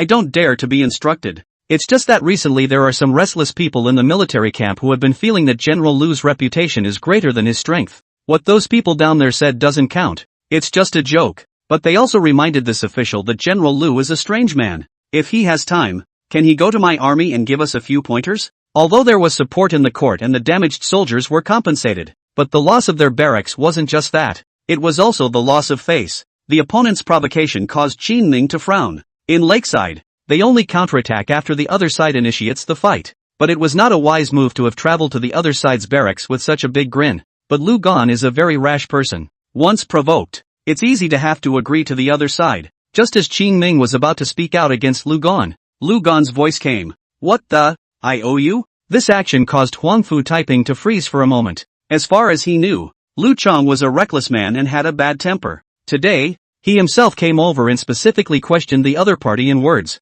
But he didn't expect that Lu Chong wouldn't eat this at all. Feeling that something was wrong, Huang Fu Taiping thought for a moment and continued. "General Lu, recently there are a lot of people in the military camp but they questioned your achievements in the North Pass battlefield in the first place. Some people even said." Before he could finish his speech, Lu Gan said impatiently with a big wave of his hand. "A bunch of losers. The old man has been in the military for half of his life. What's the use of them questioning it? Are they worthy?" Huang Fu Taiping's body stiffened. From the beginning he had gotten the wrong direction and had not even scratched the surface of Lu Chang's mind. In Lu Bao's eyes, people with strength questioning themselves is called questioning. This kind of person who defies himself, he can go and prove it. But this group of Lingnan garrison, who had been killed and disarmed by himself, were not even in his eyes. What they said was naturally treated as fart by Lu Gan. Then what's there to say? Just let them talk. The corner of Qin Ming's mouth lifted into a smile that he couldn't help but smile. Instead, it was Huang Fu Taiping who stopped where he was and still refused to go.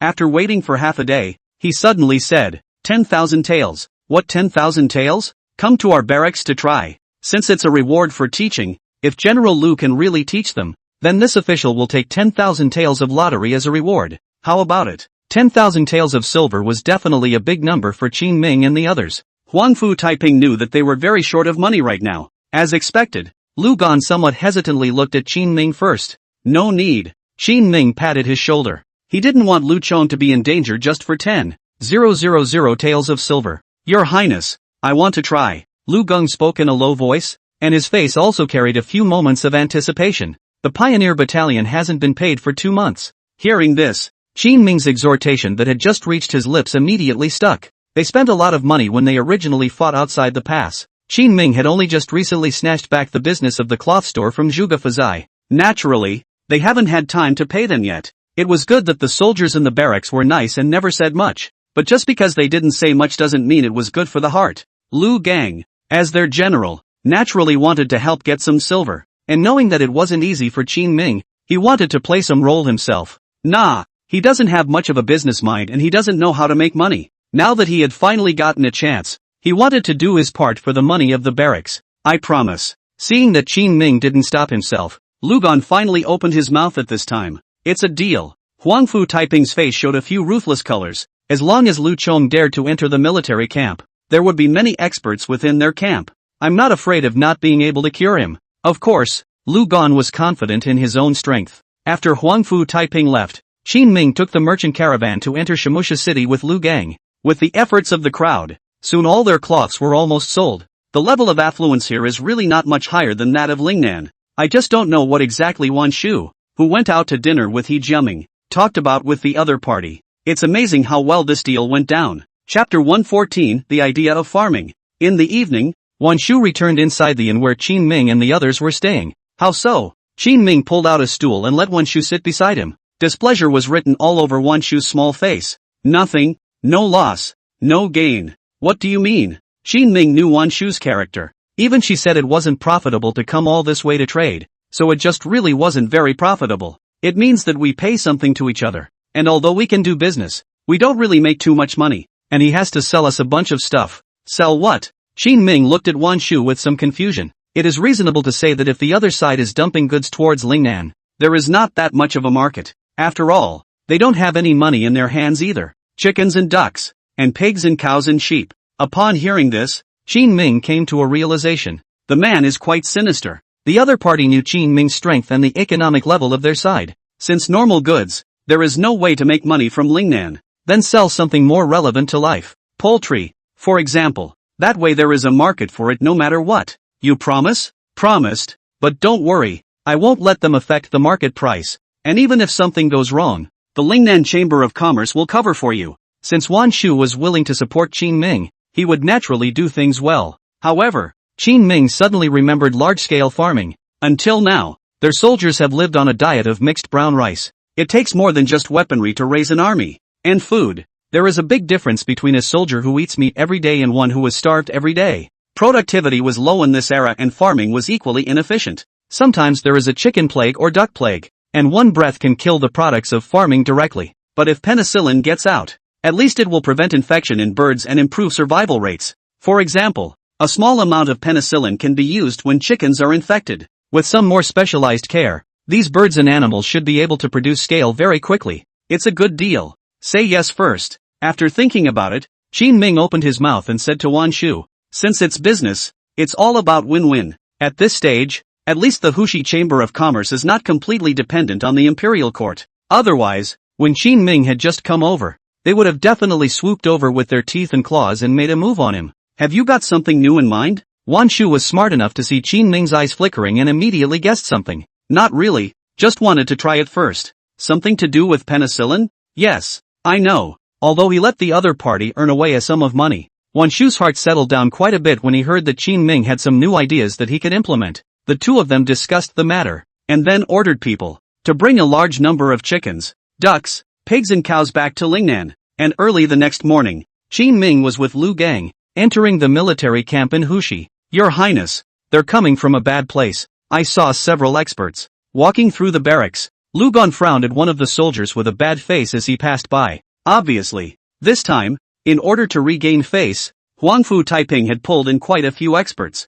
Some of them aren't even in the military. Instead, they are some of the masters of the jungle sects. These people are strong and their methods are indefensible, invisibly creating a lot of pressure on Lu Gan. Fight if you can. If you can't, back off. We're not ashamed anyway. Qin Ming spoke in a low voice, explaining the stakes to him in advance. They had already made a name for themselves in Lakeside, and now even if they were targeted by the other side and lost, it was nothing. Soon, they arrived on top of the schoolyard. Here waited 3 soldiers in armor, each of them burly and stern-eyed, obviously not good. Soldiers gathered around the perimeter 3 layers inside and 3 layers outside. All came to see the battle. Seeing these 3 people, Lu Gan and Qin Ming looked at each other, and both of them were somewhat helpless. And I don't know where the outside help was brought in from. They could tell at a glance that these men were completely different from the original guards they had encountered in Hushi. It looked like the general was transferred from the border battlefield. I came over today, specifically to deal with Lu Chong. This one's for you.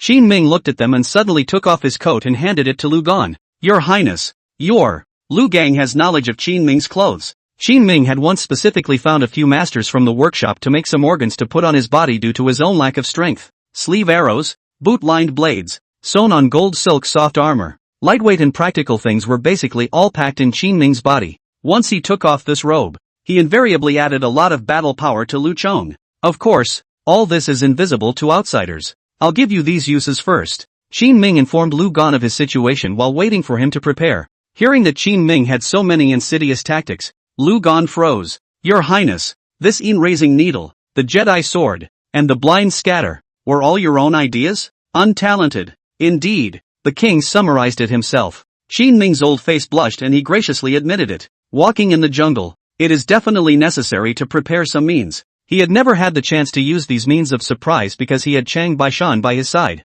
Now that you just happen to be in the wolf's den, you don't have to care about decency or lack thereof. The other side has targeted them so much, it's time to use it. I know. Lu Barge draped Xin Ming's robe over his body. Huang Fu Taiping's voice also came from the distance at this time. Well, are you ready? It's ready. Lu Gang strides to the open space surrounded by the crowd and draws a chopper from the weapon rack. Today Huang Fu Taiping had already carried killing intent in his heart, and the weapons he prepared were not the wooden swords and knives they usually use to practice with, but actual weapons. My name is Chen Pai. Please enlighten me. One of the generals drew his lance and walked forward extremely vigilantly to stand in front of Lu Gan. No nonsense between the two sides. It was out in the blink of an eye. The lance in Chen Pai's hand was like a swimming dragon, and in the blink of an eye, it stabbed towards Lu Chang's vitals. Lu Gang dodged his opponent's attack with a sidestep, and tried to hold the lance with his backhand. The opponent was experienced and prepared for a hard shake. The body of the gun bent to avoid Lu Barge's grip, and Chen Pai smoothly hooked it and drew back the spear. As the gun blade came back, it slashed Lu Bao's wrist, setting off a shower of blood to fly. Chen family marksmanship. You're from Shiguan. Lu Bao shook off the blood on his hands and took a few steps back. Huang Fu Taiping. You get the people from the border over to mess with old me? Chapter 115, The Battle. Huang Fu Taiping sneered, his face filled with sarcasm. Under his arrangement, the number of people coming from West Pass had exceeded expectations. A dozen generals in one breath. They were extremely strong, but it was simply impossible to think of someone who could suppress them in a short period of time. Even Lu Barge couldn't have done it. Bang! Bang! Bang! Lu Gan's fist and Shan Pai met. The huge blade slashed at Lu Bao's body. Blood and flesh rolled over, and a horrifying wound surfaced on Lu Bao's body. Blood spurting wildly, Lu Gang knelt down on one knee. Horror was written all over his face. The opponent's strength was beyond his imagination. At this moment, he only felt as if he was on top of a battlefield, facing those elite soldiers of the barbarians. It had been a long time since anyone had been able to put such pressure on him. Good tactics. Buzz. Raising the blade in his hand, he pressed it up against his opponent's blade. At this moment all the soldiers around them all stared in disbelief. They looked incredulously at Lu Chong. Lu Gan's move was just too risky. As long as the other party's blade went down, Lu Gan would fall dead on the spot. But the other side is like dancing on the tip of a knife, without any retreat at all. Sticking to the opponent's blade, he slammed his blade towards the top and picked it out. Slow down. As one of Chen Pai's voices came out, the long blade in front of Lu Chong burst apart inch by inch. It turned into countless starlight scattered in midair. At this moment, countless iron shavings flew at Lu Barge's face. It left Lu Barge with a lot of color hanging all over his body. But even so, he endured the pain and swung his fist out, hammering it hard into the opponent's chest and abdomen. With a bang, the tremendous force caused the general in front of him to bow his body into a snappy shrimp shape in this instant. In the next moment, he was dislodged, his chest, and revealed a huge break. Seizing this opportunity, Lu Gan picked him up by the neck. It pressed downward violently. Chimpy's head is like a marshmallow. Hardly, Lu Bao was pressed to the ground and sunk into the mud. When he raised his head again, Chimpy had lost 3 teeth. A lot of blood sprayed out of his mouth, looking like a nightmare that had just walked out of hell. But such injuries were not enough to disable the returning generals of Shiguan. At that moment, the other party violently rolled over. With a raised hand, he drew the second sword at his waist and violently stabbed towards Lu Gan's abdomen. Lu Gan felt a huge pressure. After taking a step backward, Humongous raised his hand and forcefully gripped the opponent's blade. You're slow too. Lu Go turned to Chen Pai's face and sprayed a mouthful of blood to block his vision. It was only at this moment that quite a few of the surrounding soldiers finally reacted. The opponent appeared to be wearing a gold silk glove on his hand. This kind of valuable thing had been arranged directly on Lu Barge's body. This made them all a little skeptical about their previous perceptions of the Wu Wei battalion. I can't believe they're so rich, and this guy's got a full set of bling. Who says it isn't? I thought they were poor, but now they don't seem so poor. A skinny camel is bigger than a horse. Now your highness may be poor, but at least you won't even be able to afford a military camp, right? The soldiers present spoke up. On their faces, a few looks of surprise also surfaced. Good tactics. The Shiguan general, Chen Pai, sucked in a breath of cold air. Just when he wanted to react, the long sword in his hand had already been forcefully gripped by the other party, and his eyes were stained with blood. At this moment, he only felt a huge force coming from his tiger's mouth. In the next moment, his tiger's mouth crumbled inch by inch, and a stream of blood bubbled out. At the same time, the long sword in his hand also came off in a smooth manner. Knock! The sandbagged fist slammed over his face. The tremendous force of the blow sent a nosebleed flying. Lying on the ground, he never knew life or death again. Yes, only Qin Ming was shouting for Lu Chong at the scene. As for all the soldiers in the Hushi military camp, they were all disheveled at the moment.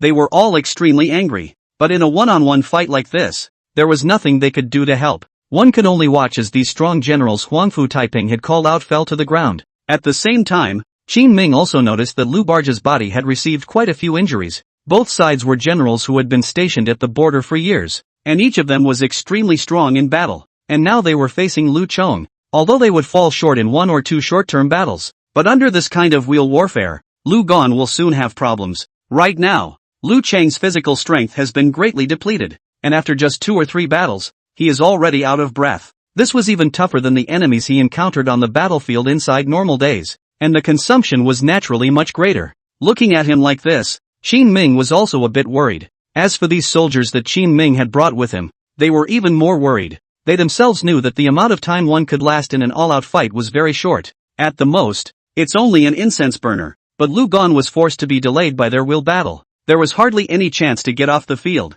and each break was only a tea break. Having thought of this, Qin Ming stepped forward and whispered to Lu Gon, "Use my clothes." There were many means inside Qin Ming's clothes, all of which could help him take out his opponents with ease. But to Qin Ming's surprise, Lu Chong slowly shook his head at this time. "Got it, but I won't use it until I'm down." Lu Gang had a natural confidence and pride in his identity, since it's the elite soldiers who retired from the Northern Pass. Then he didn't bother to use Qin Ming's tactics. There was no way he was going to give up hammering people with his fists unless they were targeted to the head. "You guys?" "Ugh." Qin Ming was silent. Even some of the soldiers around him were clenching their fists at the moment. Those who were able to become generals of their barracks naturally had their own charisma. It was like Lu Gon, who at the moment had made all the newly entered brothers' hearts happy. All the recruits of the Wu Wei battalion were extremely admiring. "That's the real general." Qin Ming slowly shook his head, but he wasn't disgusted by the other man's choices. Lao Lu is a real person. Go on. Lu Chong gritted his teeth and stood up, shook his somewhat heavy body and spoke firmly. At this moment, even the generals of Shiguan were a bit shocked. The battle between the two sides continued. "Shiguan Chen Ping, please enlighten me." The battle opened up again between the two sides, after 3 rounds of fighting, but Lu Barge hadn't lost yet. Instead, they've come close to beating each other time and time again. Looking at his shaky body, Qin Ming couldn't help but sigh. He does have his own uniqueness in being able to step up from the Wu Wei camp. However, the continuous battles are extremely exhausting to the physical strength. Even Lu Gang can't help but kneel on the ground panting heavily. By this time he was drained. Compared to normal these mainland garrisons, the generals of Shiguan are obviously a great deal stronger out. Chapter 116 Returns in Farming. "Well, that's it." Qin Ming spoke indifferently, slowly walking up and speaking to Huangfu Taiping. However, at this time, Huangfu Taiping did not respond. Lu Bao also shook his head and continued to stand up with a wide grin.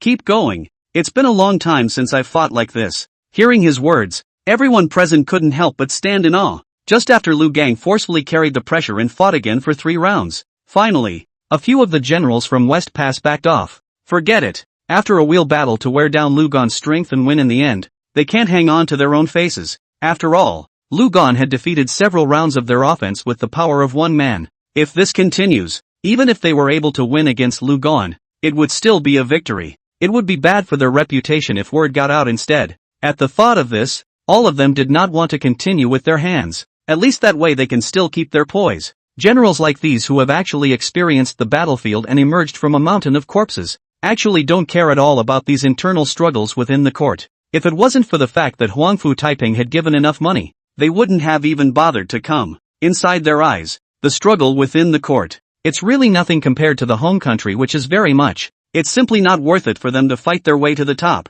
And Lu Barge's performance did give them a few moments of admiration. Regardless of being in any military camp, they all respected the strong. Lu Bao has already been recognized. General Lu, you're awesome, I'm convinced. After the several generals finished their discussion, they slowly turned around, and one of them clasped his fist and spoke to Lu Barge. Then he turned and prepared to leave. At least when facing Lu Gon, they had been a bit scared. Lu Gon's battle power was already recognized in them. I'm not fighting either. Winning. None of the people present had anything to say about it and turned around, ready to leave. But in the face of such irresponsible behavior on their part, a flash of anger flashed across Huang Fu Taiping's face. What are you doing? We agreed to do it together. Why don't you keep your promise now? General, we won't take any more money. A few of the generals of the Western Pass took a step back, and by this time had even opened their mouths for a share of the money. A silence fell over the scene. Lu Gang still stood still without any movement, quietly waiting for the challenger. So be it.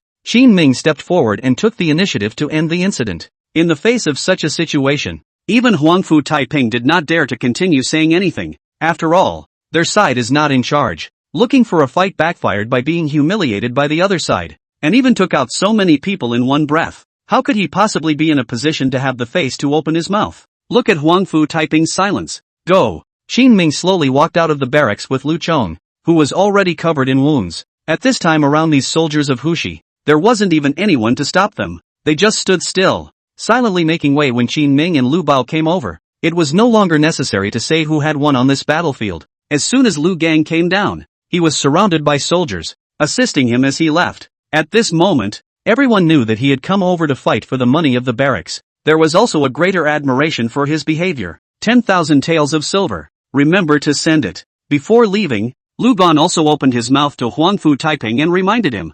Huang Fu Taiping snorted coldly. Don't worry, I'm a man of my word. Originally, today was about getting back in the game, and it ended up like this. He's having a hard time. On the way back, Qin Ming patted Lu Chang's shoulder. I'll give you 1,000 taels of silver when we get back. That's your compensation. Hearing this, Lu Chang was instantly agitated. Although he had suffered a lot of injuries today, the reward Qin Ming had given him was already enough for him to go to a restaurant and drink dozens of drinks. Thank you, Your Highness. No, I should be the one to thank you this time. Qin Ming opened his mouth with a smile. This trip to Lakeside belongs to earning face and face. It's time to run. They are now on the radar of the local officials as well as the military camp. If we continue to stay here, it will be difficult to deal with some trouble later on. To avoid such strife, Qin Ming was also prepared to directly take him away to go back to nurse his wounds. As for the poultry and other things traded on this side, it would be coordinated by Qin Ming after he returned. A few days later, Qin Ming returned to their barracks. As soon as he came back, Chao Chuan noticed Lu Bao's injuries. How did you get so badly hurt? What's going on here? Did the people over there really make a move against us? He asked Qin Ming with some anger. They've been bullied since they got here. I never thought that even the garrison in the mainland would dare to take action against them now. This naturally made his face look bad. Thinking back to the days when they were in this entire camp, they were still in the northern border constantly campaigning and winning battles. Thumbs up and full of admiration when anyone mentions them. I didn't realize that the tiger was being bullied by the dog, and now it's just a trip to Lakeside. I can't believe I was bullied into this. This naturally caused Chao Chuan's heart to be dissatisfied to the extreme. It's not a big deal. Qin Ming told Chao Chuan all about going over there. It was only after hearing about the situation that Chao Chuan finally breathed a sigh of relief. You kid is getting better and better now, even daring to fight them in this kind of battle. Walking over to Lu Chong, Chao Chuan hammered him. Full of helplessness, she opened her mouth to him, though her mouth was grumbling, but he couldn't hide the concern in his tone. Lu Bao smiled and waved his hand. Lousy's life can be harder than you think. Don't think too much. This trip at least made 10,000 taels of silver. In a while give the brothers under me a share. When he came back, Lu Gon was actually able to take 1,000 taels of silver. But in the end he voluntarily gave up a good portion of it. He only took 300 taels for himself, and the rest was all paid to the brothers in the barracks. Their pay, after all, had been in arrears long enough. If this continued, their barracks would probably be in disarray. Originally, Lu Gung wanted to make some contribution to the military camp, and naturally, he was not willing to take too much at this time. Most of the stuff all contributed. Hearing the other party's request, Qin Ming naturally agreed. Now Chao Chuan also began to calculate their military needs, and in the meantime, distribute their pay. While he was doing something over here, Qin Ming also called Song Ding Sheng to his side. There may be a shipment of poultry coming in lately. So go and find a group of farmers who are experienced about farming and gather them together.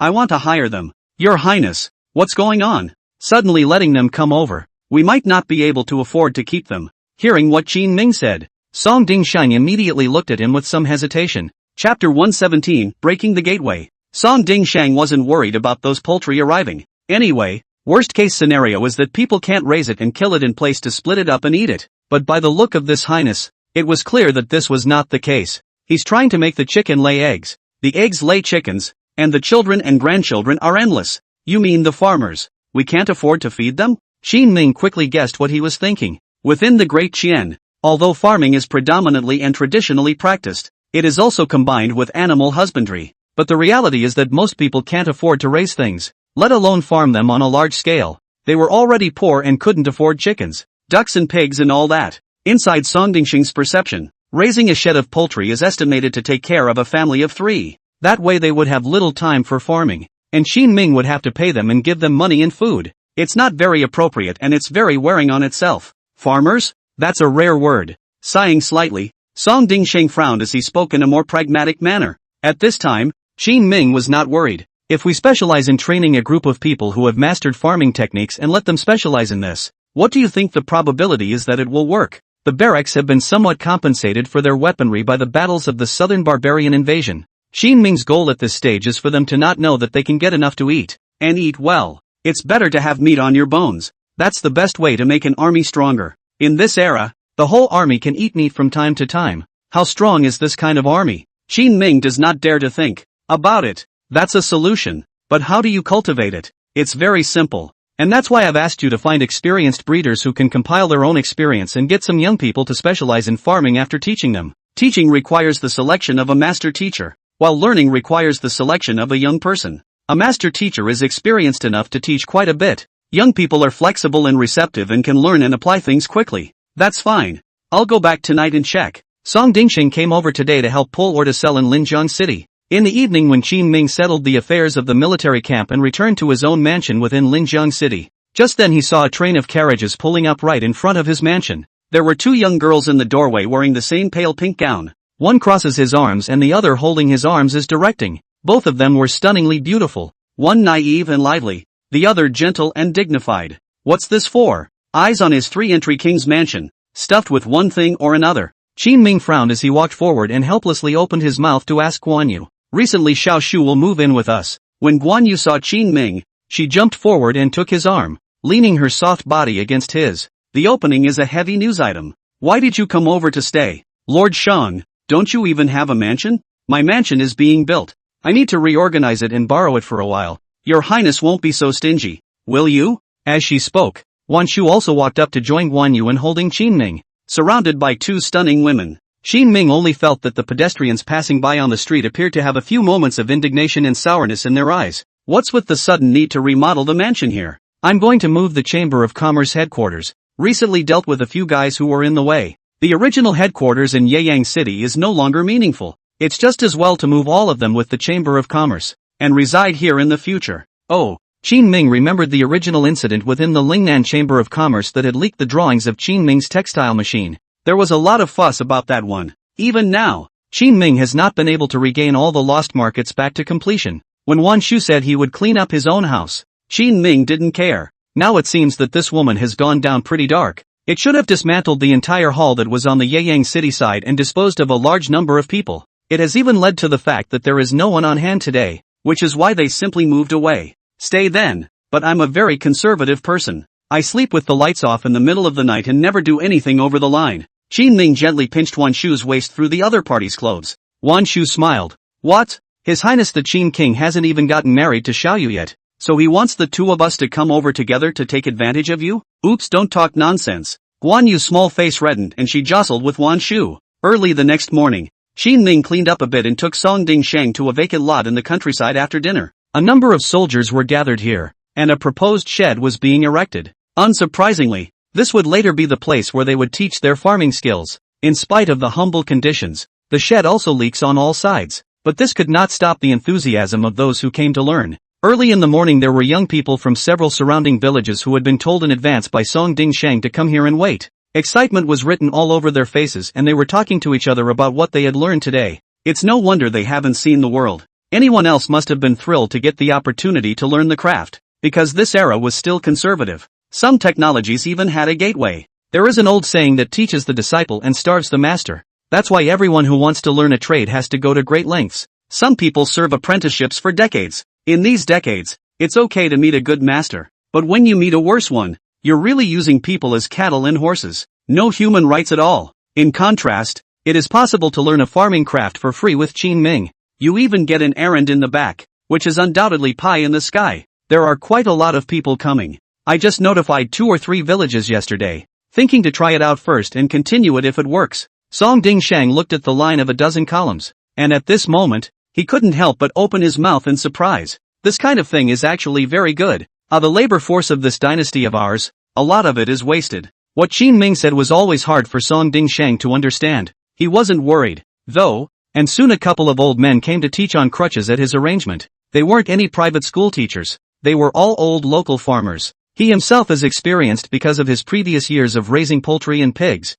cattle, sheep, etc. The more people who come, the better. I expect the best size is more than 500. As for this side of the shed used up, do not tear down. The back of the second phase of the third period of people continue to come to learn. Qin Ming spoke indifferently, explaining these things to Song Dingshang. Your Highness. Hearing this amount, Song Dingshang opened his mouth as if he wanted to say something. Unfortunately, in the end, he did not speak. If he didn't take the initiative to tell, Qin Ming naturally wouldn't ask. The two continued to coordinate the erection of the shed on site. When he was busy in the afternoon, Chang Baishan rode a fast horse and brought people to Qin Ming and said, Your Highness, the poultry sent from Huxi have all arrived. Do you want to go and take a look? Chapter 118, Song Dingshang's Growth. Go. Soon Qin Ming brought the people together to a large shed. There are a lot of chickens, ducks and geese raised here. Next door, inside the shed, are pigs, cows and sheep. Divide things evenly into 3 groups, and then divide the good young men who come over to learn into 3 groups, and let them compete with each other. And the best raised ones stay. Did you want to ask me this morning why I recruited so many people? And here's the answer. Qin Ming turned his head and looked at Song Dingshang with a smile. Song Dingshang's old face turned red and he immediately clasped his fists. Embarrassed. You guessed it. Or your highness has thought it through thoroughly. When Qin Ming just told him this morning that he wanted to recruit hundreds of people, Song Dingshang was thinking that so many people, there is no benefit, and many more mouths to eat. But now it seems that he was right not to talk too much at first. His Highness is a man of honor, and naturally has his reasons for making such an arrangement. Fittingly, he soon explained to himself the reason for this arrangement as well. Having competition makes them appreciate the errand more. Half a month of learning, a month of breeding, half a month of evaluation and comparison, and finally the best group will be selected to receive all the livestock tasks, while giving them better treatment. Qin Ming walked while explaining everything to Song Dingshang. Song Dingshang asked curiously, Your Highness, how much of an increase do you think would be appropriate? 30%. Qin Ming held out 3 fingers, then waited for his response. Hiss. Song Dingshang sucked in a mouthful of cold air. This is really a bit high. However, the previous car is placed here. At this moment, he does not dare to think too much, for fear of making a joke. So it was nodded. I know. What do you know? Isn't it a 30% raise in wages? I'll arrange that. Song Dingshang said seriously. Qin Ming shook his head. No. I was thinking of 30%, but at this price I don't know if it's high or low. Oh, this is going to Song Dingshang reacted. So it turned out that his highness didn't count correctly every time. So next time you have a different opinion yourself. Should you bring it up or not? He was deep in thought. Qin Ming thought that he was making it difficult for him with this price, so he waited for half a day. Eventually, Sung Din Sung said, Your Highness, I think we can look at the production and count the money for them. That's what Lord Fong did. Fong Qingyuan had previously tried to stimulate their local cloth business.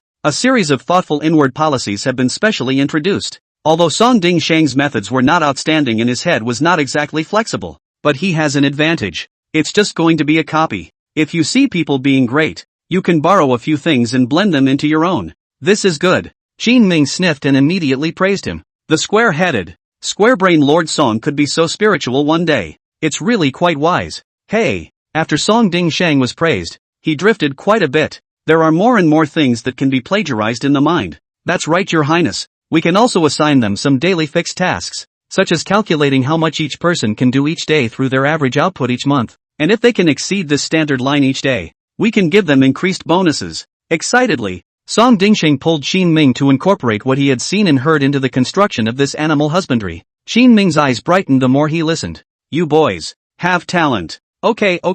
Song Dingsheng laughed out loud, and the sound traveled far. The next day, Qin Ming and he continued to the outskirts of the countryside under the shed. The sound of loud reading came from all the people who were learning farming techniques the hard way. At this time, Fong Qingyuan arrived. Song Dingsheng, who was talking to Qin Ming about his internal plans, the voice came to a screeching halt as he saw the other man coming. Ahem. Dryly coughing a few times, Song Dingsheng, who was worried about his plagiarism being discovered, asked Fong Qingyuan faster than Qin Ming. Lord Fong, you're back. How are the cloth factories in the following counties? I came back today to speak to your highness about this. Fong Qingyuan slowly spoke, taking out a map from his arms. It has dense little red dots on it. All of it was occupied by him. To Qin Ming's surprise, there was also a portion of cloth that was in the mountains outside Ningming Pass. What's this? Qin Ming pointed at the red dot on the map and asked curiously. We can't get out of here, except to wait for the Nanyang caravan, or to look for southern barbarians to do business with. Fong Qingyuan took out a ledger. I used barter and brought out all of some of their supplies. Many of the tribes of the southern barbarians still use bartering for trade to this day. It was only when they came out from inside the mountain and traded with Qin Ming that they exchanged some silver. They wouldn't take the silver back with them, but would head straight to the market and buy food, cloth, and other things. Their farming and textile industries were underdeveloped. This leads to a lot of things they have to pick up from outside. After Qin Ming and the other, the most unexpected thing is that during this period, Wan Shu took the opportunity to make a large sum of silver. This is because buying in bulk from the other side can lead to price fluctuations in the market. This picks up the slack for the Lingnan Chamber of Commerce, which controls the market. They dumped their hoard out the door, sold it for a high price, and shipped it out fast. This was another reason why Wan Shui wanted to move the chamber's headquarters here. Still, you have the means. Qin Ming was filled with emotion as he looked at Fong Qingyuan's account book, as well as the list of goods on it, and he couldn't help but open his mouth to praise it at this moment.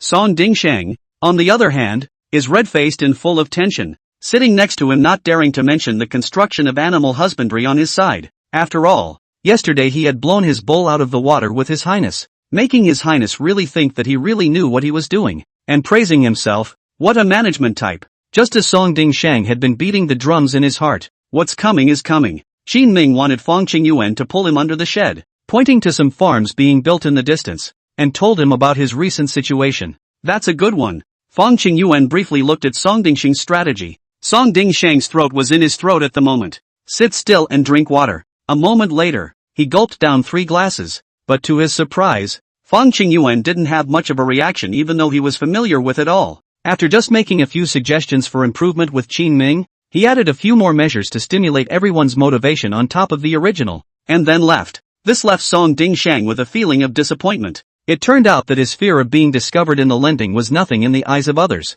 In fact, people Fong Qingyuan can come up with a lot of good moves. Their own this drawings are not even put in the heart of the other party. It's yourself who takes it too seriously. What is it, Lord Song? Qin Ming had already keenly noticed the change in Song Dingsheng. It was at this time that Song Dingsheng hurriedly gathered his emotions and said, "It's okay, I was just thinking about how much more I have to learn back there and got distracted." After this incident, Song Dingsheng also understands that he should be more relaxed. It's all about doing things for the point down anyway. There's no such thing as borrowing someone's stuff to show off. Just like Lord Fong. That's what one has to learn from. Qin Ming didn't notice the change in him and just patted his shoulder. Extremely instrumental. Okay, keep recruiting. Chapter 119, Attack from Both Sides. In the capital, inside the palace's Yangxin Hall, concubine Xiao looked at the guards who were kneeling on the ground in front of her to report. At the moment, her teeth were clenched and her miserable fists were clenched together. The court didn't give him credit for his work. And apart from the money from the army, on what basis does he still have money for business? Your Highness, it seems that the people from the Lingnan Chamber of Commerce have been secretly supporting the Qin King. The Lingnan Chamber of Commerce dares to go against the imperial court. Don't they know that cutting the clan is a national policy? Suffering was written all over Princess Xiaoshu's face. She really didn't understand why there were still people helping Qin Ming when they were all the way to Lingnan. They seem to have reached some sort of deal between them. And the Lingnan Chamber of Commerce has also gained a lot of benefits from the Qin King during this period, and its power is gradually expanding. And it even has a tendency to vaguely pressurize the Hushi Chamber of Commerce. This is despite the knowledge that trade between Hunan and Guangdong is gradually rising, and even the local economy is showing improvement. But this has nothing to do with Princess Xiao Shufei. She didn't care about how things were over there at all. She only cared about whether or not she could get Qin Ming killed. With a cold snort, Princess Xiao Shufei sourly said, "Two barbaric places, simply a child playing house. By the way, who's she that Wu Dingbua? Recently a little news did not pass back? Your Majesty, there is no letter from Wu Dingbua. Wu Dingbua was transferred at the same level. Originally he was a party official, or in the affluent Jiangsu and Zhejiang regions. Being transferred to Huguang as the governor was actually a bit of an aggravation for him. He didn't say much, though, and packed up his things and took his family into place. Unfortunately, being in place is in place and has nothing to do with doing something. He's a non-sticky guy by nature, just looking for stability and not taking any chances. Even if he was already on Consort Zhao's side, he had only slightly taken a shot at Qin Ming. Even the amount of effort put forth was not as much as the other person. Huangfu Taiping. This naturally aroused the displeasure of Princess Xiao Shufei. Half a month had passed since Qin Ming had run to Hushi to cause trouble and left. During this time, Wu Dingbua was like a mute. Not the slightest idea of communicating with myself, not even sending a letter. And a loser too. Xiao Shufei's face was ugly. Some time ago when she heard that Qin Ming had made a mark, she was so angry that she fainted and woke up, but she couldn't sleep for a few days. Ended up getting very sick. However, what allowed her to be relieved was that even though Qin Ming had made his mark, it did not change his position in the Qian Emperor's heart, after the persuasion of the officials of his own line. In the end, Qin Ming was not even given credit or reward. Of course, Qin Ming himself didn't ask for it is all. Let the Xiao family make their move. Tianzi's revenge cannot go unavenged. In the end, Princess Xiao Shufei was ready to go down herself. It's still a bit of a bind to use these guys under me. The reason why she personally went down regardless of her status was actually because she was worried that Qin Ming's growth rate was faster than expected. If it affects your own royal son, the advantage that one has worked so hard for years to create is then sure to be in turmoil. Qin Yu was still young, and although he was honored as the crown prince, he still had a long way to go. A long time ago, Xiao Shufei had made up her mind that she must protect Qin Yu before he grew up. Your Majesty, this, Zhang Ming, the escort leader of the men under his command, had some surprise on his face when he heard these words. Wouldn't it be too much of a drop for the Xiao family to come down personally? Having followed Consort Xiao for many years, Zhang Ming clearly knew to what extent the Xiao family behind Consort Xiao had developed after occupying the court's resources for so many years. Whether in business, or in the court and the Jianghu, it has great strength and appeal. It is a party of great power. Such a group of people was used to specifically deal with a ruined prince who had been relegated to Lingnan. It would be a joke to tell people for sure. I guess there will still be people who think how afraid of Qin Ming Princess Xiao Shufei is. Just use them. Within 6 months. I want to see Qin Ming's corpse. Princess Xiao did not explain too much, having originally thought that Qin Ming would be able to make things much easier for herself if she left the court. But the reality of the situation was that Qin Ming was a huge threat to himself wherever he went. After the distance was drawn, it was even harder to do damage to it by himself anymore. This made Princess Xiao Shufei very angry. Since this was the case, it would be best to just go all out and not leave Qin Ming a chance. Yes, Zhang Ming nodded and quickly walked on. On the other hand, the Grand Eunuch Wang Bao came to the Imperial Study Room with a letter. This is the place where the Emperor of Daqian reviews the documents and draws up the state policy. Your Majesty, the Shadow Guards of Hushi and Lingnan have each sent a piece of intelligence. The Shadow Guard is an organization dedicated to the Emperor. The function is to act as the invisible hand that helps the court control all parts of the civil society. No matter how out of the way they are, they can be seen. Until now, no one but the Emperor knew exactly how many of them there were. All people know is that this organization has helped the court investigate many secret stories over the years. TSK. What's going on again? The Chen Emperor frowned and opened the dark red volume. Wang Bao was very colorful and immediately left the Imperial Study. The Chen Emperor was the only one left at the scene. Come in. Yes, Your Majesty. Wang Bao walked through the door with his head lowered, and saw that Chen Di was throwing the dossier in his hand into the fire pot next to him. Having followed Emperor Qian for many years, Wang Bao thoughtfully stepped forward and hurriedly began to clean up the dust raised around the fire pit. At this time, the Qian Emperor suddenly asked, "How is the King of Qin's popularity among the people these days? The slave has not heard of any movement, and you've never heard of the business he's got on his hands?" The Qian Emperor suddenly went straight to the point, causing Wang Bao's body to stiffen and he hurriedly knelt on the ground. "Your Majesty, those businesses are not under the control of the court, and even the lackeys know very little about them." Taking a deep breath, Qian Di frowned. What does he want to do by raising troops and stockpiling food? Want to rebel? Tell the Ministry of Revenue and the Ministry of Ceremonies to raise the tax revenue in Lingnan by 20% this year. The original Lingnan's tax. It is already to 40%. If it is raised upward by 20%, all the sales and purchases will absolutely have to die a violent death. The Chen Emperor learned from the shadow guards that Qin Ming had forced his way into Huxi. After even raising a decent number of troops of his own, alarm bells have long been ringing in his heart. This world is the world of Deqian, and it is also one's own world. No matter what Qin Ming's status is,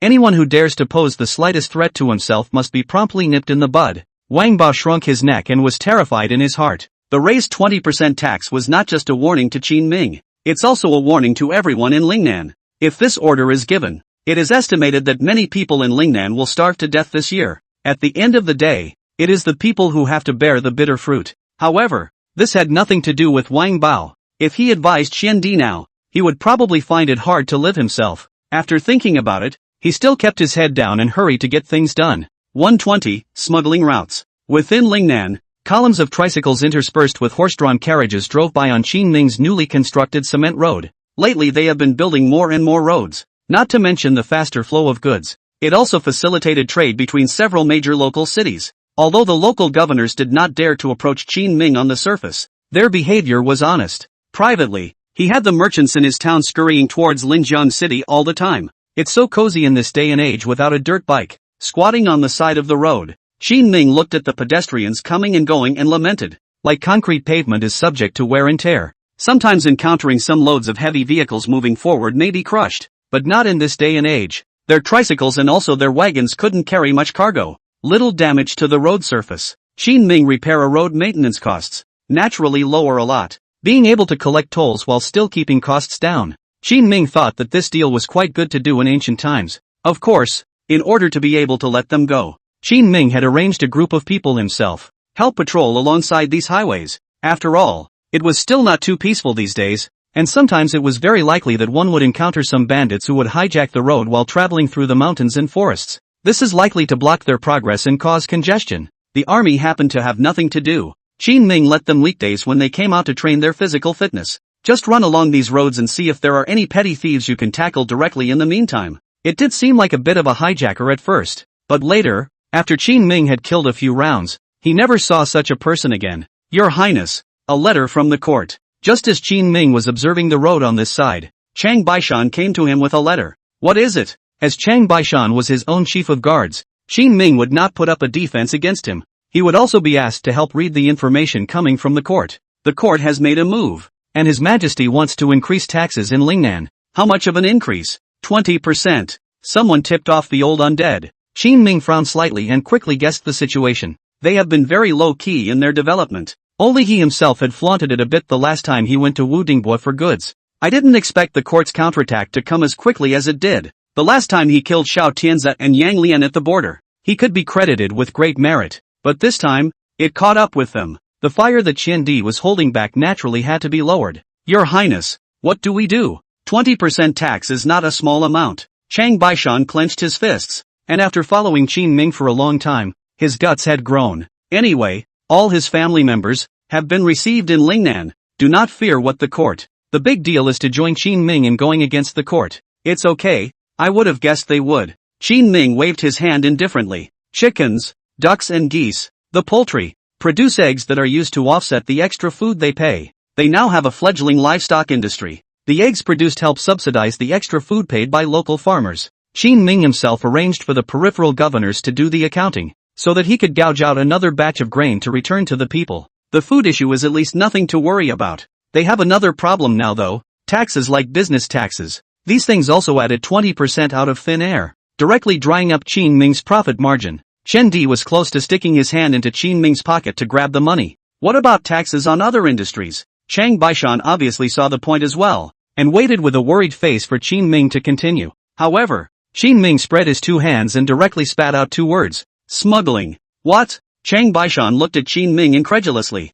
The other court came over to rob Lingnan money. Qin Ming is fierce. Directly lifted the table. Your Highness, we're just going against the court. It's all better than direct smuggling. What do you know? It's so poor now that I'm going to stop work after this road. Qin Ming looked at the road that was spreading in the distance and spoke quietly. The reason for building your own roads, aside from controlling transportation, is that you want to have the power to hide from the world in the future. This was also Qin Ming's preparation for smuggling. The court's commercial taxes are just too high. This was indeed normal in the days when agriculture was emphasized over commerce. But Qin Ming was a modern man and knew how much money the court had eaten with this trick. It was already at an extremely high point. Now they're actually going to raise taxes again. Since Qin Ming couldn't afford to play now, everyone should stop playing altogether. I came here to Lingnan to pay enough taxes in 1 year to cover their past 3 years, and I don't owe them anything. Qin Ming thought that he had already done his best to be kind, but now they were faced with the problem of how to avoid the Shadow Guard's lineup. Your Highness, don't you know what a Shadow Guard is?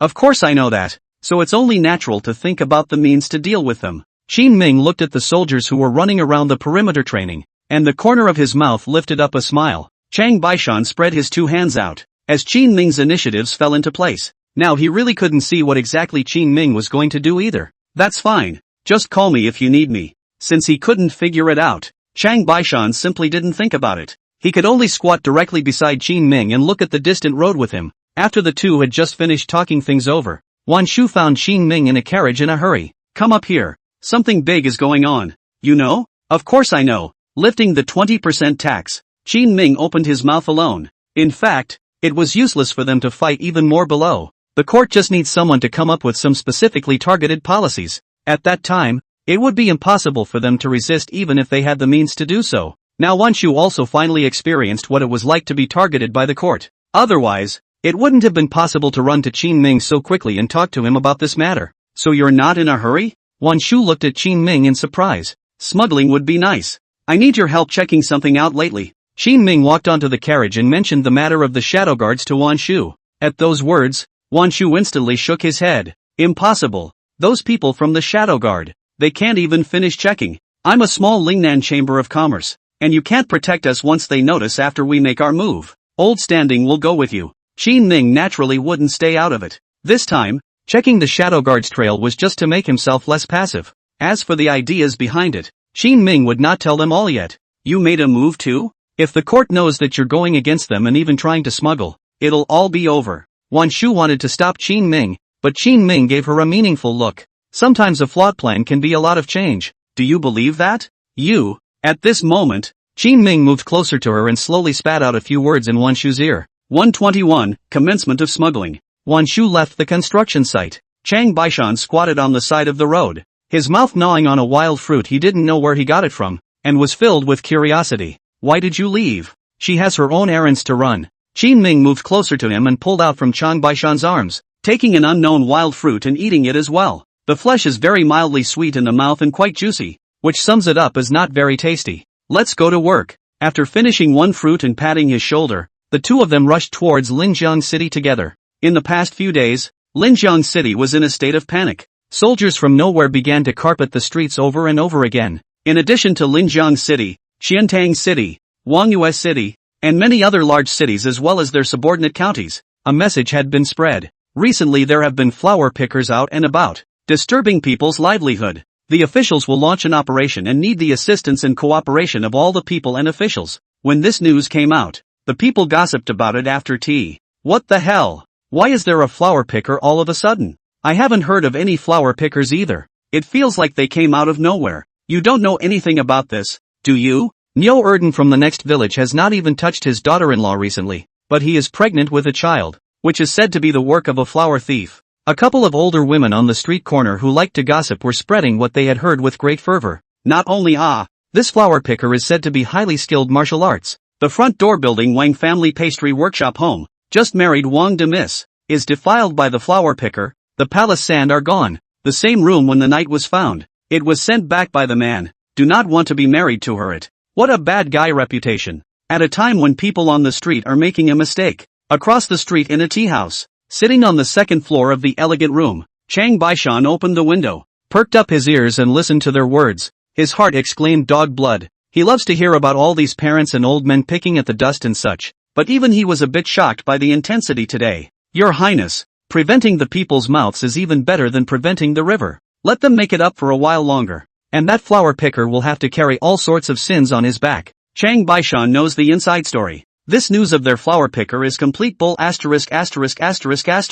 It was just a reason for the officials to enter the city and search for the shadow guard everywhere. But for some reason, so many people started chatting fervently. It's even getting more outrageous the more it's rumored. This caused a sense of guilt to well up in Chang Baishan's heart. The bigger the fuss, the better we can muddle through. Qin Ming has no guilt in this regard. The court has robbed the door. He has little time to worry about this. Go. It's good to see the message spread and even proliferate. Qin Ming then took Chang Baishan downstairs, and the two of them prepared to tackle the smuggling problem. Plan some routes and you're ready to go. After a couple of months, the road was pretty much fixed. A group of tricycles were already waiting when Qin Ming led the men to the barracks. They were going to trade in the neighboring Western Shu and Southern Barbarians. Get ready to go. Qin Ming brought a group of tricycles covered in black cloth to the front of the barracks. Take some soldiers and escort their shipment far away, above the wilderness. Qin Ming's soldiers patrolled on both sides of the official road, chasing away some of the petty criminals in the process. And so they went on their way.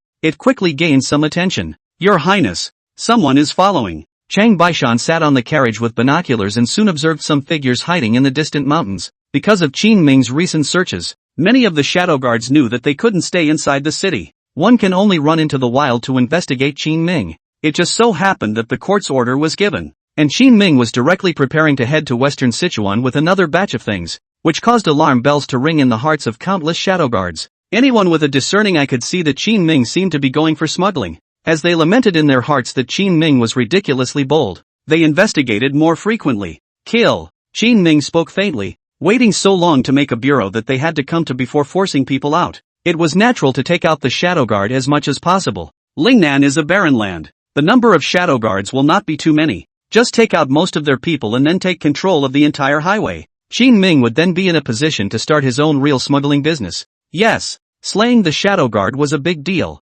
After all, it was an organization directly under the emperor. However, Chang Baishan did not say much, and since it was Qin Ming's order, he quickly carried it out. There are 3 men in the field to the northwest, 6 in the woods on the southeast corner, followed behind by. Soon, Chang Baishan was able to pinpoint where the other party was with the help of binoculars one by one. With Qin Ming's order, the light cavalrymen on fast horses rushed into the distance at an extremely fast speed. Less than an incense stick. Miserable screams came out as one of the shadow guards hidden in the shadows died as many times as possible. After the soldiers returned, Chang Baishan jumped off the carriage to tally the battle and came back to report to Qin Ming. Kill them all. These people aren't too strong in martial arts. Say, do we need to keep an eye on some people and torture them for information? Like the shadow guards are rooted in all parts of Deqian all year round. The information they hold in their hands must be very much. If they could get some information from them, it might help them in some unexpected ways. Killing them is not the same as capturing them to torture the court for information. If we really capture them, we won't be able to round them up. Qin Ming waved his hand and continued to let them lead the people on their way. Over the course of a few days, they caught sight of the shadow guard 7 times. Battles big and small took out over 200 men. Plus they got a bunch of them killed in their crusade against the flower pickers. The shadow guards in Lingnan have been cleared out a lot. Your Highness, up ahead is the pass to Shishu. At noon that day, a few of his men ran over quickly to report to Qin Ming. After they get out of the gate, they won't need an escort. Because of what happened over in Shishu, there was no way for Dakian to investigate. Counting the hours, it's about time. Qin Ming stepped out of the carriage and changed to a horse to personally ride to the front of the caravan. In the distance, a group of soldiers guarding the pass had been waiting for a long time. In front of them stood 2 people dressed in black robes and also with black veils covering their faces. Everyone recognizes this hide-and-seek outfit. It was the people from the Shadow Guard, and it looked like these 2 were still ranked existences in the Shadow Guard. And please, Your Highness, stop. After Qin Ming's convoy slowly approached the pass, 2 Shadow Guards stepped forward and stopped everyone with their arms crossed. Why? Qin Ming rode on his horse and faintly asked. According to our investigation, some time ago you collected supplies and seemed to be smuggling them. Could you allow us to investigate before traveling to Shishu? What if I say no? Qin Ming shook his head, his tone taking on a bit of unkindness. Chapter 122, Fake it to make it look real. He's acting like it's really a crime that's been compromised. This made the 2 captains of the Shadow Guards instantly more certain that Qin Ming was just in a situation. You've killed a lot of us and need to give us an explanation. What kills your people? All the people this king has encountered along the way are bandits. Qin Ming shook his head seriously. There are Shadow Guard men among them. The Shadow Guard captain frowned and eventually spoke. Qin Ming is obviously trying to pretend that he understands. But they didn't care to argue. Stopping him from smuggling was the most important thing. You guys spying on me? Eyes glaring, Qin Ming angrily pointed at them and yelled. The Shadow Guard is going to control a lot of information about Deqian. and will inevitably come into contact with you, so please forgive me if I have offended you. The two Shadow Guard captains, at this moment, were already somewhat helpless, talking as if they are the ones who deserve it. It was clearly Qin Ming who had killed so many of their men. Get out of the way. The king is not a smuggler and has no time for your nonsense. Qin Ming spoke coldly and waved his hand at Chang Baishan. Chang Baishan immediately led his men to prepare to force their way in, but at that moment, a voice came from the distance. Your Highness, the soldiers on the border of Deqian and Shishu are not something you can break into with such a small number of people, right? As the crowd turned their gazes around, they instantly saw a burly figure that was slowly walking from the distance. This is the border guard, Chunpi. He was the one who lost to Lu Gang last time and later returned unhappy. Chunpi, do you also want to join forces with them to stop this king from doing his job? Qin Ming frowned, his tone cold. Chunpi shook his head. Your Highness, smuggling is a great offense. You let them take a look at it, and if not, I'll let you through myself. But if you don't even dare to let people see it, I'm afraid that's not acceptable, and the last general won't be able to deliver. Chunpi didn't hold any grudges against Qin Ming. What was said made a lot of sense, but Qin Ming was dilly-dallying today, and it was obvious that there was something wrong. The atmosphere of the scene was at a freezing point. There were already quite a few soldiers stationed at the border at the back, and they began to replenish towards this place, fearing that Qin Ming would break out of the border. A mouthful of smuggling. What if the king hadn't smuggled? Qin Ming angrily looked at the two Shadow Guard captains. These two were of a higher status and were definitely people who could talk. After the investigation, if your Highness is not guilty, it is us who have delayed your great event. We are willing to cut our own throats to apologize. Listening to the words of the two, Qin Ming didn't have much of a reaction. The Shadow Guards are also considered the Emperor's dead soldiers, and in their eyes, cutting one's own throat is really not a big deal. He turned his head to Chunpi. General Chen, you have delayed this king so much. What if this king did not smuggle? Your Highness, this has nothing to do with me. I can't thank you with my death.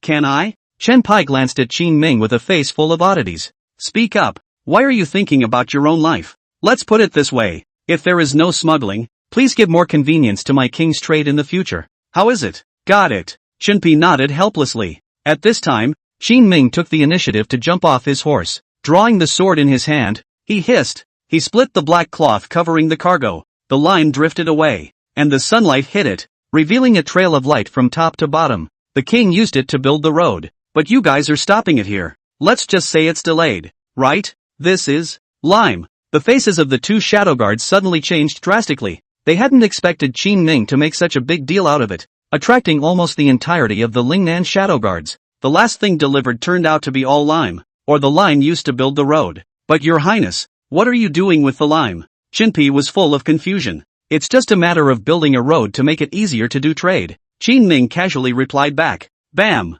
The sword was thrown to the ground. Do it! The two Shadow Guard captains were not ambiguous either. Raise your sword and cut your own throat. Why make a scene? Chunpi covered his face and helplessly glanced at Qin Ming, looking at the two men lying on the ground. Their life force was draining away. Qin Ming walked forward and whispered close to their ears. Fooled you guys. I actually do smuggle. Guess when it started? Well, the two men looked up with wide eyes, full of incredulity, but by this time they were speechless. One can only take one last breath in anger. General Chen, the Shadow Guards are dead. You report the situation. I'll come to do business in a few days. Please be accommodating. Turning around, Qin Ming looked at Chunpi with a smile. Chunpi was originally a border general and never cared about the struggles within the court. Do what you like as long as the blame doesn't fall on your head. I know, Your Highness. You should not keep running to me. My temple is too small to accommodate your golden body. You can't talk too much. Later on maybe you'll be glad that I picked you first from here? That would be an honor.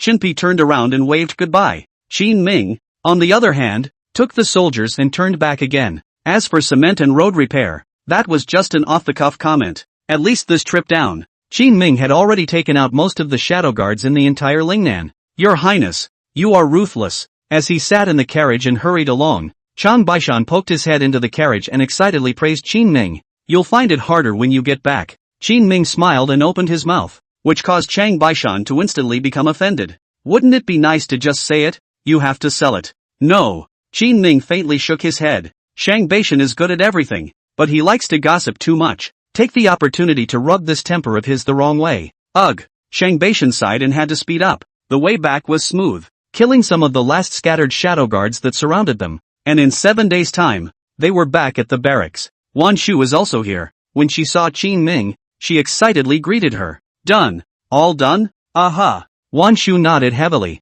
Qin Ming let out a long sigh of relief. Go ahead and build the road. And use it that way from now on. It was only at this point that Qin Ming told Chang Baishan about his arrangement. In fact, his smuggling is fake and Wan Shu is real. After making a big deal out of the fact that he'd been barricaded with the shadow guard, he began to use a mix of cement convoys and smuggling convoys. This time, for example, he was the one transporting the cement, while Wan Shu was manipulating some fleets of cement and freight to start smuggling in a half-hearted manner. Even the understaffed shadow guard had failed to trace them. After this trip, they are considered to have made a lot of money. The court has made a fortune by not paying any of that 60% tax. Where are the books? At the thought of this, Qin Ming couldn't help but feel a little excited. He couldn't wait to look at Wan Shu. Wan Shu looked towards the surroundings, personally pulled Qin Ming, and quickly walked to the account room of the military camp. It's all here. Chapter 123, The Return of Farming. Looking at the silver bills piled up into a small mountain in the treasury, Qin Ming's heart thumped wildly.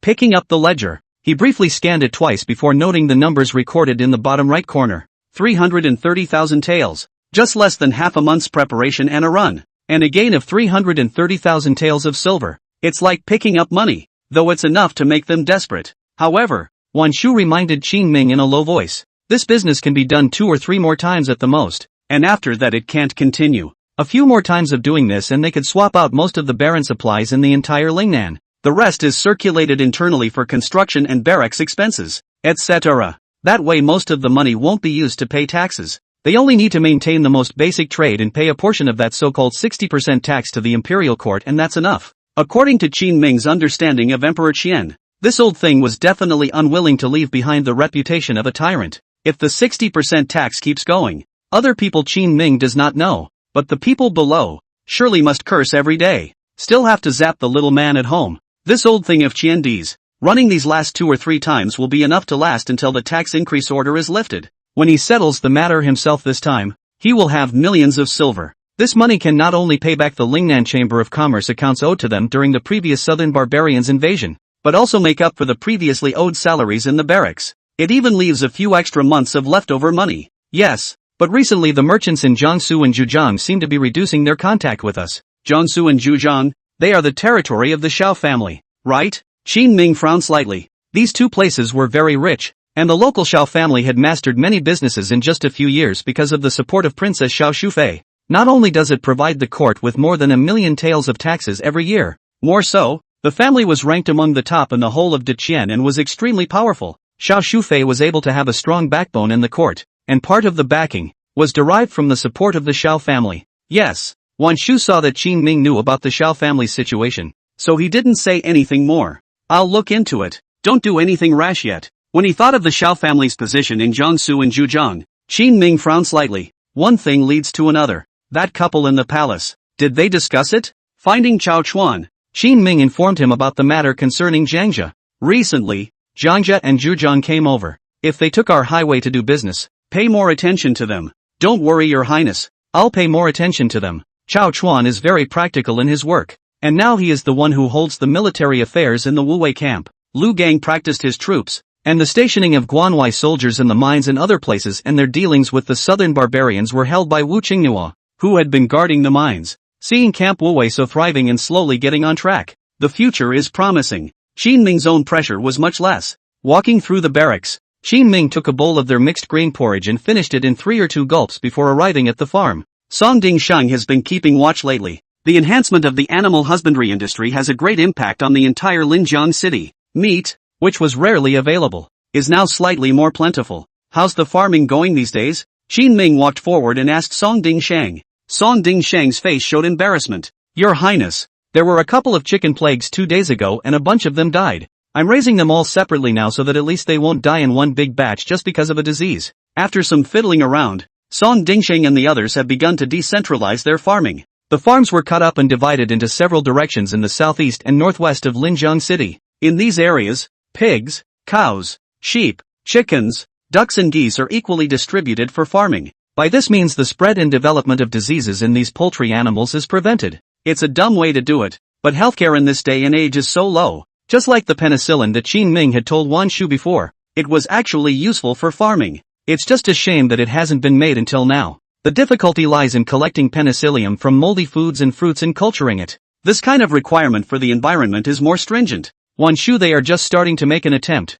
the process is naturally not fast. Seeing Qin Ming fall into deep thought, Song Dingsheng thought that His Highness was blaming him for his unfavorable work. So even the words changed and the good news began to be reported. But Your Highness, now we can produce hundreds of eggs a day, at 2 cents a piece. And that pork, when it's fattened and slaughtered, it'll sell for 10 taels of silver. Those sheep are also good to raise. Go out and find a few kids. Let them herd the sheep every day. A year down the road I guess the scale can be expanded several times. Song Dingsheng rambled on to Qin Ming about the results of the farming. It was a slow relief to see Qin Ming's tightly frowning brow finally stretch. Supply the barracks with these eggs, ducks, geese and such. For now, when Qin Ming started farming, he wanted to increase the nutritional intake of the soldiers in the barracks. Eat well to have the strength to fight. Granted, they can't afford to give them meat at every meal just yet, but when you lower the bar a bit, eggs are considered a meat dish. That's probably not enough food. Song Dingsheng knew how many people Qin Ming's Wu-Wei battalion had now.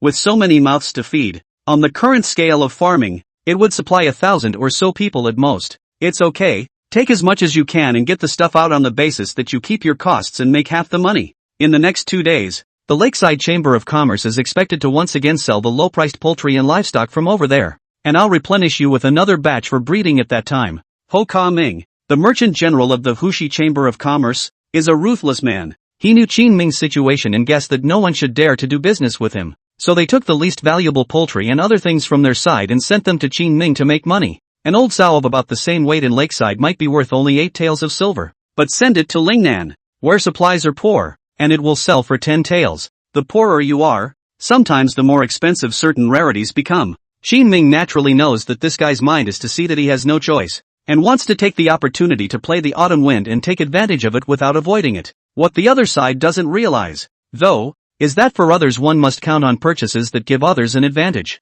Putting it in Qin Ming's hands is a win-win situation. After all, his farm was pretty much built. With the infrastructure secured, it's all about expansion, and upgrading the quality of these farmhouses. Just like the structure of the coop, insulation and ventilation, etc., are things that need to go properly. Qin Ming stayed at the farm for a few days and saved a batch of eggs. On this day, he was ready to leave for the barracks. Looking at an entire tricycle of eggs, the corner of Qin Ming's mouth lifted up. So many eggs sent to the barracks would certainly not be enough. It was just the right time to screen out a group of soldiers to be used as the ace of the Wu-Wei battalion. Chapter 124, Make up an egg for you. As Qin Ming brought a batch of chickens, ducks, and geese eggs, he arrived at the barracks. Suddenly, he saw a group of people training in the distance following Lu Gon. It's just that the way this army is trained is just too weird. They ran laps around the schoolyard, but were divided into 7 or 8 teams. Some ran in the innermost circle, some in the middle circle, and others sweated their way to the outermost circle.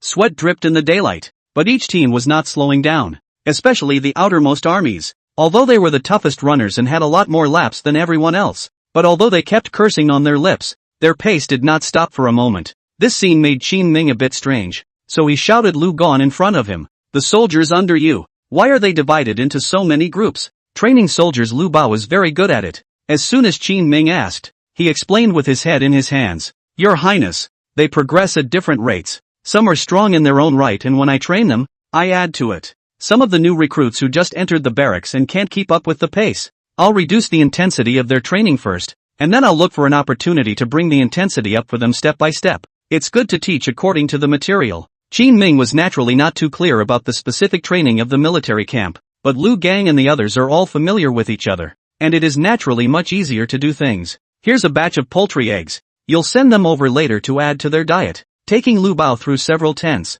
he arrived at the rear wagon. Qin Ming pointed at the box in front of him that was covered with thatch and spoke slowly to Lu Chong. Upon hearing this, Lu Gon was instantly thrilled. Your Highness, you are really a great person. You can give us all this good stuff to eat? As he spoke, he rushed forward with an arrow step and gave a big tug. The thatch covering the box was lifted at once, but the next moment, Lu Chong, who was still somewhat excited, suddenly looked disheveled. How much is this? I see. Your Highness, you mean the egg whites and yolks are given to them separately? No, that's not enough either. The corner of Qin Ming's mouth twitched. This guy's brain circuits were indeed not quite the same as normal people. It was no wonder that Lu Gon had a hard time, since the 3 guards of Shiguan were merged into the Wu-Wei battalion. The number of people in the barracks had skyrocketed. In order to share the pressure, Cao Chuan had already sent out many soldiers to guard the border, but Lu Geng still had more than 7,000 people from the Wuwei battalion in his hands. Even Lu Barge had to bring his 3 lieutenants, one with a team,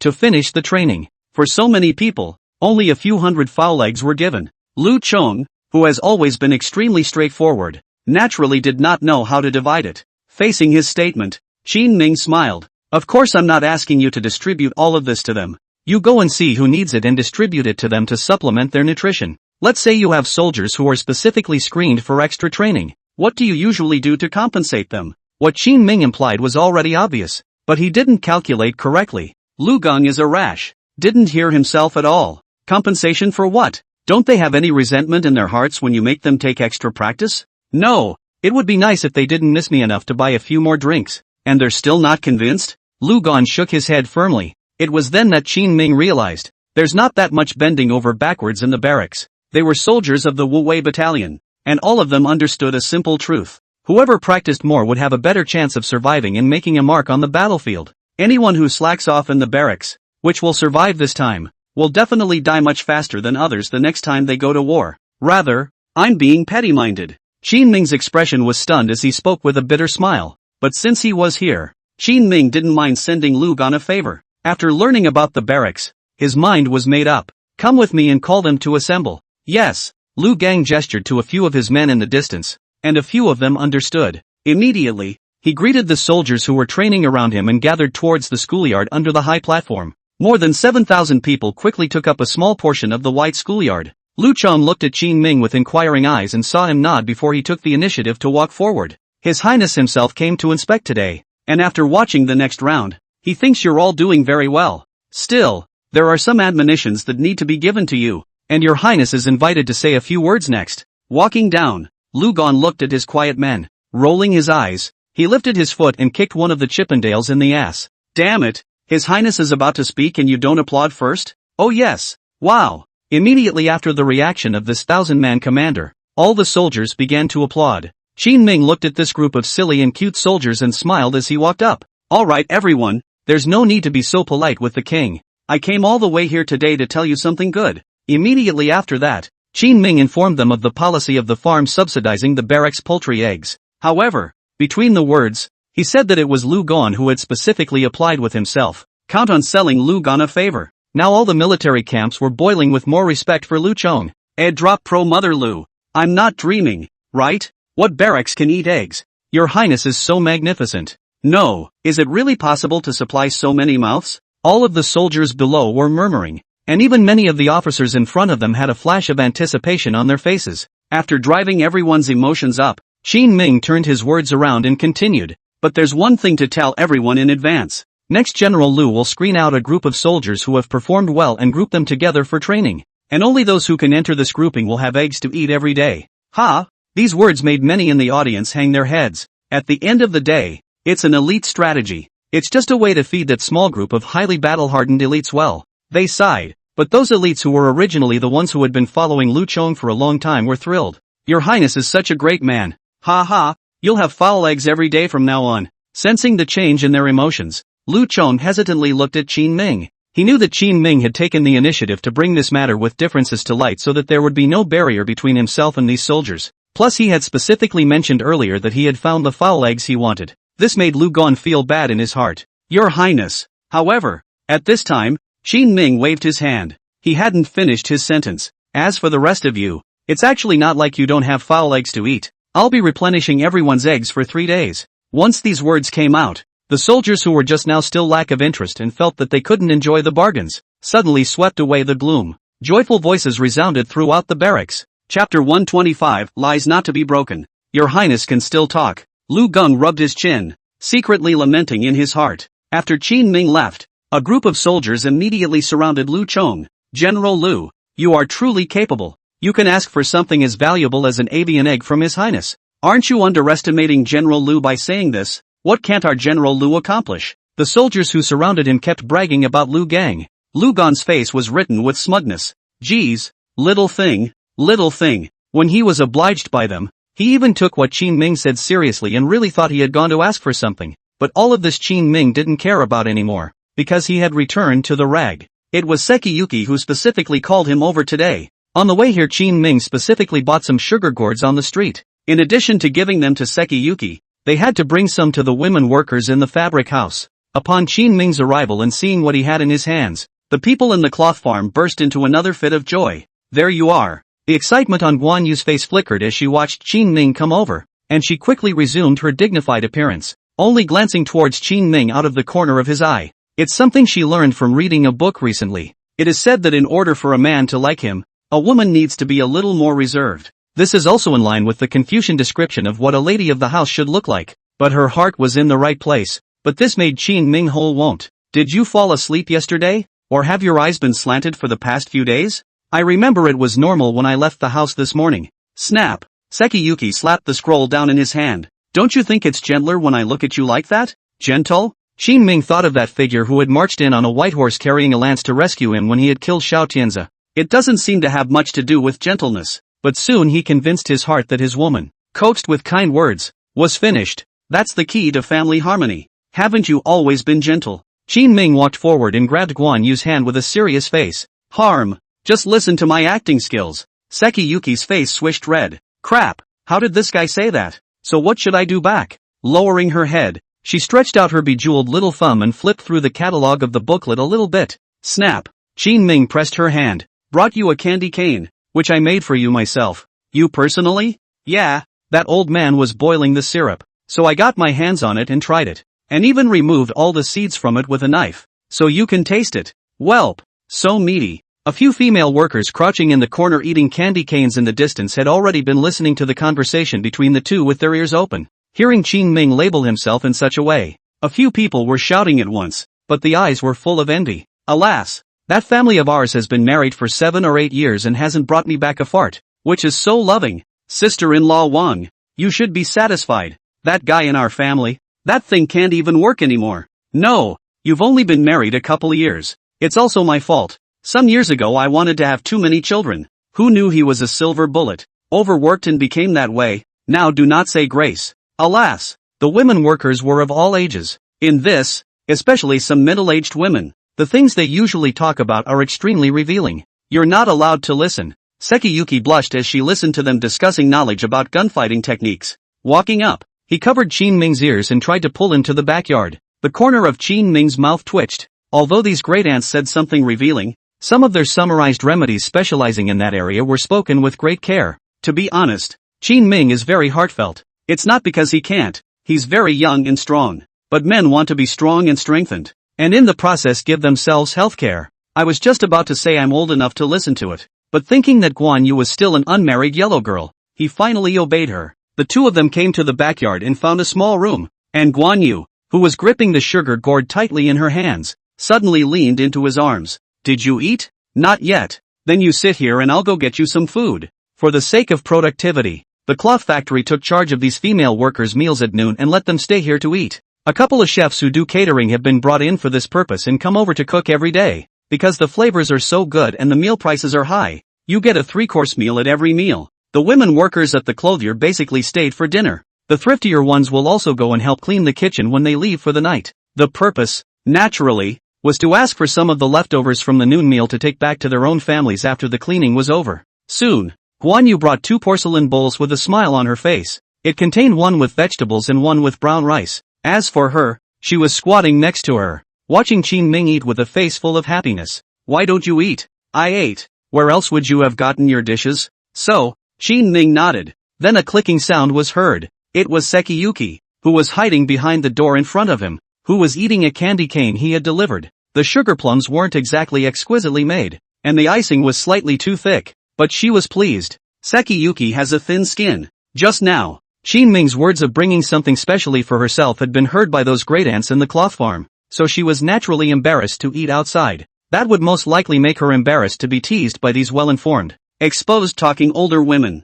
You really made this just for me, didn't you? As she ate, Guan Yu suddenly raised her head and looked at Qin Ming with her eyes full of little stars. Sure. Qin Ming spoke seriously, his tone sincere. You're so nice. Guan Yu suddenly came forward and gently kissed Qin Ming with her lips, which still had a few sweet flavors on her mouth. A fragrant breeze brushed by, And Qin Ming froze. He hadn't expected that Guan Yu would be this happy when he casually gave something away. "You're the only man who ever bought me a candy cane. My father used to go out on the street in a carriage, and he wouldn't even buy me one when I saw this when I passed down the street with him. My mother won't let me eat it, saying that it's sold outside on the street and comes and goes in dust and is too dirty." The young girl leaned her body slowly against Qin Ming's and rambled on, looking at Sakiyu's satisfied look. Qin Ming suddenly felt a little guilty. This candy cane. In fact, he bought in batches with those women workers. It was only to make Sekiyuki happy that he specifically said he made it himself. Just think about it. People come out to sell candy canes, where there is boiling sugar in the street.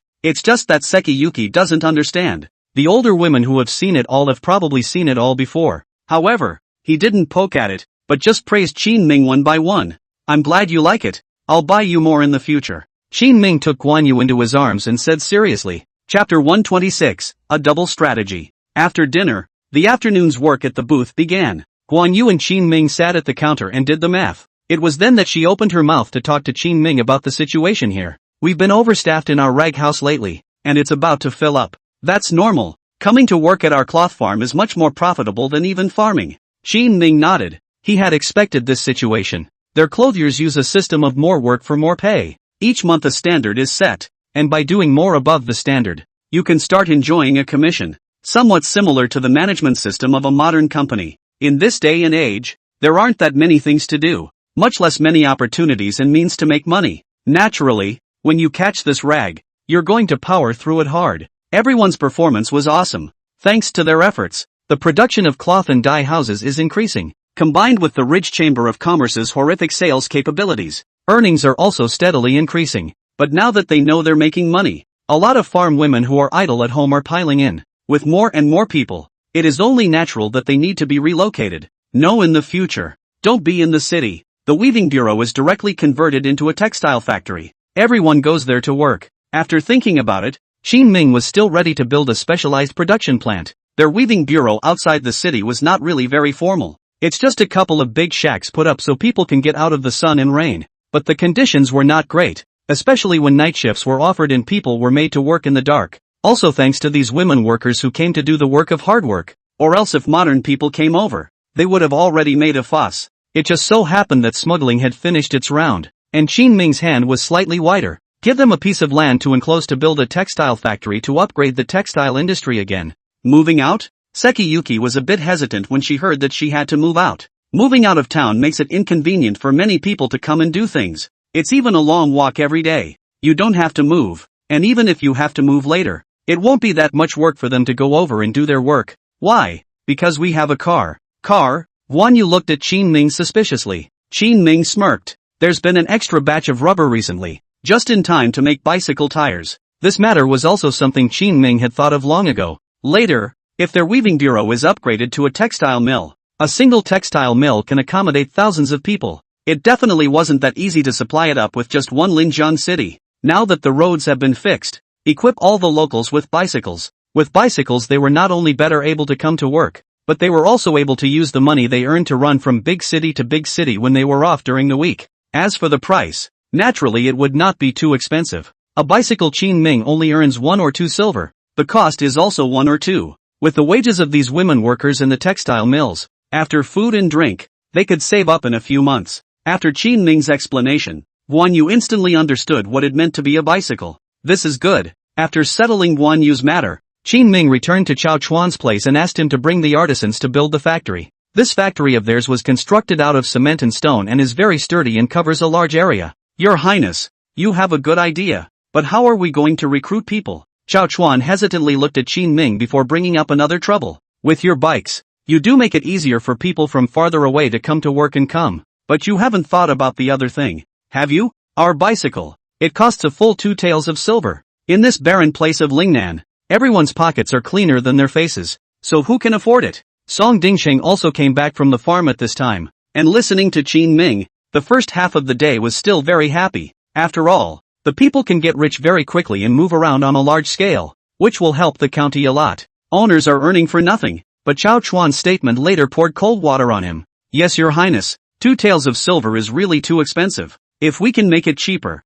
or if we make less money, maybe they can bite their teeth and buy bicycles to do things. Song Dingsheng didn't want to give up on this opportunity and began to exhort in Qin Ming's ear. Qin Ming waved his hand, his tone firm. No way. The bikes are just starting to sell for 2 taels of silver, and I'd like to raise the price later as the technology is updated, and as the locals get richer and richer. Price increase. The corners of Chao Chuan and Song Dingsheng's mouths twitched. It's all 2 taels of silver. Does your highness really not know the plight of the people? Some villagers in this era were able to carry dozens of pounds of vegetables from their villages and walk more than 10 miles to the towns to sell them in order to have a few pennies left over for the carriage. Year after year, some of them even had their shoulders high and low from heavy weights. You guys are so rigid in your thinking. Isn't there a way you can have a win-win situation that doesn't cost them a fortune and still come over and do something? Ha! How is that possible? Song Dingsheng is very knowledgeable, but after thinking about it for half a day, he feels that it is not very good. 2 taels of silver is not much to say. Walking is just a bit tiring. Why should you take money out of people's pockets?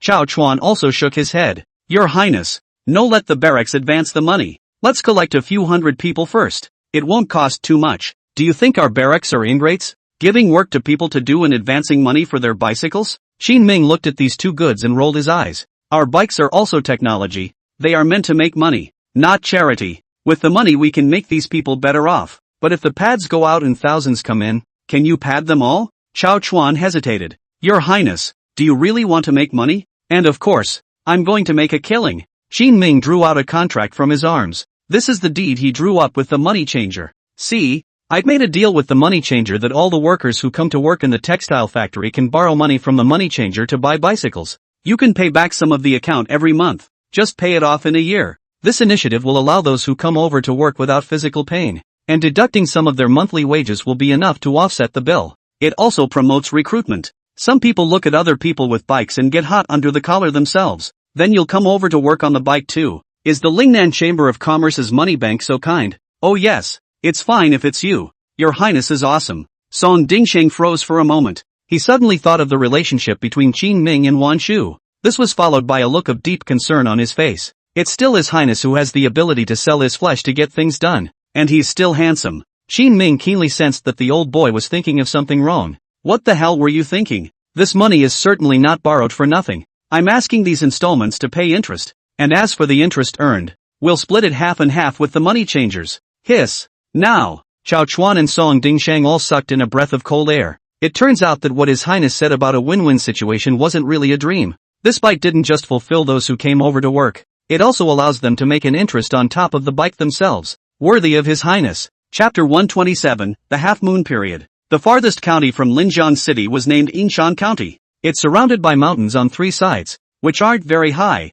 but all of them block the access to the interior. The only flat road out of the mountain faces right in the direction of the ocean. That's why the air here is humid and it rains often. Over time, it was given that name. On this day, an unusually decorated white carriage came up on the concrete road that had been repaired around the mountain. Song Dingsheng poked his head out of the carriage to take a glance. Alas, after 7 turns, we're finally here. It's easy to get out to sea here, but the road inland coming in is not good. Not to mention people like Song Dingsheng, who had come over the mountains from Linjiang City, before the court assigned Yinshan County to his rule. Song Dingsheng was full of slander. Nay, the governors of several other large cities in Lingnan had connections in the imperial court, and their backgrounds were much harder than his own. There was no way around it, and this difficult bone had to fall into his hands. Your highness, this is Yinshan County. When the carriage stopped, Song Dingsheng took the lead and jumped down, helping Qin Ming out of the carriage. He also pointed to the county town in front of him and introduced the situation here to Qin Ming. It doesn't look so barren. Qin Ming swept a glance at Yinshan County and realized that it was surprisingly crowded. Coming and going are fishermen returning from the sea with a full harvest. You don't see this place as remote, but it's not. Song Dingsheng lightly stroked his beard, hands smoothly behind his back, a tone of understanding brother. Shang Beishan, who was driving the carriage, frowned. Lord Song, how did you learn the storyteller's way of saying what you have to say? But you're still being cryptic. Ha ha, it's nothing really. It's just that Yinshan County is relatively close to the coast, and there are many fishermen here, and a lot of people who go out to the sea to fish for a living live here, and there are more people over time. Then this place should be good for recruiting. Qin Ming walked up, and there was already a line of welcoming officials standing in front of the county gates of Yinshan County. At the head of the group was a somewhat chubby, country-faced middle-aged man. Yinshan County Magistrate Wu Shizhong. Welcome your highness. This is Lord Wu. He's made a lot of achievements in Yinshan County in the last few years and is already on the verge of becoming governor.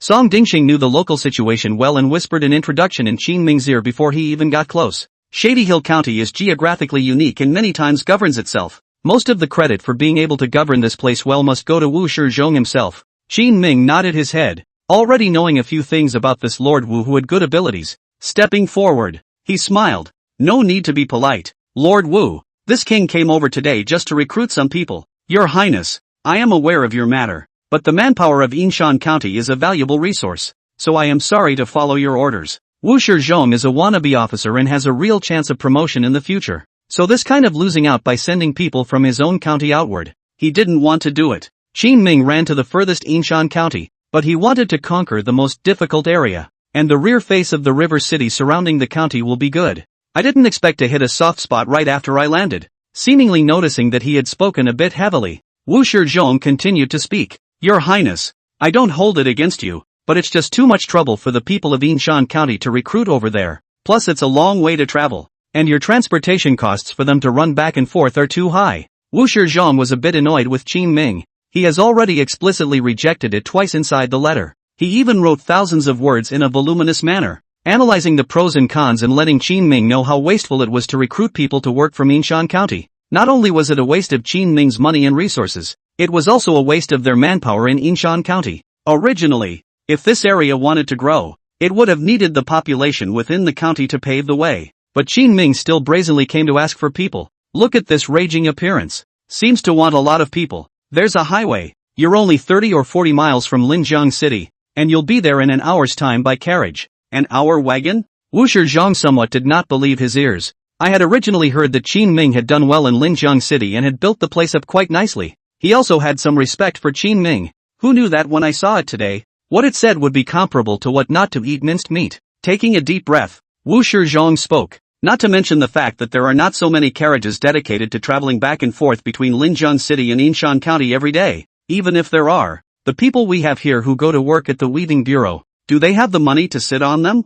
I'll just help them. Qin Ming calculated that some of his section of the road was still unrepaired. After the cultivation, it would take them even less time to go to Linjiang City. Plus the site of their new factory was chosen in an area on the outskirts of Linjiang City, and in the middle of several counties. It wasn't really too far away from them, maybe half an hour on a bicycle. Big deal. Put a couple gears on them like a mountain bike to help them take it easy when riding hills. It's much less work that way. But this Wu Shizhong's attitude is a problem. Your Highness, why are you suffering? Wu Shizhong looked to Song Dingshang. Lord Song, you mean the same thing? Well, I think the same as your Highness. Song Dingshang watched as Wu Shizhong began to develop resistance. He hastily made a wink with Qin Ming. Your Highness, I'll talk to Lord Wu. As he spoke, he pulled Wu Shizhong to the side. Old Wu, it's a good thing that His Highness is willing to help you develop. Wu Shizhong did not speak with a cold face. Song Dingshang continued. If you do out of credit, then all your brother I'm here to promise you, absolutely will not rob you the slightest credit. My character you can certainly rest assured, right? Wu Shizhong froze for a moment, and when he raised his eyes to look at Song Dingshang, he had already taken on a bit of fire. Lord Song, I don't mean to take credit or not. I just don't want the people under me to be tossed around like this. Do you know how far it is to Linjiang City? Seeing how angry he was, Song Dingshang hurriedly compensated with a smile. I know. Of course I know. How about this? So simple reasoning before you have also told His Highness. His Highness does not agree. Then we let His Highness go over to the recruitment. Someone willing to come on. No one then forget it. How? He knew Wu Shizhong's character. Although his temper was foul and hard, but this guy was really for the good of the people. If it were anyone else, Song Dingshang wouldn't have spent so much of his words to slowly grind with him. You guys aren't going to pull any tricks, are you? Wu Shizhong was a little wary, and Song Dingshang shook his head. Half a month then. Half a month's time and we'll leave when the recruitment is less than 100. How's that? Really? Of course, if you go and ask His Highness now, he will absolutely agree with me as well. But old Wu, you can't trip us up. I'm not going to do anything like that. Seeing that he dared to doubt himself and return, Wu Shizhong immediately argued anxiously. Song Dingsheng secretly laughed in his heart. This guy's official cultivation is not yet home, although there are many merits, but still a rash look. At this rate, I guess we'll have to wait a few more years for a promotion. Chapter 128, A Man Like the Wind. Okay then, it's a deal. Song Dingsheng smiled and patted his shoulder, then returned to Qin Ming's side. Your Highness, it's done. Qin Ming noticed that Wu Shizhong had already shouted for the errand boy to go back. It looked like there was no longer any intention of stopping himself. Okay, get ready to put up a sign. Yes, soon. The notices of Qin Ming's recruitment were posted next to the 4 city gates in the southeast, northwest and north of Shaning County. What does it say? The people passing by were curious. Nay, many could not read,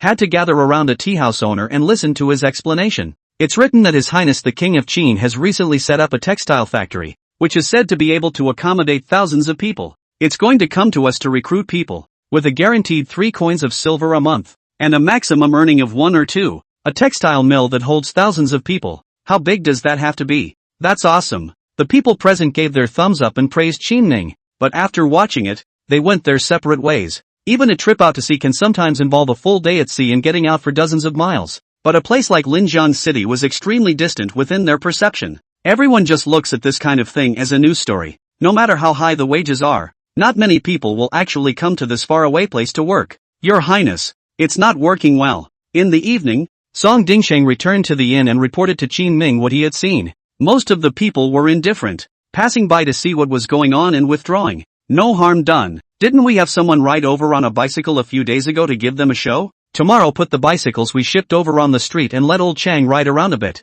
Remember, make sure you hang out where there are lots of people, so the old regulars can use their skills and blow more awesome. Qin Ming ate while explaining the details to Song Dingsheng. Chang Baishan is a talented person, but also like gossip. And blowing great with others is more his old profession. This time, when he specifically brought him over, Qin Ming had the intention of expanding his influence. Okay. Song Dingsheng was curious as to what deep meaning Qin Ming had in this move, but he wasn't going to ask more questions now. Failure to realize means that you are not in a sufficient state and you still need to learn. Early the next morning, Shang Baishan mounted the latest model of mountain bike and started skidding down the street. Qin Ming, a mountain bike made specifically for this purpose, actually added the tricycle shift to it. This makes it easier to ride uphill, combined with tires that are a little wider than wagon tires. It's easy to walk anywhere with good grip, so when Shang Baishan first hit the streets, almost everyone on the entire street had their eyes on him. You guys, that's a bike, right? This bike doesn't seem to be the same as the ones I've seen before yet.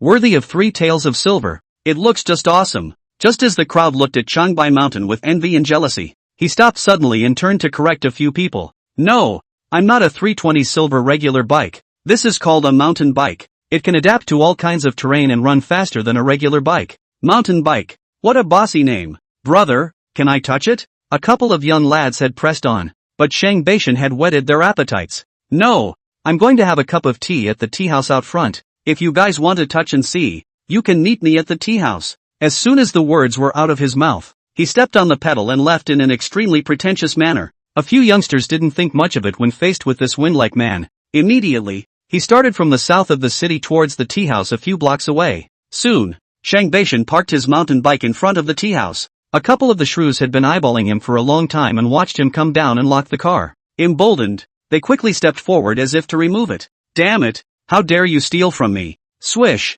a knife was swung. Shang Baishan directly chopped off the fingers of one of them. Ah, the sound of the other man yelling came from the other side. The officials patrolling the streets immediately ran forward. What happened? Nothing, took care of a couple of petty thieves. Chang Baishan flung it smoothly, and after the blood on the long knife was flung on the ground, he put away the knife and returned it to its sheath, and said in a breezy manner, "We didn't steal from him. This guy came up and cut us." A few shrews stepped forward and rushed to defend themselves based on the crowd. The official also frowned. "This good man, you did hit a little too hard." The crowd of onlookers didn't pull any punches and said that Chang Baishan had done the right thing, because all the neighbors here are often harassed by these chicken-stealing shrews. Bitter shrews have been around for a long time. Seeing Chang Baishan cut them down today, many people screamed in their hearts. Just don't dare to say it to the face of these shrews. In the face of this official statement, Shang Baishan keenly sensed that this one was not a good person either. Thinking about it, if there is no official turn a blind eye, this group of shrews will never be able to move their cars in broad daylight.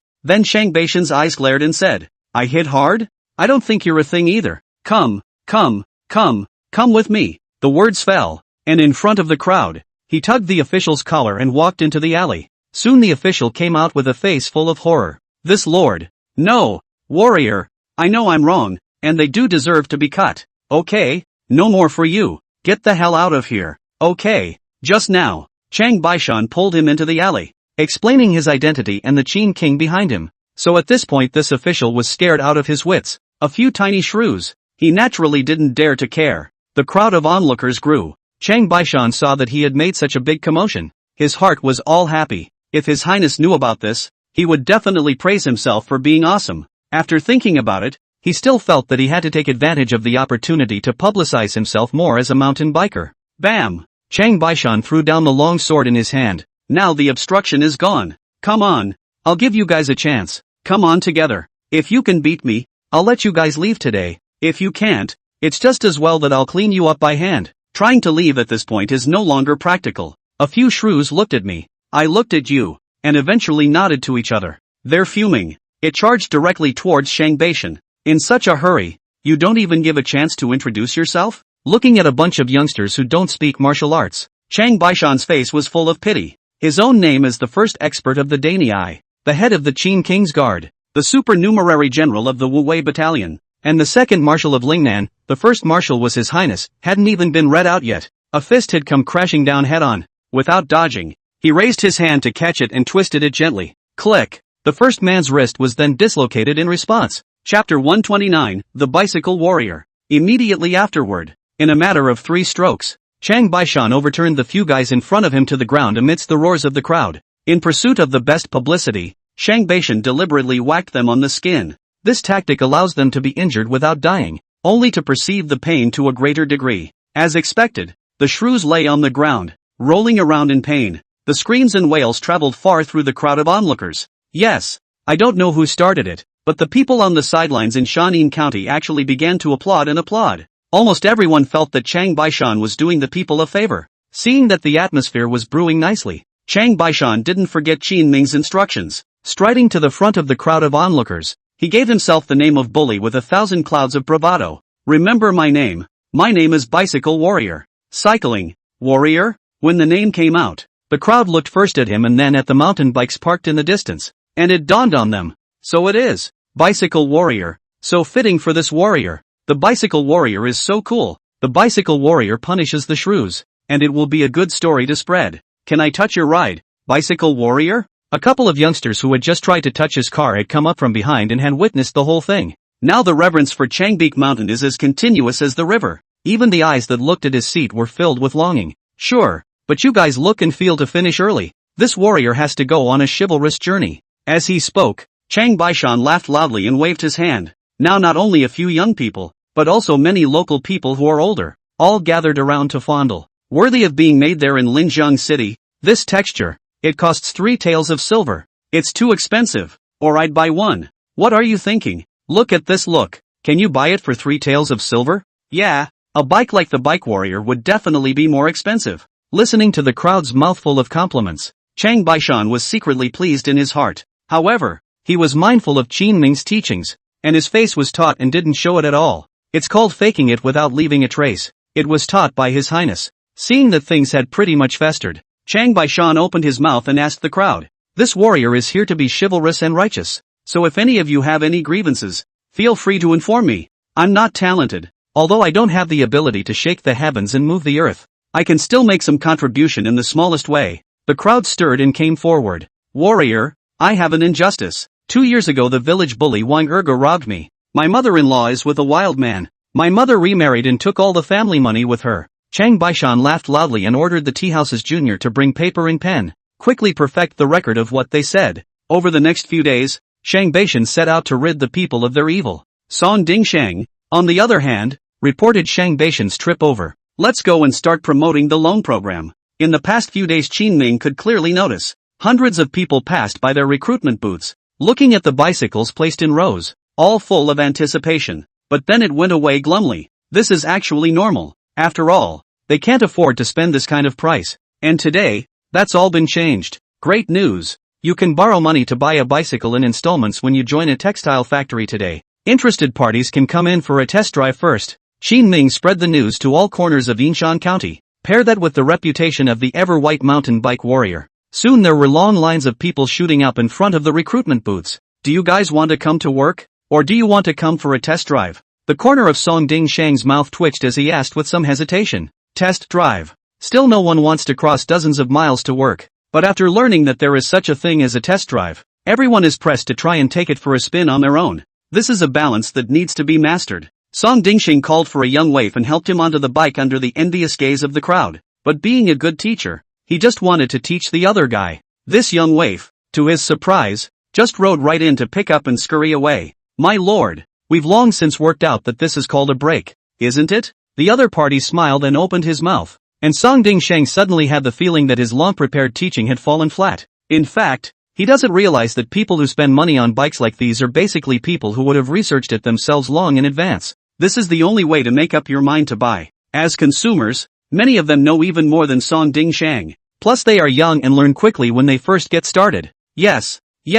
Song Dingsheng stroked his beard in satisfaction and turned around, ready to claim credit with Qin Ming. That's the way it is when you're an official. You have to learn to make something from nothing. It's like this teaching people to ride bicycles thing, although it's not his own credit, but Song Dingsheng still wanna put a gold on his face, at least to climb a little relationship. Other than that, you can at least get yourself in front of the leaders. However, before Song Dingsheng could say anything, Qin Ming praised him and arranged for a follow-up. Good, let's get them started in line. What's the line for? It's simple. A test drive can't be a way to just let them skate down the street like that. Let's go the distance. Qin Ming explained as a matter of course. Where to? Textile mills. Qin Ming smiled and opened his mouth. And Song Dingsheng suddenly reacted to Qin Ming's arrangement. Your Highness is too smart. The link is unbeatable. At first people did not accept to go to the textile factory and did not react to this recruitment. He then used the bike to gain attention. I thought the test drive was to attract people to the textile mill, but it was not.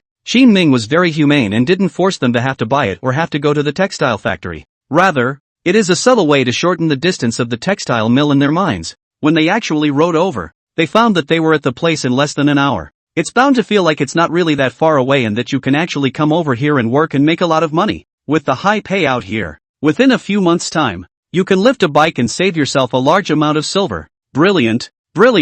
Everyone stop lining up for a while. Come over and register your name. I'll be just in time to tell you about the test drive route. Song Dingsheng clapped his hands and quickly gathered the crowd around him quickly, because there were so many people coming, men and women. The 30 or so bicycles that Qin Ming had shipped over were simply not enough to share. So Song Dingsheng called out a few of Qin Ming's accompanying guards, have them split into morning and afternoon sessions, going to 2 groups a day. Of course, those with the intention of going to work in a factory would certainly be at the top of the list. After going to the first batch in the morning, when they came back at noon, there were a few young girls who came up to Qin Ming and asked timidly, is it true what you said about buying a bicycle in installments and offsetting it with wages? Your Majesty. Chapter 130, Win-Win and Guilt. Of course it's true. Qin Ming smiled and nodded. Because of his status, plus he's better looking. Some girls are always full of shyness when they see themselves. Qin Ming had long been accustomed to this, but he was also very good at dealing with this kind of problem, and calmly explained to them the requirements of the money changer to borrow money.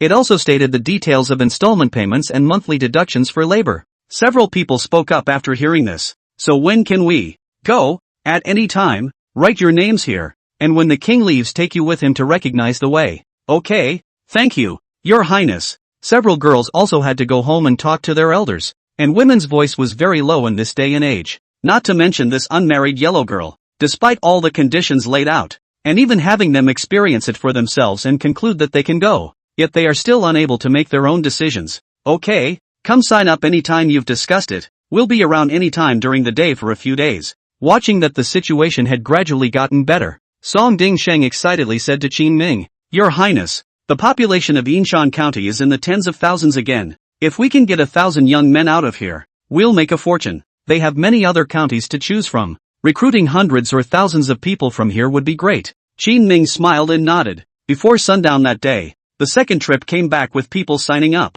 The officials patrolling the streets quickly noticed the situation.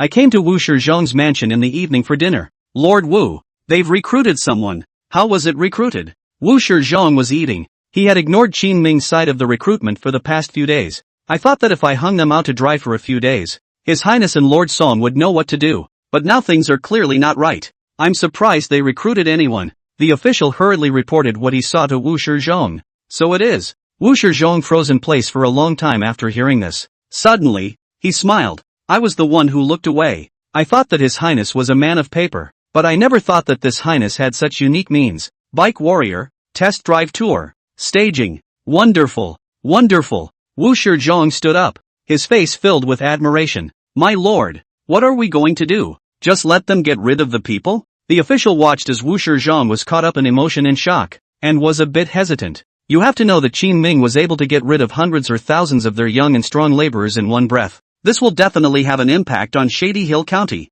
However, at this time, Wu Shizhong waved his hand. People are so sincere. I, Wu Shizhong, don't want to be a frog at the bottom of the well. You kids are so short-sighted, and I'm so short-sighted. It's obviously a win-win plan. Qin Ming repaired the road, sent bicycles, and talked, with the money banked to perfect all the conditions, just to help the people of Yinshan County to go to Linjiang City to make money. Where does all that earned money end up? It's still Yinshan County. It would be brainless to stop such a win-win offer if one were to do so. When he thought of the way he had originally resisted Qin Ming in front of the city gates, he was full of resistance. Wu Shizhong was then mortified. You go tell the people below you to start arranging all the forces in Yinshan County to help His Highness recruit laborers tomorrow. My lord. The henchman looked at Wu Shizhong with some surprise, but Wu Shizhong hadn't finished speaking. In a moment, you go and deliver a letter to His Highness, and say that I, Wu, will personally pay a visit to the stall tomorrow. That's fine. Though I don't know why Wu Shizhong said that,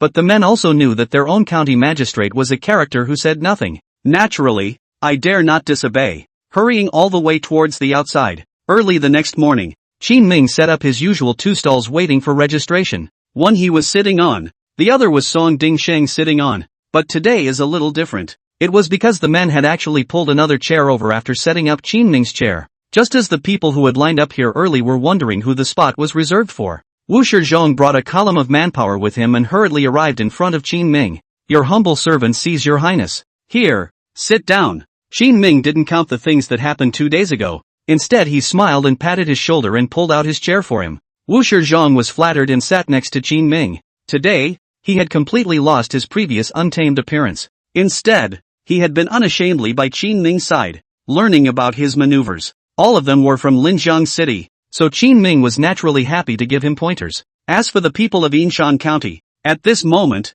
they all closed their mouths in emotion. With Wu Shizhong giving Qin Ming a seat at the table, it meant that His Highness was very powerful in this business and had even been recognized by Wu Shizhong. Those who were still hesitant to let their daughters run away to do things have all loosened up. In just one day, the number of people who came here to enroll had multiplied several times. In the evening, Wu Shizhong, who had benefited greatly, stood up and bowed respectfully to Qin Ming. Your Highness, in fact, my humble servant came here today to apologize to you. 2 days ago I was quite reckless and bumped into your highness. I hope that your highness won't bother with a narrow-minded person like me. Qin Ming immediately helped him up. To be able to take the initiative to approach me about this matter and bring someone to help. Lord Wu, you are not a narrow-minded person. I have prepared a little wine at home, and I hope that your highness will reward me with a visit to my residence. Wu Shizhong didn't go away even though he was helped up. Qin Ming raised his eyebrows. This guy is kinda funny. To make amends, he even had to buy himself dinner. Could it be that there's something to trouble yourself about?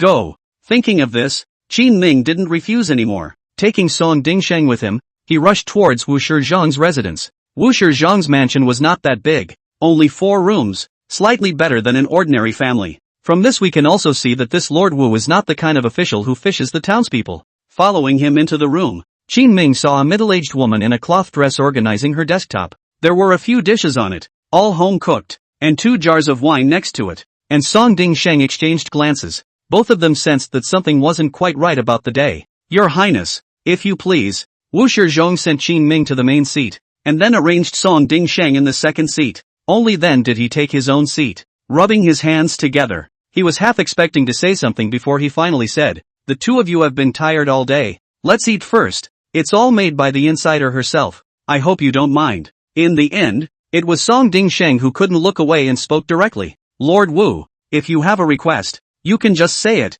His Highness doesn't like this kind of bending. Chapter 131, A Port. Song Dingsheng's words made Wu Shizhong a little embarrassed. He took a deep breath and stood up from his position and said, Your Highness, I want a harbor. Ha, ha. Qin Ming and Song Dingsheng both froze in place. I thought I was going to ask for some favors, but who knew that Wu Shizhong was so powerful that the port was here? What do you want with the harbor? After calming his mind, Qin Ming asked Wu Shizhong in surprise. Trade with the Nanyang caravans and develop Lingnan. Since he dared to ask for a port, Wu Shizhong naturally had a theory of his own. Yinshan County is close to the coast, and we have our own access to the sea, so we can certainly make a lot of money by building a harbor here and trading with the countries of the South Seas. The idea had been with him for a long time, just never saved enough money. Although in recent years under their own leadership, the entire Yinshan County has been developed very well, the end of the year has a surplus of food. Unfortunately, there is only a limited amount of wealth that can be accumulated each year. At this rate, one might not even save enough money to repair the harbor even if one stayed up in the grave. A man cannot get rich without a cross, and a horse cannot get fat without night grass. This is a truth that Wu Shizhong has only recently figured out. Seeing Qin Ming coming over, he knew that this was his opportunity and chose to seize it. No, the court can't get past that. Qin Ming didn't hesitate and rejected him categorically. There is a clear division of money in the Daqian dynasty, unless there is a natural or man-made disaster. Most of the time, the local government is responsible for its own profit and loss. It's not easy for a Nanyang caravan to make a trip. Businesses that would otherwise have to be done in the capital were done in Lingnan, and let him a small county make over. Is that possible? With so many mouths waiting in the capital, surely no one will agree. I can petition the court, and His Majesty is so holy that he will surely agree, Wu Shizhong said firmly. Hearing this, Qin Ming and Song Dingsheng exchanged glances. Lord Wu is still young, a passionate man, but he doesn't realize how complicated the court's network of relationships is. He was even able to say things like the Qin Emperor was holy and compassionate to the people. Then, let me ask you, after so many years, what has he been so wise in Lingnan? How much grain has he given? And how many times has he pushed the state policy to bless Lingnan? Wu Shizhong lowered his head and tried hard to recall, but he couldn't think of any benefits for His Majesty. If you can't say it, I'll say it for you. Qin Ming interrupted and continued. He treats Lingnan as barbaric, as a protective belt to isolate the southern barbarians from the core region of the Great Qian. Which of the barren farmlands, resources, and people here are in his sights? All of them are just the edges of the empire, including this king. Qin Ming's words silenced Wu Shizhong. Doing so many years in Yinshan County, have not been promoted. In fact, he understands what is going on. There was just an inner reluctance to admit that he had been banished here. To this day he is naive enough to think that if he does well politically, he will be promoted. The truth is that the pursuit was in the wrong direction from the beginning. Qin Ming patted his shoulder and said in a serious tone, "It's no use counting on the court. What's the saying? That's right. It's better to rely on heaven and earth than to rely on yourself." Qin Ming's words caused Wu Shizhong to be a bit puzzled. Your Highness, since the court doesn't agree, how else can we rely on ourselves? Alas, you're still too straight. How about this? You go find an out-of-the-way place, and at the king's expense, fix up the harbor first, just make it smaller. Fixing the harbor? Wu Shizhong froze. To be honest, this trip over he actually reported the mentality is to try. Can work on it, not even if. Don't hold out much hope anyway. But Qin Ming gave himself a peek. Yes, since the court can't be relied on, we'll do it ourselves. Qin Ming nodded seriously. Only now did Wu Shizhong finally understand what Qin Ming meant. You're not going to smuggle, are you? Yes, Lord Wu, the choice is now yours. Qin Ming walked solemnly to him. Is it to fight for that vain dream of promotion and wealth? Or to fight for the well-being of the people of our Lingnan? But that's smuggling. Wu Shizhong took a few steps backward. After years of diligence, he had never thought of such an outrageous thing. What's wrong with smuggling? It's for the people of Lingnan. Qin Ming spoke righteously. Song Dingsheng also came up to help. Lord Wu, don't you want to see the people of Yinshan County get out of the mountains? With money, they can all live in peace, eat well and wear good clothes, and build roads to many other places. It's not that my brother is talking about you. Do you really think you can become a governor by doing a good job here? Don't think about it. Aren't there many connections in Lingnan? Just look at those counties down there. Which magistrate is a one-trick pony like you? What's behind people? You know, each has a backstage. How many governors have to die before it's your turn? Wu Shizhong was silent. He was also busted today after being taken in reverse. Qin Ming and Song Dingsheng then spoke towards the thing he was most reluctant to bring up. Seeing that the atmosphere is about the same, Qin Ming gave Song Dingsheng a wink, telling him not to bully people too much. Only then did Song Dingsheng nod his head and retreat behind Qin Ming. With a smile on his face, Qin Ming stepped forward. Lord Wu, I know that you are capable, but based on your achievement of winning 3 in a row, why would you run to this tiny Yinshan County to be in charge for years? You should know best yourself. Qin Ming doesn't know much about Wu Shizhong. However, when he stayed here with Song Dingsheng for the past few days and had nothing to do, when Lord Song nagged himself, he talked about something about Wu Shizhong's past. It is said that Wu Shizhong won 3 consecutive prizes in that year, and had a moment of great popularity. Even the Chen Emperor personally met with their batch of imperial examination candidates and even opened his mouth to praise Wu Shizhong. The latter development is then very sparse. Called a genius, he entered the court, but also end of a literati style, unwilling to tend to the trend. In just half a year's time, it has made frequent and scandalous mistakes under the deliberate manipulation of people with ulterior motives. He was even rebuked repeatedly by the Chen Emperor. It's good to have talented people who can be of use to others, otherwise they are a danger. In the end he ends up in an unsurprising way. He was impeached by the magistrates, and the Ministry of Rights and the Ministry of Appointments jointly dealt with him and relegated him to Lingnan. Wu Shizhong was silent. It's been more than a decade since this past event, although every time he came over, Song Dingsheng flattered him, saying that he was doing a conscientious job and would be able to go back sooner or later. But Wu Shizhong himself understood. Can't go back. One may not have been originally suited for that treacherous courtroom. Instead, it's more reassuring to be a parent official in this bullet-ridden area. Stop it, Your Highness. Wu Shizhong lowered his head, his eyes reddening. I'll think about it and give you an answer tomorrow. Got it. Qin Ming didn't stay long, pushed the door and leave. When he went out, he also saw Wu Shizhong's wife standing in front of the door, looking at himself and Song Dingsheng with a bewildered expression. What's going on here? Sensing that the atmosphere was off, she stammered. Song Dingsheng suddenly remembered something and turned his head to speak. Old Wu, she came with you from the capital, didn't she? Alas, what a beautiful daughter back then. Ah, more than 10 years have passed, have not enjoyed the blessings. Behind him, Wu Shizhong said nothing, but a closer look reveals that he is clenching his fists in a death grip, his nails embedded deep into his flesh.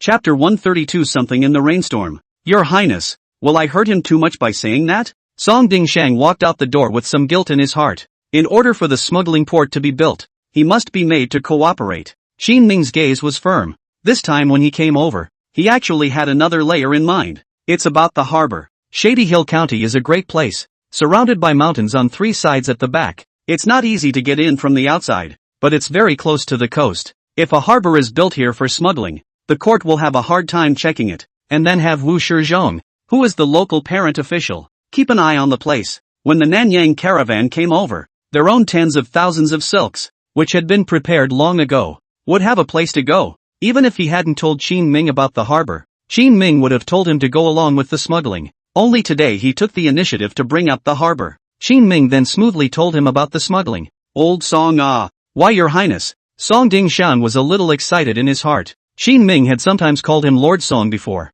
It was always a bit of a raw deal to be called that. Song Dingsheng had always felt that he should have been considered His Highness's inner circle by now, so there's a bit of a stigma attached to the title. But as he followed Qin Ming for longer and longer, Qin Ming was already able to call himself Old Song at will. This means that one has been recognized by His Highness. Just thinking about this, Song Dingsheng felt that his trip was worth it. You did a good job today. I pulled him in on the spur of the moment, and your cooperation back there helped a lot. Ha ha, Your Highness, you are too polite. It should be done. Song Dingsheng's heart was relieved and filled with excitement. Not only was he recognized by His Highness, but he was also held in such high regard by the other party. It made him feel like he had a bright future ahead of him. Tomorrow, send a message to Wu Qingnua outside Ningming Pass and ask him to come around. Returning to the inn, Qin Ming began to arrange for a follow-up. But Wu Shizhong hasn't agreed yet. Song Dingsheng was worried that Wu Shizhong would change his mind. There are a lot of backstabs in officialdom. In case this kid is eager to get credit,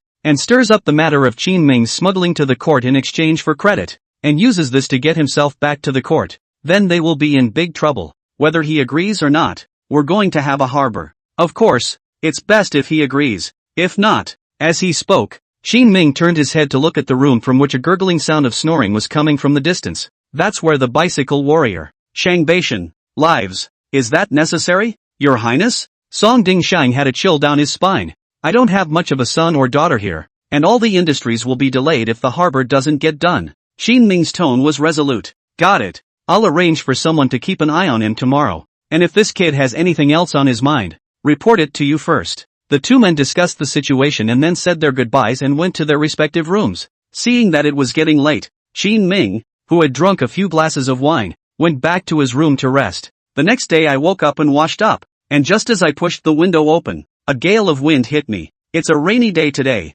Such is the climate of Shady Hill County. When the storm comes, it is like a dipper. Tell a couple of them to hold off on hiring for today. Qin Ming pushed open the door and spoke to the guards who were standing guard. Yes. It's been a few days since I came to Shady Hill County. He has not stopped either recruiting or thinking of promotional ideas. It was a good day. Take advantage of the storm and get a day off. Looking at the street pedestrians in a hurry, wearing hats and straw raincoats, stepping on straw shoes in the torrential rain to take the road running wildly, Qin Ming suddenly felt a little hungry, and asked the Yin's Jr. to make a breakfast and send it upstairs. This weather really isn't suitable for running outside anymore. Just as he was eating steamed buns and salted vegetables and drinking thin gruel thinking about building the harbor, a figure approached from a distance from the street outside the window. Glancing at it, Qin Ming felt something familiar, but the way the other party was dressed in a straw raincoat and covered his face with a bucket hat kept him from getting a good look. There were quite a few people that he had seen in Yinshan County in the past few days, so Qin Ming did not care and continued to eat. But soon, the sound of clattering came from the stairs. The footsteps stopped in front of Qin Ming's door. Tick, tick, tick. The water drops to the ground. Qin Ming turned his head in confusion, but realized that the guards had not stopped the other party. Instead, they got out of the way. Knock knock. Have you risen, Your Highness? Come in. Hearing this familiar voice, Qin Ming likewise did not block it. With a creak, Wu Shizhong pushed open the door. Bloodshot eyes, rain-soaked drooping hair, and a bearded face. Thinking about it? I'll do it. Wu Shizhong opened his mouth viciously, but then he added, but all this earned money needs to be more to help Shannon County. Without him having to say much, Qin Ming knew what he wanted. He's greedy. It's not just money. This guy wants industry and growth. Qin Ming quickly thought of a perfect solution. How about this? I'll open a shipyard in your place. It just so happens that you're surrounded by mountains on 3 sides and have quite a lot of wood. How about we start this set from today? Wu Shizhong was ecstatic. With a fluttering sound, he knelt in front of Qin Ming. Thank you, Your Highness. Alright, what I'm asking for here. Go talk to Song Ding Shang. He'll tell you. Yes. Qin Ming didn't care about the rain on him and personally walked up to help him up. Only then did Wu Shizhong rush next door to find Song Ding Shang. After most of the day's discussions, the two settled on a site. It was also agreed to let Wu Shizhong and Song Ding Shang's people to jointly control the place and not to leak the secret after. It was only then that he finally sent him back after a night of not sleeping. Your Highness, it's done. Song Dingsheng returned to the inn and excitedly reported his good news to Qin Ming. Yeah, that's kind of the biggest takeaway from the trip. Bam! Qin Ming took out his money bag and gave it to Song Dingsheng. It happens to be raining tonight. It's not busy outside, so I'll treat my brothers to meat and drinks later. Got it, Your Highness. Song Dingsheng was overjoyed and took the things and went to find Chang Baishan. Chang Baishan is the commander of the guards, shouting for food. Surely he must go through him, but after searching around, there was no sign of Chang Bai Mountain. Song Dingsheng, whose stomach was rumbling, didn't wait for him and shouted at a group of guards to eat and drink on his own. After he left, Qin Ming sat in the dimly lit room, quietly listening to the sound of the dripping rain outside. Without realizing it, there was something surprisingly comfortable about it. This rainy day is perfect for sleeping. Just as he closed his eyes, ready to find sleepiness, Chang Baishan, who was soaked to the skin, suddenly walked through the door with a serious face. Your Highness, where have you been? How come I haven't found you all day today? They're drinking down there. You'll be there in a minute too. Qin Ming told him about the situation on Song Dingsheng's side, but suddenly, he noticed Chang Baishan's face was ugly. What's wrong? Sitting up straight, Qin Ming frowned and asked in a deep voice. Chang Baishan took a deep breath and said with a few anxious moments in his voice, I was sleeping in my room today when I noticed something was wrong, and after going out to investigate, I found the Shadow Guard's trail. Shadow Guard? These two words made even Qin Ming freeze. Chang Baishan nodded his head and said seriously, Lingnan's Shadow Guards aren't dead. They're here. Chapter 133, The Shadow Guard's Threat. Have you located them yet? Qin Ming opened his mouth alertly. Chang Baishan said, I found out. But I wasn't sure I could kill all the people who came this time, so I came back to get help. A lot of people coming? Yes. One-on-one. Chang Baishan could definitely take out the other party's elite. The fact that he was able to make even him return in defeat could only mean that there were a lot of people on the other side. Looks like these guys have learned their lesson. 2. Qin Ming stood up, went to the corridor, and beckoned to Song Dingsheng, who was eating below. What is it? Song Dingsheng saw that Qin Ming's face looked a little off, so he hurriedly put down his chopsticks and ran all the way up. He was shocked to learn the details of the situation. They must have found out something. Your Highness, let's be careful. The remaining Shadow Guards, at this point in time, still dared to pour out of their nests to come in front of Qin Ming. That means they must have some specifics. For example, Qin Ming made false accounts to reduce the taxes paid to the court. It's also possible that the smuggling was detected. And if it was indeed smuggling that was detected, it would be a very bad situation. Rally the men and let them go with old Chang. Yes. Song Dingsheng didn't dare to delay and hurriedly went down to gather the crowd. Taking 3 steps and 2 steps, he brought Chang Baishan downstairs and mounted his horse. And before leaving, Qin Ming said to Song Dingsheng, "Come here and give your 2 cents." Song Dingsheng hurriedly approached Qin Ming and listened to him whisper a few words in his ear. Okay, I got it. It's raining harder. Qin Ming rushed in the direction Chang Baishan had mentioned.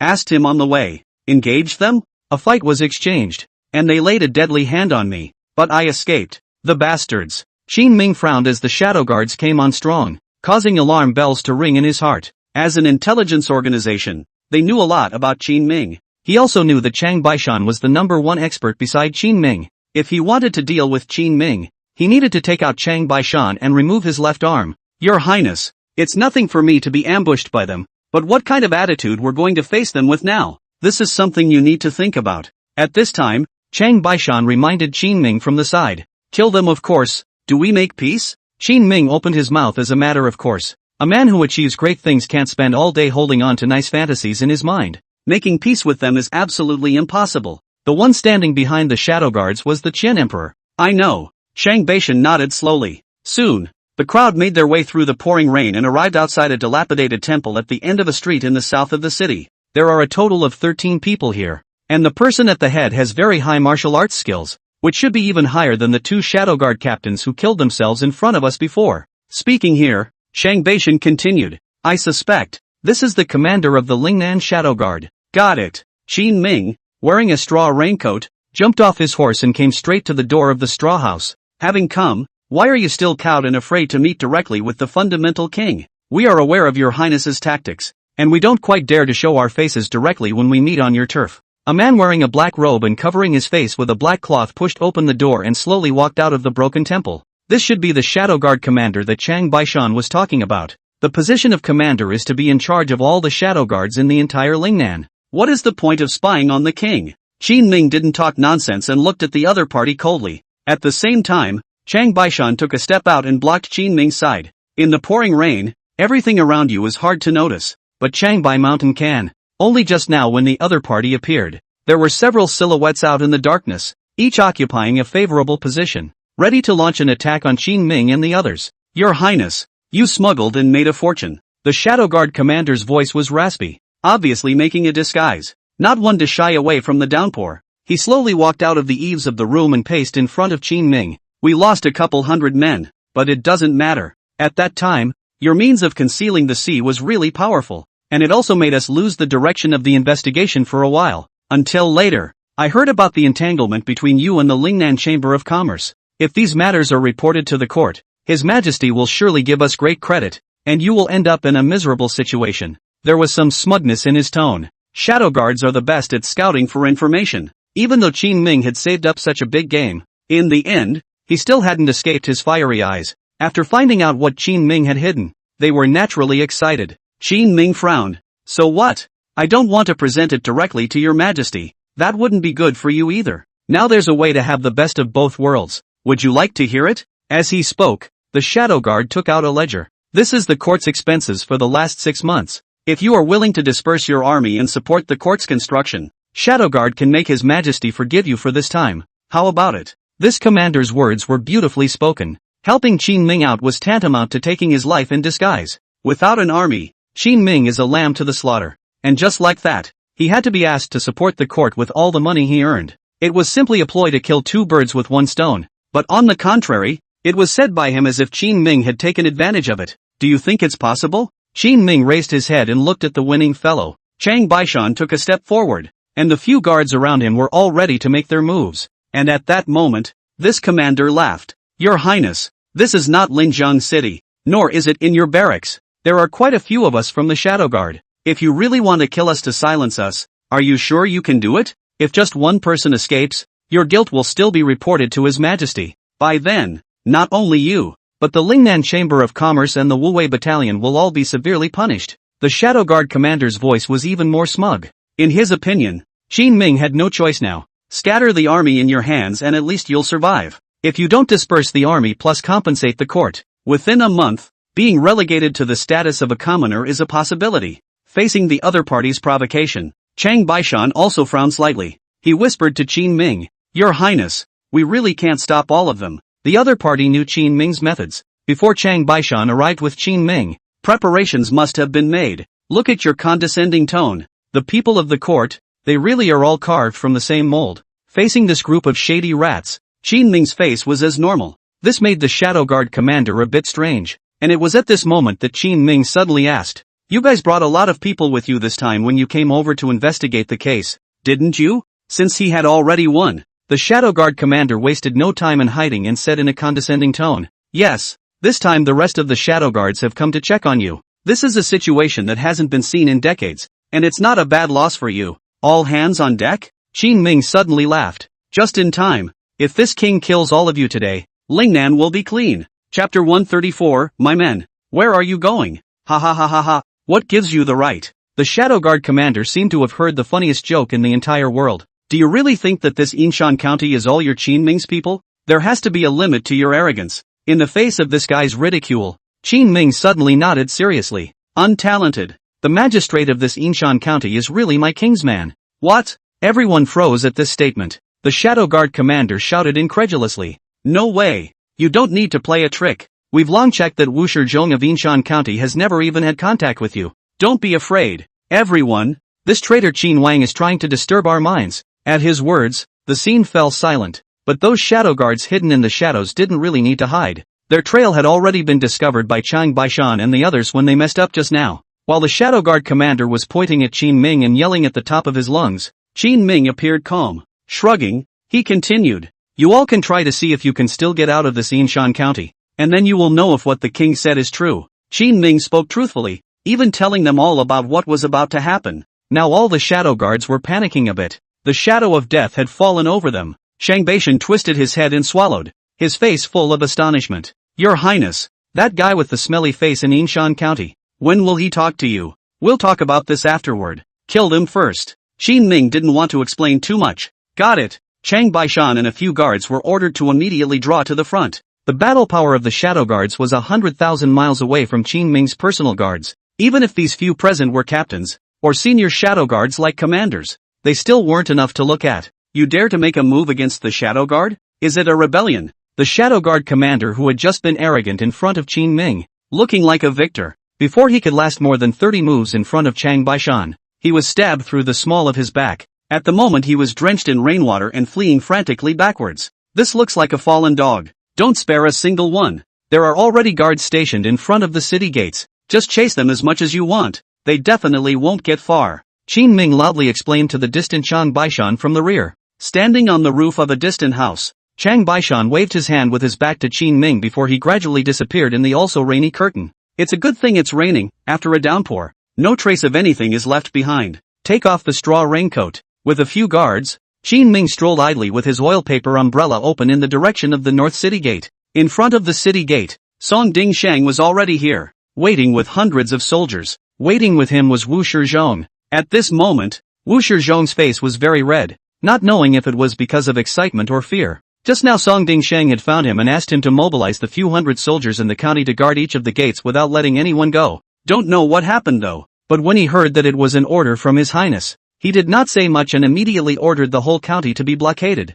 When he came here, he realized that he had to kill the Shadow Guard. It scared him numb. It was good that Song Ding Shang had followed Qin Ming and had already seen many big storms. After consoling him for a few moments and telling him to put himself in his place and identity and take a firm stand, it was only then that Wu Shizhong finally grew to accept it. Your Highness. Seeing Qin Ming coming over, Song Ding Shang pulled Wu Shizhong to Qin Ming. Catch a few? 2, and the other gates are probably there too. At those words, Qin Ming frowned slightly. Keep arresting. Keep a few tons. Ask for the exact number of people. Just take advantage of the rain these days. Pedestrians are scarce. Blockade the county first. When to kill all the Shadow Guards. When to open the door again. Yes. Song Ding Shang responded. And when he saw that Wu Shizhong was still standing limply and not saying anything, he immediately hated him a little. Ahem. Tugged on Wu Shizhong's coat. It was then that Wu Shizhong reacted. Understood. Your Highness. After 2.5 days of siege, Chang Baishan brought Qin Ming's escort and killed all 27 Shadow Guards who came to Yinshan County.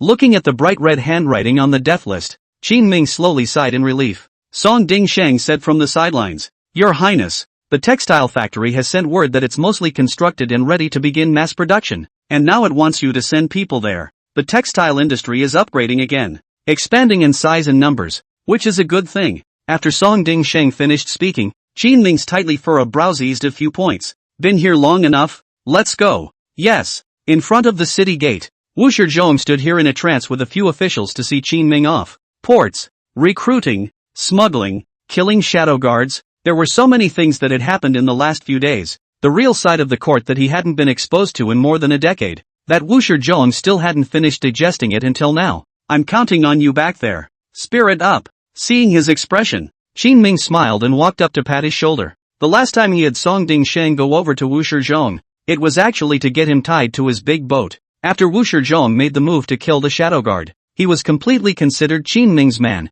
Song Dingsheng walked forward and spoke in a serious tone. "Old Wu, doing things is most afraid of looking ahead. Since you chose this path, then do it well. Following His Highness is always much better than before you." "I know." Wu Shizhong's slightly dazed eyes finally regained clarity. Qin Ming also set off on his way back. 2 days later, Qin Ming returned to the outskirts of Linjiang City in a horse-drawn carriage that walked and stopped. Chao Chuan was standing in the factory with Fang Qingyuan, working on the construction of the factory. "Your Highness is back. Just in time for you to see Lord Fang's masterpiece." Chao Chuan had just seen Qin Ming's convoy return and immediately dragged Qin Ming to the interior of the factory. A small 3-story building on several acres of land was constructed. The outer layers are all poured with cement and are very strong. This is the area where they weave, and the restrooms. Lord Fang has been very considerate, and has also arranged an area for them to rest, as well as. Chao Chuan rambled on to Qin Ming about the factory.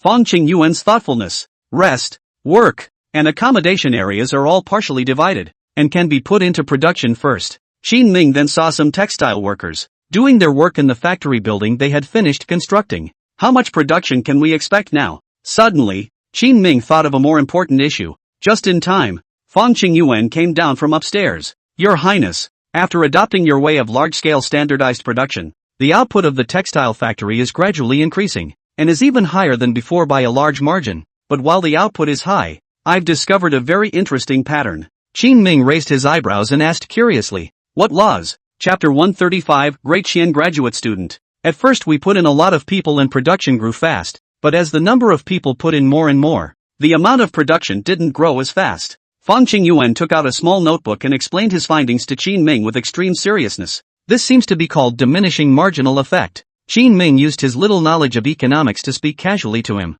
"What is the marginal effect?" Fang Qingyuan stopped Qin Ming and started asking questions as he stood on the stairs. "Anyway, it's just that when you put more into a thing, the returns will not grow as fast as they did before. So, it looks like my research was right." Fang Qingyuan nodded his head and pulled out a thin piece of black charcoal from his pocket and began to write and draw on the small bound book in front of him. Only brushes were available in this era, and they were a bit tricky to use. If you want to keep track like he does, you can use black charcoal and a small notebook. "Your Highness, I don't want to expand the manufacturing plant's production, just maintain the status quo. What we need to think about now is how to keep growing faster. That's why I think we can start with the workshops, the cloth factories, and the dyeing factories, places where putting in new people will allow us to grow faster in size and revenue." Fang Qingyuan stood at a distance for a while pondering, and eventually came to a conclusion. "Old Fang, you are right. Look at the things densely recorded in this tiny book." Qin Ming's heart set off waves of shock. Fang Qingyuan's research ability, if placed in the latter days, absolutely must be an economist. In fact, think about it, to their kind of can through the imperial examinations layer by layer to kill up the literati, which is not the top of the intelligent. Fang Qingyuan is also a serious examination into the court, and his ability and brain are far beyond normal. After supervising the whole Lingnan affairs and then study hard, it is too normal to get results. Well, that's how it's done then. The two stood on the stairs and continued to talk for a while. It's all stuff that no one else understands. In the back, Chang Baishan, Chao Chuan, and a group of guards were already drowsy from waiting.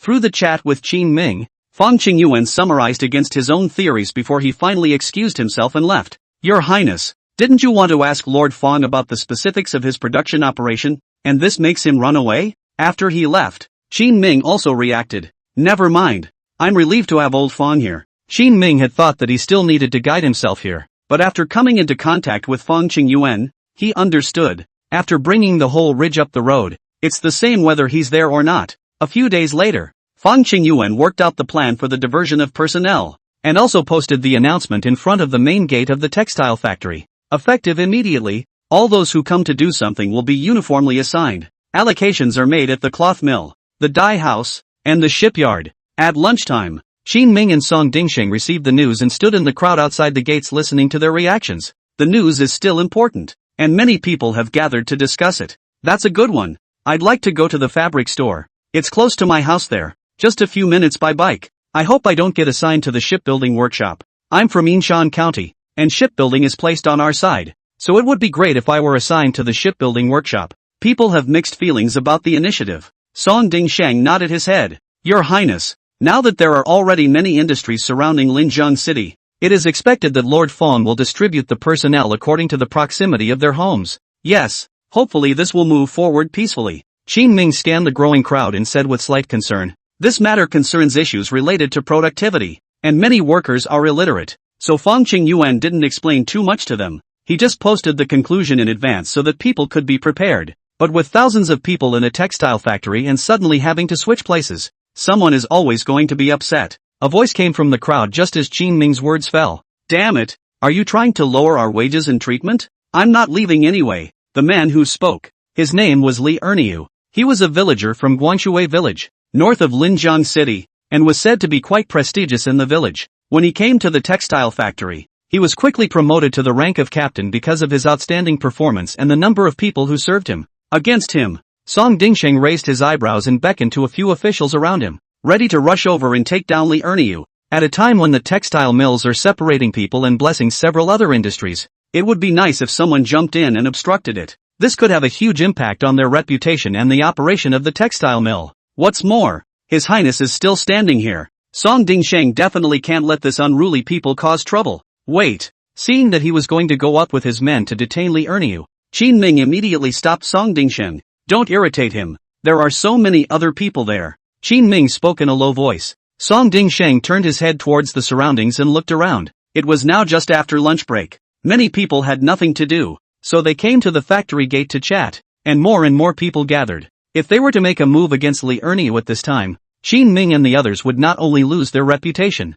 they would also fall short in their approach. When word got out, people would really think that they had been told by Li Erniu to lower their treatment. But Your Highness, this guy is too shameless, eating our food and smashing our pots. After Li Erniu's drive, many of the workers at the scene began to find nothing to do. Brother Erniu is right. What's the point of transferring us for no reason? I've long mentioned that our textile mills give so many wages. It's just a gimmick. After a while we get used to it. We'll surely lower the wages. They're called warm water boiling frogs. I'm not leaving either. Take me one. The crowd was righteously indignant and started to open their teeth and claws and act like victims when they clearly had nothing to lose. Seeing that they all supported him, Li Erniu immediately felt encouraged. Quiet, everyone. Listen to me. If we're not going at all. We agreed to stay here and work. Why should we go anywhere else? As soon as this statement was made, a few fans from Li Erniu's team rushed forward to support him. That's right. We agreed that none of us would go. This in turn kidnapped the others into their ranks. Not. How can you represent me? Someone was unconvinced, but was glared at by Li Erniu's men. Fearing his power in the textile factory, the man who spoke took a step backward. While during this period, Li Erniu's gaze had been intentionally or unintentionally staring at Qin Ming in the distance. It looked like this guy was leading the disturbance in front of so many people in order to use the crowd to pressure Qin Ming. This bastard Li Erniu was insidious as hell. And this is an attempt to get them on your bad side. Song Dingsheng is an old official oil, and at a glance, he could see the sinister intentions of Li Erniu. It was definitely impossible for him, a grasshopper, to shake Qin Ming, but with the whole textile mill making a scene here, that's a whole different story. Qin Ming naturally understood what this meant. It had been a long time since anyone dared to give themselves an eyeful to their face. Kind of interesting. Go over there. Chapter 136, Getting into a Fight with the Village Bully. The two came to the crowd. Li Erniu was still exuberantly talking about his ideas, unapologetically obstructing the allocation of personnel in the textile factory. Your Highness is here. The crowd didn't know who shouted first, and then everyone made way. Qin Ming walked in from the periphery, and Li Erniu's aura immediately weakened by half. He, who had been clamoring just a moment ago, stopped his voice at this moment. The king asks you, who said that your wages would be lowered? Qin Ming's voice came slowly. Everyone looked at Li Erniu, who had been unbeatable just a moment ago. As for Li Erniu, at this moment he was stuttering. Isn't that what that notice means? This whole thing was supposed to be a figment of his imagination. The reason why I don't want to let people go is because I have several people from different areas under me. These people were close to the workshop and the dye house, and all of them begged to go, facing them who were full of desire to leave. Li Erniu naturally did not want to let go. It was so hard for him to train them to become his inner circle, and he could even act as an authority inside the textile factory. If they're gone, get yourself another batch of recruits. Then one's status in the textile factory would certainly be much lower. At the end of the day he's still in it for his own selfish reasons. No. Just then, Qin Ming waved his hand decisively, then turned around and assured everyone, splitting up the factory people is only for the sake of production efficiency. There is absolutely no way to lower your wages. This king will put down his words here. From today onwards, whoever dares to lower your treatment will immediately be hacked to death with a messy sword. And this king will never say anything. The crowd quieted down. Li Erniu's face was ugly. Qin Ming made such a strict guarantee. It made him act like a clown just now. Quite a few people's eyes had now swept over him, hoping that he would come forward and explain. Qin Ming didn't spoil him either. Li Erniu, has the king made himself clear enough? Brother Erniu, what the hell is going on? His Highness said he wouldn't lower the treatment. So let's. The several junior brothers behind him, who had already been unable to hold back, hurriedly came up to Li Erniu and asked him. Being pushed to such a point, Li Erniu also became ruthless, gritting his teeth and starting to pour dirty water on Qin Ming. Your Highness, you talk a good game. Our factory is inefficient with so many people, so listening to you and transferring some of them out will increase efficiency? Qin Ming glanced at him helplessly. Any factory has a maximum number of people it can accommodate, and beyond that, efficiency is bound to drop. It's a very learned text, but many of the workers, including Li Erniu, couldn't read a word. There was no way to explain himself to him at a time like this, and even if he did, they wouldn't understand. Yes, lower headcount and increase efficiency. Qin Ming opened his mouth seriously, only to find Li Erniu laughing. Even the many originally neutral workers around Li Erniu were looking at themselves with odd faces. Your Highness, this cannot be justified. What exactly do you want to do? Can you tell us the truth, Your Highness? We don't want to be sent out for nothing. More and more people began to suspect Qin Ming. Song Dingshang was a bit annoyed. All shut up. I can't understand even if I tell you. There's no way His Highness would harm you. Lord Song, you're not forcing your hand. The few workers at the front shrunk their necks and muttered a few words despite the fear in their hearts. What the did you say? As soon as Song Dingsheng stepped forward, he tugged on the other party's collar.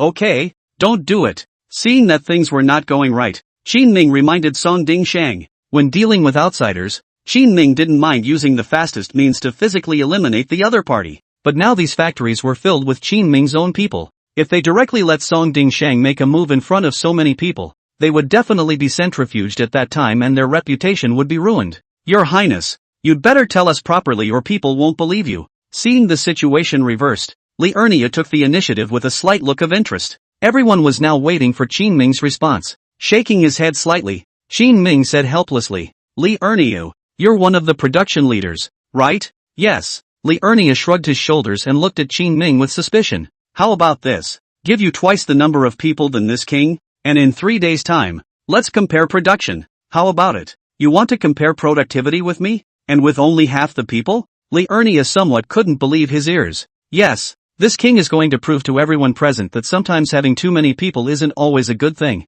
and that many people don't seem to understand the reasoning behind 3 monks carrying water to eat. Qin Ming spoke faintly. The reason why he was so confident was because Fong Qingyuan had already figured out the optimal number of people to make the textile factory the most efficient. Since he could do the math, Qin Ming divided the factory into 2 areas and compared them with Li Erniu. I can use twice as many people, but you're not going to pull any tricks, are you? Li Erniu was confident in himself. He was one of the production leaders and was familiar with all the processes. With twice the number of people, his own production would definitely be higher than Qin Ming's. Illiterate. Song Dingsheng snorted coldly from the side. He had already learned quite a lot from following Fong Qingyuan in the past few days. Looking at Li Erniu now is like looking at a little cutie. Li Erniu's back straightened a few points as he saw that he had taken advantage of the situation. And don't scold me. I just don't want to let the textile factory that was built with great difficulty go down the drain. By the way, Your Highness, since we're betting, we should more or less have a little bit of prize money, right? Speaking of this, Li Erniu looked towards Qin Ming and rubbed his hands greedily. His guts were really big. Knocking on the door even dared to knock on Qin Ming. Sure. Qin Ming smiled and took out a silver ticket of 1,000 taels. Win this for you and the textile mill policy is cancelled. Converting his smile, Qin Ming's voice lowered a few points and continued. But if you lose, you walk away, and all the industries under the banner of Linjiang City and Lingnan Chamber of Commerce will never employ you or your family members. Hiss. The crowd sucked in a breath of cold air. Now who doesn't know that Lingnan is entirely the territory of King Qin and the Lingnan Chamber of Commerce? If neither of these two parties gave food, Li Ernia would be finished. Okay, I promise you. But you have to promise that you won't come after me after I win. Li Ernia gave Qin Ming a deep look. Up until now, he was still confident. Winning this matchup is on the line, but prevent a handful of Qin Ming's retaliation in advance. This king doesn't care to do that kind of thing. And so many people here are also watching, so you can rest assured. Good. Your Highness is indeed a pain in the ass. Ernia admires that. Li Ernia laughed out loud. Then let's start now. Old Song, go get Fong Qingyuan. Qin Ming didn't talk nonsense with him and spoke to Song Dingshang. Soon, the mute-faced Fong Qingyuan arrived at the scene with a small book. Your Highness, I heard something happened? The corners of Qin Ming's mouth lifted into a smile. Not a big deal. Just a prick that came out and needed to use your recent research. Chapter 137, Self-Effacing. After listening to Qin Ming's description, Fong Qingyuan walked over to the road sign of the textile factory. After a period of construction, the textile mill has taken up a very large area. Workers unfamiliar with the interior even needed road signs and maps to guide them as they traveled from various counties. Just these two places, I guess. They're both the same size. I'll arrange the exact number of people for you, so you can choose your own. Fong Qingyuan slowly spoke. As far as he was concerned, there was nothing to be angry about in this case. Since people want to see it, it's good to compare. The facts speak for themselves, and he is confident in his theory. Could be. Qin Ming and Li Ernia nodded their heads. You guys, go ahead and grab someone. Things are determined. Li Ernia then commanded his men. Began to rob some textile factories in advance to do things very sharp village girls. Qin Ming didn't have to do anything. He only had half of Li Ernia's number, so he didn't have to deliberately rob people. Soon after, the two men led the labor on the next day. Qin Ming randomly chose 3 groups of people and opened his mouth. Everyone follow the original rules and regulations and start production with your team leader. Yes, this group of workers who followed Qin Ming nodded their heads and began production inside the empty textile factory. On Li Ernia's side, holding a chicken feather as an arrow, he had already begun to wiggle around with a ruler in hand. Snap! He hit some henchmen on the ass with a ruler. Work faster. The man who was beaten ate the pain, hissed and sucked in air from his mouth, and covered his buttocks in disgruntled defense. What's your hurry, brother Ernia? There are twice as many of us. We'll definitely be able to fulfill the production task. How can you slack off when you're talking your grandma's ass off? Li Ernia snorted coldly, having guessed Qin Ming's mind. Now your Highness is talking about the total production. In reality, our total production will definitely be more than theirs. This is definitely not a good way to win. Since we have twice the number of people, our production must also be twice as much. Otherwise the win will not be honorable. He was worried that Qin Ming would mention efficiency to himself, so it was mandatory that everyone, by the number of people, was counted for production. By making twice as much cloth, even if he were to compare his efficiency with Qin Ming, he would not be at a disadvantage. Got it. You win the total production anyway. What are you rushing for, brother Ernia? The crowd below returned with a few breathless words. The first day ended quickly, and Li Ernia saw the output and jumped up and down in anger. We have 300 men, and you guys give me only 200 horses a day? The loom has been remodeled over and over again, and the average skilled worker can now make a bolt of cloth in a day. This production of Li Ernia is obviously the result of the mentality of his subordinates, thinking that they are sure to win and casually start fooling around. Brother Ernia, they're only 107. We have more than them. That's right. You're too strict in your control. We usually work with about the same output. Shut the up. The furious Li Ernia, a ruler knocked towards the other party. Work overtime tonight, and don't leave until you make 300. What? I'm not doing that. Our mother-in-law bought meat today. I want to go home for dinner. Brother Ernia, this doesn't make sense. If we work another 100 horses, we won't be able to get back until midnight. How can I sleep when I get home late at night when I'm screwed up like this? The henchmen have been a bit disconcerting. You, Li Ernia, are not an official, just a production leader in the factory. How dare you yell and yell and yell? You don't treat people like human beings. By this time, a group of people had come out of the shed across the street. Farewell, Your Highness. See you tomorrow. Your Highness, just go back and all eat well and keep that output tomorrow.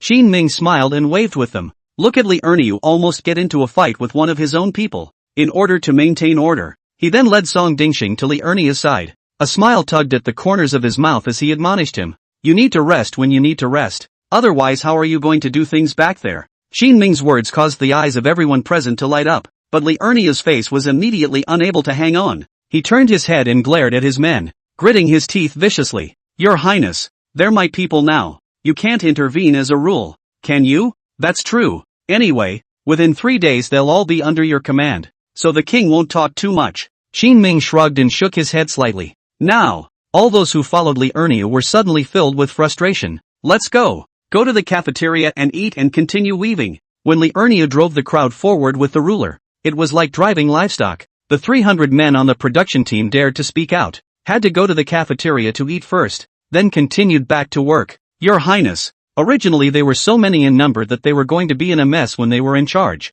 Li Erniu was so good that he dared to add a fire on top of it. What a great cleverness! Song Dingsheng had seen it long ago. This overly bloated headcount of Li Erniu will greatly affect efficiency. On the contrary, Li Erniu was still so manic to control people. Who can be convinced of that? There's one more thing you didn't say. Staying up late today. When tomorrow comes they'll be so out of it they'll do things even slower. And guess what Li Erniu will do at that time? TSK. TSK, TSK. It's really hard on them. It was as if Song Dingsheng had already seen what was going to happen the next day. Shaking his head, he followed Qin Ming back to Linjiang City. Early the next morning, there were indeed quite a few late arrivals. 300 men yawned and did their work sleepily. Whoever dares to sleep today, I'll beat him to death. Open your eyes, you asshole. Even if Qin Ming was in the textile area across the street, he could hear Li Erniu's loud growl. Finally, that day at noon someone couldn't stand it and fought with Li Erniu. Qin Ming and Song Dingsheng received the news and rushed over. Stop! I said stop! Forcing the guards to separate the two. Qin Ming realized that the one who fought with Li Erniu today was Li Erniu's original junior brother. Li Erniu, why do you have to make me work more? That's all I'm doing. Can't I get the minimum wage? Can't I get no reward? I'll day you immortals. Now in Qin Ming's textile factory, there are 3 silver coins a month base. After exceeding the standard monthly production per person, you continue to get bounty silver for each cloth. There's no shortage of people here who work hard and even get $9 of silver a month. But most people, in fact, don't want to work too hard. A slight breakthrough in production. Taking a 2-coin bounty would be good. 5 or 6 coins of silver. Already enough for them to live in Linjiang City. This Li Erniu's men are typical of those who don't want to make a lot of money and just want to live peacefully. Covering his bleeding head, he took his cuff and wiped his bloodied face. Li Erniu climbed to his feet and said, Song Taiju, okay, your kid's got hard wings, let's go, out for single practice. Tugging Song Taiju's collar, Li Erniu was about to go out. This atrocious action caused all the surrounding spectators to be startled. Chapter 138, Retreat as Advancement. Stop him. In the end, it was Qin Ming who couldn't stand to watch and had someone go over to stop Li Erniu. Song Dingsheng walked up and angrily rebuked. What do you want? What do you want? You all want to go to the courthouse, don't you? It was only when they heard the words enter the yamen that Li Erniu and Song Taiju finally calmed down. Song Taiju took the initiative to come before Qin Ming and bowed. Your Highness, I don't want to him. Qin Ming nodded slightly and looked at Li Erniu. What do you mean? Let's go. I'm missing you? Li Erniu waved his hand impatiently. Seeing that a number of the textile mills were pointing at him, he snarled. What the are you looking at? Get to work. In the evening, after a day's labor, the workers go back to have when. With a colorful face, Li Erniu posted his yield with slightly trembling fingers. I just happened to run into Qin Ming, who had also finished his day's hard work and had come out to post his output. They have this textile mill where the daily output of each area is posted in the evening.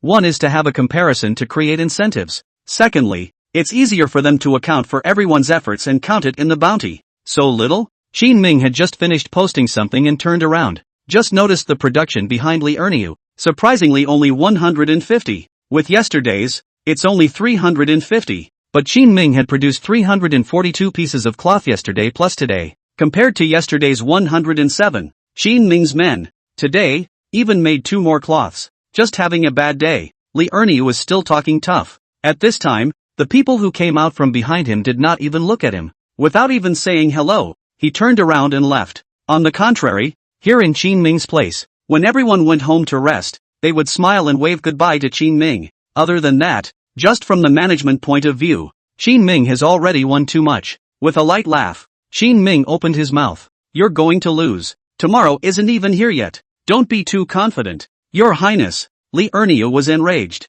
full of neat pain, and took out 100 taels of silver tickets. Running quickly to the front, he caught up with those who were leaving, no longer having the cockiness he had before at this moment. Instead, he begged bitterly, guys, can you hold on a second? Here's my personal bounty for you all to work another night. Asterisk asterisk asterisk asterisk this. Get thee out of here. After begging his grandparents for a long time, Li Erniu ended up finding less than 30 people. The 30 or so people came simply because of the money. Qin Ming sat next to him and watched with interest for a while before leaving the area. The time flew by and the last day was over. Qin Ming's 150 men ended up making 530 pieces of cloth. This is considered normal production. As for Li Erniu, he made 590 pieces of cloth. Come on. In the evening, Qin Ming called Li Erniu to the open space outside the factory. There's a lot of people gathered here already. Now everyone knows the downside of having too many people. More than that, I know what it means for 2 monks to carry water to eat and 3 monks to have no water to eat. Your Highness,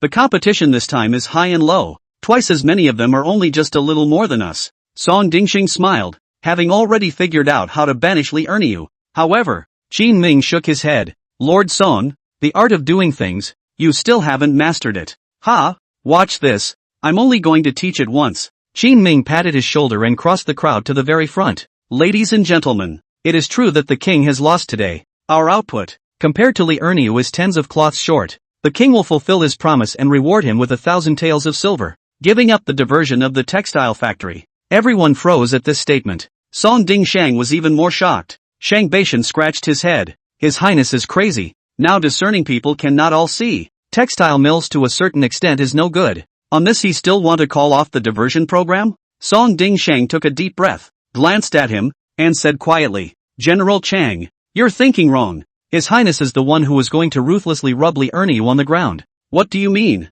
Chang Baishan's words just fell. Out of the crowd then rushed a man whose face was wrapped in gauze, so that he couldn't see exactly what he looked like. Li Erniu, where is your face? This 1,000 taels, do you deserve to take it? By the sound of the voice, people also recognized who this was. This is Song Taizhu who fought with Li Erniu yesterday. None of your business. Li Erniu colorfully opened his mouth. He's actually quite vain. After all, Qin Ming was close to catching up with his own production with half of them. This could actually be a side note that too many people in a textile mill is not good. But when he tried to take the money with a thick skin, a group of people suddenly rushed up around him to give Qin Ming a voice. Li Erniu, I can kind of see it. You just don't want to let go of your power. That's why you obstructed His Highness. It's bad luck for the textile factory to have someone like you. Obviously, His Highness is the more skillful one. And it is His Highness who won. Why should you take the money? Get the hell out of here. Get out. Song Tieju's appearance was just a trigger. He drove the intensity of the men who had been under Li Erniu for 3 days.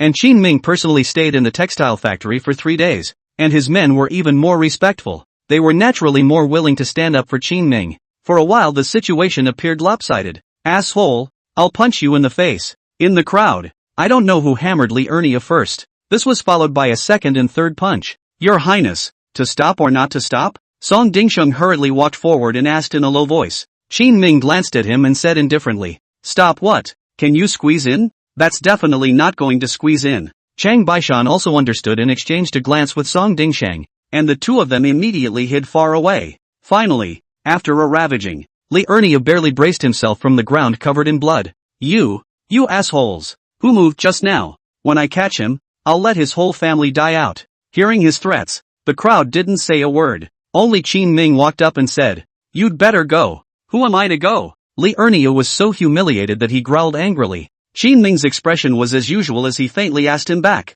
Giving a chance for you to leave on your own is giving you face. Otherwise do you think you can stay in this place on your own? Li Erniu was silent. He didn't expect that his momentary greed would end up leading to such an end. But he's no slouch. Having suffered a big loss today, he will definitely not do anything to put down the butcher's knife and let everyone make peace. Well, it was only now that he finally figured out that everything was a setup that Qin Ming had set up for himself. From the beginning, Qin Ming was trying to kick himself out for good. Raising his head, he stared viciously at Qin Ming. Your Highness has good tactics. I, a clay-legged man, have been taught today. But you remember, the Green Mountains do not change and the green water flows forever. We will definitely meet again. What do you mean? Threaten me? Qin Ming frowned slightly. Since this kid was dishonest, He suddenly didn't want to let the tiger return to the mountain. Chapter 139, If you don't let it be done, then lift the table. I wouldn't dare. Li Ernia staggered to his feet, ready to leave in silence. Chang Baishan walked up to Qin Ming and said in a low voice,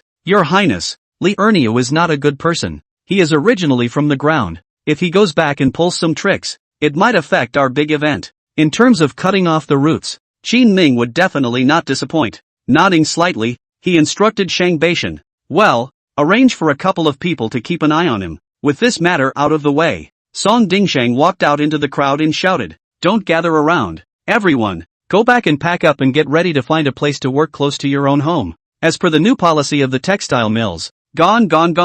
The crowd gradually dispersed, but Song Taizhu, who had fought with Li Ernia earlier, did not leave. He's actually quite strong for his size, and usually runs roughshod over people. But in front of Li Ernia, it's still worse. Yesterday, he was beaten without any power to fight back, which made him feel that he had lost face. Why aren't you leaving yet? Qin Ming had just arranged Chang Baishan to go out on an errand when he turned his head and Song Dingsheng saw Song Taizhu standing straight beside him. Your Highness, I'm sorry for the other day. It was me who was unwise and believed the words of this Yakuza Li Ernia. Qin Ming waved his hand sagely, so that he didn't have to talk about that. Song Dingsheng gave a step aside and said, Taizhu, His Highness is not that careful person, so you don't need to come here specifically to apologize anymore. His and Song Dingsheng's villages were close together, and they saw each other often. Song Taizhu shook his head. Actually, I came to see your Highness today to remind you that the Li Ernia has some power in the local area, so you should be careful. What kind of power does he have? Qin Ming raised his eyebrows and turned his head to look at Song Dingsheng.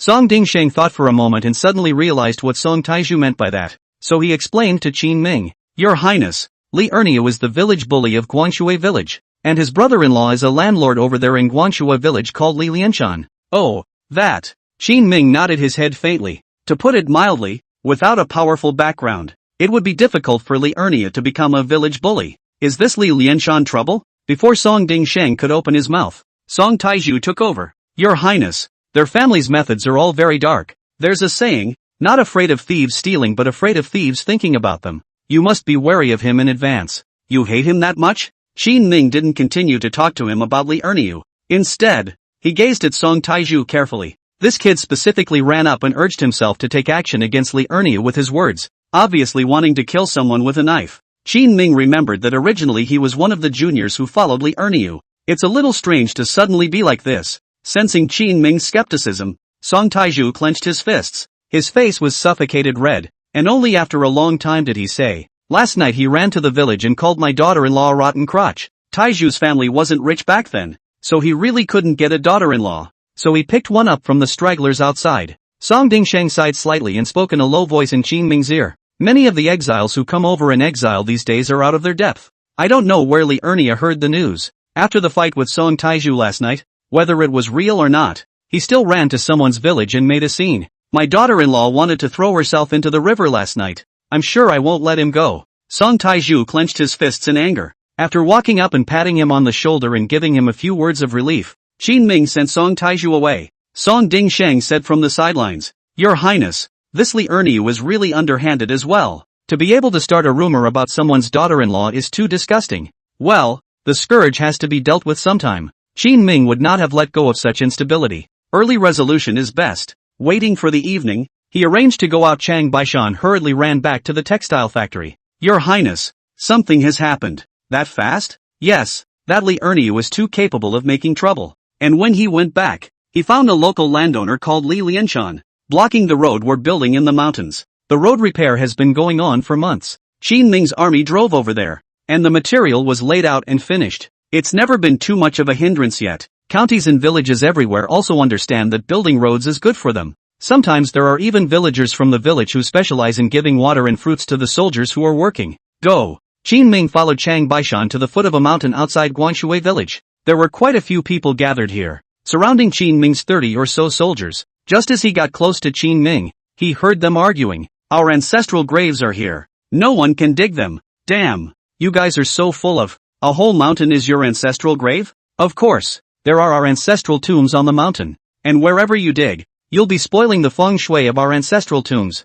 Road construction is a good thing for the sake of your own village. Guanshui village doesn't want to be connected to the surrounding major counties. but instead is here to obstruct it. It was also the first time that the soldiers under Qin Ming had encountered this kind of situation, and the more they talked, the more anxious they became, and they looked like they were about to fight with someone. The biased group added fuel to the fire. Hey, we don't want to build the road. So what? Who says it has to be fixed? Just as they were arguing, Qin Ming and Song Dingsheng came before them. When the crowd saw that it was Qin Ming coming over, they immediately gathered a few points. What's going on? Qin Ming scanned the scene and confirmed that there was no fight before he finally sighed in relief. It is best not to make a move at such a time. After all, it is under their own rule. Once there is bloodshed, maybe Li Erniu and the others want to make a fuss. To what extent? Your Highness, they say the road will spoil their feng shui if they don't repair it. No more repairs. Are you guys sure? The corner of Qin Ming's mouth lifted up as he looked at them indifferently. Everyone was a bit scared. After all, the person standing in front of them was the king of Qin. If they didn't speak, Qin Ming naturally wouldn't say much. Then there will be no repairs. Notify everyone that all roads around Broadwater Village are stopped. Qin Ming didn't come over for charity. Building roads for them for free is going to be held hostage to that. What's the point of fixing it then? From now on, it's not just this one road that won't be repaired. He'll take Broadwater Village right out of the Ridge's construction. That's when they knew what it meant to be left behind by the times. It was the turn of the blocking crowd to get scared. They were just ordered to come over and block the construction of the road. But I didn't expect it to go straight to this. These roads have done them a lot of good. It's not just fruits and vegetables that sell well to the county. They can even open a tea stall or set up a roadside stand to sell things to pedestrians coming and going. It's all a benefit of the high foot traffic that comes with road construction. But now it's all gone. Chapter 140, Moral Kidnapping? Doesn't exist. Go ahead. Seal the road and pack up all the materials. Qin Ming spoke to the soldiers under him. The crowd nodded smilingly. Okay. Now they were in a good mood and completely lost their anger from earlier. These villagers are purely to blame for making such a mess. Soon, Qin Ming's decision reached a mansion. Li Erniu and Li Lianshan sat together and were filled with amazement after hearing the decision. How did he do that? Li Erniu angrily slapped the table. It's all because of your bad idea. The road we absolutely can't let go. Li Lianshan glared at Li Erniu. Li Erniu wilted at once. To others he might be arrogant, but this was his own brother-in-law and his backer. He didn't dare to say much. Brother-in-law, what are we going to do? Li Lianshan lowered his head in thought for a moment, then suddenly looked up and stared at Li Erniu. How about this? You go to the county town and talk about the conflict with His Highness, and then spread the word that he won't build us a road, and then say that His Highness has a small heart and is specifically trying to get back at you for not building us a road. This move was extremely vicious, hitting a rake backwards and transferring all the faults to Qin Ming. No mention at all of the fact that it started because they were blocking road construction. Li Erniu grinned. Okay, I'll try it then. The next night, Qin Ming had just returned to Linjiang City from the textile factory. Just saw a number of people pointing at themselves. What's going on? Song Dingsheng came back with him, and seeing the behavior of these people, he also felt that something was wrong. I'll check. Soon, Song Dingsheng's men returned and whispered a few words in his ear. Song Dingsheng hesitantly turned his head and glanced at Qin Ming with an ugly face. Your Highness, it is now rumored all around Linjiang City that you targeted Li Erniu and stopped them specifically. Oh, out of Song Dingsheng's expectation, Qin Ming didn't have much of a reaction. The opponent's move was well understood by Qin Ming. It's about morally kidnapping yourself. Unfortunately, Qin Ming didn't eat this, much less clarify it. Arrest him and parade him in the streets. And since I'm said to be targeted, I'll be targeted to the end. Ha! The word startled Song Dingsheng. Your Highness, this isn't quite right, is it? What's wrong with that? This guy wasn't a good guy in the first place. Just find a random case base and arrest him. Qin Ming shook his head and continued. In dealing with hooligans, if we still have morals, aren't we bringing a few layers of chains on ourselves? It's better for everyone to be direct. I see. Song Dingsheng was not ambiguous either. Returning to the Yamen, he personally listed a long list of Li Erniu's offenses such as beating people, causing trouble, and robbing things. It was late at night that he stormed into Li Erniu's house with a large group of people. Get up! Come on! Who? Li Erniu had just woken up from his nap and was filled with anger as he yelled. Turning his head to look, he realized that the lights outside the courtyard were brightly lit, and his home had been surrounded by Song Dingsheng's men. You've committed a crime. You know? What did I do? Li Erniu was filled with confusion. Song Dingsheng didn't talk to him that much. Get up. You'll know naturally after you go to the court. I'm not going. You guys are retaliating. Li Erniu had reacted. Compared to himself, Qin Ming's methods were even darker, and a little bit more outrageous. That's not up to you. Buckle up. Yes, There was a muffled thud from the room. Soon Li Erniu was loaded into the prison car and wobbled all the way towards the direction of Linjiang City. Early in the morning, when the various people who were begging for a living in the city of Linjiang got up and started to work,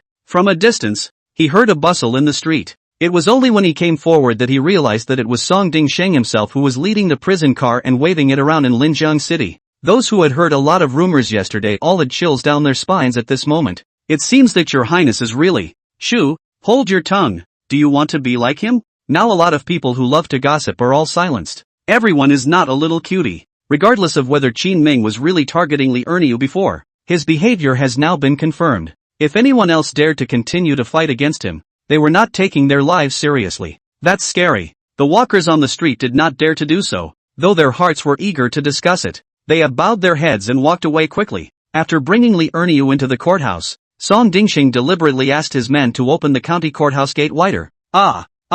Soon, a miserable cry came out from inside. At lunchtime, Qin Ming received a happy report from Song Dingsheng, and with it, Mount Everest. Your Highness, dozens of villagers from Guanshui village have come to see you. What's wrong? They want to beg you to build the road. Oh, Qin Ming raised his eyebrows. It seems that there are still some sensible people in Guanshui village. Only some years ago, they were suppressed by bullies like Li Erniu and had no say at all. Today I saw Li Erniu ambushed and beaten so hard. They finally had the guts to come to Qin Ming. Bring it in. Qin Ming happened to want to meet them as well, and explain something in the meantime. Soon, a few old men with a group of young men came before Qin Ming and bowed their heads. Your Highness, please, help us build the road. We simply can't survive without the road. Everyone sells their food quickly. We're the only ones who have to run over there by ourselves. I blame Li Erniu. Build the road properly. What's stopping you? They opened their mouths as they cried. Li Erniu doesn't think the same way as you guys. Why didn't you guys say anything at first when he said he was going to block the road construction?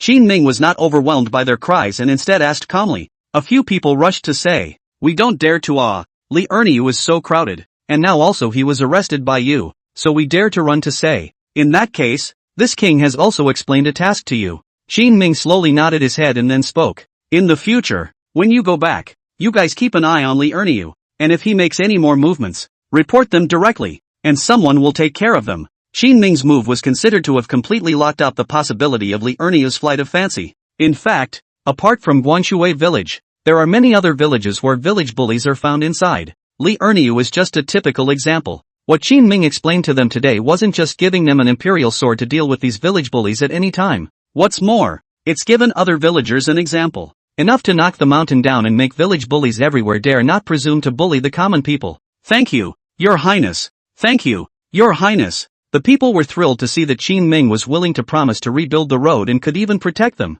and they left with 1,000 thanks. Song Dingsheng sat next to him, quietly observing the situation. Suddenly, something seemed to occur to him. Shaken, he opened his mouth and asked Qin Ming, Your Highness, did you start out with the idea of making a big deal out of it? Chapter 141 Chaos in Guanshui Village. Song Dingsheng had followed Qin Ming for so long, and had become quite enlightened. In connection with the situation that had occurred recently, he felt that Qin Ming had most likely figured out how to fix Li Erniu the moment he saw him. Fixing Li Erniu is not enough. Qin Ming had even foreseen the later developments and made an example of him in the process. Song Dingsheng's gaze was full of fire and admiration as he looked at Qin Ming. It's not as mysterious as you think. Qin Ming waved his hand, telling him to brainstorm a little less. A lot of things are a step at a time. If you can really calculate so many things, wouldn't you be a god? The reasoning was so simple that Qin Ming didn't even bother to explain it. But it's clear that Song Dingsheng doesn't think so. He felt that Qin Ming was hiding his city, and he suddenly became even more admiring. I understand. Your Highness. No, what do you know?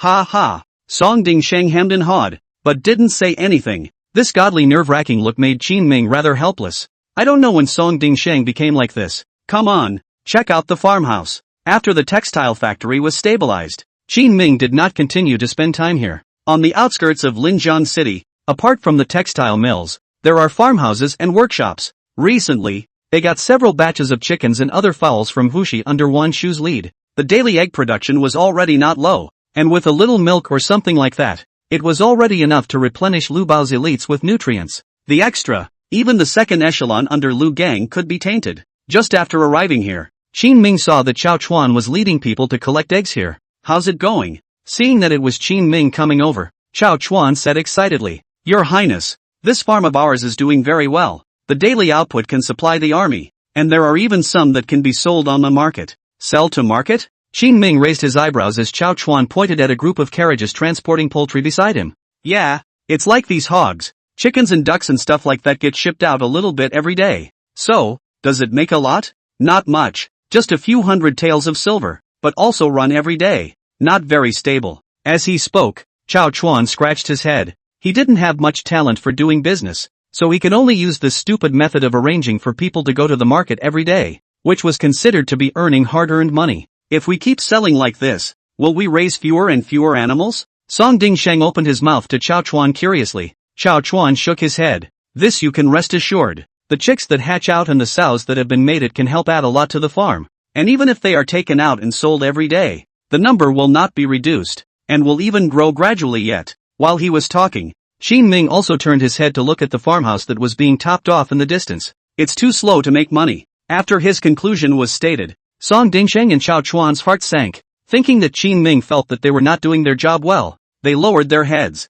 In fact, the farmhouse side of the business does make less money compared to a money-printing industry like textile mills. Plus the money Qin Ming invested towards this place in the early stages was even more than the textile factory. This made Chao Chuan's heart weak as well. Otherwise he would not have been able to rush to report the good news when Qin Ming came over and tried to change the topic. Just don't sell it these days. After thinking about it, Qin Ming made a decision. Chao Chuan and Song Dingsheng froze in place. Seeing that they were full of hesitation and didn't dare to speak, Qin Ming explained. This is too slow to make money. Let's find another way. Like opening a restaurant. With the restaurant, the livestock produced by the farmhouse can be sent there. A chicken is only a few dollars. Made into shredded white jade chicken, mushroom stewed chickens, 8 treasures of chicken and so on, is not more profitable than you directly to the market? Qin Ming's words made sense. It's like he's in the cloth business, directly from the beginning to the end. Weaving, dyeing, a series of cloth industry in the hands of all. That's how you make more money. Seeing that Chao Chuan was still a bit confused, Qin Ming sighed slightly. You didn't talk to Fong Qingyuan? Lord Fong is invisible all day long, either out running business or holed up at home studying our industry. I can't even find anyone. Chao Chuan really wanted to find Fong Qingyuan, but unfortunately he couldn't catch anyone at all. If I could have asked him for a little advice, I wouldn't have come up with such a stupid solution. Alright, in a minute we'll both go back and find a store and start screwing around. Qin Ming explained a few words to him, telling Chao Chuan to store everything on hand and only supply the restaurant, before he left in peace. With the help of Song Dingsheng, Qin Ming had gotten some stores before, only that he had never used them. Letting him go find a cook and manpower first, Qin Ming returned home alone, ready to find Wan Shu to discuss the supply of monosodium glutamate and consumed oil. A restaurant's business is completely tied to the flavor of the food. The monosodium glutamate and consuming oil that Qin Ming handed over to Wan Shu before was the technology and ruthlessness of this era. As long as one has the power of such things, one can definitely dominate the entire Lingnan.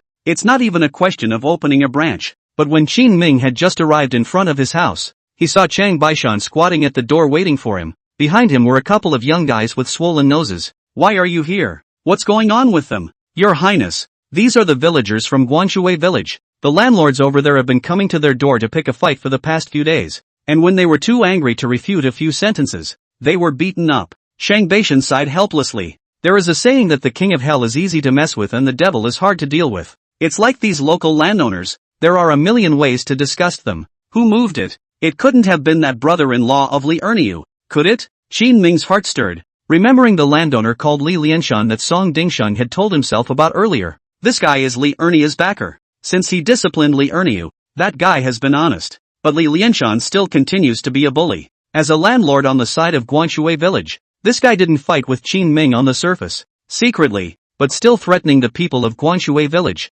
Chang Baishan nodded. Yes, they thought of you after the beating and went to the textile factory to look for you, and it just so happened that I was over there, so they followed me here. Qin Ming glanced at the injured too, and there was some impatience in his heart. Of course, this impatience was not towards the two who had come for help, but towards Li Lianshan. Li Lianshan is very powerful in your area? Why is everyone in a village afraid of him? The two of them stood up straight holding onto the heel of the wall and said to Qin Ming, Your Highness, a large portion of our village's cultivated land is under Li Lianshan, and many are his tenants. With that said, Qin Ming understood. It turned out to be a tenant-landlord relationship. No wonder Li Lianshan was so arrogant. Even after knowing that Li Erniu had been punished, He still dared to go to Guanshui village to play the bully. Tell you what, go get a couple of guys. After a little thought, Qin Ming instructed Chang Baishan. Hearing this, the two young men's eyes immediately lit up. Your Highness, are you going to avenge us? Chapter 142 Li Lianshan's means. Revenge is not so much a matter of sending out troops, but only of protecting you. Qin Ming slowly opened his mouth. His status, it was really too degrading to count with a small landowner, but he also had the advantage of having a lot of people under him. Just arrange a few random soldiers to protect Guanshui village so that they won't be harassed. That's fine. Thank you, Your Highness. The two immediately thanked Qin Ming profusely. It didn't matter if these soldiers moved their hands in the past, the key was Qin Ming's attitude. Letting them go over to guard Guanshui village meant that Qin Ming had stood behind the villagers of Guanshui village. This naturally makes the other side throw in the towel. No need to be polite. Under this king's rule, no one this powerful is allowed to exist. Qin Ming waved his hand and told them to leave first. Before leaving, Qin Ming whispered to Chang Baishan, if there are any more comers, you don't have to hesitate too much when it's time to do something. Understood. Soon the village of Guanshui was being guarded. At this time, Qin Ming was sitting in the pavilion in the courtyard, waiting for Wan Shu to return. In the evening, Wan Shu and Guan Yu returned to the courtyard hand in hand. Both of them were a bit surprised when they saw Qin Ming. Wow, isn't this a busy man? Why are you back so early today? Something's come up for her. Qin Ming pointed at Wan Shu. Only then did the two of them sit across from Qin Ming. What's wrong? Here's the thing. Lately I've been needing MSG, oil, soy sauce, and other supplies, so when the time comes, you get me a batch. That's fine. You're opening a tavern? Wan Shu quickly guessed what Qin Ming was thinking. Qin Ming slowly nodded his head. Yes, the farmhouse side has always done well, and on that basis I thought I'd give it a go. But how are you going to make it? MSG and oil and soy sauce and all that. A lot of other restaurants use it besides you. As a businessman, Wan Shui quickly found the point. Although all of these things were made by Qin Ming, it was no longer his patent. After the Lingnan Chamber of Commerce spoke about these things being pushed into the market, many restaurants had begun to use them. Qin Ming slowly shook his head. Don't worry about that. They're certainly not as skillful with it as I am with it. Thanks to the accumulation of his own studies in his previous life, Qin Ming himself often cooked in the talent apartment provided by the school, so know a lot of recipes that can blend modern seasonings together quite easily. In contrast, many pubs now have too simple an application. Some people don't know the purpose of consumable oil and even just use it for pasta. While it can also be more flavorful, it's still a long way from being fully integrated into a dish. This distance was already enough for Qin Ming to join in and open his own restaurant. Makes sense. You're the one who came up with these seasonings. You must be more skilled in using them than an unusual cook. Wan Shu nodded, and after asking about the location of Qin Ming's store, he prepared to send a batch of goods over tomorrow. Early in the morning of the second day, Qin Ming arrived in front of the store that Song Dingsheng had prepared. Your Highness, other than the need for a new plaque, everything else is ready to go straight away. The store that Song Dingsheng found was originally a restaurant, and when the previous owner quit, it was bought by Qin Ming's people at a low price, and held in hand for emergencies. It just came in handy now. Not bad. Let's call it the Lingnan restaurant. The name that Qin Ming said was actually rather overbearing. In order to avoid unnecessary trouble, many stores are afraid to use the name of the place directly as their name. This will easily confuse people about their relationship with the government and they will think that they are run by the government. But Qin Ming didn't have that concern. He was big enough to carry the name of Lingnan. Okay, I'll get a carpenter to carve a plaque in a few minutes, and we can start work today. Sung Din Sung identified with the name. Qin Ming took out a few pieces of paper from his arms, which were densely written in small letters. Take this up and show it to the cooks you brought with you later. This is the recipe? Yeah, it's not quite what they usually learn, but since they're all cooks, they should be able to do it after watching for a while. Okay, just as Qin Ming was discussing with Song Dingsheng here, he was receiving ingredients like chicken, duck and fish from Chao Chuan in passing. Chang Baishan rode his fast horse to the door of the Lingnan Tavern.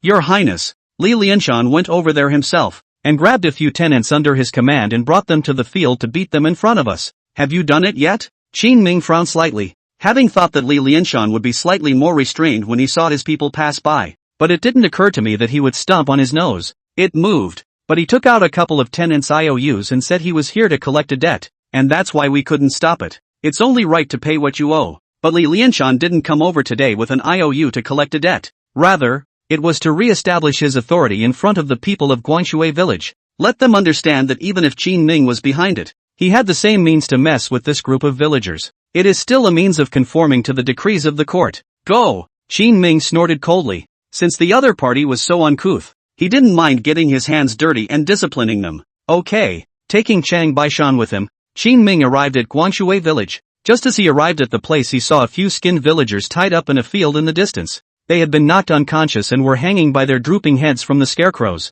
Li Lianshan had a smug look on his face as he had someone bring a taiji chair and sat on the field path with his legs crossed. People passing by bowed their heads, not daring to meet him head-on. Release the man. When Qin Ming arrived, he spoke slowly to his men. Several soldiers immediately stepped forward ready to untie them. Li Lianshan stared at Qin Ming and snorted coldly. A group of houseguests rushed up behind him at once. Your Highness, this is my human tenant, and owes me money. It's not good to not pay your debts. You're not trying to support them and not paying me back now by helping them get loose, are you? Some of the surrounding villagers had already gathered when they saw Qin Ming coming over, wanting Qin Ming to seek justice for himself. Qin Ming faintly shook his head. Naturally not. How much is owed? Li Lianshan smiled smugly and pointed at the tied-up few villagers. With interest. It's 10 taels of silver each upwards. Your Highness, I've helped them a lot over the years by lending out so much money. You're not going to make a move on me. A great benefactor, are you? Since Li Lianshan dared to come over today to play the bully,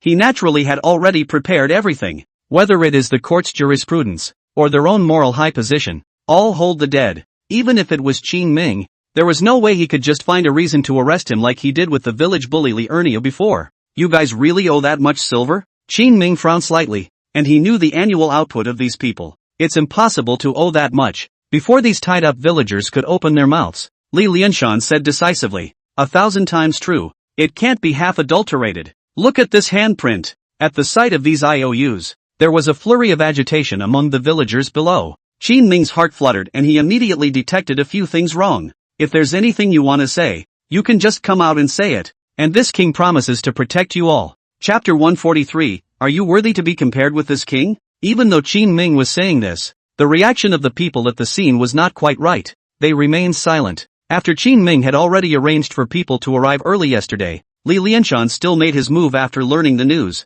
even produced so much irrefutable evidence. This naturally made them feel that Li Lianshan was difficult to defeat. There's a saying that a strong dragon can't suppress a snake. Li Lianshan is such a groundhog. Add to that the fact that he has held local land for years and too many people in the village have connections to him. A random excuse was not something that Qin Ming could easily control. Your Highness, this matter originally has nothing to do with you. How about we each take a step back? Li Lianshan stood up from the eunuch's chair and proudly walked forward with a condescending tone. You leave, and as for me, well, just take care of this yourself. As he spoke, he stepped forward again, picked up the whip in front of Qin Ming, and viciously lashed at the body of a villager in front of him. The other party instantly wailed in pain. Let you owe money? Who dares to owe money? Know who I am? How dare I mess with you? This was said to this indebted villager though, but everyone in the room knew that this was actually meant for Qin Ming. Your Highness, just do it. Shang Baishan couldn't stand it anymore. They came to Lingnan and did not have much contact with the locals.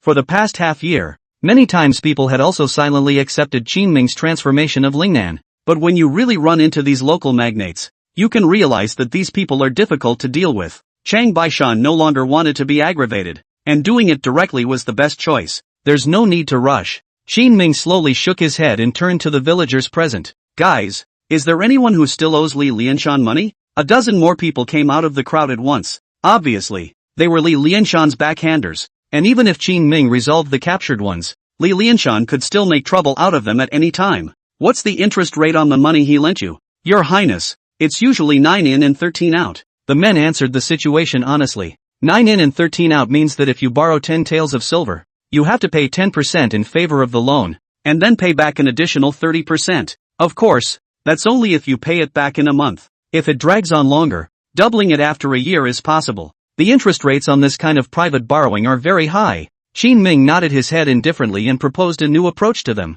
The king has a way to help you all pay it all back. Really? The crowd raised their heads excitedly, looking at Qin Ming with anticipation. Your Highness, you are truly kind-hearted. But if you can help one and two, can you help them all? Next to him, Li Lianshan mocked disdainfully. In his opinion, Qin Ming was just beating his face against the wall. Isn't it just to advance the money himself first? Even if he advances the money, this is not an honorable thing to do. In the end, he prevailed. Naturally, this king will not help them pay back the money. It is better to beg than to ask. Qin Ming slowly shook his head. This was a bit of a surprise to everyone present. Now this situation. Except for advancing the money and letting Li Lianshan waltz away. Is there any better way? As they looked at themselves with suspicion, Qin Ming spoke faintly. How about the money bank lends you money to use to pay off your bills? 8 in, 12 out. Pay back the loan. Get a job in a textile factory. And pay it back in installments. Like borrowing money to buy a bicycle? Qin Ming's interest rate is obviously much less than Li Lianshan's.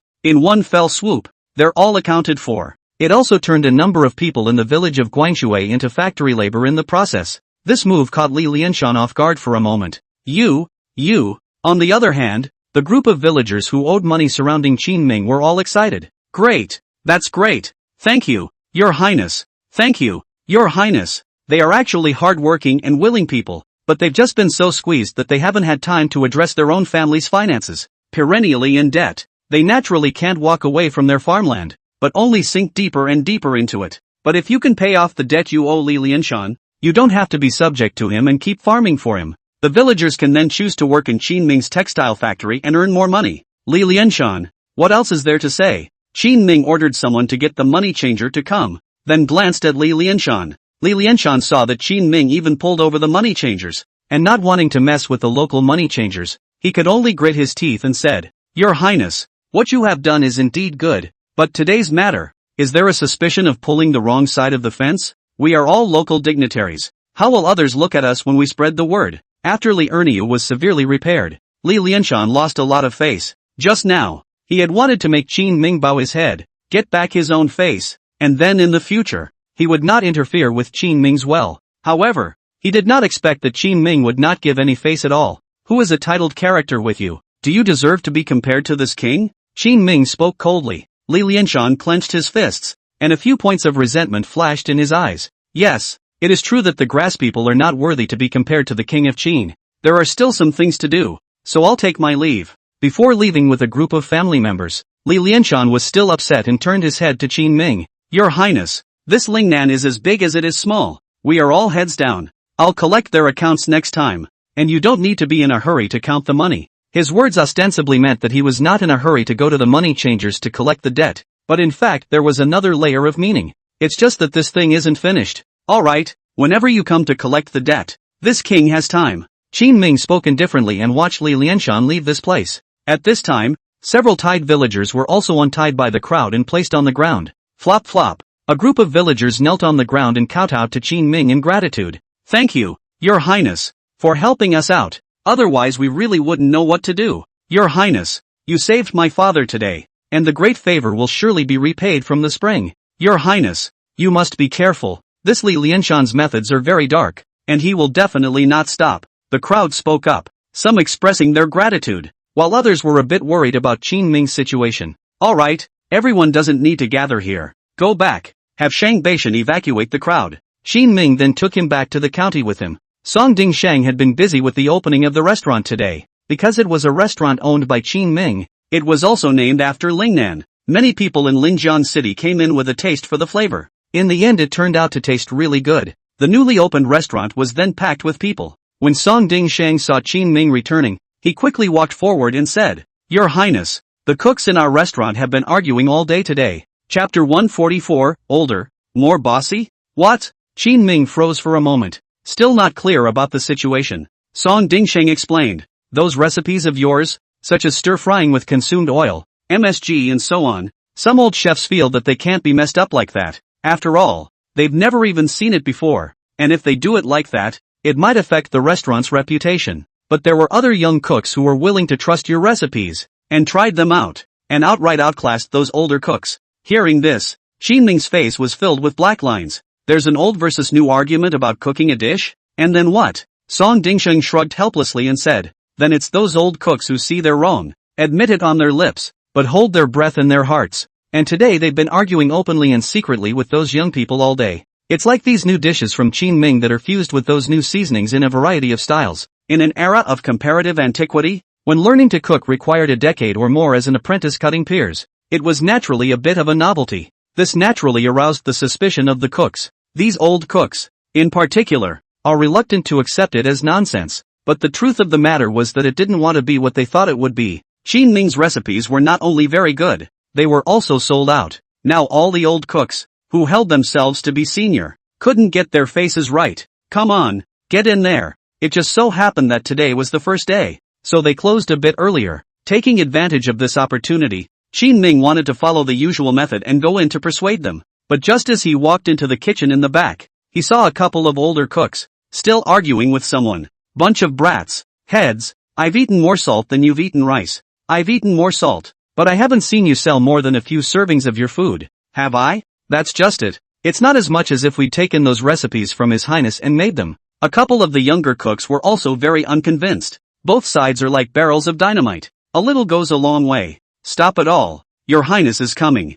Song Dingsheng walked up and stopped them from continuing their bickering. And a few of the old cooks saw Qin Ming show up, and as if they had agreed, they walked directly to him. A cook whose name was Wu Sanspoon, who was at the head of the group, said, Your Highness, we're not quite used to this environment, so we'd better not stay here much longer. As they spoke, they also directly placed their gazes on the several young men in the distance. Not adapting to the environment, or are you not adapting to working with them as partners? Qin Ming scanned the scene and quickly understood what they meant. These leaning cooks are threatening themselves. It means that only one set of people can be left behind. Either they go or this group of young people go. It's definitely not comfortable with them. A few of the more senior cooks didn't hide anything and just nodded. Why is this necessary? Song Dingsheng had one head and two big heads, pulling Wu Sanspoon to go to the corner to talk. He was specifically looking for this group of cooks, and every one of them was very good at what they did. It must be a big loss for the restaurant to just walk away. But this group of people seemed to be determined to let Qin Ming make the choice.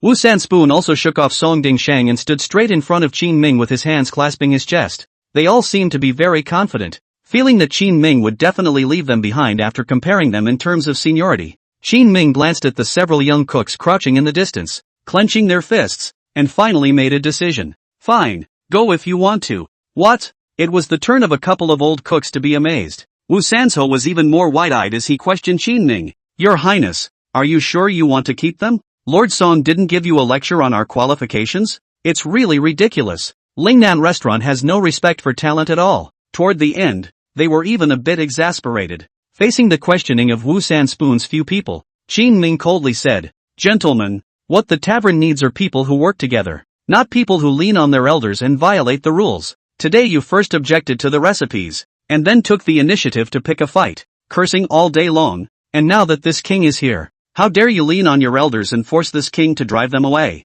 Do you really think that people with seniority can do whatever they want? I'm sorry, but in my case, it's useless. What Qin Ming said was all true, making it difficult for the several people in Wu Sanspoon to refute it. Alright, that settles the matter. And you won't have to come in from tomorrow. Waving his hand, Qin Ming no longer paid them any attention. Song Dingsheng opened his mouth as if he was about to say something, but he didn't open his mouth again even after thinking about it. What the hell is the point of running a tavern if they can't even get their people to listen to them? Qin Ming was actually right. Your Highness, you're right. Since we can't be accommodated here, we'll take our leave. Wu Sanspoon and a few others exchanged glances, extremely dissatisfied in their hearts, but they did not dare to yell with Qin Ming, only to leave in disgrace. But before they left, looking at this attitude they displayed, it was obvious that they didn't want to leave things in peace. After a few people left, Song Dingsheng called a few young cooks to Qin Ming, pulling one of the honest and simple people. He introduced himself to Qin Ming.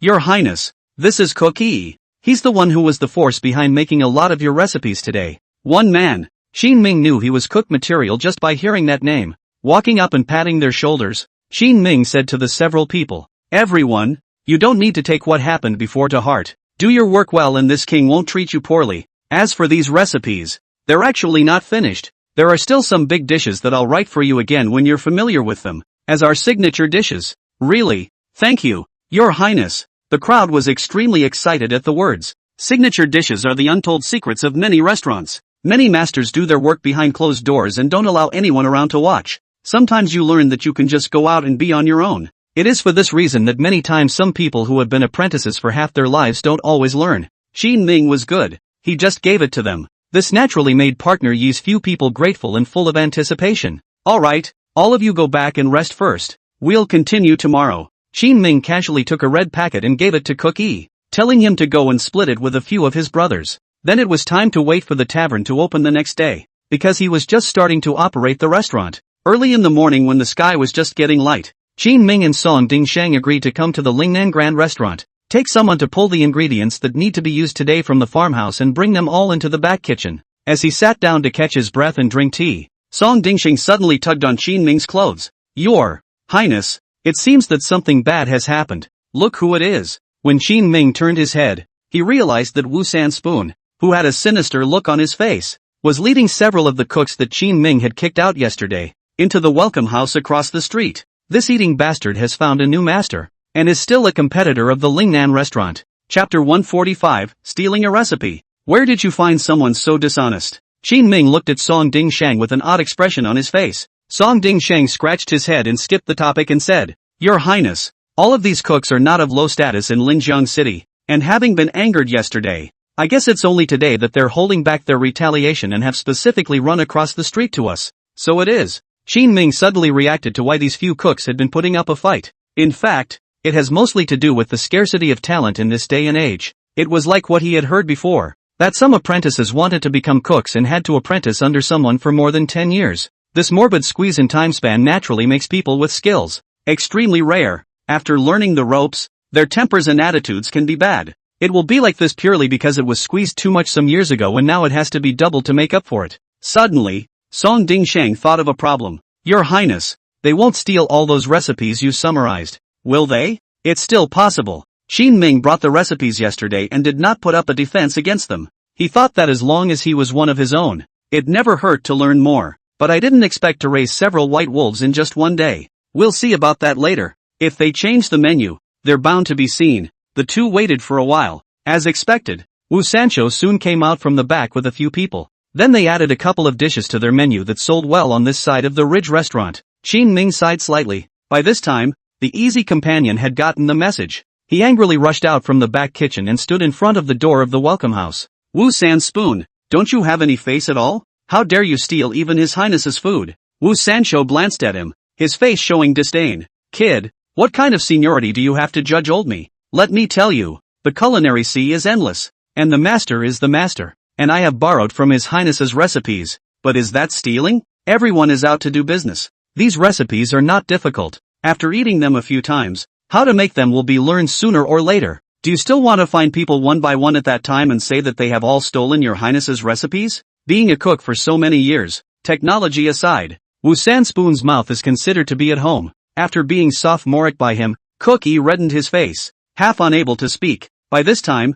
Wu San Spoon had already beckoned to the store, and a couple of junior staff walked out the door. Get lost, don't delay our business, or else you'll have a good time. He spat viciously and threatened the easy man. In passing, he glanced into the distance, wanting to see if Qin Ming had also become furious. However, when he looked over, he realized that Qin Ming didn't have any reaction, just sitting in the Lingnan tavern, quietly looking at himself, not even angry. Poof. Wu Sancho turned around and returned to the restaurant. Song Dingsheng hurriedly arranged for a few of his men to pull back the hot-tempered Cook E. Angry? Letting him sit across from him, Qin Ming smiled and asked Partner E. Partner E clenched his fists and said to Qin Ming with a face full of resentment, Wu San Spoon is just relying on the fact that he has some reputation in Linjiang City to be so arrogant. Even stealing recipes is so justified. Do you really think that I can't do anything about it? What do you have in mind? Qin Ming was just about to ask Cook E what his specialty was that could be used as a signature dish, but the youthful and exuberant Easy Partner pondered for a moment and suddenly opened his mouth. Go shoot his black bricks tonight. Ha! The corners of Qin Ming's mouth twitched, and Song Dingsheng also hurriedly pressed down on Cook E. You're still young. How can you be so impulsive? Song Dingsheng persuaded him bitterly for a few moments, and only then did he stabilize the mentality of the easy companion. Qin Ming asked the question he had just asked. Do you know any stunts? No, the master didn't teach me. I left, and all that I know now I figured out on my own. Cook E was an apprentice to an out-of-town cook back in the day. Teenage dry to 20-something. All day on the cut pier. Want to learn the craft can only rely on stealing from the master. Every day he stole lessons with bated breath while the master was cooking. Even though he hid it well, he was eventually discovered. That master told him that he would continue to work for nothing for another 10 years before people would teach him. This was simply unacceptable to Mr. E, and he left with his wife and children in a fit of rage. It's okay, I'll teach you. Qin Ming wasn't surprised and took the 2 pieces of paper he was holding and handed them to him. Cook E froze for a moment, then suddenly reacted, holding the 2 pieces of paper in his hands as if they were treasures. braised sea cucumber with scallions, 9 turns of large intestine. These are masterful dishes. A random master. People won't teach until they've worked under him for 10 years. Puff! The ecstatic cookie sprang up violently from his seat, knelt down in front of Qin Ming, and solemnly kowtowed 9 times. Your Highness, you have treated me well. Please allow me to give you a salute. From now on, I will live and die with this restaurant. Well, let's see if we can do it first. Qin Ming helped him up and asked expectantly. Yes, I can make anything. If there's enough ingredients, it'll be on the menu today. Without the slightest bit of hesitation, Partner E gave a firm assurance. Good, then we'll use these signature dishes to compare. Welcome House. Qin Ming patted his shoulder in satisfaction and explained. It will work. Soon their 2 dishes were placed outside the store. Qin Ming even created a sampling event. Throughout the day, business at the Lingnan restaurant was better than yesterday. How is this possible? In the evening, Wu Sanspoon sat in front of the door of the Welcome House, muttering with indignation. The boss behind him had come up to him and said testily, Old Wu, didn't you say you could help steal business? There's no difference between today and usual. If I had known you were like this, I wouldn't have recruited you guys. Last night, Wu Sanspoon found the shopkeeper of Ingbin House and was led by the other party to meet the owner of Ingbin House. After talking to the other party all night, it was determined that the brothers who were driven away by Qin Ming yesterday all came here to work. At that time, they assured that business would definitely be better than the original Welcome House, but no one expected that even if they brought Qin Ming's recipes over, nothing would change. Don't worry, I won't take the labor for nothing. Wu Sancho's face was also a bit unsettled after the other party had been shady for a few moments. Alas, do yourselves good, and if nothing changes at the end of this month, don't stay in my little temple. The owner is not local and this is just one of the other's properties. After the explanation, he just left. Listening to the ultimatum that the other party had given him, Wu Sancho was filled with annoyance. How do you make this roasted sea cucumber with scallions and 9-turn sausage? Think about it half the time. Wu Sanspoon snorted coldly and beckoned for the store boy. Go change your clothes, blend in with the crowd, and get me 2 groceries back. Chapter 146, High-Cost Plagiarism. Soon, the roasted sea cucumber with scallions and 9-turned large intestine were all bought back. What garbage stuff! I despise these crooked dishes. Although his mouth was saying this, Wu Sancho's body was still honest. Afraid of being discovered by outsiders that he was such a big cook and plagiarized other people's dishes, he carefully tucked the greaseproof paper bag containing the dishes into his arms. Sneak into the back kitchen with your stuff and curse as you eat. As he ate, he suddenly stopped cursing. Old Wu, how's it going? A few of the surrounding cooks who were with him had noticed the change in his demeanor. Yummy! Wu Sancho raised his head, resignation and jealousy written all over his face. But as a cook, he had to admit it was a good dish. Upon hearing this, the several cooks all stared in surprise. Even Wu Sanspoon said it was delicious. So it must be. Swish swish swish. Walking up, they grabbed their chopsticks and each took a bite.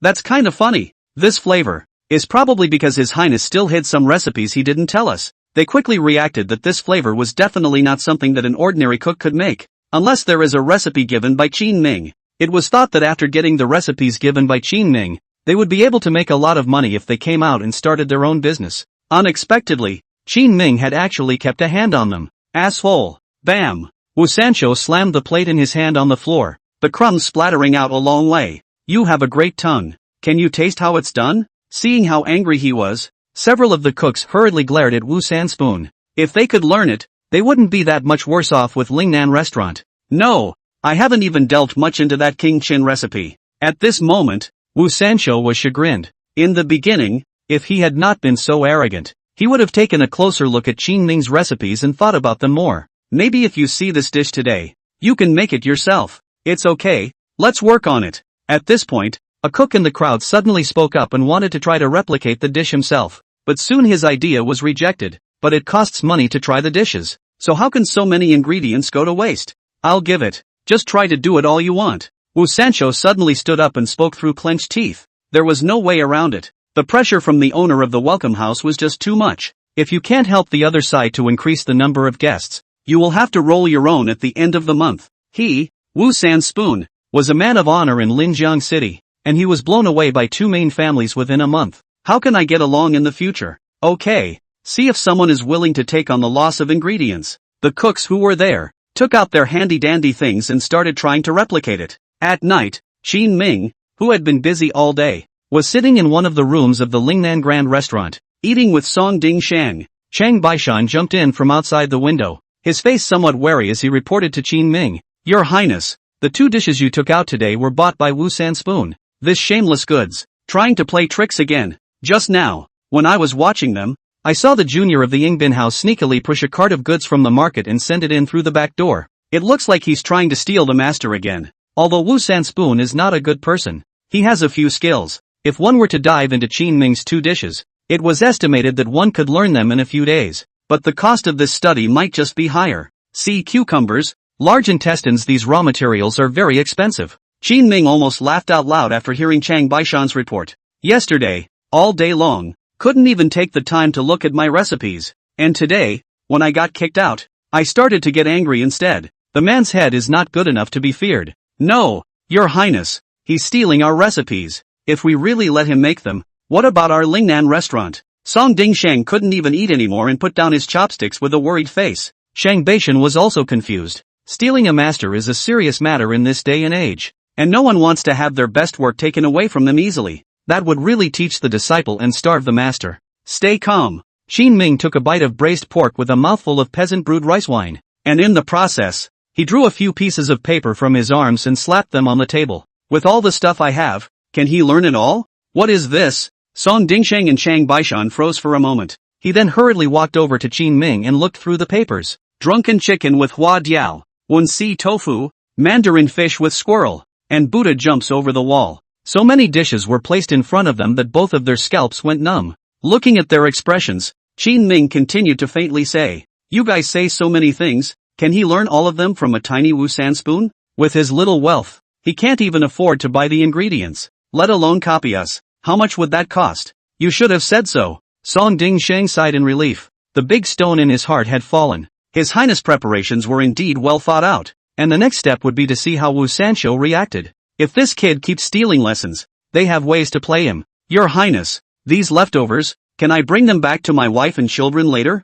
Chang Baishan had already begun to eat, and after tasting the flavor of the Lingnan Grand Restaurant's dishes, he liked it very much. What's the point of bringing leftovers? Just have Cook fry 2 new ones for you. Hey, thanks, Your Highness. A few people finished eating and were ready to close up and go back to rest. Before he left, Qin Ming asked Song Dingsheng to count the books for the past 2 days. Your Highness, the cost was almost 50 taels of silver, and it made over 500 taels. That high? Qin Ming froze for a moment. This profit margin of his own, directly dry to 90%. This is really a bit outrageous. Could it be that the Lingnan Grand Restaurant was another pillar industry in Lingnan in the future? Yes, because we have the farmhouse, and the farmland you occupy as a vassal, and the output from all of these places keeps our costs down. It costs less and looks like it makes more. Qin Ming slowly nodded his head. Go. Okay. The 2 of them closed the door of the restaurant, and then Qin Ming led Song Dingsheng to take the other road to prepare to go back. Song Dingsheng was surprised to see Qin Ming walking in the opposite direction. Is this the way you go back, Your Highness? Of course not. This is the way to the back door of the welcome house. So it is. Together, they made their way to the back door of the welcome house, where 2 carts were already set up. It looks like all these cooks are trying to replicate it after the welcome house closed today. It just seems like a little too much material to use. Watching this, the corner of Qin Ming's mouth lifted up. It just so happened that one of the youngsters returned with another cart to make purchases from a village outside the city. Seeing Qin Ming, the other party immediately shrunk his neck and tried to walk around, seemingly in some fear. What? Have you swept the market so empty that you have to run to the village to buy? Qin Ming took the initiative to open his mouth and ask a question, but the other party did not dare to respond. Just at this time, Wu San Spoon came out from inside to pick up the goods, and seeing that Qin Ming was also here, he immediately said with a face full of vigilance, Your Highness, what do you mean by stopping our shopkeeper? Is it possible that you want to retaliate against Welcome House? Chapter 147, A Broken Heart.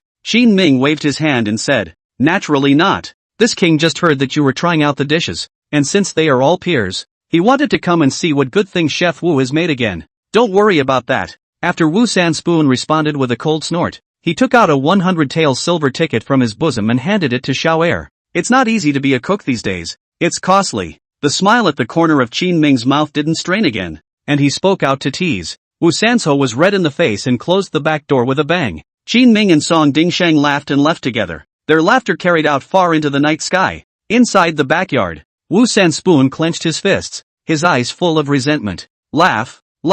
Tomorrow I'll make you cry. Early the next morning, Qin Ming came to Lingnan Grand Restaurant as usual. This kind of new industry, he is going to personally bring for a while. When they stabilize, Qin Ming will come less often. It's like those textile mills, farmhouses that is. Good morning, Your Highness. Cookie was the second one to come. And inside the entire restaurant, besides Qin Ming, he was the second one to be so attentive. Come on, sit down for a while. Qin Ming saw that he was a moldable talent, so he waved at him, wanting to talk to him for a while, but partner Yi waved his hand. Your Highness, I've only just arrived. How is it reasonable for me to sit there and rest? I'll go to the back kitchen to cut the pier first. With that he rolled up his sleeves and headed for the back kitchen. Qin Ming sighed. The guy's good at everything, but he's a little straight. He was obviously looking for him to come over to talk about something, but Cookie Yi didn't get it, unable to do anything about it. Qin Ming had no choice but to open his mouth. Not yet. Come over here, I have 2 dishes for you. And the dishes? At this moment, Yi's eyes were glowing, and he rushed to Qin Ming with a few steps in the stirrups. Here, add these 2 dishes to the mix today. Qin Ming handed him the 2 new dishes. Partner Yi hastened to look at it as if he were mesmerized. Your Highness, do you have any more dishes? After watching for a while, Partner Yi suddenly raised his head and asked. Yes. Then why don't they all go on our menu? That's not easy to explain. You'll see later. As he spoke, Qin Ming's gaze was placed in the welcoming building in the distance. Wu Sancho didn't squat at the door today. Maybe it's because he stayed up too late yesterday trying the 9 turns of sausage and scallion roasted sea cucumber. Yes. Soon enough, the easy companion read what Qin Ming had given him. The next step was to try his hand at making it, and he ran back to the back kitchen full of enthusiasm. As for the side of the welcome house, a new menu was also quickly put up. Unsurprisingly, the addition of 9-turned large sausage and seared sea cucumber with scallions. That's really something. When Song Ding Sheng arrived and saw this scene,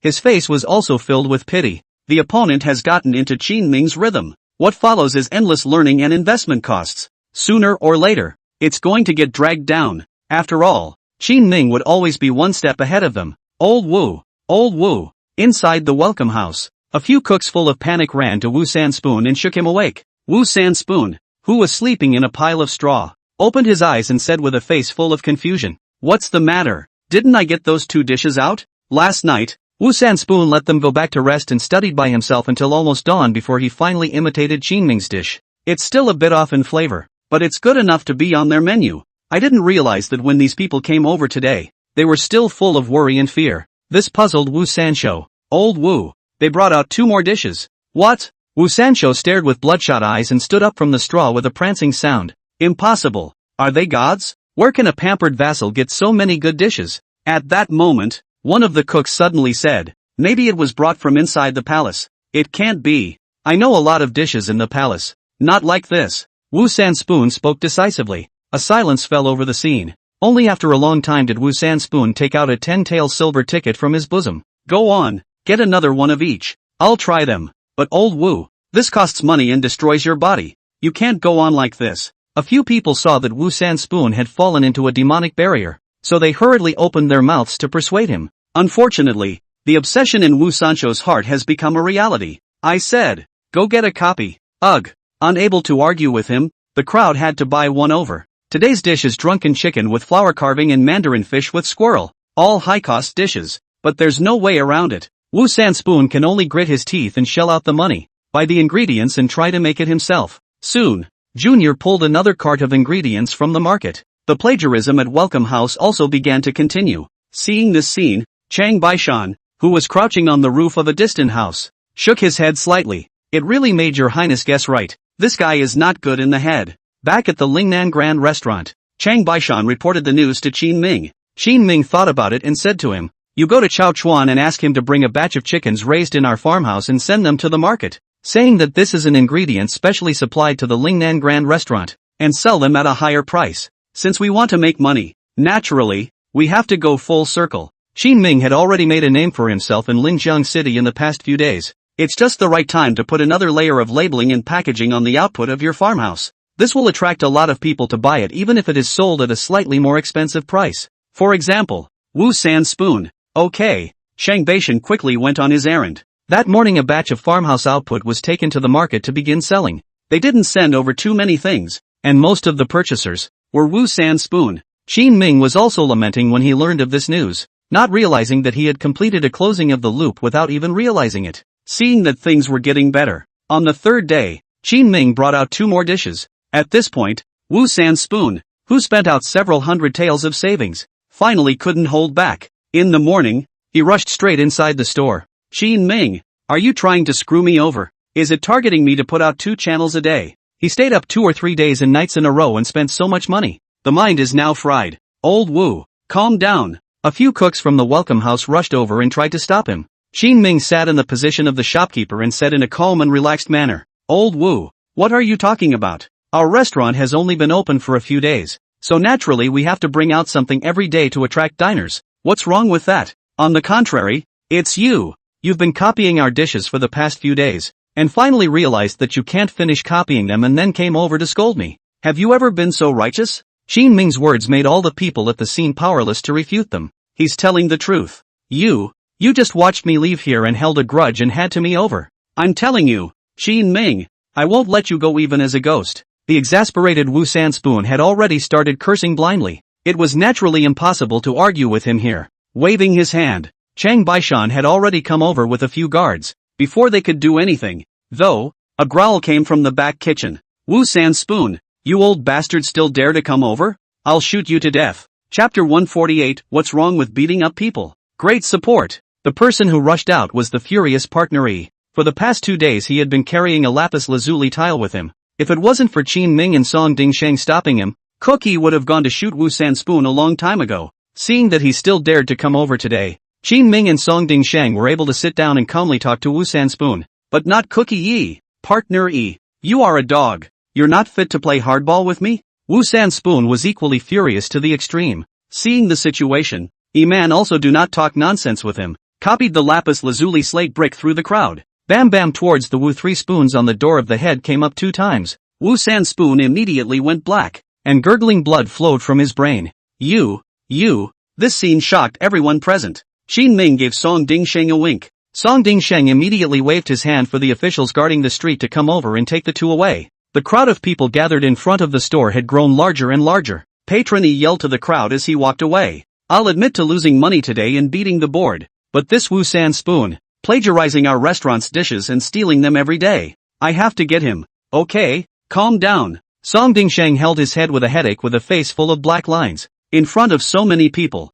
he could only bring the 2 to the yamen first and decide according to the court's law. It's a good thing that it's himself who is judging the case, and the matter is still a big deal. Qin Ming sat next to him and was quite helpless. However, even though the easy man was taken away, his actions today have become the talk of the people of Linjiang City after dinner. It was expected that soon the matter of the plagiarized dishes over at Welcome House would be known to all. This will be a huge help to the Ridge restaurant. Is this how you, Lingnan Tavern, solve problems? The shopkeepers and cooks of the Yingbin building opened their mouths to question Qin Ming. The people also looked at Qin Ming. It's naturally wrong to settle this way, but this king supports partner E. The first half of Qin Ming's sentence was quite normal, but the second half made the crowd freeze. Since it's in our store, or something happened at the hands of our people, any medical expenses that need to be compensated, this king will fully cover it. Not only did he not criticize Cookie Yi, he even helped Cookie Yi pay for his medical bills. Your Highness, how dare you aid and abet the enemy? That's not aiding and abetting.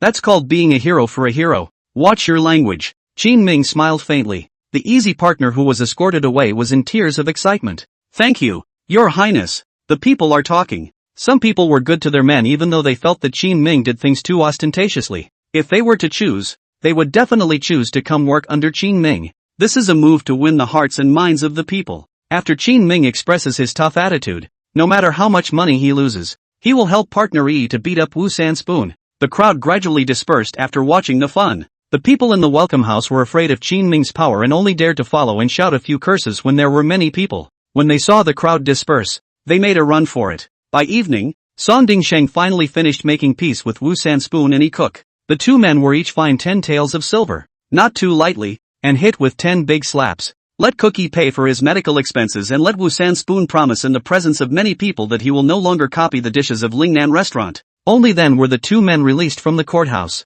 Next time don't be so impulsive. Seeing that Cookie came back, Qin Ming just said in a nonchalant manner. So he gave him 10 taels of silver to make up for it, and told him to go buy some medicine for pain and muscle growth to go home and rest for 2 days. Got it, Your Highness. After today's events, Cookie was already dead set against Qin Ming. He said with utmost respect before leaving the store, "Your Highness, the business of the restaurant should have stabilized." Song Dingsheng whispered from the sidelines. Qin Ming slowly nodded his head. After a few days of personally taking care of the restaurant, this restaurant was finally gotten up by him. After making so much noise for so long, that Wu San Spoon, who already can't hang around in Linjiang City, won't dare to think about Lingnan restaurant's recipes in the future. Tomorrow we'll see another day, and I won't be here as often after that, so just find a couple of reliable ones to come over and settle the score. Okay. When he returned home, Qin Ming found only one Wanshu sitting in the yard. It looked like Sekiyuki was still at the fabric store and hadn't returned. Sitting beside her, Qin Ming placed the meal he had packed from the restaurant on the table. Have some. Open a restaurant on this benefit. Usually want to eat what? Directly supervise and let Easy to help cook them a little good. Wanshu, who was looking at the accounts of the Lingnan Chamber of Commerce, smelled the aroma but did not move his chopsticks directly. Instead, she moved her body and moved closer towards Qin Ming before sticking to his body. Her voice soft and soft. Your Highness is really awesome, helping Lingnan Tavern to gain a foothold in a few days. Seeing that the other party was so proactive, Qin Ming swept a glance at the front door and let his hand loose for a few moments, pinched Wanshu's cheeks and said, Mr. Wanshang wouldn't be looking at my restaurant and wanting to get a foot in the door as well, would he? Do you want me to come too? I can stay with you every day. Oh? Getting close to Qin Ming, she exhaled like an orchid, gently blowing hot air in Qin Ming's ear. Even if you sell your color, I won't share more of your money. Everyone is paid according to their contribution. Qin Ming was very particular, and now he was building shipyards and harbors in Yinshan County,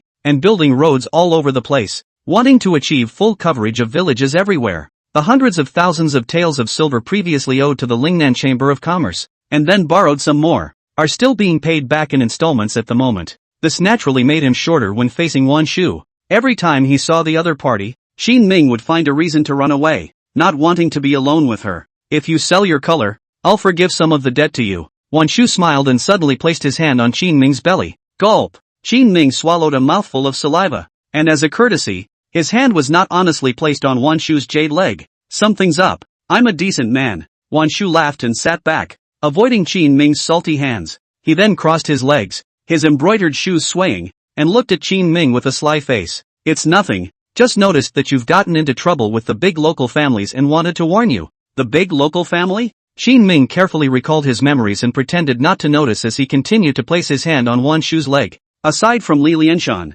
one never had much contact with the local gentry. Even Li Lianshan is not a powerful family, just a landowner with a little bit of money and fields. Yeah, the ones behind the welcome house. Wanshu seemed to have not expected Qin Ming to grab her leg like this, and after beeping and breaking free, she stepped back again. That's the property of those big local families in Lingnan? I said why you've been reluctant to open a restaurant with me. So it's because you're worried about them. Qin Ming came to a realization and continued to reach out unobtrusively. Snap! His hand was knocked down by Wanshu. She had seen shameless ones, but she really hadn't seen such shameless ones. But at that moment, Qin Ming suddenly exerted his strength and pressed down on Wanshu, who had already been forced into a corner. This is your compensation for screwing me over. Really treating me like a cutie. Up. Chapter 149, The Freeloader. What makes you say that? Being pushed hard into the corner by Qin Ming with his big hand, Wanshu was a bit flustered. Qin Ming had already figured everything out a long time ago and faintly said, I talked to you about the tavern before, and you didn't tell me then, but were very supportive instead. That's when you wanted me to fight the big local families, right? Is it just now that you're saying it? Is your conscience clearing up, or is your heart weak for fear that I'll notice? As the chief merchant of the Lingnan Chamber of Commerce, Wanshu had not been able to reach out to the properties of the local gentry. She then thought of Qin Ming, the overgrown dragon. If they could make a scene, the Lingnan Chamber of Commerce could reap the benefits. Boing boing.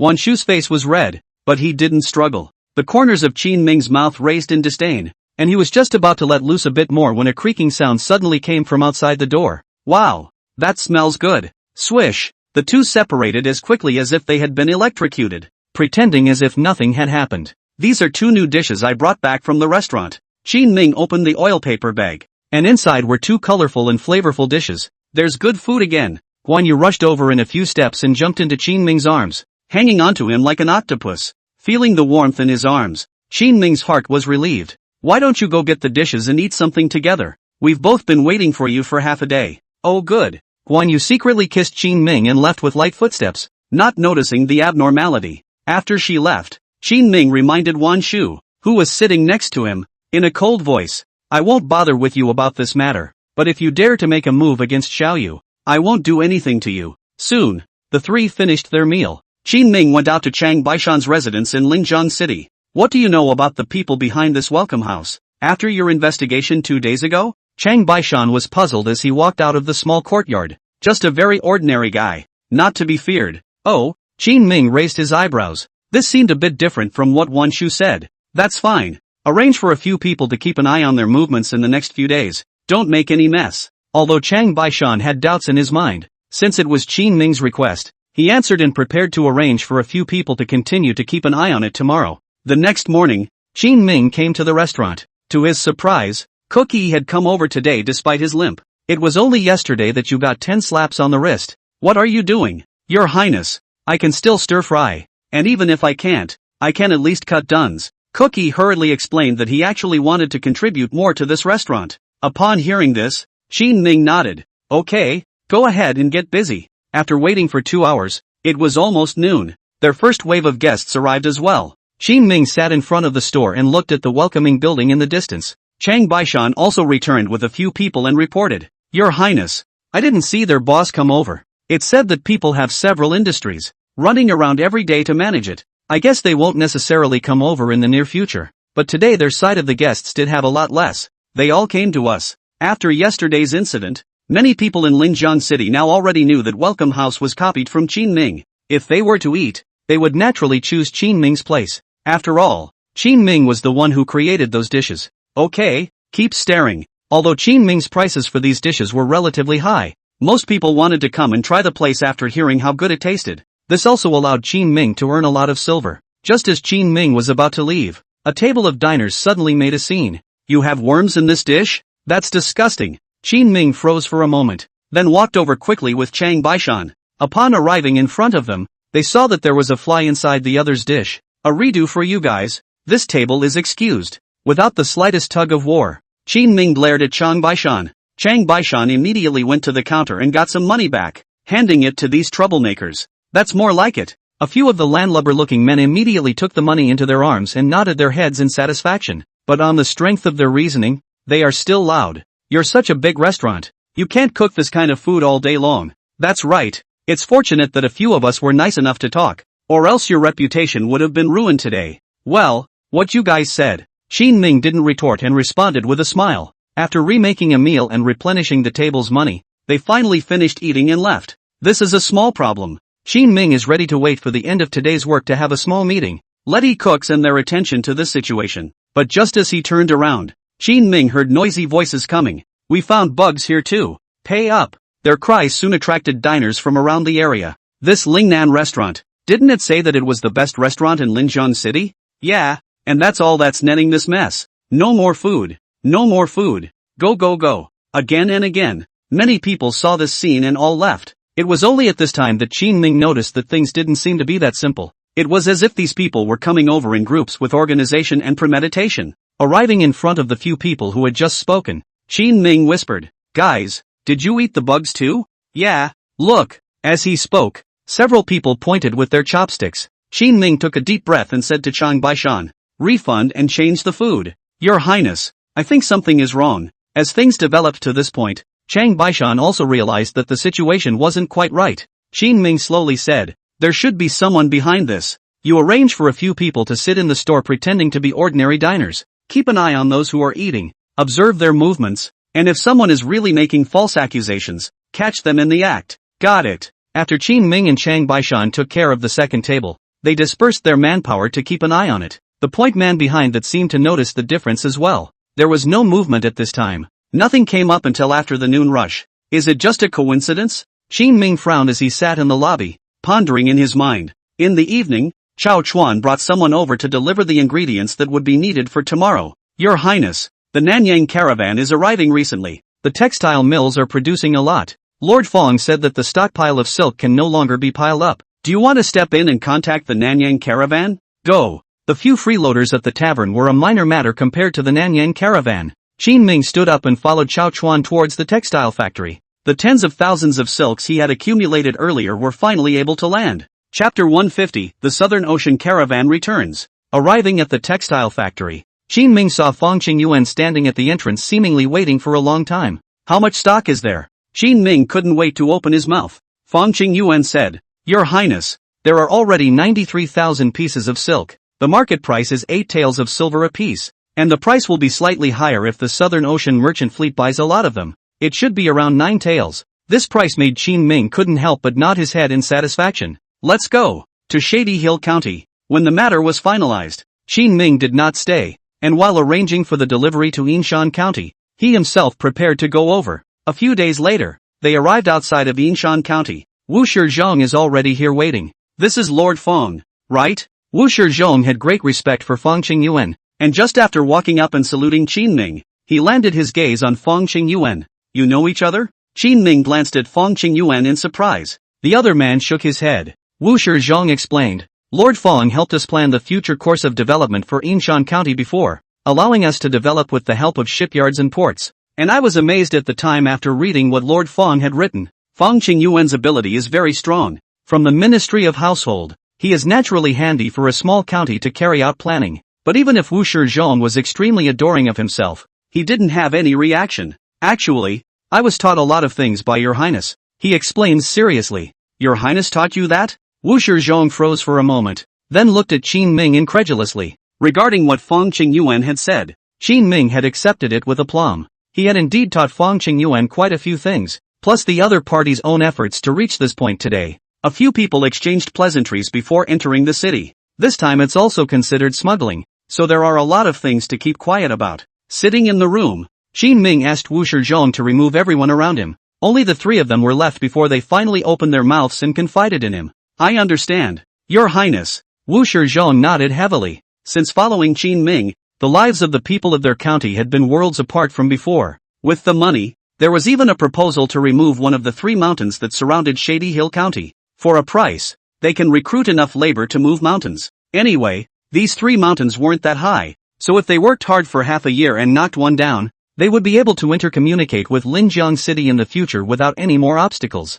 If it were before, many people would probably think it was a pipe dream, but now on the contrary, there were many people who supported it, and even Wu Shizhong began to consider the possibility of this plan. How are the ships being built? The shipyard has begun, and is now building out several large ships dedicated to carrying cargo, as you requested. Wu Shizhong is very reliable. After reporting the situation one by one to Qin Ming nodded in satisfaction. In a moment, arrange for a few small boats to find opportunities to intercept the ships of the Southern Ocean Merchant Fleet that they encounter in the next few days. When Qin Ming made a deal with the Southern Ocean Merchant Fleet, the other party came with hundreds and thousands of people and dozens of ships at once. There's a lot of people, so it's bound to leak. Before that, he needed to prepare in advance and discuss everything with the Southern Ocean merchants as much as possible. After we stop them, we'll arrange for the leaders of those national caravans of theirs to meet with us. Qin Ming wanted to discuss this matter privately to finish it. Yes. A few days later, Qin Ming and Fang Qingyuan arrived at the harbor they had secretly built.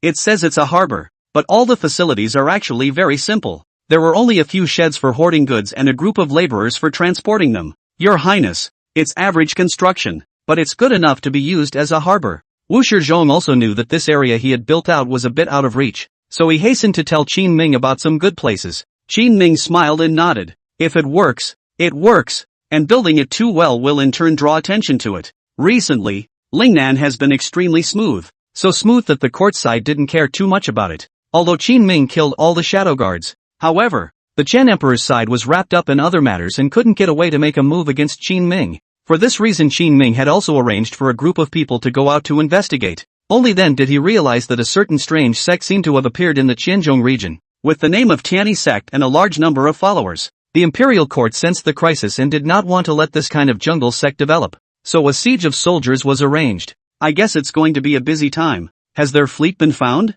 Fang Qingyuan didn't care about the situation here. He was more interested in knowing about those flotillas. Arriving today, there are a dozen or so people in charge of the flotilla. Some of them are still former friends of His Highness, so it's easy to talk to them. But there are also some newcomers, knowing some news about Your Highness. The attitude is not too good. When he said this, Wu Shizhong was a bit hesitant. Something happened in Nanyang? Qin Ming acutely sensed that something was not right. Wu Shizhong hurriedly explained. It's just overthrowing a few small countries. Their side is constantly at war all day long. It's not a big deal. It's the representatives of these newly established small countries that might need us to put in a little more effort. Got it. Qin Ming pondered for a moment, then slowly nodded his head. Soon the heads of a dozen ships arrived at the harbor. Just as he landed, a burly man walked up to Qin Ming. Your Highness, King of Qin, it's been a year since I've seen you. Is your body still well?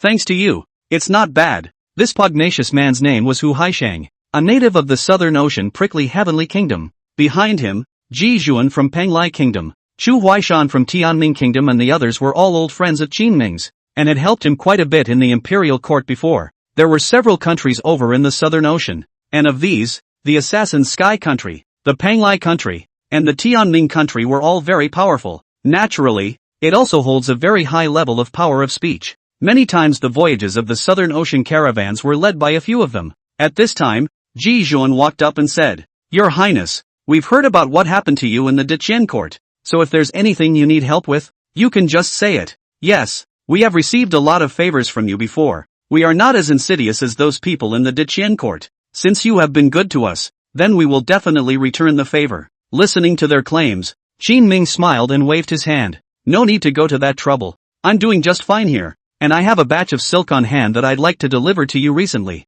They had all come over to do business, and there was no way Qin Ming would take advantage of their favors for nothing. It is the best practice for all of us to exchange resources with each other and not to owe each other anything. Is it a delivery? Or do you expect us to smuggle it to you? I thought that this matter could be easily said and done. But then a piercing voice suddenly came from the crowd. Qin Ming turned his head and saw a middle-aged man with a gloomy face looking at him with a sneer. Chapter 151, Remorse? You are? Qin Ming looked over suspiciously and realized that this person looked very familiar. The White Ink of the Fire-Worshipping Kingdom. They started the recent Great War in the Southern Ocean countries, annexed several countries, and are now very powerful. And every one of their people is crazy. Chu Huaishan of the Tianming Kingdom, at this time, explained the other party's identity in a low voice in Qin Ming's ear. White Ink. Qin Ming narrowed his eyes, remembering what Wu Shizhong had told him earlier, about the Great War of the Southern Ocean states. After a little thought, Qin Ming opened his mouth and said to Bai Mo, whether it's smuggling or trading,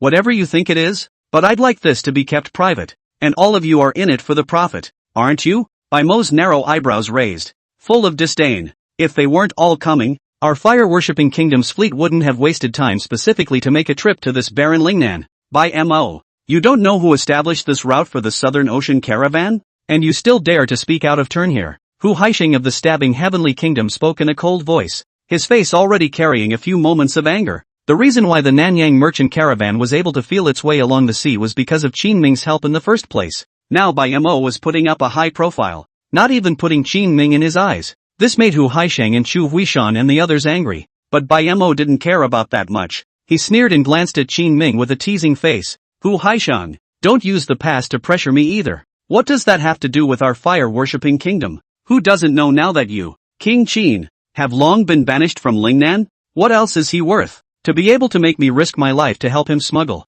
and open the way. Don't flatter yourself. I don't recognize it. Bai Mo's words caused many of the people who had followed Hu Haishang's several large flotillas over to all talk below. Actually, now he's making a lot of sense. Qin Ming has lost his power. It's okay to help him once or twice because of the original face, but everyone comes over to make money. They can't take care of him all the time, especially a power like the fire-worshipping kingdom, which had just come to power, occupying a large part of the Southern Ocean, and had no one in its sights. It would be even more impossible for them to help Qin Ming. Bai Mo, speak with respect. Tianming country's Ji Xuan was already extremely angry at this point. Drawing his knife, he was about to walk forward, but fortunately was stopped by Hu Haishang. Bai Mo beckoned, and the few guards following beside him immediately stepped forward. His mouth remained unforgiving. Ji Xuan, what kind of thing is your Tianming kingdom? How dare you play hard to get with my fire-worshipping kingdom? Come on, try moving me? This year, the hearts and minds of the Nanyang merchant fleet are not in sync,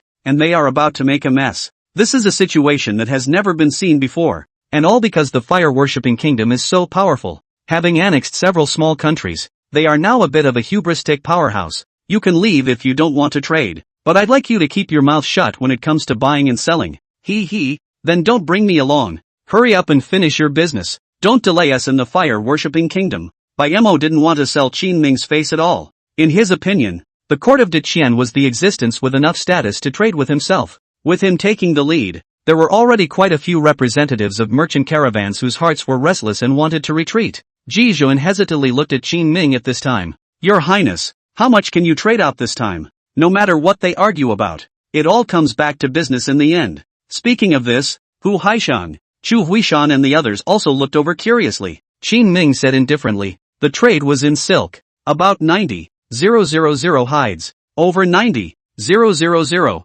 Hearing this amount, the people around who were still hesitant at the moment all froze. Even Bai Mo, who had looked down on Qin Ming just a moment ago, had his mouth wide open and was filled with disbelief. Lingnan, this hell can get out 90,000 silk. In order to face bragging, there should be a limit, right? Qin Ming ignored him and turned his head to the Jijuan few who were filled with excitement. The stuff is all in the harbor behind me. There are 1 or 2 more batches behind me that need to be transported slowly. After we finalize the deal, you can send a message back to have your own country's fleet come and bring it back. Got it, Your Highness. Hu Haishang nodded excitedly. They trusted Qin Ming. Since Qin Ming said it was 90,000, it was definitely only a little more. Chu Huishan turned around and instructed the person who came with him. Everyone, why don't you subscribe to a portion of it first, and for the rest of the back, we, the Tianming Kingdom, and the Thorn Sky Kingdom, and the Panglai Kingdom, will split it. Okay. Now, all the people who had been wavering a moment ago had seen Qin Ming's strength. No one talked much anymore and immediately walked up and started confirming how much they were going to buy. Silk is hard currency whether it is within the Great Qian or overseas. 90,000 pieces of silk. Enough for them to split up and go back to make a fortune. Hu Haishang stood to the side with the people from the stinging Heavenly Kingdom, waiting for them to finish dividing up the final pack. Seeing Bai Mo being treated like air, he couldn't help but tease. You don't want it, do you? Naturally not. Bai Mo coldly grunted. Just now the words were so full. At this moment has been a little down. Soon they were all divided up over 50,000 horses. The Kingdom of Stabbing Heaven, the Kingdom of Panglai and the Kingdom of Heavenly Brightness split the rest. Before leaving, Ji Xuan cupped his fists at Qin Ming. Your Highness, you couldn't have done better to rise to the occasion. The brothers are happy for you. He had been worried that Qin Ming would not get along well with everyone in the future without his power. It now appears that this concern was unwarranted. It's gold that shines wherever it goes. Hu Haishang also smiled and picked up.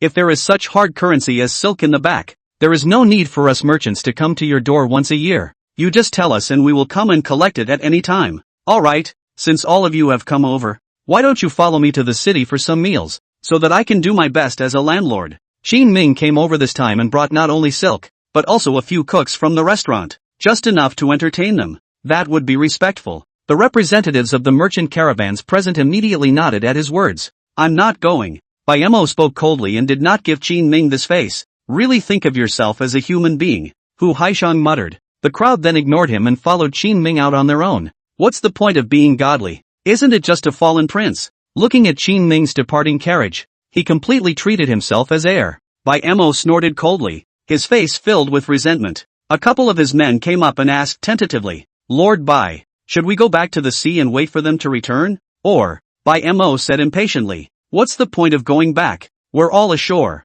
Can we go back empty-handed? Go to their market. They stayed over here, probably for days. Bai Mo couldn't let go of his face and take Qin Ming's things though, but he was able to purchase some of the supplies himself at the market. It wouldn't be a wasted trip. Yes, soon. Bai Mo left Yinshan County. He was going to enter the great city of Lingnan and see what was going on. And by this time, Qin Ming had already led his men into Yinshan County in a carriage. Inside the carriage, several people from Chu Huishan and Qin Ming were sitting together. Hu Haishang suddenly lowered his voice and said to Qin Ming, Does your highness know the purpose of that Bai Mo coming over this time? What? Aren't they here on business like you? Qin Ming frowned. On his own turf. If Bai Mo had an impure mind, then he couldn't be spoiled. 152. Arms sales. The fire-worshipping kingdom has gone through a series of great battles in order to annex the surrounding lands, and now the people within its borders are already full of grievances. Ji Xuan introduced the situation of the fire-worshipping kingdom to Qin Ming on the side. Then are they not now short of money and also short of food?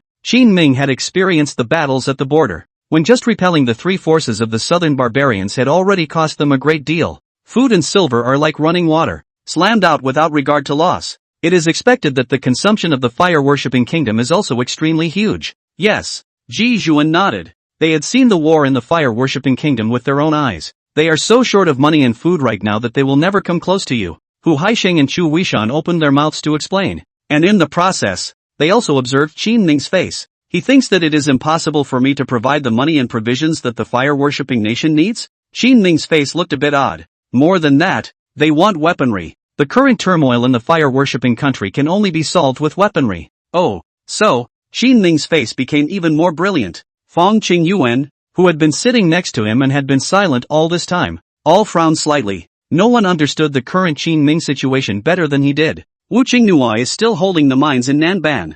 All of their iron ore resources were transported towards Linjiang City without any limitations. The output of the standardized workshop steelmaking alone is already stronger than that of the Ministry of Industry's workshops. But Bai Mo sought out the court, but not Qin Ming. Even a slight glance at the place made it clear that it was definitely better than the court. Unfortunately, his arrogance got him into trouble. What is it, Your Highness? A few people saw that Qin Ming's face looked a bit off, so they asked suspiciously. Qin Ming had just opened his mouth, and it startled them. I have all these things. All of them? But Your Highness, they need quite a lot. After all, it's what's needed to directly support several small country boundaries. Yes, there is. Qin Ming spoke slowly, seriousness written all over his face. How can you? Now, several people all looked at Qin Ming incredulously. Your Highness, the fire-worshipping kingdom has taken the borders of several small countries, and the supplies needed are extremely large. Fong Qingyuan explained. Your Highness repelled the southern barbarian invasion when you first arrived in Lingnan and occupied several Guanwai mines,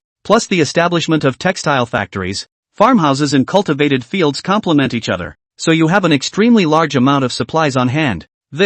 At those words, all three of them were excited. Why don't you guys go contact Bai Mo and ask him to apologize to His Highness? Fong Qingyuan thought about it and made a suggestion. He didn't have much of a problem with the Southern Ocean merchants. It's good to make them money anyway. Hu Haisheng and Ji Zhuan exchanged glances, and the three of them shook their heads. No, weapons and equipment, and provisions, can be supplied to us. Qin Ming's heart stirred and he immediately understood. You want to deal with the fire-worshipping kingdom? The wind will destroy the wood when the wood grows taller in the forest. The fire-worshipping kingdom had developed so rapidly that it naturally aroused the scorn of the three major powers in the Southern Ocean. This time, they had wanted to earn a batch of supplies and go back to strengthen their soldiers and defend their country. However, he did not expect that Qin Ming would be able to solve all of their matters in one step. Food, supplies, weaponry. I'm not going to lie. We do need to guard against the fire-worshipping nation. Your Highness, the fire-worshipping kingdom is the stirrer of the entire Southern Ocean, not observing the rules in the slightest. And we've already been approached by many small countries in the hopes of curbing the growth of these guys. Can you give us a shipment of supplies? The three of them looked at Qin Ming. Qin Ming was a little hesitant. The situation in Lingnan had just stabilized, and he was not too keen on joining in the turmoil of the South Seas countries. But like they said, it was in their own best interest to weed out the fire-worshipping kingdom as a spoiler. Once the people of the fire-worshipping kingdom were allowed to take control of the discourse of the Southern Ocean countries, when the time came, the dealings between the Southern Ocean caravans and themselves would not be as smooth as they were today. Yes, but this will have to be done even more secretly. Selling munitions was extremely lucrative, but once discovered by the imperial court, it was estimated that the Qian emperor would directly send troops to besiege himself. It's the same thing as selling arms in the latter days. Understood. The three nodded. Soon, the carriage stopped inside the Yinshan County city. Qin Ming took the people from the Southern Ocean Merchant Group and had some meals here. In a few days, all the silks from the textile mills will all be delivered.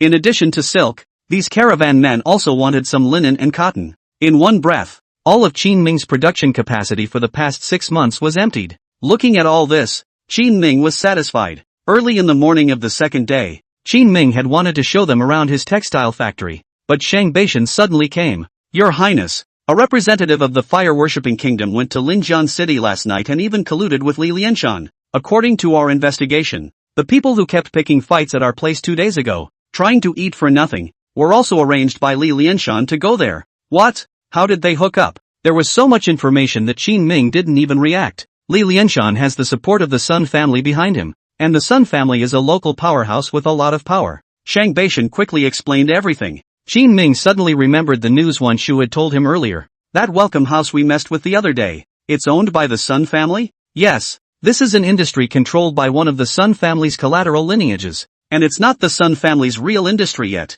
What is the Sun family's estate? Salt. Hiss. Hearing this word, Qin Ming sucked in a breath of cold air. He immediately understood why the Sun family was so arrogant and even instructed Li Lianshan to continue to take action against him. Salt in this era was controlled by the government. However, with the manpower of the imperial court, it is impossible to completely control the salt industry in various places. This is when the salt merchants came into being. They could help the court control their area and make sure there was no smuggling of salt. And it takes a great deal of power to do what amounts to a monopoly. So every salt merchant is very powerful. Bayemo was quite lucky to have gotten his hands on such a thigh. Has he spread the news from my side? The most important thing now is that one smuggling is not discovered. Once Bayemo informed the Sun family of the news, it would pose a huge threat to Qin Ming at that time. He had moved to kill. As long as the other party makes a move, arrange for Chang Baishan to step in and kill the person directly. As for the fire-worshipping kingdom, it is not enough to fear. Qin Ming was able to support the weapons and equipment of the three southern powers so that they could eradicate them as soon as possible. I don't think so yet. Bayemo knows how important this matter is. If he said anything about it, he definitely wouldn't be able to walk away by himself. Chang Baishan immediately shook his head. From their observation of Bayemo and Li Lianshan, Qin Ming was still safe at this stage. But as Baime's contact with the Sun family grows deeper and deeper, it's unknown if he who has found a backer is still willing to keep his mouth shut. Go back to Linjiang City. Unwilling to delay, Qin Ming asked Fang Qingyuan to stay behind and work with Wu Shizhong to handle the delivery of goods. He himself took Chang Baishan and quickly rushed towards Linjiang City. Chapter 153, Arrest and Interrogation. Most of the manpower within Linjiang City had already been arranged to go to the outside world to transport Qin Ming's goods. New orders from the three countries, including stabbing heaven, are a top priority. They couldn't stay here for too long. That would easily attract the attention of the court. Thus, Qin Ming found Chao Chuan in 100,000 ways just after he arrived. Make weaponry and gather provisions. Chao Chuan's heart and mind were shaken. Thinking that Qin Ming was going to rise up and plot against him, there was a long silence, and after an unknown number of rounds of celestial warfare in his mind, he lifted his head, his eyes firm. Your Highness, how much is needed? You name it. Unlimited. As many as you can get. Give you half a month's time. Make all the weapons and provisions together to send to Shanin County. Sent to Shanin County. You are trying to trade? Or what? Qin Ming had an odd expression on his face. Hearing this, the stone weighing more than 10,000 pounds in Chao Chuan's heart finally fell to the ground. I know. Soon the workshop was in full operation. Qin Ming back to the Lingnan restaurant. The business here has long been hot to the extreme. The whole day seat is empty. Everything was fine. The beauty of it was that there would still be people who would come by every now and then to pick a fight. Your Highness, Cookie received the news early and waited here for Qin Ming. Looking at his visibly haggard complexion, Qin Ming sighed. The restaurant's been having a lot of problems lately, hasn't it? It's nothing. With Lord Song here, they'll come over to discuss us a few times at most. It's not like they're hurting anything. With Song Dingsheng around and still making a scene like this, it was clear that the situation was already very dire at this time. What did the Sun family do? It's just freeloading, causing trouble, and sometimes spreading rumors outside that our restaurant is unclean. Got it. Go ahead and get busy. Qin Ming snorted coldly. It was really a rogue tactic. Against such hooligans who thought about themselves from time to time, Qin Ming didn't mind using the same tactics as them. Old Chang, stand guard here for the next few days, and if there are any more incoming offenders, arrest them and torture them, and paste what you torture out in front of the city gates. These were all manipulated by the Sun family to get Li Lianshan to arrange for people to do this. Things are big or small, and it's hard to make a scene every time. Yet, it also had a real impact on the business of the tavern. Since this was the case, Qin Ming didn't mind making a fuss and ruthlessly fixing them. Sitting in the doorway of the tavern, he set his eyes on the inside of the welcome house across the street. The place is quiet and business is dismal. Those people from the Sun family behind them, on the contrary, did not appear. Your Highness, Bayemo was staying within the inn on the other street, and has been collecting supplies from our market lately. Give it to him? After Chang Baishan had finished arranging his manpower, he walked up and asked in a low voice. Qin Ming waved his hand and said, since we know that our collaborators are defending themselves against the fire-worshipping nation, there's no need for us to provide any more supplies to the fire-worshipping nation. The Tianming Kingdom, the Prickly Sky Kingdom and the Panglai Kingdom were all wealthy countries. No matter how much more cargo, they can swallow it. Then there was no need to look at the face of a small fire-worshipping nation. 2 days later, a group of people did come back to cause trouble. Still a change of pace to haunt the store after eating white food. Only today, things seemed a little different. How dare you make trouble? Arrest them all. Chang Baishan, who had long been crouching in the distance, immediately rushed out with his men. Pound for pound, one troublemaker after another was all pressed to the ground. A crowd of people quickly gathered around them, pointing at them. Chang Beishan clasped his fists and addressed the crowd. Guys, it's really not that we're bullying and arresting people indiscriminately. This group of people regularly come to the restaurant to cause trouble. Everyone should have seen it for themselves. So today we'll tie up the people and send them to the Yamen to be tortured, to find out who's behind them. At that time we will have the Yamen post the results of the interrogation and investigation in front of the city gates as much as possible. Once these words came out, the people who were still unaware of the situation also all knew what was going on. The few landlubbers who screamed that they wanted to throw dirty water on Chang Beishan were at a loss for words. Surrounded by the people, they were brought into Song Dingxing's government office. After receiving the news, Qin Ming likewise quickly arrived at the Yamen and reviewed it with Song Dingsheng. But just as he arrived here, he saw a familiar figure standing in the Yamen arguing with Song Dingsheng. Lord Song, on what grounds are you arresting people? The person who came was Li Lianshan. As a local landowner, he is also considered the gentry class. And very often Song Dingsheng wants to manage this area and has to look at their faces. As for the Sun family behind Li Lianshan, there was even less to say. Even when the governor of the two cantons met the Sun family, they had to communicate calmly. Li Lianshan, I haven't asked for anything yet. Why are you letting people go? This Li Lianshan was too difficult to deal with. Even Song Dingxing needed to tussle with him for half a day. It was only when he saw Qin Ming come over that he finally breathed a sigh of relief. You're not afraid they'll give you up, are you? Qin Ming walked forward and spoke faintly. Li Lianshan already had a strong opinion of Qin Ming, and there was still a lot of grudge left between the two sides from last time. He stared at Qin Ming with indignation. Your Highness, this matter doesn't seem to have anything to do with you, does it? How is it not related to this king? As we all know, this restaurant is this king's. When something goes wrong, naturally this king has to step in. But it's you, Li Lianshan. That's a bit wide of the mark, isn't it? Or are they your people? Qin Ming had seen too many big storms.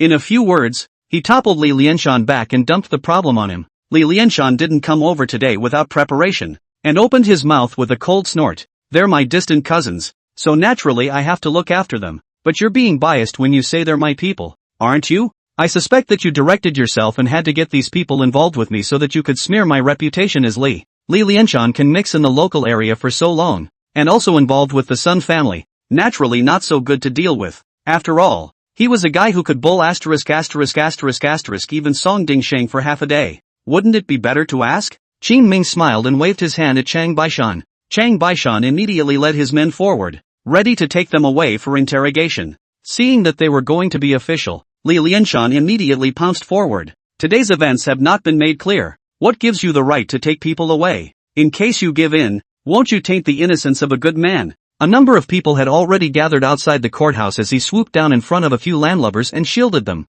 They all came over to watch the fun. Listening to Li Lianshan's loud shouting, the onlookers on the sidelines became interested. Li Lianshan is right.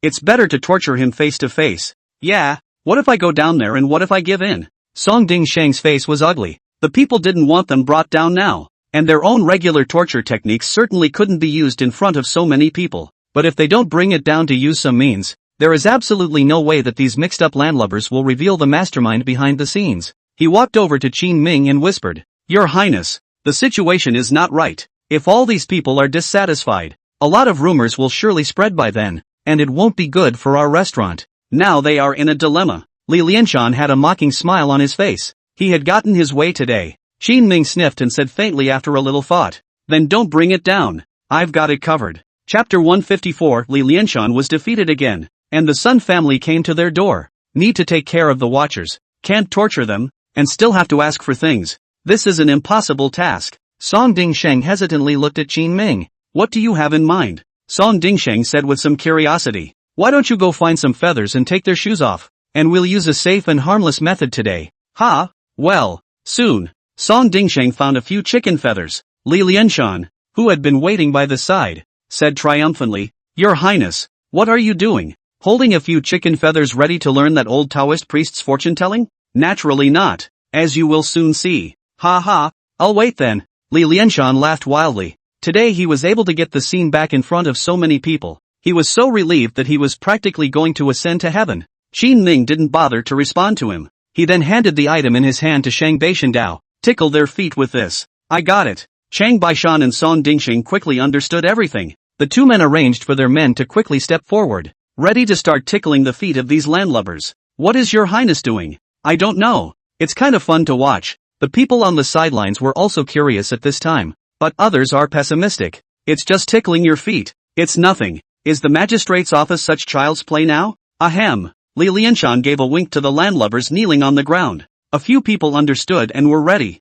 It's not like there's anything bloody to do. It's just tickling the soles of their feet. So how could a bunch of them strong men be afraid? Begin. After Qin Ming's order was given, the officials present quickly began to move. Soon, raucous laughter resounded throughout the courthouse. They were all wrong. Before a few breaths had passed, one person was already gasping for breath from laughter. His face was suffocated into a saucy purple color. Unfortunately, the hands of Chang Baishan and the others did not stop for a moment. Soon, one of the landlubbers fainted because he couldn't catch his breath. Among the other landlubbers, there was also a person who couldn't carry the pressure and hurriedly said, "Stop it. I'll talk. I'll talk." Li Lianshan was startled and rushed forward to push a few people away. "You guys are torturing." Bending over backwards. Li Lianshan, don't mess around. This king didn't beat anyone, and didn't leave them with injuries, so according to your reasoning, you can't even touch them? You'll let all of you watching comment on this and say, is this considered severe torture? Qin Ming spoke coldly, and Chang Baishan immediately rushed up to pull Li Lianshan away.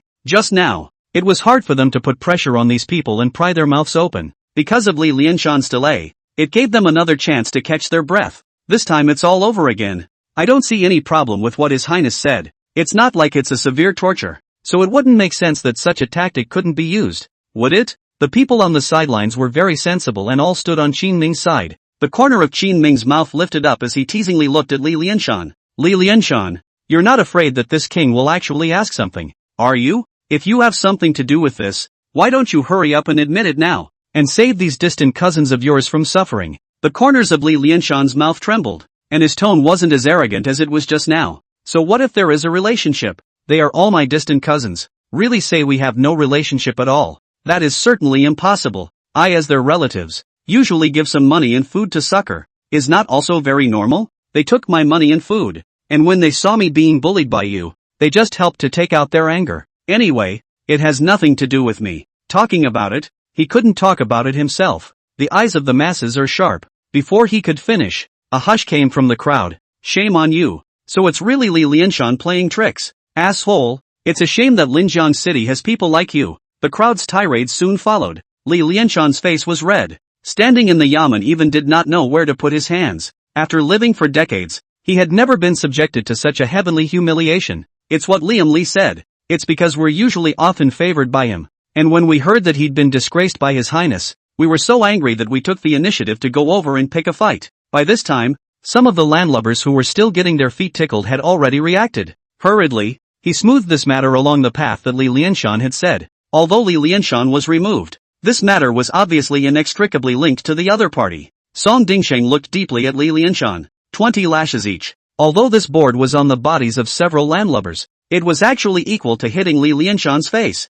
Soon, a group of officials brought the board. Bang! Bang! Bang! Accompanied by the screams, the onlookers screamed. Everyone was satisfied, except for Li Lianshan. I apologize for them today. Still have some things to do, so I'll go first. His reputation is straight up stinking in front of so many people today. Staying in the courthouse any longer would be a joke to the people, so he chose to leave quickly. Next time it's better to keep a closer eye on your distant relatives, so that they don't go astray. Qin Ming opened his mouth with a smile from behind and reminded him. Li Lianshan walked out of the courthouse without looking back. A figure in the crowd spat. What a loser. I thought you had something up your sleeve. He was White Ink who had come over to trade with the local big power. Linjiang City was not too big and not too small, and he naturally knew about it after something so eye-catching happened. It was too late to wonder why Qin Ming had returned from Yinshan County so quickly, and by Mo followed the crowd here. He wanted to see what was going on. When he came here, he saw Li Lianshan and Qin Ming, whom he had just met,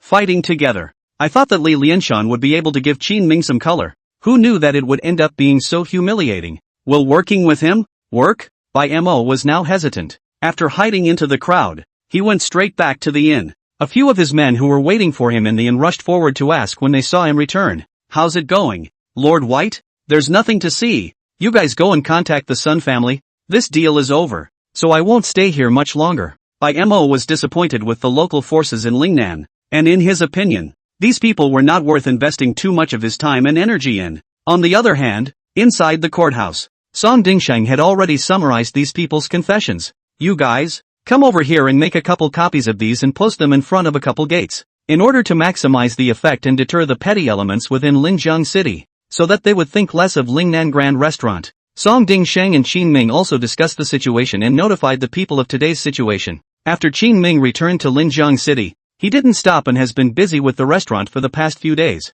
He hadn't had time to breathe a sigh of relief when he saw that things had finally been resolved. Zhou Ci, the original branch president of the local Lingnan Chamber of Commerce, traveled through the crowd to his side. Your Highness, the Sun family's people are here, and Mr. Shang said that he asked me to come and ask you to come over, so that we can all have a meal together at your restaurant tonight. That fast? Qin Ming frowned slightly, shocked in his heart. He had only just settled Li Lianshan himself when the other party came straight to his door. This showed that the Sun family's control over the local area was beyond their imagination. Chapter 155, Forced Marriage. Beauty delivered to the door? In the Lingnan Grand Tavern, the three forces converged. On one side is the Lingnan Chamber of Commerce headed by Wan Shu. Sitting on the opposite side was a middle-aged man wearing a green shirt and holding a folding fan, with a graceful demeanor. Quite a literati style. Qin Ming was the last to arrive with Song Dingsheng and Chang Baishan. Wan Shu took the initiative to introduce him. Your Highness, this is the second son of the Sun family, named Sun Miao.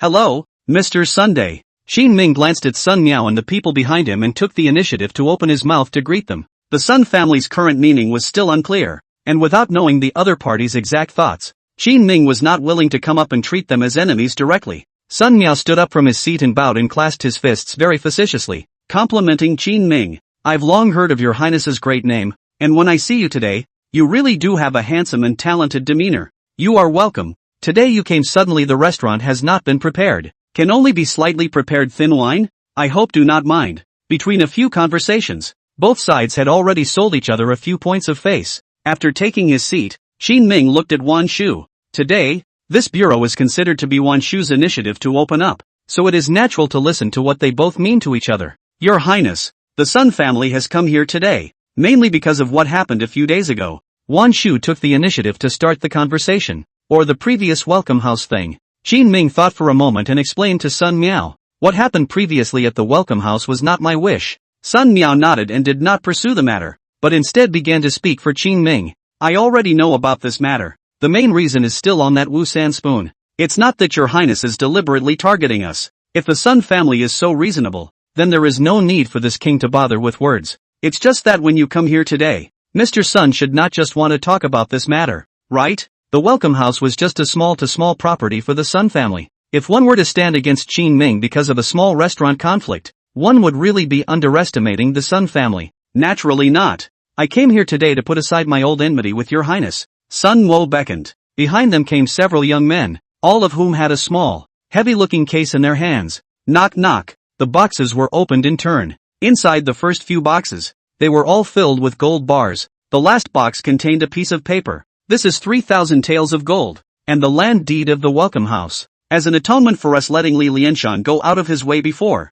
Sun Miao opened his mouth gently and smoothly took out the land deed and slowly pushed it in front of Qin Ming. He graciously admitted that he had instructed Li Lianshan. Even the compensation is equally generous. Why need to be so formal? Everyone's well water doesn't offend the river water. Together we will run Lingnan well is all. The other side, such a big family, put up a low profile and gave a large amount of compensation. According to Qin Ming's experience, at times like this, the other party's words were absolutely unfinished, and it was likely that they were about to put forward a huge request. So he did not hastily accept the other party's compensation. Your Highness, the Sun family thinks highly of you. If you are willing, we can work together. At this point, Sun Miao finally revealed his purpose. How to cooperate. Take your estate, all of it, and let the Sun family step in. Without the slightest concealment, Sun Miao spoke seriously. It was not easy for this king to lay the foundation, so why should he take a share of the Sun family? The other party's request was asking for his share of the money to the Sun family, though as the cake gets bigger and bigger, one will certainly give the locals a share of the industry later on. It was like the Lingnan Chamber of Commerce followed Qin Ming to eat a lot of meat, but at least you can't give the Sun family a share of anything yet. Sun Miao seemed to have guessed that Qin Ming would say this. Shaking his head triumphantly, he admonished, Your Highness, in fact, the cooperation between us started a long time ago, and if you insist on saying it, it's still you who has the greater advantage. What makes you say that? Your harbor, the mines and the southern barbarians, and the smuggling, With your own little people, can you really cover up perfection and hide from the court? Qin Ming's heart and mind were shaken. It was a situation he had never imagined. Turning his head, he looked at Wan Shu, wanting to confirm the authenticity of this news. Nodding lightly, Wan Shu did not deny it. Sun Miao continued at this time. Your Highness, in fact, since your arrival in Lingnan, many great powers have noticed you. We are just one of them and the first to come down and make contact with you. Qin Ming remained silent. He knew that these local powerful families were strong,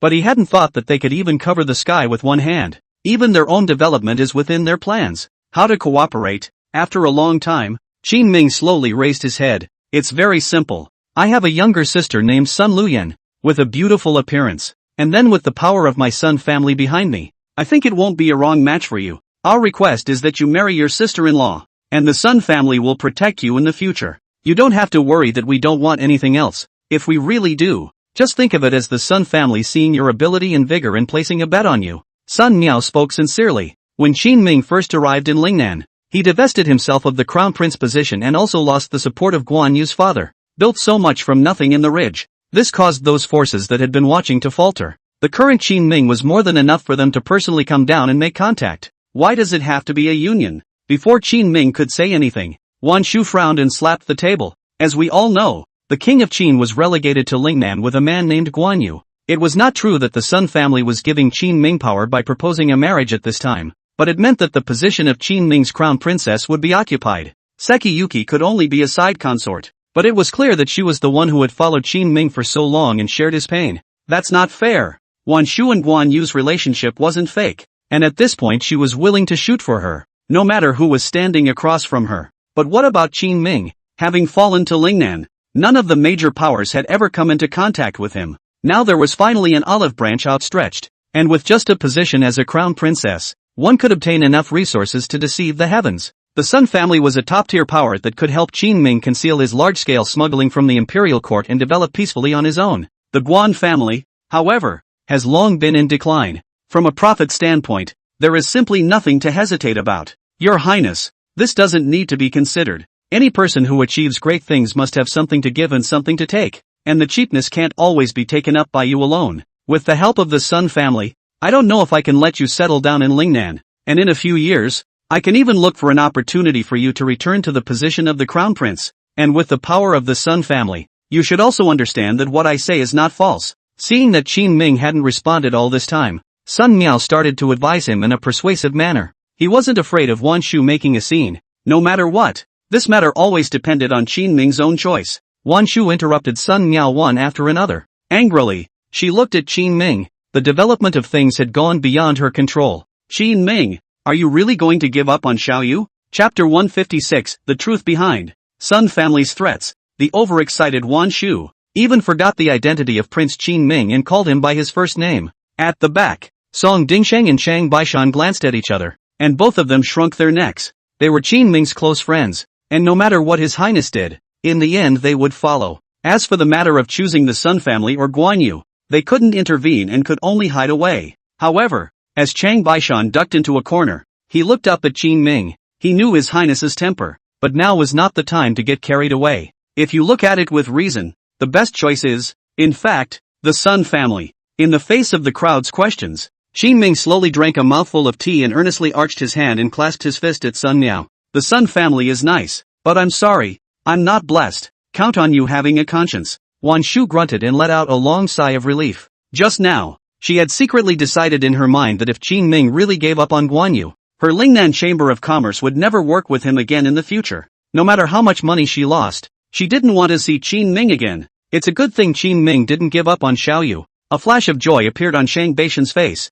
You seem happy, don't you? Song Dingsheng glanced at Chang Baishan suspiciously. Yes, this choice is not the best, but it gives me peace of mind, Shang Baishan whispered. Song Dingsheng froze for a moment. He felt the same way. This will, in turn, put the brothers under him at ease. And at this time, in the face of Qin Ming's refusal, Sun Miao did not show any change in his emotions. A faint smile remained on his face. Is that your choice, Your Highness? Yes, it's impossible for the Sun family not to know who this king brought with him when he came to Lingnan. Qin Ming nodded seriously. The Sun family was willing to lend a helping hand, and he was naturally happy to cooperate with the other party. But if it was in such a way, Qin Ming would never nod his head. Even on his own, he can still stand firm in Lingnan. Why should he count on others? But if you don't cooperate with the Sun family, I'm afraid your future path will be difficult. Sun Miao spoke in a serious tone, then continued, do you know why the Sun family, which had originally maintained a wait-and-see attitude, is now taking advantage of the matter of the Welcome House to make a move against you?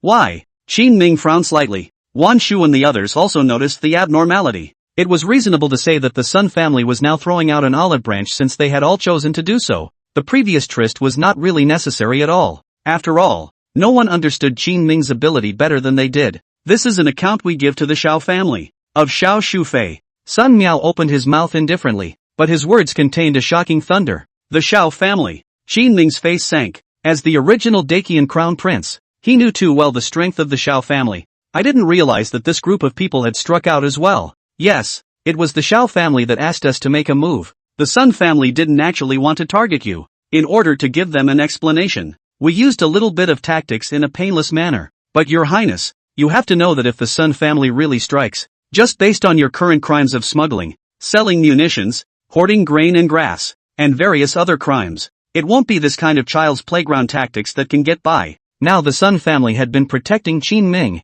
He even covered up all of these sins of his, so that even the Xiao family and the imperial court did not notice. But if there was no more shelter from the Sun family, the Xiao family and the court attacked again. At that time, Qin Ming would become a target and be powerless to fight back. Now then, will Your Highness retell me your answer? Qin Ming had long predicted that since Sun Miao had come, he would definitely have a backhand. But he hadn't expected the status quo that the other man had described to be so grim. Wan Shu was also silent. The Sun family is already difficult. Not to mention the Xiao family behind Princess Xiao. The Xiao family's strength was far beyond the Sun family's. Otherwise it would be impossible to instruct the Sun family to help. That beauty of yours can marry into the royal family as a side consort after my sister marries you. The Sun family will organize a grand wedding for you too. And the specifications will definitely not be lower than those of your sister. It's just the difference between a royal consort and a side consort. There's no need to be so insistent. Your Highness, you don't have only women behind you. There are thousands of soldiers and people. Which is the lesser of the two?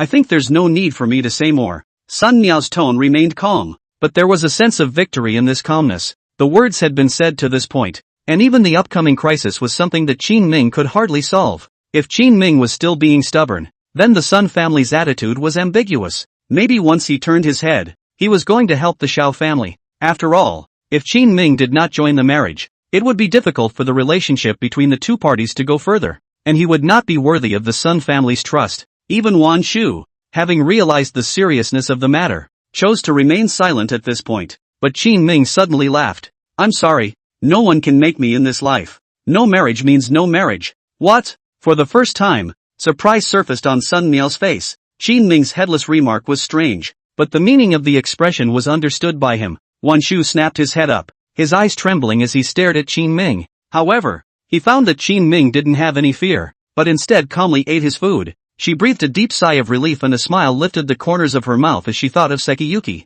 This girl really met a good man. Seeing the look of surprise on Sun Miao's face for a long time, Qin Ming opened his mouth. If the Sun family is willing to cooperate at any time, this king has never been the type of collaborator to renege on his word, and you may as well not use this kind of tactic that harms both parties. Your Highness isn't afraid that the Sun family will turn around and cooperate with the Xiao family? Sun Miao's face clouded over with a few threatening tones. When these words came out, Chang Baishan and Wan Shu and the others had their hearts sink. If they turn against the Sun family today, they may not even be able to finish their deal with the Nanyang caravan and will be taken down by the imperial court. However, in the face of the other party's threat, Qin Ming had already thought about it. If you're really afraid of all this, why does this king still come to Lingnan? Good. Very good. It seems you've been able to take the price. Sun Miao sneered and stood up. His actions brought the scene to a standstill. When this news is sent back, sure sister should be very sad. After all, this is her first marriage contract. I'm sorry for the many offenses.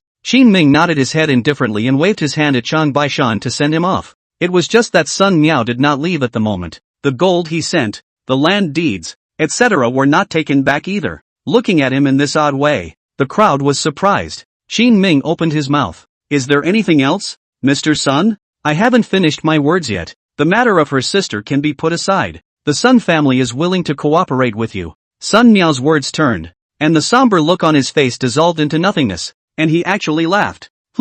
Everyone in the room was dumbfounded by these words. Chapter 157, by Mo's doorstep. The flame of betrayal. Look at the crowd all looking shocked. Sun Miao smiled and said, truth be told, the Sun family does have the intention of joining forces, but that's not the point. The point is for me to see if you're worth cooperating with. And after a few tries, I feel that your highness is a worthy person. So on behalf of the Sun family, I've decided to cooperate with you. Listening to what he said, that's when the crowd realized. It turned out that everything he said just now was also just a test. There hadn't been any choices that had to be made. It was just a matter of him dumping them on Qin Ming to see what he would do. And Qin Ming's performance was firm from start to finish. Working with this kind of person, at least you don't have to worry about the other party stabbing you in the back when things go wrong in the future. So Sun Miao decided to let the Sun family become Qin Ming's backer and make money together. What are you going to do about the Xiao family? Being able to work together was naturally happy news. But Qin Ming didn't look happy or angry. Because besides the Sun family,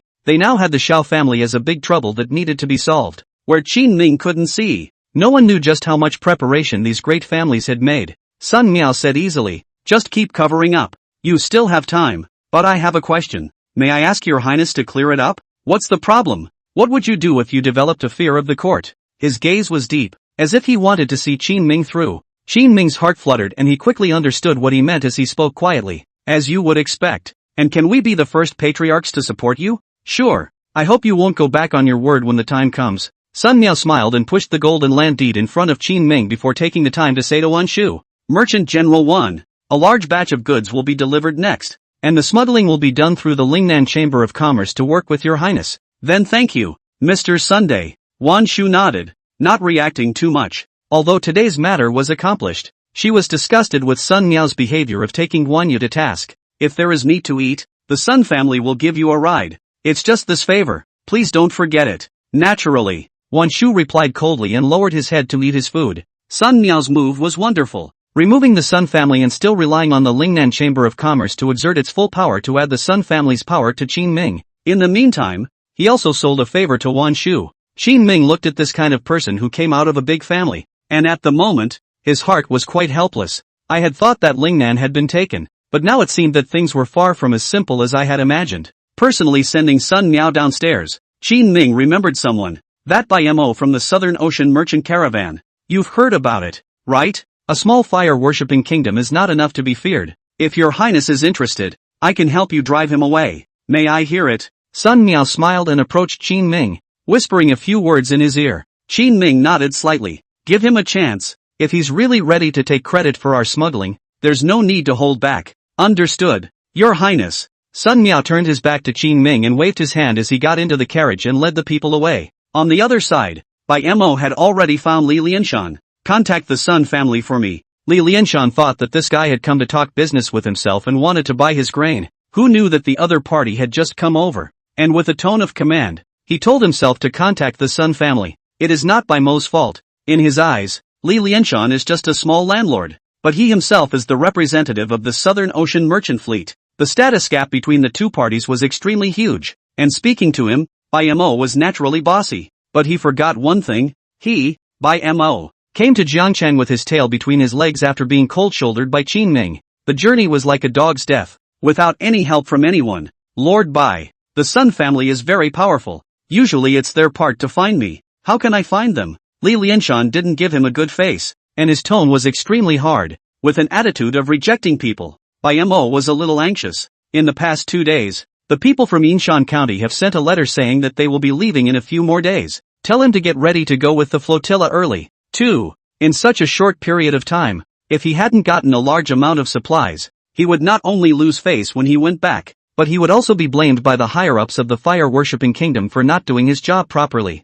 Under great pressure, he hesitated inwardly for a long time before finally speaking. Li Lianshan, I have a secret that can help you bring down Qin Ming. As long as you can win the fight, help me contact the Sun family and ask them to get supplies for the fire-worshipping kingdom. Taking down Qin Ming, just by you? What he said was a bit of a pipe dream. Li Lianshan didn't believe a word of it. Bai Mo was an outsider and didn't even understand how terrifying Qin Ming was. Daring to boast at such a time made Li Lianshan's evaluation of Bai Mo lower by a few points. I'm telling the truth. Bai Mo was furious. He had been disgraced to the point that he was bitterly begging in front of a small landowner. What secret? You have to tell me first. Empty words. Words like his were not good at all in front of Li Lianshan. I can't talk to you about it, but I can vouch for myself, and I'll never say anything if I lie to you guys and have me detained. What's the point of me detaining you? Li Lianshan gave him a blank look, but his mind was alive. He still didn't know about Qin Ming and the Sun family, not to mention that he was just a pawn used by the Sun family to test Qin Ming.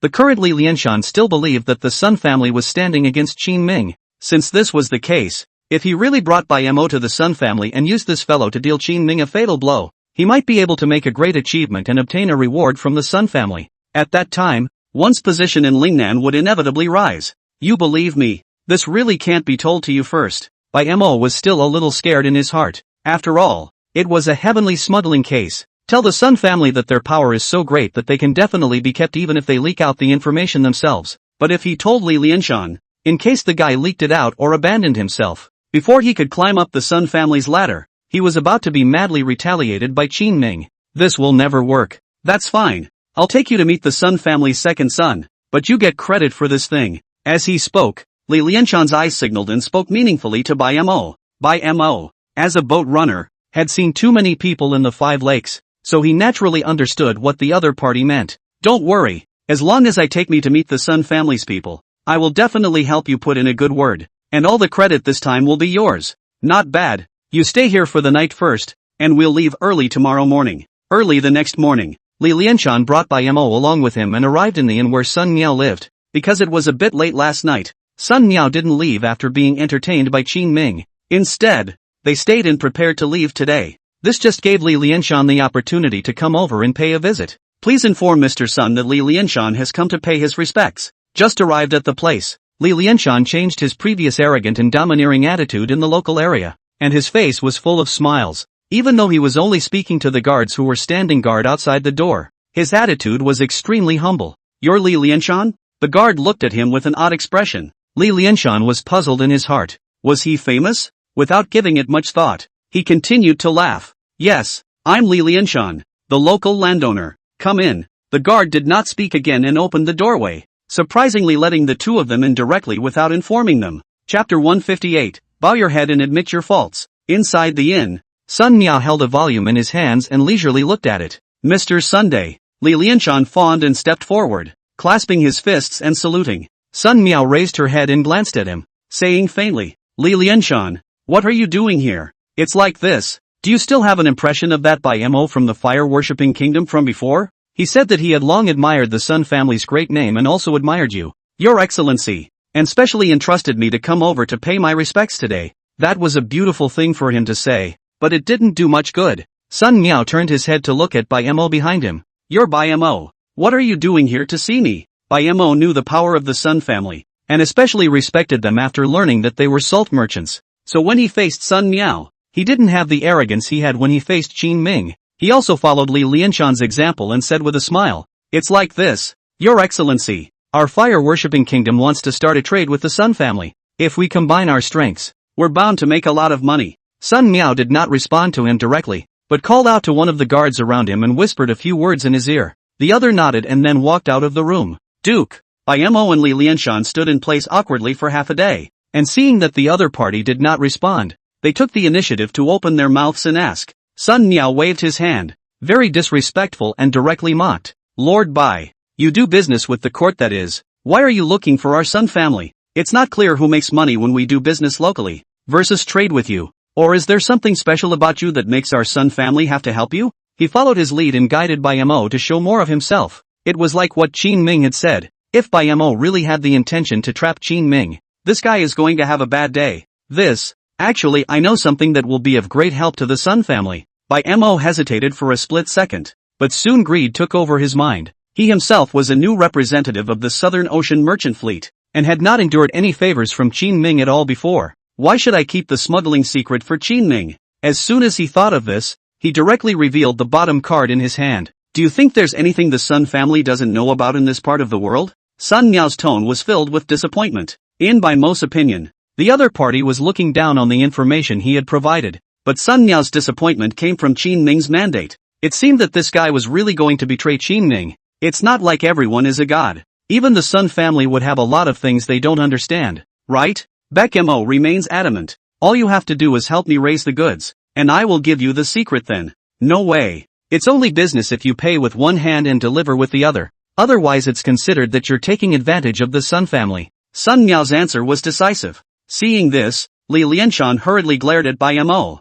signaling him to hurry up and say it. Not to sell the story. My lord, this matter is related to Qin Ming. I can't tell you now. King Qin? Yes. This message could put him to death. A fierce light surfaced on Bai Mo's face. He himself had taken out such a high level of sincerity. The Sun family would surely agree. Of course, that was just him thinking that way. Sun Miao just nodded calmly after hearing the news. So, is there more? Isn't that enough? Bai Mo froze. That the Sun family had such a large appetite was something he hadn't expected at all. Sun Miao slowly nodded his head. It's certainly not enough. And I don't understand what His Excellency means when he says this. I can help you deal with the King of Qin. Bai Mo was helpless. Li Lianshan also froze for a moment. At this moment he had begun to speculate on what Sun Miao meant. Could it be that the things Bai Mo said would offend the Sun family? And that's why the second youngest member of the Sun family was displeased? If that's the case, he or she will have to clear the air sooner rather than later. Why should I deal with the King of Qin?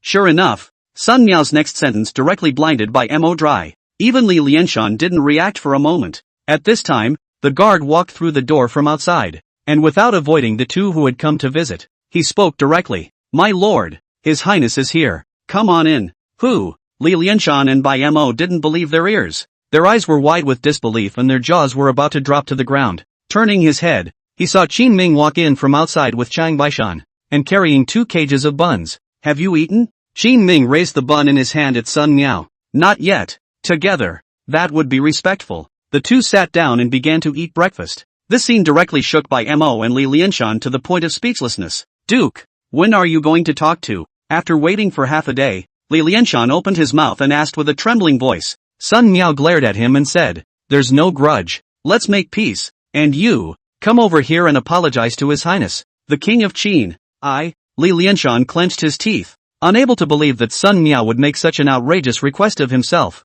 But the situation has come to this. Even if he couldn't accept it, he had to. Li Lianshan, who had broken his teeth and swallowed in his stomach, walked to Qin Ming and forced a few words out of his throat. Your Highness, I was the one who offended much before, so please bear with me. It's fine. You're not yet in the king's thoughts. Qin Ming waved his hand and spoke with a smile. Li Lianshan nodded with a stiff body and turned to stand in the corner. As for Bai Mo, who had been pinning his hopes on the Sun family, his hopes were now all but dashed. But Sun Miao didn't let him off the hook. Lord Bai, what did you just say? Can you repeat the matter again? And I will finalize it with His Highness. Kill and kill. Bai Mo's lips trembled, and he didn't dare to say anything more even after half a day's thought. All that could be done was to pull an ugly smile. No, nothing. It was all a joke earlier. He sensed a great crisis. Behind the scenes, he's victimizing Qin Ming, and he's been found out by the rightful owner. The point is that the other party's power is stronger than his own, and now he's still on his turf. This kind of embarrassment would be terrifying to anyone who had it happen to them. I've got a few things to do, so I'll leave you to it. Bai Mo didn't dare to linger and turned around to run. He was going back to the inn to gather his guards and get the hell out of here. But Qin Ming suddenly called out to him. What's the hurry? Lord Bai, since you're here, let me do my best to entertain you as a landlord. How about that? No need. I'm in a real hurry. Bai Mo was about to cry in a hurry. The corners of Qin Ming's mouth lifted up as a murderous intent appeared in his eyes. Since Lord Bai is unwilling to stay longer, I won't keep you any longer. But it's not easy for you to come here. So on your way out, let my men see you off. When he finished speaking, Qin Ming nudged at Chang Baishan. Chang Baishan slowly nodded his head and walked forward to clasp Bai Mo's shoulders. Lord White, go, right? Chapter 159 Full support. A cold sweat broke out behind Bai Mo's back. With this departure, it's not certain that you'll survive. There's no need to send them off. I still have some people at the inn. Take them back with me.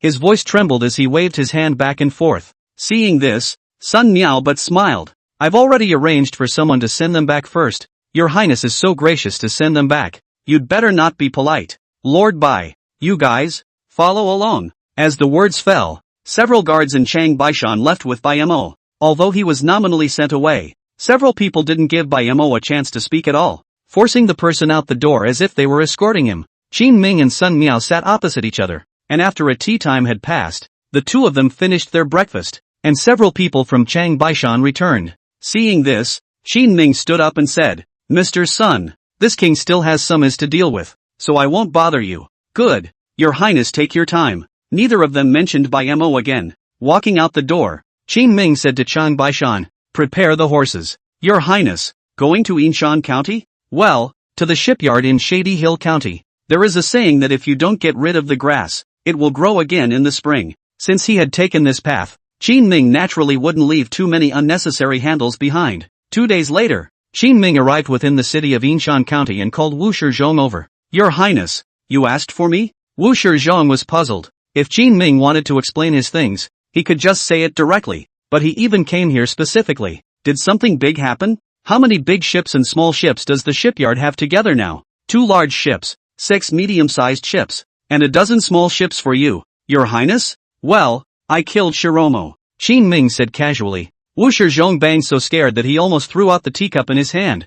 Not you. What did you say? You heard right. Now that Bai Mo is dead, it's best to settle his flotilla as well. The Stabbing Heaven Kingdom and Panglai Kingdom's people will treat them as if they don't exist, and no one will find out about them even if they go to the court. Qin Ming spoke seriously. Since you do the killing, you do the whole thing. Save yourself from problems later. There are a few ships that are going to the inland canals of Great Chien, and they have already negotiated a deal, so I can only give you a portion of them. It took Wu Shizhong half a day to finally digest the information. Qin Ming didn't have much say in the quantities he was talking about. He turned to Shang Baishan and asked, are Lu Gang's men good at water warfare? Your Highness, Lu Gang's soldiers don't know how to do this. He almost drowned last time when he went down to the river with me to touch the fish. Sure enough, there are specialties in the arts. Qin Ming sighed rather helplessly. Wu Shizhong, however, suddenly said tentatively, Your Highness, in fact, the person who can help you in a naval battle is right here with us. His words made Qin Ming's eyes light up,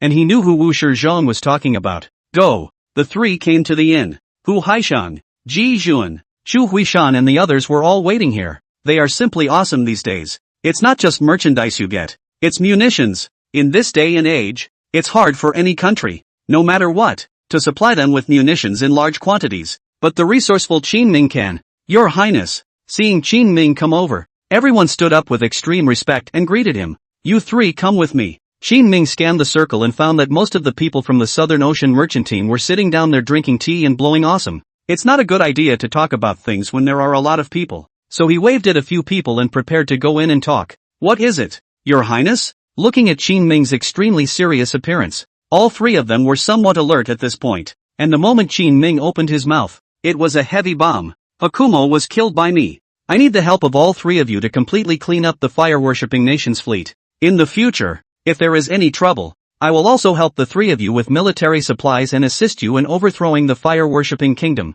How about that? There's a lot of money to be made in arms dealing. Now that Bai Mo was dead, if the 3 of them sided with Qin Ming, it would mean that they would also stand against the fire-worshipping kingdom. After returning from this trip, it would certainly be easy to create friction with the fire-worshipping nation. That would require Qin Ming to provide them with power. Let these 3 countries control the countries in the South China Sea. In the future Qin Ming's business can be bigger, and no more worries. This is a win-win situation. There's just too much involved. Your Highness, I'm not going to lie. This is a bit of a big deal and we need to discuss it. The 3 of them had shocked eyes, but they didn't dare to agree on the spot. The pattern of the Southern Ocean states is likely to change radically as a result. Even if the relationship between them and Qin Ming was good, they couldn't just arbitrarily decide like that. I will have the ships, the men, and the weapons and equipment ready for you all. And you may meet me at the harbor by midnight tonight if you give the nod. Well, the 3 nodded hesitantly, then closed the door to the room and began to discuss. As for Qin Ming and Chang Baishan, the 3 of them began to urgently raise supplies and manpower. The final arrangement was a combination of 1 large ship, 3 medium-sized vessels, and 7 smaller ones, equipped with a strong crossbow, arrows coated with kerosene, and other equipment. After driving the ships from the shipyard to the harbor, they were boarded one after another with the guards of Shady Hill County. They were improvised callouts with no serious training in naval warfare, but the very good thing is that the men of Shady Hill County are near the coast, and every one of them is good in the water. Playing a surprise should take out a portion of the fire-worshipping nation's fleet, but it's up to God to actually take them out. Your Highness, the men are ready. At the stroke of midnight, Chang Baishan quickly ran onto the cabin and opened his mouth to report to Qin Ming. Although Wu Shizhong was the county magistrate, he definitely had to keep an eye on such a big matter personally. so he specialized in getting on the ship and wanted to go out to sea with Qin Ming to eliminate the fire-worshipping kingdom's fleet. Wait a little longer. Qin Ming's gaze looked in the direction of Yinshan County,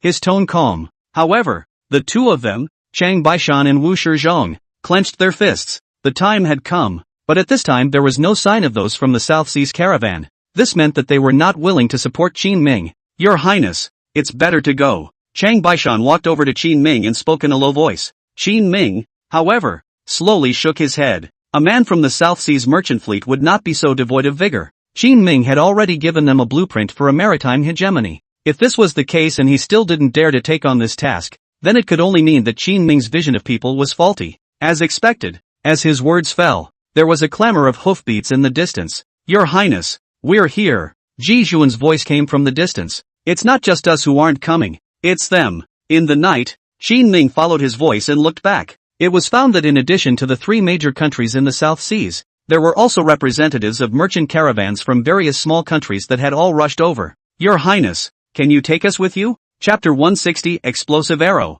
Ship-breaking might. Why are there so many people here? Qin Ming was surprised and looked at the three of them, Chu Huaishan and Ji Xuan. Hu Haisheng explained. Your Highness, if we really deal with the fire-worshipping kingdom, we can't possibly do it on our own. Then the representatives of the merchant caravans from various countries will definitely have some dissatisfaction in their hearts. Ji Xuan also nodded and said, so we told them about it. At the moment, the fire-worshipping kingdom is infamous and poses a great threat to a number of Southern Ocean kingdoms. As soon as we proposed the idea, it was supported by all the representatives of the caravan present. They simply told Qin Ming all about it, and after hearing what they said, Qin Ming slowly nodded his head. Regardless, at least it turned out well for now. Get in the boat first. Your Highness, share a few of our fast ships. We have quite a few men at sea, enough to help.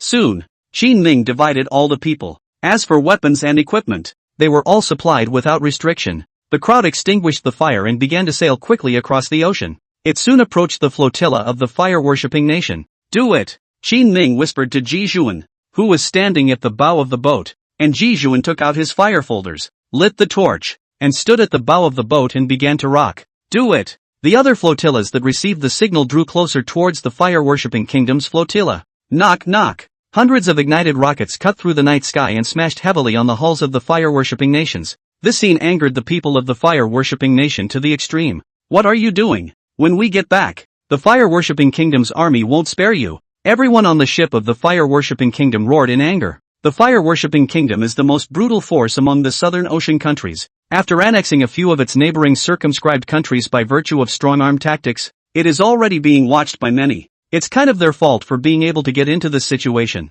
Get them! Soon, the crew of the fire-worshipping nation, adapted to the battle, began to fight back frantically. They turned the ship around and loaded the hull, which was burning with a blazing fire, on an adjacent vessel. Rumble! The sound of heavy crashes traveled far out over the sea, and the two large ships were all reduced to pieces. Countless crew members on the ship fell into the sea like dumplings. The screams and wails were endless, but the fire-worshipping nation's offense is working. This kind of same-death fighting style caused Ji Xuan and the others to be shocked. We can't let them do this anymore. Go down to the sea and chisel the ship. Yes. The soldiers floating on the surface of the sea took out the hammers and awls in their hands and leaned under the opposing ship. The flotilla of the fire-worshipping kingdom, on the other hand, kept thrusting a spear into the water towards the opening of the cabin. Blood stained the sea early. There has been mutual damage between the two sides. Qin Ming stood on the deck and frowned. The battle at sea was a far cry from what he had expected. Let's get our weapons out. At this time, he gave an explanation to Shang Baishan.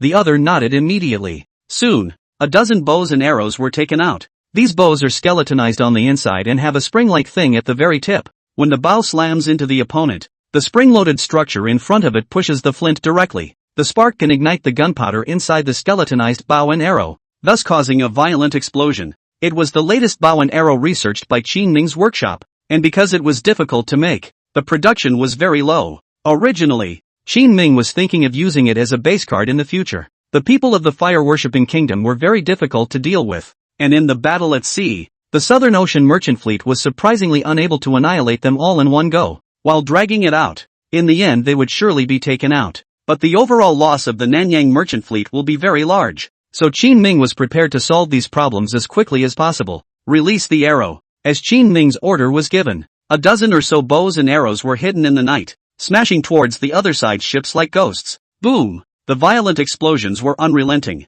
At this moment, almost everyone on the battlefield stopped the movements of their hands. What is this? Ji Zhuan unbelievably raised his head and looked at the roaring fire. Hu Haisheng sucked in a mouthful of cold air and said with difficulty, "Their ship is gone." It was still Chu Weishan who reacted the fastest as he immediately yelled, "Keep up! Follow their ship!" The ships of the fire-worshipping kingdom had already been blown up by Qin Ming, and it was now officially a good time to capitalize on the victory. After Chu Huishan's voice came out, everyone quickly followed. In less than half an hour, all of the people of the fire-worshipping kingdom jumped into the sea from the wrecked ships. Some were captured as prisoners, while others were simply decapitated because they resisted too violently. "Your Highness, it's been cleared." After Ji Jun brought the flotilla close to Qin Ming, he explained the current situation to him. "If you have any trouble going back in the future, you can come directly to me to purchase weapons and equipment, as much as you want." The other party had contributed so much, so Qin Ming naturally wouldn't let them take the risk for nothing.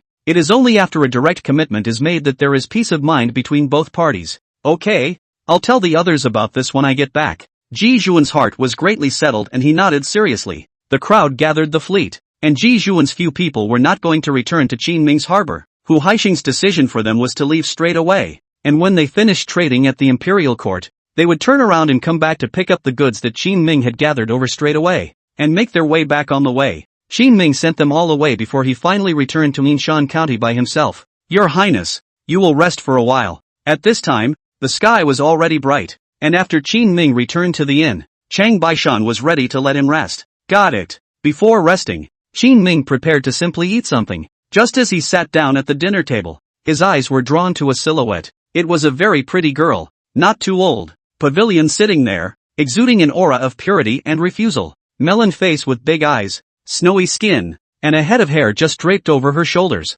Just by looking at the face value, it was not inferior to Guan Yu and Wan Shu. Poof! The girl seemed to have sensed Qin Ming's gaze and snorted coldly. Qin Ming also noticed some offense, just as the meal came up, so he bowed his head and finished the meal and prepared to go back to rest. This sleep lasted until noon the next day. As Qin Ming went downstairs to eat, he ran into the extremely pretty girl again. Now even Shang Baishan noticed it. "Your Highness, how is it that you often run into her in the past 2 days? This person is not plotting against you, is she?" It really wasn't that Shang Baishan was paranoid. Qin Ming's identity and status are now more sensitive. As his escort, any breeze Shang Baishan had to be vigilant. No need to be so sensitive. "Let's have some dinner first." Qin Ming glanced at the beautiful woman in the distance and whispered to Chang Baishan. However, just as the two of them took their seats, the other party seemed to have noticed it as well, and immediately looked up. Lines of sight met, and Qin Ming felt a strong anger from the other party's eyes.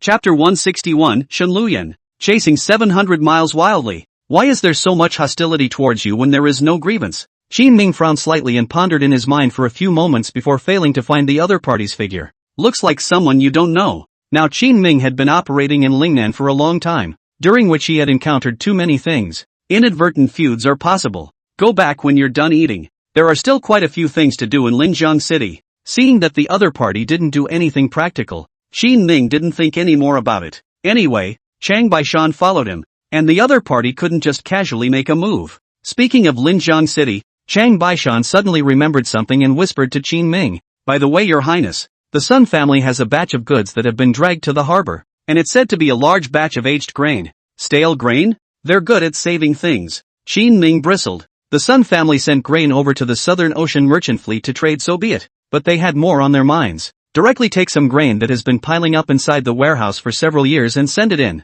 It's the equivalent of calling out for help with your own inventory. Where's all the stuff? It's already been sent to the harbor. If you see that it doesn't work, let's not sell it and I'll forward it to the army. Shang Baishan opened his mouth tentatively. He knew that Qin Ming was not only concerned about honesty in doing business with other people's Nanyang merchants, but also about the quality of the goods. If a batch of stale grain was sent over, it would be considered that the people of the Southern Ocean caravan had returned from the imperial court and accepted their goods. But in his heart, he would definitely lower his evaluation of Qin Ming. Qin Ming didn't directly nod his head, but only opened his mouth to ask, "What's the price of these stale grains?" "It's more than half as cheap as the usual food." "Then it's no problem. Come to think of it, the Sun family had just worked with Qin Ming, so surely they wouldn't make it that difficult for him. Come on, one trip to the harbor first." As they spoke, they prepared to go to the makeshift harbor and look at the Sun family's grain. Riding fast, they arrived at the harbor to see a mountain of grain piled high. In this day and age,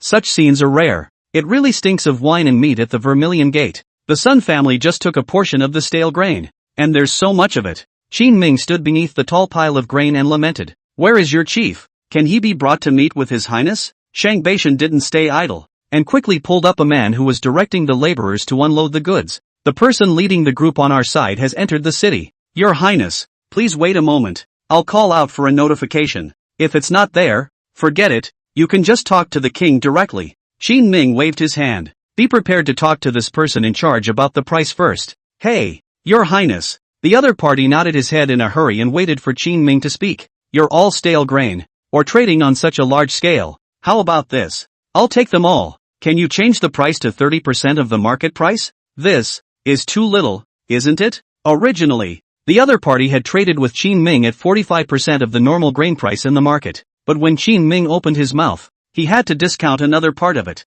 At this price, you won't lose any money. Now these stale grains from a few years ago are no different from garbage in the eyes of the Sun family, right? Qin Ming had seen through them long ago. Seeing this, the person in charge, who had originally shown some hesitation, also fell silent. After waiting a moment he spoke. How about this, your highness? I'll give you twice as much stale grain again, and if you can collect it all, then I'll give you 30% of it. How's that? How much food do you really have? Hearing these words, both Qin Ming and Shang Beishan were shocked, knowing that the powerhouses from all over the Great Qian were very strong, but no one had expected them to be this strong. It was important to realize that all this food at the port right now was enough to feed Qin Ming's tens of thousands of troops for several months, and yet they have to double it to give. That's not easy to tell you. Understood. Then you deliver it, the next shipment of food to my barracks. It's just stale grain and slightly less flavorful. However, it was able to feed the soldiers, which would be good for Qin Ming, and save on barracks expenses.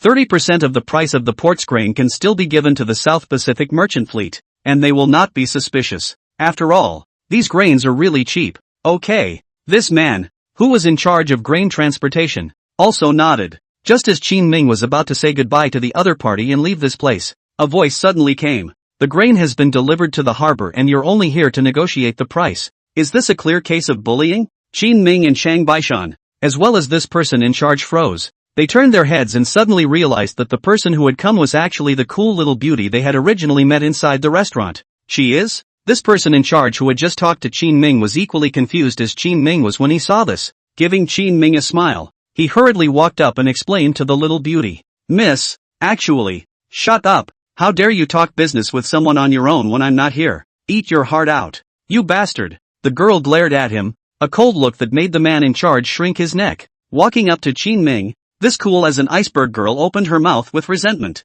To introduce myself, my name is Sun Laqian. Sun, Fallout? Qin Ming froze for a moment. Shang Beishan also stared wide-eyed. They finally reacted to why this girl had so much anger when she saw Qin Ming at first. This is the sister that Sun Miao introduced to Qin Ming. I didn't realize it was so beautiful. When he said at the time that his sister, Sun Luyan, was a beautiful woman, Qin Ming didn't even care, thinking that he was selling himself short. Who knew it was really so beautiful? We've already shipped this grain over, and we've negotiated a good price. Now I won't haggle. I'll ship it away if you don't want it. Sun Lanyan obviously had a grudge against Qin Ming for rejecting her engagement in front of so many people. Now speaking extremely clipped, he was going to argue with Qin Ming when he found an opportunity. Qin Ming calmed his mind and tried to make his tone as calm as possible. I didn't go back before so I couldn't talk to you guys in detail. It's not too late to talk now. Besides, I've already made compensation by charging the Sun family twice the amount of stale grain. You blame me for not going back? Sun Lanyan raised her willow eyebrows and crossed her arms and sneered.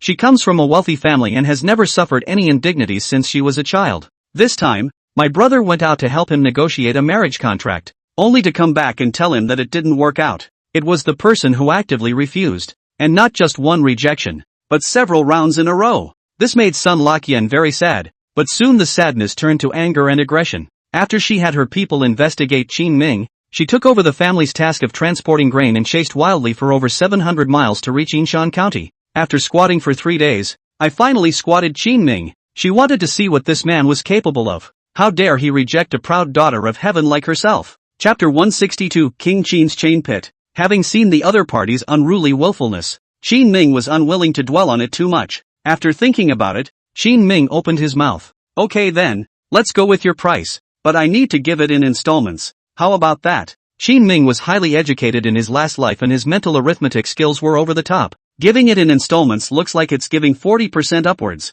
but it's not, because the longer the installment, the more interest they need to give. When you do the math, the principal is actually still about 30%. Seeing Qin Ming back down, Sun Lanyan's face revealed a few moments of satisfaction. What king of Qin is not the king of Qin? In front of himself, not still bowed down?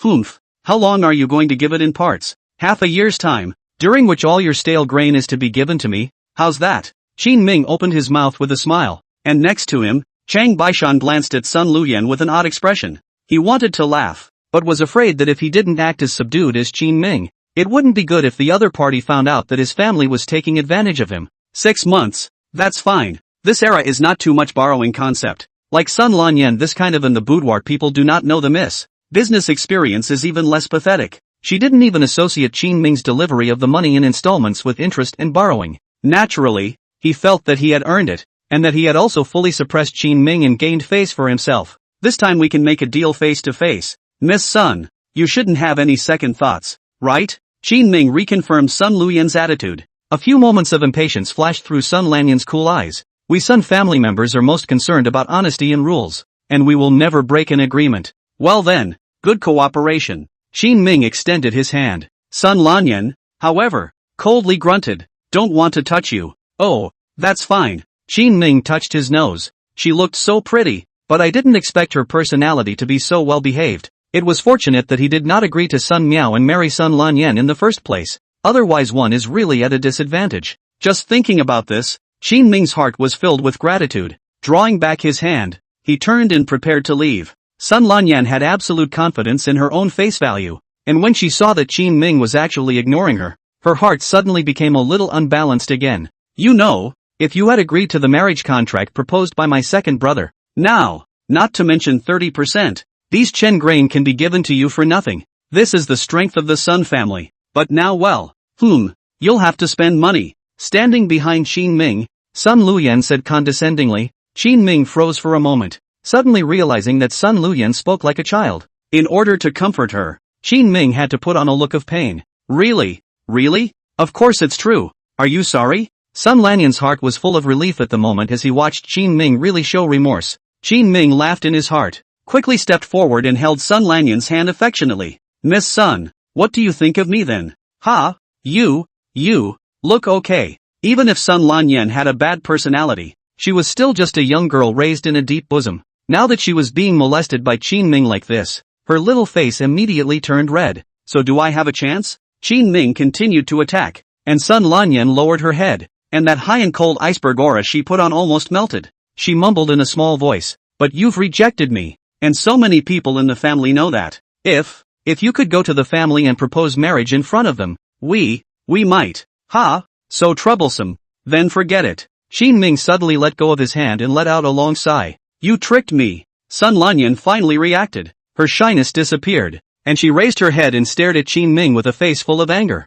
as if she wanted to eat him alive. No, I really want to tie the knot with you, but unfortunately it's too much trouble, and I for one am afraid of trouble. Qin Ming shrugged. I'll kill you. Sun Lanyan pounced angrily. Chang Baishan hurriedly stopped it. Miss Sun, calm down. Calm down. His Highness is just joking with you. Off. Is there such a thing as a joke? I'm going to kill him. With a yell, Sun Lanyan lunged forward. Because it was the Sun family's eldest lady, Chang Baishan didn't dare to hit hard, and could only hold the other party's shoulders and push them outward. But it was catching this opening that Sun Lanyan hit a Jedi-in leg. Bang! Chow! Chang Baishan fell to the ground in pain. He had been in the jungle for I don't know how many years, and this was the first time he had been defeated. Still losing to a young waif. Qin Ming was similarly startled. Sun Lanyan is really ruthless and doesn't care about the consequences at all. He stepped back in a hurry, pulling the cuff mechanism in the process. Chang Baishan are lying. Crazy Sun Luyan, if she pounces on herself, God knows what she will do. I'll kill you. As the organ Qin Ming had hidden on his body activated, a yellowish smoke spewed out. Because of too many feuds, there are a lot of people who want to get themselves killed. In order to ensure his safety, Qin Ming had asked the artisans of the workshop to customize some means of defense for himself. Prevent yourself from being taken out in one fell swoop when you're alone. I didn't realize that the first time it was used in actual combat, it was on this crazy woman. 1, 2, 3, as Qin Ming silently counted down 3 numbers in his mind, Sun Lanyan fell straight to the ground, paralyzed, no longer able to move. Miss. It was only at this time that a few of the surrounding Sun family members finally dared to come forward to check. Qin Ming explained. Everyone, don't panic. This is just a kind of ecstasy that restricts one's movement. It will be fine in a few hours. So, a few people breathed a sigh of relief. You asshole. I'll break you into pieces. Sun Lanyan's appearance at the moment was extremely embarrassed, like a lamb to be slaughtered. Fish and meat on the board. Steady point, how can you marry like that? Qin Ming walked forward and reached out his hand to pinch Sun Luyan's soft and smooth little face. Under everyone's shocked gazes, he helped up Chang Baishan, who had fallen to the ground, and the two of them left rather naturally. Sun Lanyan's eyes were almost spitting fire, but the monstrous anger couldn't hold a candle to the medicine. Soon, she slowly closed her eyes and fell asleep. Your Highness, it's still you who has the means to trick this little girl. Chang Baishan originally looked at Sun Lanyan looks like a beautiful country, but also felt that the view is good. But after eating her teasing kick, there was a lot of prejudice against her. Qin Ming smiled and said, alright, hurry back. I want to find Xiao Chuan to discuss a plan to save money. Suddenly you get such a large amount of stale food. Qin Ming was going to ask Xiao Chuan to rearrange the army's meals. In the future, if there was a stable supply channel of aged grain, their army could achieve the desired effect by spending 30% of the original amount. Not only does it fill you up, but it even holds you up. This way the number of elite soldiers raised on Lu Gon's side could even expand again.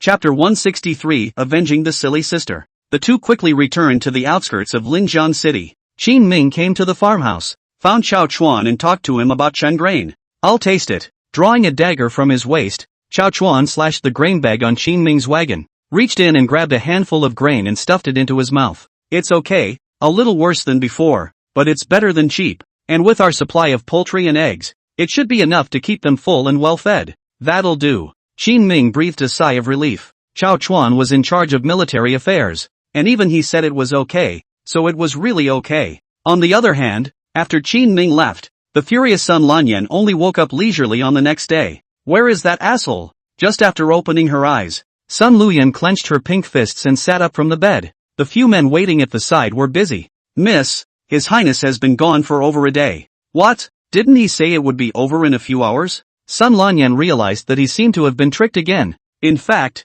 after Qin Ming saw her well-behaved character yesterday, he felt that Sun Lanyan would be in trouble if she caught up with him after he left. So he took advantage of pinching her little face to give her another dose of ecstasy. Increase the dosage. That's what made Sun Lanyan sleep straight through. He's gone back to Linjiang City. Sun Lanyan angrily stamped his feet on the ground. Prepare the horses. Without any hesitation, she walked out the door, not even bothering to eat her meal, before going to find Qin Ming. But at that moment, a voice came from behind. Drop dead. Stop it. The person who came was Sun Miao. Ergo, what brings you over? Although Sun Lanyan was brutal, he still had a sense of propriety in front of his family. When he saw Sun Miao, he stopped in his tracks. I've come to pick up a boat. The Sun family recently acquired a large boats from Yinshan County, and are going to trust them to transport it to the inland canals. After Sun Miao explained his purpose, he brought up yesterday's incident. You're too impulsive. Since we've already cooperated with His Highness, let's not get sideways. He's the one who played the bad guy first. Yesterday, he even made a pass at me. Wasn't it you who stopped him yesterday? Not wanting to lower the price. Sun Miao glanced at her sister and had a bit of a headache. Humph. He just suffered a loss at my hands. His heart is not comfortable. That's why he treats me like that. This person's heart is too small. It's hard to become a great thing. For that matter, he's still the king of Qin. Sun Lanyan crossed her arms and blamed Qin Ming for all the mistakes. Speaking of staged deliveries, the corner of Sun Miao's mouth twitched slightly and his face was odd. Lok Yen, you don't understand business matters. Don't interfere. Just like yesterday's price and installment. In fact, Qin Wang is earning. You think carefully about the interest. We are all family. Sun Miao naturally has a few teaching points for her own sister. Naturally, he didn't hide anything in the slightest, and spoke meticulously about yesterday's events. After Sun Miao's nudging, Sun Lanyan froze for a moment and then immediately reacted. Dare I say that I didn't take advantage of Qin Ming at all when I met him yesterday? Then we won't sell it.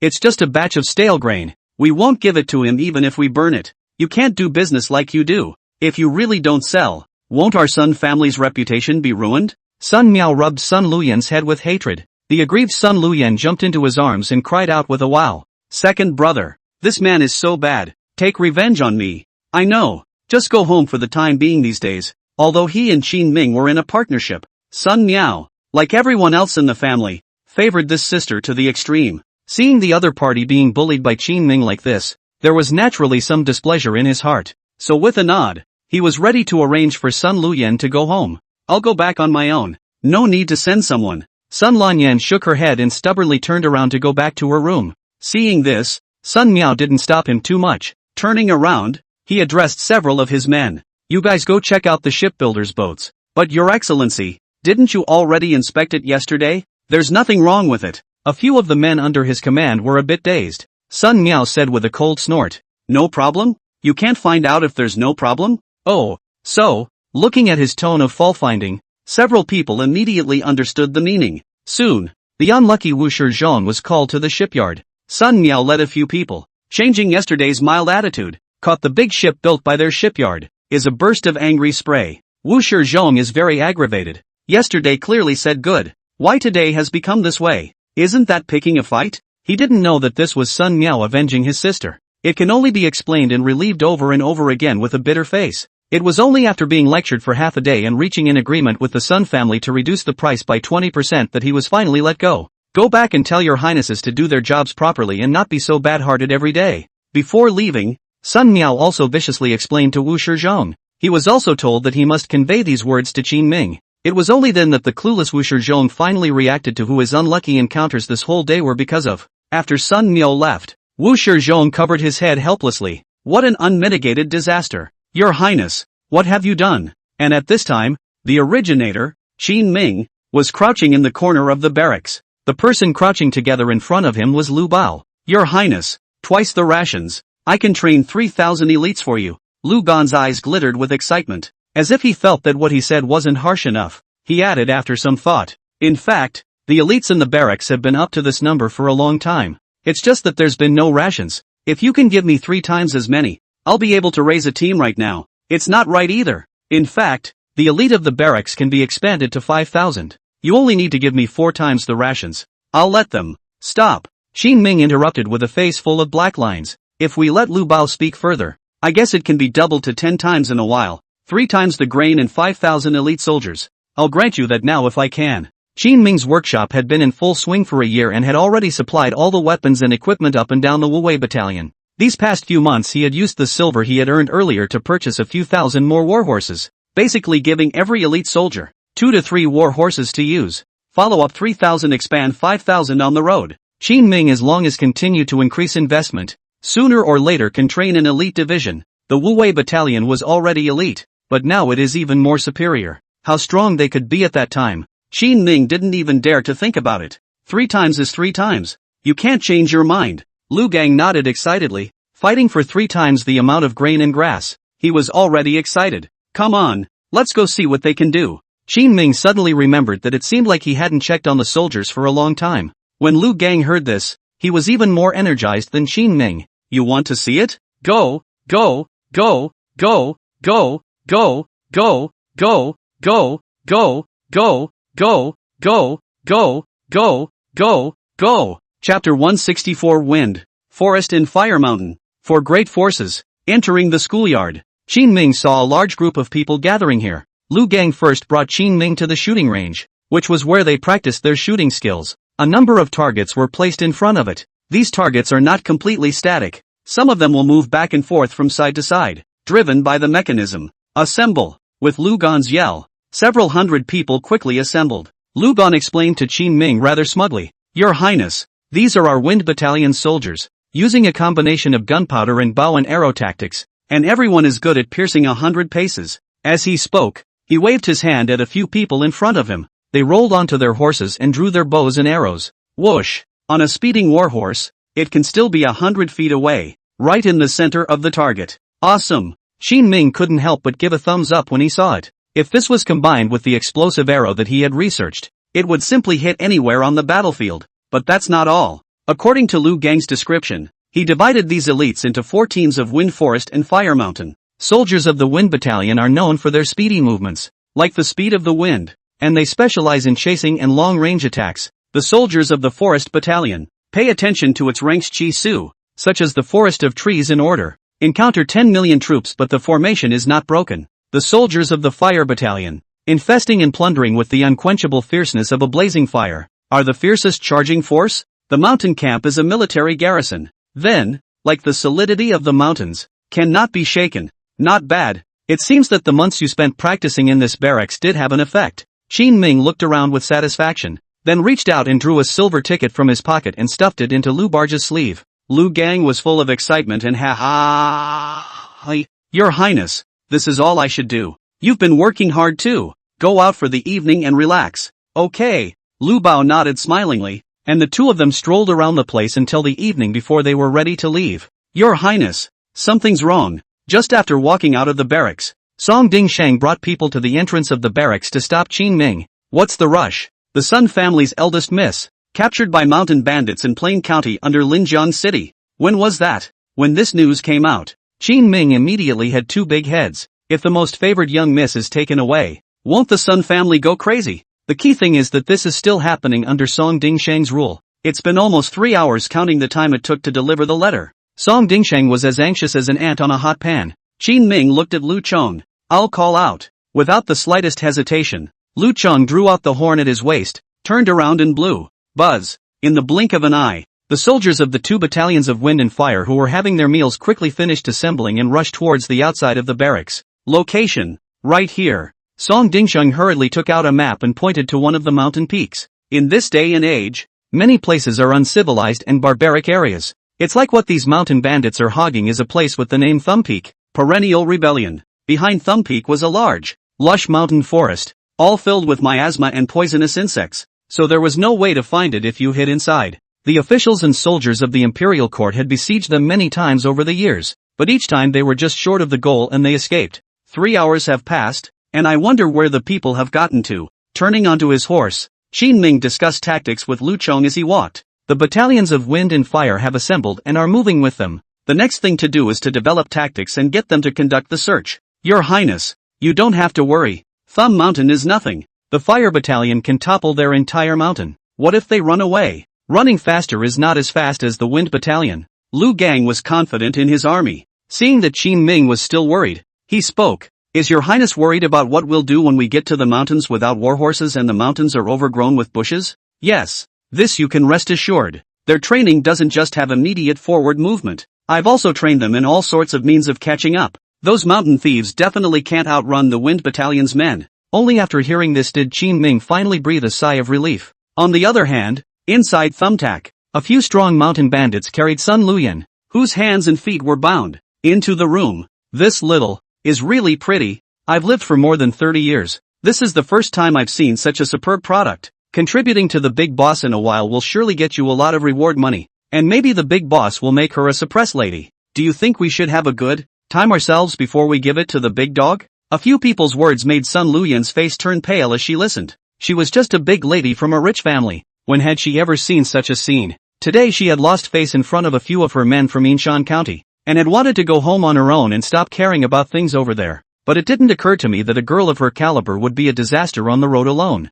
Just after crossing a hill, we encountered a housebreaker. The few guards that accompanied them were killed cleanly by them in the blink of an eye, even though he had reported the name of the Sun family. But the other party did not react in any way. They were just bandits at the lowest level. This kind of behemoth, they had never even heard of it. Grand Master, just as they were using extremely revealing words about how to deal with Sun Luyan, everyone suddenly quieted down, and Sun Lanyan turned his head to see a man with a scarred face and a body full of horizontal meat walking towards him. As soon as she got close, she could even smell the stench on the other person's body from not bathing for years. Where's this meat ticket from? The big boss frowned and opened his mouth, and several people rushed to take credit, talking about the experience of tying Sun Luyan up the mountain. Upon hearing this, the big dog also smiled lewdly. Little beauty, from now on you'll be my squeeze. Woo woo. Sun Lanyan struggled, trying to explain his identity to intimidate the other party. The big dog smiled and removed the cloth from her mouth. What's wrong? Little beauty? Are you so excited to see your brother? I'm the Sun family's eldest miss. If you dare to treat me like this, the Sun family will definitely break you into pieces when they find out. finally catching a chance. Sun Lanyan hurriedly shouted. As the big boss of the mountain fortress, this guy had definitely heard of the Sun family's name. As expected, the big dog's face suddenly changed at his words. Turning his head, he snapped and threw a slap in the face of one of the men still claiming credit with him. Damn, what have you tied up here? You really have eaten a bear's heart and leopard's guts. How dare you kidnap someone from the Sun family? He was aware of the strength of the Sun family's power. A few of the men under his command, seeing that they had made a mistake, hastened to say, "So, big boss, what are we going to do?" Seeing that they were scared, Sun Luyan hastened to say, "It's good to know how powerful you are. Now let me go and I can let you off the hook." I thought the other party would listen, but after she had just finished her sentence, snap, the big dog threw a direct slap in her face. "Bitch, shut up. I'm not afraid of the Sun family, but I'm not afraid of you. So why are you pretending to be a big-tail wolf with me here?" Chapter 165, The Might of Wind and Fire. A look of disbelief surfaced on Sun Luyan's face. She really didn't expect this situation. The big dog, however, didn't give her a chance to say more. Stuffing the cloth back into Sun Luyan's mouth, he was extremely experienced and said to his opponent, "You guys, take her to the back of the mountain and hide her. Must not let her be found. No matter if the Sun family comes or not, as long as this woman is still in our hands, they are bound to throw in the towel. The big deal is to take the brothers into the mountains together." Damn it, I don't believe it. The Sun family can chase us to the mountains and annihilate us. Yes. A few henchmen knew the power and had no second thoughts, carrying Sun Luyan away. Sun Lanyan was trembling with fear. Her eyes were red, and her teardrops were falling. Unfortunately, there was no one who could save her at this point. It was at this moment that she finally felt some regret. Regretting that he didn't listen to his family and went out on his own. He also regretted why he hadn't listened to his second brother and brought more people to send himself back. Be honest. But the bandits wouldn't tell her that much. Seeing that she wasn't being honest, she tied 2 more ropes, which finally made it difficult for her to struggle. Several people combined their efforts and thus brought it to the back of the mountain. At nightfall, the interior of the cottage was put under full martial law. Obviously, the capture of the Sun family had made the bandits within the Thumb Mountain a bit nervous, and by this time, Qin Ming had already led the Wind Battalion to the flank of Thumb Mountain. Lu Gang, on the other hand, divided his troops with him and took the Fire Battalion to the foot of the mountain, ready to attack directly. There was some distance between the two sides, and neither had yet lighted a torch in order to avoid spooking them. So Qin Ming didn't know what was happening over there, but they have their own mission. Looking at the dark night, Qin Ming said to the people of the Wind Battalion below him, "In a moment, when General Lu starts to move, all of you will go straight up to the mountains to search and strangle the fleeing mountain bandits at the same time,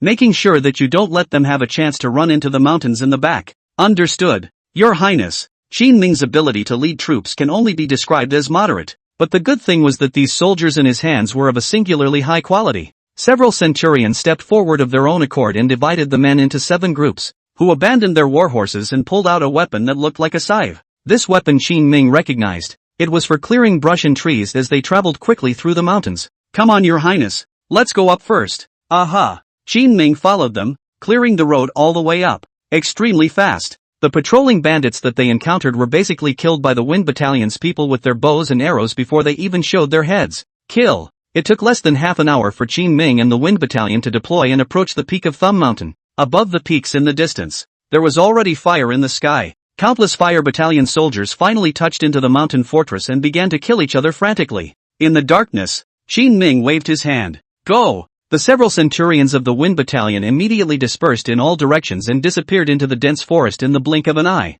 Only 30 or so people remained by Qin Ming's side. Qin Ming is the king of Qin. The Wuwei camp is all his. Coming out to fight, they definitely had to be concerned about Qin Ming. It really does come like a shadow and go like the wind. Qin Ming realized that he just hadn't managed it carefully for a few months. Camp Wuwei has then grown to a level that makes itself unreadable. "Come on, Your Highness. Let's just go behind Thumbtack and keep watch." A few people from the Wind Character Battalion opened their mouths and said to Qin Ming, "Okay." Qin Ming led them, rushing towards the back of Thumb Mountain while standing on a high place overlooking the battlefield. Look for them as they walk. Already the shouting and killing was loud below. Before the incense burns, their Grand Master, Second Master, and Third Master each brought more than 30 men with them. Prepare to fight the other side with the complex terrain. I thought it was an ordinary officer, but no one expected it to be so fierce. It was fine if they didn't show their faces, but if they dared to show their heads, the soldiers of the Fireward Battalion could seize the opportunity in the blink of an eye, bite them hard and kill them all.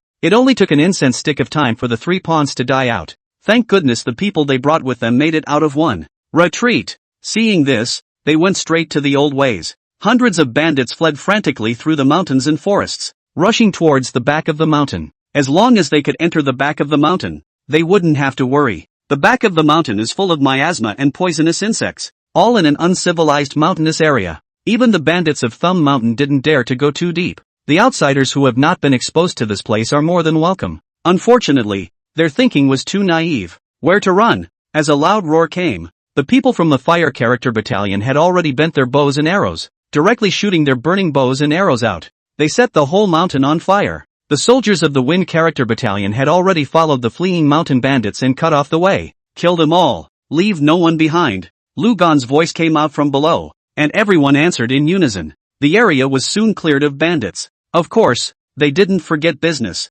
Where is that great lady of the Sun family? Didn't find it. I think it went into the back of the mountain. I don't think it's gone far. His Highness has already passed, and will catch up in a little while. You guys go over and follow as well. Don't let His Highness get into danger. Yes. The crowd rushed towards the back of the mountain in unison. Qin Ming had already reached the back of the mountain at this moment, and had also received news from the people of the wind character camp. That would be in the back of the mountain. He made the same judgment. The mountain roads here are rugged and difficult to navigate, and no one knows where those mountain bandits will take people. Your Highness, going in? Several people looked at Qin Ming. Qin Ming waved his hand and took out a cylindrical object from his waist, and after stretching it out, it was clearly a telescope. I'll observe first. It's high up here, and it's great for observing what's going on down there. It must not have been long from the time Sun Lanyan was brought in, to the time he was taken to the back of the mountain. Coupled with the difficulty of traveling through the mountains, Sun Lanyan was definitely not too far away from them. Qin Ming's speculation proved to be correct. As he watched, he soon saw several hurrying figures advancing through a wood in the distance.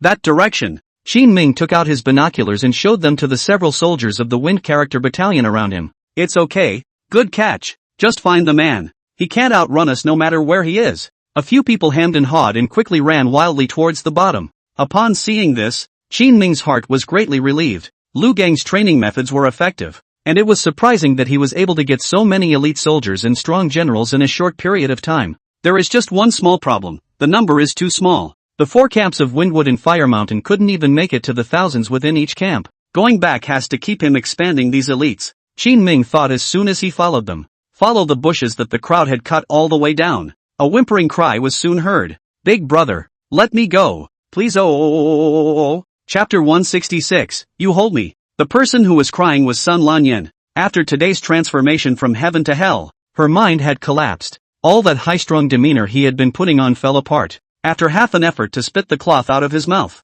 Red Eyes kept begging for mercy. A few of the bandits snorted coldly at her. Little. We don't know anything about the Sun family, but it looks like you should have a big power behind you. If we let you go, we're sure to be retaliated against. It's better to pinch our hands to ensure our own safety first, and take some benefits from the Sun family along the way. So tell me, on what basis do we let you go? A few mountain bandits had already understood what was at stake at this moment after the big boss's counting. Although this woman could no longer be fingered, they could have a good harvest by hiding it as a bargaining chip. Big brother, you guys name a number, or make a condition, and I can get the family to give it. Sun Lanyan's eyes were swollen from crying, rambling and constantly pleading. Damn it, I want you to sleep with me. As he spoke, he reached out and tried to touch towards Sun Lanyan's waist. Sun Lanyan struggled backward in a hurry. Don't touch it first, big brother. I can promise you all accept this. Several of the bandits did not respond, glancing at each other. Several people's hearts were filled with evil thoughts.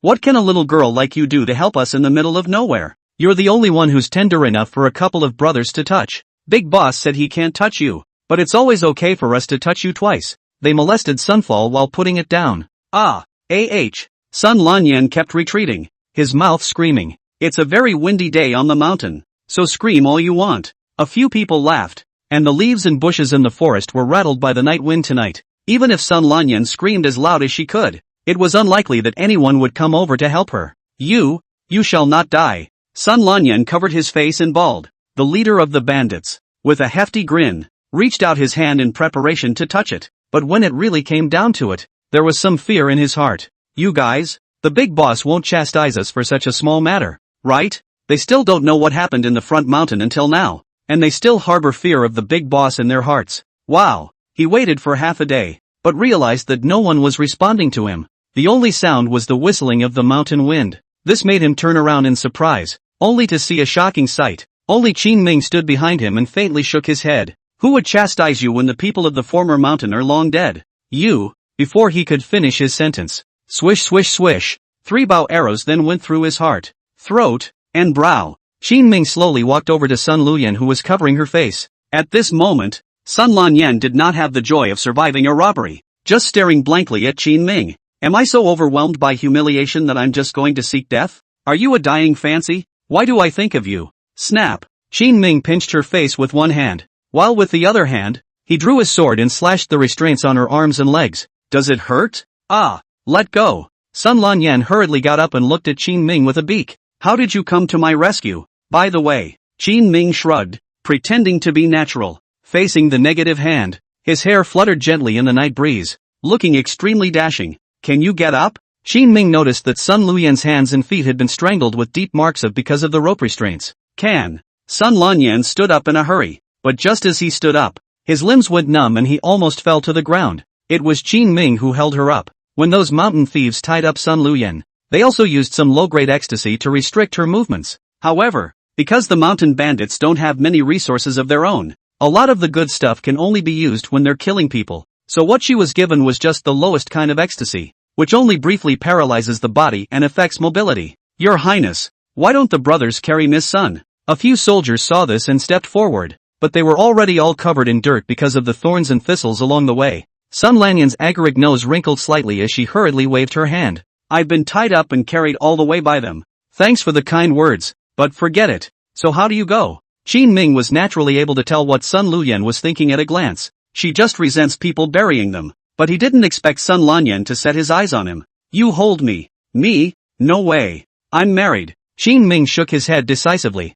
but at this time, a body as warm as jade had already stuck up towards him. Please. After this kidnapping incident, Sun Lanyan no longer had preconceived notions about Qin Ming. Even the tone of his voice was much softer. Qin Ming had his heart set on the battlefield and was unwilling to delay. Picked him up by the waist and carried him in a princess carry all the way up the hill. Poof. A triumphant smile appeared on Sun Lanyan's face as she obediently buried her head in Qin Ming's chest and wiped away the tear tracks on her own face. Walk up the hill. Lu Gang and the Fire Character Battalion, as well as the large force of the Wind Character Battalion that had arrived to support them, had already occupied the mountain fortress and were sitting inside to rest. The mountain forest in front of Qin Ming had already been partially set ablaze, but fortunately the wind was not in the right direction and did not completely set the entire mountain forest ablaze. Look at the fishy trail left in the mountains. Qin Ming said to Lu Barge and the brothers of the Wind and Fire Battalions. Thank you all for today. I'll be the master, and you'll divide this chop amongst yourselves. Great. Ha ha. Thank you, Your Highness.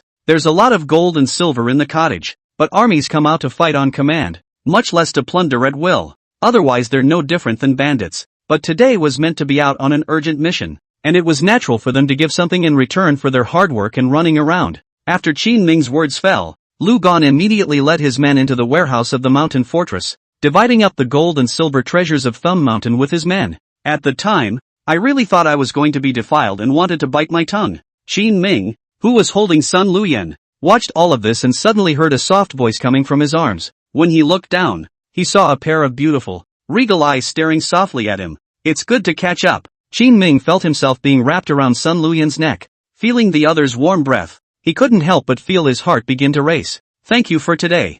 I don't like good guy cards. You. Before Qin Ming finished speaking, he suddenly felt as if his mouth was blocked. A warm, soft sensation imprinted itself gently on his mouth. Lu Gang had just come out of the cottage at this time, and when he saw this scene, he exclaimed his sin. All close your eyes and turn around.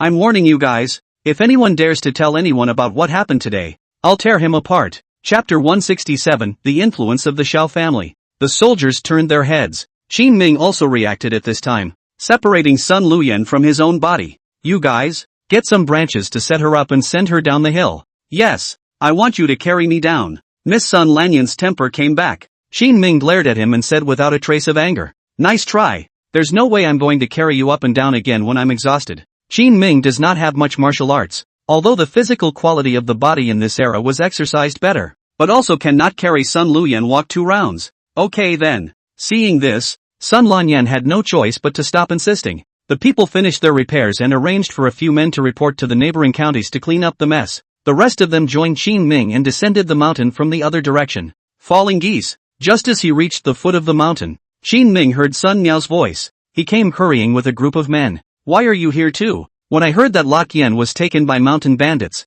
I gathered the Sun family to arrive. When Sun Miao saw that her sister was fine, she finally breathed a sigh of relief. After a few people chatted for a while, he also learned about Qin Ming's rescue of Sun Lanyan. Swish! Sun Miao generously drew out 1,000 taels of silver bills from his bosom. Your Highness, it's not easy for you to make a trip with your soldiers. A small compensation. No honor. Good. Qin Ming didn't treat him politely. This amount of money was just a drop in the bucket for the Sun family. Lu Bao. Split it up with the brothers under you. Turning his head, Qin Ming handed something to Lu Bang in front of his face. Lu Gang and his brothers were extremely excited. Hey, thanks, Your Highness. Just take her back for now. We're going back too. Leaving Sun Luyan behind, Qin Ming prepared to part with Sun Miao. Sun Miao had actually been wondering just now if he had gone too far by picking a fight with 50 centers today and asking for a price reduction. Now his heart felt even emptier, even guilty. However, Qin Ming ignored the siblings. Turning around,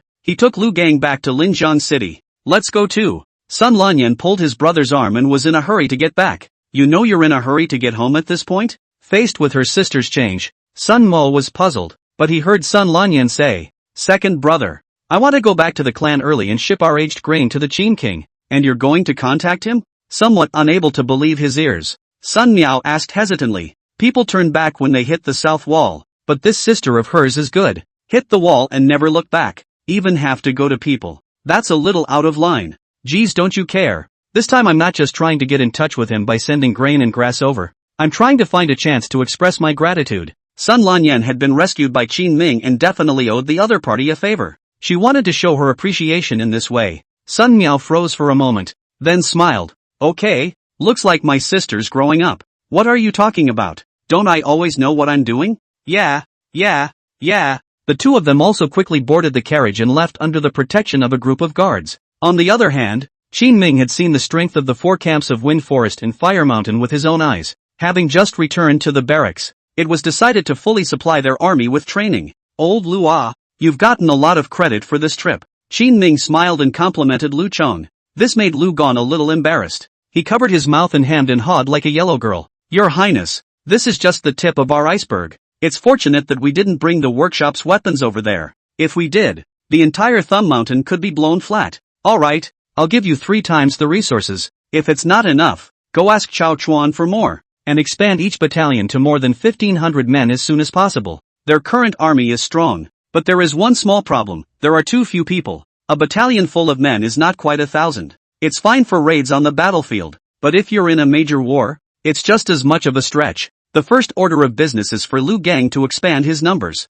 Understood. After explaining these things, Qin Ming slowly left from the military camp. When he returned yesterday, Song Dingxing told him that Wan Shu had been looking for himself recently. So today, Qin Ming was going to go back and meet with Wan Shu, just in time to ask what the Sun family had given her for the Lingnan Chamber of Commerce to help smuggle. Within Linjiang City, the headquarters of the Lingnan Chamber of Commerce had moved here. Qin Ming entered the interior of the Chamber of Commerce, and members of the Chamber of Commerce who were coming and going were making their way through the place. Entering one of the rooms inside, Qin Ming saw Wan Shu, who was ambling around counting accounts. Wan Shu was wearing a long green dress today, accompanied by a pair of small leather boots. Her hair was tied up high, revealing her snow-white neck. It looks like it has a sister-next-door feel to it. Qin Ming had just sat beside her when he smelled a fragrant breeze. It's the smell of rouge and powder from the most famous 7 treasures in Linjiang City. As for why Qin Ming knew so much about it, it was because Guan Yu had been with her for a long time and used these often. You asked for me? Sitting across from Wan Shu, Qin Ming took the initiative to speak. I heard you killed all the people in the fire-worshipping country? Yes. Worthy of being His Highness the King of Qin. What a ruthless tactic. No need for commercial blow-by-blow. So let's get straight to what's going on. Qin Ming interrupted Wan Shu. The woman was smart, always looking for a chance to pry around with herself before getting down to business. Too bad she didn't use her little witticisms in the right places. Any normal man in his place, when faced with such a beautiful woman, it is expected that all will think of prolonging the conversation between the two, and without realizing it, they may reveal information to her. But Qin Ming was not that kind of person. He had seen too many beautiful women. Got up close and personal with one yesterday. Even got a kiss. It's nothing major. It's just that the Xiao family has cut off cooperation with us in those areas along the coast. Wan Shu opened his mouth flatly, but it was a big deal to say it casually. Normal. It would be surprising if they didn't make a move. Qin Ming nodded with a bitter smile. The lakeshore region north of the ridge was reluctant to engage with them, and the southern region along the coast was reluctant to engage with the ridge. It's the equivalent of turning them into an island. Luckily you had the foresight to pave the way for smuggling in advance, and took the minds of the southern barbarians and traded with them. The reason why Wan Shu didn't fluctuate much was because she knew about these Xiao family restrictions. It won't have much of an impact on the Ridge Chamber of Commerce. There's one more thing. That Sun Luyan you saved is coming over in the next 2 days. Seemingly remembering something, Wan Shu looked at Qin Ming with complicated eyes. Qin Ming keenly sensed that the other party's mood was not quite right. There's nothing between us. The Sun family's people were kidnapped by mountain bandits around Linjiang City. There's no reason for the military camp not to save them. You're vain? Which is not. Wan Shu's bright, large eyes stared tightly at Qin Ming. Suddenly, she brought her body closer and let out a soft laugh. It doesn't matter if there is. You're the one who can refuse the Sun family's union. I believe in you. Then you can't tempt the old cadre. Qin Ming looked at her with an odd expression on his face. For some reason, this time when he came back, Qin Ming realized that Wan Shu seemed to treat himself a little differently than before. Is it because of the last negotiation with the Sun family? Chapter 168, Falling Geese Repaying Favor. The more they repay, the more sad they get. Wan Shu's reaction made Qin Ming almost fail to get the point. Seeing the other party step closer to him, Qin Ming pushed him away before asking. You said Sun Lanyan is coming over. What's she doing here? Naturally, she's sending money and food to her savior. What else could she do? So, that's good. Qin Ming breathed a sigh of relief. As the saying goes, 3 women make a man. If this girl comes over, she might have to start a fire in her own backyard. In order to ensure his own stability and happiness, it is better to pound to not to let these women who have had contact with him have too many encounters. After half a day of talking to Wan Shu and exchanging some information between the two sides, Qin Ming was ready to go back to sleep. Last night's night of fierce fighting had left him physically and mentally exhausted. However, just after arriving at the mansion, Qin Ming saw Song Dingshang and Chao Chuan guarding the place. Hey Your Highness, you're finally back. The two of us ran the barracks and made one trip on the street and one in the tavern. And we couldn't find you. The two were also stubborn. And when they heard that Qin Ming had returned, they froze to see him. Is something wrong? It's out. A lot of the stuff in our farmhouse has been put out of order. We can't use up all of it for a small tavern anymore. And we can't sell it all at the market. So what should we do? Qin Ming really didn't think that he would have a day when there would still be a situation where the vermilion door stank of wine and meat. Soon, Song Dingshang explained the current situation to Qin Ming. With the growth of the farmhouse, their output has now become substantial with several rounds of expansion of the farmhouse. Usually provide a portion to the barracks, the market and restaurants to share off some. More directly to the outside sales is good. Anyway, now have the construction of the highway. Can be quickly transported out. But for some reason, they've been having problems with the last one for the past few days. Inside each of the other counties, they were originally able to take in some of the excess goods they produced. But not anymore. This creates a growing pile of goods. The two couldn't stand to see things rotting more and more in storage. He had to find Qin Ming and hope that he could think of a solution. This should be the Xiao family's means of influencing the counties within our borders. Qin Ming judged that it should be some marginal counties in Lingnan that were originally able to sell their goods out. Now the Xiao family cuts off contact with Lingnan. They can't sell it themselves. So naturally they don't look inward. When it caused a chain reaction, it led to problems with top-down selling in Linjiang City. I see. What then? After listening to Qin Ming's explanation, Song Dingshang's head was bigger than two. The situation in Linjiang City was just getting up, and I didn't expect to run into such a huge restriction. If they can't do business out of the country in the future, their newly revitalized industry is going to go down the drain. Seeing his ugly face, Qin Ming patted his shoulder and comforted him. Don't think that far ahead. Let's get rid of these hordes first, and then no matter what happens in the future, there will only be more hordes and more rotting. What do you have in mind? I'll go back and think about it. Tomorrow. Qin Ming waved his hand. He was too sleepy. Upon hearing this, the two of them had the good sense to leave as well. Qin Ming rested for the night, and by the time he opened his eyes the next day, it was already sunrise. He didn't wake up naturally, though, but from a knock on the door. Your Highness! Your Highness! Chao Chuan's anxious voice came from outside. What's wrong? The Sun Clan's eldest miss is here, bringing stale grain. She's coming. What's the point? She brought a lot in one breath.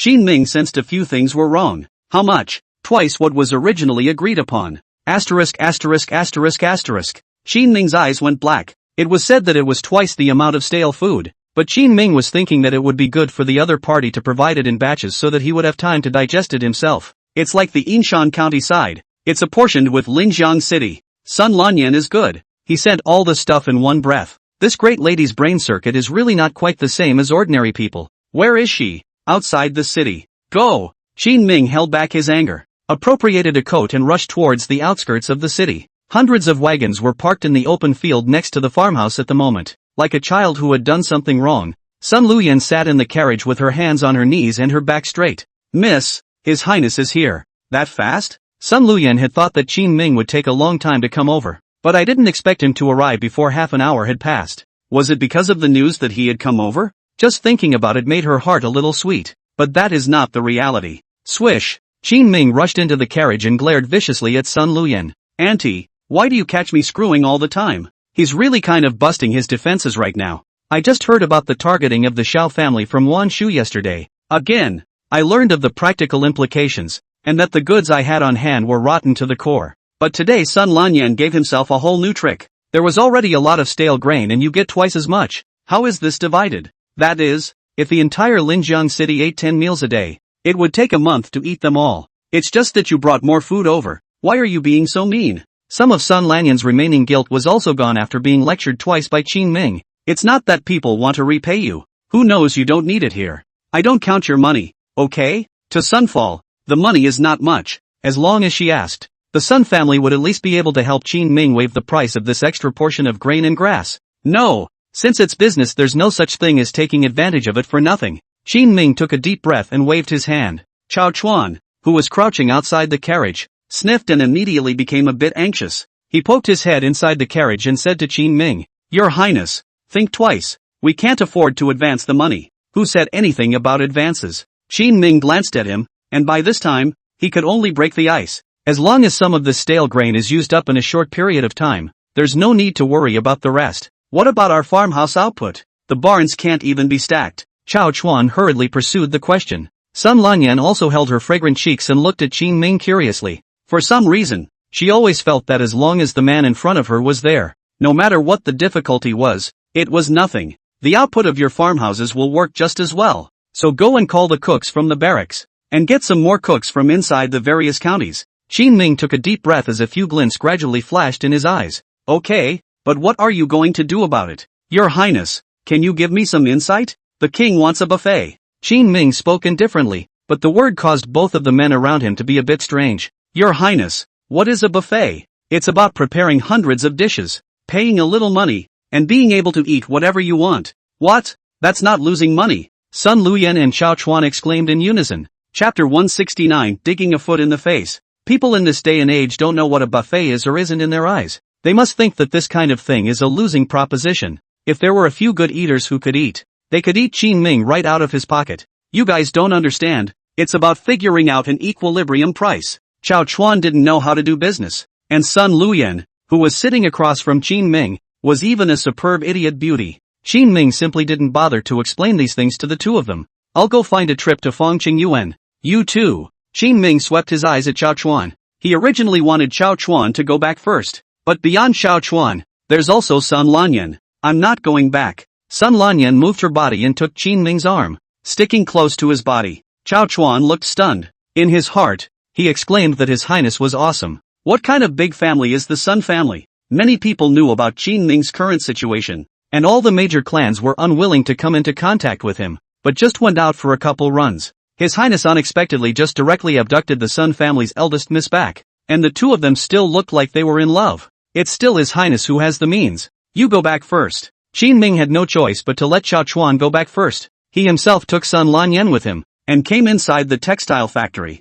Fangqing Yuan had recently trained a group of men. These people are specialized in helping him go out and talk business. I have to say, this guy is getting to be a big boss. A lot of the running around everywhere was instructed to be done by the men. He himself stayed inside the factory and took a look at the whole picture. Your Highness, seeing Qin Ming come over, he also brought an extremely beautiful girl with him. Anyone else would probably be wondering in the back of their minds, but Fangqing was far from caring about these things. After clearing the tea that was held in front of him and pouring a cup of tea for the two of them, he lowered his head and continued to look at the reports that had come in from the outside world. He knew that if Qin Ming had anything to do, he would tell himself directly. There's no need to go overboard with testing each other. There's no need between them. Old Fong, I have an idea. Knowing his nature, Qin Ming pulled open two stools with a big grin and sat across from Fong Qingyuan. He then told him about the buffet method he had come up with. This can be done, but I have to think about it. Fong Qingyuan put down the paperwork in his hands, lowered his head and thought carefully for a long time,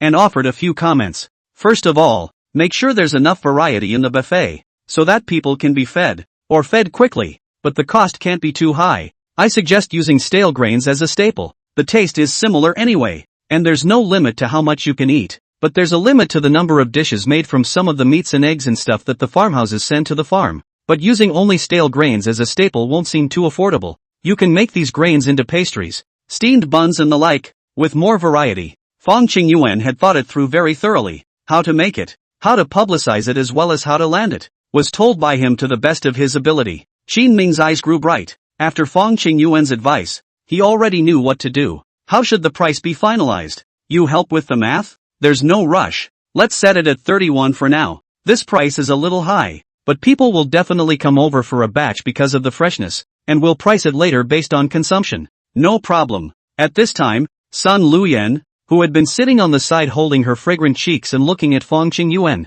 suddenly opened her mouth. What is your name? This lord? Below the lower green far. Are you interested in coming to work for our Sun family? Any amount of money you need is fine yo. Sun Lanyan's big eyes blinked as she looked at Fong Qingyuan with an expectant face. Forgive me. The corners of Fong Qingyuan's mouth twitched as he turned his head to look at Qin Ming with an odd expression. Qin Ming pinched Sun Luyan's small face as he said with a sense of helplessness. You guys, digging in my face? People just have the love of talent. This Lord Fong is quite powerful. If he goes to our Sun family he can definitely be entrusted by my big brother. Sun Lanyan was just dull, but not stupid. When Qin Ming and Fong Qingyuan were talking just now, she had listened to the whole thing. It was immediately apparent that the man before him was very capable and insightful. If he could be used for the Sun family, he would certainly be able to carry the load. I am not going to walk away from your highness. Our relationship is not one of unusual fellowship. Fong Qingyuan's tone was full of seriousness. By the looks of it, he seemed to have really considered this matter just now.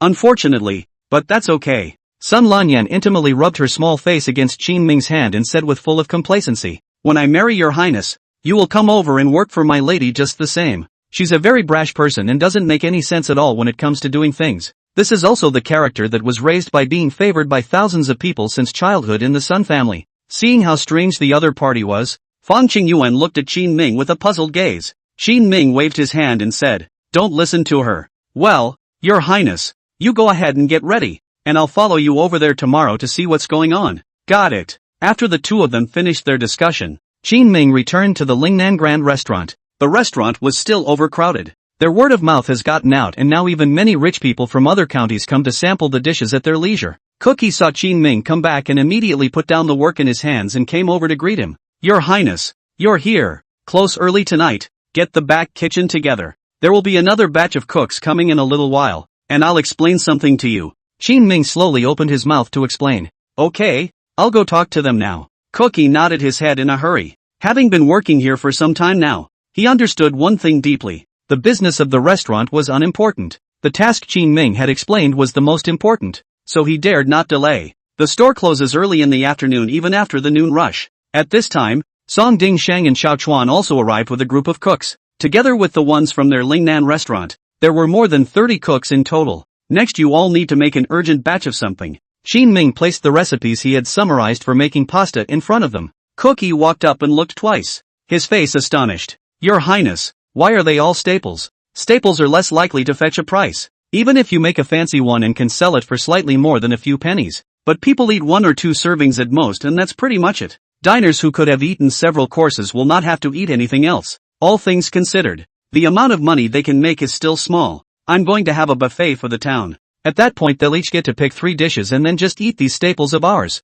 So there has to be a good variety of staples, and as far as what goes with it is up to you guys. Preferably some kind of undercooked dish, but there has to be a good variety as well. The purpose of this buffet of ours is that we must be able to feed people. It was only after Qin Ming explained the various points to them that the crowd finally understood what he was going to do. so that's what it is. I see then. Don't worry, Your Highness. I have a few more crushing pasta dishes. Partneri laughed loudly. His chest was full. Chapter 170, The Power of the Queen of the Main Palace. Early the next morning, Qin Ming asked Song Ding Sheng to find a store along the street. Cookie also led the men to bring over several carriages of pre-made pasta. By their estimation, there must have been a lot of people who tried it on the first day, so it's natural to be extremely well prepared. Seeing what he sent, Qin Ming froze. Easy cooks bring in all kinds of flours and make all kinds of styles of pasta. All of them are made from aged grains sent by Qin Ming, and they are very nice. It can't even be described as good looking. It's more appropriately described as eye-catching. This easy cook is really working. Qin Ming lamented. These are really good. Chao Chuan and Fong Qingyuan also arrived quickly. They were all a little surprised to see all these floury dishes. But then Chao Chuan realized a problem. How is my stuff useless? Your Highness, you can't favor one over the other. Chao Chuan farmhouse still had a lot of stock, but Qin Ming and Fong Qingyuan had only consumed the stale grain sent by Sun Luyan. It made him uncomfortable inside. It even felt that Qin Ming was being generous. After all, Sun Lokyan is a beautiful woman too. But he didn't know that Qin Ming was equally confused. Old Yi, where's your food? He remembered that before he left last night, he had told Cook Yi that he still had to consume a portion of the farmhouse's output. Your Highness, how could I forget what you explained? Easy Guy hemmed and hawed, waving to the back. A couple of apprentices immediately brought over the shelves and began assembling a simple stove. Your Highness, no dish is as good as freshly made. When we open at noon, I'll just start them off with a dozen big pot dishes. Isn't that enough for them to eat? Easy Partner is there to understand. Stir fry directly in front of everyone and let the aroma waft out. This is more appealing to diners. Chao Chuan then breathed a slow sigh of relief and instructed him. Make more. Make more. I'll have another batch sent over later. Okay. Soon their sign was up. Sun Lanyan, who was staying at the inn, also arrived in the morning time because she knew that Qin Ming would open today. She had wanted to rush over earlier to steal a lesson, to see if the Sun family could use this method to deal with stale grain in the future as well. But being used to being a young lady, she couldn't get up in the morning, so it has been delayed until now. Where is my future husband? Just after arriving at the place, Sun Lanyan pulled Chao Chuan and asked. Chao Chuan froze for a moment, and it took him a long time to react to who she was talking about. I don't know. Even though he said he didn't know, his eyes involuntarily flicked upstairs. Then I'll find it myself. Sun Lanyan noticed the other party's movements and grunted as he walked directly upstairs on his own. Originally bouncing, she suddenly froze after just running up the stairs. She saw a stunningly beautiful woman who was sitting beside Qin Ming,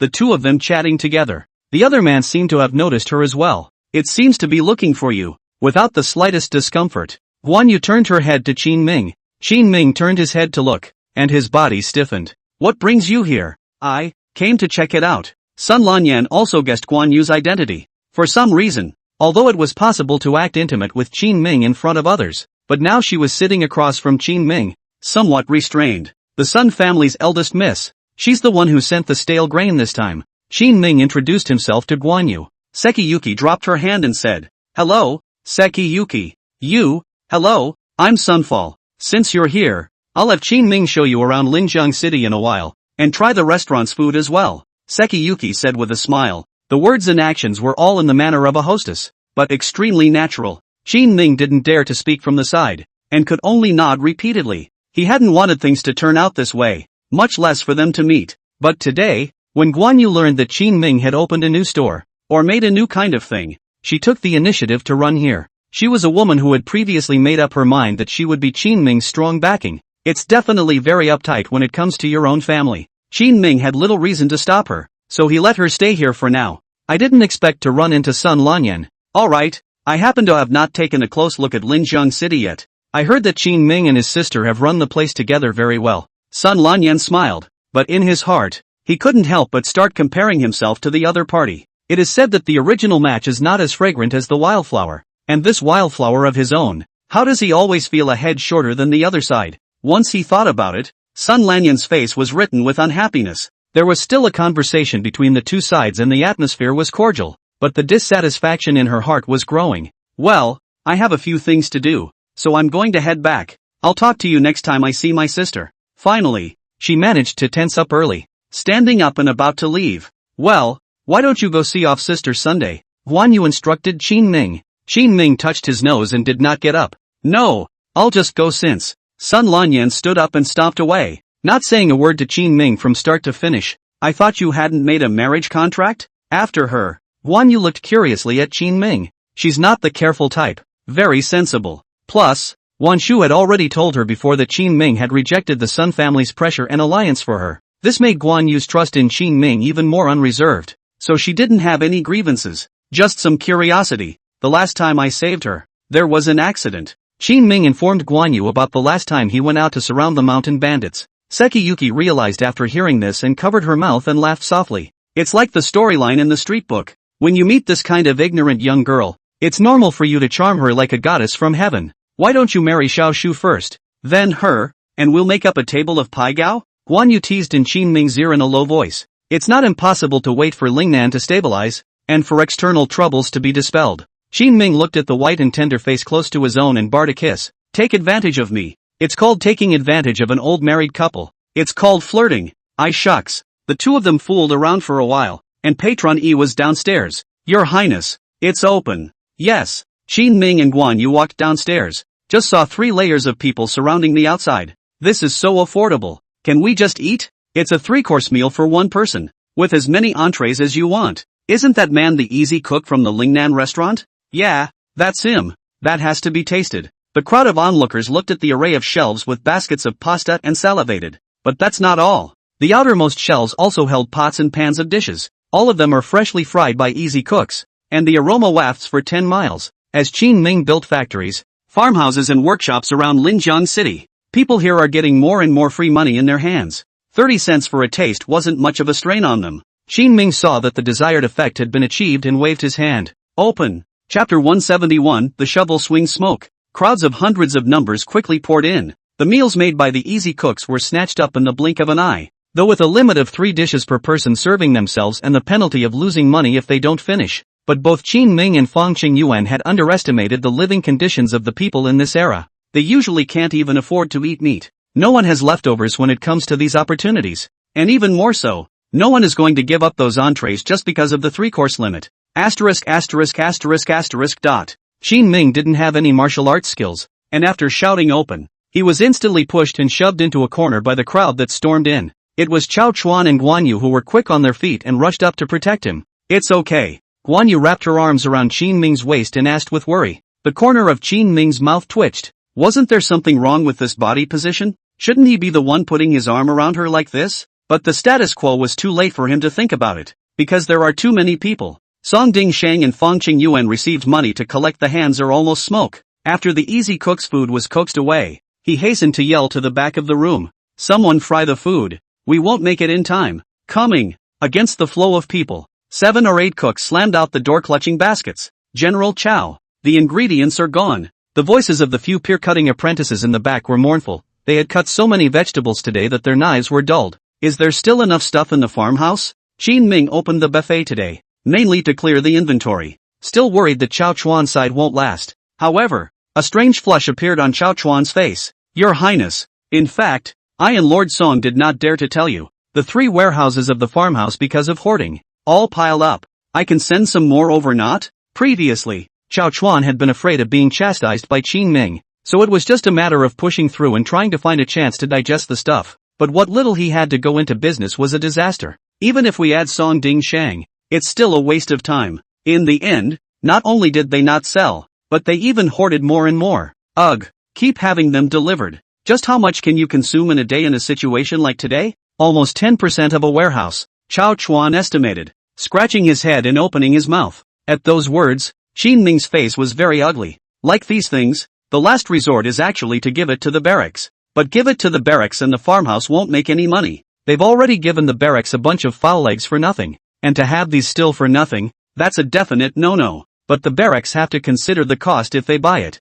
After all, it's 3 whole warehouses worth of stuff. Let's take care of it with the buffet first. And here's an assignment for you. Qin Ming shouted Chao Chuan to a corner and whispered a few words. Chao Chuan was so excited that he hurriedly nodded his head before leaving. In the midst of the chaos, Qin Ming squeezed through the crowd with the help of Guan Yu and arrived in front of Song Ding Shang. There's no more seats inside, so you call out to the restaurant and bring 30 small tables over and set them up on the street. Understood, Your Highness. Qin Ming's small 4-square table can seat at least 4 people, and 5 when squeezed. 30 small tables for a couple hundred. This will greatly enhance their traffic, and they should be able to get 2 or 3 rounds of people coming in for a meal. Business can definitely be taken care of. But that's a huge test for Easy Partner. His spatula was going to whip up smoke, and he was looking after 4 pots in one. Things weren't looking good for a few fellow cooks, each of whom had to produce 3 or 4 dishes in half a column of incense. The backroom blew up a long time ago and couldn't care less, and the harvest is still great. After this meal at noon,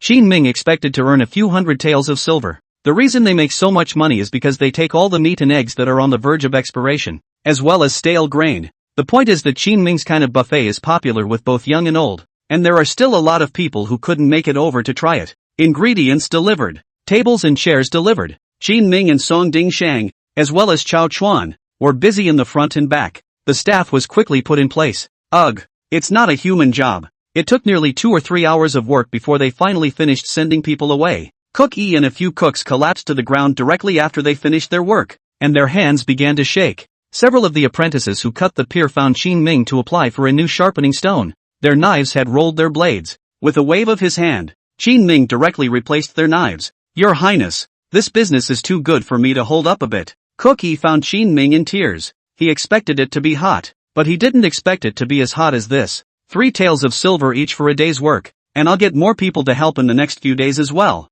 And I expect to match you with twice as many helpers. How's that sound? Qin Ming also did not talk nonsense with them, and increased wages while reducing the workload. Cookie and the few cooks who were preparing to come over to say goodbye to Qin Ming immediately nodded their heads frantically. Anytime there is a problem with a subordinate, it is because they are not treated enough and are doing too much work. It's only fresh for a few days, and I'm guessing there are a lot fewer people coming afterward. Song Dingshang looked at the densely packed bookkeeping and spoke to Qin Ming's few people. Fang Qingyuan also had a number of ledgers in front of him, but it wasn't the accounts he was recording. Rather, it's the amount of food those people eat. Your Highness, the price has gone up. Without any nonsense, Fang Qingyuan directly made a decision. Up to how much? 45 cents. So that some fewer people will come and make no less money. That won't work. We're not using all of our stuff. All 3 warehouses are piled up right now, and we've only used less than 10% of the ingredients in the first warehouse. Chao Chuan hurriedly walked up to advise. Fang Qingyuan's mind was all about business,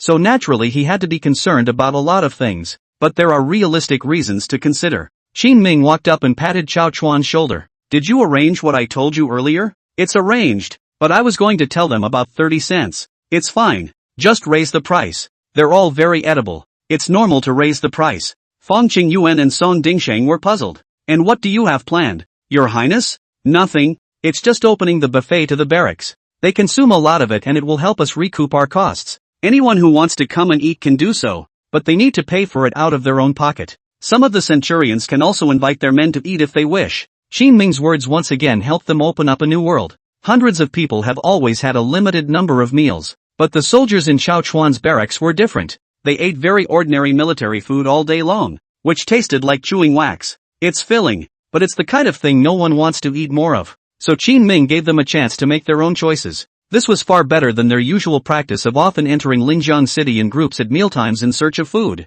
With them, there's no need to worry about the small number of people coming to our place. Fang Qingyuan slowly nodded his head. With that, he was ready to start working on the arrangements for this. Chapter 172 Double-Piped. Counteracting the Xiao family. That night, all of Qin Ming's ingredients were delivered to the barracks. Match the diner in town. In a single breath, they began to dramatically deplete their stale grain, and the farmhouse's stores. Chao Chuan and Song Dingshang were greatly assured in their hearts. The original buildup is finally being used consistently. It can also feed all the people in Linjiang City and the soldiers in the barracks. That's better than nothing. After working all day, Qin Ming finally returned home with Guan Yu. Wan Shu's side of the Chamber of Commerce had finished its business and had long since returned here. I hear that buffet you guys did today turned out pretty good? Yes. Under the influence of the Xiao family, many things can't be sold now and can only be consumed by themselves. Qin Ming sighed slowly. Now at times like this, though, a buffet eases the immediate need, but the long-term problems still cannot be ignored.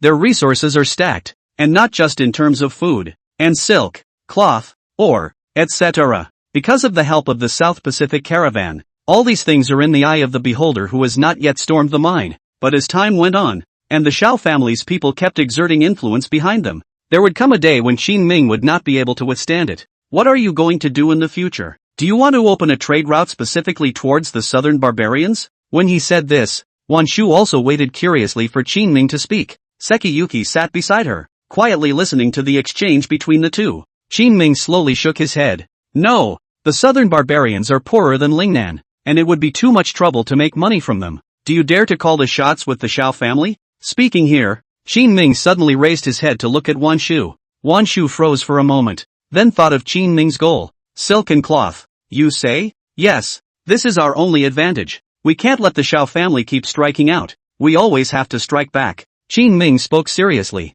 Their greatest strengths right now are silk and ore. The ores would allow the workshop to cast the equipment. And when the time came to send it to the South Seas countries to help them fight against the wildly expanding fire-worshipping country, it would be impossible for the imperial court to find out about their private dealings. Silk actually works. But Qin Ming was not willing to do so. He's never been the type to say nothing after a beating. The behavior of the Xiao family had led to more and more tricky things here on their own. Any solution within the ridge is a cure for the symptoms. So he was going to arrange for the Lingnan Chamber of Commerce to enter Jiangnan with these low-priced goods. Aren't you afraid that the Xiao family will blackball your goods? If they want to play, they naturally have to play a big wave. There aren't many people within the Dechen dynasty who dare to swallow my goods. Qin Ming opened his mouth indifferently, with a bit of arrogance on his face. All know that he, the king of Qin, has been banished. But even after being banished for over a year, not many people dared to come up and step on it twice. All of them are watching from the other side of the river. This shows that Qin Ming has accumulated a lot of power.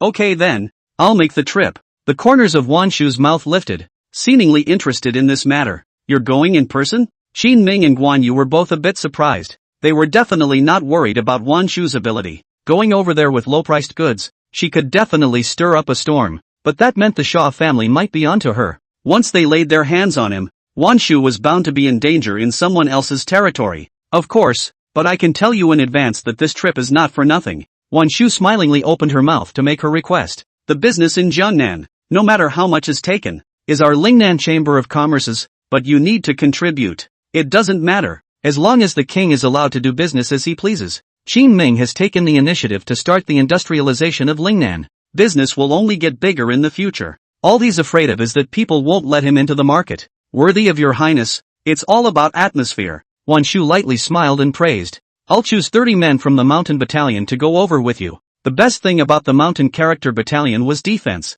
And as Wan Shu's escort, unless the other side deployed thousands of troops, they were able to bring Wan Shu out to kill them. Then thank you, your highness. How long will it take to have an impact on the Shaw family's industry? 1 month. Our stuff is very cheap. The Xiao family can't eliminate all of them even if they forcefully prohibit them from taking goods. After a long time, they can't manage it. Well then, all the goods for the textile mills will be mobilized by you these days. Qin Ming was well aware of the principle of using a person with suspicion. Hearing this, Guan Yu and Wan Shu's eyes both flashed with a few moments of astonishment. The textile factory is one of Qin Ming's lifebloods. What kind of atmosphere is it to give something like this to the Lingnan Chamber of Commerce? Tired. Go back and rest. Qin Ming waved his hand and prepared to go back to sleep. After he left, Wan Shu gently pushed Sekiyu. I heard that son's girl is here, and you're in no hurry. What's my hurry? We met today. It's no big deal, yeah.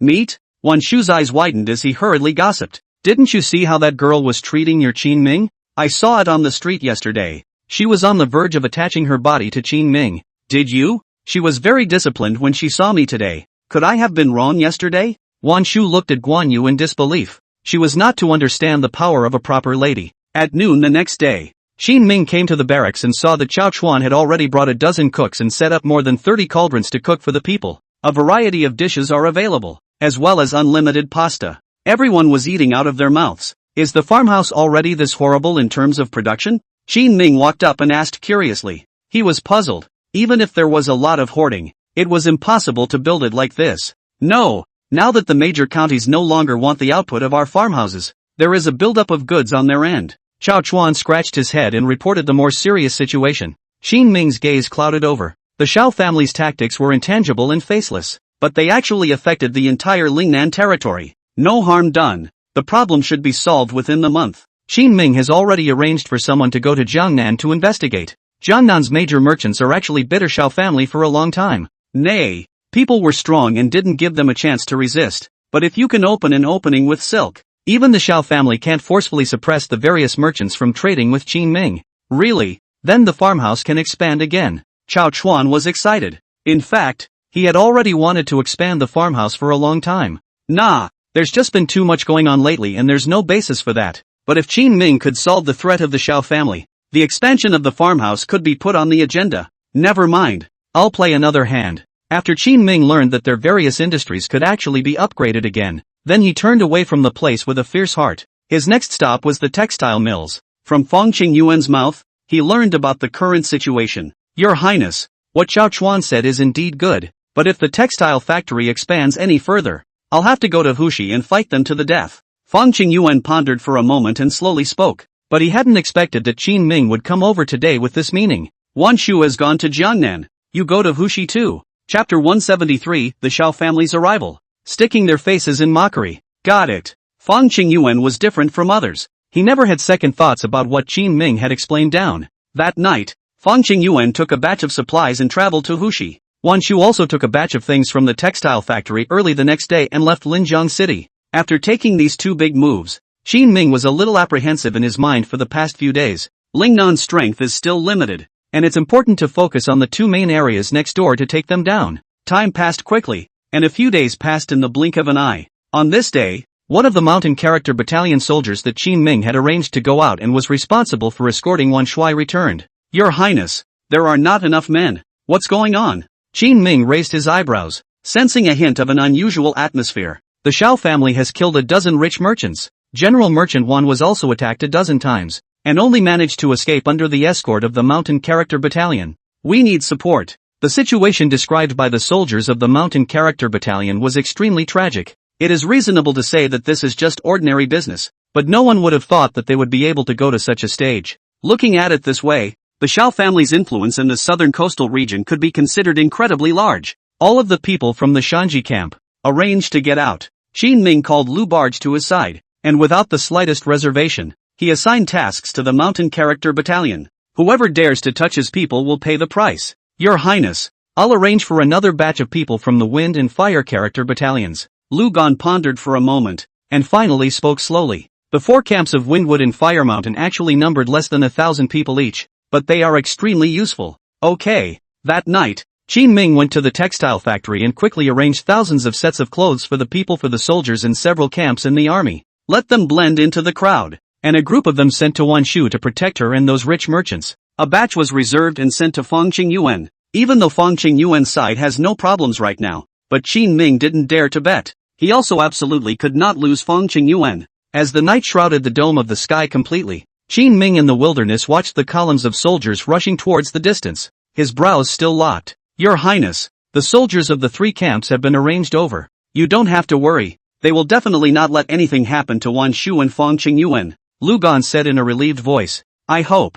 Qin Ming was now remotely directing the business competition between the two neighboring places, and not being able to see it all on the ground always made him a little worried. A few days later, the intelligence came in. Wan Shu had already contacted hundreds of wealthy businessmen to make private deals with Qin Ming. When the matter was resolved, Qin Ming arranged for Lu Gang to lead the army to send the goods there. The deal was a huge one, and it was a breath of fresh air to solve their immediate problems. At the same time, Fang Qingyuan also sent the message back. He's already found some people from the Lakeland West area to do business with. It's just that people are worried that if they do business in Lingnan, they will be arranged by the imperial court to pay a lot of exorbitant taxes. If you can do business in the name of Lakeside, you can avoid those higher taxes. Having said that, Qin Ming naturally did not have any insistence. Straight away they had them come over and open a couple chapters of the Chamber of Commerce. After all things went in a good direction, Qin Ming had his men around Linjiang City try to fulfill the needs of Fang Qingyuan and Wan Shu. As for himself, he continued to wait for the two to finish their actions.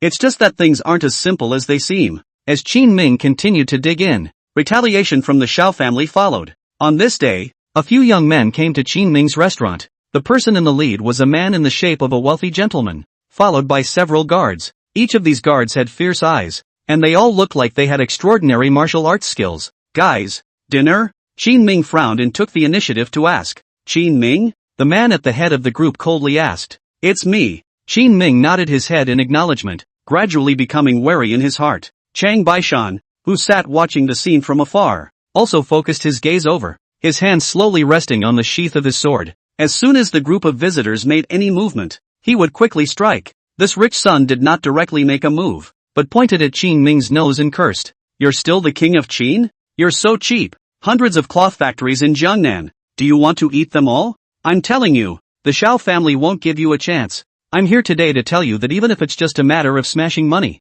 we'll still play you to death. From what the other party said, Qin Ming got to know two pieces of news. First, he's a member of the Shao family. Second, they're coming over for revenge. I wonder what position your excellency has in the Shao family. Qin Ming knew that this day was going to come eventually. The Shao family threatened the rich merchants at first, not to want anything from Lingnan. This has already upset the hearts of those rich merchants. In the back, Wan Shui went over and opened an opening, which made the Shao family a little anxious, and for this reason they made a lot of underhanded moves, even the killing of people. Unfortunately, Qin Ming's counterattack came rather quickly. He disguised his soldiers as people and went straight into Jiangnan. The number was small though, only a handful or 2,000, and would not even attract the attention of the court. However, the Shao family found it difficult to shake Qin Ming's specially trained soldiers. Finally, they stopped pretending and just showed their fangs. It was to press Qin Ming to death with hard power. I'm Shao Pingzhang of the Shao family. Last time you took out my uncle. Let's settle this score together these days.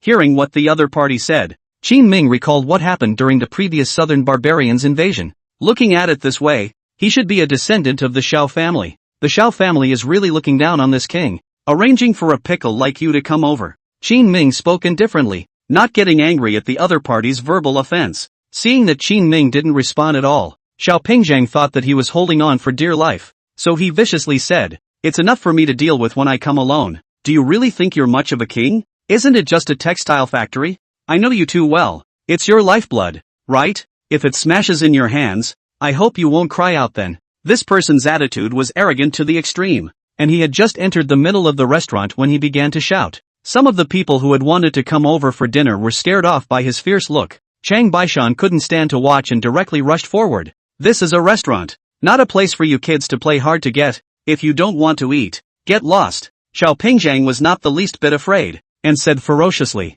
"What are you? Worthy to talk to me? Looking for a fight, aren't you?" Linjiang City was their own territory, so how had Chang Baishan ever suffered this kind of anger? He reached out his hand, and with one hand, he was about to grab Shao Pingzhang's collar, but in the next moment, several guards behind Shao Pingzhang immediately scattered and stood apart, stiffly blocking Chang Baishan's attack. The weapon in his hand hung an inch in front of Chang Baishan's body in the blink of an eye. Qin Ming's eyes widened. This was the first time he had seen Chang Baishan be encountered. Chapter 174, Shao family's terrifying strength. Shang Baishan was also shaken in spirit. Meet the master. Having stayed in Lingnan all this time, it made him all vaguely feel like he was invincible. But in reality, even if he was as strong as he was, he wouldn't necessarily be able to take advantage when he encountered many experts surrounding him. The Shao family was so wealthy and generous that they arranged for several top experts to accompany just a junior traveler. If it's an unusual master, forget it. But these few experts were obviously different. They were like a hole when they struck out.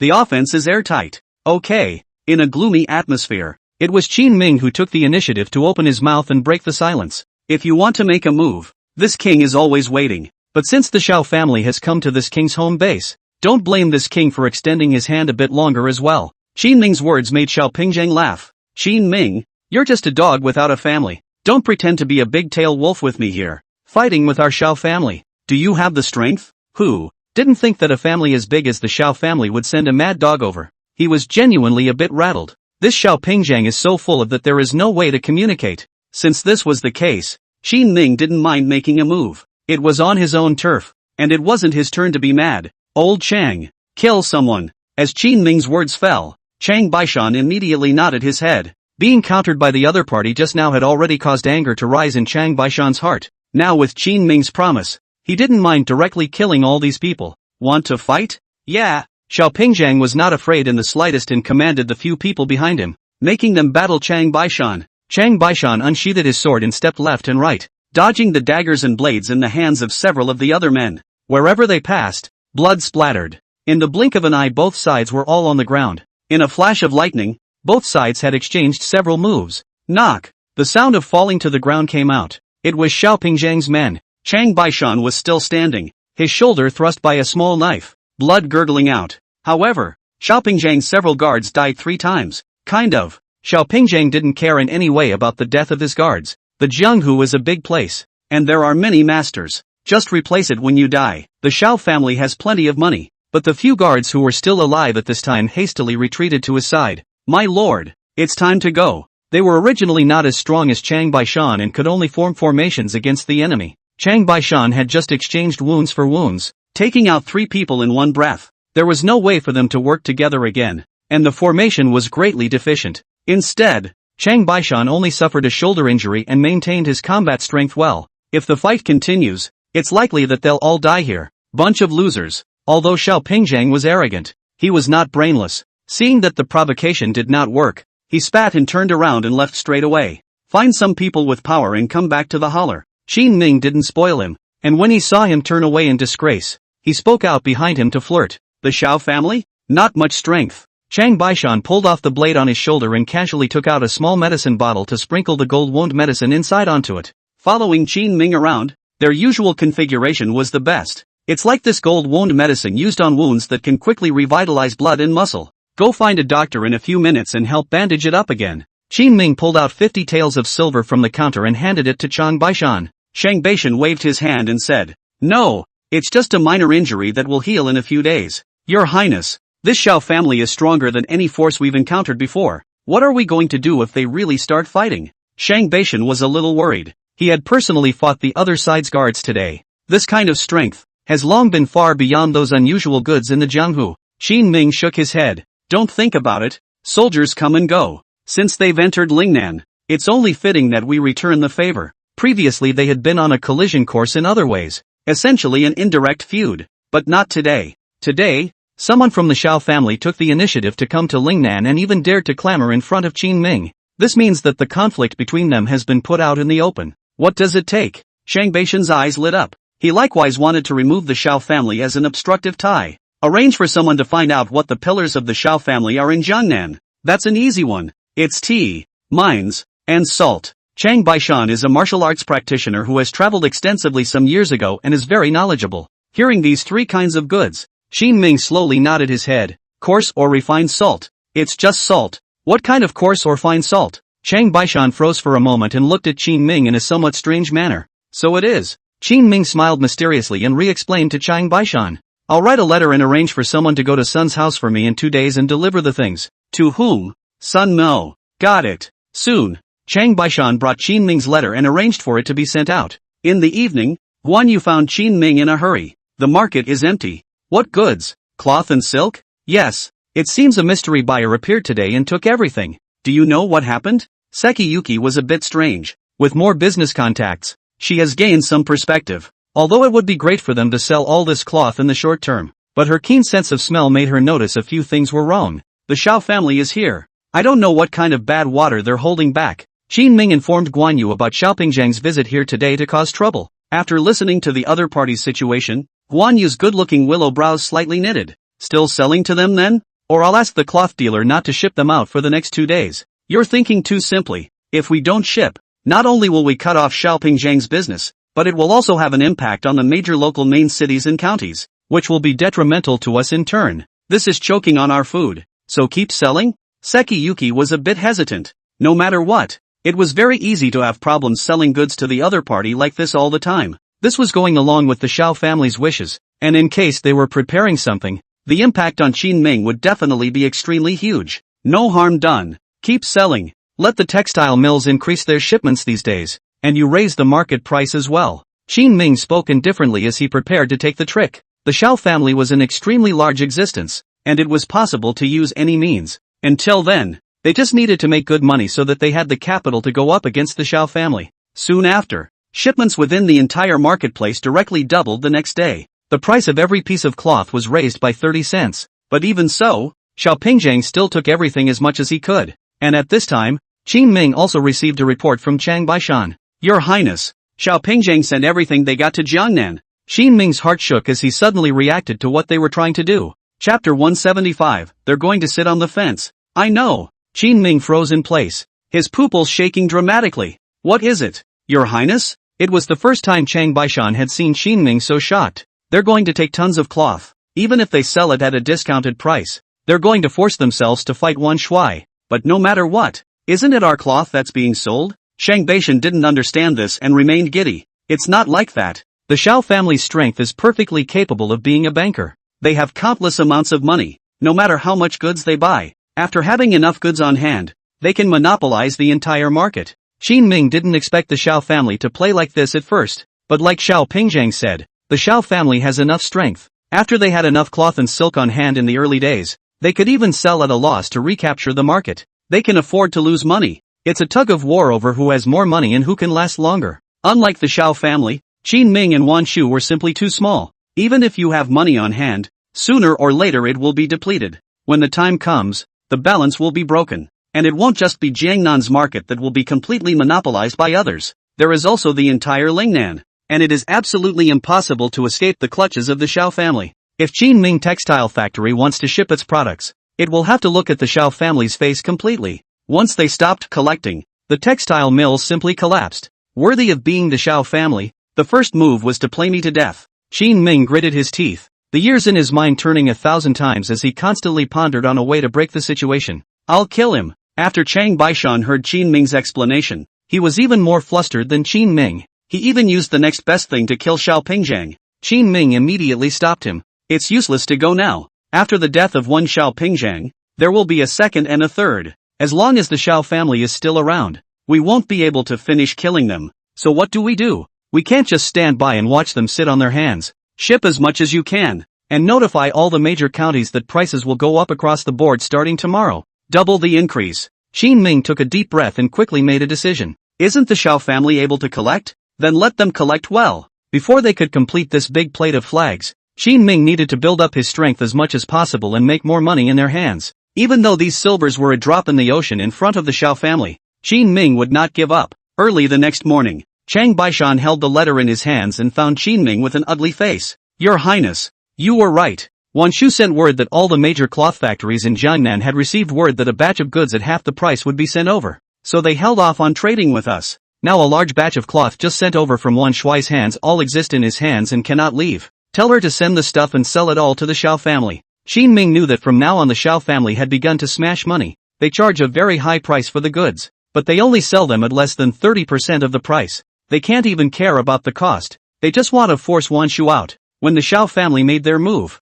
Wan Shu naturally had no reason to stay. After those counties doubled their prices, are people still buying? Yes. Xiao Pingjiang has arranged for a large group of people to keep an eye on the major counties. And when they are placed on the market, people want them. Because the price is so high, even many of the people have now begun to sell their family's cloth. Qin Ming didn't expect one day. It was surprising that one would be bought out of cloth in the Lingnan region, which was enveloped by this textile mill. Taking a deep breath, he spoke slowly. Keep producing. Your Highness, do we really have to continue? These days the textile factory has already made a small half-month's production. Chang Baishan's voice trembled as his heart grew heavy. None of them were as bold as Qin Ming, daring to raise the stakes like this. The more they let the Xiao family take, the more stable they will be when they sit on the fence. Just the stuff they sold now was enough to consume the entire Lingnan for more than 2 months. Producing any more was not a viable option as Shang Baishan could see. Just do it, I've got it covered. Qin Ming spoke slowly, his tone firm. Got it.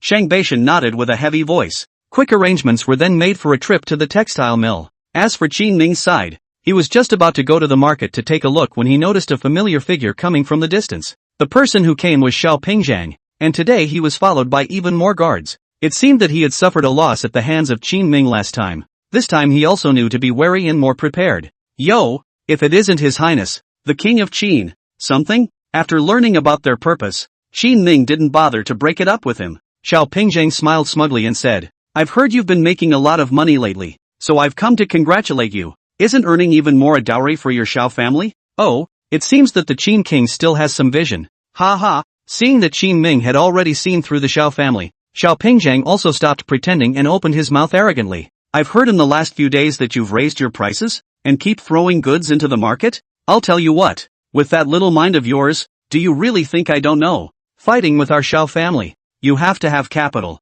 It's fine, I'll give you more. You can earn as much as you want. Anyway, it's all a drop in the bucket for our Xiao family. Through these days of sweeping, Xiao Pingjiang has already grasped a lot of resources and is winning. In the face of his rant, Qin Ming said indifferently, 9 cents. Not much to talk about, is it? If the Xiao family is really so capitalized, why did they wait until now? I guess you guys scraped together some of that money before you got here? The reason why the Xiao family was so strong was because they held a huge amount of resources in their hands that they could bleed back at any time. Mining, salt, tea, the most powerful of these is, naturally, government salt. Why? What else do you have up your sleeve? I can't talk about the means. I'm just helping you guys play the industry to understand it. Qin Ming had a faint smile at the corner of his mouth, but it suddenly made Xiao Pingzhang a little wary. However, he was used to being arrogant and was still extremely strong at times like this. No matter what means you have, it's all a joke in front of our Xiao family. Then wait a few days to see. It just so happens that I still have a batch of cloth waiting for you to collect it. Next time go directly to the textile factory to pick up the goods. We all save our hearts. Qin Ming greatly instructed him. The doubts in Xiao Pingzhang's mind grew thicker, but all their affairs were already on a set course. After carefully contemplating the various processes without any problems, he settled down a few points in his mind. Thanks then. I'll go arrange for someone to get it. Turning around, he left directly with a cold snort. Qin Ming shook his head slightly and was just about to leave from the restaurant when a voice came from behind him. Feeling the pressure from the Xiao family. Ha! The person who came was Sun Miao. Hearing his voice, Qin Ming raised his eyebrows. You're finally here. Chapter 176 Sun Miao's attitude. Isn't Falling Geese here? You can actually talk to her about anything. She needs to grow up too. Sun Miao looked at Qin Ming curiously. Even though Sun Lanyan was not in existence that could stand on her own right now, it didn't affect Sun Miao's ability to spend resources to cultivate her. Qin Ming immediately waved his hand at his words. You can take the time to train the Sun family's little princess later. This time there are too many things involved for her to handle. I heard that you're going to fight hard with the Xiao family for real money? It won't be that reckless, right? Sun Miao teased. His guess was good, too. Qin Ming still owes a lot of money to the Lingnan Chamber of Commerce, and all the construction is continuing. It's like the expansion of workshops, factories, farmhouses, every aspect costs money. It's times like these that a behemoth comes along and has to hold him down and slap him with money. No matter how powerful Qin Ming was, he didn't have much strength to resist, unless one jumps out of the opponent's rhythm and lends a hand. Qin Ming thought of the Sun family. Of course not. So didn't I just find you? Qin Ming smiled faintly. Sun Miao waved his hands in succession. Behind the Xiao family stands Princess Xiao Shufei, and even His Majesty, the Sun family is able to support each other with you. But for us to bet all of our own family's money on it, that's no reason. There is a cooperative relationship between the Sun family and Qin Ming. It was fine to help Qin Ming, but to ask him to bet on the entire Sun family was unreasonable. Don't salt merchants also steal business from each other? If I can help you snatch the business of the salt merchants in Jiangnan, would you be willing to make a move? The whole of Jiangnan? Sun Miao's face turned serious. He finally realized why Qin Ming had to let himself come over. To be precise, it's the entire Great Qian.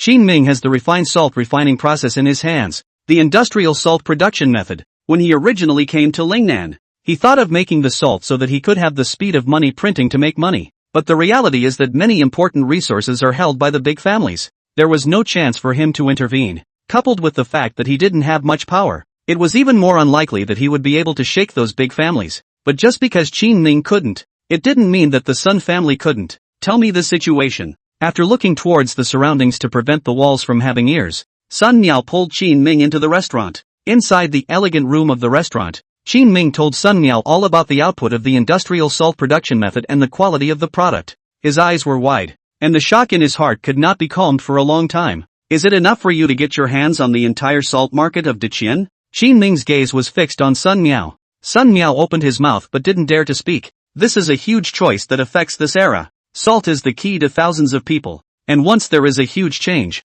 the court will personally come down to supervise. I can try first. Use these salts to cut off the Xiao family's business. By then they have no money. Naturally they have no way to hold the cloth market and sit on it, much less control the price to affect your textile factory. The salt industry was one of the huge avenues of money for the Xia family. Cut that off and they won't even have a chance to sit on it if they want to. And also buy the Qin white to earn a sum of silver now shipping. Sun Miao was a smart person and had already seen through Qin Ming's tactics and was willing to show his sincerity and help him fight against the Xiao family first. But after Qin Ming heard all this, he frowned and shook his head. No. What other concerns does your highness have? After taking the industrial salt production method, the Sun family can't just target some of the industries in Jiangnan. And I don't just want the Xiao family to be devastated. Qin Ming looked at Sun Miao with a deep gaze. Sun Miao was shaken and suddenly reacted. You're too greedy. There's no way I'm going to put my hands on all of Deqian. Then I'll do it myself. Qin Ming sighed. In fact, Xiao Pingzhang had miscalculated. Qin Ming never wanted to fight with the Xiao family in their bureau. He's been frantically selling off his cloth for silver for the past few days. It's just to make up the capital for the salt factory. That way, even if the Sun family wimped out, he himself would still be able to get on. Look at Qin Ming directly abandoning the Sun family. A few moments of panic flashed across Sun Miao's face. He knows what a big market it is, but the present Sun Miao did not dare to make such a huge decision. Your Highness, don't be in a hurry. Can you give me a few days? Just so you can let the textile factory sell off for a period of time again. I will go back and discuss with the elders of my family. If they agree, I will have no second thoughts. You can't make decisions in the Sun family? Qin Ming looked at Sun Miao with an odd expression. Could it be that he had overestimated him? Sun Miao immediately waved his hand in some embarrassment. It's definitely something I can talk about, but it's such a big family that I can't hold their heads down and make people agree. To give you a handout, I'm definitely behind you. Others aren't necessarily, but it's good to know that you still have an undercard. Speaking of this, Sun Miao began to scowl with Qin Ming. Qin Ming didn't react to his meaning and was puzzled. What's my bottom line? You got it. I'll go first. Sun Miao hemmed and hawed, then turned around and left the place. Hearing what the other party said, Qin Ming was filled with doubts. It's not a human thing to say half the words. Your Highness, don't panic. You'll know after a while. Sun Miao smiled and waved his hand as he bid farewell to Qin Ming. After everyone had left, Qin Ming sat down in the restaurant and after thinking for half a day to make sure that there were no mistakes in his plan, he called Chao Chuan over. What about the Ridge construction team? How many more are there? When he first came to Lingnan, he organized all the soldiers of the Wuwei battalion into the Lingnan construction team. Most of this highway that was repaired, as well as the construction of factories, the expansion of workshops, several rounds of expansion of farmhouses, etc., were all done by local craftsmen in conjunction with the construction crews. Your Highness, the construction team is now down to 200 or 300 men for the weekday maintenance of various infrastructures. What do you want? I can go and call the local craftsmen over. Chao Chuan and Lu Gang had already moved the Lingnan construction team into their barracks long ago in order to expand their force. Hearing this, Qin Ming drew a diagram from his bosom and whispered to him. You go follow this drawing and build a small factory out in the mountains. Your Highness, what are we doing? Why are we going into the mountains? Chao Chuan looked at Qin Ming in surprise. With Qin Ming's current control of Lingnan, there is no reason to cover up if you want to do something. This factory is comparable to a gold mine, as you'll see later. Qin Ming explained to him in a serious tone. So I'll go over there myself for a few days? Even Chao Chuan hadn't seen much of such a serious Qin Ming. He immediately nodded his head firmly, ready to take matters into his own hands. Well, it must be stealthy, and when the wind comes, let's fly with it for once. Qin Ming looked deep into the deep mountains in the distance. This is his backhand. The Sun family is willing to cooperate. He will take the opportunity to mix the refined salt he made into the market. Also follow the Sun family to make a fortune. Once the Sun family was unwilling to cooperate, he would do it himself. Anyway, lice are not afraid of itching. By the salt merchants around the grudge on the grudge. Screw the Shao family is the most urgent task. Chapter 177, Armed Fighting in the Factory. Not 2 days after Qin Ming's private construction was carried out, the dusty Wan Shu returned. The cloth market in Jiangnan has been completely stirred up by the Shao family. No one can sell it, and only the cloth that they, the Shao family, have discounted to 30% of the price can be sold. Now the major fabric houses are zeroing in on business, screaming in agony, and all have gone soft with the Shao family. The situation described by Wan Shu is very serious. If the Shao family can play like this, how much silver do you reckon they can slam down? Qin Ming now needed to understand the input of the Shao family, before the other side has invested to the maximum and has had time to make up the money for salt, mines and tea. Shot them in the head. 700,000 taels to bottom out, and I'll press those cloth houses for almost as much as I'll need. Wan Shu thought for a moment and gave a rough figure. Both parties were on the same rope, so Qin Ming didn't hide anything from her and informed Wan Shu of all his preparations. Is that the industrial salt method you wrote to me about earlier? Yes. Then I want a piece of the action. Wan Shu immediately took Qin Ming's arm and entangled it. Salt is so profitable. Although Wan Shu was the general manager of the Lingnan Chamber of Commerce, the salt merchants who really controlled the local salt industry did not give her any chance to squeeze in. Therefore, even if he knew about Qin Ming's powerful tactics, Wan Shu had always been able to do nothing but sigh in admiration.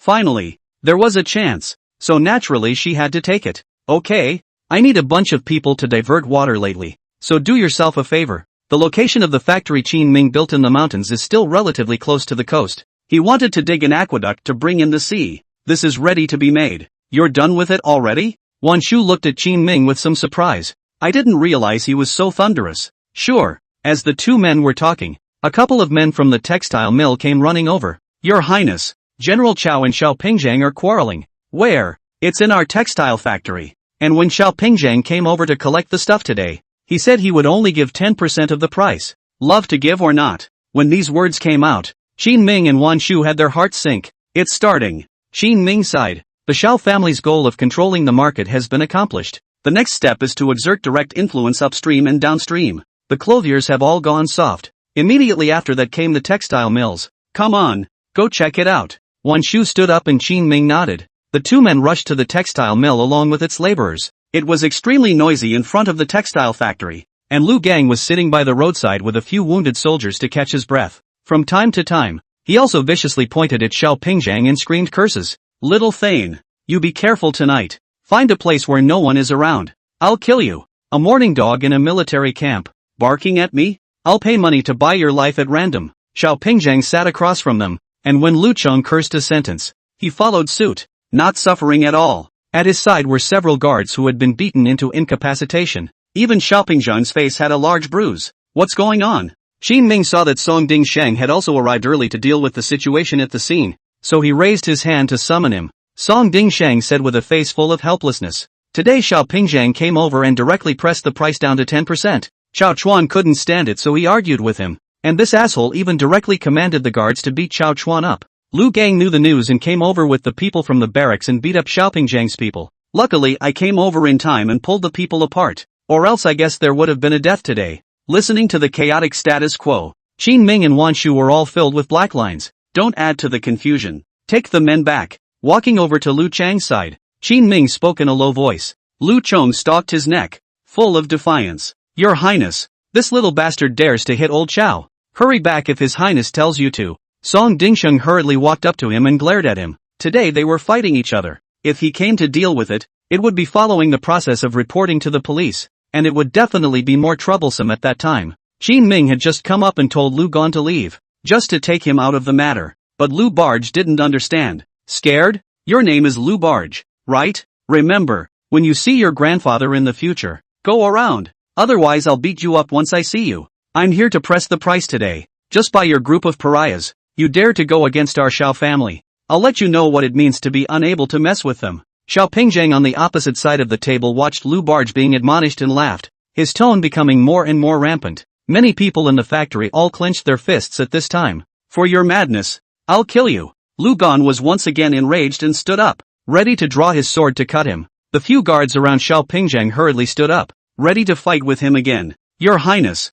what to do? The frenzied Lu Cheng. Song Dingsheng definitely can't stop it. Qin Ming waved his hand and said, I'll do it. Walking over to Lu Cheng, Qin Ming whispered, Old Lu, you represent the Wu Wei battalion, you can't make a move. But Your Highness, this guy dared to bully us like this. I can't swallow this breath. I'll do it, and I'm sure it'll please you. Qin Ming held him down. Although Lu Gang was angry, he respected Qin Ming from the bottom of his heart, so they stepped back. Qin Ming walked up and deliberately picked a fight. Xiao Pingjiang, do you really think that the Xiao family can just cover the sky? Oh, doesn't the king of Qin think so? Although Xiao Pingjiang's face was swollen from the beating, he had a few moments of victor's smugness on his face. The textile factory is not just about me, or Linjiang City, thousands of people's system. If the Xiao family must be destroyed, I'm afraid that everyone even lost their rice bowls. Qin Ming's words did not touch Xiao Pingjiang, but it directly touched all the textile mill laborers present. They clenched their fists and stared angrily at Xiao Pingjiang.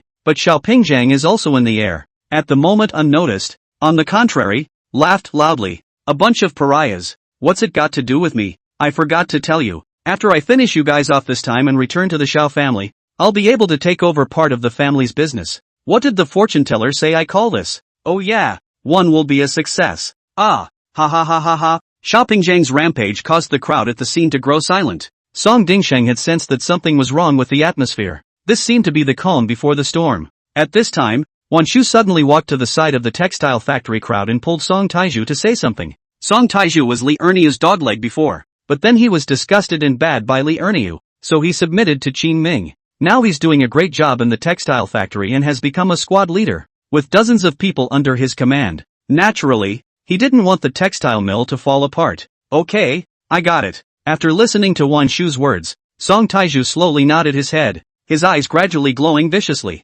Taking a step out, he called out to the crowd at the textile mill and said, "Damn it, this guy is bullying people too much. Guys, him." Chapter 178 News of Cooperation. As his words fell, hundreds of people rushed up in a crow's nest. "What are you guys doing? I'm a member of the Xiao family." With this kind of scene, even if Xiao Pingzhang was arrogant, he knew that something was wrong. Although his guards were powerful, it was hard to beat them with 2 fists. There were thousands of people throughout the textile mills. Even if only a few hundred people swarmed up to make a move, his few remnants couldn't stop them. Fight! Never seen anyone so disgusting. Shoot him! Bang! Bang! Bang! Fists and kicks kept falling on Xiao Pingzhang's body like rain. A few of his guards were putting up resistance, but in the blink of an eye, they were engulfed by the crowd. How? Qin Ming opened his mouth to Lu Gon, who was beside him. Lu Gon rolled up his sleeves and shook his head. "Not too cool if you ask me." "Why?" "Because I didn't do it." As he spoke, Lu Cheng beckoned to those around him, and they immediately blended into the crowd, happily beating Xiao Pingzhang together. Qin Ming smiled and shook his head without stopping him. After a bit of a ruckus, the crowd gradually dispersed. Xiao Pingzhang was lying on the ground with both eyes looking at the sky. His body was all covered with footprints, and his ribs were all broken by more than 5. His mouth came up for air and he grunted and spat blood out continuously. "Save a life. It's not good when people die." Qin Ming spoke to Song Dingsheng. Song Dingsheng nodded and greeted the people to carry the stretcher over. "They hit me. Scratch. Scratch." Even though he had already been beaten to the point of being half paralyzed, Xiao Pingzhang's mind's eye was still extremely narrow. Just catching his breath, he tried to command Song Dingsheng. Song Dingsheng scratched his head and hemmed and hawed. "Mr. Xiao, there are too many people who beat you up. It may take some time before you want to investigate, so you should wait for now. As the saying goes, the law is not the law." The scene is in such a mess today, and at the behest of Song Dingsheng and Qin Ming, they have yet to catch the leader. When they went back, their Yamen people casually dragged them around, shouting a random person over for questioning every 3 days. How can we delay him for a year and a half? When the time comes, it's straight up a big deal. You.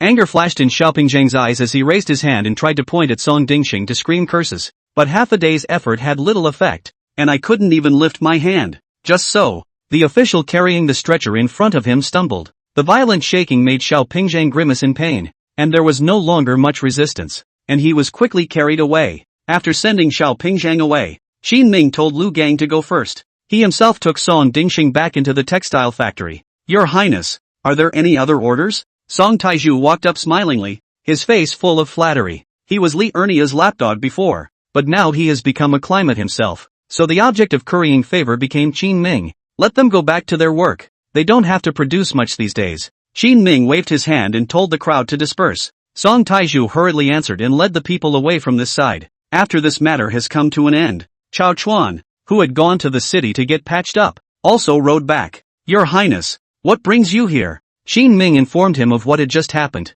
After Chao Chuan heard this, he clapped his hands and hated that the scenario would reappear and he would participate in it. This little Yakuza. He's been coming over to harvest every day in person since a few days ago, and he comes over with a bad mouth, so I'm too lazy to bother with him. I did not expect that today directly proposed to use 10% of the price to buy our things. I really cannot be angry, so I took action against him. Who knows that his guards. Speaking of which, Chao Chuan was also quite helpless. He's a battlefield general, and he's certainly a strong fighter. However, his strength was mainly reflected in the battlefield, and when surrounded by several experts, he was somewhat stretched. It's okay, after teaching him a lesson today, no one should be coming over within the next few days. Qin Ming slowly opened his mouth and then asked about the salt manufacturing plant. That place in the mountains, is it built yet? It's almost done. Anyway, it's just building out a framework now, and when you officially bring in the various materials and seawater, we can start production. The soldiers of the Lingnan construction team are all experienced.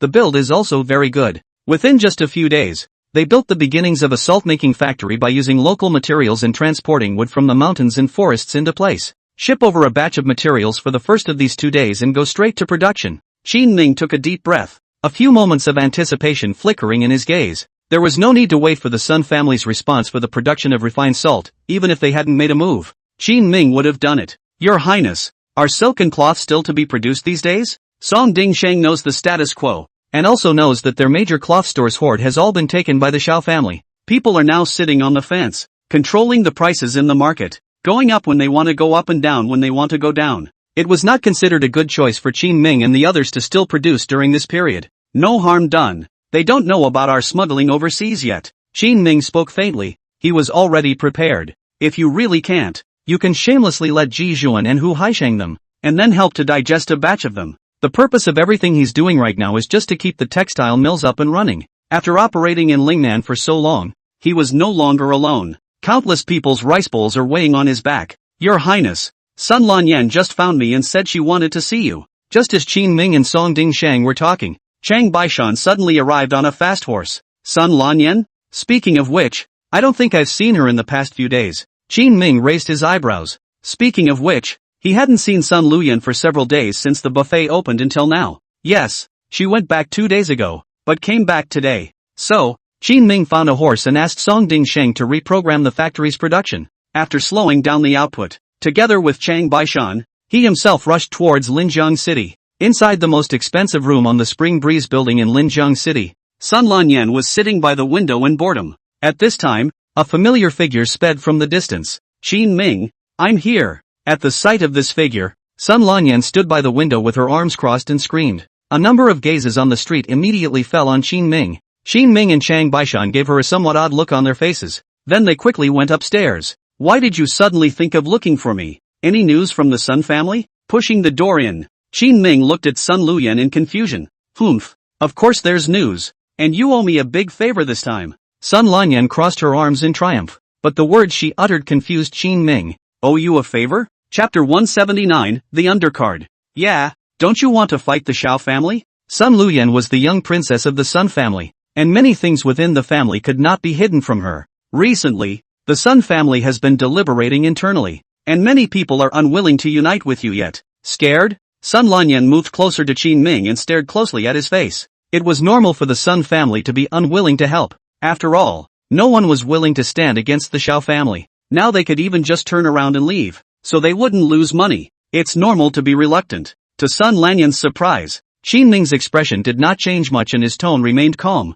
Upon hearing this, Sun Lanyan was a bit offended. Aren't you afraid? If the Sun family is gone and you're left alone, you definitely won't be able to fight the Shao family. That doesn't help. Qin Ming shrugged his shoulders, sighing in his heart that it was fortunate that he had arranged for some people to go over to build the salt manufacturing plant early on. Humph. I'm not done talking. Sun Lanyan stomped his foot with some dissatisfaction. Although many people in the Sun family were unwilling to join forces with you, in the end, after deliberations, everyone agreed. Why is that? Qin Ming and Chang Baishan were both a bit surprised. They could think of the Sun family withdrawing, but the Sun family had actually agreed at this time. Suddenly, Qin Ming thought of what Sun Miao had told him earlier when he was leaving. At the time, he said he had one more card up his sleeve. Could it be that undercard he said was working? But what was there about himself that was worth risking the Sun family's help? Qin Ming didn't understand. Because there's me. Sun Lanyan pointed at herself and looked at Qin Ming with wide, smiling eyes. Qin Ming suddenly understood everything.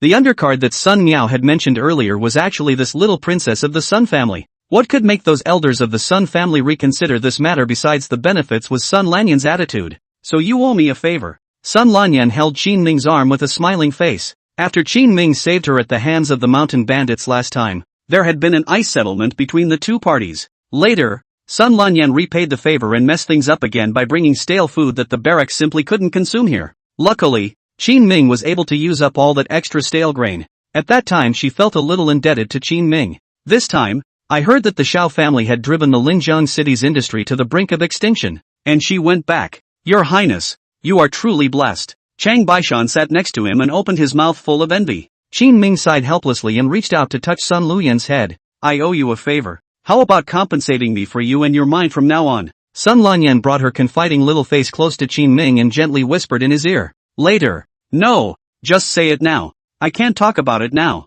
I'm hurrying around for now. Qin Ming's old face blushed. Chang Baishan was happily watching the two of them from the side. His favorite thing to read was these gossipy things. Gone.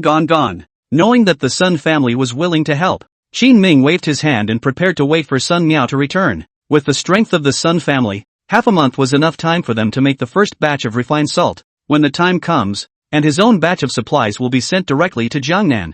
Straight up, Qin Ming was now eager to see how long the Shao family could sit on the fence if they couldn't collect the money from the salt industry. That's going away.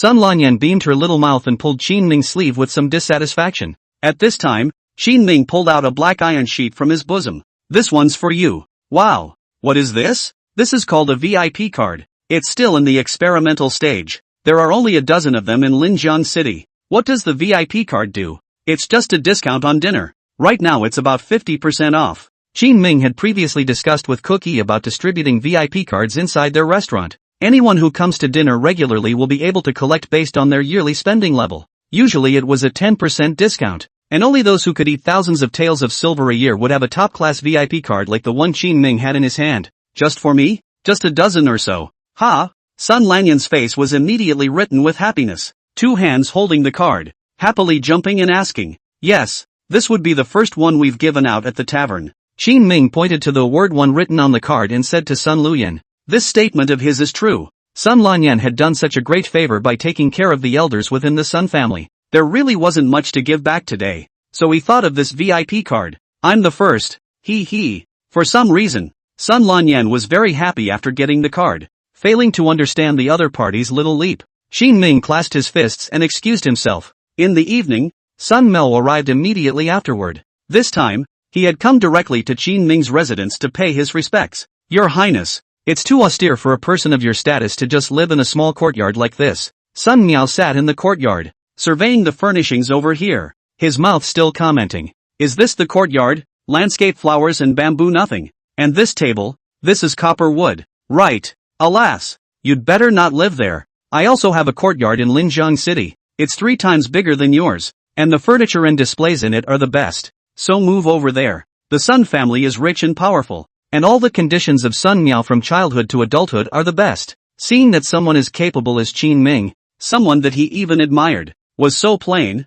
he was naturally a bit unable to accept it. In a hurry, I will first change the place for Qin Ming to live. Don't. A lot of my acquaintances know I live here, and it wouldn't be good for them to find me if I change places hastily. Qin Ming waved his hand and brought the topic back. Have you started preparations to make refined salt on your side? Of course, and I've brought a good one with me on this visit. The corner of Sun Miao's mouth lifted up, and he unfolded his fan with a swish, tartly raising his folding fan. He then removed a small pouch from his waist, pouring the contents directly onto the stone table inside the courtyard gazebo. Snow white, delicate refined salt rolled off and piled up like quicksand. Much of the salt from this era is still yellowish and grainy, and sometimes tastes a little strange due to the process. However, the refined salt production method Qin Ming had given him would not have this problem. You guys made it already? Seeing this, shock was written all over Qin Ming's face. He's pretty sure he did it before the other guy did, but right now he's only just finished building his salt plant. Getting the finished product is even more days away. The Sun family was good, even with the time they had to go back to their deliberations included. It was surprising that the finished product was made so quickly. Don't question the strength of our Sun family. We are only jealous of the Xiao family, not afraid of it. Can you understand the difference? Sun Miao lightly shook his folding fan and said rather proudly, how long will it take to get into Gangnam? Seeing this, Qin Ming didn't talk nonsense with him. Now the sooner the textile mill thing is resolved, the better. 10 days? I need a sufficient amount of goods to shake the Xiao family, and I can enter directly after 10 days. Of course, you might be able to go faster if you put in the effort. At this time, Sun Miao suddenly opened his mouth with meaning. Qin Ming held his forehead and said helplessly, still didn't hide it. This is all known by you guys. The Sun family is really well informed. Chapter 180, The Horn of Counterattack. Although it's not considered a big construction, when you arranged for people to build the salt factory, the Sun family, but there are still quite a few people working here, so naturally they heard some of the wind. Sun Miao was right. Ever since the Sun family had cooperated with Qin Ming, the number of people who had arranged to come over had increased. Nothing Qin Ming wanted to do could escape his opponent's eyes. That was a bit of a turnoff for him. It seemed that when he was free, he would have to find a chance for Cao Chuan to figure out how to do things more stealthily. Seeing Qin Ming fall into a deep thought, Sun Miao continued, is Xiao Pingzhang still collecting these days? No more. They've emptied the textile mills of all their stock. I see. Then do you want to enter Jiangnan and follow their example of getting most of the cloth within the market in one breath, replacing the Sun family to sit on the market? You have a way? Qin Ming's eyes gradually brightened. If he could follow the other party's words, this trip of his own would not just be able to pose a threat to the Xiao family. Instead, it will ride right over their heads. It can't be said that there is a way out, but our Sun family still has a few thin spots in Jiangnan. If you want, we can step in and bail out all the owners of the fabric houses, so that they can work in the hands of your highness from now on. But all of this has a prerequisite. We must make the Shao family so wounded that they are unable to care about the major cloth farms. Sun Miao had already confided the situation to Qin Ming. For these things, Qin Ming no longer needed to think too much about them. No problem. Just do it. Aha. Sun Mo nodded slowly. They then started producing refined salt in a hurry. In the meantime, Xiao Pingzhang, who had suffered a great loss in the textile factory, did not stop. He did something that could be called a Jedi. After controlling Jiangnan's major cloth manor, freeing up his hands, he even put his hands on countless cloth, directly toward Lingnan's major counties dumping. Each piece of cloth is only 10% of the original price. This is great. Don't sell anyone. The Shao family's move was pure hooliganism. All the rag houses cursed, but there was nothing they could do about them. This move almost smashed the market on Qin Ming's side. Guan Yu found Qin Ming in a hurry at noon on this day with a dozen letters in her hands. Look, the major fabric houses are now in chaos. They took the goods, and now they cannot sell. All right, to us want to let us take back a batch. It's not just the major fabric houses that are under pressure right now. There was also a Qin Ming above them. So many people hoped that Qin Ming would step in at this time and help everyone recover their losses. No retreat. Wan Shu also came over at this time and spoke decisively. Because the Lingnan Chamber of Commerce also had a lot of cloth factories in its hands, and now they were all following Qin Ming in his business. How much can we afford? Now it's a simple loss. I've issued a strict order within the Lingnan Chamber of Commerce. Even if the Chamber of Commerce gives them money to make up for the loss, it's all fine. But if it's backed out, everything is unsteady. Now they were all waiting with bated breath for Qin Ming to speak. Once Qin Ming took a step back here, it was a mountain of pressure pouring in. When it really comes down to it, it's not just the major fabric houses. Even those cloths in the hands of the Shao family were going to be smashed into Qin Ming's hands. When the time comes, Qin Ming won't be able to sell it at all. Even if he gets it back at 10% of the price, then it's all over. What if I'm going to sit on this, take it back and not sell a single piece of cloth, and just hang on until the price returns? Qin Ming did not agree with Wan Shu's statement. Seki Yuki frowned. Then how long do we have to hold out and how much silver do we have to spend if we just hoard it on hand and just keep it in? Hoarding goods and only entering and not leaving. Then they won't make any money. But the major fabric houses need to be maintained. And so do the thousands of people in the textile mills. And then they have to stick their own money in. It costs too much to keep on hand. How much silver do they have to post? Waiting for the price to return, but it's a long way off. This decision was too risky. And both Wan Shu and Guan Yu felt that it was simply a fool's errand. It won't be long, and the Shao family won't last long. Qin Ming slowly waved his hand. Seeing that he was really going to do this, Wan Shu's voice became a bit more serious. You're crazy. I don't agree. Qin Ming stepped forward and suddenly spoke. You're right, but we've always been different. What's different? Wan Shu frowned, still not understanding all this. There are clearly better ways to do this. Just divide the pressure between the major cloth manufacturers and the laborers within the textile mills. But Qin Ming is going to take it all and bear it all? She doesn't understand. Qin Ming took a deep breath and smiled. You're a businessman and value profit. But I'm the king of Qin and Lingnan is my fiefdom. The cloth and textile factories are already barely holding up. So if the king doesn't even protect them, who else can? It's not the battle of interests that takes the brunt of it. Never has been. Wan Shu was silent. Guan Yu, on the other hand, her beautiful eyes flickered as she gently leaned on Qin Ming. Her mind naturally speaking for itself. She wants to support Qin Ming. After a long time, Wan Shu spoke. The cloth from the cloth houses under the Lingnan Chamber of Commerce will return a portion of it tomorrow, and will be sent in with the cloth houses of other counties at that time. If you can't take on such a large quantity, tell me in time. Don't worry. Qin Ming smiled and nodded, his state looking extremely calm. This made Wan Shu's heart a little more stable as well. I'm leaving. Stomping on the stairs, Wan Shu, who was a little upset in his heart, stomped heavily on the stairs to leave. The people of Lingnan would thank you if they knew you thought so. After Wan Shu left, Guan Yu snuggled into Qin Ming's shoulder and said softly, Hey, handsome. Ha! Qin Ming took the beauty into his arms and teased her. This time, Guan Yu was not arrogant, but said seriously, if only the world were full of people liking you. It's impossible to be all like me, but we can try to get as many people like that as possible. Aha! Sending Guan Yu away, Chang Baishan followed up the room and said to Qin Ming, Your Highness, you can't just focus on being handsome. Now that so many goods are betting on our heads, how can we get it done? Oh, the Nanyang caravan is back. I'll go there in the next 2 days. Qin Ming was actually a little flustered, but his face was still worth something. He was going to let the Southern Ocean Merchant Fleet swallow a batch and make plans for himself later. How much stuff to bring over? Let's make it 50,000 cloths. Ha!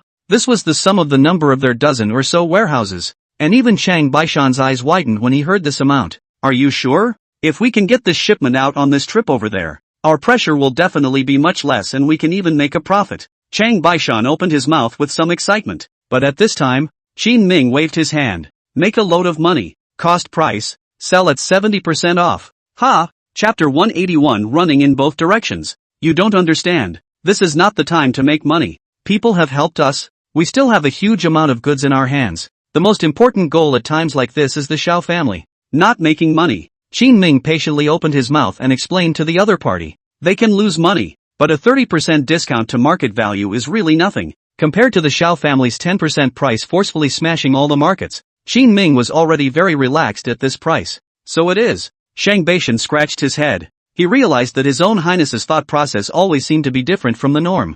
Go go go. That night, Qin Ming did not even return home. Riding a fast horse, he and Shang Baishan led people to transfer goods from the warehouse of the textile factory and transported them to Yinshan County. Outside of Yinshan County Chang, batches of weapons have been delivered. Wu Shizhong's heart has been getting bigger and bigger these days. Selling munitions is a head-killing business. But since he knew how much Qin Ming had his hands full in Lingnan, he didn't have much psychological burden to help out. This time he was crouching at the side of the ship in the harbor, watching the weapons and equipment being transported on board little by little. Ji Zhuan of the Panglai Kingdom, Chu Huaishan of the Tianming Kingdom, and Hu Haisheng of the Prickly Sky Kingdom all sat next to each other, looking at the weaponry with joy. Hu Haisheng exclaimed, "Why all these weapons that your highness has come up with are of such high quality? It's most worthwhile to come on this trip this year. With this batch of weapons, even after going back, the fire-worshipping kingdom won't dare to act rashly." Ji Zhuan smiled faintly. Their biggest gain from coming over this time was actually the cooperation between them and Qin Ming. Chu Huishan remembered the previous deal in the capital and skimmed his lips. If you ask me, it would be better not to enter the capital in the future. Your highness has only been gone for a year, and when we went over this year, no matter what we sold, or the reception specifications, the most crucial thing is that the money earned has become less. They originally went over there because they valued Qin Ming, but then Qin Ming left and was relegated to Lingnan. This made the people over in the capital who specialized in managing the caravan trade start to see changes. Even if there are some take and take, there is still a little bit of trust between the two sides. A single inattentive official within the Deqian court tried to pit them in the deal. So this time when they left the capital, in fact, all three of them, the emissaries of the three southern ocean powers, were holding a fire in their hearts. Countries like them with a little bit of power are still good. Some even smaller countries are not even in the eyes of Deqian's officials at all. Not even a chance to bargain at the negotiating table. Ugh. Speaking of which, several people sighed helplessly and lowered their heads to eat their peanut squash. Wu Shizhong sat next to him, listening to them finish their complaints, and casually picked up the conversation. You guys didn't make enough money and didn't get enough goods. Ha! Those two things are connected. And anyway, it's pretty stifling this time. Hu Haisheng pointed to the large ship next to him. See this draft position? There's not much in there. Mother asterisk. Shall I contact His Highness for you? Wu Shizhong hesitated for a moment before suddenly speaking. He didn't know what was going on over at Linjiang City. Surrounded by mountains on three sides, Shaning County is like an island, and has been playing with itself for years. That left a lot of things in Lingnan that didn't even reach their side. Naturally, it made Wu Shizhong, who had been busy trading with foreign ports, unaware of the situation on Qin Ming's side. He just knew that Qin Ming had been arranging for people to come over recently to inquire whether the South Pacific merchant fleet had returned. To Wu Shizhong, this was a sign that His Highness was attentive and still managed to simply care about people all the time. In reality, it's not just about caring. Qin Ming's side and the Xiao family all started to fight. Forget it, His Highness has his own things to be busy with. How can we keep climbing over him? Ji Jun waved his hand. He was not only Qin Ming's interest partner, but after so many years of contact, he had the same respect for Qin Ming's character. Yes, but a little is missing, I guess, and we made a lot last time when we came to Lingnan on our first stop. Shu Huaishan nodded in agreement. You're welcome, His Highness will be here soon. Wu Shizhong interrupted them. If you have any situation, feel free to mention it to His Highness. He is quite concerned about you, and has already arranged for people to come over and ask several times. And now that he has heard that you have returned, he should be coming over soon. Oops this. Your Highness is so polite. Hu Haisheng's few people were flattered. That's how they interacted with each other. People respect me and I respect them. Qin Ming was able to take time out of his busy schedule to come over and see them off again, or to run hundreds of miles. This made them respect Qin Ming a few more points in their hearts. Wu Shizhong looked at the excited trio and always felt a bit puzzled. He didn't know that he had inadvertently helped Qin Ming reap another wave of favors. Your Highness is here. Just as several people were talking, the figures of Qin Ming and Chang Baishan appeared in the wilderness under the shroud of night in the distance. Gentlemen, how was the trip rewarded? Entering the harbor, Qin Ming rolled over and dismounted, tentatively asking a few people. Ugh, don't mention it. Seriously, we don't even want to go to the Great Qin Court without you. Your Highness. Yeah, what we can give on the Deqian side has been dropping year after year, and we're even thinking of opening up some new routes. Several people opened their mouths, pouring out their bitterness with Qin Ming. Qin Ming glanced at the draft level of the large ship in the distance. Knowing trade extremely well, he frowned at just one glance. Did someone in the court give you a hard time? Being difficult isn't a big deal. It's mainly because they didn't give much away. Usually they come over with thousands of pounds of tea, pepper, silk, porcelain and other things loaded onto the ship. This was mainly because Qin Ming would help them prepare in advance. But now it's different. The courtiers only have money in their eyes, and getting them to put in the effort to prepare is impossible. So it's natural to come up with less. It doesn't even fit in people's boats. It was also at this time that Wu Shizhong took the initiative to pick up the conversation and said, Your Highness, a few of them want to ask if we still have anything in our hands and collect some of it on our way out. But they're too thin-skinned and embarrassed to bother you,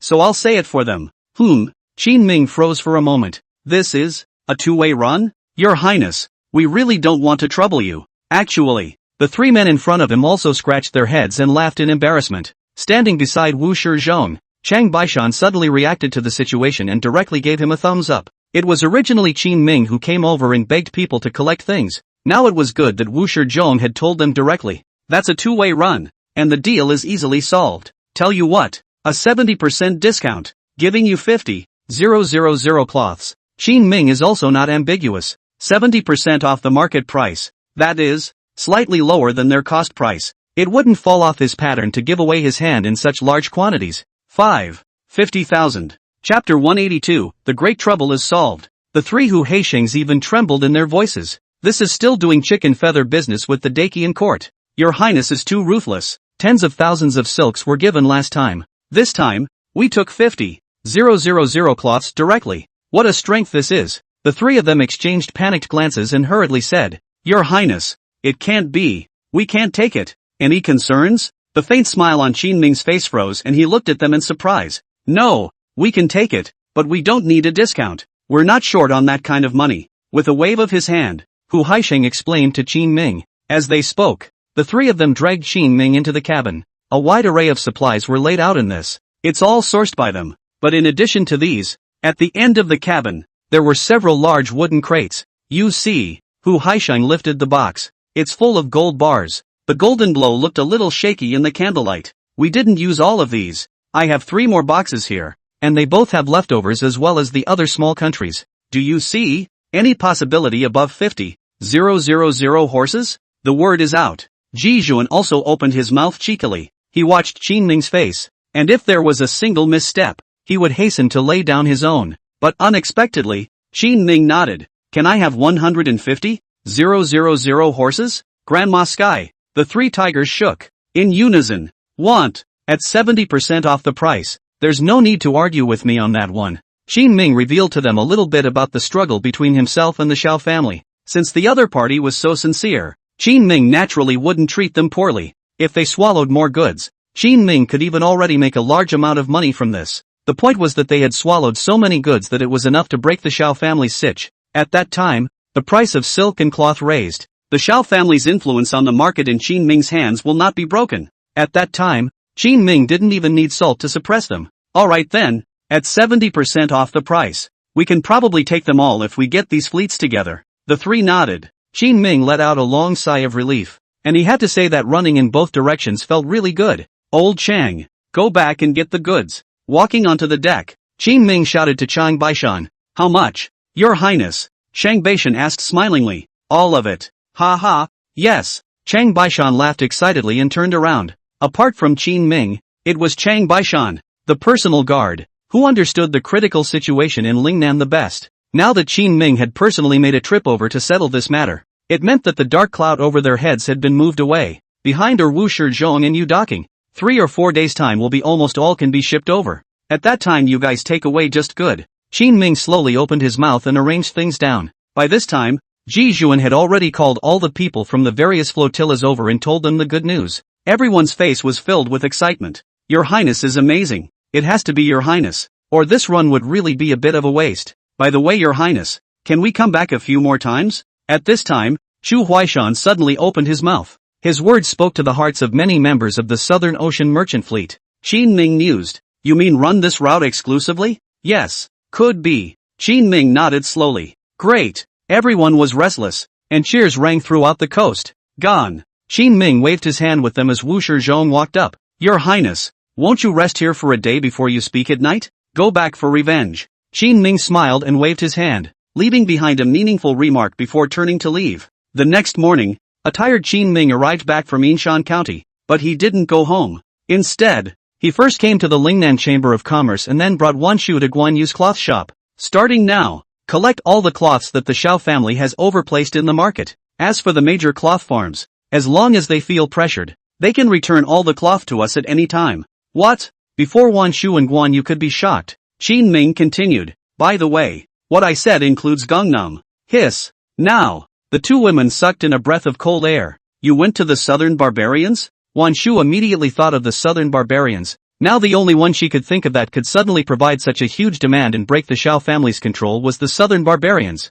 the South Seas merchants. They want 150,000 horses. Qin Ming's few simple words shook Guan Yu and Wan Shu several times. Great! Without delay, Guan Yu picked up a pen and paper and began to write a letter. That night, Xiao Pingzhang, who was full of anger, rushed outside Qin Ming's courtyard and screamed curses. Chao Chuan, Song Dingsheng, and Fong Qingyuan, who had returned from Hushi, joined the fray. They had Lu Barge set aside 5,000 men from his army and divided them into more than 30 teams, riding thousands of tricycles, and began to collect the cloth that was bursting at the seams in the market. The price of cloth began to pick up gradually. This news quickly reached Xiao Pingzhang's ears. My lord, Qin Ming is starting to sweep the market. We can't stabilize the price we pressed to 10%. What? Where did this asshole get the money? Xiao Pingzhang braced himself and got up from the bed. Because of the slightly larger movement, crimson blood oozed from the bandages on his body, causing him to grimace in pain.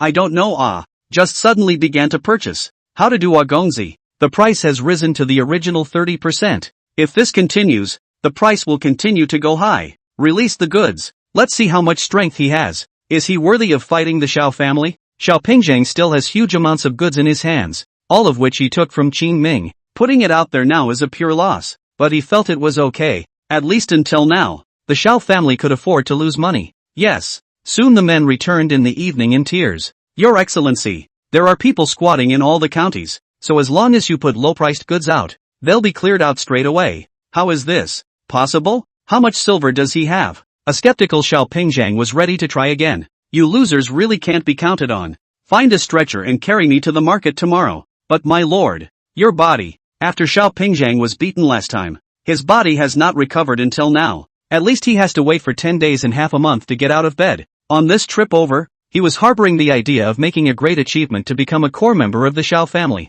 And now it's screwed up. Xiao Pingzhang, who was already a bit exasperated, snorted coldly, a face full of resentment. Carry it if you're told to. I don't believe it. There can still be something so evil. I'm going to see for myself. Chapter 183, Who is unworthy now? Early the next morning, Xiao Pingzhang pulled 10 carloads of goods and was carried to the market by himself lying on a stretcher. Just as he arrived, he saw a group of well-trained guys who were clearly not normal people. Selling cloth? They crowed around, staring at Xiao Pingzhang with unkind eyes. What are you guys doing? It's business. Of course. The centurion at the head of the group waved his hand. Move the goods. Hey, I didn't say it was for sale. What's the point of coming over here if you're not selling? To have fun with your brothers? Their cold and aggressive faces made Xiao Pingzhang a little weak. Okay then, how much do you guys want? All of it. All. Move the goods. Without paying any more attention to him, dozens of strong men neatly began to move the goods. The centurion at the head of the group beckoned into the distance, and dozens of tricycles rushed out of the alley with a crash. A tricycle comes by, fills up, and quickly leaves. Then a second, and a third. They were fast and didn't drag their feet in the slightest. Meet the stump. Xiao Pingzhang snorted coldly, finally realizing how troublesome the status quo was again. Sir, are we still selling? A couple of his men stepped forward and spoke tentatively. Sell. I don't believe it. He can collect all our stuff? Xiao Pingzhang did not believe that there was anyone else in Lingnan who possessed such strength. If such a powerful person really existed, would it still be the Xiao family's turn to reach out so far and come to mess up the market? They must be bluffing. Little man, you're still playing the art of war with me. Let's see who gets the last laugh. Xiao Pingzhang snorted coldly, and the two sides directly tore their faces apart and started a tug of war between them. On the other side, Qin Ming's 5,000 soldiers here were already in full swing. One group made deliveries to Shady Hill County and the other went around to collect. In just 2 days, the commotion was put into motion. Sun Miao were shocked. This day he personally door to find Qin Ming. Your Highness, where did you get the money? The South Seas merchants. Qin Ming took the ledger and counted at a rapid pace, and returned without lifting his head.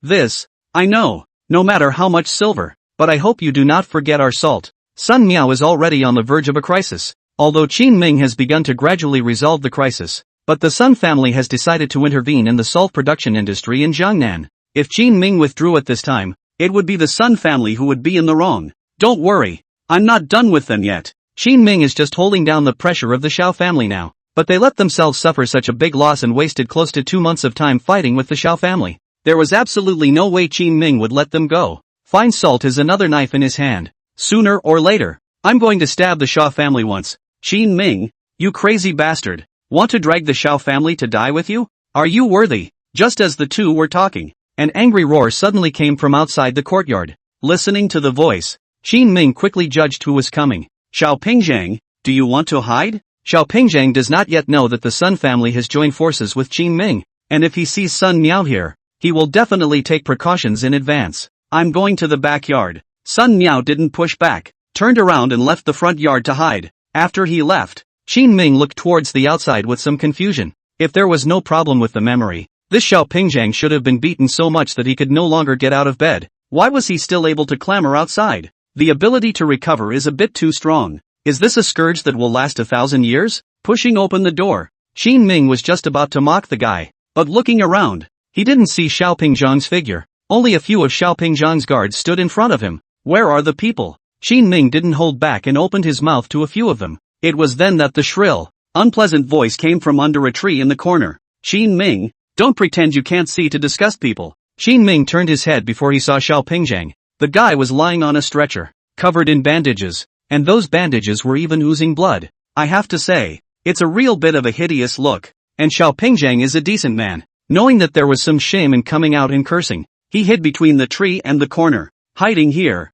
passing pedestrians can't easily see him. Isn't this the big shot of the Xiao family? How come you have the time to visit my king's residence today? Getting well really fast. Qin Ming was also nonchalant and smiled in a conspiratorial manner. Qin Ming, where did you get the money? Xiao Pingzhang angrily opened his mouth, and just as he tried to sit up, his body lurched in pain and went limp on the stretcher again. There's no need to report this to you, right? You just need to know that no amount of cloth that the Xiao family is dumping right now can possibly pose a threat to the markets in Lingnan and Jiangnan. And that's enough. Qin Ming looked like he was winning and looked at him condescendingly. After all this preparation, it's time to put on a show. Just by you. Do you deserve it? Do you know how much silver our Xiao family has? Can you fight us? Xiao Pingzhang was a bit furious. Qin Ming puffed and laughed. What is the strength of the Xiao family? It's a pity that the one lying on the ground isn't me. I'm not really sure, but I think it. The Xiao family is nothing. It's just a rabble. If you have the ability to continue to invest money, how much I can take?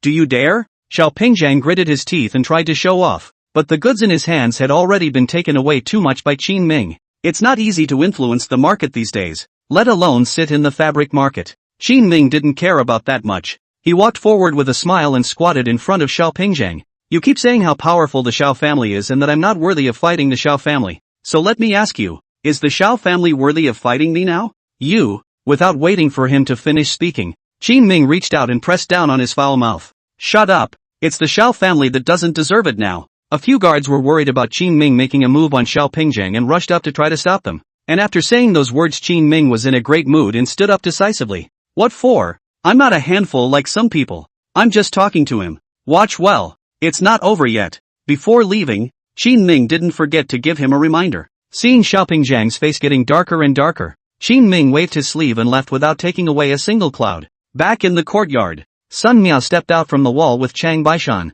Both of them gave Qin Ming a thumbs up. It's not easy for your highness to turn things around in one fell swoop. Your highness, what you just said is really good. This little Thane should have scolded him a long time ago. Qin Ming helplessly glanced at the two of them. Let's go and get to work. The salt factory has been done pretty much. Qin Ming will be the cloth market back is not the end. There's also the precision strike of the salt industry. That's it? Sun Miao was shaken. Look at your highness's vigor. You are truly worthy of being the man my little sister has her eye on. Look at this situation. The Xiao family is going to suffer. Chapter 184 Opportunities for Splitting of Accounts. As Qin Ming's order was given, Chao Chuan quickly pulled out everything from the mountain. Enough to have thousands of pounds of refined salt. These fine salts are snowy white and delicate, and don't yet have that strange flavor of coarse salt. Once it is released, it will definitely take the market by storm. However, Qin Ming's first stop in the sale was not in Lingnan, but in Jiangnan. After his discussion with Sun Miao, it was agreed that the shares would be divided 37, with Qin Ming's technology occupying 30% of the dry shares. The remaining 70% of the profits will all go to the Sun family. How much can you get out of your side? Looking at cart after cart of refined salt, Qin Ming opened his mouth and asked Sun Miao. Sun Miao was not ambiguous and said with a big wave of his hand, Your Highness, you don't have to worry. We can take out as much as we need. That's fine. The two of them finished their discussion and prepared to leave for Jiangnan. Still traveling on the highway that Qin Ming had constructed earlier, it took them less than 3 days to arrive at the border of Jiangnan. Xiao family hand is too black. In order to ensure safety, Qin Ming this time directly bring Lu Gang and his mountain word battalion. Combined with the strong Chang Baishan, no matter how many people came from the other side, it was impossible to pose a threat to Qin Ming. The next step is to go to the major main cities and talk business with them. Let's just wait. Sun Miao said hello to someone in advance. However, the Xiao family has been entrenched here for many years, and these salt merchants may not be able to nod their heads so quickly. Their strategy now is to introduce this refined salt into the market first,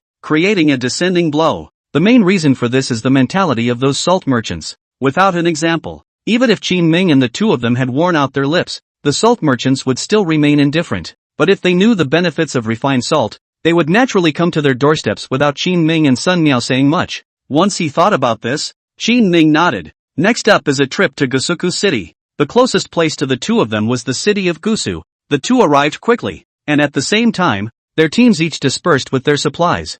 I'll introduce someone to your highness. Just after arriving at the place, Sun Miao called out to a chubby middle-aged man. The other party had a face of futai, a very broad figure, and was dressed in damask, not to mention a large gold bracelet and 2 jade triggers on her hands. Qin Ming had traveled extensively and had seen many good things. A wide-eyed glance told him that this must be a rich businessman. After all, it's the only group that's so obvious and ostentatious. Greetings, your highness. My name is Li Yukai. I am one of the local salt merchants in Gusu, and I was previously working under the Xiao family. Li Yukai just saw Qin Ming and hurriedly walked forward, shaking his palm with both hands in a very good manner. You can just call me Li. Seeing that Qin Ming didn't know how to address himself, he even lowered himself and smilingly reminded Qin Ming. The other party was giving so much face, so naturally Qin Ming wouldn't be that disrespectful. Clasping his fists in greeting with the other party, Qin Ming opened his mouth. Boss Li, are you going to help us sell refined salt? Wasn't it just as profitable to follow the Xiao family previously?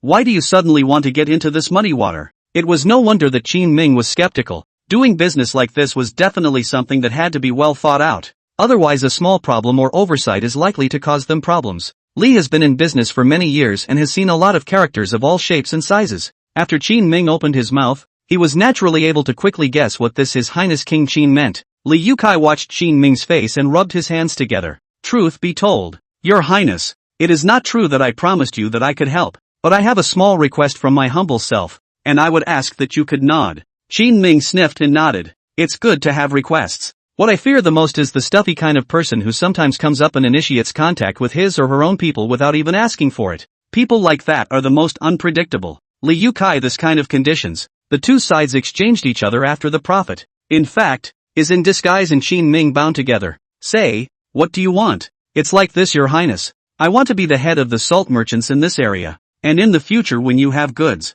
you can give them to the villain. First, Li Yukai finally bared his fangs. Originally, although he was working under the Xiao family, he did not actually possess many resources. Even in the group of salt merchants, it was just a small person who undertook distribution. In the city of Gusu, there were 2 or 3 salt merchants of his rank, but the city of Gusu is not the only one in Jiangnan. There are other major main cities, and below each of them, there are several counties. In every city, there are a few of his kind. It's going to be hundreds of them when the whole of Gangnam is racked up. And his answer was indeed not what Qin Ming expected. With Qin Ming's arrival, the entire Jiangnan salt merchants are going through a round of major reshuffling. The world is all about profit. And since he took a huge risk and stood with Qin Ming, then you have to take yourself up another notch. Faced with his request, Qin Ming and Sun Miao exchanged a look. The other party just shrugged, signaling Qin Ming to decide for himself. After all, it was just a matter of two people saying the same thing. After pondering for a moment, Qin Ming slowly shook his head. Too much. Your strength can't control the whole Jiangnan, Gusa city with the subordinate various counties of the market for you to manage. How? Qin Ming wasn't exactly generous. The cake in his hand was only this big. A mouthful of them will be shared out a lot. And once the salt merchants at the back don't have enough to share, they will turn their heads and go back to the Xiao family again. So he was extremely restrained in all his decisions. Gushu City. That line. Li Yukai didn't mess around. This result was enough to satisfy him. Alright, go and start selling. We want to see your highness's stuff appearing in your salt shop tomorrow morning. At this time, Sun Miao clapped his hands and urged Li Yukai to start his business. However, Li Yukai didn't go, but instead, he bowed his head entangled for a while, and opened his mouth. Your Highness, Mr. Sun, do you two need my help in contacting the Chao family? Who is it? Chao Shun? Sun Miao thought about it and quickly came up with a name. Yes, they control more spheres of influence than I do, and will surely be able to meet your Highness's requirements.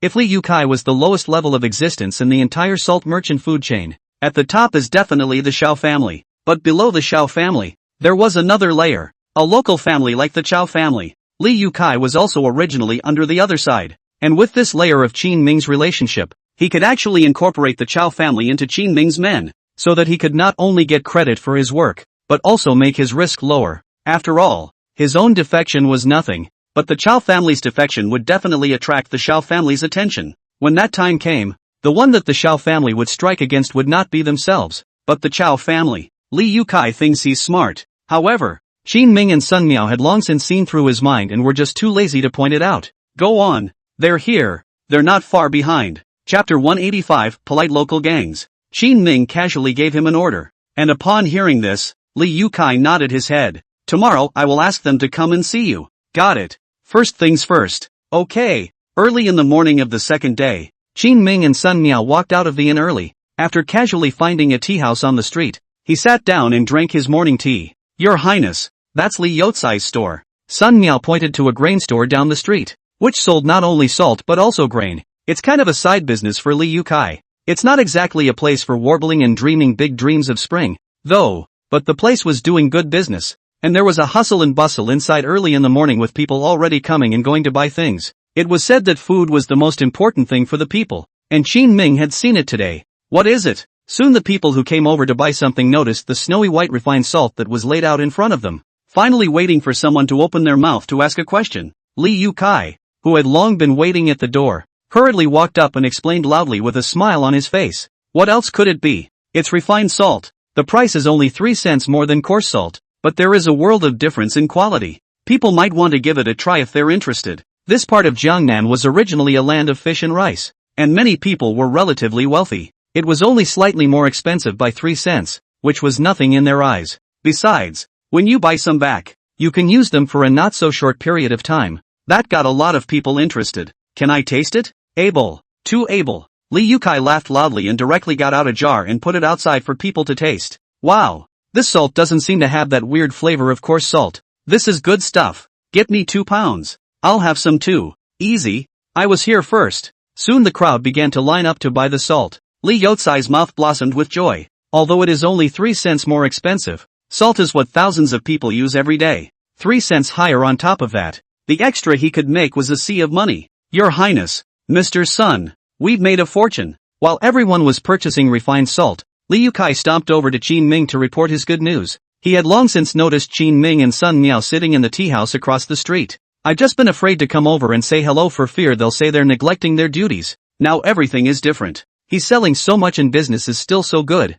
and this time it's kind of easy to get it over with. However, Qin Ming did not let up and whispered to him, come here and explain something. What is it? Li Yukai looked at Qin Ming suspiciously, then quickly put his ear to Qin Ming's side. This can still be like this. After Qin Ming finished speaking, Li Yukai looked at him with shock. What else? They are one of the main consumers of salt too. Qin Ming smiled and waved his hand. Li Yukai slowly nodded his head. his eyes gradually firming up. Then I'll run it down now. After he left, Sun Miao looked at Qin Ming curiously. Your Highness, what did you just say to him that made this guy's face blossom with joy? Nothing, just told him to send the salt free to all the big restaurants so they could try using it. What Qin Ming wanted to do now was not to make money, but to cut off the Xiao family's salt industry. The natural thing to consider is how to occupy the market. So it is. Sun Miao froze for a moment, and then it dawned on him. You're right. It's the only way to do it that way that's going to be all over the place. That afternoon, after the mealtime, Li Yukai quickly returned to this side.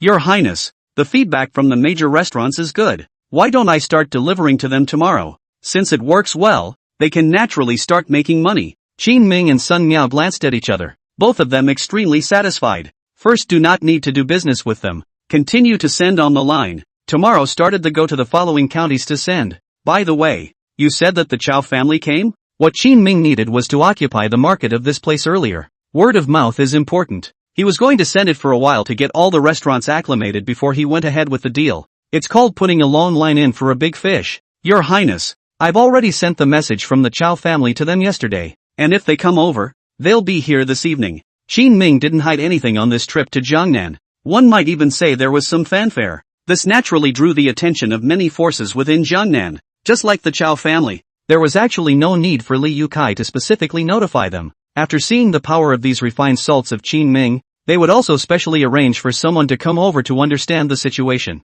Boss. Just as the three of them were discussing, one of the henchmen quickly ran to Li Youcai's side and attached himself to his ear and whispered a few words. Your Highness, it's coming. Who's coming? At this time, Sun Miao opened his mouth and asked. He still had some acquaintances here. Like the Chaoshan he mentioned earlier was the leader of the Chow family's younger generation. According to what Sun Miao had said, this person named Chaoshan was already considered the successor of the Chow family. Now the entire Chow family's affairs are also run by him. Similar to Sun Miao, the eldest son of the Chow family, Chaoshan, Li Yukai immediately reported his name. It mattered to them who was coming from the other side, because it represents the attitude of the Chow family. If they were to arrange for someone to come over and dismiss them, there would be little point in continuing the conversation. Bring the man to the inn where we're staying at night, and we'll have a drink and a chat. Sun Miao is familiar with this process. Straight away the evening was arranged. However, upon hearing these words, Li Yukai waved his hand in a hurry. Mr. Sun,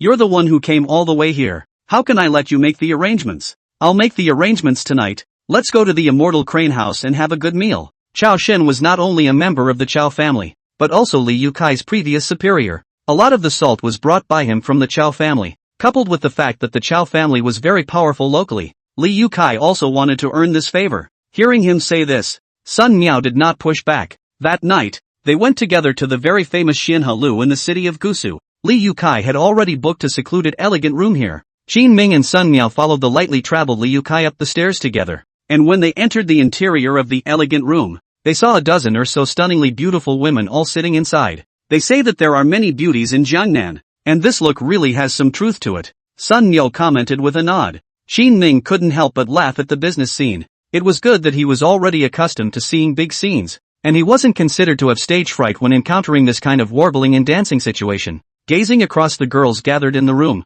Qin Ming saw a young man with sword brows and a handsome appearance sitting among them, the eldest son of the Chow family, Chao Shen. Chapter 186, 3 Days to Defeat. Although both were the future helmsmen of the family, there was still some difference between Chao Shen's temperament and Sun Miao's. The guy was decent looking and exuded an aura of being uninviting. He didn't know what was going on inside the elegant room, but Qin Ming was keenly aware that all these warblers seemed to have kept a few moments' distance from Chao Shen. Not many dared to come up and laugh and argue with him. In comparison, Sun Miao is very spontaneous. Opening the folding fan with a swish, he flicked it with an extremely flirty flick and summoned a few young girls. It seems that even among the heirs of large families, there is a big difference in temperament. Li Yukai heatedly smiled and also reached out to summon a few wonderful young girls. Your Highness, you sit first. Pointing to the main seat, Li Yukai walked up and helped Qin Ming pull out the stool first. This was followed by the next best thing. Sun Mo. Qin Ming perceived that Chao Shen was also placed in a secondary position by Li Yukai. As for himself,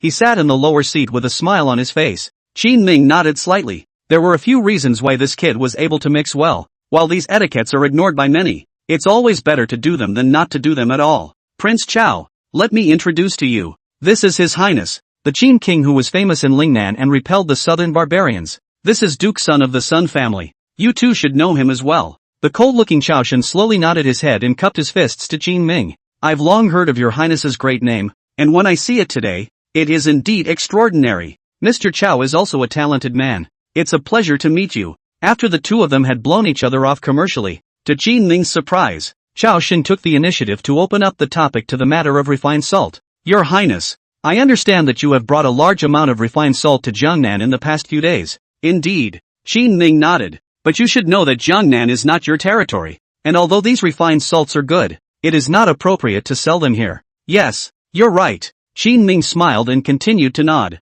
Chao Shen froze for a moment, not reacting to what was going on with Qin Ming. It's obvious that it's inappropriate, but they have the attitude that they know it's wrong but are determined not to change. Please also stop. Your Highness. No, the Jiangnan salt industry. This king wants it. Qin Ming rejected his request categorically. The atmosphere of the scene was plunged into freezing point. Liu Kai didn't dare to gasp for air as he looked at the two men's faces. I'm afraid that they will make a scene here at the drop of a hat, and it would not be good to bring the fish to the pond at that time. However, Qin Ming did not give Chao Shen a chance to get angry and continued. If the Chao family is willing to join forces, this king can send a batch of things to the Chao family tomorrow. This batch of refined salt is good. With them, the Chao family can occupy more markets faster and never have to look at the Chao family's face again. How? Qin Ming simply stated his request. Chao Shen frowned, very much unable to understand Qin Ming's behavior. How dare he dig the corner to the Xiao family, and the one who digs away is still himself. Your Highness, I'm sorry.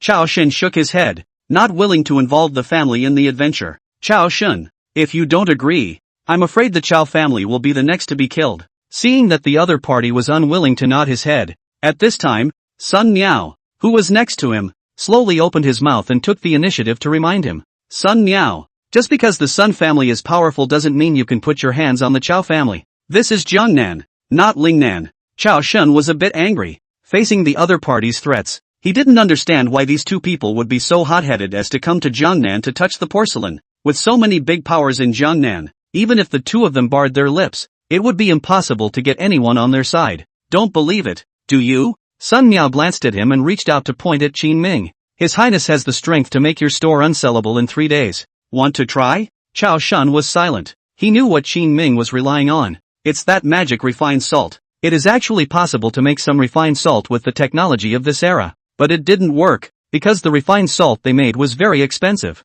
Dozens of times more expensive than coarse salt. No one can afford it. So naturally there's no way to put it on the market. But Qin Ming was different. He was only 3 cents more expensive, and it looked like he was making a lot of money. Can't we discuss it? Chao Shen finally spoke, and he stared closely at Qin Ming, trying to see some other emotions on Qin Ming's face. Unfortunately, Qin Ming's face was as calm as water, and no fluctuations could be seen at all. The Xiao family almost destroyed all the cloth factories in Lingnan and Jiangnan. This matter cannot be discussed. Qin Ming's tone carried a sense of indisputability. Chao Shen finally understood everything. This is Qin Ming's revenge on the Xiao family. Whether it was Liu Kai or the Chao family, they were actually all pawns on the chessboard. But Liu Kai was different from him. He took the benefits willingly and was willing to be driven by Qin Ming. The Chao family, as a large local family, was not willing to bow down, nor could they. Once they followed Qin Ming, they would become the joke of all the major powers in Jiangnan after word got out. Sun Miao read his mind and smiled.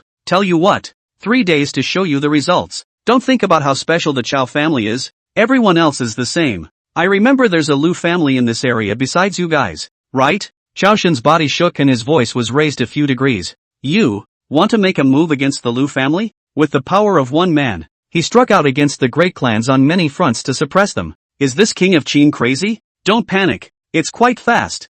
3 days. If the Lu family loses, just come over earlier to work together. If the Lu family is still holding up after 3 days, do whatever you want. Sun Miao helped Qin Ming on the sidelines and even gave him a nebulous possibility. Your Highness, is what he said true? Chao Shen hurriedly looked at Qin Ming. Qin Ming nodded his head indifferently. What he said is what the king meant. Alright then, 3 days, let me see your strength. Chao Shen sighed softly and answered the bet in a deep voice. Qin Ming, this had actually given him enough face. It looks like it's giving him some options. But if it's true that 3 days is all it takes to settle those few salt houses of the Lu family, it would take the same 3 days to solve the Chao family. Then they don't have to fight back. It's not much use anyway. Drink. Qin Ming raised his wineglass, and Chao Shen, with a complicated mood, also raised his wineglass and drank with Qin Ming and the three of them. Early the next morning, some ground stalls appeared in front of the Lu family's salt house. Qin Ming's soldiers shouted loudly and began selling fine salt at a good price. With refined salt spreading its fame both inside and outside of Gusu City, there were already many people who knew about it. At once, many people abandoned the Lu family salt shop and began to make purchases on the street. Qin Ming's approach is simple and violent, blocking the door to rob business, catching the Lu family off guard, and not even a little resistance. Chapter 187, One Day and You Can't Do It? For a whole day, the Lu family's salt shop was deserted. The fellows and shopkeepers inside couldn't help but come out and pick a fight in the meantime. But the soldiers who set up the stalls were just out of one. A few random punches knocked all the fellows of the Lu family salt house to the ground. The officials arrived later and the soldier who had beaten the man and a few of the guys who had picked a fight were all taken away. But the remaining soldiers in Qin Ming's hands were still squatting and hawking on the street. Now everyone knew that the people in these stalls couldn't be messed with. Where is all this coming from? Inside the city of Gusu, the shopkeeper in the Lu family's salt shop looked at the people on the street, and at the moment, his face was written with sorrow. In the distance, Chao Shen hadn't actually left. After drinking yesterday, he got up early today and personally came to squat in front of the Lu family's largest salt bank. Beside him sat a young man. With a thud, he looked helplessly at the other party after he finished the tea in front of him in one go. Lu Yuan, do you have any countermeasures? Lu Yuan was the young head of the Lu family in this generation, because last night's consultation with Qin Ming spilled over into the Lu family. Chao Shen had invited Lu Yuan, the young head of the Lu family, just today and informed Qin Ming of the news of his move. The corner of Lu Yuan's mouth twitched, revealing a bitter smile. Which in is the king of Qinat? I'll go find him. What's the point of looking for him now? Chao Shen frowned slightly, his face a bit ugly. Lu Yuan glanced at him and said in a hard tone, Damn, this isn't your family's property, is it? Can I wait 3 days for the salt house to get granulated and get totally screwed by him before I concede? Go over there now. He'll close up tomorrow, and I'll be able to get a batch of refined salt to sell. The Lu family has no bottom line. We are all businessmen, and he will follow whoever earns more. Chao Shen's face clouded over. What about the Xiao family? Lu Yuan could see more thoroughly than Chao Shen. When he heard the word Xiao family, he immediately waved his hand impatiently. Xiao family? Zhao Zef * King family. They are immediately struggling to protect themselves, and they are still playing with the cloth buyout that hurts the enemy 1,000 times and damages themselves 800 times. I don't know which brain-dead person thought of this. I ask you, do they have money now? It's gone. Chao Shen also had a slight understanding of the Xiao family's situation. After Lu Yuan heard this, he immediately clapped his two hands together and then spread his hands and said, Wouldn't that be great? Now that the salt industry is gone along with a piece of it, can they still play with those cloth houses? The salt industry can't collect its silver, so I guess it can't play. A gentleman does not stand under a dangerous wall. Hurry up and withdraw. When the time comes, the Chao family will follow a piece of the funeral. So don't really blame your brother for not having warned you. After saying that, Lu Yuan took the location of Qin Ming's and written by Chao Shen and turned around. Chao Shen's men rushed forward. Your Excellency, the Lu family has already admitted their fate. What should we do? Chao Shen thought for a second and suddenly put down the tea bowl in his hand as well. Go with him. Soon. In the evening, Qin Ming and Sun Miao brought Liu Kai into the immortal crane house again. Only this time, the person who invited for dinner was not Liu Kai, much less Chao Shen. Instead, it's Lu Yuan. Your Highness, I've heard a lot about you.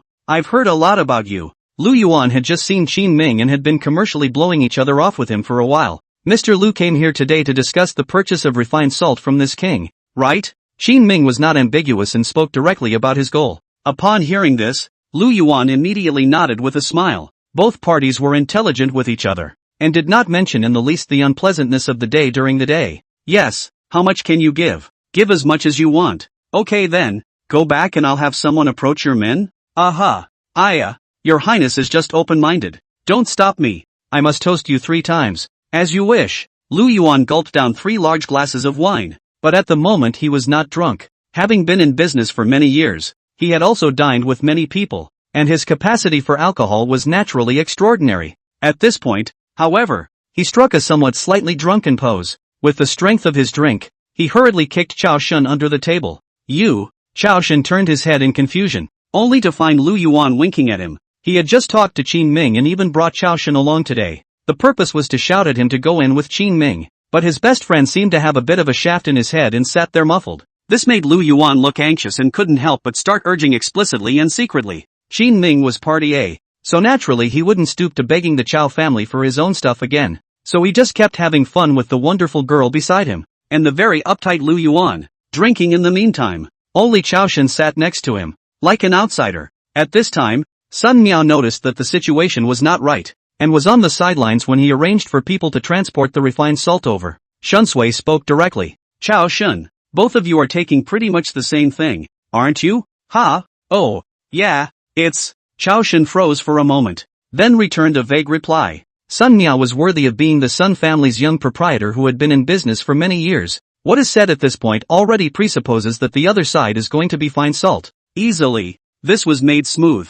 As for Chao Shen, although he had always been muffled, in fact, it's been slacking off for a long time. He just couldn't pull off asking Qin Ming for something. If you answer vaguely now, you will be able to do things at ease in the future, and you will not lose face. Ha ha, good. Drink and drink. Sun Miao immediately smiled and nodded. Lu Yuan was also relieved. Qin Ming, on the other hand, pushed and exchanged cups with them right up until late at night before he finally left the immortal crane building with them one after another. Ugh. It's not a human job to come out and run a business. Walking down the road, Qin Ming shook his dizzy head, filled with emotion. That's just the beginning. You'll have more to suffer in a few days. Sun Miao teased from the sidelines. Right now they're just laying out refined salt in Visuka City. There are a lot of other things in the background that are going to need to be rearranged, like the channels in the other main cities, and the big families on their side. One thing is still good though. That was that Qin Ming and the others no longer had to worry about having difficulty communicating with them. With the previous experience of the Chao and Lu families, those big families should soon join forces with Qin Ming. I'll write a letter to Wan Shu and Fang Qingyuan and ask them both to come along and help. After calculating the time, Qin Ming felt that there should be no way for him to take down the entire Jiangnan by himself, or invite two heavyweights over. That way he and Sun Mo wouldn't have to work too hard. It's like today's socializing. If it happens a few more times, I guess I can drink myself to death. When Sun Miao heard this, he also slowly nodded his head. That's fine. In that case I'll also arrange for a few stewards from the Sun family to help. Half a month is enough time to outlaw all of the Shao family's salt houses. They took it step by step, and were considered to have completely limited the Shao family's means of counterattack completely. Right now, even the Shao family could not possibly suppress them too much. Returning to the inn that night, Qin Ming wrote a letter and sent it to Lingnan. At this time, he did not know that during the time he came to Jiangnan, there were also huge changes within Lingnan. Chapter 188, Another Black Hand. A few days later, Fang Qingyuan, Wan Shu, and a few stewards from the Sun family all came. Your Highness,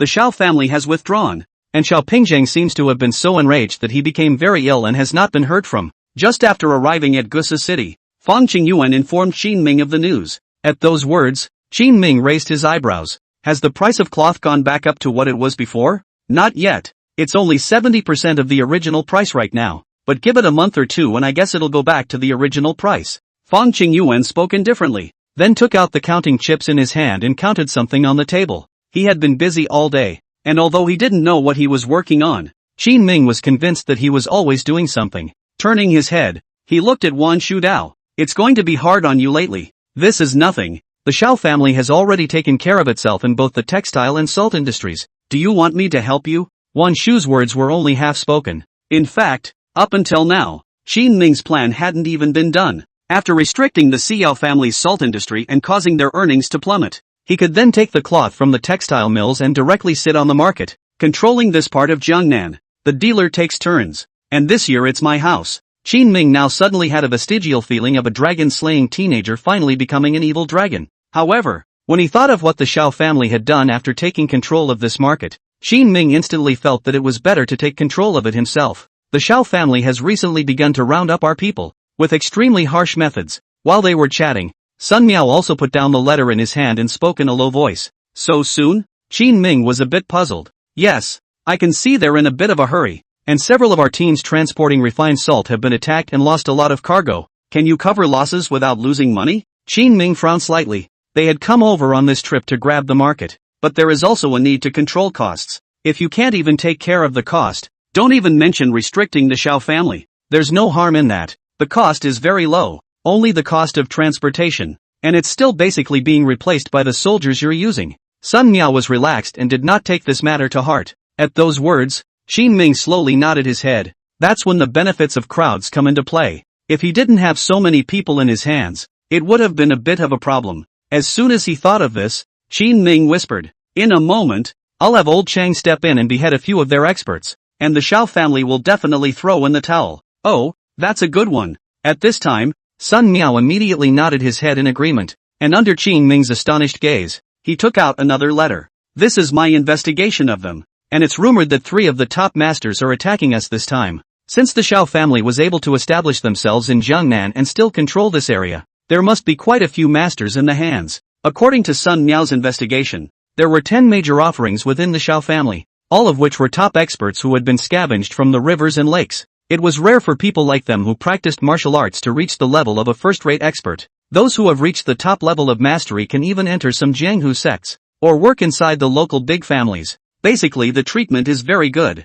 In addition to these top-notch experts, it was the even tougher supreme experts. Many of these people had already transcended the world, but there were also some who were extremely gifted and wanted to make a great cause that would astound the heavens. Then they will seek the Lord of Light, only to be remembered for generations to come. Chang Baishan, who was by Qin Ming's side, was such a supreme expert. Old standing. Qin Ming pushed open the window and shouted at the top of his voice to Chang Baishan below, who was pushing Pai Gao with someone and didn't look like an expert at all. Chang Baishan immediately ran up. "What is it, Your Highness? Look at this." Qin Ming pushed the letter in front of Chang Baishan. "Ooh, wind-chasing leg Song Zheng, Pai Shan Pom Hong Tao, and life-snatching sword Lu Shi, are all big shots." Chang Baishan had traveled around the jungle some years ago, honing himself for a long time. Looking at these guys who had long been famous in the jungle for a long time, he felt nostalgic. They're attacking the transport. The regular soldiers can't handle it anymore. How many can you kill? Qin Ming looked towards Chang Baishan,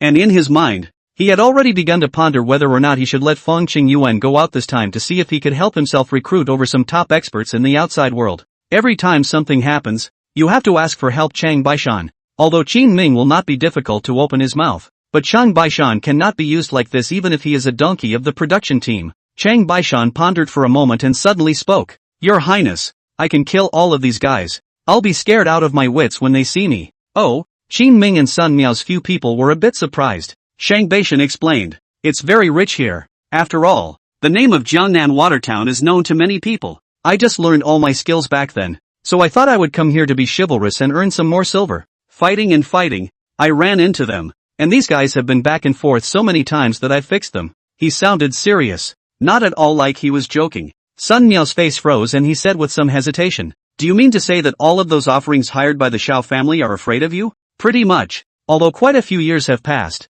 If I find them again, I should be able to solve them easily." "Awesome." Now even Wan Shu's eyes looked at him a little more strangely. "I was right about you. Go ahead." Qin Ming patted his shoulder, but Chang Baishan looked hesitant. "Your Highness, what will you do if I go over at a time like this?" Over the years, it was because Chang Baishan was by Qin Ming's side that he was able to avoid many deadly scourges. However, if Chang Baishan left, it was still in someone else's territory, and he was worried that Qin Ming would be surrounded by other top experts. The Shao family had someone behind them to protect them, and they did things recklessly. Even killing people felt like a trivial matter. Once Qin Ming was killed by them, the Shao family wouldn't even be punished too much under the influence of Princess Shao Shufei. Even in the court, there will probably be a lot of clapping. That is indeed a problem. Why don't you hide for a few days, Your Highness? Sun Miao hesitantly looked at Qin Ming. However, Qin Ming waved his hand. "Tell you what, I'll be the bait and go with you to take them down."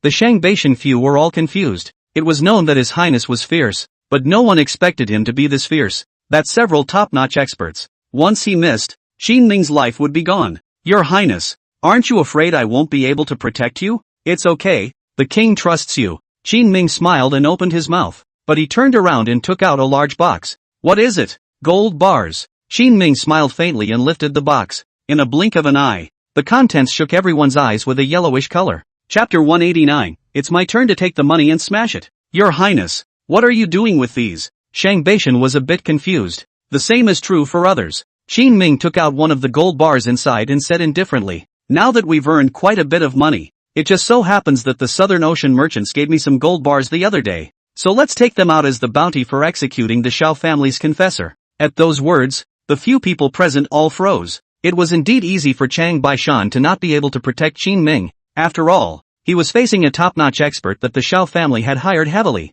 But Qin Ming's breakthrough was just as violent. The Shao family was rich, but at this stage, They no longer had the chance to fight with themselves. Then Qin Ming is going to replicate their tactics and smash them to death with money. That's a somewhat chic approach. Your Highness. Sun Mo froze for a moment, then sighed with emotion. It had to be said that although Qin Ming's brain circuits were very different from those of normal people, the efficiency of his work was not much higher than theirs. Let's go. Try the local officials. Qin Ming was prepared to make a trip in person to issue a hunting order in his own name. Like those who are good in the jungle, they are more or less carrying some human lives on their backs. The Shao family was quite prestigious here, and only if he personally intervened in this kind of matter could he not be stopped. And Shang Baishan suddenly stopped him at this time. It's really possible. I'll go find some Jianghu sects and ask them to issue a hunting order. No need to go through the government. And you don't have to worry about anyone stopping you. Local gangs? Yeah, I still have a few thin spots. Shang Baishan nodded and spoke earnestly. Sun Miao also stepped forward.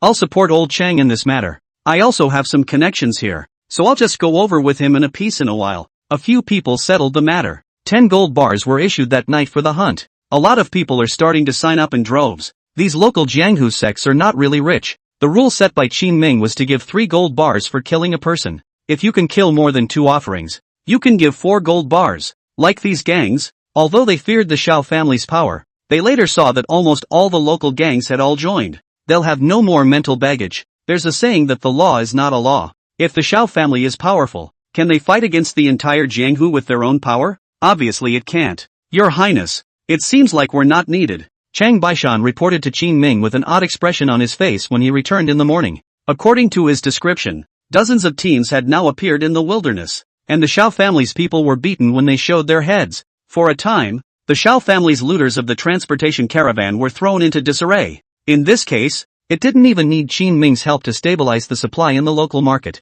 The Shao family's salt business will still be decimated. No, it's still out there. Qin Ming waved his hand. Joking aside, how could he not go out and ruthlessly stomp on Zhao's family to put on a show after spending so much money? He's going to make a name for himself with this wave going out. As soon as he thought of this, Qin Ming quickly took Chang Baishan out of the city with him. This time, they're carrying the biggest tricycle team from Lingnan. Nearly 3,000 pounds of refined salt were transported inside. Your Highness, this look is just too big of a target. We are conspicuous. Chang Baishan smiled bitterly and opened his mouth. He hadn't slept yet after working all night yesterday. Just now, I was thinking that this trip out was just a show-off round, and I could still sleep in the carriage. Now it seemed that Qin Ming was trying to maximize the effect of these gold bars in one breath. That's it. Qin Ming slowly nodded his head, favoring this fleet of vehicles with a single glance. Just like that, the two of them, Qin Ming and Chang Baishan, got on the carriage with a big grin and walked at the very front, in order to attract those road hijackers arranged by the Shao family to come over.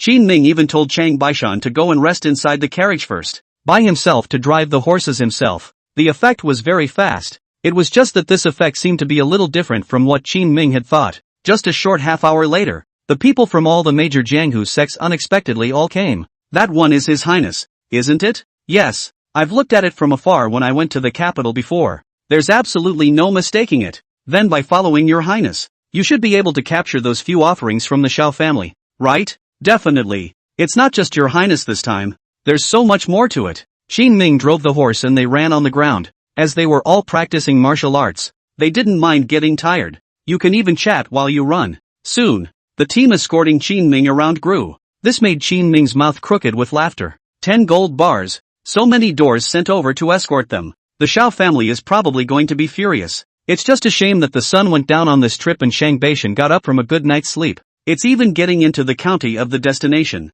Qin Ming didn't even see any of them making a move on himself or the caravan. In fact, not only Qin Ming was angry, even the martial artists who followed him were angry. No, the Shao family won't wimp out, right? Such a big Shao family. His Highness has entered the city, and I don't see anyone daring to come and make a move? Didn't they say before that they plundered a lot of salt carriers? The Shao family can't do it either. The reputation of the Shao family, being messed with by Qin Ming like this, was considered to have dropped sharply in the eyes of the martial arts world directly. When Qin Ming saw this, he was ready to add more fire. After entering the city gates, Qin Ming clapped his hands and said, "Everyone, the Shao family has already sunsetted as a shrunken head turtle. Today, this king hereby declares that the Shao family will henceforth be the great family that this king despises the most." There isn't one. Everyone froze as they listened to Qin Ming's declaration of the city gates. That's not a sneer, that's picking a fight. Your Highness is so cruel. You have to rub salt in people's wounds. I like this kind of person.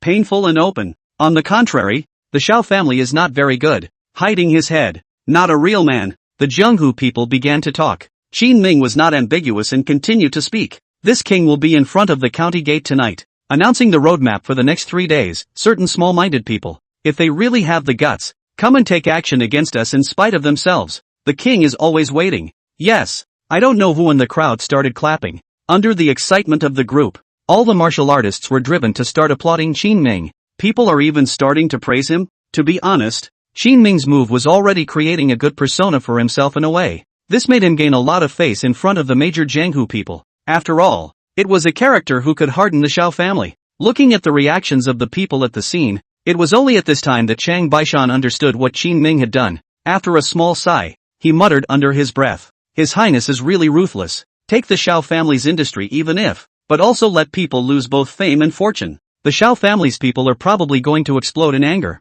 Chapter 190, 10 Great Donors. All out. On the other hand, the Xiao family's interior had indeed become a mess. Since Xiao Pingjiang's return, the Xiao family's cloth industry is even completely off the hook. And Xiao Pingjiang, the unworthy son and grandson, was supposed to assist the elders of the family in handling the situation. But he fell ill and has been hiding in his room, afraid to come out. And I don't know if he's doing it because he's sick, or because he's scared. At this moment, within the Xiao family's mansion, a group of people, the elders of the Xiao family, were gathering here, full of anxious deliberations. The man at the head was Second Master Xiao. Second Master Zhao's name is Xiao Liancheng. He is Xiao Pingzhan's second uncle, and Xiao Shufei's own elder brother. Now he was still the man in charge of the Xiao family. So Qin Ming really said that? At this moment, Xiao Liancheng angrily looked at the henchman who had come to report the news. Xiao family's third sister-in-law Chu Xiaoyun pointedly said, This asshole. What the hell does he want? Isn't it enough that he made Pingjiang seriously ill?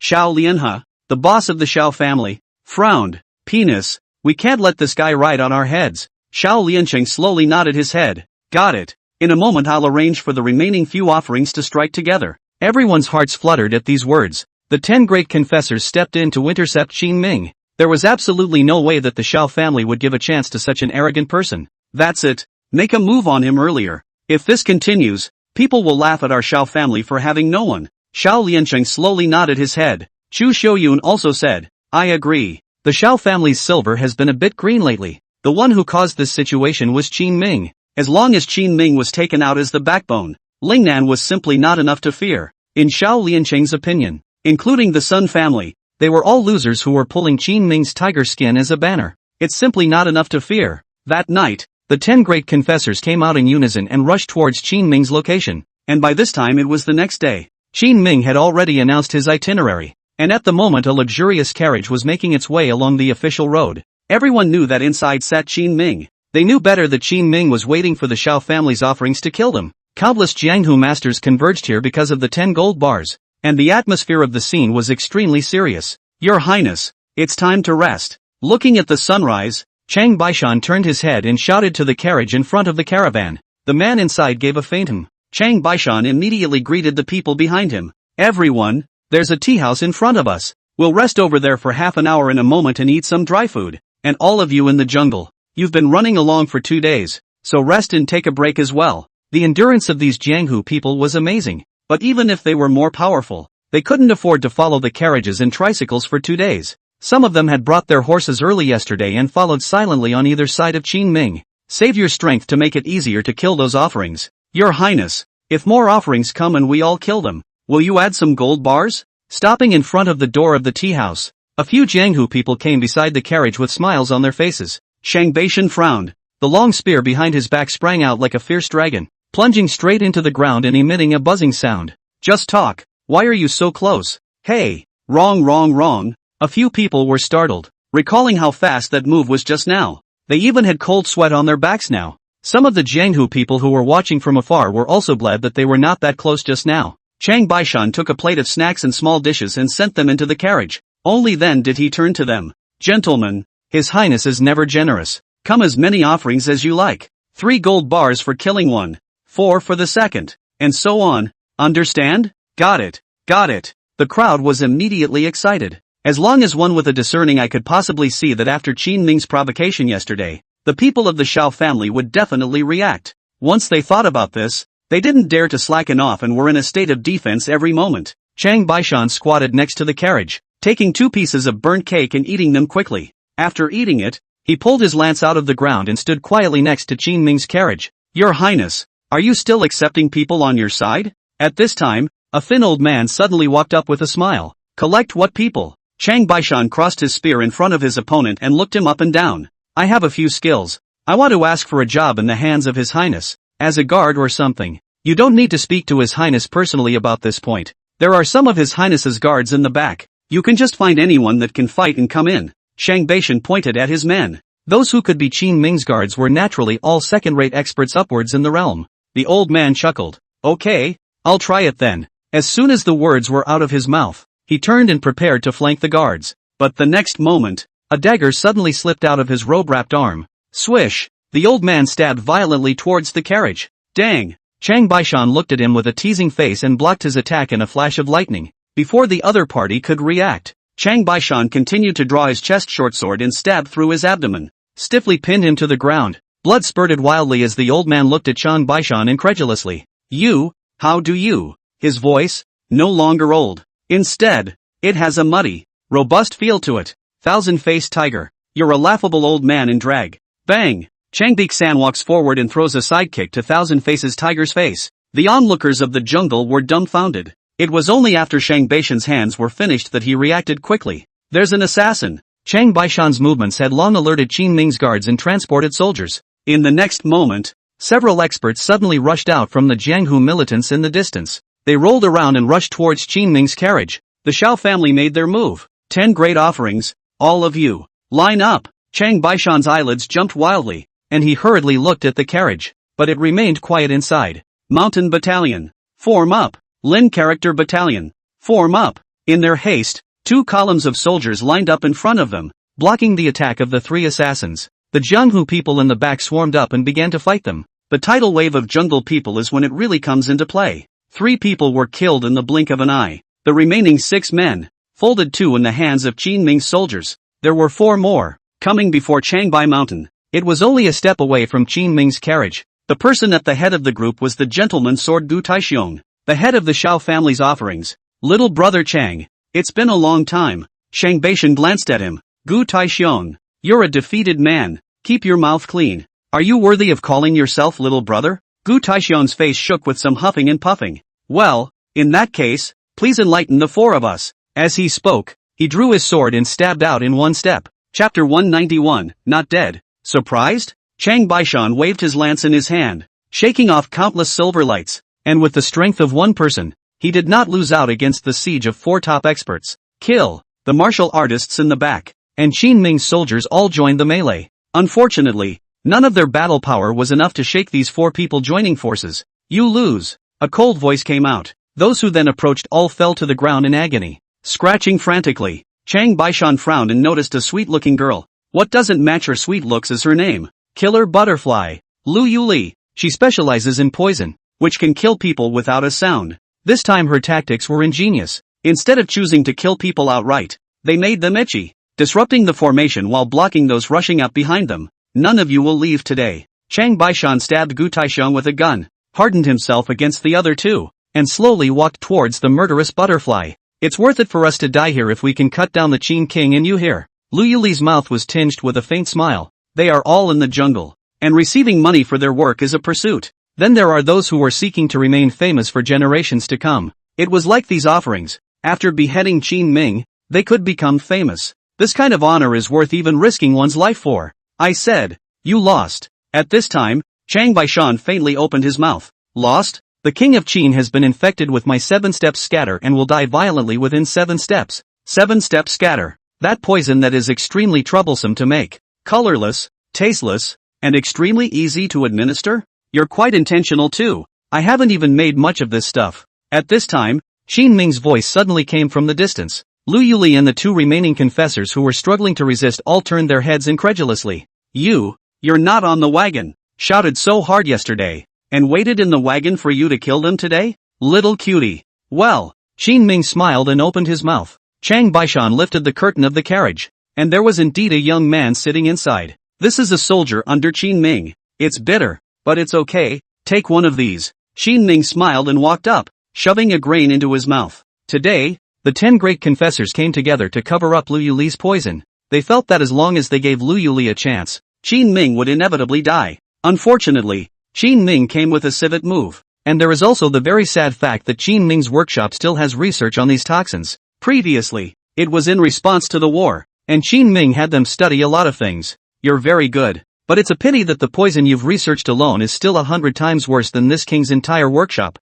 As he spoke, Qin Ming took out another bottle of green-colored powder and sprinkled some of it on the several soldiers in Jiangshi who were paralyzed on the ground and kept scratching their bodies. The poison in them eased at once. Because of the existence of the workshop, Qin Ming's body was now very well equipped. Soft hedgehog armor, sleeve arrows, boot-lined blades, poisons, poison needles, poisonous smoke and all kinds of medicines, etc. He was well equipped. The two remaining confessors already had gray eyes. Chang Baishan rushed into the crowd and cooperated with a few Jianghu experts to settle them. The last murderous butterfly still alive, Lu Yuli, was clenching her teeth and preparing to kill herself. She has a fang that can spew poison when bitten. This poison can be used on others as well as yourself. Look at her head tilt and she's going to die. Qin Ming walked forward and pinched Lu Yuli's sweet and adorable little face. The movement was extremely rough and broke her mouth. Poison fangs? What a cliché. As Qin Ming poured the green-colored powder in his arms into her mouth, Lu Yuli quickly woke up. Surprised you didn't die? Qin Ming asked as he squatted in front of her with a smile. Give me a break. That won't do. You know quite a bit about the Shao family, don't you? The offerings are all dead. You'll have to spit something out before you say anything. Qin Ming spoke indifferently, and then Chang Baishan, who was next to him, stepped forward and drew out a few extremely short silver needles and inserted them into Lu Yuli's body. These silver needles were enough to seal her movement. Bring it down. After settling the 10 great offerings, Qin Ming then took out a bag of gold bars from the car. It was placed on the floor with a thud, and the gold bar made a dull sound. Everyone, this king is as good as his word. Whoever beheaded the envoy just now, come here and collect your money. Okay. Now, all the martial artists were excited. After quickly rushing up and dividing the gold bars, they left the place with 1,000 thanks. Chang Baishan asked Qin Ming, Your Highness, if we let them go so fast this time, what should we do if we have no one to escort them? Don't worry, all the Shao family's envoys are dead, and my purpose has been achieved. The salt merchants of the major main cities see the wind. Who will continue to follow the Shao family? As long as refined salt becomes the mainstay of the salt merchants' industries across Jiangnan, without us having to protect it, none of those salt merchants or local families will let the Shao family make a move. Qin Ming opened his mouth indifferently, and at those words, Chang Baishan immediately widened his eyes. Still, Your Highness is brilliant, and this step did most of the work. Go. Qin Ming slowly turned away. Back in Gusa City, he found Chaoshan and Lu Yuan. You too. I'd like to sell cloth. I wonder if you have any ideas? Selling cloth, clothing, food, housing and transportation. Qin Ming has taken up part of the food. Salt is very much needed by everyone. Now Qin Ming is going into the textile business. If he was allowed to occupy these, it was estimated that the entire commerce of Jiangnan would be under his control and influence. Clothing, food, shelter, and transportation. He's going to take up 2 of them. Yes.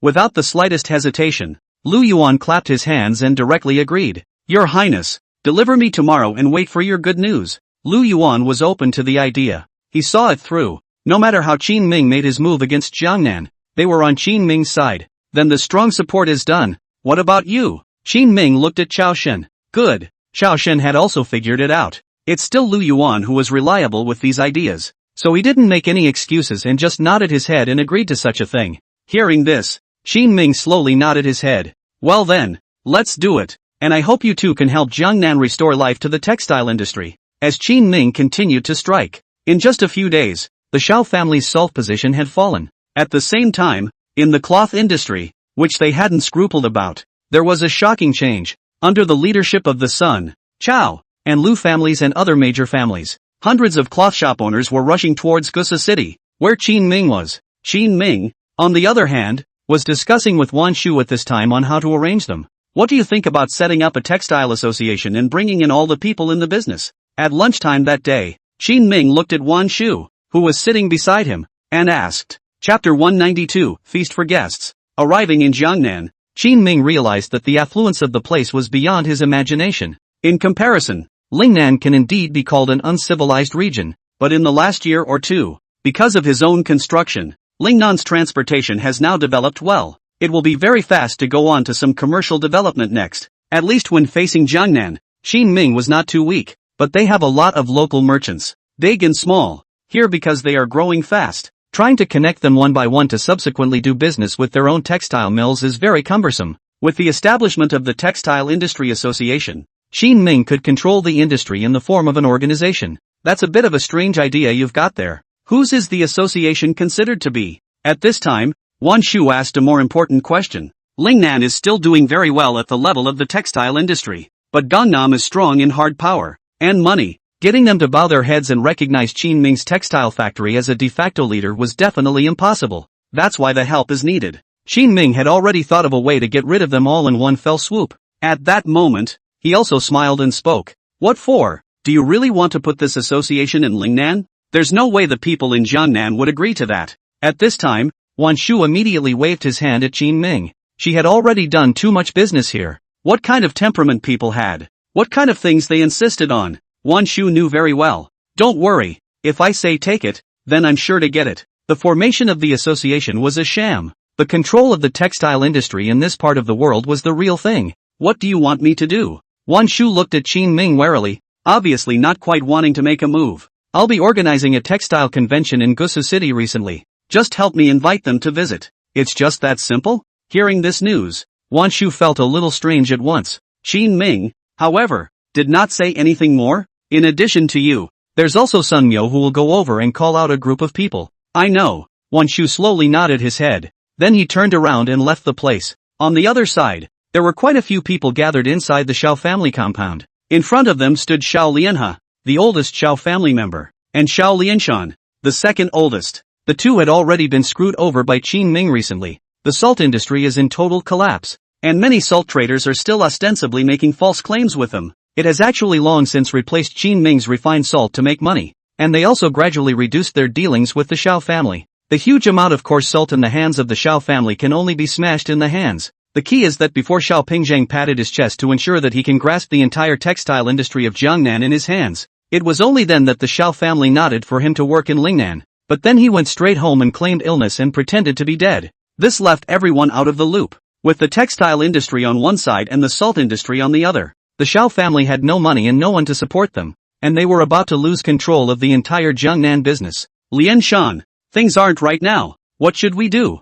Third sister-in-law Chu Shoyun frowned and spoke, her face filled with worry. After hearing what the other party said, Shao Lianshan frowned at his elder brother. The family is no longer in control of the situation, and as a plan for today, I think we should try to find King Tuan. King Duan? When they heard those two words, everyone at the scene fell silent. Shao Lianhe pondered for a long time and took a deep breath and said, we can't invite King Duan's side. It's better to let the one in the palace personally write a letter. The one in the palace they were talking about was naturally consort Shao Shufei. That's fine. Shao Lianhe's words caused the crowd to nod their heads. King Duan is the third son of His Majesty today, and doesn't have much of a mind to fight for the throne. Early kinghood in vassalage. The place where the clan was established was Jiangnan. But while he had little ambition, he was strong. Not only did he hold an army in his hands, but he also controlled a number of local forces after years of operation. The reason why he is not famous is because he doesn't often get involved in the strife outside, and regularly keeps his head above water. Chu Shoyun,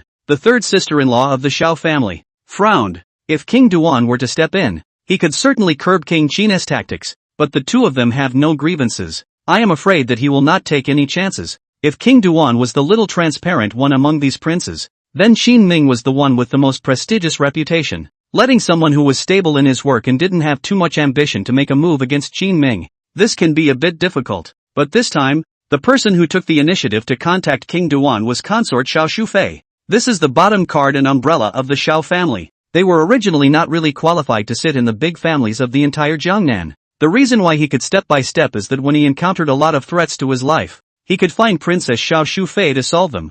Don't worry, as long as little sister makes a move, King Duan will definitely agree. Shao Lianshan slowly opened his mouth. He had infinite trust in Shao Shufei. Soon, the Shao family's messenger rushed towards the capital. Within the city of Gusu, preparations for the textile conference organized by Qinming were also completed. This time, Qinming had arranged for a number of craftsmen from the workshops to come over, bringing some new techniques to many people in Gusu City. These techniques have made people in rag houses everywhere notice a few differences. As for Sun Miao and Wan Shu, they had been throwing money at entertaining the crowd during the period. Let's not talk about whether it works well or not. The rows alone have been drawn out over the past few days. This has also moved many of the clothiers who have come to the area to have a few moments. Your Highness, it's almost time. After a few days of arrangements, Sun Miao found Qin Ming on this day. How many others are still missing? Qin Ming walked out of the room and asked in a calm tone. 5 days, and only half of them have come. Most of the other owners of the cloth shops have interfaced and excused themselves,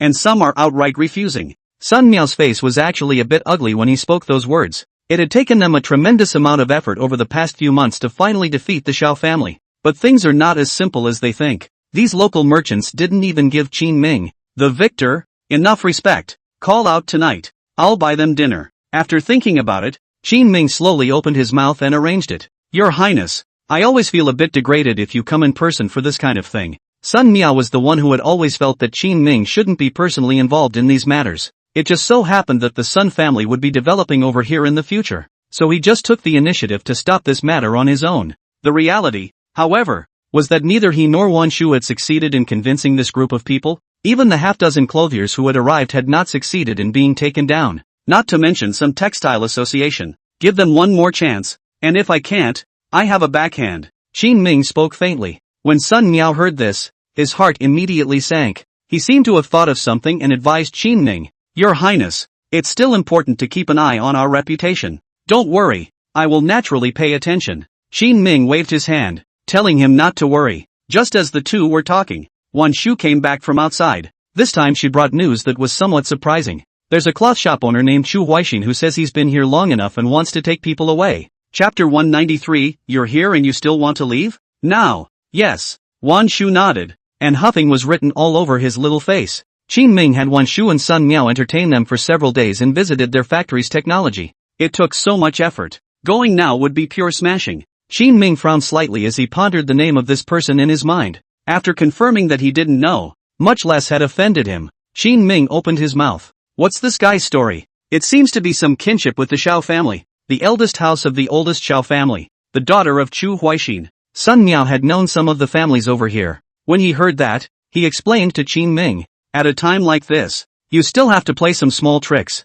Do you really think you can block the great power? Wan Shu was a little angry. Today, when she heard that Chu Huaixin had pulled together a group of people who were ready to leave, she wanted to directly detain the people. Go on, check it out. By the way, give this note to Shang Beishan. Without any further delay, Qin Ming brought the two of them along and rushed towards the best inn in Gusa City in the distance. Before leaving, he handed a small note in his hand to Sun Miao. Although Sun Miao was puzzled, he did not say much and nodded to send the things out. Soon enough, Qin Ming's trio arrived at the inn. Outside the inn, a group of cloth shop owners had false smiles on their faces. When he saw Qin Ming coming over, he immediately greeted him. If it isn't Your Highness, we have already visited your new technology and it is truly impressive, so we won't harp on it much longer. They appeared to be in a state of harmony, but in reality, they just wanted to leave after seeing Qin Ming's new technology, not even giving Qin Ming a chance to mention his thoughts. A distant old man in damask with a gloomy face had also noticed Qin Ming's movements by now. It was just that he didn't walk right up to greet Qin Ming like the others did. Instead, he sat quietly at the far end of the table drinking tea, a few hints of resentment emerging on his face. Qin Ming had just arrived and noticed the other party's movements. Sun Miao whispered to Qin Ming from the side. It's this old man. Sinister as hell. Like the fight between businessmen. Many times will be like this. Everyone does not tear their faces, but in the open and dark will secretly play tactics. It's like cutting meat with a blunt knife. Not fast, but it has a big impact on Qin Ming's business. Qin Ming wanted to truly control the textile industry over here, and all the cloth shop owners around the world who were related to the Xiao family would be a hindrance to him. Qin Ming nodded slightly before opening his mouth to address the several people. Everyone, I've already had someone prepare a meal in a restaurant in Gusa City. How about we all have a meal together tonight before we leave? As Qin Ming's words fell, the surrounding group of cloth shop owners all waved their hands in a hurry. Your Highness, I have some urgent business at home. Yes, Your Highness, it's been out for a few days, and we still need to go back to look after our business at home. With one sentence from each of them, they quickly toppled Qin Ming, making it difficult for him to speak. Sun Miao and Wan Shu watched and were anxious. However, Qin Ming only smiled faintly and nodded frequently as he listened to what the group of people on the other side had to say. The corner of Chu Huaixin's mouth in the distance raised a disdainful smile. These people he instigated are all rich merchants from all over the world and are very shrewd. Even if he didn't have to say it, none of the group actually wanted to stay here much longer. Now that they had their own incitement, it was assumed that everyone was trying to find a way to get out of Qin Ming's hands. And when Qin Ming faced such a group of skillful and articulate businessmen, it was actually difficult to keep them in. Still too young. Just with you want to take on Jiangnan's textile industry? Chu Huaixin spoke in a low voice. His face was full of the pleasure of succeeding in his cunning plan. In fact, this matter had nothing to do with him, but his daughter's side had written to him earlier about the feud with Qin Ming. Chu Huaixin, who loves his daughter, then directly took advantage of this opportunity, wanting to let Qin Ming know what is called ginger or old hot. Obviously, he got his way. Qin Ming also had no chance to resist, but just then, a voice suddenly came from the distance, breaking the clamor of the scene. Report, Your Highness, there are flying thieves infesting the city. The money bank has been stolen and hundreds of thousands of silver lost. General Chang has already gone to catch them. The city gates have now been blocked to cooperate with the officials in General Chang's arrest. As the soldier who passed the order informed the situation, Qin Ming immediately revealed a look of regret. Alas, I had wanted to send you all off, but I didn't expect that in broad daylight, a petty thief would dare to cause trouble under this king. Tough you all, wait a moment. Hundreds of thousands of taels of silver is not a small amount. When this king within 2 days to find out where the thieves go, will personally send you all back. The crowd at the scene heard the news. Their faces all became extremely ugly at once. Everyone is not a cutie pie. Anyone can see what's going on with Qin Ming's trip.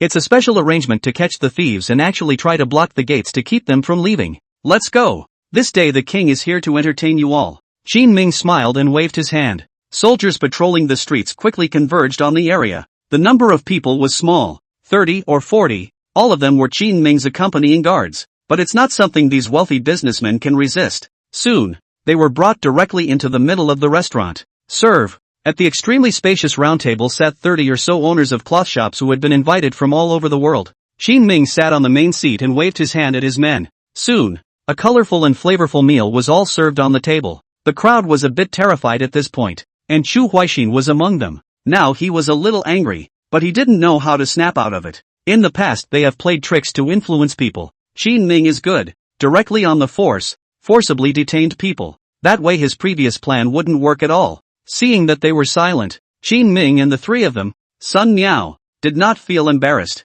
They took the initiative to speak up, and began to push the envelope with the crowd. After 3 rounds of wine, Qin Ming didn't cover up and spoke directly. You are aware, I presume, of the recent changes in the salt industry? The crowd was filled with confusion, but nodded. The change in the salt industry is only one. There is also the change in the textile industry, which is also extremely huge. The textile mills in Lingnan are in full swing, even enough to affect the price of cloth in the whole of Jiangnan. Since Lingnan has developed to such a state nowadays, this king would like to set up a textile industry association, so that we can work hand in hand to develop together. How about that? The moment these words came out, the faces of everyone present changed drastically. Chu Huaixin was the first to jump out. Absolutely not. Lingnan is Lingnan and Jiangnan is Jiangnan. How can they be mixed up? Chapter 194, Sitting on Your Ass. It doesn't exist. As soon as Chu Huaixin opened his mouth, the group of merchants behind them immediately revealed a few looks of approval. They all thought so, just no one dared to say it outright.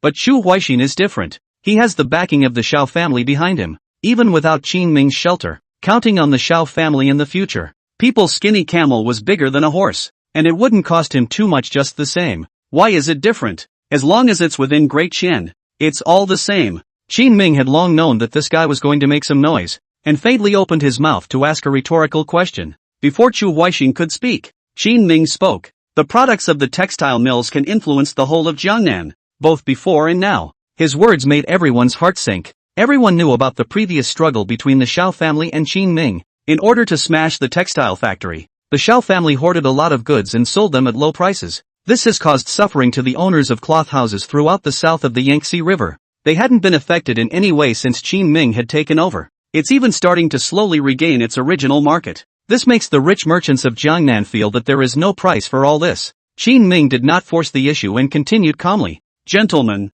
I only need a very small number of people to enter the textile guild, and it is up to you to choose whether or not to join. Previously, Sun Miao had told Qin Ming that he must be careful with his methods, as well as their reputation. This made Qin Ming change his mind. and doing things now left them with a few options. Otherwise, Qin Ming would have included everyone in the ranks of the Textile Association today even if he had brought soldiers over and pressed their heads. This, facing Qin Ming's statement, the crowd looked at me and I looked at you. They were all naturally reluctant inwardly and wanted to open their mouths to refuse. However, due to Qin Ming's majesty, no one dared to be a headbanger for a while. Seeing this, Chu Huaixin stood up directly from his seat. Sorry, I'm not staying. With him taking the lead, a number of people who clasped their fists and prepared to leave immediately appeared behind them. That's how people are. They can afford Qin Ming's free help, but if they need to be made to pay for it after being helped, they are less willing to do so. Nowadays, they had even forgotten about the time when Qin Ming had saved them from the fire in the first place.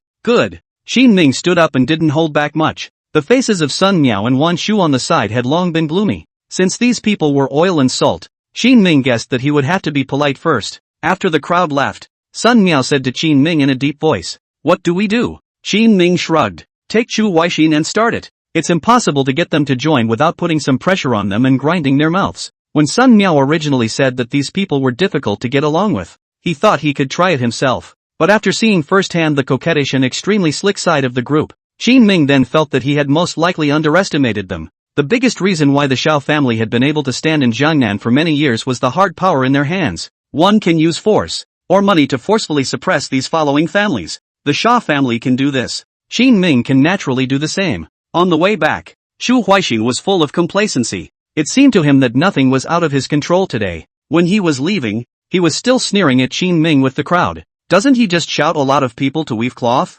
What's the big deal? He wants all the textile industry in our Jiangnan. Really, the heart is not enough for the snake to swallow the elephant. But your highness helped us fend off the Shao family's price pressures before. There were still a few understanding people in the crowd. However, hearing these words, Chu Huaixin immediately sank his face and said, "Did we beg for his help? Yeah. Isn't it still him who wants to help? Helping us is just incidental. Doesn't he have to save the textile factory himself?" If it had been a different time when not a single piece of cloth could be sold and was fully controlled by the Shao family, they surely wouldn't dare to say such a thing. But everything is different now that the crisis has passed. Everyone was so relaxed that even the most basic sense of reverence was no longer present. Such words of taking advantage of people as a matter of course can be said casually. Chu Huaixin is even more on the side to incite the fire said, "We are all merchants from Jiangnan. We must be united. Never join forces with people from poor places like Lingnan." Makes sense. Elder Chu is right. Soon they left satisfied. Early the next morning, the mist had just been pierced by the first rays of sunlight. A train of wagons had then started. With a full load of cloth, they slowly made their way toward Sangshan County next door. Sangshan County is where Chu Huaixin lives. At noon, he had just walked out of the cloth shop, ready to tell his daughter the good news that he had shaded Qin Ming. But just at that moment, a fellow from the cloth shop suddenly ran in the distance. "It's no good. His Highness has piled the goods in our county." "What?" Chu Huaixin's eyes widened, his face full of unbelief. "How could he? I'll get him. Qin Ming personally came to Sangshan County today. That means he's going to completely crush Chu Huaixin." Chu Huaixin was naturally furious to the extreme, and came angrily to Qin Ming after learning the news. "Your Highness, who are you to do this? I've put so much effort into Jiangnan, and now I still have the strength to control the market. So why can't I do this?" Qin Ming raised his head in surprise, his face full of confusion. "You? What difference is there between you and the Shao family if you do this?" Chu Huaixin angrily pointed at Qin Ming and screamed. Qin Ming nodded slowly. "Yes, this king also never said that he would protect you all for the rest of your lives. It was the wishful thinking of the major cloth houses in Jiangnan." Chu Huaixin couldn't speak. It was true that Qin Ming hadn't said that he would protect them even after settling the Shao family. It was only their own belief that Qin Ming would not make a move against Jiangnan. But in fact Qin Ming took direct action after the establishment of the Textile Association was blocked. "That's so unethical of you. It is only the weak who speak morally. If this king did not have the strength, shouldn't this time be taken advantage of by you for nothing?" In the face of his accusation, Qin Ming directly laughed out loud. He was truly surprised that Chu Huaixin dared to open his mouth to say such things. It took so much effort on his own to finally place the textile industry in Jiangnan. When these people are on welfare, they stop talking about things. Turned his head and tried to run. "Where in heaven's name is such a good thing? We'll band together to keep you out of it." Chu Huaixin was also pushed, and directly opened his mouth to threaten Qin Ming. "Union? A union between businessmen is nothing in front of this king. These people are self-interested individuals who will not have any firm alliances at all." Qin Ming judged that within a few days someone would defect with him, but before that, he needed to find out a couple of antagonists to help set himself up. Speaking of countertypes, there's one in front of us. When he thought of this, the corners of Qin Ming's mouth lifted into a smile. Chapter 195 King Duan comes to the door, sends down a decree to punish him. Seeing that Qin Ming was so calm, he didn't put himself in his eyes at all in his words. The impotent and furious Chu Huaixin immediately colored. Try it if you can. There's no way the textile industry in Jiangnan will fall into your hands. Already trying. Don't rush. Qin Ming pointed to the market in front of him. Inside, the price of cloth has dropped repeatedly, but Qin Ming's price reductions this time were all within his own acceptable range. They have low costs and can make money even with price reductions. But Chu Huaixin's cloth is not very good. He was agitated. Voices are starting to tremble. You wait. Chu Huaixin ran home quickly, picked up a pen and paper and began to write to the owner of the major fabric house he knew. 2 days passed. Chu Huaixin's cloth shop is like paralyzed. The fellows inside are all wide-eyed. The inside of the cloth shop was even more shuttered compared to the past days. As for Qin Ming, he met with several lively-minded cloth shop owners in Songshan County. Yes, just like he said, these guys slid to their knees incredibly fast. As soon as I saw the momentum was off. In the past few days, several owners of cloth factories had come to Songshan County, wanting to join Qin Ming's textile association. But Qin Ming didn't agree straight away. Instead, they were given a mission. Let them help take out the local clothiers who haven't agreed to join. Those clothiers who resisted felt even more pressure at once. Just like this, one ring after another. The number of people in the Qin Ming Textile Association soon came to a number close to 20. And on this day, Sun Miao found Qin Ming. Your Highness, King Duan is visiting. Oh, Qin Ming remembered this brother of his. But the other party had been lukewarm for many years and was not willing to participate in the fights between the dynasties. Today, he suddenly came to see himself. Could it be that someone from the imperial court was pressurizing him? As soon as he thought of this, Qin Ming thought of Princess Xiao Shufei. But with an existence of Duan Wang's caliber, could Princess Xiao Shufei directly drive it? Please come in. Without giving it any more thought, Qin Ming was prepared to meet it first. Soon, a young man about Qin Ming's age and wearing fancy clothes walked in from outside with a few guards. Royal brother. King Duan walked up to Qin Ming and bowed and clasped his fists in greeting. Qin Ming also stood up and said, Sage brother, why did you remember to come to my place? Looking towards the surroundings, King Duan waved his hand for his sidekick to go out first before slowly saying, the salt industry belongs to the Xiao family. Imperial brother cannot take it. Now the Jiangnan salt industry, textile industry all to fall into the hands of Qin Ming. This is certainly not. Who sent you? Qin Ming didn't respond directly about these industries, but instead opened his mouth to ask about the people behind him. Princess Xiao Shufei. King Duan spoke slowly, without the slightest hint of avoidance. Hearing this name, Qin Ming's eyes gradually clouded over. Dealing with the Xiao family meant that sooner or later,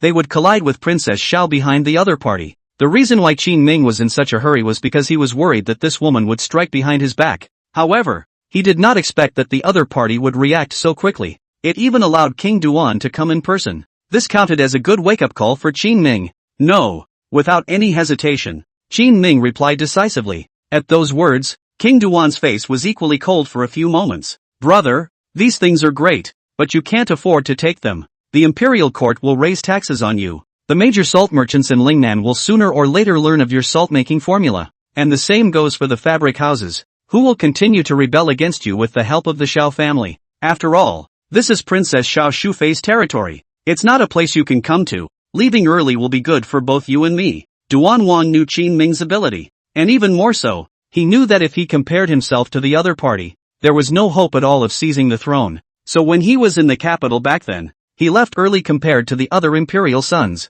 It also allowed him to take a nice fiefdom early and sit in Jiangnan. If there was nothing wrong, he would never get involved with Qin Ming. It's not a bad idea to get away with it like that. Unfortunately, things were now actively coming to the door, or the struggle between Princess Xiao Shufei and Qin Ming. This left King Tuan helpless. Qin Ming gave him a deep look and suddenly said, Go away. I don't want to do anything to you. He knew what was in King Duan's mind, and it shouldn't be him who was involved. I can't go. King Duan frowned and shook his head, and when he saw that Qin Ming was a bit puzzled, he proceeded to pull out an imperial decree from his bosom. The descending precepts and the cutting of my salary have all fallen on me. And guess what's next? Qin Ming raised his eyebrows. Regardless of any vassal king, if you want to teach them a lesson, you basically can't escape such means as lowering the edicts, reducing the salary, suspending the succession, and reducing the emperor to the status of a commoner. As Qin Ming had expected, Princess Xiao Shufei really had no way to control King Duan. However, she was able to exert her influence on the Chen Emperor and courtiers and directly smite King Duan. King Duan had been operating within his fiefdom for many years, although he had always kept an extremely low profile and could even be said to be cautious, but it was still extremely easy to catch him in the act of sinning. Now that King Tuan has gone as far as punishing the Bong, it is likely that he will have to suspend his assault on the seal further down the line. This was why he couldn't sit still and personally ran to find Qin Ming. Unlike my elder brother, I have nothing without the throne. King Duan spoke quietly, a few points of ruthlessness already flashing in his eyes. Qin Ming is nothing, directly relegated to Lingnan. The punishment cannot be punished, but he had strong means, and in a place where he was penniless, he had still taken one step at a time to get to where he was now. King Tuan is not like him, not enough talent, not enough heart. If he hadn't been pushed this time, he would have even been able to remain invisible from start to finish in the struggle between Qin Ming and the Shao family. Understanding this situation, Qin Ming slowly nodded his head. I see. Since it's hard to make a big deal out of a big deal, make a bigger deal out of it. You, Duan Wan's eyes shook, looking at Qin Ming with shock. Actually, Qin Ming was right. Things are still too small now. The only way to attract the court's attention and make them forget to put pressure on King Duan was to make a bigger mess. You go back. It will never reach you this time, but I hope that from now on, the harbor in Jiangnan in your hands will allow me to use 2 of them. Qin Ming immediately made a promise to him. It was only after a long period of silence that King Duan finally spoke. Is that true? I never tell lies. Those who knew him well knew that if he made a promise, it would be true. How long will it take? In about half a month. I'll bring down the Shao family, and then it won't be your turn to do anything. Qin Ming drew fire alone, while King Duan helped in secret. This is the optimal choice. But hearing about his goal, King Duan still had a heartbeat. The harbor will give it to you when you settle the Shao family. The Shao family's thin dead camel is bigger than a horse. Qin Ming hasn't settled it yet, and King Duan is unwilling to place a bet.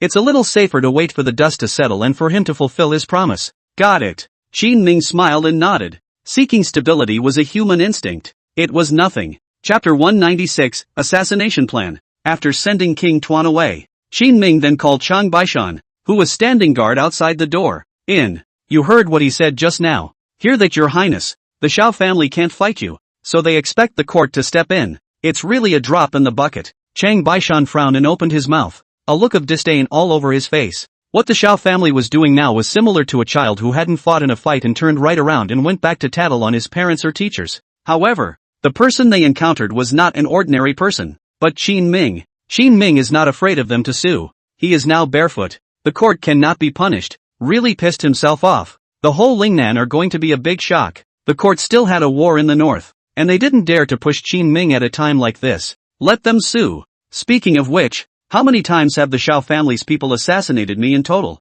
Qin Ming spoke indifferently, suddenly asking a strange question. Cracking his fingers and counting carefully, Shang Baishan said, big and small. It must have been 7 or 8 times in all. Ever since Qin Ming had killed the Shao family's 10 great providers, only one Lu Yuli remained. The Shao family still hadn't given up. Instead, they had always arranged for people to continue to strike at Qin Ming behind his back. Anyway, the two sides had already torn their faces apart from each other, and no matter what insidious means they used, they all greeted towards Qin Ming. Although Qin Ming had been silent, he was no soft touch. The other party wants his life, but he has to pay a heavy price. So many times, Qin Ming rubbed his chin and spoke quietly. Chang Baishan had followed him for many years and guessed Qin Ming's meaning at a glance. Your Highness, why don't we go and kill a few Shao family members as well? That's a crazy thing for him to say, but it makes sense. While the Shao family made a reckless assassination attempt, Qin Ming did not make a counterattack. This let people look at it, and they really thought that Qin Ming was afraid of them,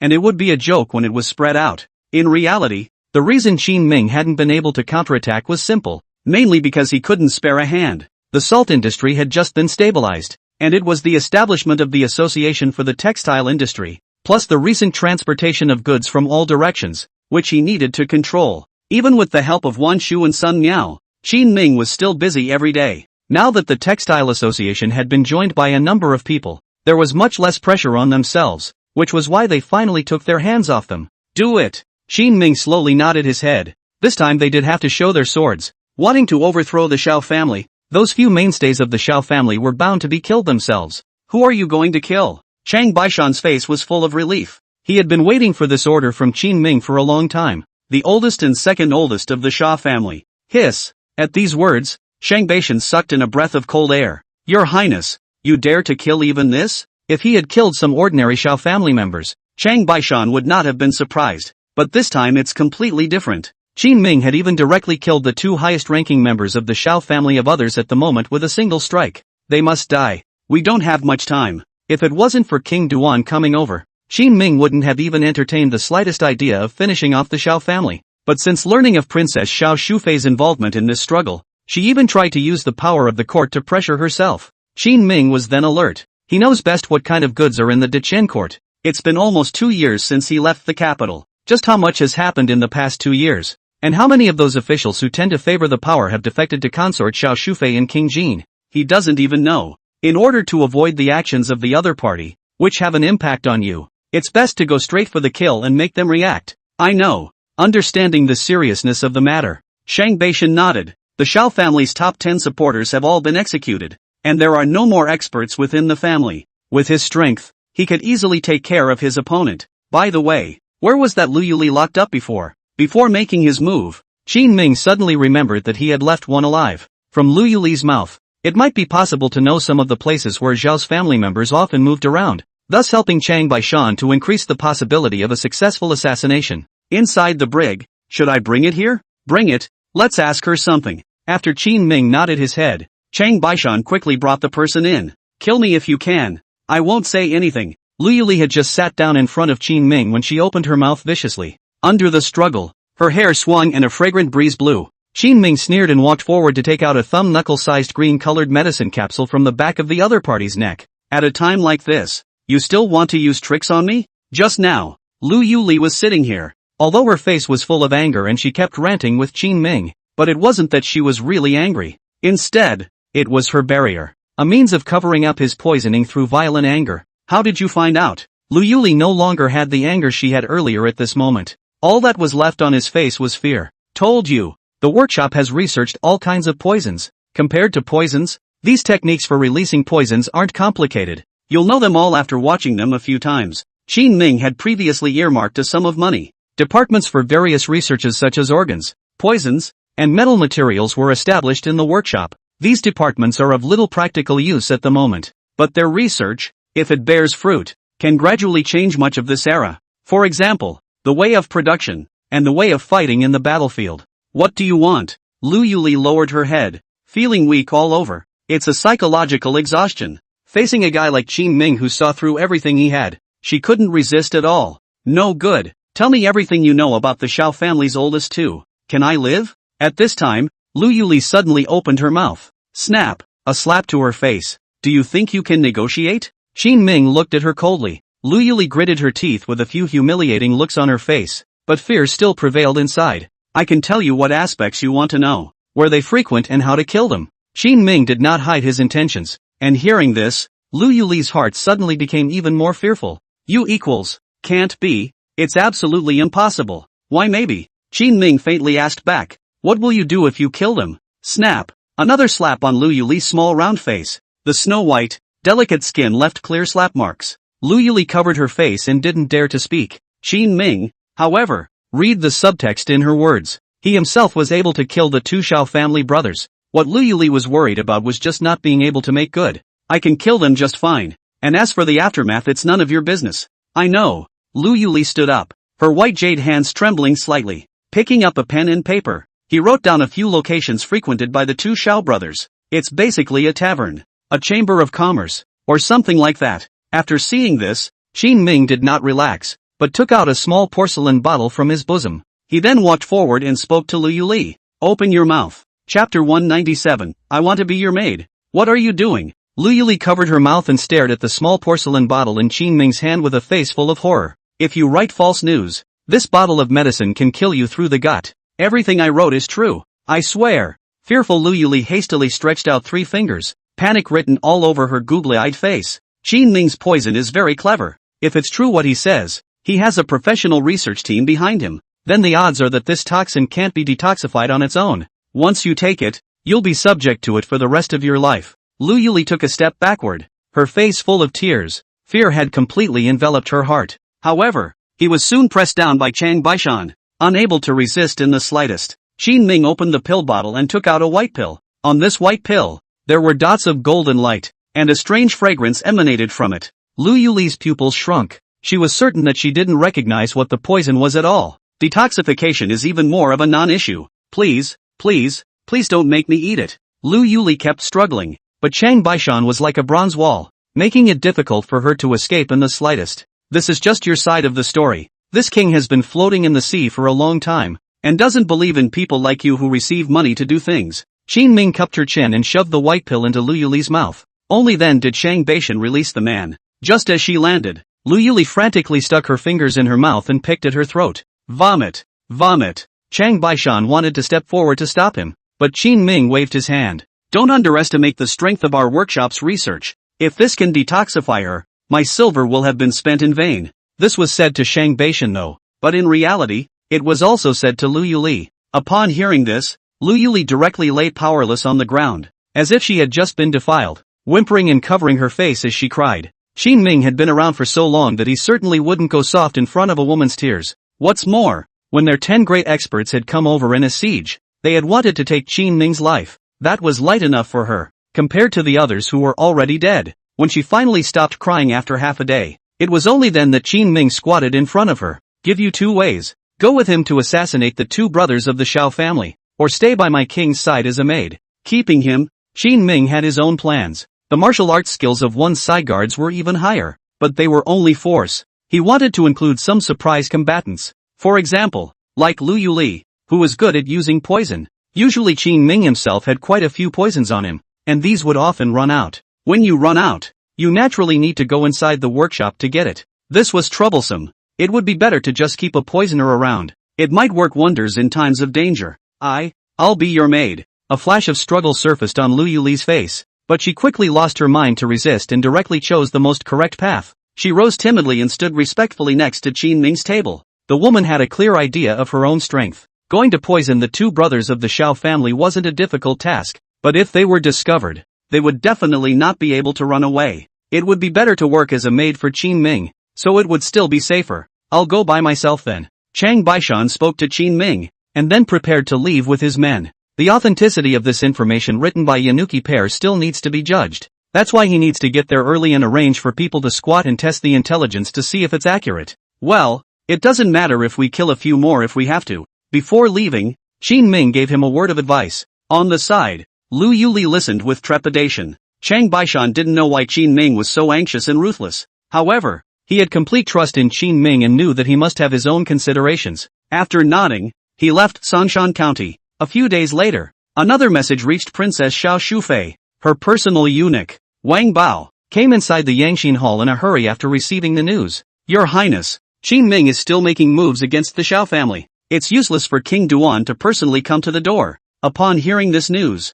Consort Xiao Shufei, who was wearing fancy clothes and sitting in the palace reading a book, suddenly raised her eyebrows. What a big nerve. He dares to call the court's bluff. Even King Duan has condemned him. Isn't he afraid? Wang Bao lowered his head. He wanted to tell Xiao Shufei that Qin Ming did not expect the court at all now. Of course he was not afraid, but he didn't dare say it. The words changed. My lady, what do we do now? I'll go find His Majesty, and you tell where to go. Xiao Shufei's own family was in trouble. She naturally had to dispose of it properly. It wouldn't hurt even if the word got to the Qian Emperor's side. The taxes that the Shao family hands over to the court every year are in the millions. At these prices, it was worth the Qian Emperor slightly opening some back doors for them. As for Qin Yu's side, as the king of Jin, he also became the crown prince. Naturally, he could assist in the court, which would be enough insurance for Princess Xiao Shufei and Emperor Qian to give Qin Ming an extra layer of insurance when he was convicted in the court. Your Majesty, soon, the weeping pearly Princess Xiao Shufei arrived outside the imperial study room. After arriving here, she acted aggrieved and just cried outside and wouldn't come in the door. Although she is already a half-aged woman, but her appearance and posture are here, and there is a foxy strength. This cry is even more pearly, voice whimpering miserable, soon spread into the imperial study. The surrounding eunuchs and palace maids who were guarding and serving at the entrance of the imperial study did not fluctuate at all when they saw this scene. Even kind of wanted to laugh. Xiao Shufei is what kind of person? The palace outside the palace so many years down are also known. Every other day, something or other. They pull this. They had even gotten used to Princess Xiao Shufei's behavior. Plus the fact that someone's own son, King Jin, has become the crown prince. That's all the more reason why no one dares to gossip and make a scene. So let her make a scene. Anyway, This world is Qiandi's world, and people haven't even said anything about it. What's going on out there? The Qian Emperor, who was dealing with state affairs in the imperial study, was also quick to hear the cries. Grand Eunuch Sun Lianying whispered from the side. Your Majesty,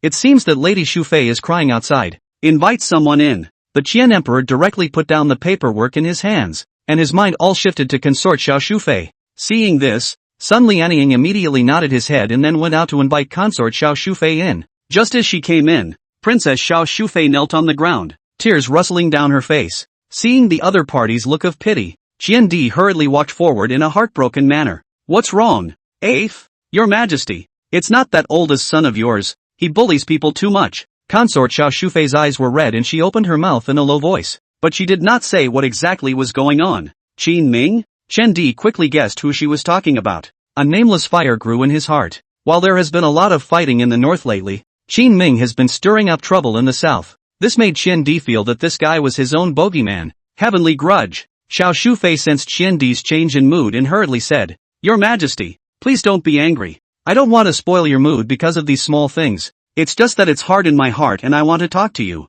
Sun Lianying, who was on the side, bristled when he heard these words. Still just talking? Tattletale is a tattletale. And you're acting like you're in denial. She had clearly eaten into the Qian Emperor's mind and was doing this on purpose. As expected, Qiandi instantly became even angrier. I Fei, if there is any problem say just that. I would like to hear what this rebellious son has done. Chapter 198, Your Majesty, I have an objection. Your Majesty, Qin Ming has encroached on the Xiao family's market, and the Xiao family is now facing life and death. Princess Xiao Shufei Perli told the matter evasively. During this time, there was not the slightest mention of all the evil deeds that the Xiao family had originally done to Qin Ming. It was as if Qin Ming had just suddenly extended his hand to Jiangnan. This rebellious son. The Qian Emperor was furious to the extreme, slamming the table and roaring loudly. Seeing the other party's reaction, the corner of Xiao Shufei's mouth revealed an imperceptible smile. Your Majesty, don't take it to heart. I'll go back and talk to the people of the Xiao family and let them deal with it on their own. It should get through this crisis. The moment these words were spoken, it instantly aroused Qiandi's protective desire even more. Your Highness, this matter is not a civil merchant's fight, but rather Qin Ming's disregard for the royal family's identity and wreaking havoc on one side. Tomorrow at court, I will personally deal with this matter.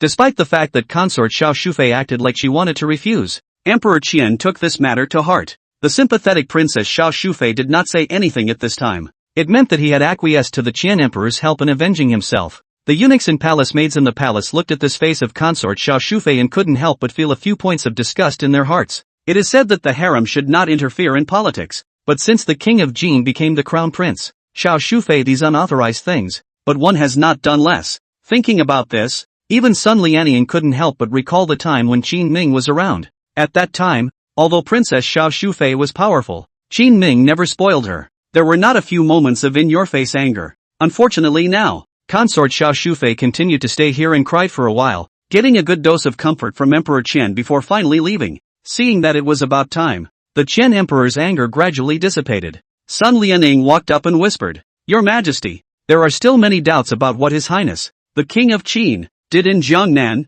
Is it better to have someone investigate first and send the information to see? They have shadow guards planted all over the place. There used to be one on the Lingnan side as well, but they were all uprooted by Qin Ming using extremely subtle means. The Qian Emperor hadn't been looking for him to settle the score because the war in the north was already going white hot, and he simply couldn't spare his hands to arrange for his elites to go over and shake Qin Ming down. On the contrary, it is possible for Qin Ming to directly rise up to commit treason. In order to stabilize the situation, Qian Di just pretended that nothing had happened, but that didn't mean he was willing to let Qin Ming develop freely like this. Jiangnan's shadow guards, have they investigated any news lately? Seeing him open his mouth like that, it was obvious that he had investigated something but hadn't reported it to himself. The Qian Emperor suppressed the fire in his heart and asked back in a deep voice. Sun Lianying, who had already asked the little eunuch to get the dossier, nodded. You guys, come on in. Soon, several small eunuchs with the dossier investigated by Jiangnan's shadow guards in their hands walked into the imperial study.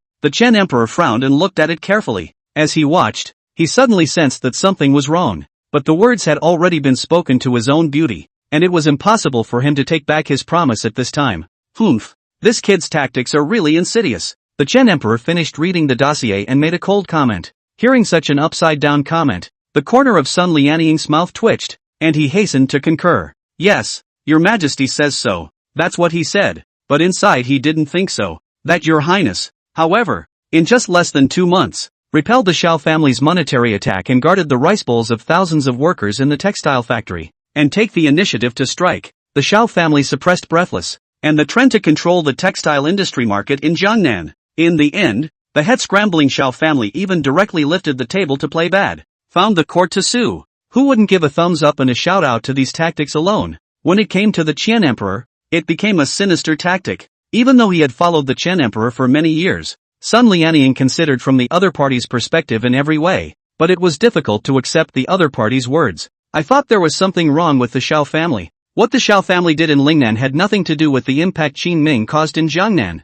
The Qian Emperor was still talking. Sun Lianying, however, had long since stopped answering. After a moment of self-affirmation, Qian Di's gaze went cold. He had already decided in his mind what to do with Qin Ming. Early the next morning, the people went to court. The Qian Emperor coldly sat on the dragon chair under the watchful eyes of the 100 officials. Standing under the dragon chair was Qin Yu, the most favored king of Jin in recent years. He stood with his hands hanging down, tenacity written all over his face. Although he was still young, after experiencing these 1 or 2 years of aiding and abetting the government, he also had a bit of the temperament of a crown prince. As the 100 officials finished saluting Emperor Qian, the Qian Emperor took the initiative to open today's court. I don't know if you have heard about the recent events in Jiangnan? With the Qian Emperor's words just falling, Qin Yu knew that the Shao family had been beaten by Qin Ming, and he also knew that his mother had suffered a great loss at Qin Ming's hands. He had been holding his breath for a long time, and when he heard that the Qian Emperor had taken the initiative to mention this matter, he felt that the opportunity had arrived. So he walked up and spoke. Father, my son has heard that the king of Qin is said to be brutal and unkind, going so far as to stir up the textile and salt industries in Jiangnan. Countless merchants and traders have suffered huge losses from this, not to mention that it has also seriously affected the development of local clans. It is simply to cut off the foundation of our country. As Qin Yu made the charges bigger and bigger, the ministers were whispering below. Qin Ming's affair was quite a big deal, and many officials in the court had recently heard the news. It was thought that this whole thing was just a fight down there, but no one expected that the Qian Emperor would bring this matter to the stage. Could it be that the court of the Dacian dynasty, without any regard for face, was going to start personally coming down to support a lineage? That's a bit too self-defeating. Despite the fact that many people had something in their hearts against this kind of thing, no one wanted to be the one to stand out, because everyone could see that the Qian Emperor was singing in unison with the crown prince. It seemed to be an attempt to establish Qin Ming's culpability directly. As expected, the Qian Emperor nodded slightly. The king of Qin has no regard for the law, and as a member of the royal family, he has meddled in private transactions, and even caused such a major impact on people's livelihoods. I've given him too many chances, but I still don't see him repenting. He's simply obsessed. In that case, the salary will be cut for 3 years, and the position of Qin King will be left for half a year to check. Hiss. Hearing this, everyone's faces changed drastically. Retained for half a year to view, meaning that within these 6 months, the king of Qin is deprived of his position, and can only be restored if he performs well. Could it be that the king of Qin can't even keep his throne? It should be known that since the establishment of the Dacian dynasty, there had never been any prince who had been sent down such a heavy punishment. Just as they were exchanging words and debating whether this punishment was too severe, a figure stepped forward and said aloud, "Your Majesty, I have an objection." Chapter 199. King Jin was in a hurry. The person who stepped forward was Chancellor Chen Shimao. There was no need to mention the relationship between him and Qin Ming. Back then, he was Qin Ming's teacher and was extremely close to him. Even when Qin Ming ran away from the capital and traveled to Lingnan, Chen Shimao repeatedly helped him in the courtroom. Chen Shimao, what are you going to say? The Qian Emperor frowned slightly. Chen Shimao is an important court official with deep roots, plus he has enough seniority and is more than capable. If this person came forward, the Qian Emperor would not be able to directly retort in the hall like he did with ordinary officials. Either way, put on a show and let him finish his sentence. Your Majesty, although His Highness, the King of Qin, has made mistakes, his crime is not that serious. Chen Shimao spoke in an extremely serious tone and spoke decisively. This matter is understood by the micro-minister. It is really the Shao family that is at fault first. The Qin king made a counterattack, and it is reasonable to say that it is also justifiable. When these words came out, many courtiers who understood the situation nodded their heads below. They all felt that what Chen Shimao said made sense. This time, it was obvious that the Shao family had gone to Lingnan to cause trouble in the first place.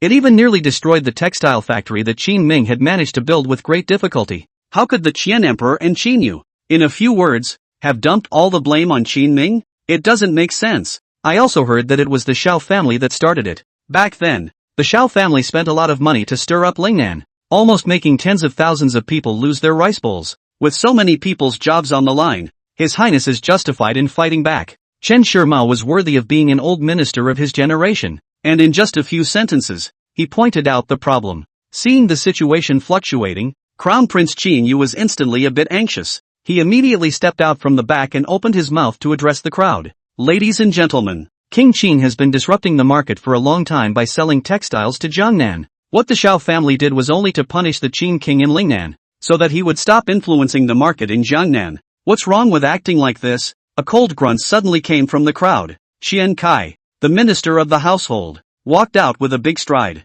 Your Highness, you should speak responsibly. When did the imperial court stipulate that goods produced in one place can only be sold in one's own territory? Your Highness was only making normal deals with Jiangnan in the first place, and this is not even allowed? I've never heard of such reasoning. Qian Kai's words caused the 100 officials to nod their heads. Indeed, that's the point. Qin Yu clenched his fists and his small face was suffocatingly red. The Chen Emperor on the dragon chair's face became a bit ugly at the moment. Qin Yu was still too shallow for his age. It is reasonable to say that the officials of Princess Xiao Shufei's lineage were all present. Yet none of them came forward to speak. It was obvious that Qin Yu hadn't fought enough and threw out untenable claims. Everyone is a 1,000-year-old fox and no one wants to play against the wind. Especially after Qin Shimao and Qian Kai walked out. They all knew that this matter today might not be that simple to set the tone. Naturally, there weren't that many people to help Qin Yu. With his brain spinning rapidly, Qin Yu spoke once again. That Xiao family didn't do too much to go overboard. Just slightly punished the king of Qin,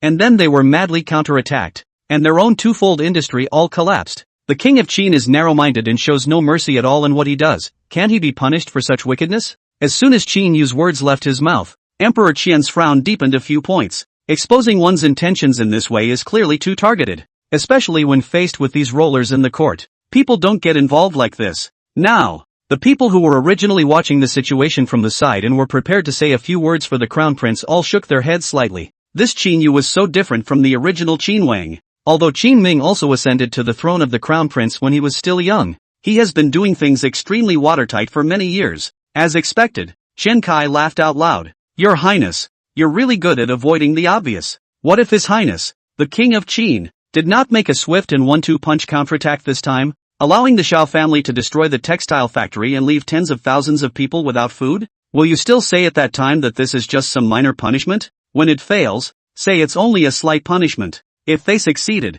Qin Ming would be screwed by them. Qin Yu's criteria can be really flexible. Hearing the other party's question, Qin Yu fell silent. He really didn't have an answer to that question. As for the group of ministers at the scene, at this moment, no one dared to come forward to take this pot. Chen Shimao slowly picked up the conversation. Your Majesty, I thought that this was just a competition between ordinary merchants and merchants, and that there was nothing wrong with it. If the court condescends to personally intervene in a civil fight, I'm afraid it will be a laughing stock when it gets out. I hope Your Majesty will think twice. These two were considered hardcore supporters of Qin Ming, especially seeing that Qin Ming, all by himself, had constructed extremely strong facilities such as textile factories and workshops in Lingnan, and had even accommodated tens of thousands of people to make money together. This made them all think that Qin Ming was still the same crown prince who had sat on the throne of Dechen back then, even better than before. Then how can one not support it? As expected, after the two men had finished their words, the scene fell directly into dead silence. Qin Yu's mind had already exploded after being blocked by them one after another. At this moment he roared in exasperation. You guys are wrong. This savage fellow, he must be convicted. Must be convicted. TSK. There was a TSK from someone in the crowd. Obviously there was some disappointment in this prince. The guy was acting extremely out of character. It's in the courtroom now. Regardless of any grudges, it is impossible to forcefully criminalize someone like he did. This will only add to the conversation and things won't get done. Still too young. After this incident, many officials' support for Qin Yu had even begun to waver. The Chen Emperor had been sitting in the court for many years, and had long sensed acutely that something was wrong. Enough! Stand down! After a loud shout, Qin Yu immediately awoke from his anger. Hurriedly, he flung himself to his knees. Father, my son has lost his temper. After Qian Di stopped him, he did not continue to pay attention to it and refocused on Qin Ming's matter. No matter what, Jiangnan is now in a mess. All of this was caused by Qin Ming. If we don't deal with it, I'm afraid it will be difficult to block the mouths of the people. People will still think that my royal family are all such goods." As soon as he finished his words, the following group of ministers all secretly slandered in their hearts. If the Qianlong royal family were all characters like Qin Ming, there would be no worries that they wouldn't prosper. Unfortunately, there's only been one of those within a couple of generations, also sent to Lingnan by your old man, replaced up with a crappy one. Of course, these words were only in their minds, and no one said it. Chen Shimao and Shen Kai glanced at each other, and neither of them stopped the Qian emperor from speaking. Anyway, they had already established the correctness of Qin Ming's counterattack on the Shao family. Even the Qian emperor couldn't possibly make a move against Qin Ming's throne. Let him be punished later. I don't know how the Qian emperor can penalize the Qin king, who has never reached out to the court for a penny. Does he have the face to punish? Chapter 200, What's your rank? In the face of the crowd's silence, Qian Di began to sing a monologue. However, he was also an old fart and would not sacrifice his imperial majesty to specifically target Qin Ming. Sweeping a glance at the officials present, the Qian emperor slowly spoke. This matter will be dealt with jointly by the Patriarchate and the Ministry of Rights, and there is no need to show mercy for the crime that should be sentenced. At those words, the people present frowned. Chen Shimao and Shen Kai were also a bit displeased. The sovereign's office was under the direct control of the imperial family, or rather the Qian emperor's people. There are even many fans of Princess Xiao Shufei within the Ministry of Rights. Handing the matter over to them at a time like this was clearly an attempt to misdemeanor Qin Ming. The officials from the Ministry of Rights and the Patriarchate rushed forward at this time. The microcosm accepts the decree. The microcosm accepts the decree. They actually wanted to help Qin Yu originally. Nah, this kid is very much not on the up and up. It wouldn't even lead towards the group of ministers. And the emotions displayed were even more intense. This left no one in the crowd afraid to take on the debate. It's a good thing the Qian emperor is still smart. In a few words, the useful forces within the court were brought to bear. This now also put a lot of pressure on Chen Shimao and Qian Kai and the others. But this matter had already been settled by the Qian emperor. They can rage against the young prince, but he was unable to refute the Qian emperor in public again in the courtroom. After all, disobeying the crown prince and disobeying the emperor were completely different weights. Now they could only find some of their own connections after they retired from the court to help Qin Ming turn around from it. There is no need to discuss this matter any further, so let it be settled like this. The Chen emperor even didn't give the slightest chance and directly turned the matter over, fearing that Chen Shimao and Shen Kai, the two heavyweights, would jump out again to apply pressure. My emperor's sacred wisdom. Although the group of ministers all had their own abdominal slurs below, they still followed the usual practice of patting the horse's ass. At the end of the pilgrimage, a few high officials from the sovereign's office and the Ministry of Ceremony, unsurprisingly, rushed towards Consort Xiao Shufei's chambers. This time, with the Qian emperor's instructions, they naturally had to raise the standard of judgment against Qin Ming and ruthlessly condemn him. Chen Shimao and Shen Kai likewise did not go back directly after retiring from the court. Instead, he maneuvered among the officials of the 6 ministries and began to help Qin Ming mediate. 7 days later, the right patriarch of the Patriarchate, Shi Yujin, arrived at the city of Gusu, having been ordered to go south. His purpose for being here today was also simple. Naturally, it was for the purpose of punishing Qin Ming by order of the court. Although Qin Ming was crowned king in Lingnan, he has recently remained here. After rushing to the compound where Qin Ming lived, Shi Yujin greeted the guards. I am the right patriarch of the Patriarchate, Shi Yujin. I have been assigned by the court to come and meet His Highness, the King of Qin, so I'd like to trouble a few of you to inform me. Who? The Patriarchate? What are you doing here? A few of the guards scratched their ears and didn't have much respect after hearing what he said. Shi Yujin was a 4th-ranking official in the imperial court with a very high status. Usually, no matter where he went, people were respectful to him and didn't dare to be the slightest bit slow. He also likes to pose and enjoys the bragging rights of those below him. This is how you can show that you are superior. But today, Shi Yujin, who arrived here in a flurry of wind and fire and was ready to hold Qin Ming accountable, found that even a few of the soldiers watching the gate had little respect for themselves. After talking for half a day, people didn't even move their feet. Thinking of this, Shi Yujin immediately frowned slightly and said in an unkind tone, this official is here on official business and needs to have an interview with His Highness, the King of Qin, and as for what to say, there's no need to report it to you yet, is there? Behind him, a few of his men immediately took out the paperwork from the court. Shi Yujin was full of condescension and pointed to the marks imprinted by the large red vermilion sand on it. This means that he is a high court official coming on behalf of the court. Wherever you go, you need to be provided for. But he was wrong again this time. After listening to him, a few of the young guards glanced at what he was holding. Just a faint "Oh, hello Lord Shi, Our Highness has gone out. Why don't you stand over there and wait for a while first? After this statement, they pointed to a tea house in the distance. It meant for sure Eugene to go over there by himself and rest for a while temporarily. When he heard these words, sure Eugene was almost infuriated. Is this how you treat officials sent down from the court? His liver ached with anger, but he could only hold back his rage and angrily questioned. Seeing his tugging 250 look, the few guards were instantly a bit offended. What? You expect us to invite you in for a good time? Your Highness hasn't taken a single penny from the court. Our money refers to our own skills hard-earned. Why should we spend money to entertain you? Lord sure, there have been people from the Metropolitan Inspectorate before, and people from the Ministry of Justice as well, and they weren't as delicate as you are. There is a reason why these soldiers are arrogant. For one thing, they knew that this time the court had arranged for someone to come over, and they certainly weren't holding their breath. The second was that they were not subject to the court at all, and only had to answer to Qin Ming. What else does that sure Eugene have the right to pose at His Highness the King of Qin's door? Which of the senior officials previously arranged by the court to investigate and punish Qin Ming's private land enclosure was not as big as Sure Eugene's official position, but as usual, he met with a rebuff and finally returned to the court in disgrace. It's not even his turn to jump in here. Good. You guys dare to do this to me. You'll all suffer. Sure Eugene turned around angrily, ready to go find a local official to rest his feet for the time being. After he left, the door to the small courtyard was pushed open.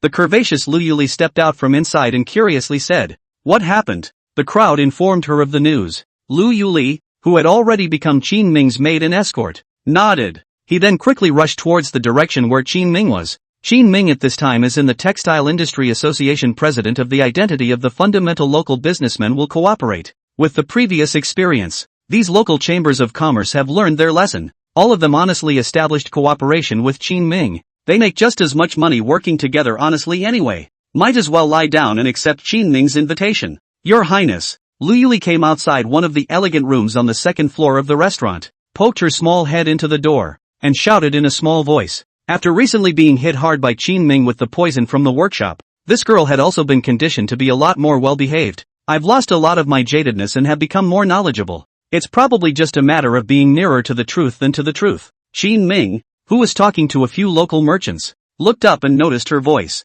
So with a smile and a word to the few people in front of him, he stood up and came outside. What's wrong? Lu Yuli told Qin Ming about the news that the court had just arranged for officials to come. To her surprise, Qin Ming was not the least bit surprised. Instead, he smiled and pinched her little face. Let him wait. I have things to do and you don't need to put effort into that guy. Upon hearing this, Lu Yuli nodded obediently and turned around to leave the place. Chapter 201 This old scoundrel. I'll be the one to do it. Back inside the room, Wan Shu whispered to Qin Ming. The court is coming? Well, but it doesn't matter much. It's just some painless punishment. Qin Ming, through Chen Shirmao's and Qian Kai's connections, had long been aware of the court's punishment of himself. It's nothing more than money compensation and 3 years imprisonment. For something like a punishment offering, Qin Ming didn't put it in his eyes at all. This compensation money, however, is a bit of a problem, because this time, the people of the imperial court had learned to be smart, and instead of directly making him pay money to the Xiao family,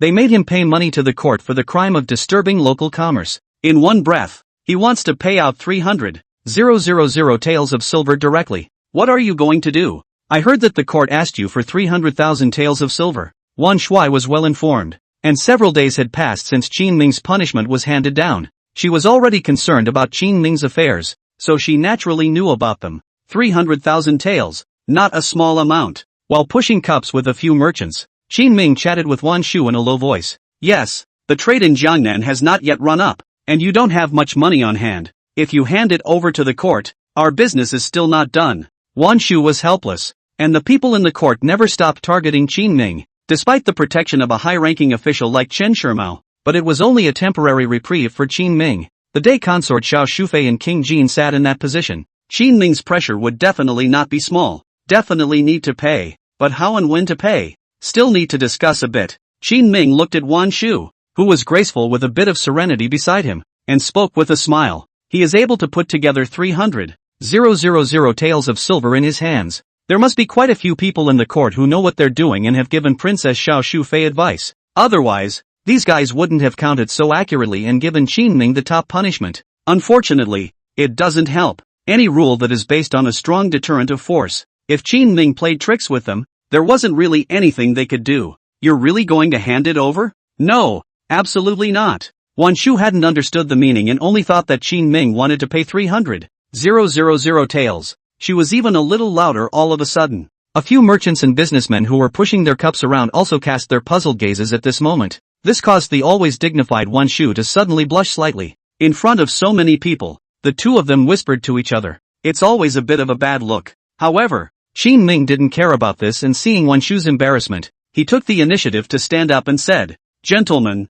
I'm counting on you after that. Wherever, Your Highness, you have to take care of our business more as well." The crowd laughed and hastened to trade blows with him commercially. That's what finally left. After they left, Qin Ming returned to the compound he was staying in with Wan Shu. A few of Shi Yujin's men guarding the doorway saw Qin Ming return and immediately ran to report. Soon after, Shi Yujin angrily boarded the door. "Your Highness is truly a busy man. Even for the court, it is so difficult to find you." Just as he entered the front hall, he opened his mouth in a conspiratorial manner, expressing Qin Ming's dissatisfaction at having left himself out to dry. Qin Ming didn't spoil him either and said lightly, "This king is very busy on weekdays, and it is indeed difficult to find unusual and idle people." Hearing Qin Ming classify himself as an idler, Shi Yujin was instantly furious. With a sneer, he pulled out the paperwork from the court. "Your Highness, you have recently wreaked havoc in Jiangnan. This is the punishment given to you by the court, jointly ruled by the Sovereign's Office and the Ministry of Rights.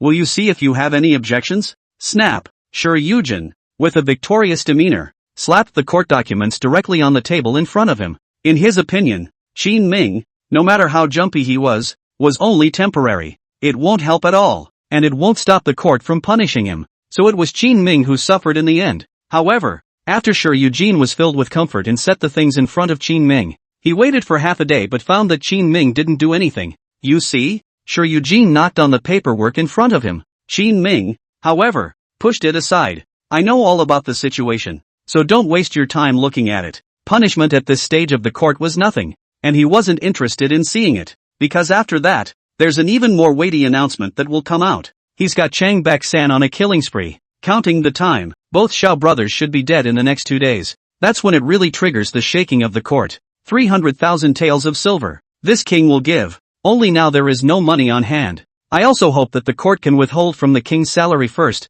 When there is money later on, this king will certainly pay back as soon as possible. Qin Ming spread out his two hands and directly put on an appearance of a dead pig. "That won't work." Shi Yujin immediately and categorically refused. What deduction or no deduction? Leniency or no leniency? He's making it clear that he doesn't want to pay. Then there's nothing you can do. Go talk to the court and arrange for some people to come over and sell my king's family's property. But this king's family fortune is estimated to be only a few thousand taels of silver. Surely it won't be able to make up this whole Qin Ming sighed and put on a pained look. "Your business is doing so well. How can you not have money in your accounts?" Shi Yujin immediately retorted. Qin Ming stretched out a finger and wiggled it, explaining in a serious tone. "Business is business, and cash silver is cash silver. And what businessman do you see that keeps so much money on hand? When there's money, anyone would choose to keep putting it in to make the business bigger. So saying that, I wonder if Lord Shi can understand?" Shi Yujin was rendered speechless by this set of his sophistry, but he remained firm.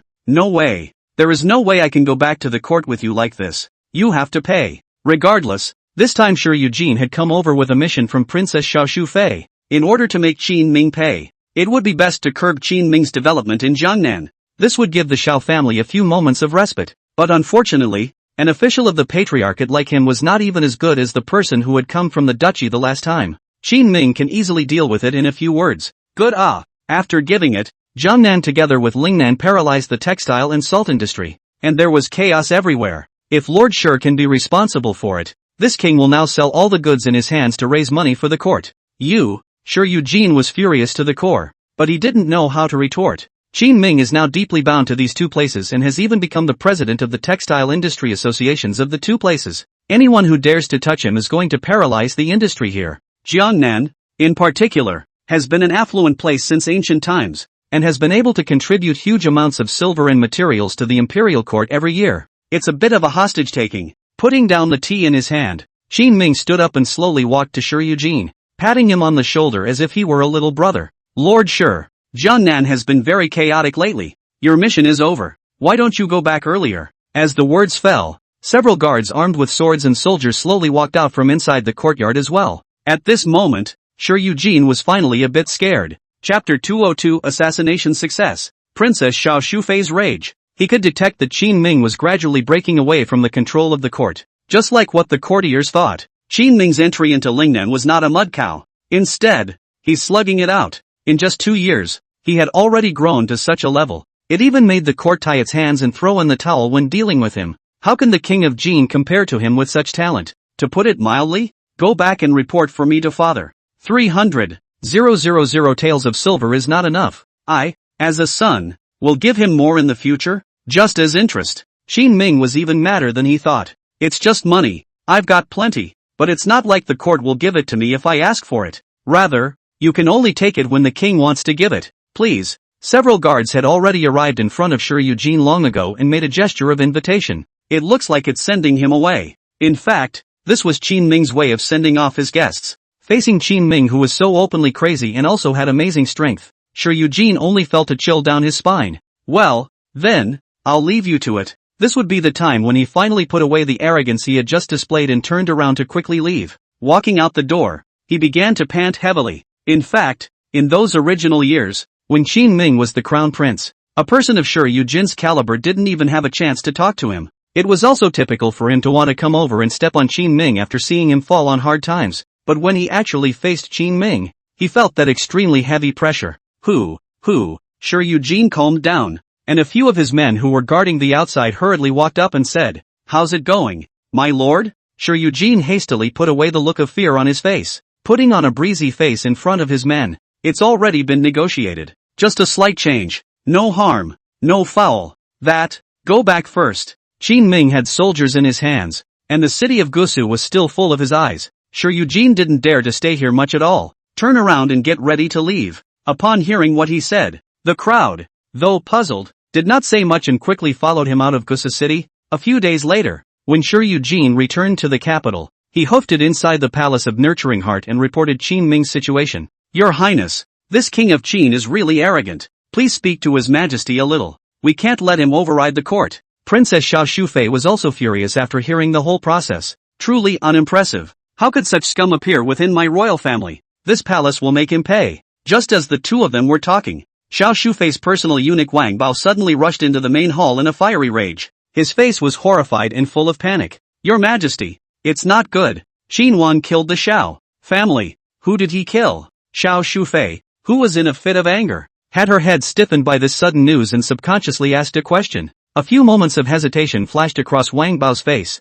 but still, he opened his mouth. Both of your older brothers seem to have died at the hands of assassins. Consort Xiao Shufei instantly roared, her shrill voice resounding throughout the hall. Crazy. He's crazy. Dare to kill someone from the Xiao family. I'm going to skin him. Throw his bones to the ground. Kill him. I must kill him. Princess Xiao Shufei was like a madman. Her voice echoed continuously in the great hall. Wang Bao and Sure Eugene all knelt down, not daring to say a word. Sure Eugene's heart was now extremely shocked. No wonder Qin Ming didn't take himself or those punishments from the court into consideration at all. Turns out he plays so big. Surprisingly, he even assassinated those two from the Xiao family. Where's the proof? I'm going to ask His Majesty to send troops to level his Lingnan. After ranting for a while, Princess Xiao couldn't care less about the pain of losing her blood relatives. Suddenly glaring at his crimson eyes, he opened his mouth to Wang Bao. Wang Bao hurriedly said, Your Highness, the King of Qin does things very cleanly. The assassins have retreated after a single strike,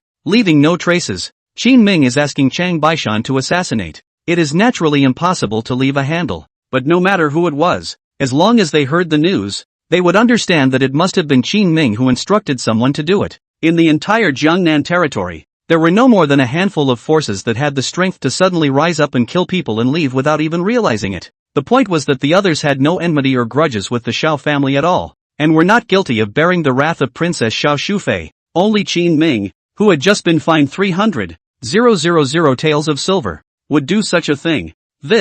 Princess Xiao Shufei instantly understood that there was no way for her to use conventional means to deal with Qin Ming again, but the fury in her heart was like the raging waves of an angry wolf, which was simply difficult to suppress. She didn't understand why she had fought with Qin Ming for so many years, but she had never taken advantage of his hands. It was clear that he had gone to Lingnan, and he didn't even have any roots left, but why can't he or she still obliterate it? Now even people from the Xiao family had died at his hands. Rest your anger, Your Highness. Don't get angry. Wang Bao rushed forward to relieve him, but Princess Xiao Shufei was like a wooden man, not moving, not knowing what was in her mind. After a long time, Princess Xiao Shufei suddenly stood up, underhanded. He deserves it. Xiao Shufei's silver teeth were clenched, and her pupils contained a crazy killing intent. It was possible for the Xiao family to lay a deadly hand on Qin Ming, but Qin Ming had only fought back once, and she and the Xiao family all couldn't take it anymore. You go to the heavenly prison death cell and release that man.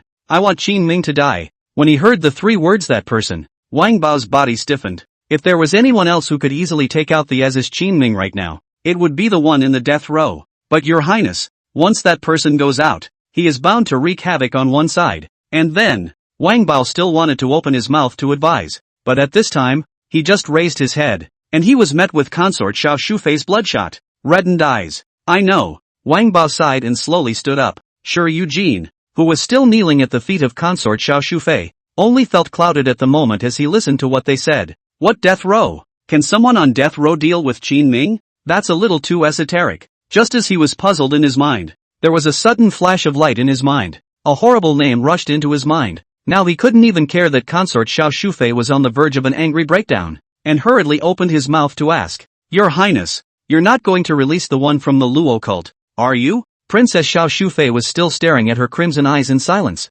not answering him. But this silence, again, seemed to answer everything. Sure, Eugene's heart and soul shook after he understood a hint of her. My subordinates retire. He busily stood up, bowed, and left with quick steps. That night, when the heavenly jail caught fire, Huang Qi, the leader of the Luo sect, who was imprisoned in the death row, escaped. Chapter 203, Fire in the Heavenly Prison. Remnants of the Luo sect. Deep Palace. Wang Bao slowly walked out with a middle-aged man wearing eunuch clothing with an extremely thin figure. The man had an extremely ordinary face. The skin was extremely pale, and it looked like the kind that hadn't seen sunlight for years. The two of them walked around, dodging the palace guards along the way. Finally, at midnight, he arrived at the Jade Clearance Hall. The bloodshot eyes of Princess Xiao Shufei remained seated and motionless as she had been in the afternoon. It was only when she saw Wang Bao return that her out-of-focus pupils finally changed for a few moments. My lady, the man has been brought. Following Wang Bao's voice, Xiao Shufei placed her gaze on the pale-faced man behind him.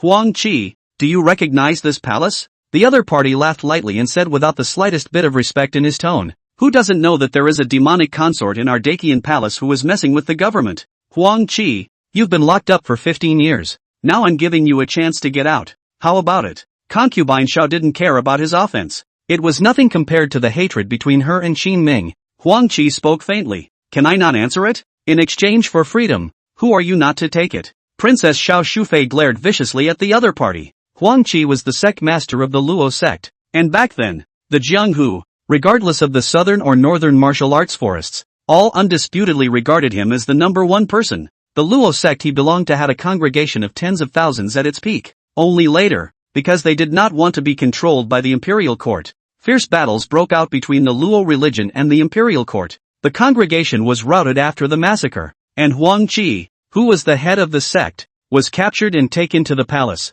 The only reason why he hadn't killed him was because the Luo sect had a secret method that could only be mastered by each generation of sect masters. This secret method could take the internal energy of the previous generation of sect masters and directly imbue it into the body of the next sect master. This led to the fact that every teaching of the Luo sect was invincible as long as it came out of the world. The imperial court had always coveted this secret method and wanted to torture it out. Nike never spilled the beans even in death. 15 years have passed in circles, and people have gradually forgotten about his existence, keeping him on a dark death row, now facing Qin Ming, who had many soldiers and was escorted by experts. If the only person in the world who said they could pack their bags and kill him was Huang Qi, and in the face of consort Xiao Shufei's questioning, Huang Qi only spoke faintly. Your Highness, I've endured 15 years. I don't need a few more. You have specialized in making such a big fuss to release me. What you have entrusted me with must be as difficult as heaven. Although I am in the heavenly prison, I have heard of many of your evil deeds from the death row inmates around me. So who am I to help you?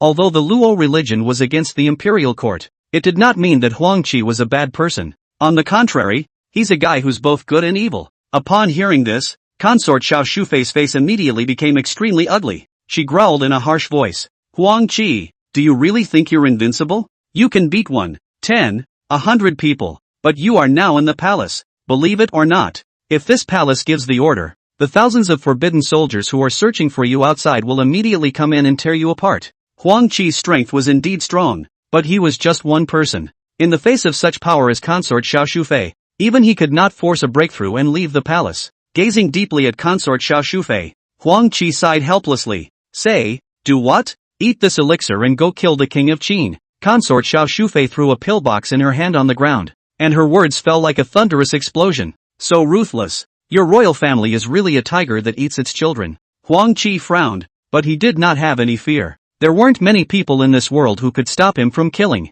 Unless it's in the middle of an army of 10,000, he might have something to worry about. Barring that, he opened the box. Huang Qi looked at the pale yellow-colored elixir inside and said, "What is it? Heart-devouring compulsion. Kill the king of Qin and I'll give you the antidote." The name caused Huang Qi's eyelids to flutter. The heart-eating parasites were one of the most ruthless types of parasites in Miaozheng. It is said that the attack is as painful as thousands of worms devouring the flesh and blood, and some people may even die of pain. I don't believe you.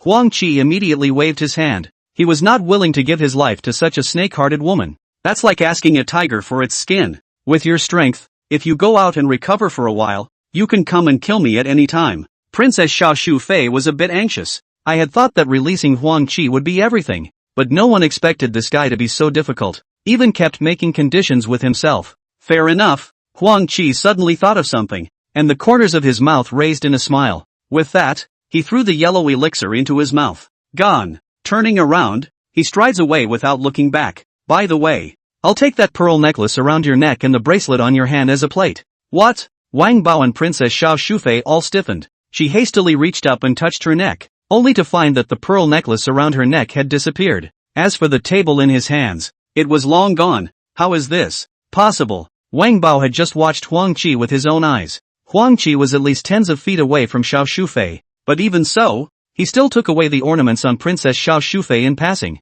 The key was still the neck. Being able to touch the neck meant that he had countless chances to finish off Princess Xiao Shufei just now. Is he a god? We seem to have underestimated him. A cold sweat broke out behind concubine Zhao's back and she muttered under her breath. Your Highness, do you think this Huang Qi will break this heart-devouring compulsion and then not help us with our business? Wang Bao was a little worried. All of Princess Xiao's hopes now rested on Huang Qi. In order to kill Qin Ming, she even went so far as to release the remnants of this Luo cult. Once things don't work out, they'll lose a lot of money when things go east. Each type of heart-devouring compulsion is unique, and the way to undo it is vastly different. It's impossible for him to undo it. Concubine Xiao spoke in a firm tone. It was only after hearing this that Wang Bao finally breathed a sigh of relief. In the distant capital, the palace was in trouble. The first thing that I don't know is that I don't know. He was now striking at the Xiao family as hard as he could. After losing the two backbones, third sister-in-law Chu Shouyun carried the banner of the Xiao family, but she doesn't have much of a bottom. One is because she is not a member of the Xiao family,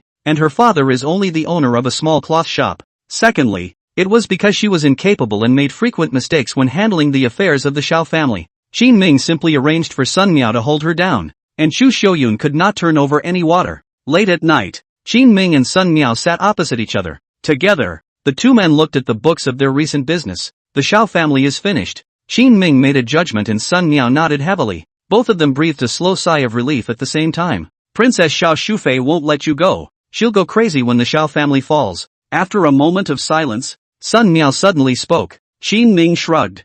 I'll arrange for someone to investigate. You have a network of intelligence on this? Sun Miao was a bit curious. He had never heard of Qin Ming building intelligence networks in places like Lingnan or Jiangnan. But at this time, Qin Ming said with a faint smile, not at first, but now. Chapter 204, Qin Ming's Intelligence Network. It's still your highness who has the means to hide it even from me. Sun Miao rubbed his chin and looked at Qin Ming with a deep gaze. Their relationship is complicated. Sometimes they are partners, but sometimes they seem like competitors. That was why Sun Miao had always arranged for people to keep a close eye on Qin Ming's movements. This time, however, Qin Ming had defended him in advance. I can't help it. I can't have no secrets after you almost saw through my bottom several times before. Can I? Qin Ming has really suffered a lot in intelligence. In fact, previously when Sun Miao regularly learned news faster than himself, Qin Ming felt in his heart that something was not quite right. In the background, he set about laying out his own intelligence network. After the shadow guards in Lingnan were eliminated,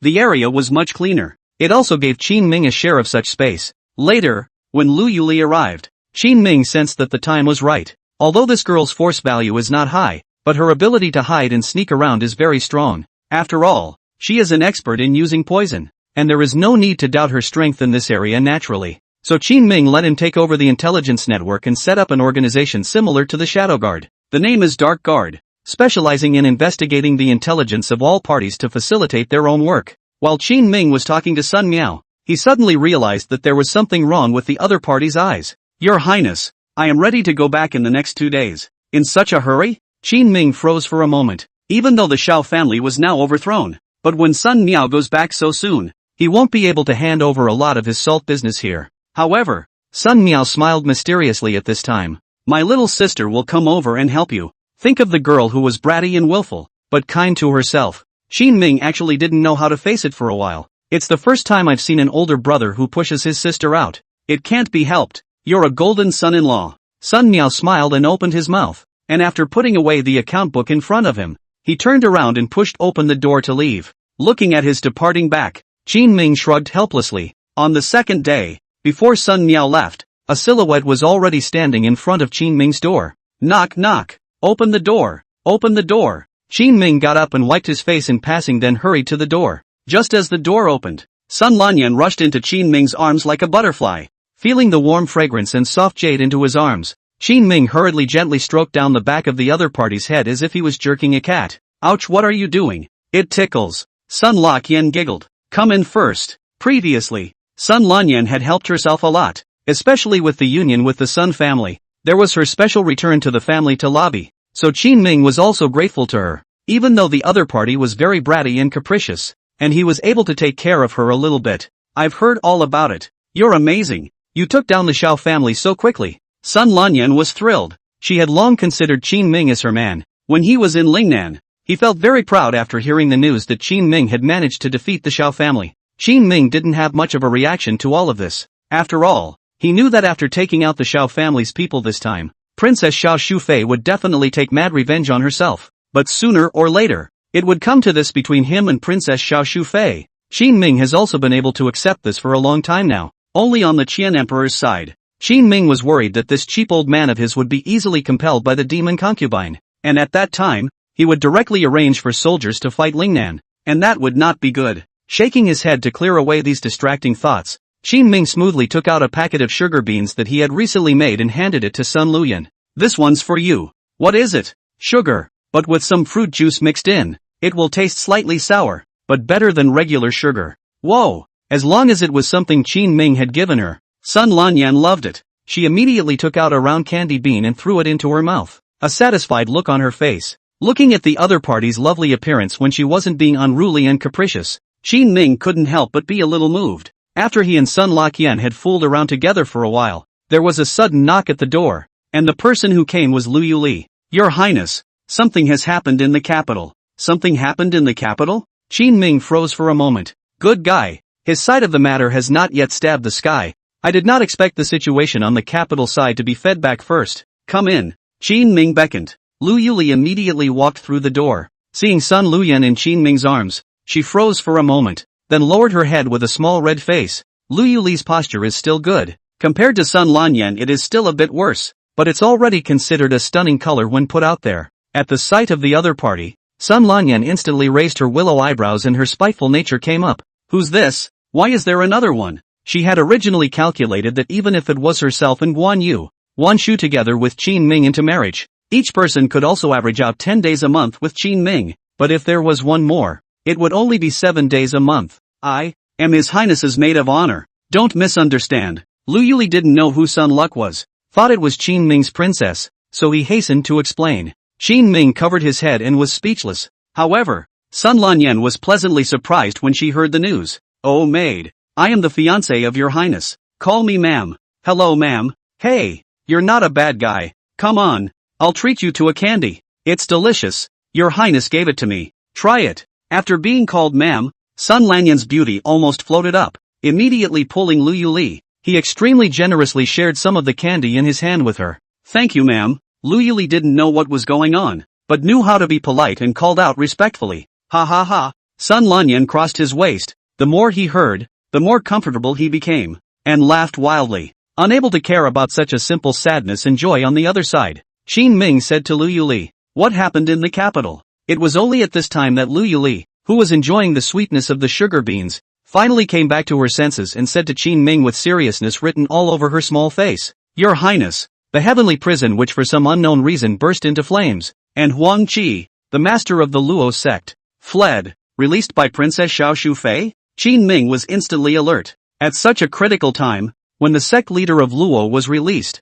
he could only think of Princess Xiao Shufei first. Qin Ming was aware of how tough the Luo religion was. He was not too old when he had just begun to supervise the country, and his memories of that time had begun to blur, but he clearly remembered that the Luo religion had begun to wreak havoc at that time. And that sect of Luo sect master is said to have all the martial arts skills of the heaven and earth. Could it be that Princess Xiao Shufei released it against herself? At the thought of this, a layer of cold sweat broke out on Qin Ming's back. The Chang Baishan beside him, just in terms of strength, has already been considered the world in addition to some old monsters. Invincible existence. But this guy named Huang Qi was one of those old monsters. Chapter 205, 1,000 Precautions. Huang Qi arrives. If Huang Qi came here, how should he respond? With him in the light and the enemy in the dark, it was definitely easy for the other side to get his hands on him. There's a saying that you're not afraid of thieves stealing, but you're afraid of thieves thinking about you. This was the situation Qin Ming was facing now. Cult of Luo. What is that? If you're a Jianghu sect, the Sun family can help you. On the side, Sun Luyan held her chin in her hand and looked curiously at the pale-faced Qin Ming. If the sect of Luo sect master comes in person, you won't be able to help. Qin Ming let out a long sigh and turned his head to continue speaking to Lu Yuli. Where's Shang Baishan? Tell him to come back as soon as possible. Yes. Lu Yuli nodded and immediately went out to inform. Although she was not very old, she had learned poison from elementary school and had been mixing with the world for some years. Naturally, he understood the terror of the Luo religion. They are great not just in force, but in influencing hearts and minds. When they first came out in Huang Qi, it was only a few short years before their congregation expanded to tens of thousands. Such a horrifying tactic made many great powers, including the imperial court, tremble with fear. It was too normal to step in and destroy them. I'm going back recently. Qin Ming stood up and spoke to Sun Luyan. Huang Qi's emergence from the world not only affects his own safety, but may also develop a congregation in Lingnan. Once the Luo cult was allowed to take root in Lingnan, the imperial court would certainly have a reason to strike against Qin Ming. I'm with you. Sun Lanyan hurriedly got up and took his arm. You can't follow. It's too dangerous. Qin Ming waved his hand decisively, his tone hard. This time, he went back to face the Luo sect master who was so popular back then and created a force big enough to take on the imperial court. If Sun Lanyan followed him, he would easily run into danger. Humph. You're just afraid that I'll cause you trouble. Besides the last grain shipment, when have I ever done you a bad favor? Seeing Qin Ming treating himself like this, Sun Lanyan was not as knowledgeable as Guan Yu. Instead, he clasped his hands to his chest and muttered outright, say what you want, but you can't go. Qin Ming was going to tell Sun Miao about this, and if that guy knew about it, he would definitely come over soon to take his sister back. Let people guard Sun Lanyan not to run around and wait for the Sun family to come to pick up. Qin Ming walked out of the inn and finally waited for Chang Baishan at the local Chamber of Commerce's branch in the afternoon. Your Highness, things are a bit difficult. Just after meeting, Chang Baishan frowned tightly. Find out anything? Qin Ming spoke with a worried expression on his face. Shang Baishan nodded. Someone saw Huang Qi on the official road. He killed more than 30 soldiers blocking the official road and went south. That's what's coming for us. Let's go. Back to Lingnan. Lingnan was his home base, and he could feel more at ease staying there. Qin Ming didn't delay any longer. This time he was going to upgrade his equipment when he returned to Lingnan. There's a saying that Kung Fu is better than one shot. He's going on the musket. What's the Luo religion or not? All the fear is just because of the lack of firepower. Leaving the business to Wan Shu and spending a few days, Qin Ming returned to Linjiang City with Chang Baishan. Just after returning here, he found Song Ding Shang. Your Highness, you're finally back. Our output and earnings have been excellent these past few days. Song Ding Shang didn't know about the Luo cult yet, just saw Qin Ming and was ready to report the good news and take credit for it. However, Qin Ming no longer had the time to gossip about this with him. Call over the artisans from the workshop, and Chao Chuan. Okay, I'll go now. Song Ding Shang didn't know what was happening though. However, he knew that Qin Ming would only show such a serious expression when he had encountered something big. Soon, a dozen or so master craftsmen, together with Chao Chuan, entered inside Qin Ming's mansion. Everyone, drop what you're doing and use your full strength for 5 days to make 300 of these. Qin Ming slapped the musket drawings he had made on the road in front of them. Right now their craftsmanship is a long way off. What can be done should not be called a musket, but a cannon. This is an extremely basic cannon. It consists of only one barrel. At the time of firing, fill it with gunpowder in the proportion of 1 niter, 2 sulfur and 3 charcoal. The projectile is then put in and the gunpowder at the bottom of the barrel of the cannon is ignited by means of a flint underneath. The gunpowder ignites and expands with a tremendous force that can eject the ammunition. However, because of the extremely low level of craftsmanship, this cannon had one major drawback. Release it once and it needs to be loaded. After releasing it, a brush is used to sweep out all the burned out gunpowder inside.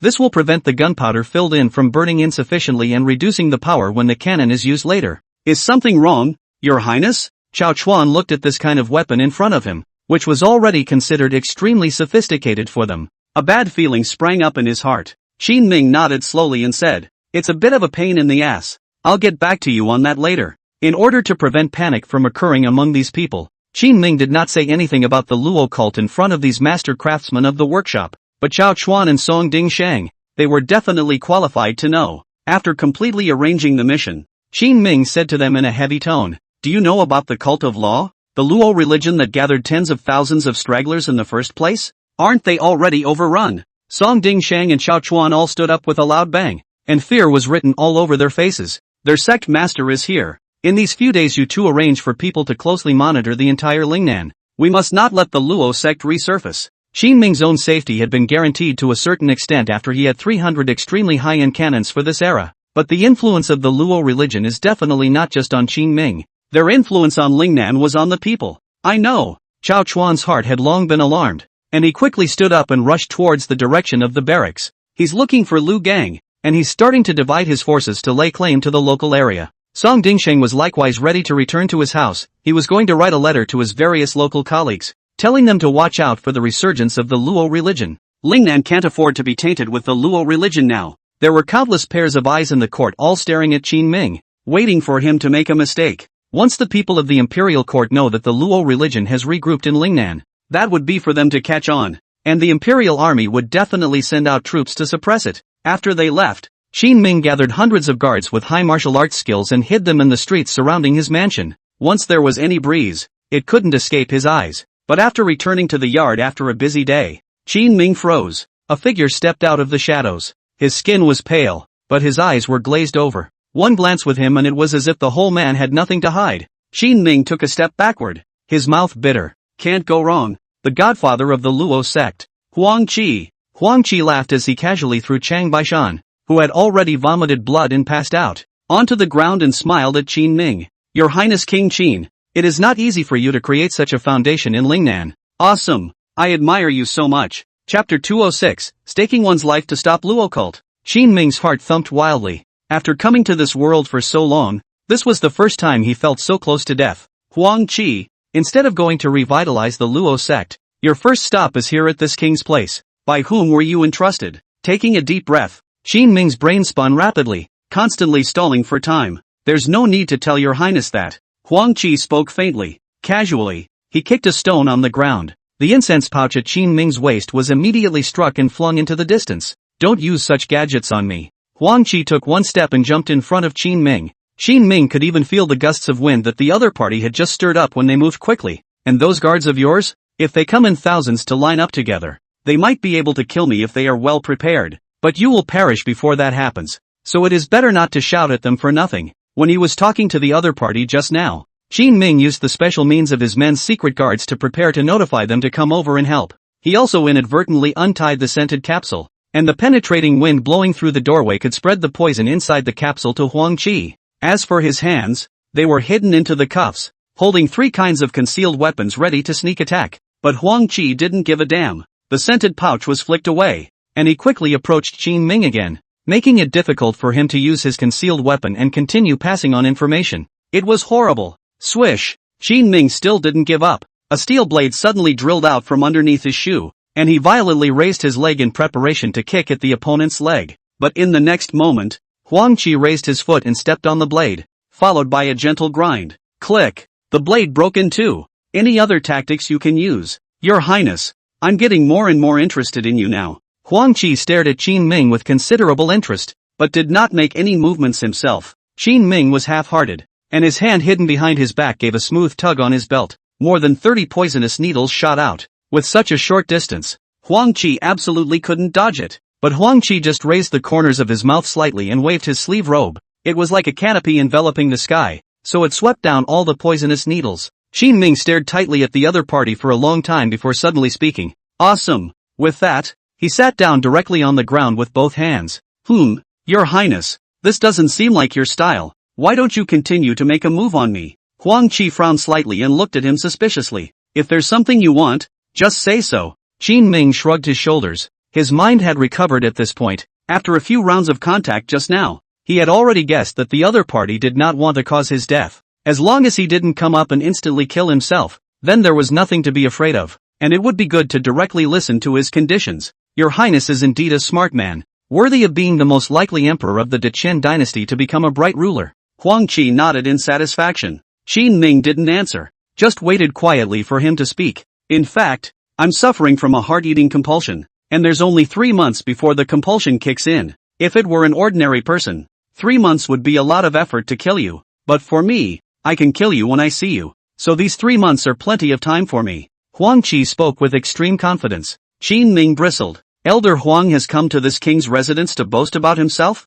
That's not true. I just wanted to take this time to have some fun with you and lighten up the Luo sect in the process. Huang Qi spoke faintly, pride written all over his face. Masters like them have a bit of jungle spirit, especially for a sect master like Huang Qi who was famous back then. He would not bully the small with the big. Qin Ming raised his eyebrows. How does it play? When I became famous, your kid was still breastfeeding. The old man will not take advantage of you. Let's do this. 3 months' time, each according to their own means. If the Luo sect can be revived, I will continue to be the sect leader, and in the meantime, I will come to kill you to renew your life. If your Highness is so skillful in his methods that he can make it difficult for the Luo cult to reappear, then there is no need for me to exist. Huang Qi opened his mouth indifferently. The bet this time was indeed as he had said. Everyone was based on their own abilities. Deal. Qin Ming didn't hesitate for a second. He didn't have much room to bargain, and if he didn't agree now, Huang Qi would likely shoot himself on the spot. But if you give yourself time,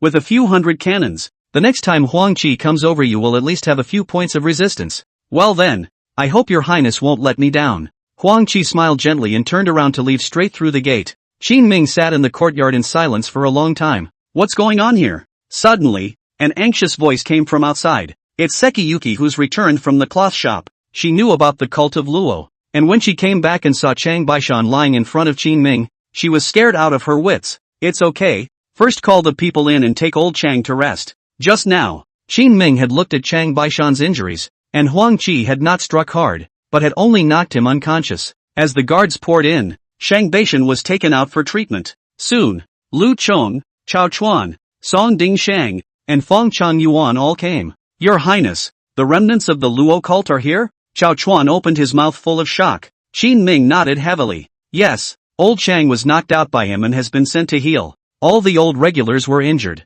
Everyone was silent at these words. The other party broke through the layers of barriers to enter the courtyard, and without even giving a chance to call out for support, he was able to subdue the most capable fighter. Chang Baishan, what kind of strength is this? So why are you still? At this time, a huge doubt suddenly surfaced in the minds of the crowd. Chang Baishan had been defeated. How could Qin Ming, a man who knew no martial arts, still be intact? It's a long story. Qin Ming informed several people of the agreement between himself and Huang Qi. At those words, the scene fell into dead silence. The speed of the spread of the Luo religion has been heard of by those who are a little older. How could Qin Ming and the others keep the entire Lingnan under control and not be infiltrated by them? It's a no-brainer. Fang Qingyuan suddenly stood up and said, Your Highness, give me an army as well. The situation is now 100,000 times more urgent. We should be able to contain the resurgence of the Luo cult by dividing our troops to guard the major counties. Before these words were even finished, Lu Gan, who was next to him, immediately waved his hand.